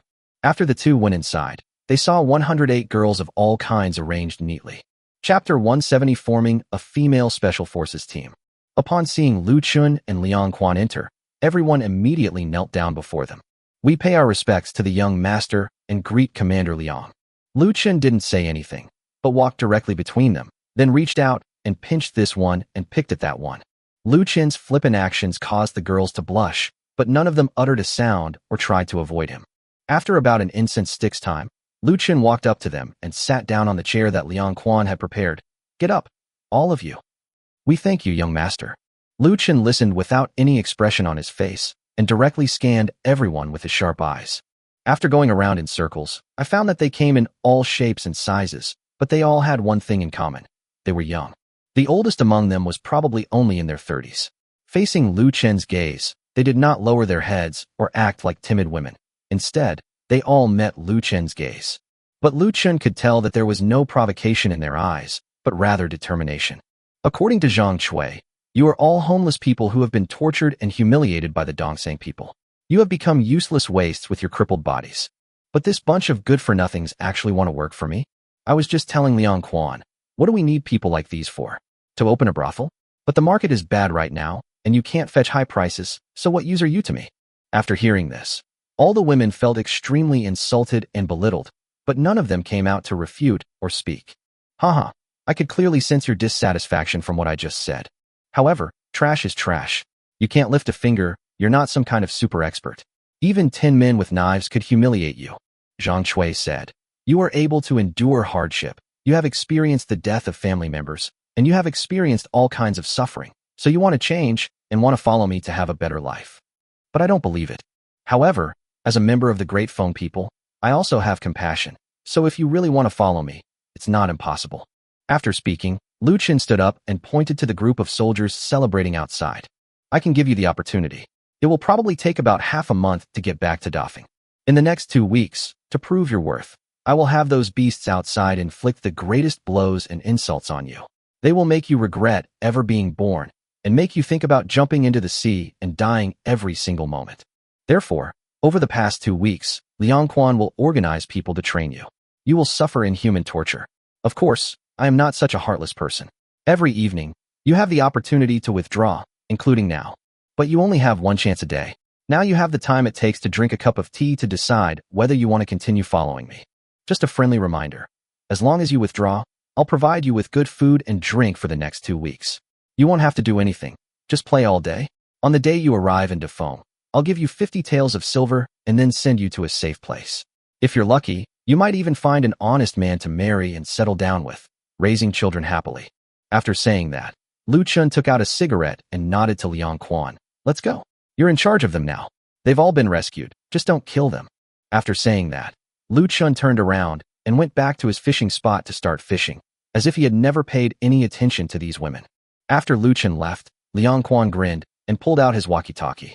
Give me 50 men, I'll show you some fun. The moment Liang Quan uttered those words, all the women felt a jolt of unease. In their minds, seeking pleasure meant, could it be that the young master really had no intention of taking them in, but truly regarded them as useless people with broken bodies? They still have some time before they arrive, so it's not too late to back out now. But once they come, there won't be another chance today. Sure enough, after Liang Quan finished speaking, about 10 people stepped out of the group, bowed to Liang Quan, and hurriedly ran towards their rooms. Liang Quan revealed a triumphant smile. Not bad, there are still smart people out there. Just after he finished speaking, a dense crowd of soldiers rushed in from outside. Although they were dressed in civilian clothes, they could not hide their bulging muscles and lewd smiles. Boss, what did you send us here for? Heh, look at this bunch of good-for-nothings. Are they idiots? Following Liang Quan's finger, the group's gaze immediately fell upon the group of women. Boss, this is... Hee, they also want to follow us and conquer all under heaven. So we'll give you an hour and a half to let them voluntarily withdraw. Haha, you can rest assured and leave it to us. We're experts at this. Liang Quan nodded and smiled, then turned and walked towards the deck. In fact, after Lu Chen told him yesterday, he secretly made plans in his mind and immediately assigned people to make arrangements. Therefore, he was not worried at all that these animals might cause trouble due to their lack of restraint. He gave them a task, but also set requirements. No one should die, no physical contact should occur, and no major or minor death should occur. Although this requirement presents some challenges, these individuals are specially trained and capable of handling the situation. Liang Quan walked straight to Lu Chen's side. Lu Chen had just caught a big fish and turned to look at Liang Quan excitedly. How is it? Everything is arranged, young master. Rest assured, we will select the strongest batch for you within half a month of screening. After listening, Lu Chen took out a cigarette and handed it to him. Thank you for your hard work. What's the hardship? Those animals can't just sit idle. The two lit cigarettes, then threw the bait into the sea and stopped talking. Lu Chen trusted Liang Quan's skills. After this battle, these animals' mentality and professional level had improved significantly, so what was there to be afraid of? Before long, the others who were partying and fishing on the deck heard screams, pleas for mercy, curses, and resistance coming from the cabins. Hee, I really envy them for being chosen to train those women. Listen to that sound, it's so satisfying. Hee, what are you thinking? The boss said we can't touch or kill anyone. It's too tiring. You don't know anything. Chapter 171 Rewarding 10,000 gold after eating sashimi. Some people envy it, while others scoff at it. The most comfortable were Lu Chen and Liang Quan, who sat in their chairs like two seasoned anglers, catching fish one after another. Don't touch this one. I'll do it. I'll eat it raw. Young master, how can we eat this raw? Listen to me. We have seasonings and fire. There's no need to be so frugal. You don't know anything. After saying that, Lu Chen handed the fishing rod to Liang Quan, then pulled out a dagger and walked towards the fish. He sheathed his knife, and in no time, a plate of top-quality sashimi was placed in his hands. Come on, have a taste, and while you're at it, go and call that old man over. Liang Quan chuckled, looking at the fish in Lu Chen's hand with some disdain, then took off running. He thought to himself, you're kidding me. Even a dog wouldn't eat raw fish. After Liang Quan left, Lu Chen looked around. Since this was his exclusive fishing spot, the people had thoughtfully built a small hut for him, so no one could see him from there. So he waved his hand and produced 2 large boxes, which he placed beside him. Not long after, Liang Quan and Fan Jian walked over with cigarettes in their mouths. What did you say? That idiot is eating raw food? Yes, you should go and persuade him, or he'll get a stomachache.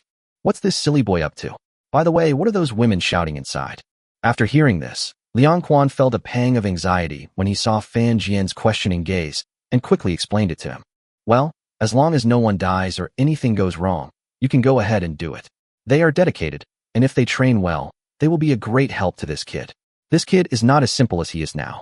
In the future, he will definitely reach a height that we can only look up to. You should also work hard with him. I understand, senior. As they walked, they arrived directly next to Lu Chen's fishing spot. You little bastard, those are all our compatriots, our sisters. Are you looking for a beating? Although Fan Jian understood what Lu Chen was doing, he was still a master, so he could only symbolically curse a couple of times to show his status. Lu Chen ignored him and turned to look at Liang Quan, who nodded at him. Seeing this, Lu Chen smiled and handed over the fish. Come on, you old bastard, try this stuff, it's so delicious. Haha, Liang Quan said he'd eat raw food, and this is raw food.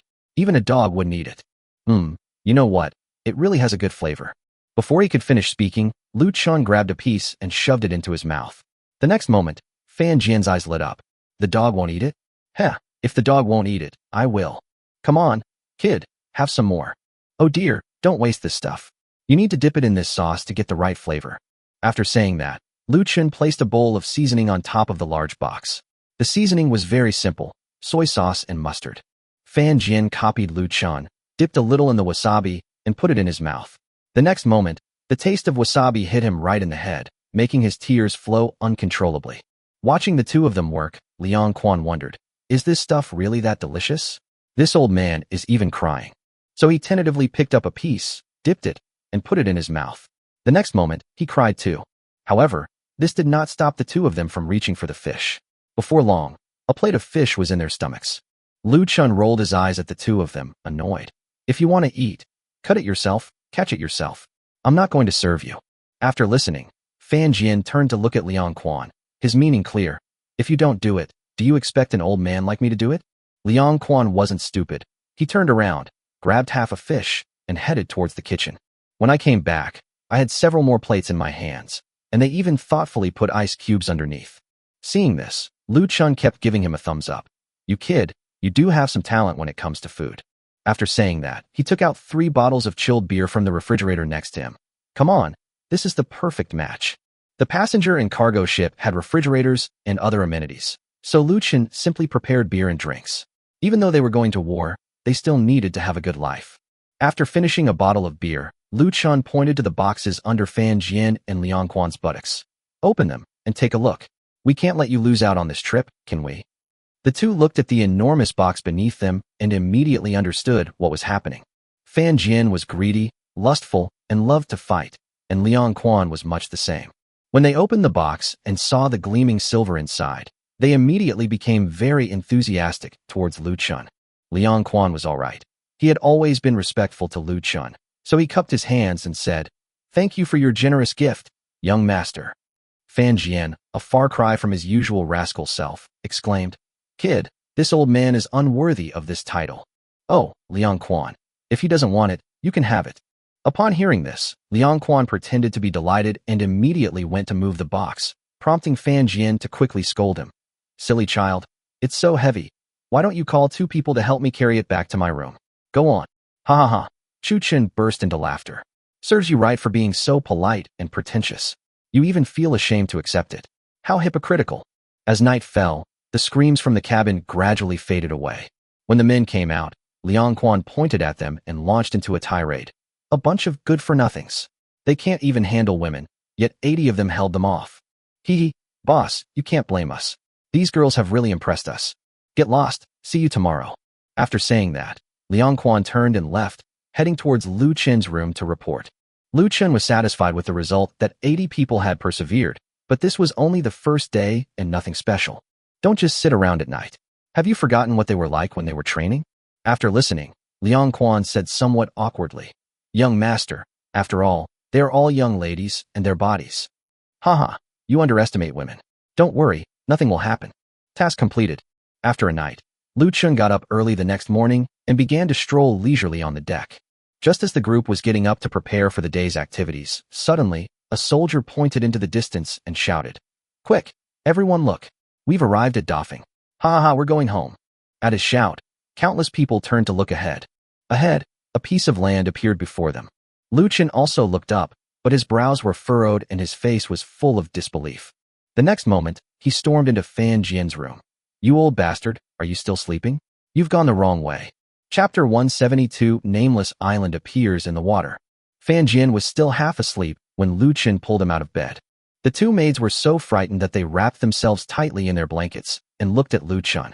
They thought to themselves that this young master was good in every way and generous, but he was always so easily startled, which scared them out of their wits.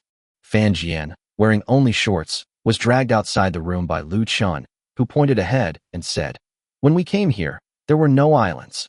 Fan Jian rubbed his eyes, looking completely bewildered. Yes, it wasn't there when it arrived. Lu Chen was completely stunned. What was going on? He had taken the wrong turn on this vast ocean. This era lacked high-tech satellite positioning and shipping routes. All that existed was a so-called nautical chart. Although the crew members made a record of the route when they arrived, it was still just a record on paper. So he ignored Fan Jian and dragged him into the driver's seat. Young master, the route is correct. We did take this route when we came, but for some reason, an island appeared in front of us on the way back. After listening to their words, Lu Chen gradually forced himself to calm down. He could move around on his own without any problem. What worried him were the people following him. All right, don't rush. Follow the normal flight path. We'll pass that island in a bit. Then go ashore and see if there's anyone there.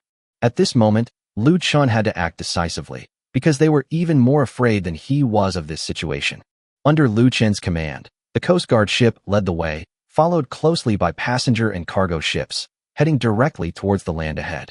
Finally, after driving for about half an hour, they saw the full view of the land ahead. Just as Lu Chen had guessed, it was indeed an island. Only this island was rather large. But at this moment the ship was still far away from him, so he could roughly see the outline of the island. Soon after, the large ship came to a stop in the deep waters near the island. Then a group of people carrying weapons and equipment boarded a small speedboat and quickly landed on the island. Liang Quan held a walkie-talkie and kept in constant contact with the soldiers on the island. About half an hour later, gunshots rang out from the island, making the people on the ship tense. Liang Quan quickly grabbed the walkie-talkie and asked, "What's going on?" "Boss, it's nothing serious, just a wild boar." Wild boars? Lu Chen frowned slightly after hearing this. If there were wild boars, it meant that humans could also survive there. Could it be that there were indeed people up there? So he turned to Liang Quan and said, "Get a speedboat. I'll go take a look." "You old bastard, are you coming or not?" Fan Jian was still studying the nautical chart when he heard Lu Chen say this, and immediately stood up. "Go. Why not go?" Liang Quan wanted to stop him, but looking into Lu Chen's eyes and thinking about his various amazing methods, he finally spoke up and said, "Young master, I'll join you too. You don't need to go. You can just take command from the ship and wait for my message." After saying that, Lu Chen took Fan Jian and boarded the speedboat, then rushed directly onto the island's beach. As soon as they got onto the beach, the people on duty there secured the speedboat and then took Lu Chen and Fan Jian into the woods. After walking for about the time it takes for an incense stick to burn, Lu Chen saw the wild boar lying on the ground, lifeless. Beside the wild boar, a small stream seemed to flow down from the top of the island. The stream was full of water, and there were various animal footprints along the way. Lu Chen didn't speak, but instead took out a drone from his backpack. None of these people had ever seen this thing before, and they all looked puzzled. Lu Chen didn't bother with them. Although there was no satellite, his own image transmission should be fine. After the drone was positioned, it made an inward turn, and then a buzzing sound surprised everyone. This thing could actually rotate. The next moment, as the drone whooshed into the sky, everyone gasped in surprise. "Young master, what is this?" "Haha, this is called a drone. It can fly for miles. Its eyes allow us to see things on the ground from the sky."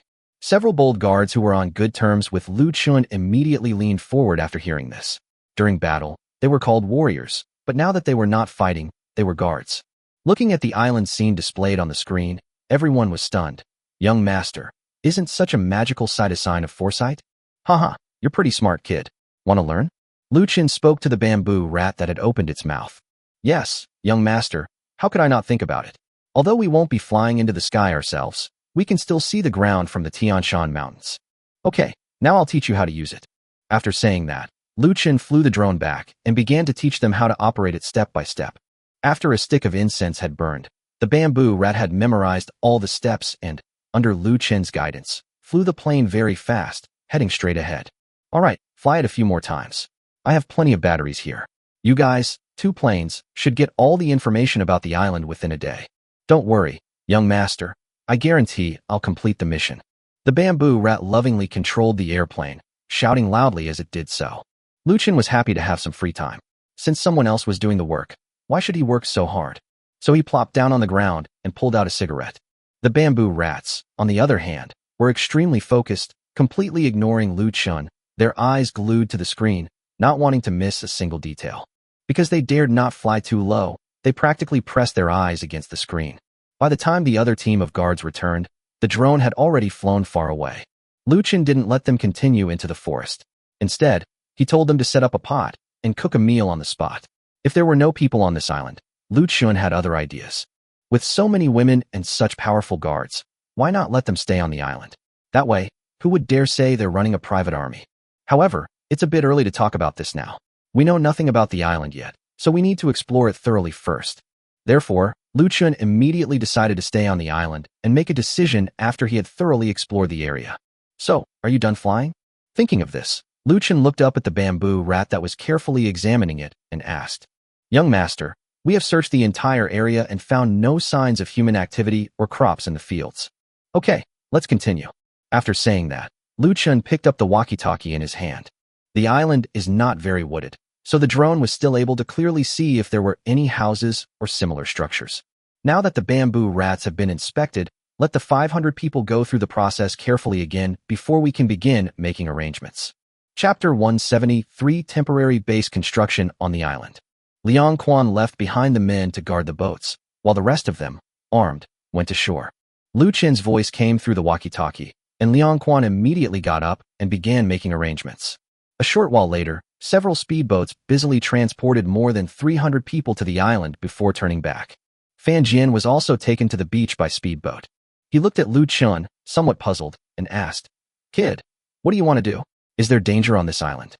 "Haha, old man, what do you think of this place, with its mountains and water? If we built you a small courtyard and gave you a few acres of fertile land for your retirement, what would you say?" Fan Jian immediately understood after hearing this. "Is there no one on this island? You're planning to take over the island, kid?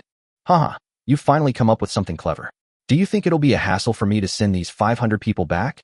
Even if Yin Bingyun doesn't say anything, won't those so-called ministers be like a swarm of bees, making a racket that's incredibly annoying?" Fan Jian understood Lu Chen's meaning, but he misunderstood it, thinking that Lu Chen was afraid that his achievements would overshadow the master and attract Yin Bingyun's suppression, so he chose to escape. So he waved his hand and said, "Hee, you're overthinking it, kid. When we get back, anyone who dares to talk nonsense will regret being born." Lu Chen shook his head. "Heh, how could we possibly kill them all? Besides, killing too many people would surely make officials miserable, and when officials are miserable, the people will suffer even more." After hearing Lu Chen's words, Fan Jian secretly gave Lu Chen a thumbs up in his heart. This kid is good, single-minded, and all for the people of Defeng. Little did he know that Lu Chen simply wanted to build a secret base, which might become his strong support in the future. Although he is not afraid of others in terms of his own strength, he still has a large group of people who rely on him for their livelihood. Moreover, owning an island is much more comfortable than being the emperor of a country. That's the real reason he wanted to build this island. Alright, since you've made your decision, I'll always stand by you. After all, you helped me get revenge, and I told you that from now on, I'll be your bodyguard. Hearing Fan Jian say that, Lu Chen quickly became polite to him. "Old man, don't get sentimental. Forget about guards. I'm young, so I'll call you uncle. Get lost. At my age, you're calling me grandpa. Sword master." Lu Chen smiled after hearing this and immediately called out. Fan Jian was so angry he almost choked. "Brother Jian, how could you even call me that? Stop talking nonsense. Call yourself whatever you want. It's all just empty titles. But it's settled then. Plenty of wine and meat, and plenty of maids and servants." After saying that, Fan Jian turned around and looked towards the mountains and forests, clearly not giving Lu Chen any room to reply. "Alright, you old bastard, get out of my way and don't delay me from doing my business." When Lu Chen took out the passenger and cargo ship, he had already considered that it might require traversing mountains and rivers, so he placed dozens of off-road motorcycles on the ship. At this moment, Liang Quan had brought up about 10 planes. After Lu Chen finished speaking, he hopped on a motorcycle, twisted the throttle, and sped off into the depths of the island. Seeing this, Liang Quan and his dozen or so men dared not relax and followed suit. If there were anything dangerous on the island that might injure the young master, it would be disastrous. The rest of the people continued to follow Liang Quan's instructions and conducted a thorough search of the entire island. The reason Lu Chen rushed forward was because he had seen a cliff on the island from the drone, which was also the highest point. For comfort and safety, the highest point is definitely a good place to build barracks. The off-road motorcycle roared and moved through the mountains and forests as if it were flat ground.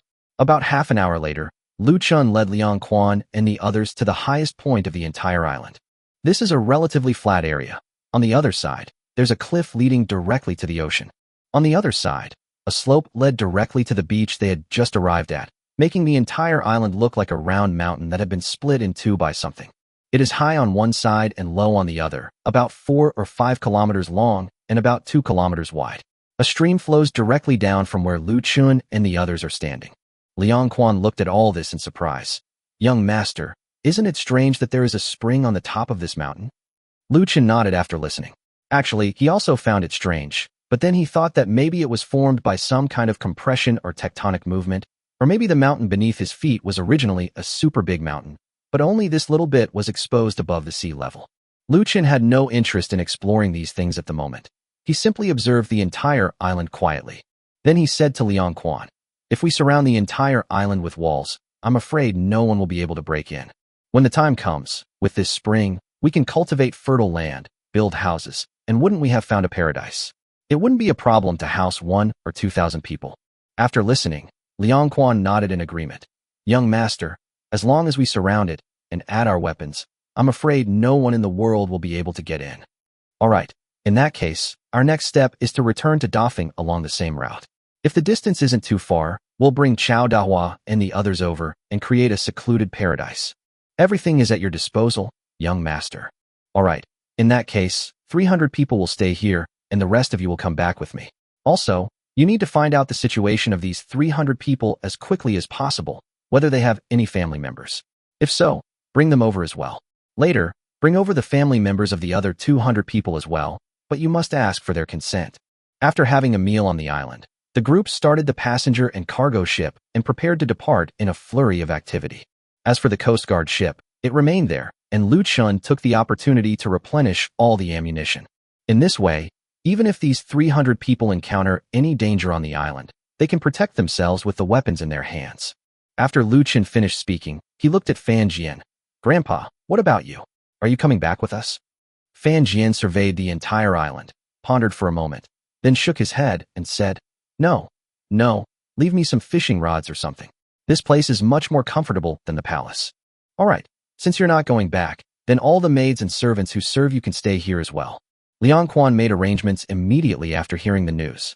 Finally, after a flurry of activity, the long-awaited passenger and cargo ship set sail early the next morning. Lu Chen stood at the stern of the ship, watching the island gradually shrink, unable to suppress the smile on his face. A private island. What man wouldn't want one? Chapter 174, A Long Journey Back to Dafeng. The passenger and cargo ship continued its journey, and the training of the girls on board seemed completely unaffected by the discovery of the island. It still lets out terrible screams from the guest room every day. Finally, 10 days later, Liang Quan brought Zhang Chui to Lu Chen.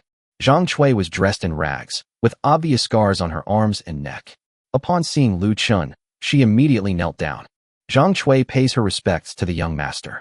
After listening, Lu Chen nodded and told her to get up, then looked at Liang Quan standing to the side. "How is it?" "Young master, after half a month of intense testing, there are currently 52 people left." Upon hearing this number, Lu Chen was puzzled and asked Liang Quan with some disbelief, "Is your training intensity insufficient?" Liang Quan shook his head. Seeing Zhang Chui's determined expression, Lu Chen decided to go and see for himself. After saying that, he stood up and led the two men toward the remaining 52 people. Upon entering the room, Lu Chen saw 52 people. Although they were dressed in rags and had scars on their bodies, they stood very neatly, and their spirits seemed to have not been defeated at all. Upon seeing Lu Chen enter, they all looked at him with determined eyes and greeted him in unison. "Greetings, young master." Lu Chen was not surprised at all that they could shout such slogans. These male guards had taught them, and more or less, some modern things were in their training. "Good, you're in good spirits. I originally thought Liang Quan was going easy on you, but now I believe it. For the past 2 weeks, you have endured inhuman torture and humiliation, yet you still have such unwavering eyes. I know then that I, Lu Chen, have not misjudged you. Don't blame me for being cruel, and don't blame my brothers for being heartless. The torture I inflict on you today is just to make you understand that you have endured suffering, and that will make you stronger. Very good. The fact that you were able to stand out from more than 100 people proves that you are not useless. I won't say more. The fragrance of plum blossoms comes from the bitter cold. I believe that after professional training, you will become the most beautiful flower blooming in the snow, and the sharpest sword piercing the enemy's heart." After saying that, Lu Chen turned and left. These people were not good enough at the moment. The fact that they could endure the torture for so long only showed that they had strong willpower. However, there are still many tests to be done before someone can become your own bodyguard. Loyalty, ability, and so on all need to be cultivated and developed gradually. These can be left to Liang Quan. After Lu Chen left, everyone collapsed to the ground with a sense of relief. For them, Passing the test only meant passing the test of this group of guards. What they needed to know was what Lu Chen said, which was their final result. Lu Chen's words just now showed that they had finally been accepted and had become as useful as those men. For the past 2 weeks, Liang Quan has not only been subjected to torture, but also to the most powerful trick Lu Chen taught him, brainwashing. This is also the source of their loyalty, and Liang Quan said it works very well. All right, Zhang Chui, you are their temporary commander now. Take them to wash up, change into nice clothes, have a good meal, and then let them have a good night's sleep. After giving his instructions, Liang Quan left and went to Lu Chen's side. At this moment, Lu Chen was in the driver's seat, talking with several guards. Young master, actually our course was correct, but we encountered a storm that day and deviated slightly. The reason we didn't see that island before was because we went to the side. Lu Chen believed this explanation. It was quite normal for such things to happen on the vast ocean, especially since there were no satellites at the moment. Okay, you've worked hard. How long will it take to get to Dafeng? Young master, we've been exploring for the past few days, so the pace has been a bit slow, but it's quick now. If nothing unexpected happens, we'll be able to see the land of Dafeng tomorrow. As I stepped out of the driver's seat, I saw Liang Quan coming towards me. Young master, what should be done with these 52 people? Go to the island for training first. You have a lot to do when you come back this time. The first thing is the brothel. Go find Yin Binghai and have him figure things out for you. He'll then divide the spoils among you. Give the women who don't want to follow along some silver and send them away. As for the women who stay behind, arrange for someone to take them back to their hometowns for a visit, as a way of saying goodbye. Also, give them some money. After saying goodbye, they can go to sea on the big ship, go to the island, and begin their training. I believe in you, and I will definitely give you a strong women's team. Liang Quan was delighted upon hearing this. He guaranteed to complete the task. Having arranged everything, Lu Chen, having nothing else to do, went straight to his fishing spot. In fact, this female special forces team has many advantages. First of all, the women around him don't have close protection, and it's not appropriate to send male guards, so these women are just right. In addition, women are often good at disguising themselves, and sending women out to handle other tricky situations in the future will always have unexpected results. Everything is arranged. Now it's just a matter of seeing how it goes. Lu Chen felt relieved. Compared to these things, the construction of the island was the most important, and he was even more eager to get started. The large ship sailed swiftly on the sea, and because they had passed by once, the closer they got to Dafeng, the faster they moved. The next morning, Lu Chen woke up in bed and went outside. He saw that the sun was rising above the horizon, meaning he had truly arrived on the mainland. Upon seeing this, Lu Chen immediately went downstairs to the deck. On the deck, the guards who had been away from their hometown for a long time, as well as the girls who had been taken to Dongsang, all showed the joy of returning home. Before them was the familiar dock, which meant that their route was correct and they had truly returned home. The large ship slowly came to a stop in the deep sea, and then countless speedboats were launched, carrying these people directly towards the shore. When we set foot on our motherland's soil, everyone was so excited that they couldn't speak. However, the soldiers defending the shore were caught off guard by the sight of such a large ship and panicked. They quickly returned to report to their general. A short while later, a very tall man, accompanied by several soldiers, hurriedly arrived in front of Lu Chen and his group. After he saw Lu Chen clearly, he immediately rushed forward and bowed. This humble general greets Lord Lu. Lu Chen looked around. When they went out to sea, where did these soldiers come from in this port? He didn't expect Yin Bingyun to be so fast. So he immediately asked, "Are you the general of this place?" Chapter 175 Reunion in the courtyard of the capital. Replying to young Master Lu, this humble general is Wang Hu, the first naval general of the Great Feng dynasty. After listening to Wang Hu, Lu Chen looked up and glanced at him. He did look fierce and shrewd, but his small eyes made Lu Chen feel that this guy was definitely not the kind of martial artist he looked like. Haha, greetings, General Wang. May I ask if our Great Feng Shui Navy is newly established? Young Master Lu is joking. The Great Feng Navy has existed for many years, but it has not developed. Navigation is not such a simple matter. However, this time, taking advantage of young Master Lu's trip to Dongsang, we also put in extra effort and built several large ships so that we could follow young Master Lu in attacking Dongsang. I wonder if young Master Lu's trip went smoothly? Lu Chen smiled after hearing this and said that this guy was not as simple as he seemed. Look, he started to get information out of people with just a few words. However, there's no need to hide anything. Dongsang has already been captured, and as for those supplies, who cares about them anymore? So he said, it went very smoothly. The palace has been captured, and General Guo's 10,000 troops have been taken over, so I brought my men back. After listening, Wang Hu nodded and smiled, then gave Lu Chen a thumbs up. With young Master Lu taking action, Dongsang is nothing more than a piece of cake. Lu Chen thought to himself, come on, don't flatter me like that. He chuckled, General Wang, you flatter me. After saying that, Lu Chen led his men directly towards a row of houses on the dock. When they first arrived, all the vehicles were parked there. Therefore, it would be reasonable to take the car out from here at this moment. Seeing that Lu Chen was about to leave, Wang Hu quickly stepped forward and said, young Master Lu, His Majesty invites you. Lu Chen turned his head in confusion after hearing this, but then he realized that although he had gone to Dongsang without using the name of Defeng, Yin Bingyun was still aware of it. So I'm sure I'll be summoned when I get back. All right, General Wang, don't worry, I will go find him myself. No, young Master Lu, His Majesty's intention is for us to escort him. General Wang, would you be interested in knowing how spectacular it was when those massive military camps in Dongsang exploded? Lu Chen spoke into a walkie-talkie, so as soon as he finished speaking, the cannons of the Coast Guard vessel anchored on the sea started rotating, making a sound, and then with a boom, a shell hit the distant sea, stirring up a high wave. Wang Hu was stunned when he saw this. Are you kidding me? Escort her? Is Yin Bingyun looking for death? Why would she need an escort? It seems Yin Bingyun is still somewhat wary. After all, she is too powerful. However, he didn't have such a good temper. Hearing the threatening words, Wang Hu didn't know what to do for a moment. Seeing this, Lu Chen stepped forward and patted him on the shoulder. Don't worry, I will talk to Yin Bingyun myself. You just stay here and guard the place obediently. Wang Hu dared not resist, and could only gesture to Lu Chen to invite him. After entering the house, Lu Chen took out a car with a wave of his hand, drove an SUV, and headed straight for the inland capital. He would definitely have to see the emperor, but he would have to wait until he got home and had a good look at his 8 wives first. After the SUV left, Liang Quan began to give instructions, ordering someone to bring out the van. The first thing to do was to send the 52 people who were going to follow them back to their hometowns for a visit, while the rest were handed over to Wang Hu. As for the woman he brought back from Dongsang, he whispered a few words to one of his men, who then drove off in a van. For convenience, the people Liang Quan sent out would directly find Yin Binghai and let Yin Binghai take over. Their role wasn't in this kind of thing. After Lu Chen finished instructing Liang Quan, he would no longer concern himself with these matters.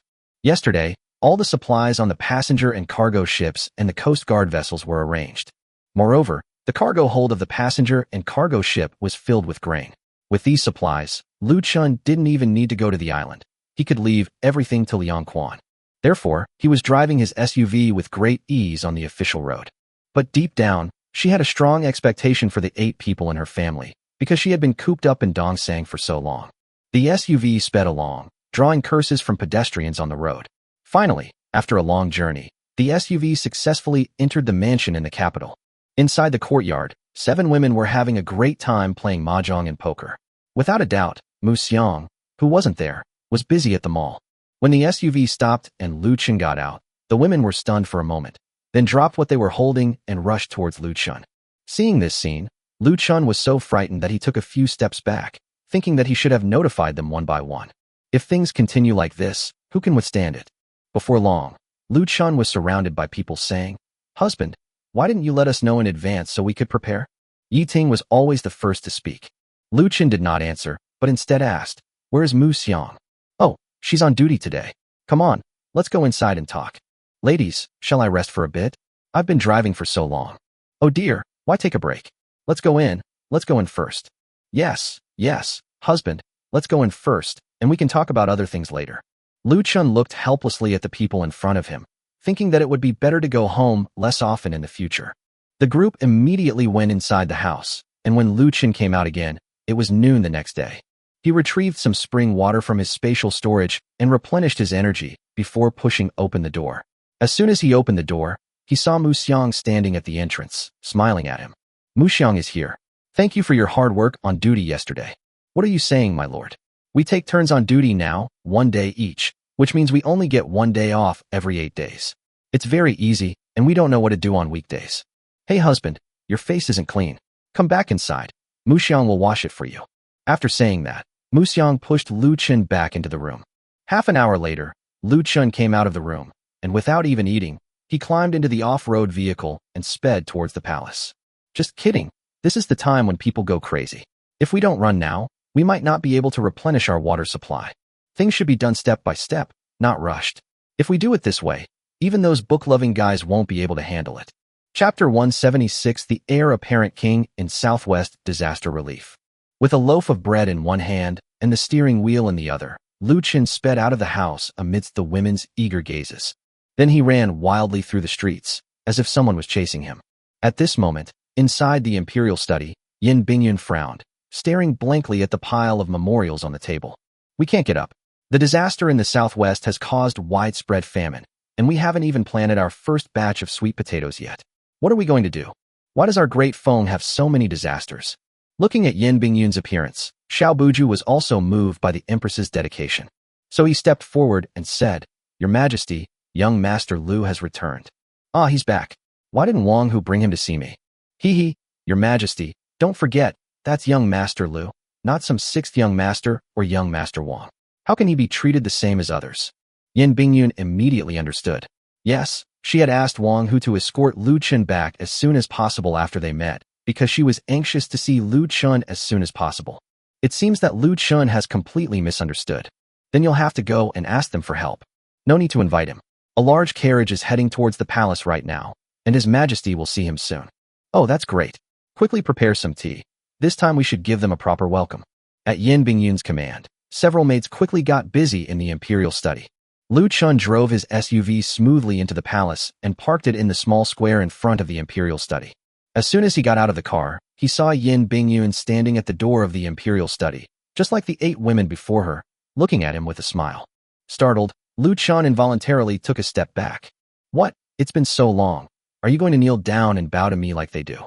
While teasing, Yin Bingyun pointed into the imperial study. "The tea is ready.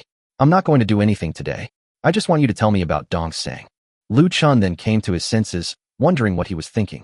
Yin Bingyun wasn't his wife. How could she possibly be targeting him? So he walked over with a smile and said, "Then I'll tell you all about it today." Inside the imperial study, Lu Chen and Yin Bingyun sat facing each other, while Xiao Buju stood to the side. On the table are 2 cups of hot tea, steaming. Lu Chen didn't drink the tea. Instead, he took out a cigarette and placed it on the table, then tossed one to Xiao Buju. "I'm sorry to disappoint you, but I wasn't escorted back by Wang Hu." Yin Bingyun nodded secretly after hearing this, thinking to herself that this kid was quite vengeful. Haha, I didn't think this through. I was too hasty. There was a major disaster in the southwest, so I was really looking forward to your arrival. A major disaster in the southwest? Lu Chen frowned slightly upon hearing this, thinking to himself that this was just another way to make things difficult for him. So he went straight to the point and said, "You want me to go to disaster relief?" After much thought, I realize there is no more suitable candidate at the moment. Why do I say that? Lu Chen had some understanding of the situation. In those days, disaster relief was indeed an extremely difficult task, because the government would allocate a large amount of manpower and resources, but in the end, almost nothing would reach the people. In truth, Yin Bingyun had no way to deal with this. Arrest them? Sure, but the Yin family's empire was made up of these officials, big and small. Could they really arrest everyone along this line? Obviously, this is an impossible thing to do. At least, it's not something Yin Bingyun can do. It's not that she lacks the courage, but rather that as a female emperor, her foundation is not very stable. If the people on this side unite with others to constantly cause her trouble, she won't be able to withstand it. Therefore, at this time, someone is needed, someone who is not afraid of these things, to step forward. In fact, Lu Chen had already guessed what Yin Bingyun meant when she said those words. The reason she asked, "Why?" was that she wanted to give herself some time. Give yourself time to think about what benefits you want. As expected, when Lu Chen asked why, Yin Bingyun began to explain. You should understand the reasoning, the disaster relief efforts in previous years. After his explanation, the meaning was largely the same as what Lu Chen had expected. Lu Chen neither immediately agreed nor immediately refused, but instead asked, "What benefits would I get?" After hearing this, Yin Bingyun gave a charming smile. "What do you want?" "Haha, I have everything I need, but I can have as much of anything as I want." This disaster relief effort is being carried out in Hongxi County, in the southwest of Yinzhou. This area is famous for its beautiful women and jade. However, a heavy snowfall at the beginning of the year caused flooding as the snow melted, turning the entire Hongxi County into a living hell. Hongxi County is the fiefdom of the king of Dian, which is also the fiefdom of my imperial uncle Yanjing. This man is not a kind person and has always been resentful of my ascension to the throne. In fact, if you go there, what you need to do is quite normal. Ensure that the disaster relief supplies from the imperial court can reach the people smoothly and help them rebuild their homes. I know you have a heart that cares about the people, and I don't think you would stand by and watch those people turn the grain that should be in the hands of the people into wine and spirits for their own enjoyment. Lu Chen nodded after listening. To put it bluntly, this meant that he was being asked to represent Yin Bingyun in safeguarding food security and disaster relief efforts. To put it bluntly, it's about beating up anyone who disagrees. Of course, Yin Bingyun deliberately mentioned that this was King Yin Jin of Dian, guessing that this person must be a difficult one to deal with. Seeing that Lu Chen remained silent, Yin Bingyun continued, I have very reliable information. My elder brother, Yin Bingtian, is currently at the Dianwang mansion. After the Great Disaster, the entire Hongxi County has changed. Various forces have emerged, including the shadow of the Heaven and Earth sect. Perhaps all of these have reached some kind of agreement with the Dianwang. I've explained the pros and cons to you. As for the benefits, you've already said that you lack nothing and don't want to be an official. If the disaster relief is successful, then you will be the king of Dian. What do you say? Lu Chen was somewhat surprised after hearing this. Was this a plan to appoint a king of a different surname? However, upon further reflection, Lu Chen realized that this so-called Hongxi County in Yunzhou had become a den of bandits and rebels. If I go and quell the rebellion, I will be granted the title of a king of a different surname, and this place will still be part of the Great Feng territory. If the situation cannot be brought under control, he will most likely be eliminated by the king of Dian. However, eliminating him would at least severely weaken him, leaving him vulnerable to being the mantis stalking the cicada, unaware of the oriole behind. The situation has calmed down, and given his nature, he has no intention of rebelling, so things remain stable, and everyone is happy. Lu Chen gave Yin Bingyun a meaningful look. Hee, you've become smarter. Chapter 177 The Secret Transfer of Guards to the Capital. Yin Bingyun smiled after hearing this, and didn't say anything. She believed that Lu Chen understood, but so what? At least she was still the emperor at this moment. The emperor's decree cannot be disobeyed. No matter how powerful Lu Chen is, he can't be more powerful than a country. Therefore, she was certain that Lu Chen would agree to the disaster relief. Lu Chen pondered the pros and cons. If he didn't go, his relationship with Yin Bingyun would likely become strained, which would definitely affect his business in Beijing. Although he wasn't afraid of Yin Bingyun, he was afraid of trouble. If you go on your own, you can obtain the title of a king of a different surname. Kings of a different surname can raise their own private army, which seems to be 10,000 or something. No matter how many he has, if I had 10,000 men, there's probably no place in this world he couldn't conquer. Having just taken over Dongsang, Yin Bingyun immediately sent him to the southwest. It seems that Yin Bingyun is wary of him. Moreover, it wasn't just fear. He also wanted to separate himself from the 8 women in order to better control himself. However, she may have underestimated her own strength. First of all, with the guards left by Liang Quan and the others, and with 200 men carrying firearms lying in wait in the capital, it would be too easy for the 8 ladies to leave. Moreover, the island was completed in less than half a year, and the 52 women were trained, so the 8 wives were even less to fear. At that time, as long as there is any unusual activity, we have islands to the east and our own developing forces to the west, so we have nothing to fear. Yin Bingyun, on the surface, your move appears to be exiling yourself to the southwest, but little do you know, it's actually giving yourself room to develop. What benefits do they want? What kingship of a different surname? They can rebel whenever they want if they're unhappy. Thinking of this, Lu Chen immediately showed a look of surprise. The king of Dian seems to be quite good. Haha, I knew you were smart. You're the king of this place, though you can't compare to my position, but in Hongxi, you're the king. Moreover, I understand that you have no intention of serving as an official in the imperial court, so giving you a county is a reward for you. Lu Chen smiled outwardly, but inwardly he cursed Yin Bingyun 1,000 times over. He simply banished her. What reward was he talking about? And he didn't mention the 8 women at all. It seems he'll use this to manipulate him later. They thanked His Majesty for the reward. After saying that, Lu Chen stood up. It's not impossible for me to go to the southwest. After all, you said that I am a person who cares about the people. No problem. Tell me your conditions. First, during my absence from the capital, if any problems arise in my business, you can imagine the consequences. It only took me half an hour to attack the Eastern Sang's palace.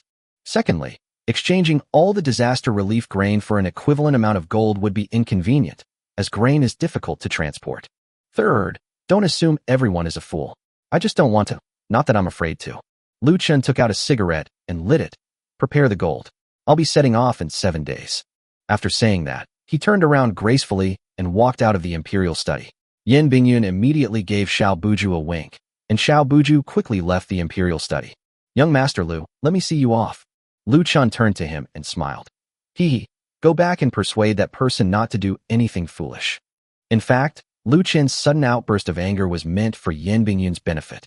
If he continued to act as if he were completely obedient to Yin Bingyun, then Yin Bingyun would start to doubt him.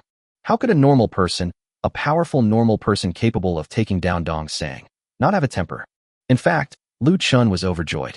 The food in his space was enough to feed not only Hongxi County, but the entire Yunzhou.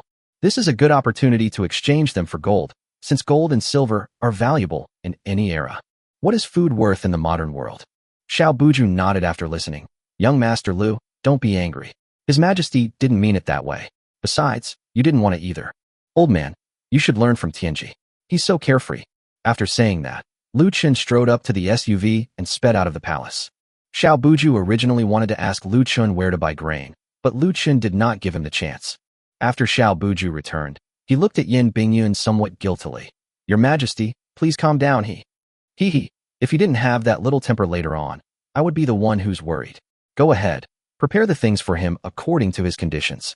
After returning to his residence, Lu Chen buried himself in writing a letter in the pavilion before summoning Ju. General Lu Chen liked this young man quite a bit, not for any other reason than his loyalty and his pleasant demeanor.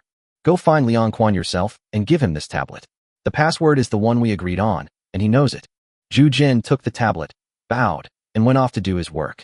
3 days later, Liang Quan opened his tablet alone and frowned as he looked at the information on it. He wondered if the young master was preparing a way out. What had happened? The first thing he was told was to take Chao Dahua and his team to build the island as soon as possible, as the supplies were somewhere on the island. Secondly, he was instructed to send 200 guards with sufficient ammunition to fully protect the safety of the shopping mall and the 8 ladies. Thirdly, the group of women should be trained earlier, and after their training is completed, they should be sent directly to the capital and dispersed to various corners of Dafeng. He dared not be negligent. The young master's letter was so confidential that it meant something important was happening. Even if nothing was happening at the moment, the young master was still on guard against something. So after he finished reading, he put away the tablet and called his men outside. Accelerate the schedule. Those women who are going back to visit their families, arrive here early tomorrow morning to assemble. On the 6th day after leaving the palace, Lu Chen looked at the dusty giant and called him into the pavilion, saying, I'll take you to the southwest. Do you want to go? Thank you for your guidance, sir. When Zhu Jin went to see Liang Quan this time, he discovered that the weapons the guards carried and the equipment they wore were incredibly advanced, and each of them looked radiant, as if they were living a very comfortable life. So when he heard that Lu Chen wanted to take him to the southwest, he immediately knelt down in surprise. All right, you've been by my side for quite a while now, and I can see your loyalty. So this time, you'll be my driver and come with me to the southwest. By the way, pick 10 more skilled men to lead, and they'll go together. Young master, I guarantee I will complete the mission. After explaining about the giant penis, Lu Chen called Yi Ting and the others in. After everyone finished listening, Yi Ting spoke first. His Majesty has sent you, my lord, to the southwest for disaster relief, and in your capacity as a prince, then you must do your best and not disappoint His Majesty. Chapter 178 Settling Everything and Heading to Hongxi. Yi Ting and the others had no idea about the implications. They simply felt that it was an honor for their husband to be entrusted with such an important task by His Majesty. Besides, if he was a king of a different surname, wouldn't they all be princesses? So on their faces, there was no sadness at parting, but rather joy and excitement. Lu Chen didn't say much to them, which was better for them, as it would allow them to continue doing business in the mall peacefully. This way, I can be more free to do my own thing. Early the next morning, Xiao Buju arrived outside the mansion with several large carriages, then cleared his throat and said, Young Master Lu Chen, please come out to receive the imperial decree. Upon hearing the imperial edict, everyone knelt down at the entrance of the courtyard. Lu Chen walked up to Xiao Buju without any panic. Stop reading, give it to me. After saying that, he snatched the imperial edict from Xiao Buju's hand, opened it, and handed it to Zhu Jin. Keep it safe. Sometimes this thing can be useful. The imperial edict was full of grand and eloquent words, saying that Lu Chen was being granted the title of a prince of a different surname, and that he was to take 5 cartloads of gold to Hongya County in the southwest for disaster relief. Xiao Buju felt embarrassed when he saw Lu Chen's actions, but he didn't say anything. This kid's words, when he was angry, were more in line with his personality. So he said, I wish young Master Lu a safe journey, and that he will soon save the people of Hongxi from their suffering. By the way, is Tianji going this time? Lu Chen shook his head. He's probably living a life of debauchery in some brothel. In fact, Lu Chen had already met with Tianji and instructed him to nurture those children well, as they would be of great use in the future. Tianji patted his chest and said there was no problem. What about Grandpa Fanjian? He married several women from Dongseng and never came back. Then we'll take our leave. Goodbye and best of luck. After Xiao Buju left, Lu Chen immediately had a carriage brought in, then unloaded the boxes of gold into his pavilion, transferred them to a van loaded with empty boxes, and drove it to the entrance to wait. After everyone had left, Lu Chen waved his hand to store all the gold into his spatial storage. Then he climbed into the SUV that Zhu Jin had been waiting for, waved to the people seeing him off, and drove directly towards the gates of the capital. The 8 women watched the direction Lu Chen's convoy had gone, feeling a pang of reluctance. But just as Lu Chen's convoy disappeared from everyone's sight, Yiting waved her hand and said, Sisters, let's go back and keep playing. Rong Rong won 500 taels from me yesterday. We have to get it back today. Lu Chen's convoy drove out of the capital and headed straight for Hongxi, with Chu Chun and Zhu Jin sitting in the lead car. At this moment, a pistol appeared on Zhu Jin's waist, and an automatic rifle was placed in the passenger seat. These were given to him by Lu Chen yesterday. After receiving them, he went to the back mountain and fired 50 bullets to get a feel for the game. They had received firearms training when they were in Luyun, but they hadn't fought in a long time and were a bit rusty. Lu Chen then laid the back seat flat and lay down comfortably on it. In the 5 vans behind, 2 guards sat in each van, the passenger in the front seat carrying an automatic rifle. The driver's seat guard's automatic rifle was placed in the back, behind which was a cart full of empty boxes. These firearms were given to them by Lu Chen within the past 7 days, and they also underwent some basic training. Although they are not very accurate yet, at least when facing a dense crowd rushing towards them, they can ensure that every bullet hits the enemy. Yellow-haired monster, do you think the young master is going to start a big war by giving us such powerful weapons this time? Inside the van behind, 2 guards were chatting and smoking. Nonsense, young master must have his reasons, but I prefer a knife to a gun. The sound of a knife cutting flesh is so satisfying. Haha, you don't know anything. By the way, what's the use of the young master pulling so many empty boxes behind him? Are you stupid? The young master already knew that the news of our disaster relief trip would definitely spread, and once it did, there would definitely be people with ulterior motives trying to steal it. You know, the emperor gave us a full 5 cartloads of gold. Haha, that's interesting. Who knows if Jinzi is in the capital? I'll have to kill a few more and make a good impression so I can get close to the young master. They were right. Just as they left the capital, a fast horse sped out of the city and headed straight for Hongxi. Although they couldn't catch up with the van, the fast horses wouldn't rest. While Lu Chen and the others rested, the fast horses would travel through the night, ensuring that the message would reach its destination before they arrived in Hongxi. The capital city is a full 5,000 li away from Hongxi. 5,000 li is not a small distance for Lu Chen. With the current condition of the official road, even an off-road vehicle would take nearly a month to travel it. Then the fast horse would suffer even more. The convoy traveled along the way, stopping frequently to rest whenever they encountered a small town or county. In Lu Chen's words, they were going to provide disaster relief, not to fight a war. So why were they driving so fast? They rested and traveled along the way, and after half a month, they finally arrived at Yunzhou, one of the 5 cities of Dafeng. Looking at the city before him, Lu Chen immediately became interested. Young master, shall we enter the city? Hee, brothers, you're all tired. Let's go into the city, definitely. I'll give you 1,100 taels of silver later, 100 taels each. Have fun tonight. After hearing this, Zhu Jin grinned and said, All right, young master, let's go into the city. After saying that, he stepped on the gas and drove straight towards the city gate of Yunzhou. At the city gate, Lu Chen didn't waste any words with them and tossed the royal token he carried with him to Zhu. General Zhu Jin took it and swaggered towards the soldiers guarding the city. The soldiers guarding the city initially tried to stop the strange vehicle, but when they saw the token, they all knelt down. Then, under the orders of the giant root, the city gates were opened and they were allowed to enter. The car stopped in the courtyard of the largest inn in Yunzhou, and Lu Chen took out his silver and asked for 7 superior rooms. Seeing the strange-looking car and the well-dressed, generous out-of-towners, the shopkeeper immediately prepared a table of food for them. Seeing this, Lu Chen gave the shopkeeper a thumbs up. Shopkeeper, where's the best brothel in Yunzhou? My brothers want to go and have a look. Since they were traveling through the city, they only carried pistols and short knives at their waists. However, their attire made the shopkeeper somewhat wary. After all, those who could openly walk the streets with conspicuous weapons into Feng at this time were either rich or noble. Sir, Chunfeng Tower is owned by the prefect of our prefecture. It's safe and fun. Okay, let's go to Chunfeng Tower then. Meanwhile, inside the Yunzhou city government office, after listening to the report from the city guards, Prefect Wang Chunlei frowned. Look closely, they are carrying His Majesty's token.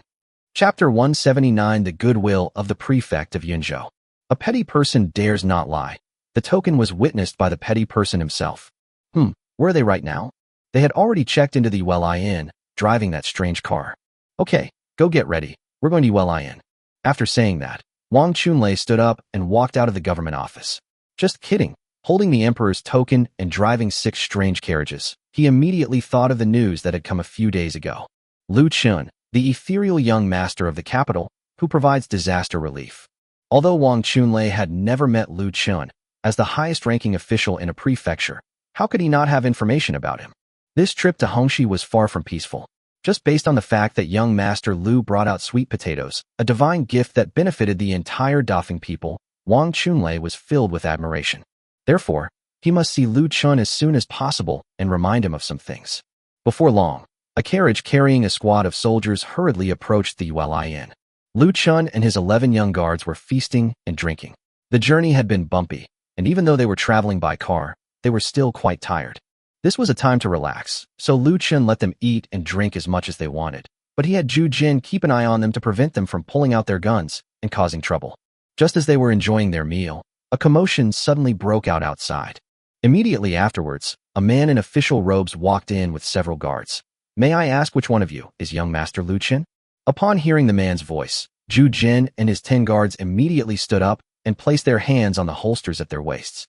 Although they had drunk a bit too much, they would not hesitate to draw their guns to protect Lu Chen should there be any unusual activity. An invisible aura startled Wang Chunlei, causing him to take 2 steps back. He wondered who this person was and why the guards around him all looked like killing gods. Seeing this, Lu Chen gestured for them to sit down, then stood up and bowed to the newcomer, saying, I am Lu Chen. May I ask who you are? Wang Chunlei, the prefect of Yunzhou, has met young Master Lu. He has long admired young Master Lu's reputation, and today he sees him in person. He is indeed a handsome and promising young man. Lu Chen wasn't too surprised to see that it was the prefect of Yunzhou who had come. It was only a matter of time before their route was discovered, but the prefect didn't seem to have any ill intentions. So he turned to the innkeeper, who was already waiting in surprise. Innkeeper, please give us a private room. I want to have a good chat with the prefect. The shopkeeper nodded as he jogged off to prepare, thinking to himself that this was no ordinary person. His arrival had already alarmed the prefect. Moreover, the prefect himself came, so this young master must be of high status. A short while later, Lu Chen and Wang Chunlei entered a private room. Unexpectedly, my arrival has alarmed the prefect. The prefect's information network is truly impressive. Hearing Lu Chen's questioning tone, Wang Chunlei's heart skipped a beat. He thought to himself that this young Master Lu was just like the intelligence reports suggested. He was not afraid of anyone and had a powerful aura. He immediately explained, young Master Lu brought out the royal token when he entered the city. As far as I know, it seems that only young Master Lu possesses this token. Lu Chen smiled after hearing this. Hee, Lord Wang, you flatter me. To be honest, young Master Lu, besides the token, I did receive news yesterday that you were going to Hongxi for disaster relief. However, there is something I'm not sure if I should say. Lu Chen was slightly taken aback after hearing this, thinking that the ability of ancient intelligence transmission should not be underestimated. A thoroughbred horse is quite fast. Hee, Lord Wang, please speak freely. Young Master Lu, I am an upright person, so please be careful on your trip to Hongxi. Hongxi is a dangerous place. Lu Chen could tell that Wang Chunlei wasn't threatening him, but rather offering a reminder. This makes it even stranger. Why would someone I've never met offer such a well-intentioned reminder? Wang Chunlei could see Lu Chen's confusion. So he said to him, young Master Lu, you may be wondering why I would say such things as soon as we meet. Don't doubt it, because I am also one of His Majesty's men, and I fought alongside His Majesty on the battlefield. Lu Chen immediately understood after hearing this. As someone close to Yin Bingyun, he was definitely not on the same page as King Yin Jin of Dian. At this moment, Reliable intelligence indicated that Yin Jin had already joined forces with Yin Bingtian, and there were also remnants of the Heaven and Earth sect involved. Therefore, if Yin Bingtian were to start a rebellion, Wang Chunlei would be the first to be affected. Therefore, in Wang Chunlei's subconscious, Lu Chen was also one of him, and also one of His Majesty's men. Lu Chen listened, but didn't say anything, thinking to himself that he was neither anyone's person nor anyone's. However, on the surface, that is indeed the case. So he picked up his teacup and said, "Thank you for your kindness, Lord Wang. Young Master Lu, this journey is fraught with danger. Should I send troops to accompany you? These strange carts of yours are probably carrying relief grain. I'm afraid you might encounter robbery or something similar before you even reach Hongxi." After listening, Lu Chen thought to himself that Wang Chunlei knew him somewhat, but not deeply enough. That's normal, though. News from the capital takes time to arrive. The spies from before were probably from Hongxi's side, so he didn't know much. He guessed that his own spies might not be able to reach Yinzhou so quickly. Seeing that Lu Chen remained silent, Wang Chunlei continued. Although Hongxi is a county, it is not small. It covers a vast area and has a population of 1 million. It is not a small county town. Moreover, he was located at the southwest gate of the Great Feng Dynasty, bordering foreign tribes, where anything could happen. Lu Chen shook his head after listening. "Thank you for your kindness, Lord Wang. I appreciate it, but I don't just have a dozen or so people coming to provide disaster relief. Don't worry." Wang Chunlei thought to himself that he had underestimated the situation. With his reputation as a divine prince, young Master Lu couldn't possibly be that simple. It seems I was worrying too much. How could they not worry? In the struggle for imperial power, people like them had already chosen sides, so they would become targets for the other side. Yunzhou is the first line of defense. We share the same fate, and if this young Master Lu gets into trouble, then I will be next. It was I who was anxious. It seems that young Master Lu was already confident, so I will not try to persuade you any further. However, if anything goes wrong, please take care of yourself, young Master Lu. Yunzhou is not so easy to mess with. Just come into Yunzhou and leave the rest to me." This sentence directly increased Lu Chen's goodwill towards Wang Chunlei. The fact that he could say these words during such a critical time is enough to show that he truly considers himself one of their own. It's a pity you misplaced your trust, but it's not exactly a misplacement, since who can truly understand the relationships between people? Chapter 180 Danger in Hongxi Territory. So he immediately spoke up, his face full of excitement. "Lord Wang, no, Brother Wang. With your words, I acknowledge you as my elder brother." After saying that, Lu Chen raised his teacup once again. Seeing Lu Chen's sudden and unusual gratitude towards him, Wang Chunlei thought to himself that he was still too young. Human relationships are all about interests. Who can truly say for sure whether they are good or bad? However, he was no child either. He stood up with an excited look on his face. "Ha, Brother Lu, it's already dark, so I won't hold a banquet to welcome you. Let the brothers finish eating and come with me. I still have some businesses in Yunzhou."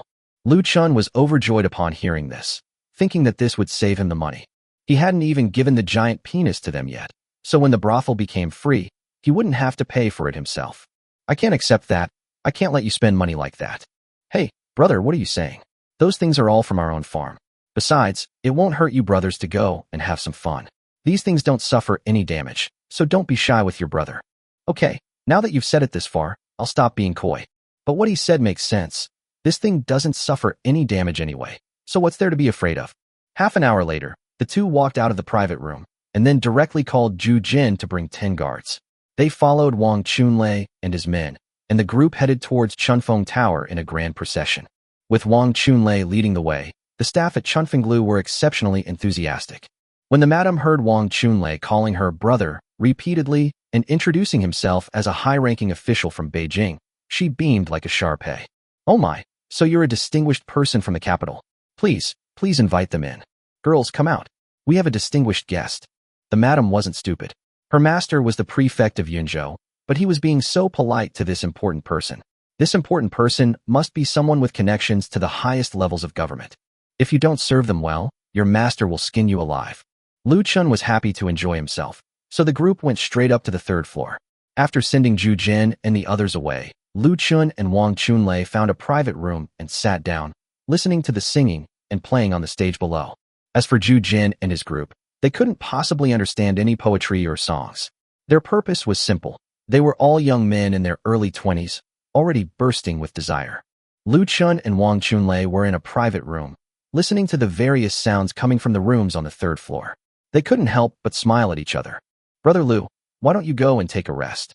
I'll have her arrange a top courtesan for you." After listening, Lu Chen shook his head, thinking to himself that he had just come out of the den of demons of the 8 Vajras, and you were trying to harm him. Besides, the hygiene conditions in this place were not good enough. So he quickly shook his head and said, No, I have important business to attend to tomorrow, so I won't bother. It's getting late. Lord Wang should get some rest too." After exchanging pleasantries for a while, Lu Chen and Wang Chunlei left the brothel and then returned to the inn together. Because Lu Chen brought several cartloads of supplies, the area outside the inn was now firmly guarded by soldiers, all arranged by Wang Chunlei. Lu Chen expressed his gratitude a few times, then went straight back to his room and fell into a deep sleep. The next morning, Lu Chen was woken up by a giant penis from outside. "Young master, we need to set off early today." After listening, Lu Chen walked out of the room, and Zhu Jin handed him a map. Lu Chen took it and understood their itinerary plan. Hongxi County is located in the southwest of Yunzhou, bordering Wanlang Kingdom. It is nearly 1,000 miles away from Yunzhou. The route passes through a large town called Mengjing, so we decided to stay there tonight. Mengjing is about 400 miles away from Yunzhou City, so we need to speed up and leave as soon as possible. After reading it, Lu Chen nodded and said, "Let's go. You can make the arrangements." "All right, young master, we'll be out of Yunzhou City's territory in half a day. I'm worried about being robbed then." "Don't worry, what you're holding isn't a fire poker. What are you afraid of?" Giant Root chuckled. They were indeed not afraid, and were even a little impatient. However, they said it only to let Lu Chen know that he was not just a guard without any thoughts, but a war machine.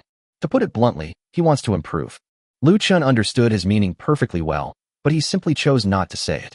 Young people shouldn't be praised too much sometimes, as it can easily make them arrogant. None of them had experienced any major battles. The only major battle they had was when Zhuangzi was attacked. So he was hoping that bandits, or fake bandits, would come to attack so that they could get some training. After all, killing someone from the city wall and killing someone face-to-face are completely different experiences. The convoy continued its journey, and Lu Chen, having rested well this time, sat in the passenger seat. He handed a cigarette to the giant penis. "When do you estimate we'll encounter bandits?" "This is a test for me." Zhu Jin was immediately excited after hearing this. Being able to receive the young master's guidance meant that he was one step closer to success. He then took a deep drag on his cigarette. "Young master, I think we might have a battle this afternoon." "Oh, tell me about it." "Young master, you see, the people of Hongxi must know about our arrival and the gold we are carrying.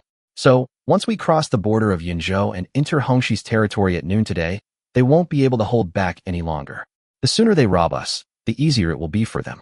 As for your disaster relief efforts, young master, they don't care. They'll probably just kill us and report it to bandits to ambush us. That way, they'll get the money without any trouble. As for the lives of ordinary people, why would those sitting in heaven care about the ants on the ground?" After listening to Zhu Jin's analysis, Lu Chen had a new perspective on this ragged young man who had fled famine years ago. See, anyone can analyze this. So he reached out and patted him on the shoulder. "You're not bad, kid." Zhu Jin was overjoyed to hear this. To receive the young master's praise was a success. After all, he was just a guard. The convoy sped along, and Lu Chen squinted his eyes. After being jolted awake, he raised his hand to check the time and found that it was already noon. So he asked, "Where are we?" "Young master, in about half an hour we will be out of Yunzhou territory." "Hee, get ready." After saying that, he picked up the walkie-talkie. "Everyone, load your guns and be aware of your surroundings at all times." "Understood, young master." After putting down the walkie-talkie, Lu Chen immediately pulled out his Glock pistol from his waist, checked his ammunition, and put on his protective suit. Chapter 181 300 Mountain Bandits surround 10 men. The car sped along, and sure enough, half an hour later, Lu Chen saw a large boundary marker on the official road. "Young master, we've left Yunzhou and entered Hongxi. That mountain ahead might not be so easy to cross." After listening to Zhu Jin's words, Lu Chen looked up and saw that, sure enough, the road ahead did indeed pass through a large mountain. The mountain is not high, but the trees are quite dense, so the official road almost runs through the mountain. Based on past experience, if someone were to ambush them, the mountain on the only route would be the best ambush site. "You're getting better and better at judging people." "Hee, you flatter me, young master. I just thought that mountain was easy to hide." "Haha, that's already pretty good. You tell them to rest at the foot of the mountain for the time it takes to burn an incense stick, check their equipment, and then head straight into the mountain." After Lu Chen finished speaking, He closed his eyes again. Sure enough, as soon as their convoy passed, several heads popped out from the bushes on the hilltop, then quickly turned back and stopped at a bend. Sir, they've arrived. What kind of sir are you calling me? What kind of sir are you calling me? You should call me the boss. After he finished speaking, a slap landed on his head, and a man with a fierce-looking face yelled at him. Hee, I just started calling it that because it came to mind. The man glared at him, then turned to everyone and said, Remember this, everyone. We are bandits now, not the private army of the King of Yunnan. Remember your identities. Are the roadblocks in place? Don't worry, boss, everything is ready. Unless they fly over, they definitely won't be able to get that much gold across. All right, everyone, perk up. Their leader is called Lu Chen, a young master. The King of Dian wants him alive. After giving the orders, the group of 300 men were densely packed and ambushed on both sides of the official road. About a dozen people dressed in a splendid manner were sent to the main road. They carried all sorts of weapons and stood there waiting. In front of them, a pit about 1 meter deep had been dug into the official road. This pit was a roadblock they set up. In their minds, no matter how powerful the carriage was, it couldn't pass through with such a heavy load of gold. After resting for about the time it takes for an incense stick to burn, Lu Chen and his group set off. The official road from Yunzhou to Hongxi is quite wide, enough for 2 minivans to drive side by side. So after glancing around and seeing that there were no people or vehicles in front of him, Lu Chen immediately pulled his car side by side. The person in the passenger seat of the van was sitting in the back, holding a gun and opening the window. And so, the 6 cars in a row were divided into 3 rows, and they moved forward at a moderate pace. Lu Chen sat in the passenger seat, holding binoculars. Not long after entering the forest, he saw a bend in the road. And on the mountain, countless heads could be seen, like wives waiting for their husbands to return home, craning their necks in anticipation. So he immediately said to the giant root, Slow down, there's something strange about this bend. Upon hearing this, Jugan immediately reduced the car's speed. Sure enough, as soon as they rounded the bend, they saw a deep pit that had been dug out in front of them. Zhu Jin and the van next to them slammed on the brakes and stopped right in front of the pit. Just as their car stopped, suddenly, a dozen or so people dressed as bandits appeared on the official road. Lu Chen turned his head to look at both sides of the road, then picked up a bulletproof helmet and put it on. Then he opened the car door and got out. At this moment, Lu Chen was defending himself to the teeth, so he was not worried about the archers or anything like that on the other side at all. Moreover, he now possesses the strength of a grandmaster or higher, so ordinary arrows really can't hurt him. When the dozen or so men opposite saw Lu Chen get out of the car, they immediately came over carrying knives. This tree is mine. This road is mine. If you want to pass, leave your toll. After saying that, one of them pointed at Lu Chen. Pretty boy, you're their leader, right? Leave your stuff here, and you can leave. Lu Chen smiled after hearing this.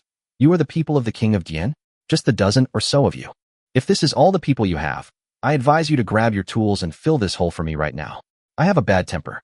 Oh my, this pretty boy, I didn't know he could say such tough things. Does he know where this is? I've changed my mind. The pretty boy and his stuff stay, the rest of you get out. Lu Chen was too lazy to waste words with him, so he simply raised the Glock in his hand and said, I'll say it again, the hole is filled. Oh my, this pretty boy. However, before he could finish speaking, Lu Chen pulled the trigger. With a bang, the man fell to the ground with a bloody hole in his head, the back half of his skull smashed open.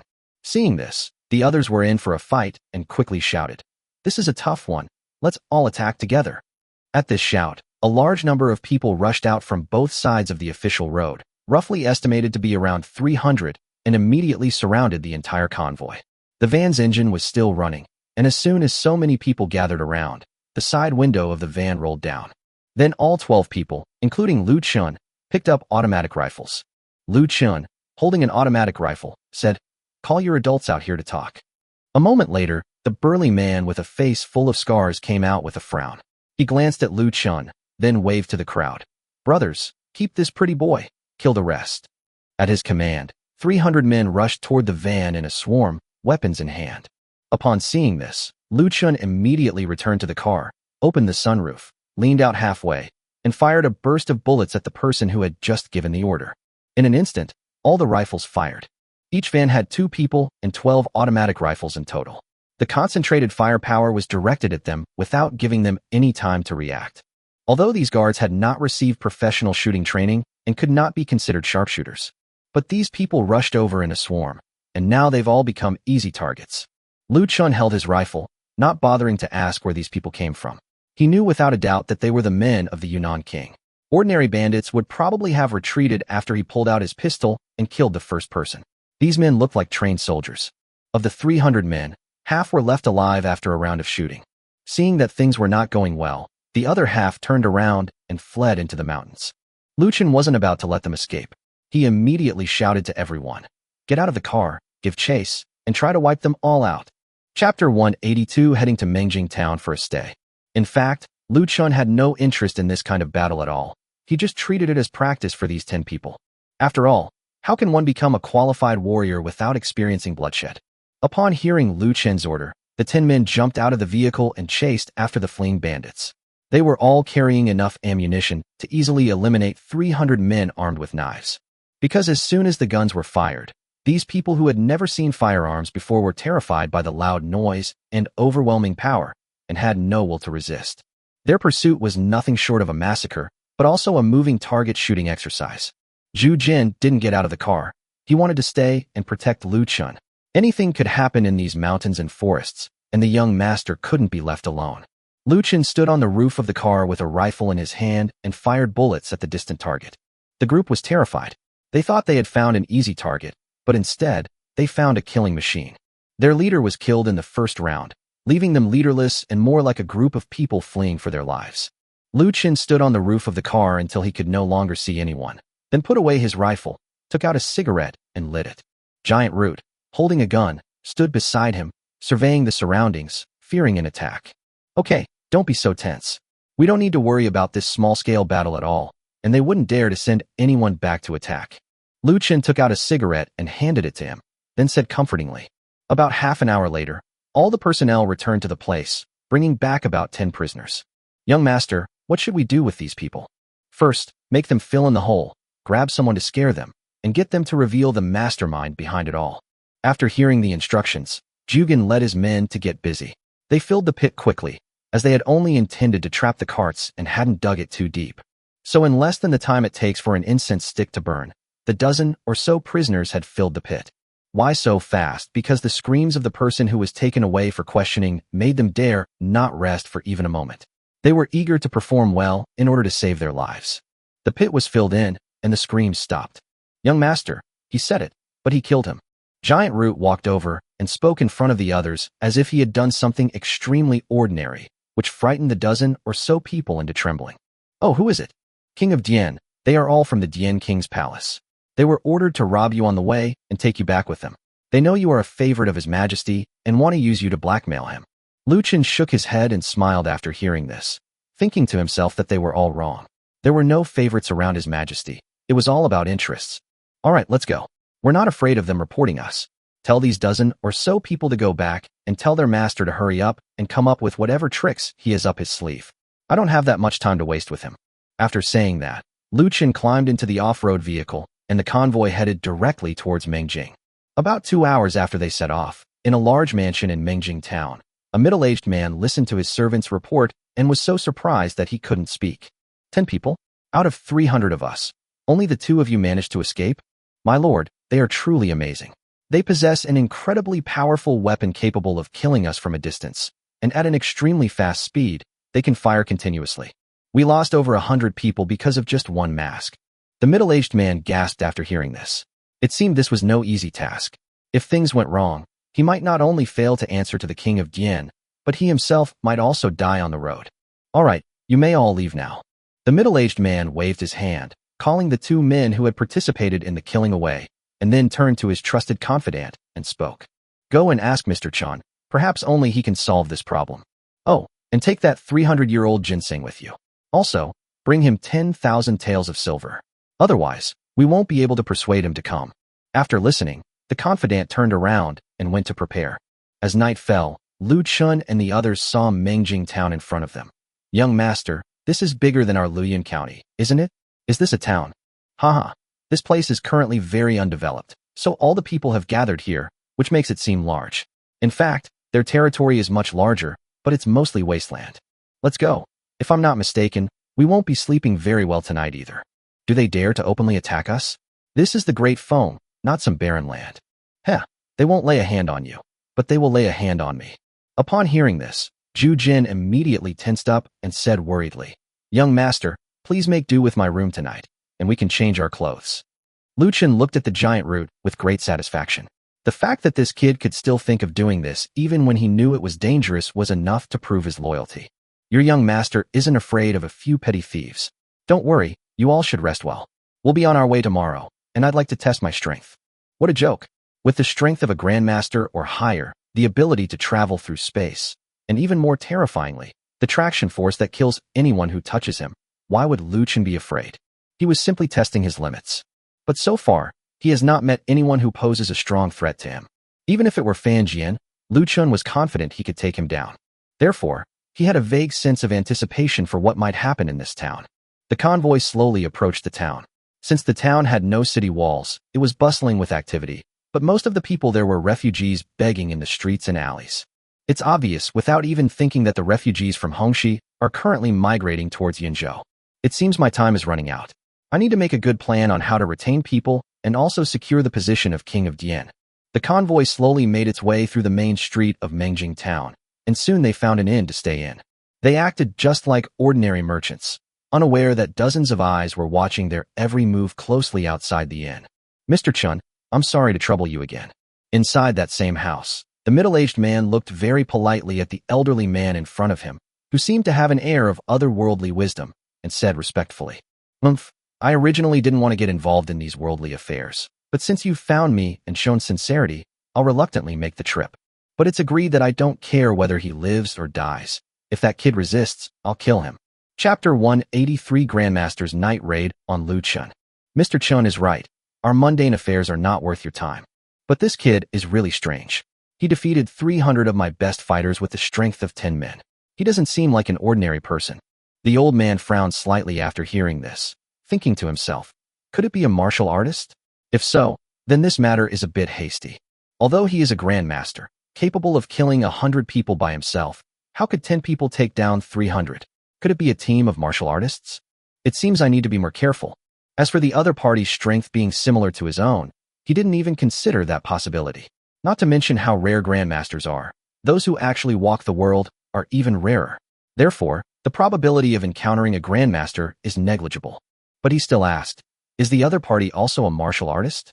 No, Mr. Chun, you misunderstand. She is merely one of His Majesty's mistresses, skilled in using concealed weapons. Upon hearing the words hidden weapon, the old man revealed a disdainful smile. These are just mundane things, nothing to worry about. They are nothing in the face of absolute power. Let's go. As night deepened and everyone drifted off to sleep, Ju Jin and the others could only go to their rooms to rest after Lu Chen's repeated instructions. Meanwhile, Lu Chen was sitting on the roof. Since he had fallen asleep in the car after the battle at noon, he was wide awake and simply sat on the roof with a cigarette in his mouth, looking at the stars. He also wanted to see if the King of Dian would send warriors to kill him. If his intelligence is quick enough or his arrangements are good enough, then his people should be in Mengjing town right now. Moreover, we already know the situation of the battle at noon today. According to past practice, the martial artists should appear at this time. It's just unknown whether the King of Dian has any martial artists by his side, or what their strength is. Sure enough, after he had been waiting for about half an hour, a barely perceptible sound suddenly reached Lu Chen's ears. Lu Chen immediately turned his head and saw an old man with an otherworldly air rapidly approaching from the rooftop. It was as if he was walking on flat ground, not a rooftop, and he made no sound at all. If Lu Chen hadn't modified the spring water, he probably wouldn't have been able to hear him either. The old man slowly approached his room, and then he spotted Lu Chen sitting on the roof. He seemed not to see Lu Chen at all, and directly took out a tinderbox, lit it, took out a portrait from his pocket, and then shone it in Lu Chen's direction as if no one else was there. The next moment, he frowned. Are you Lu Chen? Haha, that's right. You're one of the people around the King of Dian? The old man chuckled after hearing this. Haha, the mere King of Dian is not enough to keep me by his side. I am Chen Su. Today, someone gave me a 300-year-old ginseng and 10,000 taels of silver, asking me to take your life. So how do you want to die? Chen Su glanced at Lu Chen and found that there was no martial arts aura emanating from him. As for being on the rooftop, he didn't believe that Lu Chen was waiting for him. They were probably just looking at the stars. After all, in this day and age, even children can climb onto the rooftops. Lu Chen looked up and said with some disappointment in his eyes, A mere grandmaster-level martial artist dares to be so arrogant. Besides, is that all I'm worth? This king of Dian is not generous enough. Something's not right. He can see my cultivation level, and he doesn't seem flustered at all. In that case, there is only one possibility. Lu Chen in front of him doesn't take him seriously at all. Could it be that we're going to suffer a humiliating defeat this time? May I ask, young Master Lu, who your master is? And what is his level of cultivation? Can't you tell? It's normal that you can't, but killing you is more than enough for me. After saying that, Lu Chen pulled out a cigarette and lit it with a smug look on his face. He was very disappointed that the king of Dian had only sent a grandmaster of internal energy, and he didn't even have the idea of making a move. Because even a master of martial arts was no match for him. Although Chen Su was furious after hearing this, he couldn't help but take a few steps back. Young Master Lu, firstly, I am not one of the king of Dian's men. Secondly, I have no ill intentions towards you. I'm just doing this for money. Farewell. After saying that, he ran straight into the darkness and disappeared into the night in no time. Lu Chen shook his head. He didn't want to make too many enemies among martial artists, especially if they had powerful sects behind them. So he decided to leave. He was just someone who did things for money. Just as he leaped down from the courtyard, intending to go back to his room to sleep, Chen Su suddenly turned back. Kid, you almost fooled me. After Chen Su left, he felt increasingly uneasy. He had been a seasoned figure in the martial world for many years, so what had gotten into him today? How could he have been intimidated by a mere young upstart? So he was still unwilling to give up and wanted to turn back to see if Lu Chen really had such strength. Oh ho, still not giving up. You have no martial arts aura at all. Do you think you can fight me with your hidden weapons? Young man, today I'll test your mettle. After saying that, Chen Su drew his knife, which was wrapped in a burst of energy, and slashed directly at Lu Chen's vital point. However, his master-level strength might seem so fast to outsiders that they couldn't even see him, but to Lu Chen, he was simply too slow. Lu Chen, too slow to even bother to draw the long sword from behind him. He easily dodged the long sword with a sidestep, then pulled a dagger from his waist and plunged it into the man's chest.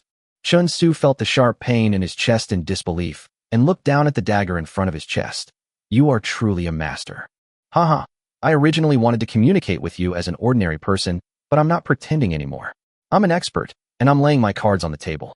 Lu Chen spread his hands, walked up to him, bent down, grabbed the hilt of the dagger, spun it around, and then pulled it out with a plop. It's okay, dizziness is normal, it will be fine in a while. After saying that, he picked up the dagger and wiped the blood off his body, then picked up the corpse and jumped onto the roof. Immediately afterwards, he threw the body onto the street and turned back into the room. Upon entering the room, Lu Chen moved his mind and directly entered the space. What a disappointment. Farming is much more comfortable. Since he was not sleepy at all, he simply sat by the stream in the space, drinking water and staring blankly at the grain mountain in the distance. After a long silence, he said slowly, "Why think so much? With grain in hand, why worry about retaining people?" Chapter 184, A Smooth Journey to Hongxi. After sitting in the space for several hours and drinking enough stream water, Lu Chen returned to his room at dawn. Zhu Jin and the others were already waiting at the door. When Lu Chen came out, Zhu Jin stepped forward and asked, "Young master, were you all right last night?" It's not that they weren't alert, they were just too tired. So, under Lu Chen's pressure, they fell into a deep sleep soon after entering the room. Moreover, Chen Su moved quietly from the moment he arrived until his death, so he did not wake anyone. It's nothing serious. We killed a grandmaster. Let's go eat and set off. I'm a little impatient to see the so-called king of Dian. Kill the grandmaster? Zhu Jin was completely dumbfounded after hearing that. Although he was not a martial artist, he had heard about martial artists. It was said that once they reached the grandmaster level, they could fly and dive into the ground, and could even kill people by throwing flowers and breaking leaves. How could they be so easily defeated in front of his young master? Seeing Lu Chen's nonchalant demeanor, he was once again convinced that his young master was indeed a deity. Young master, breakfast is ready. The brothers cooked noodles themselves. The food in this wretched place is terrible. Let's eat and set off immediately. After saying that, he began to give directions to Lu Chen, leading him downstairs. On the way, he pondered for a while and said, "Young master, when we get to Hongxi, let's find you a few young maids. You can't be without anyone to serve you, can you? We are all rough men, and we're afraid we won't be able to serve you well." Lu Chen turned to look at him, thinking to herself, "You just don't want to cook, do you? Besides, when did you become so confident in me? You went to provide disaster relief and even risked your life. Okay, let's talk about it another time." While Lu Chen and his group were eating and drinking, the middle-aged man in the house in the distance was getting restless. As he watched his subordinates bring back Elder Chen's body, he suddenly felt an urge to run towards Yinzhou. A grandmaster had been killed without making a sound. Moreover, this time it was a knife wound, clearly a fatal stab to the heart. Just how terrifying is this Lu Chen? Either he wasn't a master of hidden weapons, or he had a bodyguard who was even more powerful than a grandmaster. Thinking of this, he could imagine what it would be like if the king of Dian attacked Lu Chen directly after he arrived in Hongxi. Although the king of Dian was a prince, he was well aware of what the king had done over the years. He indulged in pleasure and exploited the people. Even the military pay of his border troops was greatly reduced by him. The only people who still had the hearts of the people around him were his 5,000 elite troops. But if Lu Chen really has a powerful sect behind him, or if he has won over those refugees, even the king of Dian might not be able to withstand him. It seems I cannot leave. I must hurry back and explain the situation to the king of Dian and let him make a decision. Currently, the entire Hongxi region is littered with corpses of the starving, and the people are living in misery. If Lu Chen were to use food to win over the hearts of the people, the king of Dian would likely be in danger. After a moment's thought, he immediately ordered his servants to prepare a fast horse for him and set off. After Lu Chen and the others leisurely finished their breakfast, half an hour had passed. Since Mengjing is only 500 or 600 miles away from Hongxi County, they arrived in a day or two with the help of the minivan. So they didn't drive fast, taking their time. As for rest stops, they could stay in the van. Moreover, Lu Chen was still giving the king of Dian time to see what other tricks he had up his sleeve to deal with him. If that was all, he would be very disappointed. The car swayed and bumped along the way, stopping and starting frequently. People would get out every now and then to smoke a cigarette or relieve themselves. There was a kind of anticipation in everyone's eyes, an anticipation of battle. However, they were very disappointed. They walked for a whole day until they set up camp, and no one bothered them anymore. On the contrary, the closer they got to Hongxi, the more refugees they encountered. After one night, Lu Chen and his group continued their journey. Young master, we are still about 300 miles away from Hongxi. Shall we hurry or slow down? Hurry up. Look at these people. Their eyes are red with anger when they look at us. Zhu Jin nodded, increased the car's speed, and headed straight for Hongxi. On the road, the ragged refugees all avoided the oncoming iron carts, afraid of being hit. Of course, there were also those who were not afraid of death, but after Zhu Jin and his men drew their long knives, they all moved aside. Finally, after half a day's journey, a tall city came into view. Lu Chen told Zhu Jin to stop the car, then picked up the binoculars. What he saw chilled him to the bone. A large number of refugees had already gathered at the city gate. Countless refugees, like walking corpses, were queuing up and heading towards the two soup kitchens. After reading it, Lu Chen immediately had an idea. He turned to Zhu Jin and said, "Have them drive and wait in the back. Take the walkie-talkie. You come with me first." The disaster relief is indeed being carried out, but it's unclear whether it's genuine or a sham. As the disaster relief ambassador sent by Yin Bingyun, he had to go and see the people's situation. After saying that, the two slowly walked towards the city gate. As soon as the two entered the group of refugees, they attracted the attention of many refugees who looked in their direction. After all, people dressed so well were only wealthy people from the city, and no one had come from afar. "Young master, do you have a son?" "I have a daughter. She's 18 this year, a bit old, but very capable. You can take 5 pounds of millet with you." Young master, what do you think of me? Don't look at me now because I'm thin. I can still be useful after a few days of rest. I'm 23 years old this year. I've never given birth. I'm clean, as long as I have food to eat." "Young master, how is my son?" "He's 19. You can buy him and use him as a servant. He doesn't need anything. Just give him a bite to eat." Seeing the crowds carrying children rushing towards him, Lu Chen knew that the disaster was far more serious than he had imagined. So he said, "Old man, keep the boy and girl. Don't worry, the disaster will pass." "Ah, young master, things outside are nothing like the city. When will this ever end?" Seeing that Lu Chen had no intention of buying anyone, and noticing the long knife at the waist of the giant phallus, the crowd dispersed. "They are people we can't afford to offend, and we can't afford to curry favor with." After dismissing the group, Lu Chen led the giant penis directly to the porridge distribution shed. Inside the shed, several constables held batons and occasionally struck the people who came to collect porridge. "Everyone get in line, you bastards. If you can eat, eat. If you can't, get lost. Let you starve to death, whatever." Chapter 185: Severe Disaster in a Prosperous City. He was talking while hitting the refugees. Lu Chen walked over with his huge penis and couldn't help but frown. These people were clearly queuing up, so why were they being so rude? So, just as the constable raised his baton to strike again, it was caught firmly by the giant penis.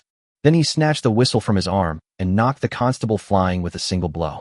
Lu Chen didn't say anything, but walked towards the large buckets filled with porridge.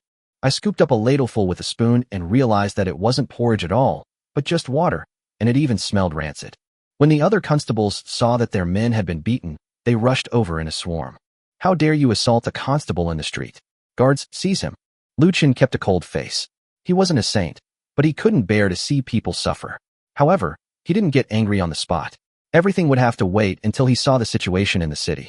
Without a second thought, he pulled out the token he always carried with him. The constable, who had originally wanted to step forward and restrain the two men, was so frightened when he saw the royal token that he knelt down with a thud. Sir. Lu Chen made a shushing gesture to him, then walked directly in front of him. Take me in to see your king of Dian. The constable dared not be negligent. The people coming from above were all people with connections to the highest levels. How could he, a mere constable without even a formal position, dare to offend them? So he took the two of them and headed towards the city gate. Lu Chen's arrival was so sudden that they didn't even have time to report to the king of Dian. Moreover, Lu Chen and Zhu Zhen didn't give them any time to react before walking directly into the city gate. Once inside the city gate, Lu Chen finally understood the difference between the outside and the inside. The city remained a bustling scene, with a constant stream of pedestrians. The shouts of vendors, the sounds of bargaining, and the laughter of passers-by seemed particularly jarring. Inside the restaurant, the place was packed with guests, who were enjoying themselves immensely as they ate and drank. Lu Chen had a dark expression the whole way. He had thought that Hongxi would have a hard time after the disaster, but he didn't expect it to be this difficult. He knew that the gap between the rich and poor in this world would be huge, and it was normal for ordinary people to live poorly, but the high-ranking officials and nobles would be affected to some extent. He never expected that there would be such wealth here. Seeing Lu Chen's increasingly cold face, the Yamen runner who had led the way turned around and tried to run away. Anyone who could carry a royal token must have been sent by the higher-ups to supervise or provide disaster relief, but at this moment the prince was entertaining distinguished guests. If he were to catch the prince in the act, he would surely be punished for negligence. But just as he took his first step, a long knife was placed against his neck. If you're a smart person, then obediently take me to see your prince, otherwise I'll kill you, and perhaps the entire Hongxi region won't even have the right to judge me. Seeing the long, chilling blade pressed against his neck, the constable dared not utter a sound, and could only be dragged along by the giant root towards the Dian King's mansion. Lu Chen followed behind, taking in the bustling city while thinking about the devastation outside the city. He could understand closing the city gates, because if the refugees rushed in, it would cause a lot of problems and lead to unrest in the city, at which point there would be no way to reverse the situation. But if you eat and drink well, exchange disaster relief grain for silver to enjoy yourself, and don't value the lives of people outside, then you are wrong. Inside the Dianwang mansion, Yin Jin held a wine cup, and sitting beside him was Yin Bingtian, an old acquaintance of Lu Chen. Sitting next to Yin Bingtian was another person, someone Lu Chen had seen before, Miss Roland. Your Highness, the imperial uncle has already dispatched a large army. Once they seize the gold that Lu Chen is carrying, they can exchange it for grain to replenish the border troops. At that point, the time will be ripe. Bing Tian will never forget the imperial uncle's merit in protecting the dragon. This throne was originally yours, but your sister went too far. Now she's the one forcing us to come to the capital. You can't blame her. Even if the whole world knew, they would still stand on your side. Moreover, we have the assistance of the Holy Maiden of the Heaven and Earth sect this time, so we have a good chance of accomplishing great things. Upon hearing Yin Jin's words, Yin Bingtian immediately stood up, picked up his wine glass, and then turned to look greedily at Roland beside him. Your Excellency, I toast you with this glass of wine to express my gratitude for your righteous assistance. Roland politely raised her glass, but when her eyes met Yin Bingtian's greedy gaze, she felt a slight displeasure. Your Highness, our Heaven and Earth sect acts on behalf of Heaven. Now that Hongxi is suffering a great disaster, it is best to settle these people first. Before Yin Bingtian could finish speaking, Yin Jin interrupted him. Rest assured, Your Majesty, I have settled these common people. Lu Chen not only brought gold, but also grain. When our army returns in triumph, the crisis for the people will be resolved. Just as he was speaking confidently, a fast horse suddenly rushed into the Dian King's mansion and crashed into the courtyard. The horse was coughing up blood, clearly having exhausted all its strength to get here. The middle-aged man, who had fallen to the ground along with his horse, scrambled to his feet and rushed into the inner room. "Your Highness, something terrible has happened. Your Highness, something terrible has happened. You're over 40 and still so impulsive. I've always taught you to remain calm and composed even when faced with a mountain collapsing in front of you. Go wait in the side hall. I'll be there shortly." Looking at the people present and the lively scene, as well as King Yanjin of Diane's shouts and curses, the middle-aged man swallowed the words that were on the tip of his tongue and then walked towards the side hall. Rulon glanced at Yanjin. "Your Highness, could it be that something has happened? Your Majesty need not worry. The people down here are unruly and make a fuss over the smallest things. I will go and find out the truth. You may continue eating. Your Highness, you must keep the holy maiden company and not neglect her." After saying that, Yanjin turned and headed towards the side hall. When he stepped out of the yard and saw the horse that had run itself to death, his heart sank. Yanjin sensed something bad was about to happen the moment the middle-aged man rode in on horseback. Otherwise, how could the horse outside have died? Meng Jing is quite a distance away from here, and judging from the horse's condition, it had been running all the way here. So he hurriedly walked toward the side hall, and soon he saw the middle-aged man. Then, looking at him coldly, she said, "What is it that makes you, an old man who has experienced many storms, so anxious?" "Your Highness, something terrible has happened. Lu Chen has probably already entered the city." Chapter 186 The Schemes of King Yanjin of Dian. What's all this fuss about? Lu Chen just went into the city. Who are you calling a city resident? Lu Chen. How? How could he possibly get into the city? Upon hearing his subordinate's words, Yanjin was so astonished that he became incoherent. Pointing at the middle-aged man, her face was full of disbelief. The middle-aged man looked at Yanjin and thought to himself, "Who said that one can remain calm even when a mountain collapses in front of them? You look more excited than I am right now." He was just one person with 11 guards. Could it be that Yin Bingyun had a large army following him? The middle-aged man shook his head. Lu Chen is no ordinary person, or perhaps he has martial artists by his side, martial artists capable of killing even grandmasters. He then recounted how the 300 soldiers had been ambushed and how Master Meng Jing's night raid had only resulted in the return of corpses. Startled, Yanjin sat down on the ground with a thud. He was also afraid.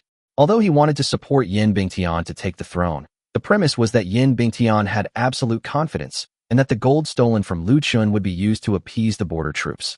If Lu Chen manages to enter the city unharmed, then things will be troublesome. Without money and without border troops, what kind of rebellion can you start? If Yin Bingtian wants to rebel, that's his business, not the business of the king of Dian. So he immediately said to his attendants, "Quick, get his highness away, and make sure that Lu Chen doesn't see him." As for Rulin, he didn't give her much thought. The people of the Heaven and Earth sect were elusive, and Lu Chen certainly wouldn't recognize her. The servants, though they didn't know what the prince was thinking, he was happily drinking his wine. Why would he want to get rid of the crown prince? Wasn't the crown prince supposed to be the future emperor? However, they did not dare to be negligent and turned to walk towards the banquet. After calming down a bit, Yanjin straightened his posture and returned to the table. However, the spot where the crown prince had been sitting had been cleaned up and the bowls and chopsticks had been rearranged. All the dishes were also changed, waiting for Lu Chen's arrival. Yanjin wasn't stupid. He repeatedly asked his subordinates if he had been exposed. When he learned that he hadn't, he prepared to give Lu Chen a warm welcome. He didn't believe that anyone could resist the temptation of his money. As for those people outside, what disaster relief? How many of the officials sent down by the imperial court are actually here to provide disaster relief? Just as the king of Dian was plotting how to lower Lu Chen's guard and then capture him and all the supplies, a figure appeared in the banquet hall. Lu Chen, accompanied by the two men with giant penises, stepped into the banquet hall. Wow, this looks delicious. As soon as Lu Chen entered, he saw a table full of delicacies and a group of pot-bellied men surrounding the table. Are you Lu Chen? That's right. I came to Hongxi to provide disaster relief on His Majesty's orders, but looking at the food and drink at the Dian King's mansion, I guess I've come for nothing. With such a sumptuous meal, I believe the Dian King's mansion should have enough food to cope with this disaster. Yanjin walked out with a slightly embarrassed expression after hearing this.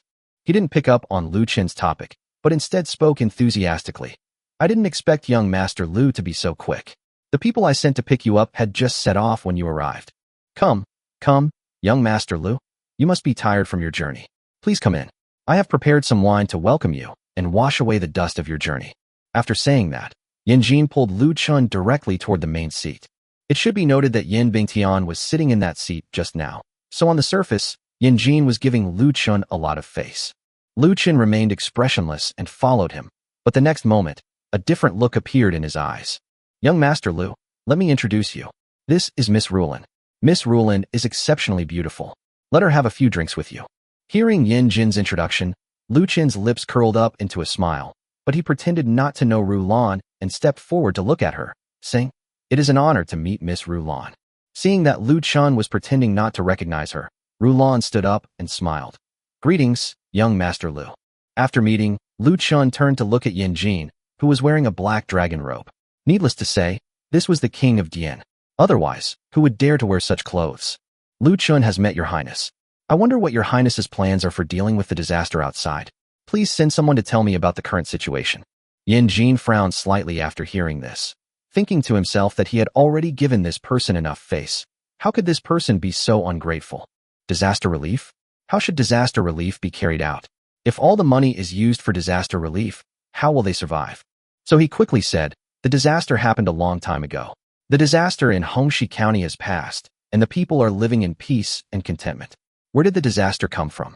Lu Chen was furious after hearing this. Were they all blind? Didn't they see all the refugees outside? As I've traveled along, I found that Hongxi County isn't as prosperous as the prince described. At the city gate, people are practically resorting to cannibalism. And you are all here feasting and drinking. Don't you understand the consequences once public anger erupts? You are abandoning the stability of the great Feng dynasty. Now that His Majesty has sent me here, I have no choice but to deal with this matter. Your Highness, what should we do? Yin Jin never expected that Lu Chen was serious and really wanted to provide disaster relief. But disaster relief is great. Since you want to do disaster relief, then just give me the supplies allocated by the imperial court, and I'll do the disaster relief. It's like getting something for nothing. So he pretended not to see the angry Lu Chen and continued to speak in a good-natured manner. All right. Since young Master Lu is so concerned about the people, I will definitely not stop you. According to the documents sent by His Majesty has allocated a lot of grain for this disaster. Please take it out, young Master Lu. This amount of grain is enough for the people of Hongxi to get through this year of famine. After hearing this, Lu Chen thought to himself, finally, it's here. I'm handing this over to you, but you won't even get a single grain of food into the mouths of the people. My purpose isn't to give it to you, but to have you empty the royal treasury. Moreover, that spot definitely wasn't prepared for me. They couldn't possibly know the exact time I arrived, and the food was still hot. So, that spot must have been Yin Bingtian's. Although Yin Bingyun is suspected of using someone else to do the dirty work, now that I'm here, I won't hold back. What a joke, Your Highness. I am the commander-in-chief of this disaster relief effort, so even you, Your Highness, have to listen to me. Therefore, Your Highness is to provide half of the grain for disaster relief within 3 days. Don't tell me you don't have any. I've heard about the fates of the previous commanders-in-chief. Young Master Lu, you have quite the big mouth. Chapter 187 The prince's elite troops surround Lu Chen. Haha, you ignorant brat. Now that you know what happened to the previous disaster relief commanders, why are you so arrogant? Young man, it's so good to be alive. Why do you always think about dying? After saying that, Yin Jin gave a wink to the guard at the door. Seeing this, Lu Chen smiled. They couldn't reach an agreement, so they were going to use force against him. Good. This was the moment he had been waiting for. In fact, he never intended to let Yin Jin go. Since Yin Bingyun called him a traitor, he would just kill him. If I don't kill him, how can I become the king of Dian? So just as the guard ran out, the man with the giant penis next to him pressed the button on the walkie-talkie. It's not a good thing for some people to live too long. They can't see the situation clearly. You said I could easily kill even the grandmaster sent by the prince, so what do you think I have to be afraid of? Upon hearing Lu Chen's words, Yin Jin's heart skipped a beat, thinking, wasn't it supposed to be that nothing was exposed? You knew all along. Haha, otherwise I wouldn't have come today. Alright, since we're all reasonable people, let's be frank. I don't ask for much, and I don't necessarily want you to die. Just hand over what His Majesty gave you, and you can continue to be your disaster relief commander. As for the effectiveness of the disaster relief, no one will care. You can just eat and drink well in my palace from now on.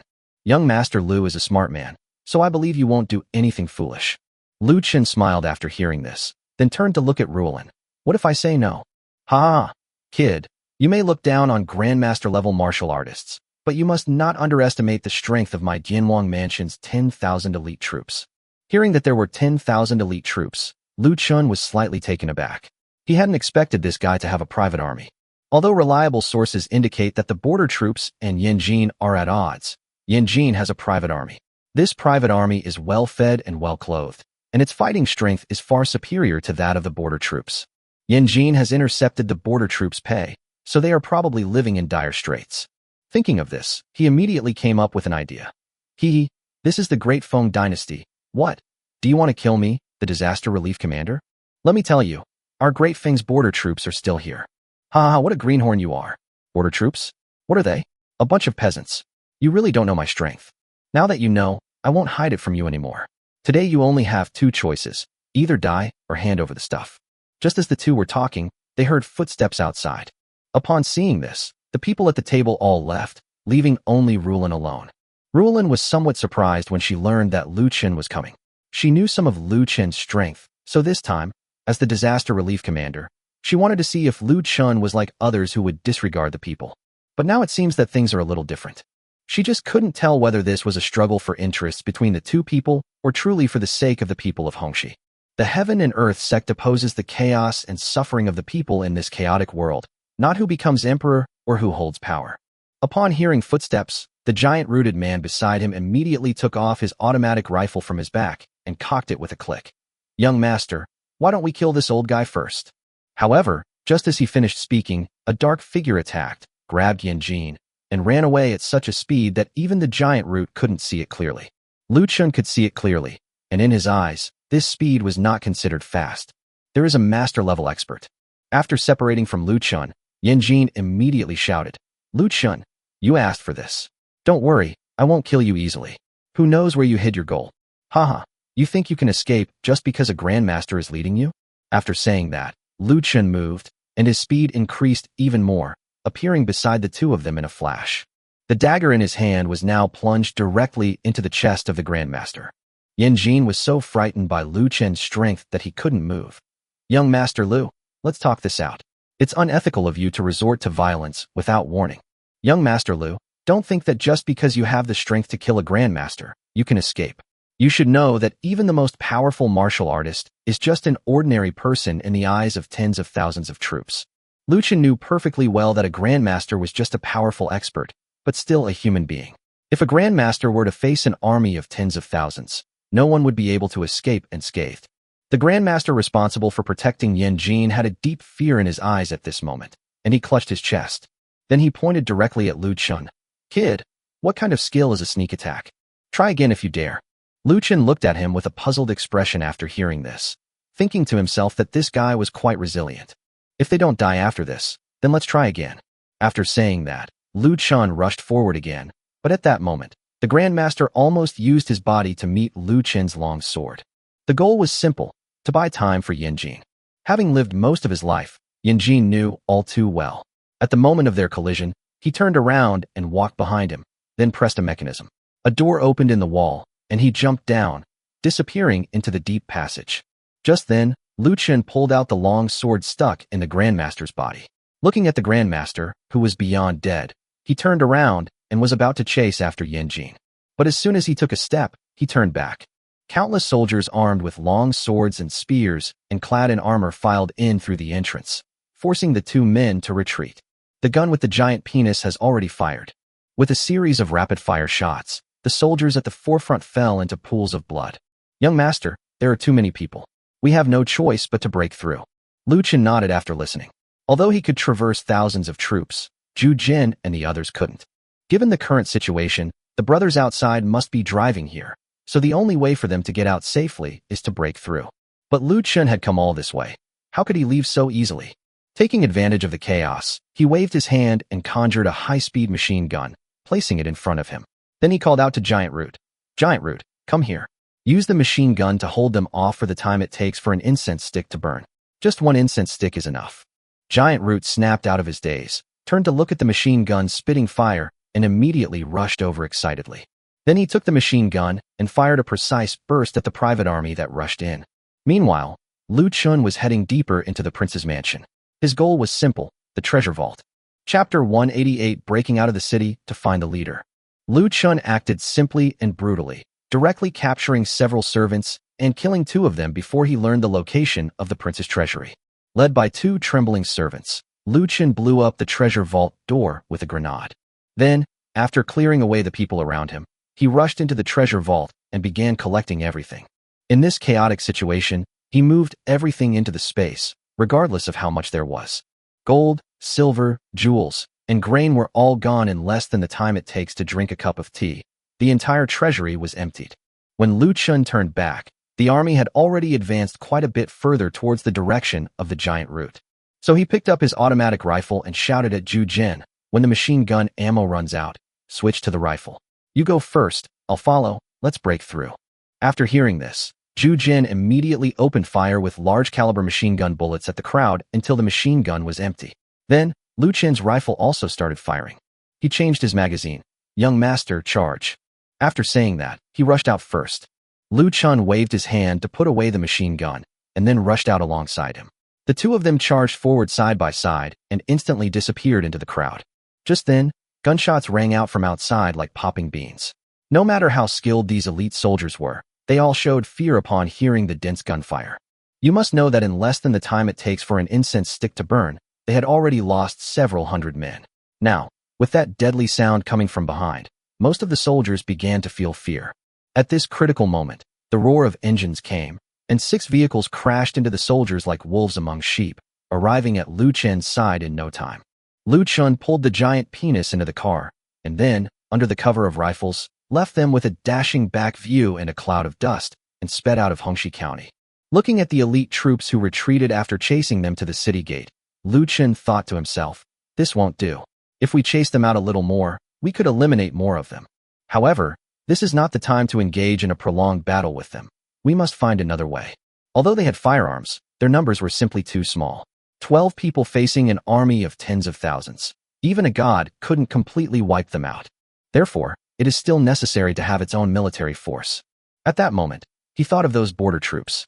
Only by subduing them could he more safely kill the king of Dian, overthrow the rebellious group, and smoothly take the throne of the king of Dian. Only in this way could he better save the people suffering from the disaster. The people at the city gate watched as those strange carts rushed into the city, followed by the sound of popping beans coming from inside, before being chased back by countless soldiers. For a time, those who wanted to disrupt the city lost hope, because even without city gates, with those soldiers around, they couldn't get in. Looking at the refugees huddled together on both sides of the road, Lu Chen felt terrible. People were dying here every day, and refugees were fighting each other every day because of food problems. It seems I need to get some food for the border troops before I can find them. The SUV stopped at the city gate.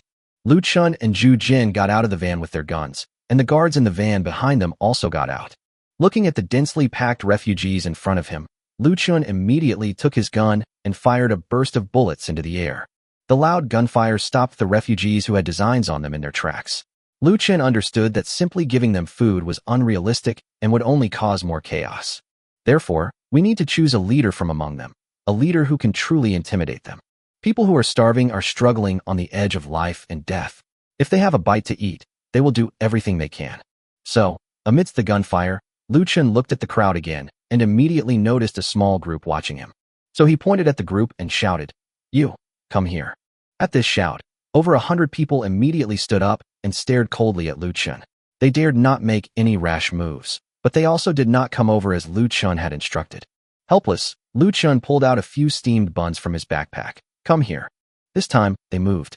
More than 100 people rushed towards Lu Chen, while the others remained unmoved as if they hadn't seen him, but their eyes were full of longing for food. Seeing this, Lu Chen smiled. It seemed that he had found the right people this time. This group must be the most powerful among them. Seeing the hundreds of people rushing towards them, Lu Chen fired a volley of bullets at their feet, abruptly halting their advance. Who's in charge here? Although they were hungry, they weren't fools. The fact that they were able to escape unscathed after being chased by so many troops must have been due to the weapons they had. So the gunshots stopped them immediately. A moment later, a tall but very thin man walked out of the crowd and went straight to Lu Chen. "Young master, did you call me?" Lu Chen didn't say anything, but handed the man a large steamed bun. The man took it and started eating it, without any concern about whether it was poisoned or whether the man in front of him would harm him. In no time, he swallowed a large steamed bun, choking and tears streaming down his face. Lu Chen remained silent, but instead took out a bottle of mineral water, twisted it open, and handed it over. Without hesitation, the man gulped down the water. The next moment, he looked up and saw that Lu Chen was holding up a golden token. "Young master, what is this?" "Hee, I am the person sent by His Majesty to rescue you. You can also call me Your Highness." The deeply ingrained class divisions made the man want to kneel down the moment he heard the word prince, but Lu Chen pulled him back. "May I have your name?" "Your Highness, this humble servant is Lu Huanqi." Lu Chen was increasingly suspicious that he had entered an improper world, but he didn't care too much about the name for now. "As you can see, our group of 12 was chased out by the Dian King's personal guards. So, to save you, I must capture the Dian King. Therefore, I have decided to go back and call for a larger army. But I cannot bear to see the starving people outside the city gates suffering so much, so I want to give you a chance to live ahead of time." "Everyone survived?" Lu Huanqi asked excitedly after hearing this. "It seems you understand what I mean." "Your Highness, Huanqi isn't stupid. Do you want me to distribute food to them?" Chapter 189 Refugee Leader Lu Huanqi. Lu Chen was surprised when he heard Lu Huanqi's words, who said that there were only uncivilized peasants among the refugees. There were smart people among them. "You are very smart, so smart that I don't think you are a refugee." "Young master, you jest. I was originally a schoolteacher in the suburbs. Because I failed the imperial examinations year after year, I lived a difficult life. Although I am just a scholar, I have been learning martial arts from my parents since I was a child. So after the great disaster struck, in order to survive, I gathered this group of people together." Lu Chen's eyes lit up after hearing this, thinking to himself that he was a man of both literary and martial talents. So he asked, "You say you're a martial artist? Come on, punch me with all your might." Upon hearing this, Lu Huanqi's eyes showed a hint of surprise. A prince was asking him to beat him? How could he possibly do that? So he quickly shook his head. "This humble one dares not. I'll tell you to hit me, so what are you dawdling for? Don't worry, you can't hurt me." Under Lu Chen's stern reprimand, Lu Huanqi also lost his temper, thinking to himself, "You're the one who told me to hit him. If I break him, I'll turn around and run away. You can't do anything about it. Your Highness, be careful." After saying that, Lu Huanqi threw a punch straight at Lu Chen's neck. Lu Chen smiled upon seeing this. It was still a killing move, but the speed was incredibly slow. Just as the fist was swinging over, Lu Chen caught it steadily in the next moment. "Is this all the strength we have? No way." After saying that, Lu Chen released a strong aura that rushed straight towards Lu Huanqi. Lu Huanqi was immediately terrified and turned pale. He thought to himself, "Do the people up here enjoy taking other people's lives for fun? My life is over." However, after a gust of wind, he found himself unharmed and looked at Lu Chen in confusion. "Your Highness, you..." "Hee, just call me young master. You're quite good. How did you come up with the idea of having me distribute grain?" "Young Master Wang, there are tens of thousands of refugees here. Although they are physically weak, when people are starving, they are capable of anything. Therefore, you need someone who can intimidate them and distribute the resources to them." Lu Chen nodded, thinking that this kid was too smart. Should he break one of his legs? Otherwise he would be hard to control. However, he rejected the idea as soon as it came to mind. What a joke. With a broken leg, how could he use it? He wasn't afraid of him. If they don't obey, just shoot them. In fact, Lu Chen was overthinking it. The deterrent effect of those rifle bullets was not so simple. Moreover, he had just deliberately used his strength against Lu Huanqi. Although Lu Huanqi was a martial artist, he had heard of martial artists who could project their energy outwards. The prince in front of him was at least a grandmaster-level expert. Who would want to mess with a grandmaster? For an ordinary person, messing with a grandmaster is like a death sentence. "Okay, so are you willing?" "I am willing to serve you, sir, even at the cost of my life." Would he be willing or not? He had tried to pass the imperial examinations for so many years without success. How could he possibly miss this golden opportunity?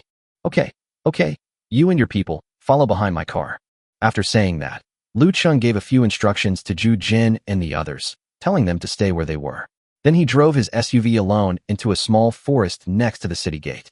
These people couldn't keep up with the speed of a car. When Lu Huanqi and his men arrived at Lu Chen's side, they found a pile of grain on the ground, which looked to be at least 100,000 jin. Upon seeing the grain on the ground, Lu Huanqi and the others immediately knelt down before Lu Chen. "We thank your Highness for saving our lives." "All right, all of you get up. This isn't for you people, it's for everyone outside the city gates. To avoid causing panic, I want you to immediately organize people to guard this pile of grain, and then use that big pot to cook porridge. You must hold out for 7 days no matter what. If I haven't returned by then, well, I can't not come back. Just wait for me." The prince is so thoughtful. He even prepared a pot, and such a big iron pot at that. If we use it to cook porridge with so much grain, if we're careful with the amount, it wouldn't be a problem for these people to live for a month, let alone 7 days. Young master, rest assured, we can endure it for a month, let alone 7 days. All right, but let me make this clear beforehand. If this place is still littered with corpses of the starving when I return in 7 days, then there's no point in keeping your head. Don't even think about running away. You have faith in my abilities. Young master, please rest assured. I, Lu Chen, swear on my life that I will not let you down. Lu Chen chuckled, thinking that this kid probably wouldn't run away, because he was smart and he must know that there were border troops outside, and with his own strength, it was only a matter of time before he returned. Where can it run if it tries to escape?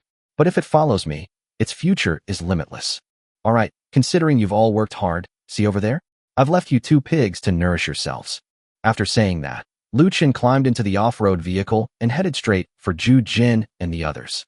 While such a temporary arrangement cannot resolve the crisis outside the city immediately, it can provide some relief. Otherwise, by the time I return, all the people outside the city will be dead. Giving me a prince title wouldn't mean anything.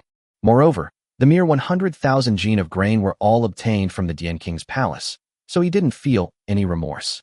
Watching Lu Chen's departing figure, Lu Chen was unable to calm down for a long time. This was more than 100,000 caddies of grain. If he sold it, he could become rich instantly. Brother, with so much grain we don't even think about doing anything funny. He's a prince, not an ordinary person. Do you think you can escape the iron cavalry of his army, or can you withstand the weapons in his hands? Quanxia, let me tell you, he is still a martial artist, a grandmaster who can fly and escape into the earth. If you don't want to die, then obediently follow his instructions and wait for him to return. If anyone dares to have any wicked thoughts, don't blame me for not showing mercy with my knife. After saying that, he brandished the steel knife in his hand. This knife was given to him by Lu Chen, and its material was obviously not ordinary. Therefore, in his mind, Lu Chen already regarded him as one of his own. Seeing the long knife gleaming coldly in Lu Huanqi's hand, everyone felt a chill run down their spines. They knew their elder brother's temper all too well. If they really had any wicked intentions, he would certainly not show any mercy. Seeing the crowd immediately cower in fear, Lu Huanqi quickly made a plan. Distributing porridge could not be done under the city wall. If the people inside knew about the large amount of food, they would definitely send a large army to requisition it. Therefore, his idea was not to distribute porridge, but to secretly allocate the food. Chapter 190: Searching for the Border Army on the Southwest Frontier. After thinking about it for a moment, an idea came to me. So he turned to the person he trusted and said, "Go, divide all the refugees into sections, then select a leader for each section. Each family should bring out their own marked food bag, and then the leader should gather here." That's right, he wanted to distribute food and porridge. If food suddenly appeared, the army inside would probably come out to snatch it, since food is precious at this time, whether in Hongxi or elsewhere. Therefore, it is safer to break up the grain. To ensure that the food reached everyone, this was the only method he could come up with. Actually, his idea was already very advanced. If Lu Chen knew, he would definitely give him a thumbs up. In addition, tell each chieftain to hold on for 7 days, and after 7 days, someone will come to rescue us. Also, this matter must be kept secret and must not be known to the people in the city. After giving his instructions, his hundreds of men dispersed to the refugee camp. Through their efforts, the news spread that a deity would arrive in 7 days on auspicious clouds to save everyone. There's really no need for that, and there's no need to worry that these people will run away after they've eaten their fill. It's not that they don't want to go to other cities or to Yunzhou, it's just that they can't go there. They couldn't possibly walk hundreds of miles on foot, especially since they didn't have enough food. Rather than starve to death on the road, they preferred to wait for porridge and relief in front of Hongxi Gate. Lu Chen, on the other hand, led the convoy directly towards the southwestern border. In Hongxi, there is a main road leading to the border. However, in this era, this road was not built for border trade, but entirely for fighting and guarding the border. Therefore, this also made things convenient for Lu Chen and his group of 12. Although the road was a hard gravel road, fortunately there were no pedestrians or merchants, so the car drove very fast. In less than a day, we had reached the border.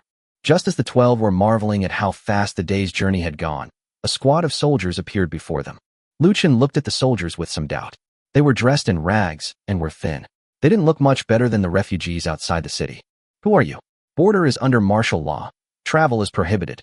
Although the leading sergeant did not recognize the 6 strange vehicles that were rapidly approaching, he still led his men to stop them.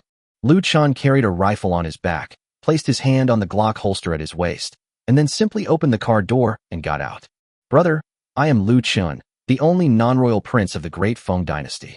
Today, I have come to Hongxi to provide disaster relief on His Majesty's orders, and I also took the opportunity to visit you. After saying that, he took out the golden token and also handed over the imperial edict that Yin Bingyuan had given him. The man took it and glanced at it. His face didn't show much expression. After confirming the authenticity of the item, he lazily gave Lu Chenlong a military salute. Your Highness, please. Lu Chen looked at the soldier's attitude with some doubt, thinking that something was wrong. Why did this person not show any respect when seeing a high-ranking figure like a prince? Instead, they treated him like an ordinary person. Even the military salute was perfunctory. Little did Lu Chen know that this guy's decision not to draw his sword and seize the grain was already the last stand of a soldier of the Great Feng dynasty. Lu Chen wasn't annoyed and simply followed him toward the distant military camp, with the people behind them driving behind. Lu Chen turned and gave Zhu Jin a wink. Zhu Jin immediately understood, picked up the walkie-talkie, and told the other 5 cars to stop and wait outside. Meanwhile, I drove slowly and leisurely behind them. A short while later, the group arrived at a dilapidated military camp. It was more like a village than a military camp, with thatched huts everywhere, and the environment inside was beyond description. Inside, a few soldiers sat scattered around the entrance, looking listless and exhausted. The entire military camp was filled with a pungent smell. In the middle of the thatched huts, there was a large open space with a fire burning on it. Above the fire, a stove was set up, and something was cooking inside, bubbling and steaming in the dark. Your Highness, our general is inside. Let me take you in. After saying that, under the empty gazes of the group, Lu Chen followed him into the only wooden house in the military camp. The interior space was dimly lit, with only a single candle to compensate for the lack of natural light. A tall man dressed in civilian clothes was sitting at a desk, looking at something with his head down. A suit of armor and a weapon were placed beside him. He did not look like the other soldiers. His muscles made him look strong and powerful. General, a prince has come to see you. Upon hearing the soldier's voice, the man suddenly looked up, then hurriedly stood up from the table and went straight to Lu Chen. A prince? He looked at Lu Chen curiously, thinking that there were only a few princes, and this one looked very unfamiliar. Just then, the soldier handed over the token and the imperial edict. The general took them and trembled with fright. He then respectfully handed them back with both hands. He gave Lu Chen a standard military salute. This humble general, Iran, greets your highness. It seems that it really is because I transmigrated here. All these names are so interesting. But Lu Chen didn't think too much about it. He was there to win over and subdue them, so being polite was a must.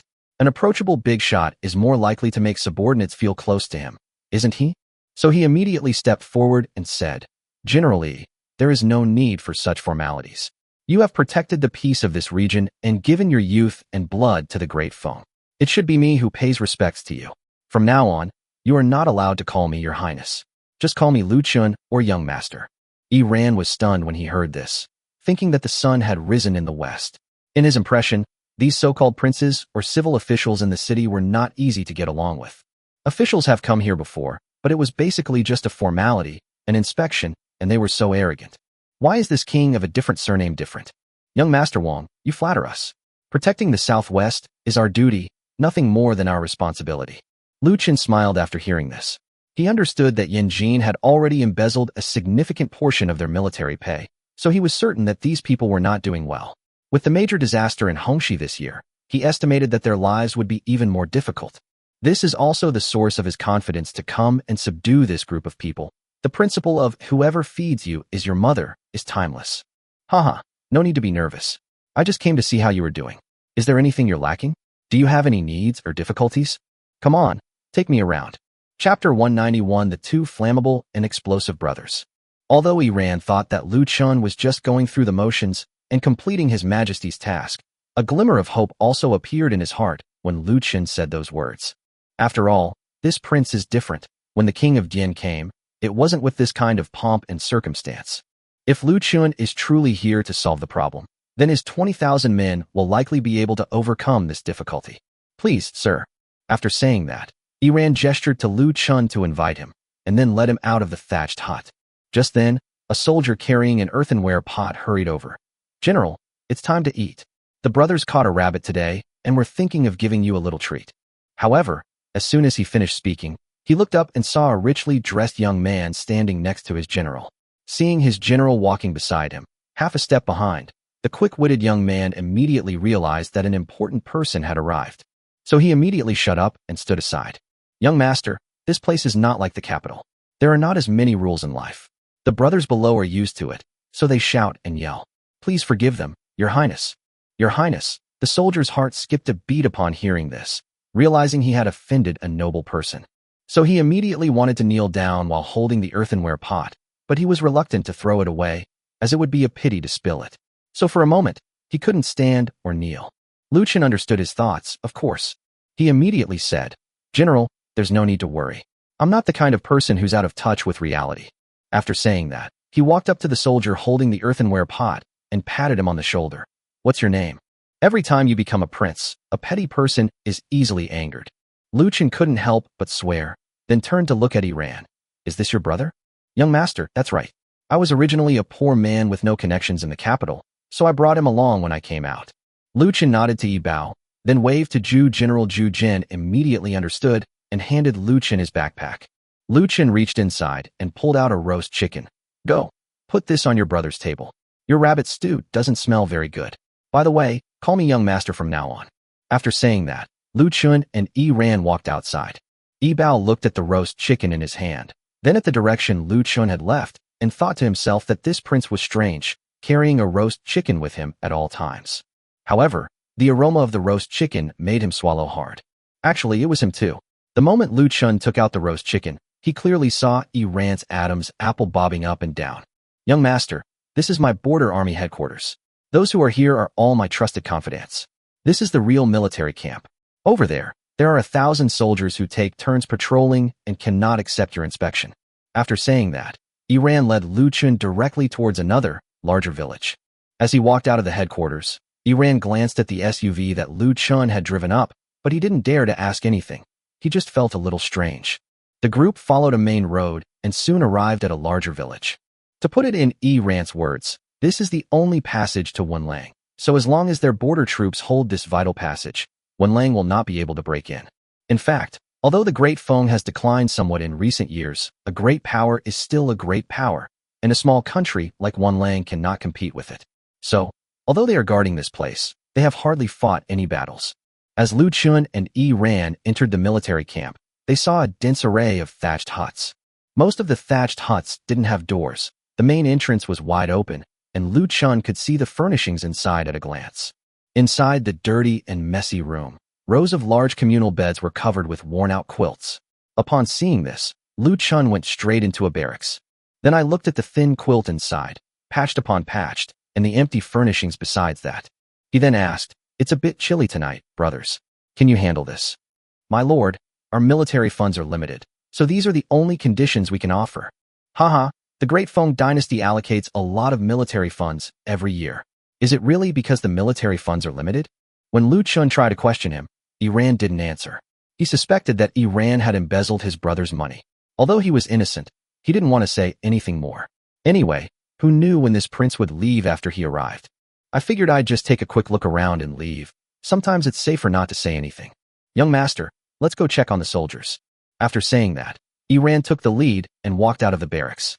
Lu Chen looked back at the barracks and muttered to himself, It's dilapidated, but at least it's tidy. The two then walked directly outside. At this moment, smoke was rising from many places in the open space in the middle. Lu Chen walked directly to the large black iron pots, scooped some out with a spoon, and frowned. They eat this? What is this? Young master, this wild vegetable porridge will keep you full. Lu Chen remained silent. The next moment, he followed Iran toward a group of soldiers who were drilling.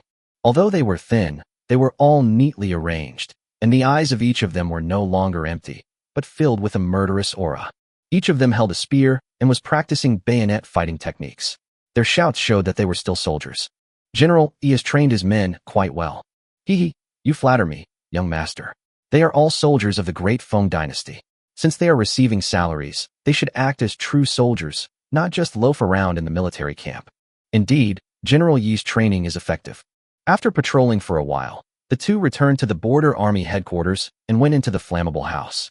On the table were rabbit meat in an earthenware pot and a roast chicken. Yi Bao stood to the side, staring at the roast chicken and swallowing his saliva. Upon seeing Iran, the prince, and the prince's guards enter, he immediately went to the table and considerately moved the chairs aside. "Your Highness, the general has eaten." Seeing this, Lu Chen smiled at Bao. "Why are there only 2 chairs?" "Your Highness, I forgot to prepare something for this elder brother. I'll go get it right away." After saying that, he went outside and dragged a chair back for Jugen, gesturing for Jugen to sit down as well. Jugen chuckled and sat down next to Lu Chen without any hesitation. Lu Chen turned and walked outside. When he came back, he had a chair in his hand. He then said to Iran with a serious expression, "Your younger brother shouldn't be treated like this. Iran, come here and sit next to me." Chapter 192. General Iran's shock. Bao didn't dare to sit down, but instead looked at his older brother, Iran. Iran nodded, and Bao sat down properly in the chair, but neither of them touched their chopsticks. In front of Lu Chen was only a bowl and a pair of chopsticks. In fact, everyone else was the same. There were no wine glasses. Seeing the scene, feeling somewhat awkward, Iran said, "Young master, the conditions here are limited. I'm sorry to have to make do." Lu Chen chuckled, turned around and reached into his bag, pulling out 3 roast chickens and a bottle of Mao Tai, along with a plate of peanuts. Watching Lu Chen magically pull things out of his bag, Iran and Bao thought that this prince's natural hobby must be eating. How come his bag is full of food, but he doesn't look fat at all? Explosive, and there are no cups here? Young master, yes. Bao was quite excited. He could smell it when Lu Chen opened the bottle. It was alcohol. Go get 4. 4 or 4. The name is so catchy, it sounds like something a woman would say. Just go wherever you're told. Upon hearing this, Bao immediately got up and ran outside. A short while later, he returned with 4 small bowls. Lu Chen didn't mind and poured out 4 bowls of wine. "Generally, let's put everything else aside for now and drink this cup together." After saying that, Lu Chen raised the small bowl in front of him and gulped down the strong liquor. Iran dared not delay and immediately downed the glass. In an instant, the harshness of the liquor rushed straight to the top of his head. He didn't savor the wine. Instead, a look of desolation crossed his face. He thought to himself that this was the great foam he was protecting. They were starving here, and even the grain and pay they were supposed to receive had been given to those people in the capital for their wine. "This wine is excellent. It's so good. It's the Defoam wine I've been steadfastly protecting." Looking at his expression, Lu Chen said, "You haven't had a drink in a long time, have you?" He ran down a glass of strong liquor, about 2 ounces, in one gulp, making his face slightly red. He started talking. "Young master, I truly did not embezzle any of my brother's money. You cannot wrong me on this point. As for the rest, I will not say any more. Thank you for the roast chicken and fine wine today, young master. After you finish eating, you may return to the capital." Lu Chen chuckled. "Who said I was going back to Beijing? You were sent to the southwest to guard the southwestern gate of the Great Feng Dynasty, and I, like you, was also sent to provide disaster relief and was granted the title of a king of a different surname. I was sent to Hongxi in the southwest. General, you must be a wise man. Do you not understand the purpose behind this?" Iran stared wide-eyed after hearing this. He couldn't believe that this prince had been living here for so long. What was the difference between that and being exiled? After listening, he fell into deep thought. What did the prince want to do by showing goodwill and sympathizing with him? Could they be planning a rebellion? If so, what difference is there between these mere 20,000 men, starving and poorly clothed, and those who call themselves soldiers, and those refugees? If I lead my men to follow him, what benefits will I gain?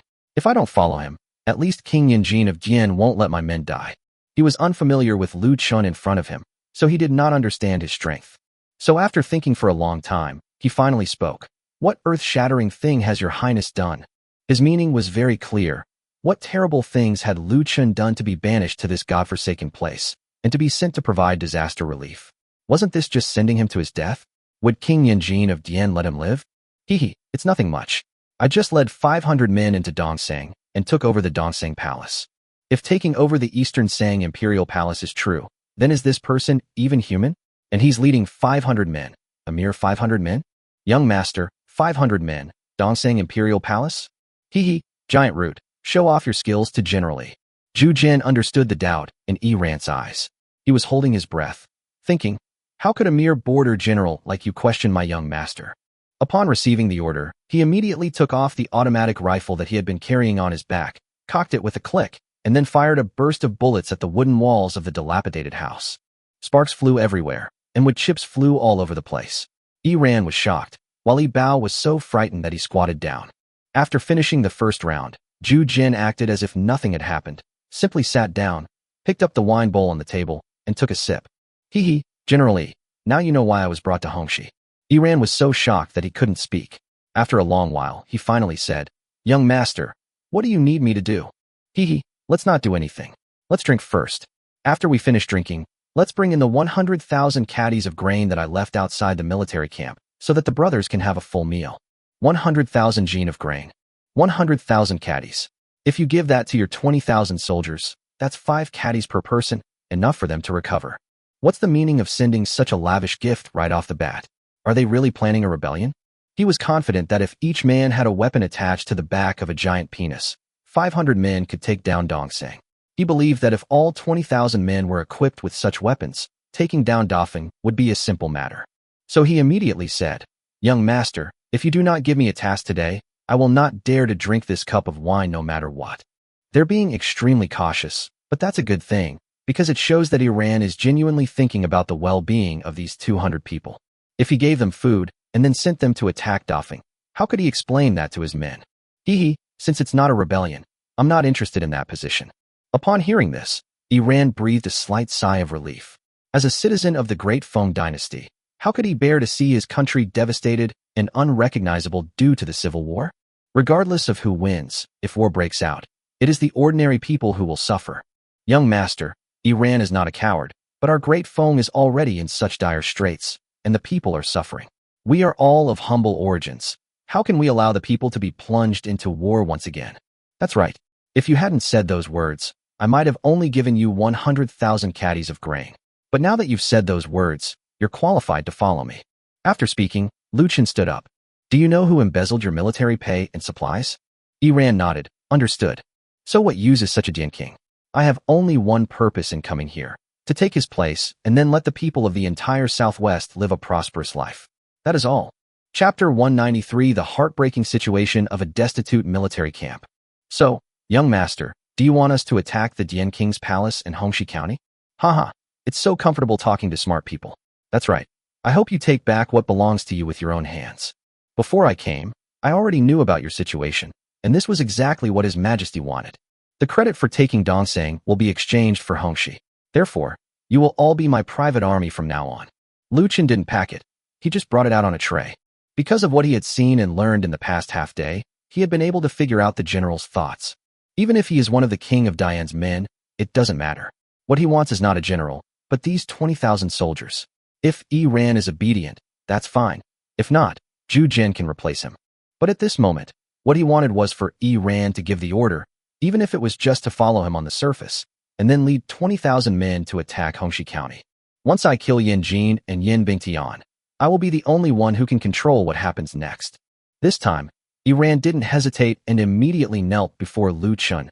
Iran, with 20,000 brothers, is at the prince's command. Good. Remember to call me young master from now on. When you eat and drink, go and get the grain after you're done. After saying that, Lu Chen sat down, tore off a chicken leg, and stuffed it into his mouth. After a hearty meal, Lu Chen, accompanied by Zhu Jin and Iran Yi Bao, walked along the road, followed by a troop of soldiers driving horse-drawn carriages, heading towards the distant mountains and forests. Before long, the group arrived at a hilltop on the opposite side. Lu Chen told everyone to stop, and then said to them, I've had the food delivered. They don't want anyone to know they exist, so I'll go receive it. In a little while, I'll transmit a message to Zhu Jin via walkie-talkie. After saying that, Lu Chen walked alone into the mountains. Arriving in the mountains and forests, Lu Chen found a clearing out of sight. With a thought, piles of grain were neatly stacked on the clearing, making it look like a small hill. After doing all that, Lu Chen picked up the walkie-talkie and said, Giant root, bring them over here. The two, Iran Yi Bao, stared in shock at the black box in Zhu Jin's hand, from which came the voice of the young master, taking advantage of Lu Chen's absence. Iran tentatively asked Zhu Jin, Brother Zhu Jin, what is this? This is called hearing the wind, something the young master took out. Our young master is a disciple of a deity. You'll find out in the future. After saying that, Zhu Jin waved to everyone and then led the group straight into the mountains and forests. Flammable and Explosive looked shocked, but didn't ask any more questions. They followed the giant root's steps, and soon they were all gaping in astonishment. Even the soldiers driving the horse-drawn carriages and ox carts behind them showed a hint of excitement in their eyes. Young master, this is all grain? Hee, it's all for you. Since you've decided to follow me, I won't be stingy with my things. But there's one thing. I can give you food, but if there are any disloyal people, you'll see what I'm capable of later. After saying that, Lu Chen took out a cigarette and lit it. What are you all standing there for? Aren't you hungry enough? Move some things. At Lu Chen's command, the soldiers behind him swarmed onto the pile of grain, loaded it onto carts, and hauled it into the military camp. Ran stepped forward, looked at the grain, and then asked in confusion, "Young master, is the writing on this sack from Dongsang?" These were originally brought back by Lu Chen from Dongsang Kingdom, so there was no need to hide them. This also serves as a deterrent to flammable and explosive materials. That's right, it was transported back from Dongsang Kingdom. Ah, young master, did you go to Dongsang Kingdom to plunder grain? Heh, they just packed up all their national grain reserves. Of course, Zhu Jin and his group didn't know that. At this moment, Zhugen also showed a shocked expression. After they returned from Dongsang, he did meet with Liang Quan. However, Liang Quan told him that they had only brought back gold and silver. He did not expect that they would actually bring back Dongsang's national granary. That's a lot of grain. Not just giant roots, but also flammable and explosive materials are not stupid. This is a national grain depot. The grain in here could feed not only a small place like Hongxi, but even the entire population of Yunzhou for several years. As for disaster relief, it's really a small matter if Lu Chen is willing to do it. There's no need for any work for relief programs or mixing in sand. Just distribute grain directly. If the young master truly becomes the new king of Dian and Hongxi, one can imagine what a prosperous scene Hongxi will become in the future. Young master, I, Ran, and my 20,000 brothers are willing to pledge our loyalty to the death. All right. Loyalty isn't something you just say, it's something you keep in your heart. Here, have one. Let's go back to the meeting. After saying that, Lu Chen took out a cigarette and handed it to him. He casually slipped a pack into his pocket, then took out a lighter. Ran imitated Lu Chen by putting the cigarette in his mouth, and Lu Chen immediately lit the lighter. Upon seeing this, Ran's brow twitched. Wasn't this just starting a fire out of thin air? Sure enough, the young master must be a disciple of a celestial being. With a cough, Lu Chen led them back. Soon after, all the grain was placed in the open space in the middle of the military camp. Several thousand idle soldiers had gathered on the open ground under Ran's arrangement. Standing on the ground, looking at the mountain of grain before them, they began to discuss among themselves. The military rations have arrived? Wasn't it embezzled by that king of Dian? Hee, you don't understand, do you?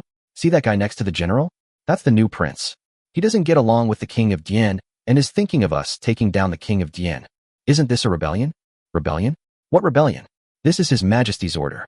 The higher-ups already know that the king of Dian embezzled our military pay and rations, so they sent this man. But how did he manage to transport the grain? You have to understand, everyone who enters Hongxi territory is a man of the Dian king. You've finally gotten to the point.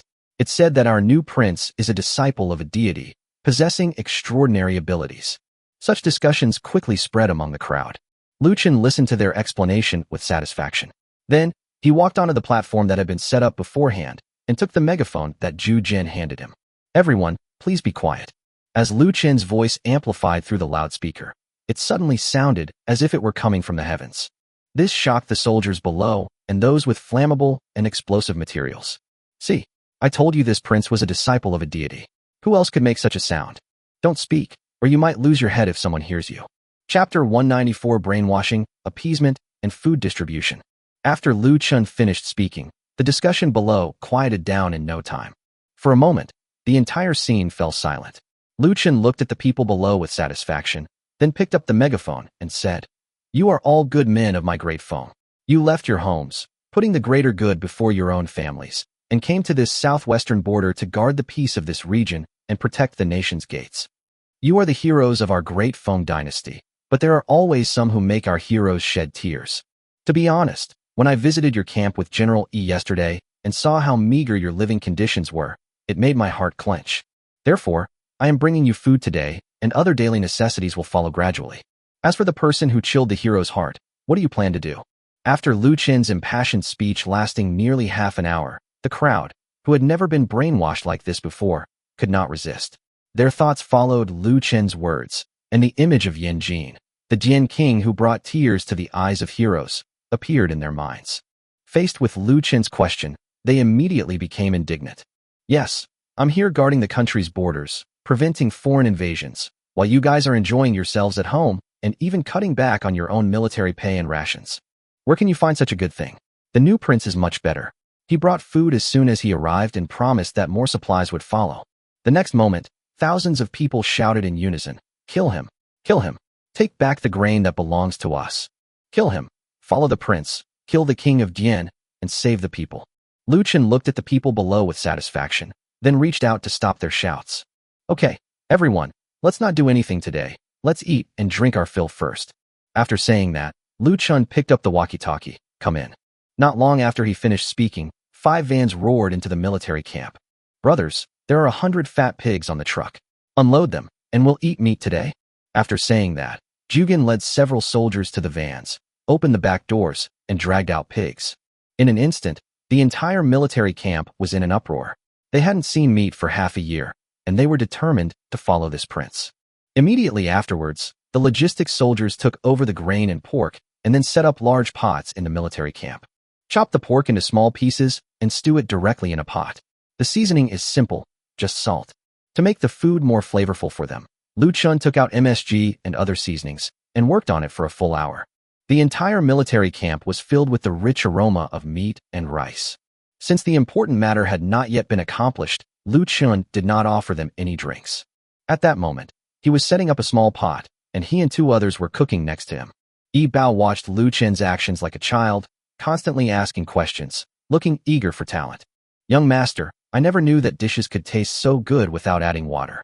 Yi Bao held a piece of pork in his hand, eating as he spoke. "Haha, this is called stir-frying. Actually, there are many ways to eat our food besides boiling. I'll tell you about them later. Now, let's serve the food. Today, your brother and I will have a few drinks. All right, from now on you will be my master."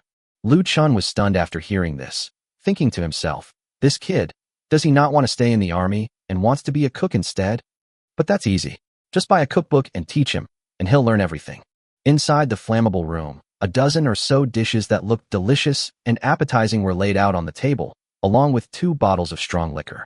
Lu Chen carried a giant penis. Iran carried a flammable explosive, and the 4 of them sat on the 4 sides respectively. "Young master, in gratitude for your kindness, Iran and his 20,000 soldiers offer you a toast." After saying that, Iran raised his glass and said to Lu Chen. Lu Chen didn't stand on ceremony and directly picked up his wine glass. "It's all right. You are all heroes of my great Feng dynasty, and also my greatest support as a prince. You are all my brothers. If I don't treat my own people well, who else will I treat well? Don't be shy, everyone. Drink and eat. Try my cooking. Today is our family feast." When Iran heard this, he paused slightly in his wine glass. Those 2 words were too heavy. The young master was really too unpretentious. Since Lu Chen treats his soldiers as family, he must protect them, eliminate King Yanjin of Dian, and support him to become the new king of Dian. Then everyone's lives will be better. "Young master, I won't say thank you. From now on, I will be at your service." After saying that, he ran down the strong liquor, then picked up a dish from the table, took a bite, and immediately widened his eyes in amazement. This was so delicious. However, he was a general, so he could only pretend to be calm. Besides, he had been shocked by so many things in the past 2 days that he had become somewhat numb. However, after a few drinks, he became somewhat melancholy again. "My lord, this king of Dian is not easy to kill. He has 10,000 elite troops by his side, well-equipped and well-fed." Lu Chen nodded slightly after listening. If it were before, Iran's worries would not have been unreasonable. After all, the king of Dian was able to embezzle their military pay and rations so openly because of his 10,000 elite troops. To be honest, these 20,000 border troops had no chance of winning against his 10,000 elite troops, which is why the king of Dian was able to control them. But things are different now. I can easily produce 20,000 crossbows, and even equip a small number of loyal men with automatic rifles. After all, with adequate protection and his own strength, automatic rifles no longer pose a threat to him. Therefore, Lu Chen could give them the items with peace of mind. The reason he gave them to loyal people was simply to prevent any of the Dian king's men from being among them. After all, among the 20,000 border troops, no one would believe that there was no king of Dian. General Yi, their 10,000 elite troops are indeed impressive, but we are not far behind. You'll understand once all my supplies arrive tomorrow. Iran was slightly shaken after hearing this. As if he had suddenly thought of something, The gloom he had felt earlier vanished. At this moment, his gaze was fixed on the black stick behind the giant root.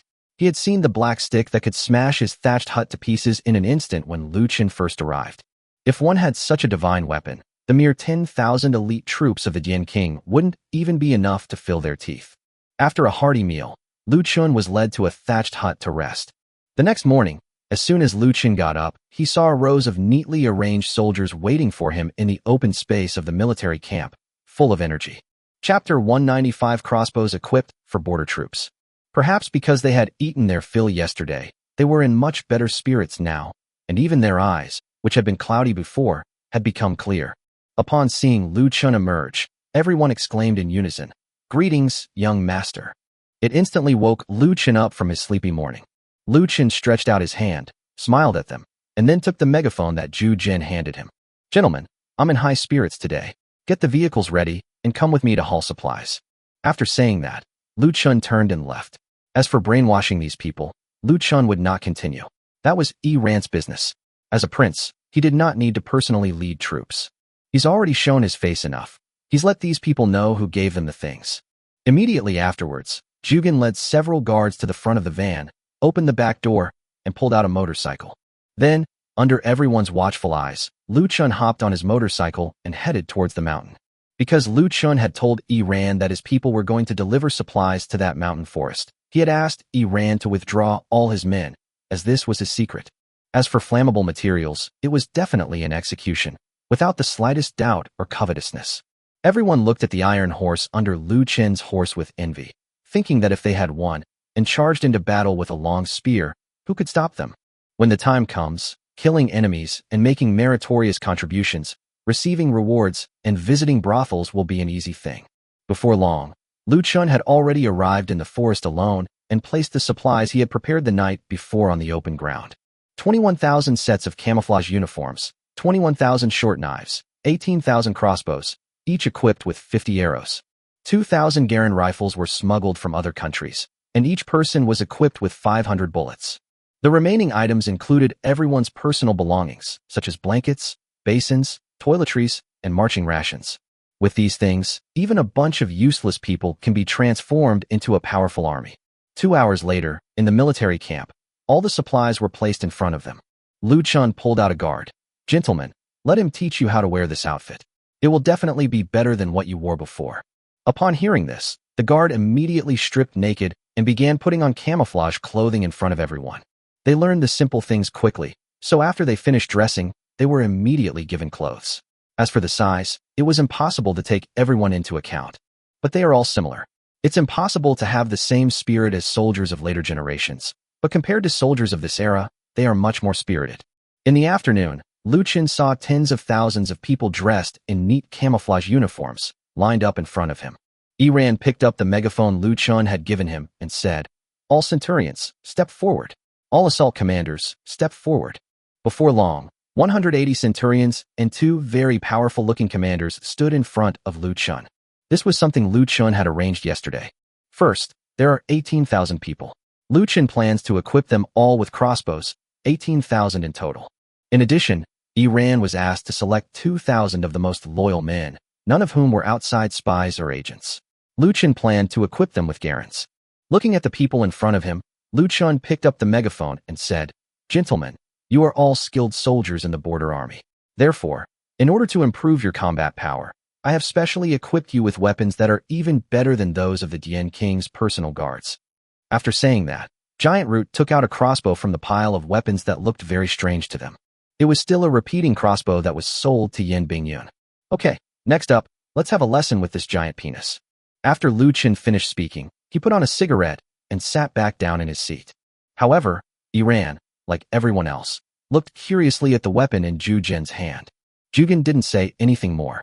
After introducing the crossbow, he started operating it, loading all 8 arrows into the quiver at once. Then, by folding the butt of the gun, he knocked an arrow, pulled the trigger, and with a whoosh, an arrow shot into a tree trunk 200 meters away. Just as everyone was marveling at the immense power of this thing, the giant root's hand moved again. With a whoosh, all 8 arrows were launched within a few dozen breaths, and they appeared to be exceptionally accurate. "Brother Zhugen, is this crossbow so powerful?" After reading it, Ran asked incredulously. Lu Chen had shocked him so much these past few days that he was almost numb. General, is indeed powerful. With such a weapon, taking over the Dian King's mansion will be a piece of cake. Haha, good. All of you 100+ listen up. You must learn all of this in a short time. When that happens, we will be the strongest fighting army of the great Feng dynasty. We thank you for your generous gift, young master. Lu Chen was very satisfied with their current morale. This was exactly what he wanted. Only by firmly holding these 20,000 people in his hands could he be invincible in Hongxi and Dafeng.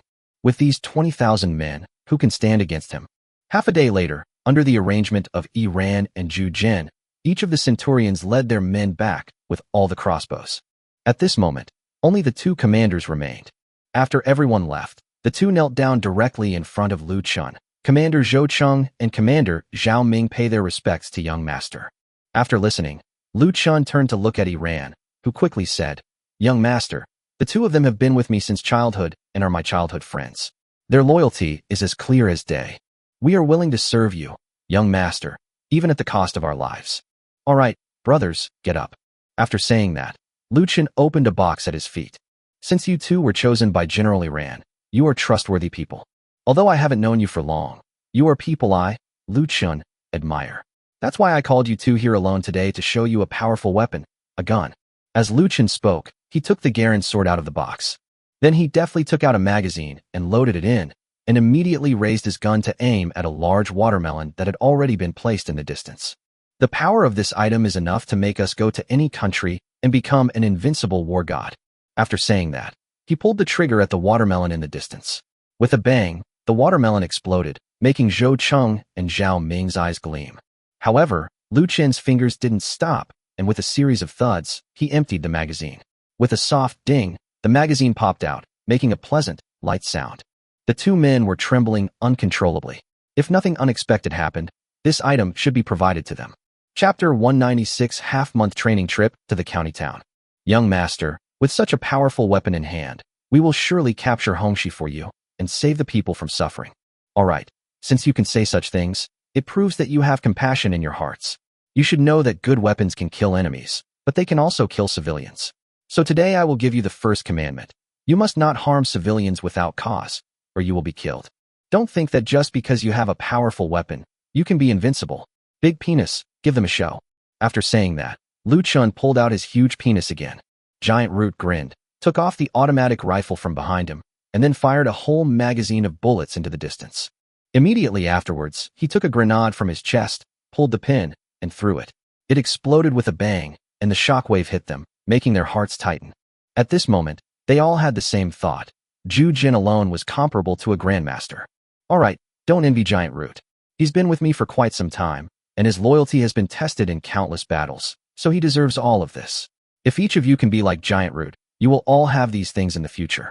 After saying that, Lu Chen handed a Garand rifle to Ran. General, you try it out.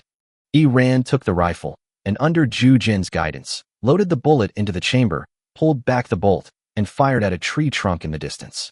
However, the bullet drifted to an unknown place the next moment. Young master, this thing is not easy to handle. Haha, no one is born a sharpshooter, including the crossbows we gave you before. So, you'll have a lot of work to do in the next 2 weeks. Train them to be qualified warriors. If anyone is not suited to this type of weapon, then let them take a sword and engage in hand-to-hand combat with the enemy. After saying that, Lu Chen turned and left. He had already provided them with enough. Did he really have to teach them step by step? In fact, he fully believed that Ran would be a good general, which could be seen from the environment in which he lived. To put it bluntly, it's already quite commendable that he didn't collude with Yan Jin to harm his subordinates. After Lu Chen left, the 11 people he brought with him became the instructors for this group. The main purpose was to teach them how to use new weapons and various daily training exercises. In Lu Chen's words, there would be plenty of bullets and arrows, and the rest would be up to them. The next day, Lu Chen slept soundly until the sun was high in the sky without being disturbed. His room had to be properly furnished, with a large Simmons mattress and a silk quilt. Although it's a thatched hut, the furnishings inside are anything but ordinary. The clothes were dressed entirely according to Lu Chen's preferences, and although he was in the military camp, Lu Chen did not feel any discomfort. The only uncomfortable thing was the stench of sweat from a group of men, which forced him to choose the house on the very edge. A series of crackling sounds came from the drill ground. the sounds of soldiers training. Lu Chen walked toward the training ground with great interest and saw Zhu Jin leading 5 or 6 people, instructing them on shooting. Of course, those who could be instructed by Zhu Jin and his group were at least a centurion. As for the soldiers, they were taught by the centurions after the centurions had learned the skills. Garland's voice was loud, which made the Tianlang kingdom somewhat restless. They sent countless spies across the border in a single day to try and find out what was going on here. As expected, they were all shot dead from a distance by these people and used as targets.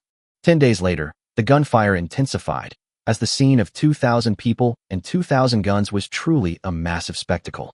He ran, carrying a Garand rifle on his back and a pistol given to him by Lu Chen at his waist, asked Lu Chen with some itch. "Young master, when shall we set off?" "No rush, let them train some more." Finally, amidst the daily crackling of gunfire, the group of soldiers carrying Garands completed their training. That day, Lu Chen stood on the platform in the training ground. Standing at the very front below are 2,000 vanguards dressed in camouflage uniforms, with tactical belts around their waists and Garands slung over their shoulders. Behind the 2,000 men were 10,000 crossbowmen, each carrying a long sword and a crossbow on their back. As for the other 8,000 men, they stayed here to guard the frontier. After all, no matter how much fighting there is at home, we can't let outsiders take advantage of the situation. Thanks to the large amount of food Lu Chen brought, the soldiers were now full of energy and high morale.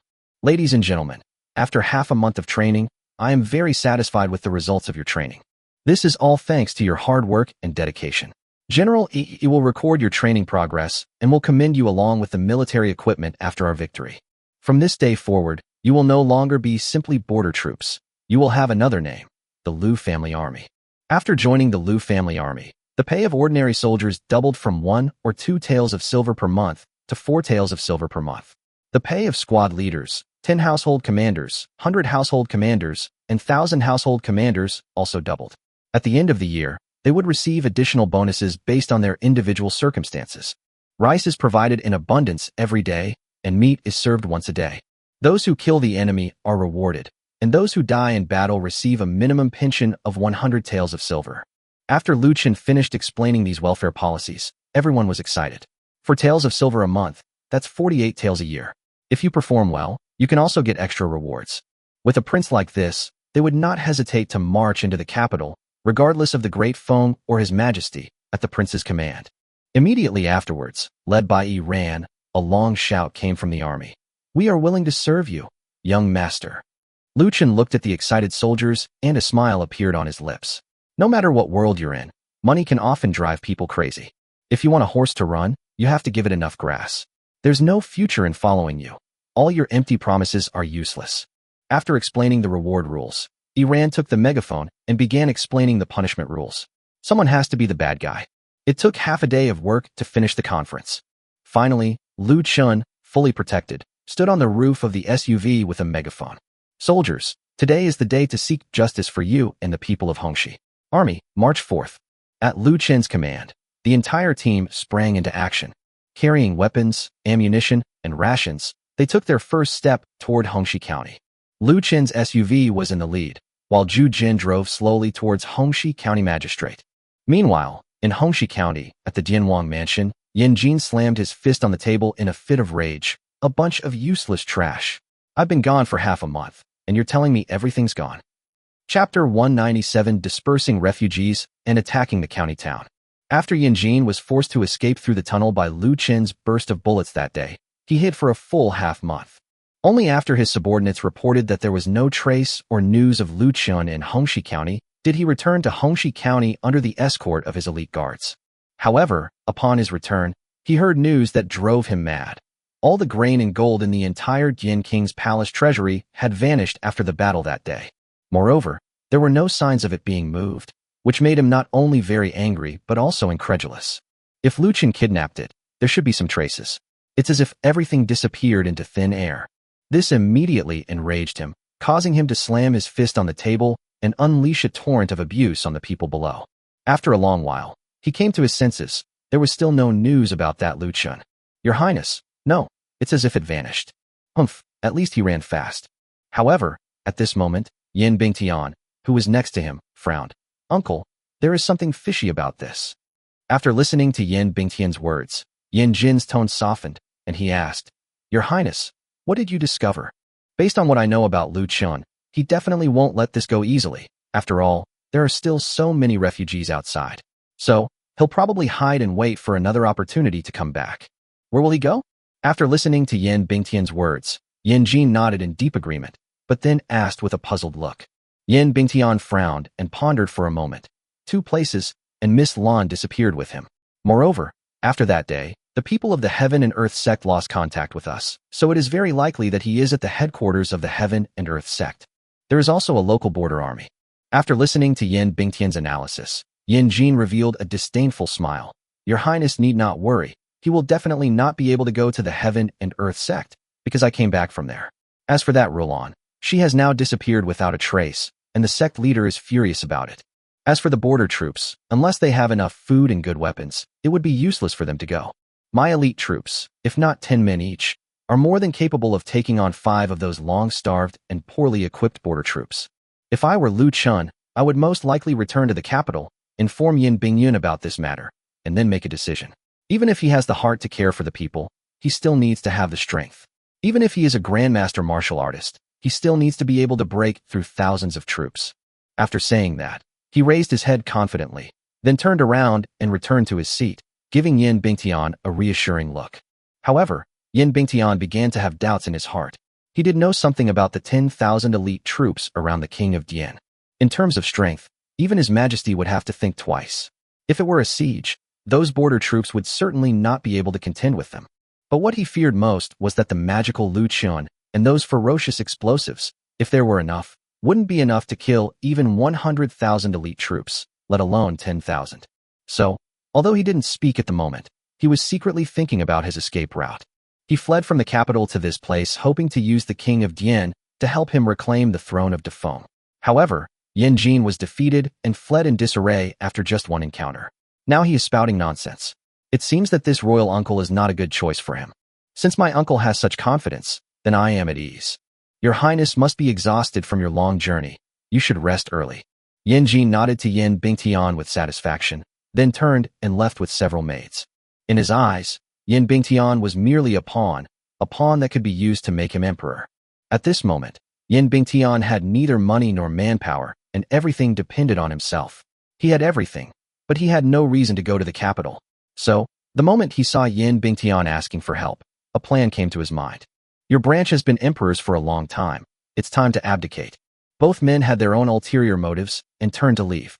However, what Yan Jin didn't know was that Yan Bingtian turned around and left the Dianwang mansion with 2 attendants. However, Lu Chen, leading 12,000 soldiers, finally arrived at the mountains about 10 miles outside Hongxi County after a long journey. Instead of ordering the army to continue advancing, he ordered them to rest on the spot. Then he summoned Jugan and gave him a few instructions. Jugan then took a fast horse, slung his gun over his shoulder, and charged toward the city gate. Lu Huan was delighted to see that the soldier had come again, so he immediately stepped out of his hut and went to greet him. "I, Lu Huanxi, pay my respects to your excellency. Get up. We were supposed to meet in 7 days, but we were late, so I'm only arriving now. Are you all right here?"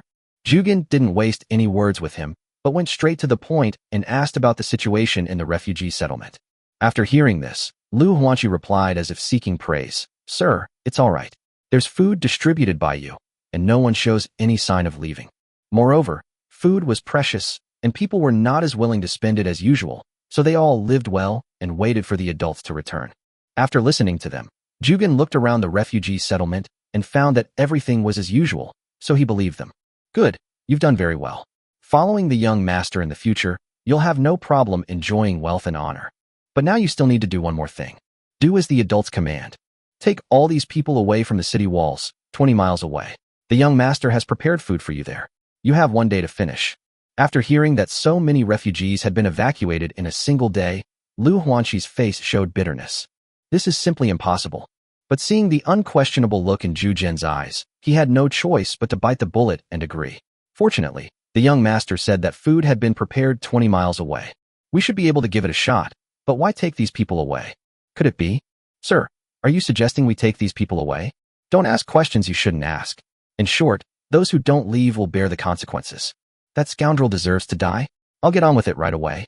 Just as Zhu Zhen walked out, Lu Chen also went in the opposite direction, and after producing enough food for the refugees for 5 days, he returned to the military camp. After sending a guard to meet Lu Huanxi, he began to observe the movements of the other side with binoculars.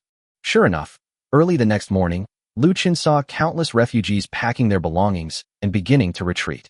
The one leading the group was none other than Lu Huanxi. General, this Lu Huanxi does indeed have some skill. Chapter 198. The army attacks the city at dawn. Young master, this person is worth cultivating. Zhu Jin didn't say much, but he did offer his opinion. Lu Chen nodded, then put down his binoculars, lit a cigarette, and turned to look at Ran beside him. How are the brothers doing? Don't worry, young master. They barely slept last night. They were so excited, thinking about taking over this county town. It's okay. Let them hold out for another day, and tomorrow morning, we'll just blow up the city. Over here, Lu Huanxi spread the news overnight, saying that the young master had given them grain again, 20 miles outside the city, but this time it was different, and they needed to go and collect it themselves. The relief food distributed previously had long been consumed, so when they heard the news that there was more food available, they were very excited. None of the refugees had any doubts and followed Lu Huanxi's footsteps. The next morning, they headed straight for 20 miles away. A full day later, outside the city, there were almost no refugees left to be seen. Listening to his subordinate's report, Jin had a bad feeling. You mean, they all left suddenly? What was the reason? According to our scouts, someone has spread the word that food is being distributed 20 miles outside the city. Distribute food? Jin tensed up after hearing the whole story. He thought of one possibility. Lu Chen had returned. So he quickly ordered, "Go and invite His Highness the Crown Prince, and tell him that I have important matters to discuss with him." Your Highness, His Highness the Crown Prince. He's disappeared. Disappeared? This chaotic mess. At that moment, Jin thought of a possibility, that Yin Bingtian, that good-for-nothing, was scared and ran away. But so be it, he ran away anyway. I never expected him to be of any help. But this matter is strange. It seems that Lu Chen has really come back. Thinking of this, he couldn't help but recall the powerful weapon he had encountered in the Dian King's palace that day. If he really equips those border troops with that kind of weapon, should I run away? Can I even escape? However, this thought was immediately banished from his mind. What a joke. How could everyone possibly have such a powerful weapon? If that were the case, why would Lu Chen bother attacking a small place like Hongxi? He could easily conquer the entire Great Feng dynasty. He could become emperor and then take Yin Bingyun into his harem. He knew his niece well, her beauty, her figure.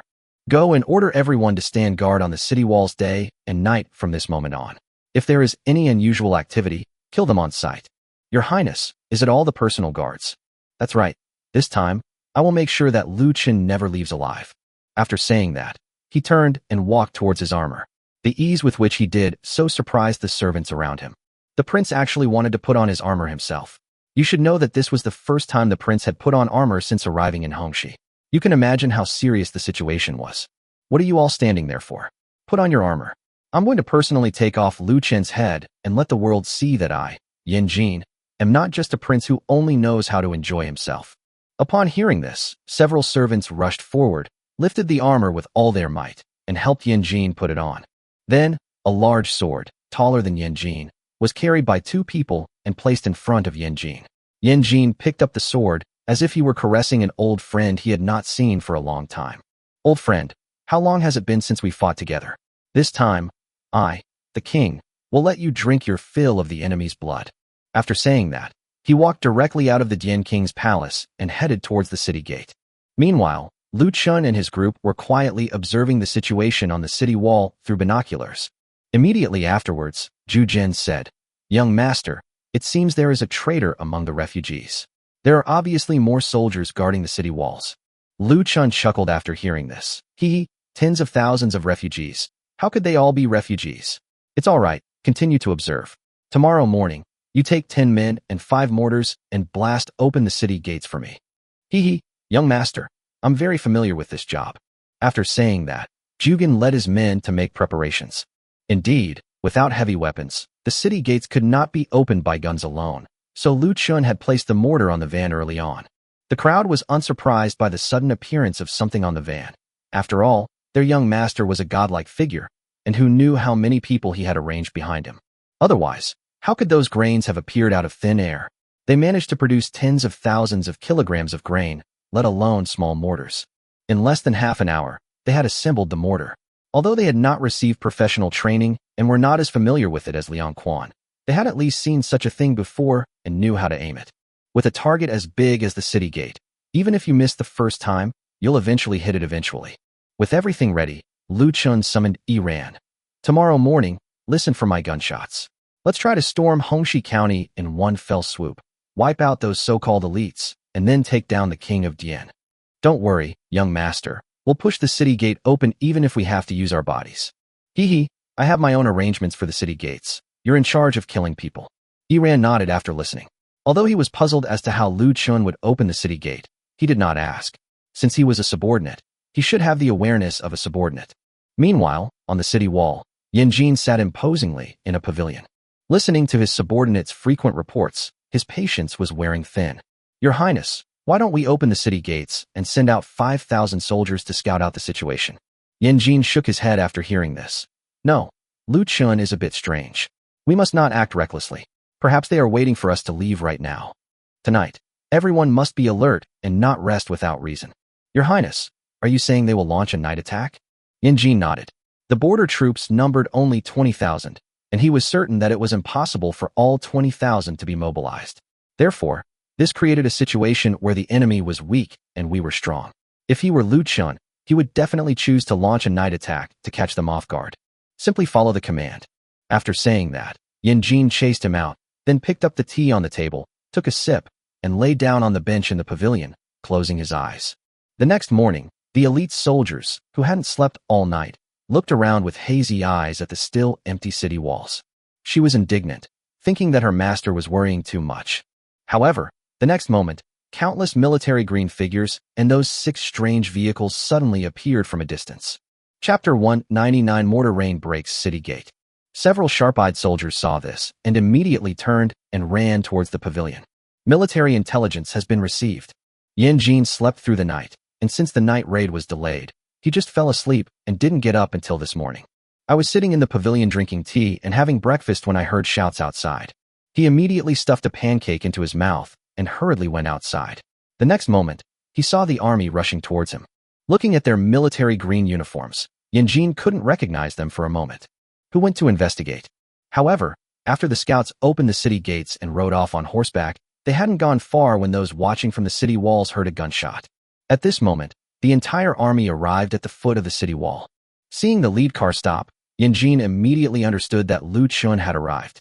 Moreover, looking at Iran getting out of the car, Yanjin was somewhat incredulous. This was a general of the border army, someone who absolutely refused to belong to him. So he stood on the city wall and shouted, Iran, how dare you bring the border troops into the city? Do you want a rebel? Iran gave him a cold look without saying a word, while Lu Chen raised a sniper rifle. He poked his head out of the skylight.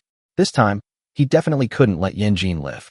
He would always cause trouble if he lived, and what use was a king of Dian who plundered the people's wealth? Iran turned to look at Lu Chen and saw that Lu Chen did not say anything, but simply raised a gun and aimed it at Yanjin. He immediately understood what Lu Chen meant. So he immediately stood up and tried to stall for time by talking. So he spoke up. Your Highness, the reason I've come is to ask if our military pay and rations are with you, as they haven't arrived for half a year. Yanjin's heart skipped a beat when he heard this, thinking that Lu Chen had won him over. In the past, Iran would never have dared to speak to him like that. Then a thought popped into my head. Oh, General Li, I was just thinking of sending your military pay and rations over today, and I didn't expect you to come here so soon. It must have been Lu Chen who instigated you to come here. If that's the case, then after you receive your military rations and pay, leave quickly, and I will not pursue your crime of harassing the county town. Iran cursed inwardly after hearing this, thinking to himself that the young master had already doubled all the benefits, and with what he had, he figured no one would be interested. Then he spoke again. All right, Your Highness, please open the city gates so we can go in and transport the grain. Flammable, don't you know the rules? Don't you know that border troops don't enter the city? The two chatted back and forth, while Lu Chen complained incessantly, because this guy was wearing what looked like exceptionally sturdy armor and was swaying back and forth while talking. This made it impossible for him to aim. So he looked down at the giant penis next to the car and said, take a few men, wear protective suits, and go closer. Kill all the men around that old Baidang. All right, young master, you wait here. After saying that, Jugan led his men and headed straight for the city wall with guns in hand. However, Just as they approached the range of the arrows, the elite soldiers on the city wall suddenly began to fire arrows at them. Lu Chen and his men, wearing bulletproof helmets, suddenly looked up and pulled the trigger at the guard next to Yanjin. After a series of clattering sounds, the guards immediately fell to the ground. Seeing this, Lu Chen immediately seized the opportunity and pulled the trigger on Yanjin on the city wall. With a bang, a large-caliber sniper rifle bullet spun and struck Yanjin, then shredded through his body, leaving behind a trail of blood and flesh. In an instant, Yanjin collapsed. Lu Chen knew his chance had come, so he quickly grabbed the megaphone from the car. King Yanjin of Dian is dead. Brothers, let's avenge our grudges. Charge. At the same time, the mortars behind us were also making a series of loud bangs. Everyone saw lumps of iron heading towards the city gate. Then, a loud explosion shook the entire city wall. The so-called city gate was pierced through and crashed heavily to the ground. When they attacked Dongsangjing City, it had a moat, so they developed their own infantry fighting vehicles. However, this is just a small county town, and Garland is more than enough. The moment the city gates swung open, the 2,000 soldiers in front, armed with Garand rifles, fired bullets directly at the so-called elite troops of the Dian King on the city walls. These so-called elite troops were still reeling from the death of the King of Dian, but before they could even process what had happened, those standing on the city wall with their bodies half exposed were reaped by bullets. Only then did they realize what was happening, and they shouted as they fled into the city walls. This gave Lu Chen and his men an opportunity, and they rushed toward the city gate at lightning speed. As soon as the vanguard of 2,000 soldiers carrying Garands stormed through the city gate, they immediately climbed onto the city wall and began shooting at the people on the wall. This wave of 2,000 men almost killed 4,000 elites, just as those elite groups were putting up a fight and charging towards them recklessly. The Garland vanguard immediately crouched down. At that moment, 10,000 soldiers armed with crossbows had arrived behind them.